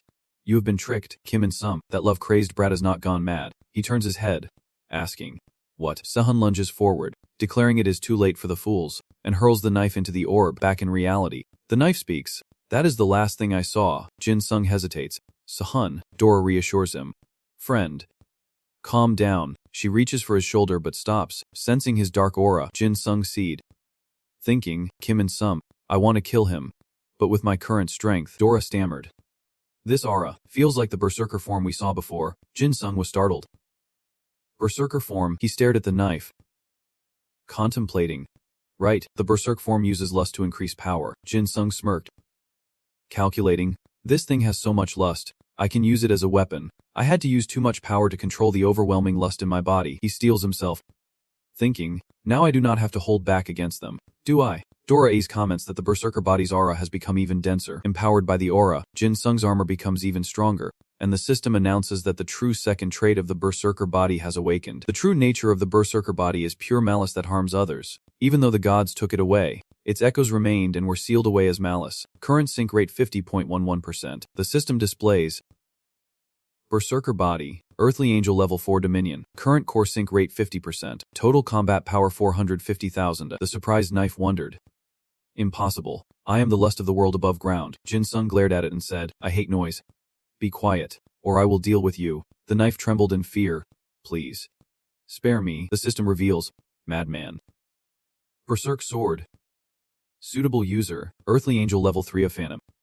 High rank, only absorbs negative emotion, turns the user into a madman, increasing combat prowess based on the user's remaining frenzy. The more people driven mad by this skill, the greater its power. The number of people currently driven mad, 3,334. Jin Sung turns and says, Dora. Release Lisine. I will keep my word, I am leaving now. She reaches out to him, calling, wait, friend, but Jin Sung quickly takes off outside. The first wonders about the shaking sphere as a high ranker acting.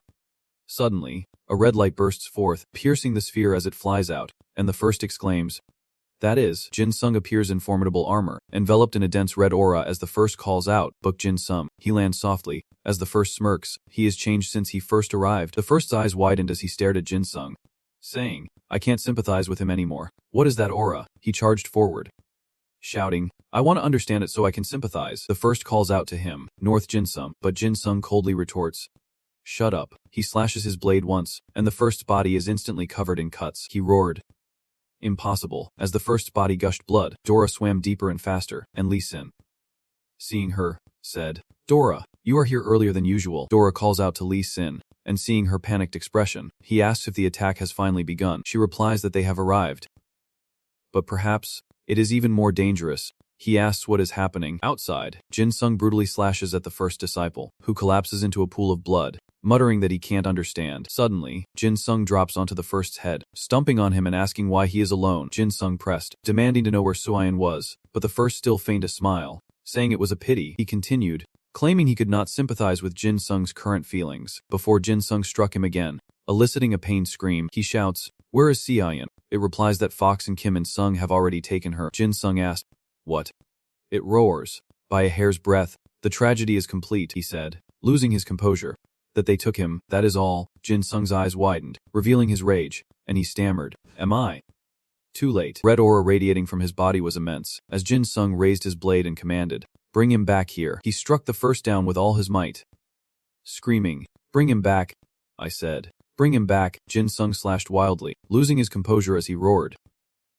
Return Suhayan. The first struck repeatedly, roars in agony, gasping, what a tragedy. After a while, the first disciple vanished, leaving Jin Sung alone in the smoky ruins.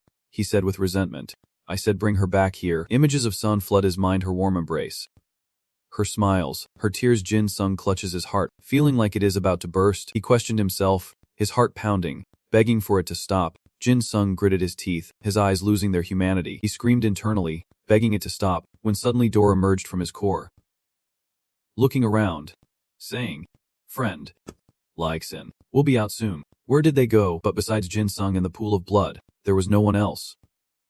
Dora hesitated. This aura, she looked at him, radiating murderous intent, and gasped. Silent rupture. Suddenly, Jin Sung gripped his blade, lunging to attack Dora. She immediately parried his attack, trying to calm him down. Wake up, it is me. Jin Sung stops attacking her, but he does not seem to be coming to his senses and remains in a state of agitation. Jin Sung groans, complaining about the noise. Dora assesses the situation, realizing the violent aura of his true form is consuming his mind. She says worriedly, I can't let this happen. She focuses her power and thinks, I hate my true form. In an instant, Dora transformed into a monstrous, tentacled sea creature. The system displays, Deep Sea King Dora, true aquatic monster form, Earth Angel level. First Seraphim.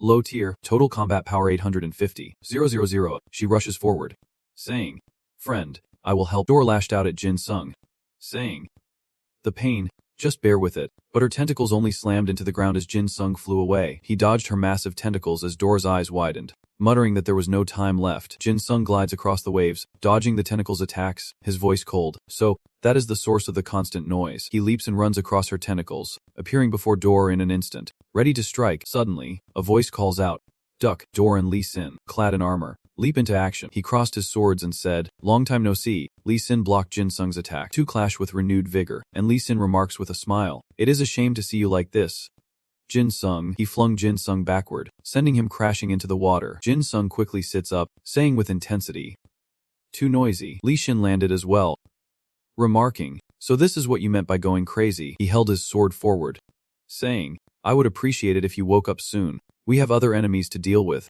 At Pangyang's Great Void, Satang spoke, "Report the situation." Kim and Jung gate knelt, reporting that they had cornered Park Jin Sung, but Jung hesitated, adding that Kim Sahan, the love-crazed girl, had gone berserk and fled into the sphere where the higher-ups resided. Satang speaks with disappointment, saying, "Even with the best in Fox, they still failed." Ga turns and asks Fox if he thinks Park Jin Sung will become a threat to their plans. He replies that he is honestly quite disappointed. Even though it was 5 years ago, his level of violence still can't threaten them. Satang replies, "So that is it." Jung quickly adds, "Regardless, even though Park Jin Sung might not be a threat now, I do not know how Li Xin and the higher-ups will react." Guy continued, "If they leave the sphere, then surely." But the steps behind suddenly lit up, interrupting Jung, and Gay asked suspiciously, "First seat." Gay rebukes him, "What is going on? I told you to hold your position, so why are you back here on your own?" Satang says in alarm, "No.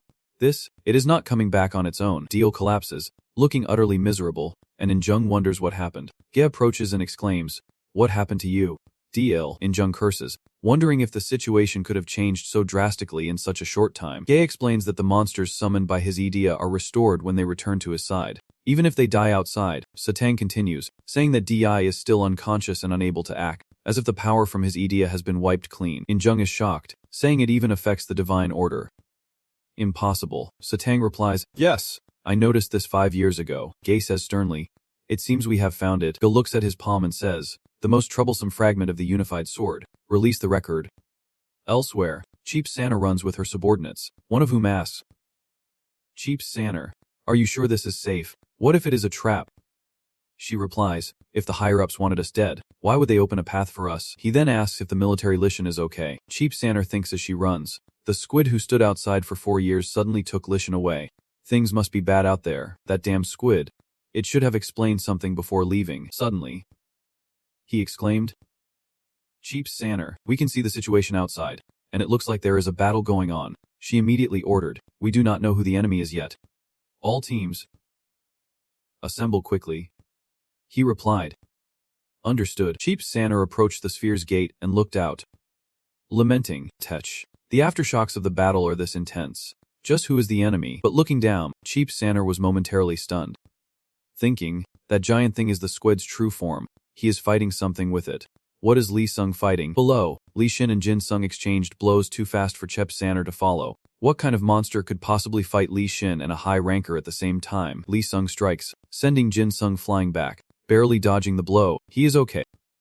Seeing him, Cheap Santa wonders in shock. "Capture Jin Sung. Why is he here?" Below, Li Sung speaks, "Dora, the one who can't cast the next forbidden spell." She replies, "Fast. Too fast. My eyes can't keep up." "Fire," he says helplessly. "Well, this is a problem. I did not expect Jin Sung to be this strong." Meanwhile, Jin Sung says his opponent's heartbeat is too loud, then charges, yelling for silence. Li Sung braces himself, remarking that round 2 has begun. Jin Sung attacks, but Li Sung blocks him with both swords. They both turn as Jin Sung charges forward relentlessly, forcing Li Xing to defend. He thinks, even before mastering the ocean, Jin Sung's power is terrifying. Suddenly, Jin Sung circled behind Li Xing, unleashing a surprise attack that nearly caught him off guard. Though he blocked the attack, he was still blown backward. Li Xin knew he had to give it his all, or he would be defeated in an instant. Jin Sung charged again, and in that moment, Dora unleashed her tentacles, shouting, "Friend, stop." Seeing this, he leaps into the air to avoid her tentacles. Dora questions him, "You said you were Book Jin Sung, not a berserker. Were you lying about being my friend?" Jin Sung softly replies, "Not a lie. I wanted to." Then, his expression twists into something sinister. "But your heartbeat is too loud." He frantically slashes at Dora's tentacles as Jin Sung roars that they should disappear with Sahan, along with Kim In-jung and Fox. Lee Sin wonders if Kim In-jung and the 4th Calamity monster were really here, and yet he still came to save him. He gripped his sword, thinking he should have been the one protecting them. He rushed to Jin Sung's side. Filled with shame, Lee Sin lands before him, calling out, "Jin Sung." The boy laughs. "Did you call me?" Lee Sin drops his sword and says, "You risked your life for me. I am ashamed." Stood still as Jin Sung plunged the blade into his stomach, and Lee Sin coughed up blood, but he still manages to pat Jin Sung's head, saying softly, "I know you have been through a lot." He reassured him, telling him not to blame himself. Lee Sin gently said that from now on, they would help him, so he did not have to carry all the burden on his shoulders. Suddenly, Jin Sung stumbles backward, and Lee Sin pushes him toward Dollar, shouting, "Rest now."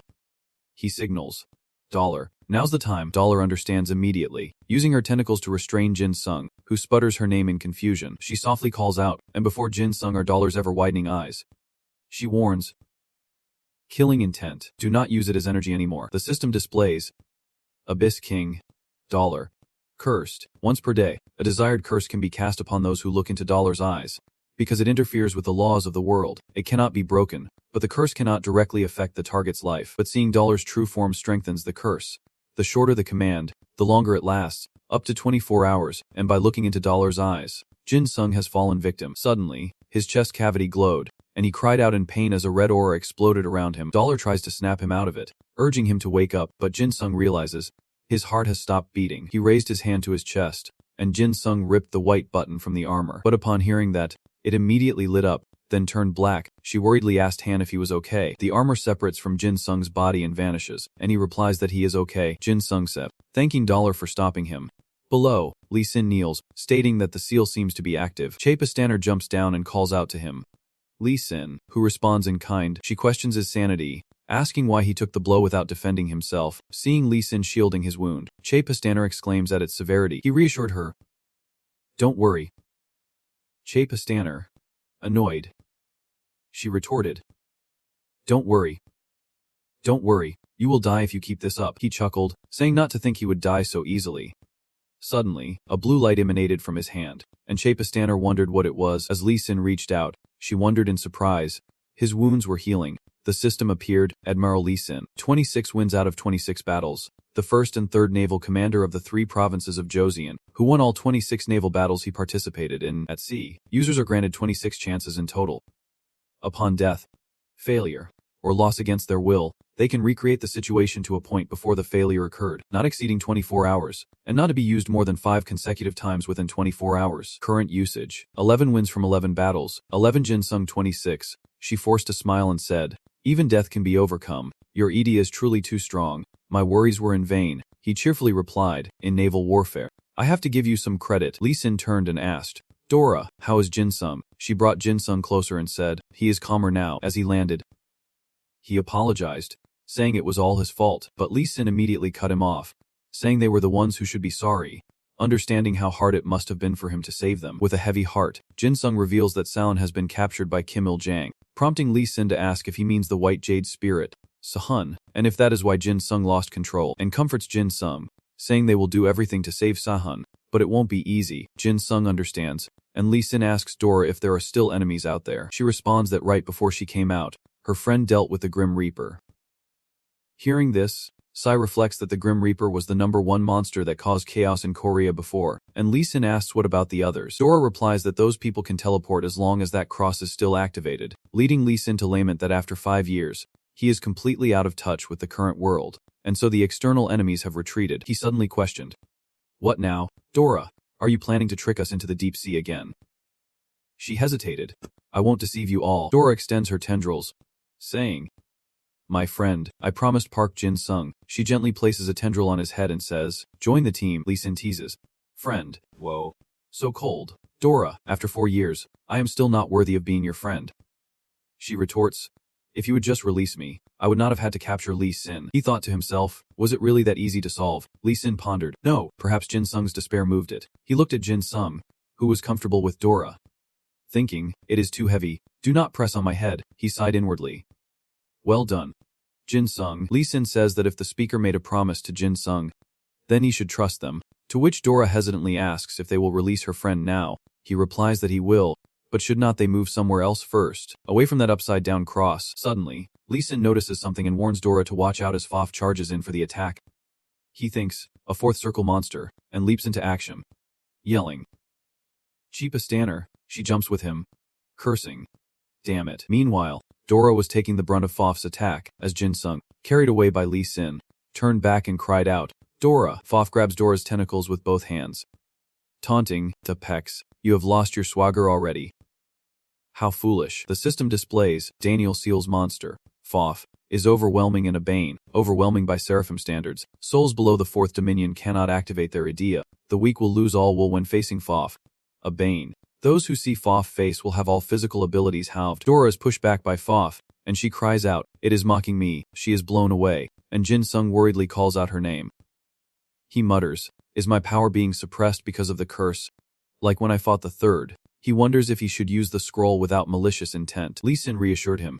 Jin Sung, do not push yourself too hard. I told you, we will help you. He turned and said. G. Pessner, get him to safety. She immediately responded. Understood. Lee Sin, she hoisted Jin Sung onto her shoulders and commanded. Everyone, retreat from this area immediately, and regroup at the nearest eastern coast. Her subordinates quickly responded, and Fof shouted, trying to escape, seize Jin Sung. I won't let you get away, he told Dora. Did he? An apex. You can't defeat me, she retorted with resolve. Don't you dare touch my friend. Suddenly, Lee Sin appeared beside her. Reassuring. Don't worry, Dora, you are not alone in this fight, he calls out. Come forth. Turtle ships, and at once, the turtle ships are summoned. A system message appears, Admiral Lee Sin. Turtle ship, Seraphim Class 3O Phantom, the highest rank, a legendary warship that once saved Zhou Sang from the brink of destruction. 12 advanced Panoxian warships with turtle heads and impenetrable armor are summoned. They are indestructible at sea, and their turtle head cannons unleash hellfire, witnessing the fleet's grandeur. Fox stammers, this is too much. Lee Sin declares that Fox himself said it, and this is a favor to him. He roars, my name is Lee Sin, and I am the commander-in-chief of the Korean Navy. Behind Lee Sin, the magnificent turtle ships stood ready as he declared, if you want Jin Sung, you will have to get through me first. Doran questioned. Lee Sin, how did you? Lee Sin interrupted. You are wondering about the seal. He explains that he dispelled it by activating his ability just now. She asks in surprise why he allowed himself to be imprisoned, to which Lee Sin replies with a smile that this ability comes with conditions. He reminds her that she should deal with the one in front of her first. Fox threatens, demanding that he step aside or face his wrath, but Lee Sin retorts, suggesting Fox might want to experience violence firsthand. He muttered that things were going as expected, while Fox continued to threaten, saying that even the most powerful demons would fear him, and in the end, it was only the order of death that would be different. He continues, saying there is no future for them, and he will personally evaluate their violence. So they should show him everything they have got. Lee Sin raises his hand and retorts, telling him not to regret it. The rowboats instantly glow, their systems activating. Gobuk pierces the rowboats. Heiki-kin forms a crane wing. The Ru fleet encircles the enemy in a crane wing formation to destroy them. The power of Purgatory fire increases tenfold, and total combat capability reaches 1500,000. He yells. Full power, fire. And immediately, the turtle ships unleash a barrage of flames upon Fox. He is bombarded, but what will he do? Yet, Fox seemed unfazed, saying, the level of violence is good, but, as he leaped towards Lee Sin, he roared, it is not enough to stop me. Lee Sin observed Fox, remarking. As expected, he withstood the concentrated attack from the turtle ships. Lee Sin dashed back, saying, looks like you are not so bright. It asked in surprise. What? Suddenly, Dora lashed out with her tentacles, slapping Fox hard, then conjured a wall of water around him. Fox, enraged, growled, I will be back. Dora taunts that she was the one who stopped him in the first place, calling him an idiot, as Lee Sin chimes in. Relieved, Fox laughs, saying he will test their limits of violence as he slams his hands down, unleashing an earth-shattering tremor that shatters the water wall. Lee Sin was momentarily stunned, marveling at the power of Fox that Jin Sung had spoken of. The tremors spread across the land as Fox roared, folding the earth. The earth bends to his will, rising up before Lee Sin, who commands them to fire at full power. The gunboats immediately fired explosive rounds, shattering the rising earth. Lee Sin smiled, saying they had blocked it, but then he noticed something was wrong, and continued firing. Raising the earth again, he urged, fold the earth. Again, fold the earth. He calculated that even if they blocked this attack, they could not block the next folding of the earth. Lee Sin calls out to Dora, entrusting his life to her abilities, a gesture that surprises her. Lee Sin commands, all cannons, focus fire. The earth walls clash against the turtle ships, ramming. The ships, turned to gold, immediately plummet into the water as Fox confidently declares, in the end, my violence will crush you. He scoffed, disappointed that the vaccine lasted longer. Suddenly, Dora's tentacles reached out, wrapping tightly around Fox's body. Who chuckled? asking, "A peck, you are still alive." Dora, staring into Fox's eyes, cast a spell. "You will not grab anything today." Fox recoiled, but the spell had no effect. Instead, it only enraged him further. Fox tears free of Dora's tentacles. Roaring, "You have finally become annoying." He grips her tentacles with his claws, saying, "If you had stayed silent until I left, you could have saved your life." In the distance, Lee Sin suddenly asked, "Have you ever heard the phrase, 'To live is to die, and to die is to live'?" Fox turned to him and replied, "Human, you are still alive, but your entire ship has sunk. Meekly submit to my power." Suddenly startled and suspicious, it asks, "Why are you here?" Lee Sin, standing atop a giant bear, retorts, "This is known as the second. One of your rank brethren." The system displays, Deny, a monster from Daniel's book, a third-tier demigod angel. High level. The monster Deny has voluntarily accepted the curse of endless eating. All his actions are for eating meat. He hates fake food, and is currently bound by the effects of the UG nanodrug. War Diary. Total combat power 450,000. Fox roared, wondering where he would gone, only to find him captured by a human. "You useless thing." The first just stared blankly. "So cruel." It grew enraged and questioned, "Human, I do not know how you tamed the first, but do you think you can use him against me?" Lee coolly replies that it is definitely impossible, to which Dinini says with a wronged expression that he was summoned only to be treated so heartlessly. He gently responds, "Don't worry, bear, I am not asking you to fight." He continued, "Spit out what you swallowed in the tower before." Hearing that, Doralian questioned, "The tower?" "Impossible." The second, clutching his mouth, complained that Lee was so cruel, forcing him to eat something he did not want. He spat it out, and a strange object emerged. Fox eyed it suspiciously, asking, "What is this, Mayfly?" The strange object then emitted a blinding light, and Seer gradually materialized and landed. Doralian teared up at the sight of him, and happy said, "It has been so long, my dear friend." Seer happily replied, "I am back." Doralian, on the verge of tears, said, "Friend. My friend." She caressed his cheek with her tendrils and declared, "Now we can live on the earth. Neither monsters nor humans are my enemies anymore." Seer looked at Lee Sin in surprise as Doralian continued, "That is right, even the gods are no longer my enemies." Her voice trembling, she says their enemy is now. Doral points to Fox, emphasizing, "That thing." Fox growls in annoyance, "Another high-ranking monster." Suddenly, Lee Sin calls out from afar, "What will you do now?" Monster of Chaos continued, "With my ability to split the earth's seal, can you handle two high-ranking beings and me at the same time?" The second was stunned. Lee Sin asked, "What about me?" Suddenly, Fox smirked. It lets out a mighty roar that shakes the very earth. The second shows caution, and Doral and C immediately brace themselves. It roars a warning. "Very well, humans. I will show you my violence, as you wish." The system displays, Daniel's book monster, Fox. Nemesis. Anyone who sees Fox will have their physical abilities halved. Lee speaks up, noting that the creature possesses an idea, which suppresses abilities. Doral reassures him not to worry. C also speaks, uttering words in his own tongue, continuing with something only Doral can understand. After hearing C speak, she replies, "Yes, you, enemy." Immediately, C's eyes glowed brightly, emitting streams of black energy. System update. Insect King. Lee Ochner, a low-ranking, first-class seraphim-level angel on Earth, belonging to the arachnid class of insects. Creatures Lee Ochner considers prey can be devoured whole, and he has now left the tower due to the influence of I hate pointless things multiplicative power. Death poison. Energy sustain. Total combat power 1 million. C roared as he leaped. Fox glared and said, "You high-level brat. I was caught off guard before." He lunged, throwing a punch at C, and roared, "That won't happen again." Not to be outdone, he retaliates with a kick aimed at Fox despite C's small stature. His kick manages to parry Fox's punch. The clash of their blows shook the very heavens, forcing Fox to stumble back. Using his hand to brace himself, he clenches his fist and declares that his violence should have halved C's strength, but C remains unfazed, even more frenzied than before. A system notification appears. Looker, the Insect King.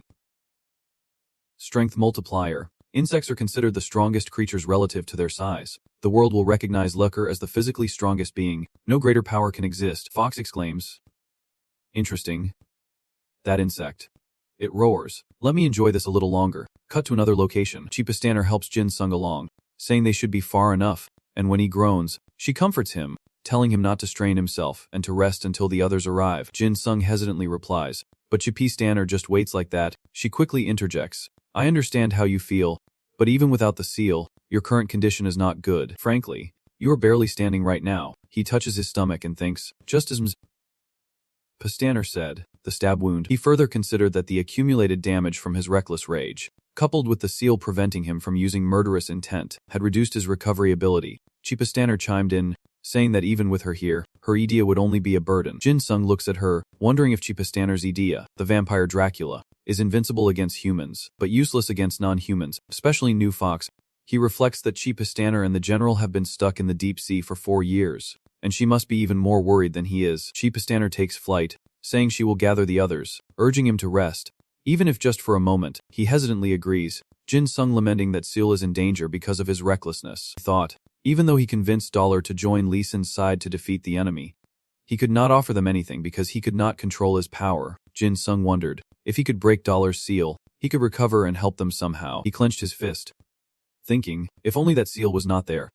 Suddenly, a red ore appeared, surprising Jin Sung. He looks at his palm and exclaims, my corpse intent has returned. He wonders in disbelief, was the seal really that easy to break? No, Dollar is on the same level as Akma. It could not be that easy. He assesses the situation, concluding that the unknown potential of the devil's incarnation must have broken the seal. Indeed, my Dollar is not just about using the intent of corpses as energy, Jin Sung observes, like Ames.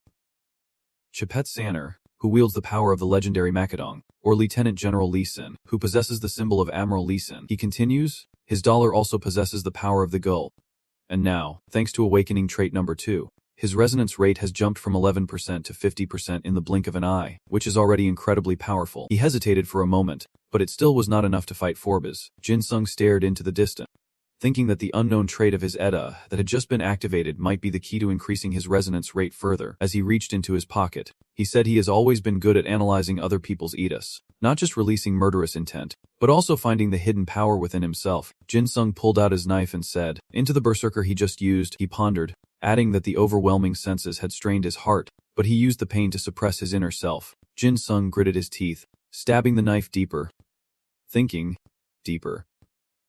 Deeper still, overcome the rampant bloodlust and heightened senses. Do not let the Ida control you. I can control myself. Let us surpass myself. After a moment, he set foot on a green meadow. The wind rustled through the grass as Jin Sung opened his eyes in astonishment. Before him lay an unfamiliar space, a vast blue sky and a lush green field, and he wondered, where is this? Jin Sung looked into the distance and exclaimed, where am I? Jin Sung stared blankly, wondering, where am I? He pondered, this must be the result of trying to look into my inner self to find the traits of the elite exorcist squad. It seems this memory contains clues about them. He muttered to himself, but there is nothing here. It feels like when I sealed my inner world in hell. Jin Sung mumbled as he walked. Could it be I am in the wrong place? If so, how do I get out of here? But as soon as he touched the ground, Jin Sung felt a shiver run down his spine.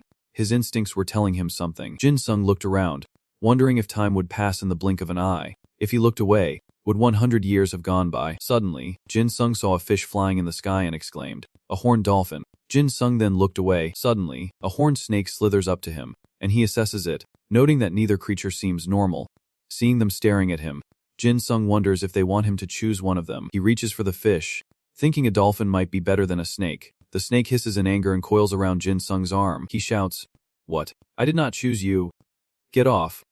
Suddenly, Jin Sung slipped, falling into the grass and exclaiming, what the hell? After that, the fish approached and stared into his eyes, and Jin Sung thought, what is going on? For some reason, I feel like it is looking down on me. Meanwhile, the snake remained coiled around him, hissing, and Jin Sung pleaded, I told you to get off me. Suddenly, it roared louder and lunged at him, mouth wide open, as the snake burrowed into Jin Sung, who exclaimed in disbelief, what the hell? The system displays murderous spirit. May. Current resonance 20%. Jin Sung wonders in surprise, why all of a sudden? The system displays again, May Nai spirit. Current resonance 51%. He exclaims, huh, why did the resonance suddenly increase? Suddenly, Jin Sung feels a change in his body as his facial veins bulge. The system announces, spirit affinity resonance, 57%. The resonance with the murderous spirit is now at 64%. Then 75%. The resonance rate with the murderous spirit is now 83%. Jin Sung cried out, realizing the resonance rate was skyrocketing. Clutching his chest in agony, Jin Sung wondered if this energy was coming from his heart, and if the snake was a symbol of the evil spirit. He realized the spirit's memories were strengthening by consuming the demon seed. Replaying the scene, he looked at the fish, wondering about that monster. Suddenly, fire erupted from the fish's mouth, and it unleashed a pool of light. Jin Sung wondered if it was a spatial rift from the Jade Emperor's power, but the atmosphere felt different than before. He stared intently at the pool of light, when suddenly, the system appeared. Spirit may flee. Jade Emperor's murderous aura can only be used when the world allows it, and only when the situation is so dire that the gods are aware. Jin Sung wondered how the spirit-killing sword and Jade Emperor's aura could suddenly be activated. He checked the system again. Spirit-killing sword, resonance at 97%.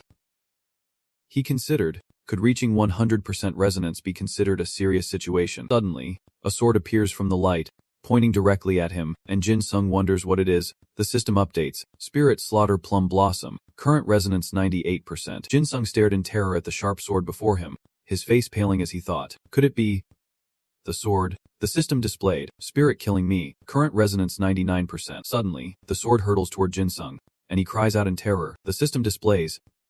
Spirit sword. Resonance level. The sword pierces Jin Sung's chest, but he is unharmed. Wondering in disbelief why he feels strangely comfortable instead of pain, Jin Sung checked the system panel and saw, Spirit Sword Marie, current resonance 99%. He exclaimed, the current resonance is stuck at 99%. Suddenly, the snake emerged from Jin Sung's body, and he watched it, saying, it is out. He looks at the snake, understanding at last if the snake represents the time the spirit blade absorbed demons. He glances at the whale, realizing it symbolizes good, the spirit blade blessed by the gods. Jin Sung muses to himself that this space and everything in it are trying to convey the process of being forgotten after the spirit Mayfly was destroyed by the celestial realm, and before he awakened the spirit Mayfly. He looks at the sword piercing him and says, then it is this sword. Jin Sung yanks the sword free, eyes glued to the system panel, and exclaims, I get it now, as he contemplates how to escape Dulor's curse and see into the minds of others. As he yanked the sword free, he wondered, what erased the spirit sword from the world? Jin Sung stared at the blade and said, an idea with the ability to read and erase the memories of others. Obliteration. System update. Memory wipe. Grade reduction. Earthly messenger grade. First Seraphim Supreme grade, a fragment hidden by the gods within the will of humanity. Made manifest. The true forms of the ancient beasts Bahamut and Leviathan were erased, as were the records of the murderous spirit. May A. Anything that once wreaked havoc on the human realm can be erased and reborn, based on the level of the earthly angel. The owner's rank can be reduced by 2 levels, and the target's rank by 1, a demotion. This ability is currently weakened by God, and overall combat ability is proportional to the owner's mental strength. He tells himself that he is the sword unification, or more precisely, the annihilation mark that passed it into his body. Jin Sung continues, so no one can find it. Unlike the sword unifications that appeared on the ground after Satan's invasion, this thing has existed on Earth for a long time. Inside the body of the disruptor, he raises his sword to the sky and proclaims, with such power, the method of using it automatically appears in my mind, so this is its meaning. Jin Sung raises his sword heroically to the sun, and cries out, Great Destruction. Destruction record. A white aura erupts from his body, and he thinks he can feel the damage being erased, and his entire body being healed. The system displays Annihilation mark. Lower level. Starstream. The first record is deleted after the owner fully awakens the annihilation mark and will be saved. Can only be used once within 24 hours. The record is currently storing the action of erasing injuries to heal the body. Jin Sung lowered his hand, gazing at the vast sky as he spoke. So, the Spirit Devourer's 3 traits have been unlocked. Invincibility against the strong, and energy absorption. The soul-reaping demonic sword's amplified trait is self-detonation and backlash, while the divine trait was used to purify it, turning it into his weapon. Annihilation. He looks at the sword and the self-detonation, thinking that with this power, he can defeat them. No, only the Daike camp. Jin Sung narrows his eyes to observe more closely. Thanks to Idia's traits, they can regenerate even after being destroyed. Star Rise. The one who controls all summoned Idia possesses a near infinite amount of power. Jin Sung held the sword to his palm, thinking, this destroyer is the perfect counter to their regeneration and summoning. He stroked the blade, saying ominously, if you are killed, you should stay dead. Jin Sung released the sword's hilt, and it immediately vanished into his body. Wondering if it would return to his heart, he muttered to himself, 1 Eliap sword was enough for me to work with, but now I have 3 Scene Cat, Madman, and Milky, so Sung will never get the Rebecca Genesis sword. Suddenly, the grass parted with a splash, and then the sky itself seemed to shatter. Jin Sung declared, looks like it is time for me to go. Let us depart. He sighs, returning to reality as Jin Sung's body erupts with a fierce red aura. Chepistana rushes over, asking if he is about to go berserk again, but Jin Sung calmly replies that he is fine and asks her to step back. As Jin Sung clenched his fist, a green aura appeared, and he declared that by using obliteration, he could erase all the damage he had taken, meaning that person should return as well. Jin Sung reached out and shouted, appear. Skull head, and a skeletal hand emerged. The bone head emerges, declaring that the shattered ruler of a ruined world has been reborn from endless darkness. and roars. Jin Sung calls out Famen's name, and a black serpent emerges from his body, instantly transforming into a dark shadow that envelopes Thu Kat, who is bewildered, asking, "Huh, what is this?" The shadows enveloped him, empowering his form, and he marveled, "My wings grow larger." Contractor. His eyes glowed brighter as the Bone Lord transformed into a black dragon.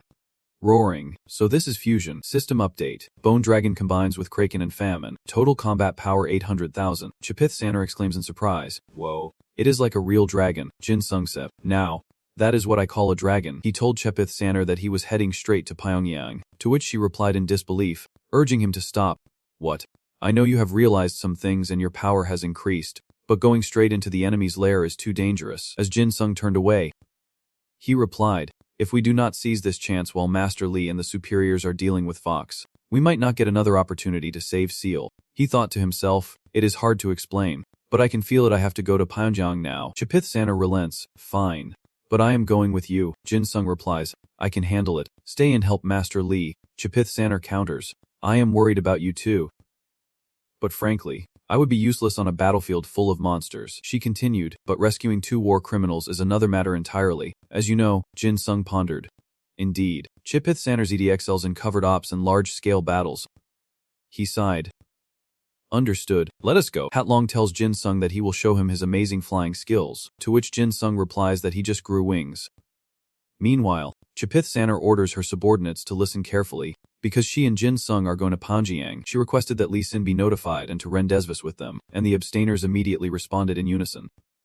Understood. Then, Hatlong spread its wings and soared into the sky, with Jin Sung and Chapith Saner riding on its head. Jin Sung vows to not repeat his mistakes, promising Sun to wait for him. Meanwhile, in a rain-soaked neighborhood, locusts swarm as Bet hides behind a building. Sighing, he muttered to himself, looks like this is what they call being between a rock and a hard place. He gripped his sword tightly and said, anyway, I feel relieved, because it seems the others managed to evacuate in time. The system displays Clutch Block, an angel-grade skill on Earth, Level 4 Dominion, the legendary demonic sword from Island, once wielded by Foggers, capable of perfectly replicating any move, adopting the techniques of those who fought its master as its own, limited only by the user's physical capabilities. Ability. Nullification, overall combat power, 200,000 A. Betham thought to himself, before I die, I want to see you one more time, Miss Sula. Suddenly, a jagged sword path appeared from behind a building. The locusts panicked, and Bitham immediately reacted, leaping high towards them as he slashes through the locusts. He muses, unlike those who overcame the seal of mental hell and strengthened their idea, mine remains unchanged. Its mechanism is that overcoming mental trauma tempers the soul, and that is idea. Because I am talented and have high self-esteem, I probably have not had any major trauma. That is why I escaped hell faster than anyone else. And as a result, the hellish world is covered in Satan's aura and other unstable elements. I have to live longer than anyone else, so I have to work harder than anyone else. That is right, just like him.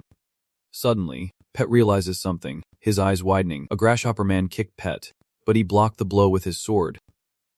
Nevertheless, Pet was knocked back, leaning against a wall and sighing. Pet muttered, it seems today is the end. Before him was a swarm of locusts surrounding him. Pet spoke, to think I would be thinking of you in my final moments. How annoying. Suddenly, the raindrops glowed and converged. He wondered, the raindrops are gathering. Could it be, the raindrops have become a sword? Meanwhile, the locusts shrieked and swarmed toward Pet, who lamented, this happens after I think of dying Sung. How annoying. He smiled, grabbed the sword, and said to himself, but it seems, it is not my time to die yet. A pressure emanates from Pet, halting the approaching locusts, as a sudden downpour pelts the earth like bullets. The system displays Rainbringer, an angel on earth, level 3. Upon him the world's sorrow takes form, lost tears fall upon the ground, knowing no bounds. In exchange for taking something from its master, it summons a storm commensurate with the price. The power and number of raindrops directly proportional to what was taken. It can be controlled based on the chosen target. The current price paid was the talent to easily mimic and improve almost anything, with a total combat power of 890,000. As the rain fades, Pet sighs, sits down, and says, the crisis is over. It seems this is truly God's will. Suddenly, a man's voice echoed. The old-timer said someone was holding out here, so I came to lend a hand, but it seems I am not needed. Behind him were others. Pet asked in surprise. You are. The shadow faded, and Sung-ho reached out his hand, saying, Sung-ho, long time no see. Pet. In the pouring rain, only one window in the building remained lit. There, Finn entered, carrying a tray of food, and greeted him with a smile. It is nice to meet you, Pet. Pet teased. It has been a while, brat. The boy immediately retorted. Stop it, Pet. He sulked. I told you my name 5 years ago. Have you forgotten? Sung-ho joked, but no one calls you that name. Do they? Zooey chimes in, saying that Finn should just quietly bring the supplies. To which Finn replies, yes, Zooey. Sung-ho asks Pet if leaving his hometown means he is going to buy Wangjiang. He wondered, alone. Pet hesitated, not exactly alone. He continued, but I am the only one who has come this far. Sung-ho replied, I understand. You have been through a lot. He said with sorrow that they had lost many people. Sung-ho recounted that they traveled all over Korea, gathering those with the same will to fight in Gangwon-ro. He continues, but Kim and Jung and that third stage monster attacked. Sung-ho hesitates. And ultimately, we could not hold them back. He continued, saying fear consumed them, leaving only 30 survivors. Phil handed Pet the soup as he spoke, adding that the zombie squad guarding the outer perimeter had been captured during the retreat. Sung-ho clenched his fist, saying that if it was just Kim and Jung, they could manage, but with the Tier 3 monster, there was no hope. Pet, surprised, asked if Sung-ho could fight Kim and Jung. Hearing that, he replied, I can't deny that.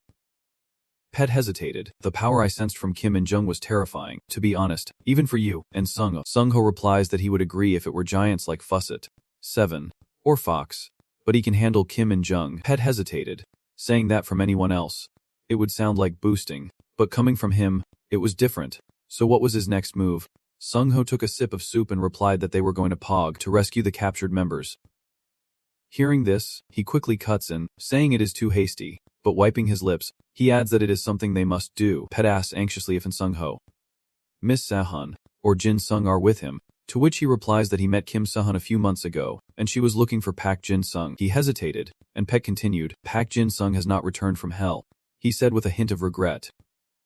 I understand. He is still there. Suddenly, Pyosul laughs, reassuring Pet that their captain will definitely return. Sung-ho agrees, saying that if it is him, he will be back, even if it is late. Due chuckles, saying that is just the kind of guy he is. Pet is surprised, thinking to himself that he can feel their unwavering faith.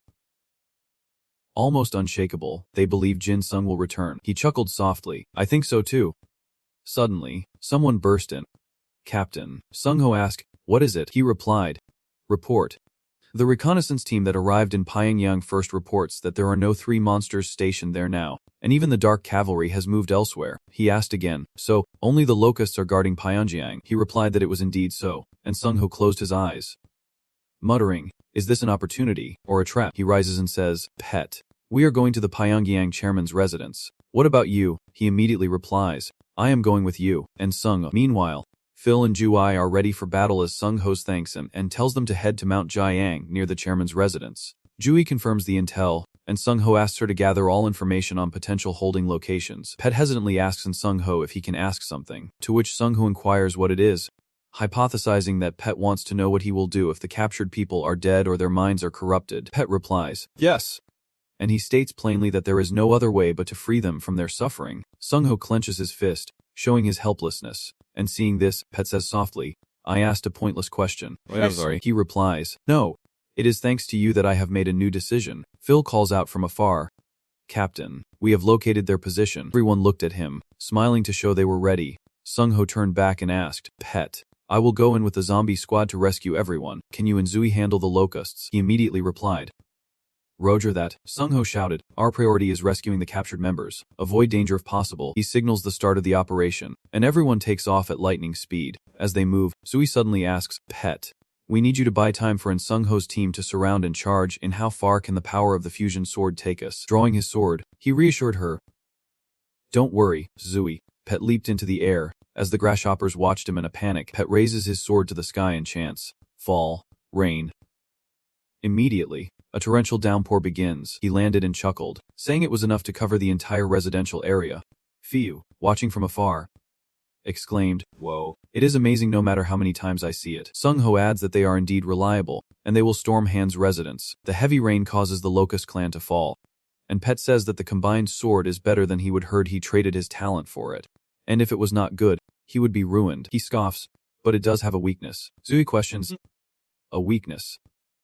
Pet explains. Its encompassing power is outstanding, but it loses strength against those who can withstand the downpour. He looks up and says it resembles that thing Abaddon, standing defiantly in the downpour. Zue asks in disbelief if it can fly within the sword's influence. Pet braced himself, replying that he must be the locust's leader. Above, the figure spoke, remarking that he found the rain peculiar, realizing it was caused by the sword fusion. The system displays Abaddon, an earthly angel, a second-level cherubim, a high-ranking, fallen angel from the Book of Revelation, who, according to the Bible, sent a plague of locusts to torment mankind for 5 months. As the leader of the locusts, he can summon them anywhere, anytime. Infinite abyss. Protein absorption, total combatability, 300,000. He smugly says that a sword made by combining itself rolled into his hands, and its master would be very pleased. He continued, saying that thing had caused quite a stir, that little lovebird. Sahan's sharp gaze locked onto his opponent. Filled with anger, she retorted, "What are you talking about? I have not even started yet." Inju clicked his tongue. Tech. Always with that annoying tone. Magic erupts, hurtling towards Sound as Ndung shouts in anger. "This is such a pain." She reacts instantly, raising her sword to block the incoming attack. Sahan scoffs. "Your filthy words have no effect anymore." He angrily growls, "It is that damn sword of yours again. It has been a nuisance since the bank." She retorts that it is his fault for not getting rid of that troublesome sword sooner. Now, the two behind them have also awakened. Ndung coldly remarks that even those driven mad by her have regained their senses, adding that he admits he has been careless. So does she intend to live like this? Sahan scoffs, saying he would rather die than be his toy, and at least he can keep him here for a few days. Ndung furrows his brow, confused, asking what good it does to hold him. Kim Ndung, here, as she retorts sarcastically that maybe it is because he looks like a burden in her eyes. Hearing this, he exclaims in surprise, and Sahan retorts that he can't bind them or even vent his anger through torture. So why does not he just release them?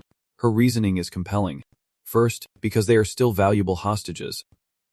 And second, because he can't afford to waste any more energy. Sahan's voice continues, piecing things together, meaning our Jin Sung has safely entered the sphere and joined the master. A sneer creeps across his lips. Tech. Even in this state, your brain still works well. You truly are a clever and troublesome little enchantress. Ndung scoffs, but are not you in the same predicament? Little enchantress, he exclaims, if that sword's purification ability is so effective, why did not you use it to remove my curse back in China? Ndung's next words caused her to grip her sword tighter. It can't purify and do other things at the same time. Can it? He probed. Usually, you would have escaped before I returned, so you stayed to purify those too, did not you? King froze, blaming himself, while Sang Min bowed his head, gritting his teeth, and whispered an apology. Sahan reassured them, saying to trust him, that they were his friend's allies and deserved his help. As he called out to the young lady, Ndung sneers, what a touching scene. So let me tell you something else. He continues, we have sent the fourth and Fox to Park Jin Sung, words that stir unease within her. Fox, and that monster, Inju scoff. Good expression. You understand now. Let us guess how long they will last. His voice echoes, will Park Jin Sung arrive first, or will the love-struck girl die of exhaustion? A look of excitement spreads across Ndung's face. How thrilling. Suddenly, a flustered member of the association rushes in, stammering. Number 1. Ndung glances back. What is it? The man stammers. That. Suddenly, he cried out in terror.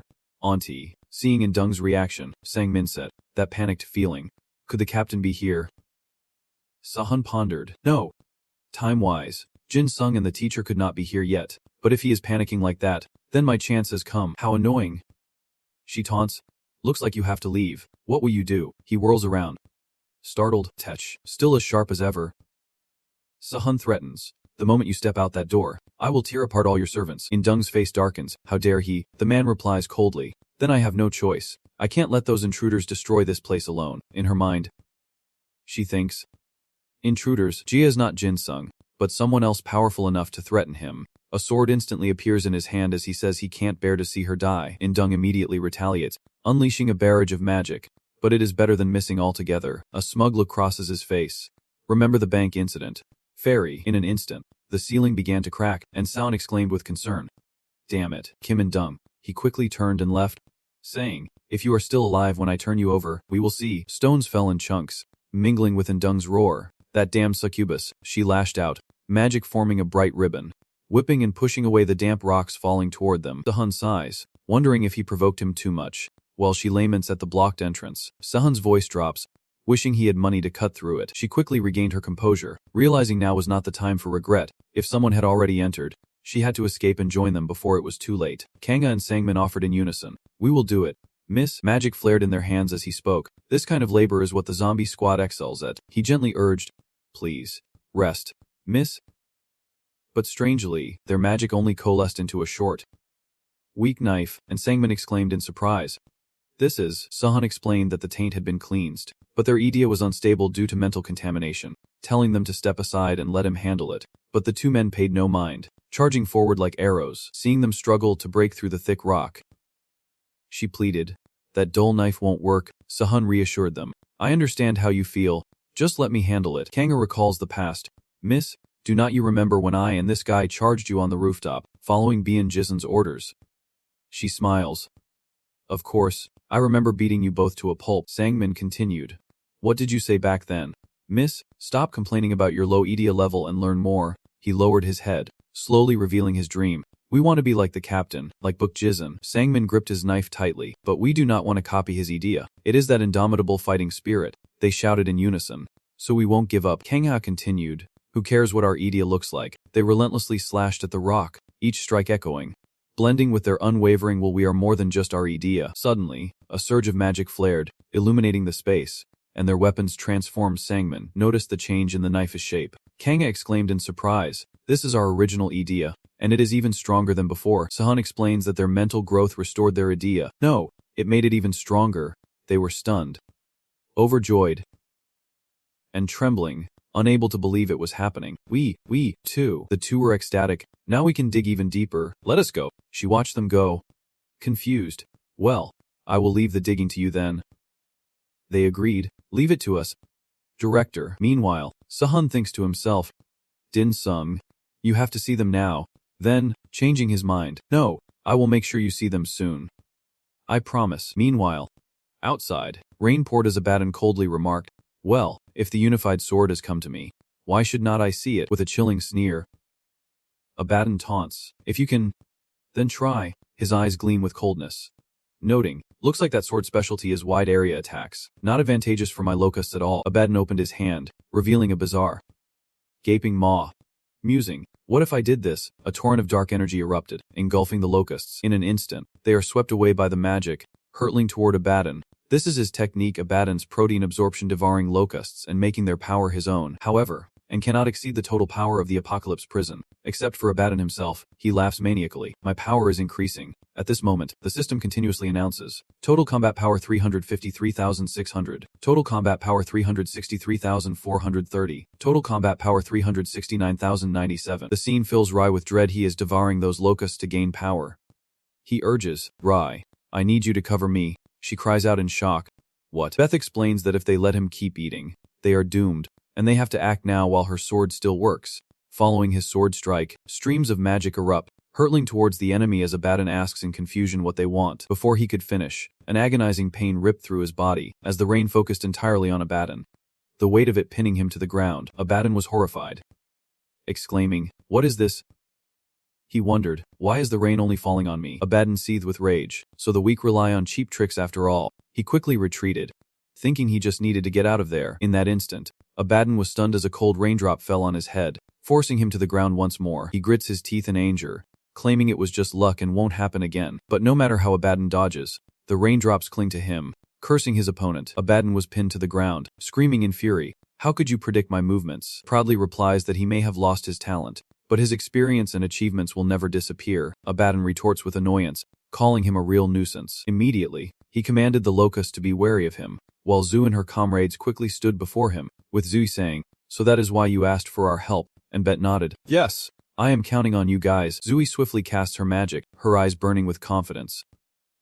Don't worry, we can handle these locust minions. In an instant, a protective shield appears. The locusts relentlessly strike the shield with their sharp claws. While inside, the team swiftly retaliates, tearing them apart. Each slash of their swords flew, striking the locusts like sharp lightning. The sight ignited Abaddon's rage. These insects. Beat sneers. What will you do now? Locust King. Rage flares in his eyes as he grits his teeth and vanishes. Abaddon hissed in frustration. Vanishing. Vanishing. Vanishing, his rage echoing as the ground beneath him suddenly gave way, forming a massive pit. Meanwhile, the system displays a notification. Abaddon Infinite abyss erodes the surrounding terrain, temporarily removing a portion of the land. Only sentient beings fall into the pit. Terrain and inanimate objects are unaffected. The target is trapped and will continue to fall until the land returns. His total combat power is 999. 999, with no time to react. They plummet, their hearts seized by panic, and one cries out, "A pit!" At that moment, he was overcome with fear. Unable to see the bottom, Abaddon stood above, his voice filled with arrogance. "Let me ask you the same question I asked before." He sneers. "What will you do now?" Genius.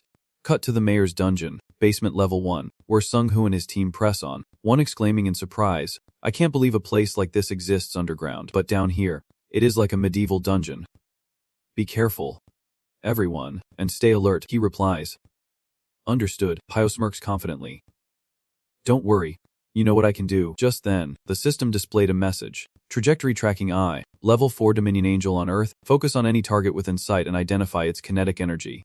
Accurately discern the strength of the force emitted by the target and its destination. However, energy beyond the user's capacity is unreadable, and energy lasting less than 2 seconds is also invisible. He narrowed his eyes, saying, "No sooner said than done." Pio continued, "I see a lot of movement up ahead." Sung-Ji was stunned.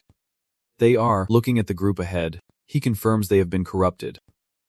Immediately, Sung-Ho rushes toward the enemy, urgently ordering everyone to release their idea and prepare for battle. Only then did they sense the approaching killing intent. In the blink of an eye, many fell by his hand. Filled with admiration, Pio complimented him. As expected of the captain, Sung-Ji cheered, "Let us go, seniors." Without hesitation, he bravely charged forward, unleashing his fury upon the corrupted. As Sung-Jae raised his weapon to end the enemy's life, the man groaned. "It hurts. I said it hurts." A flicker of sympathy arose within him, and Sung-Ji hesitated. But then, Sung-Ho kicks the corrupted one to death. Confused, Sung-Ji calls out, "Captain." Sung-Ho coldly replies, "There is nothing we can do to save them now." Sung-Ho's voice echoes, urging him to end their suffering. Sung-Ji bows his head, muttering, "To end their pain." Immediately after, they charged into the horde of corrupted, eyes burning red with murderous intent. Unbeknownst to him, In-jung was already behind him, and upon hearing those words, he was filled with rage. Cursing the filth, In-jung immediately swung his sword, finding it all so tiresome. Fiyu panicked, fear gripping his heart. Kim In-jung was too fast to dodge, but in the nick of time, Sung-Ho intervened, declaring he would catch him at any cost. He sighs in relief, thanking the captain, who urgently tells him to fall back. As the man sneers, "Oh my, is that you?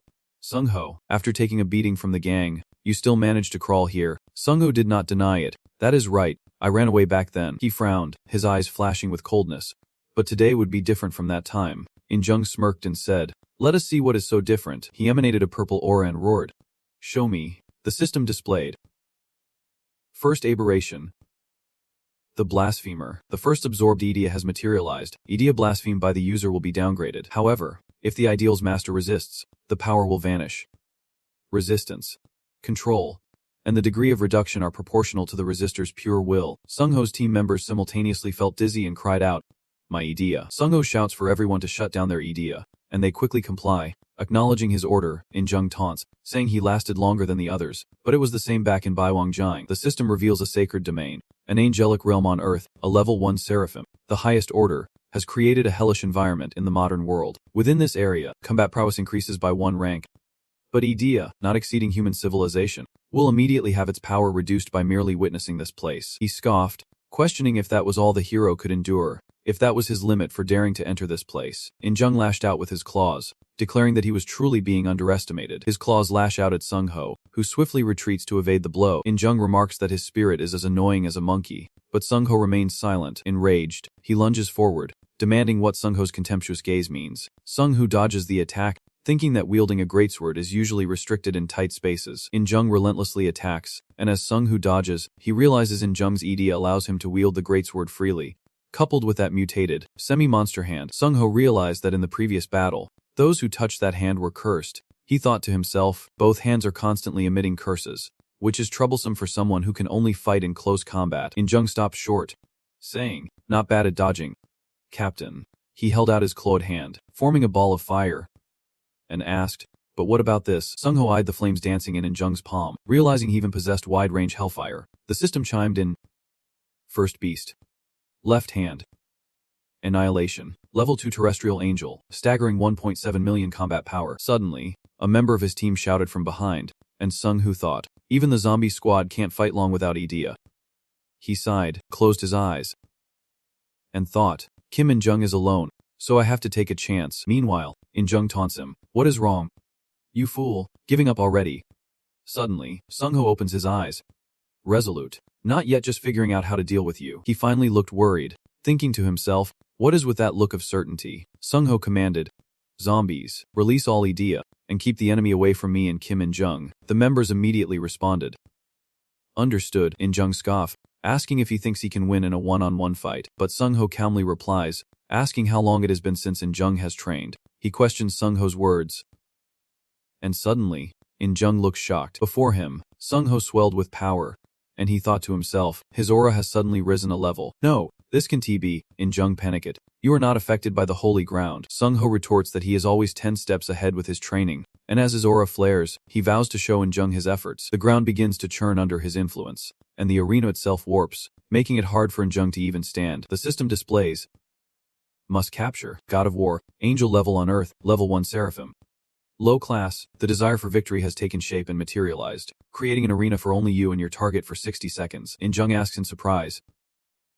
Spatial division. Guy is even more shocked as the claws on his hands begin to dissipate. In-jung cries out, my power, idea. The system displays, idea cannot be activated. Any physical or mental state from idea is nullified. Sung-ho steps forward, declaring that a healthy body houses a healthy mind. The system updates, reverting the owner's body to its weakest state of the past year, while the target is restored to their strongest. Sung-ho takes a stance and retorts, Kim In-jung, I will correct your filthy thoughts. He silently stares at him, then suddenly sprints towards In-jung. Gay staggers.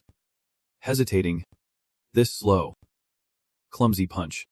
Suddenly, Sung-ho's fist is before In-jung's face. He thinks to himself, his body unable to keep up, and Sung-ho lands a painful blow to In-jung's face. He thinks to himself, this pain is not like being hit by idea. It is purely physical, so he has completely sealed my spirit. As In-jung clutches his face, Sung-ho asks him how it feels to be sealed by idea, when he is usually the one doing the sealing. Enraged, In-jung lunges forward, throwing a punch and shouting, while Sung-ho immediately blocks the blow. He thought to himself, Kim In-jung was noticed by nations even before becoming a peasant, not only as the leader of North Korea, but also as an exceptional swordsman from a young age. Sung-ho pulls In-jung closer, calculating his next move, but In-jung has relied on unstoppable idea and those that can neutralize enemies for too long. Ge refuses to be overwhelmed, defiantly declaring that Kim In-jung cannot be beaten by the likes of him. But before he could finish, Sung-ho slammed his hand into In-jung's face, pinning him down, thinking to himself that without his idea, he is just a punching bag. Sung-ho rained blows upon In-jung, who could only feebly defend himself, all the while thinking, I will make sure he can't breathe anymore. Sung-ho grabs In-jung's collar and lifts him high, unleashing a furious punch. With each blow, In-jung reeled backward. Sung-ho looked down at him and sighed. Rest now, Kim In-jung. He struggled to his feet, saying he never expected such power, and that it was fortunate he met In-jung before the Lord. In-jung knelt, declaring that even a dirty soldier could not be this low, referring to the goblin girl and Park Jin-sung. Sung-ho froze, confused the elf, Kim Sahan, and Park Jin-sung. In-jung asked if he knew them, and Sung-ho demanded to know where Park Jin-sung was. In-jung smirks. You said you would kill me, did not you? Hurry up, your spirit can't maintain the seal on another for long. Right, Sung-ho thinks, he is right, there is not much time left. Even if I hesitate because of what he said, there is no other chance. He clenched his fist, a look of determination on his face, and declared, I will kill you in the next 10 seconds. In-jung scoffed. 10 seconds is too long. In-jung chuckled. Do you really think so? Suddenly, In-jung looks up at the sky, the storm barrier breaking apart, and calls out, Third. Third descends from above, forcing Sung-ho to shield himself from the debris. Third asks Kim In-jung what is going on, while Sung-ho realizes that if he has to face both of them, he won't stand a chance, and decides he has to take out Kim In-jung first. Without hesitation, he charged towards his enemy with the speed of a storm, each step seemingly tearing through the air. In-jung sneered. Heave. Too late. Third. As he spoke, its massive hand reached down towards Sung-ho. He barely dodged it, anxiety welling up inside him at this rate. The skill's effect would wear off. Sung-ho muttered. Was his long-sought chance about to slip away? Kim In-jung gloated. Such power is wasted on anyone but me. Go ahead and try again, and the third will be crushed. He stood in silent thought. Realizing he would err in wasting time toying with him, he was right. God of War had no effect on these monsters. A torrent of thoughts flooded Sung-ho's mind. That is why he had to deal with Kim In-jung first. Now the advantage was completely lost. The cap. Chief, what do we do now? He asked calmly. This is a rescue operation focused on guerrilla tactics. We do not stand a chance in a full-scale battle. Tae Sung-ho clenched his fist, his voice filled with helplessness. Even if we retreat, everyone, including me, We'll be captured or killed, he said sadly. It seems this is the end for us. At the same time, his face hardened with determination. Eyes blazing. However, I have to take Kim and Jung with me. He sneered. Are you planning to use that trick again to ruin your friend's life? You think those useless fools can stop the third seat? He laughs maniacally. Reinforcements. You thieves. The zombie squad prepares to fight to the death, as Sunji shouts. Zombie squad, if we die with honor. He taunts. Come on, you fat cat. Suddenly, a voice rings out from behind. Startling them. Oh my, is that my fiance's friend? He stammered, then exclaimed in delight, recognizing the voice. Seeing who had arrived, Jung gritted his teeth in anger. You rushed over here too, I see. He curses, calling them demon spawn, as Sun greets them cheerfully, saying it has been a while, and Sung-Hoo and the demon spawn squad, as Sung-Jae exclaims in shock. A lady, his shocked voice echoed. She is alive, Jung sneered. Looks like a touching reunion. This is not my style, so I won't let it slide. Then, he suddenly leaps up, saying let us go to hell together, Jung coldly orders. Third. Finish them. In a flash, its giant claws came crashing down too easy. Joy called out urgently, and Sung-Ho, understanding, nodded immediately, and Sung-Ho shouted. Everyone, behind Kim Sahan. Without hesitation, Seon rushes toward the enemy, unleashing a magical gust that halts the third disciple's attack. Taking that chance, the others quietly moved upward. The rain had stopped, and Sung-Ho wondered if Ben-Pat and Rui were in trouble, but they had to deal with Kim and Jung first. Seeing him, Jung roars in anger. Oh! It is that bastard again. Sung-Ho rushes toward his opponent. Die. Kim and Jung, startled. Huang yells. Third. What are you waiting for? He is mocking you. Can't you handle one guy? At the same time, she leaps into action. Hold him down. And Sung-Ho, the flustered Wang exclaimed. A succubus. Third elder immediately unleashed his claws. Stay put. Succubus. Sung-Ho scoffed. Some face. You are just a cat. Immediately, she unleashes her magic, illusions appearing beneath her technique, the enchantress sword style. Third demon's eyes widened in disbelief, unable to speak. This is, in an instant, countless sword strikes rain down, tearing into its body, and third demon collapsed to the ground in agony. Sung-Ho rushes toward his next opponent. It is over, Kim and Jung. He bites his lip, muttering, what a mess. Knowing his survival was unlikely, Jung uttered his last words. Master, I can no longer face you. I will go first. At that moment, on Satan's side, the Codex Gigas suddenly cried out, revealing the outcome. Words appear, stating that more than half the world has fallen. At that moment, the system announces Codex Gigas, an angel-level being on Earth. The Codex Gigas, rumored to be written in a single night by a demon yearning to be a god, a code to rule hell, though none truly abide by it. It has turned the world into a hell of filth and endless fire. Whoever can edit it will be granted absolute power beyond even hell itself. The editor spoke. More than half the world is already in my grasp. What more do you want? The scripture continued to echo. Give the result. Satan relents, stating that he has already delivered the result she desires, questioning what more she could possibly want. He continues, promising that if she supports him now, he can immediately launch a war against heaven, delivering the final result. Before Satan could finish, he was cut off by an outburst of rage. Then, the Holy Codex suddenly slammed shut. He frowned. Confused. Is it happening again today? Fine. I will just have to destroy. Suddenly, the ground shook violently, rocks falling everywhere. Satan composed himself. This tremor. Could it be those intruders have not been dealt with yet? Magic quickly blazed red in his hand. Looks like I have no choice. In an instant, magic surged and spread through the space as Satan commanded. Return, all of you. At that very moment, a brilliant red light flared from the other dimension. Soon raises her hand, eyes wide with shock, an inverted cross. She can't believe her eyes, exclaiming in disbelief. Impossible. In the sky, magic radiates from the cross, a crimson gateway for monsters to emerge. Soon, Fox appears, declaring his enjoyment of the violence. But if it is his master's will, he has no choice. Fox unleashes a devastating punch, declaring, succumb to violence. The zombie squad is left speechless by the spectacle. Everything happened too fast for Sung-Hoo to react. He was paralyzed. Unease was etched on Sun's face as she clenched her teeth in tension. Instantly, an earth-shattering explosion echoed, shaking the very ground.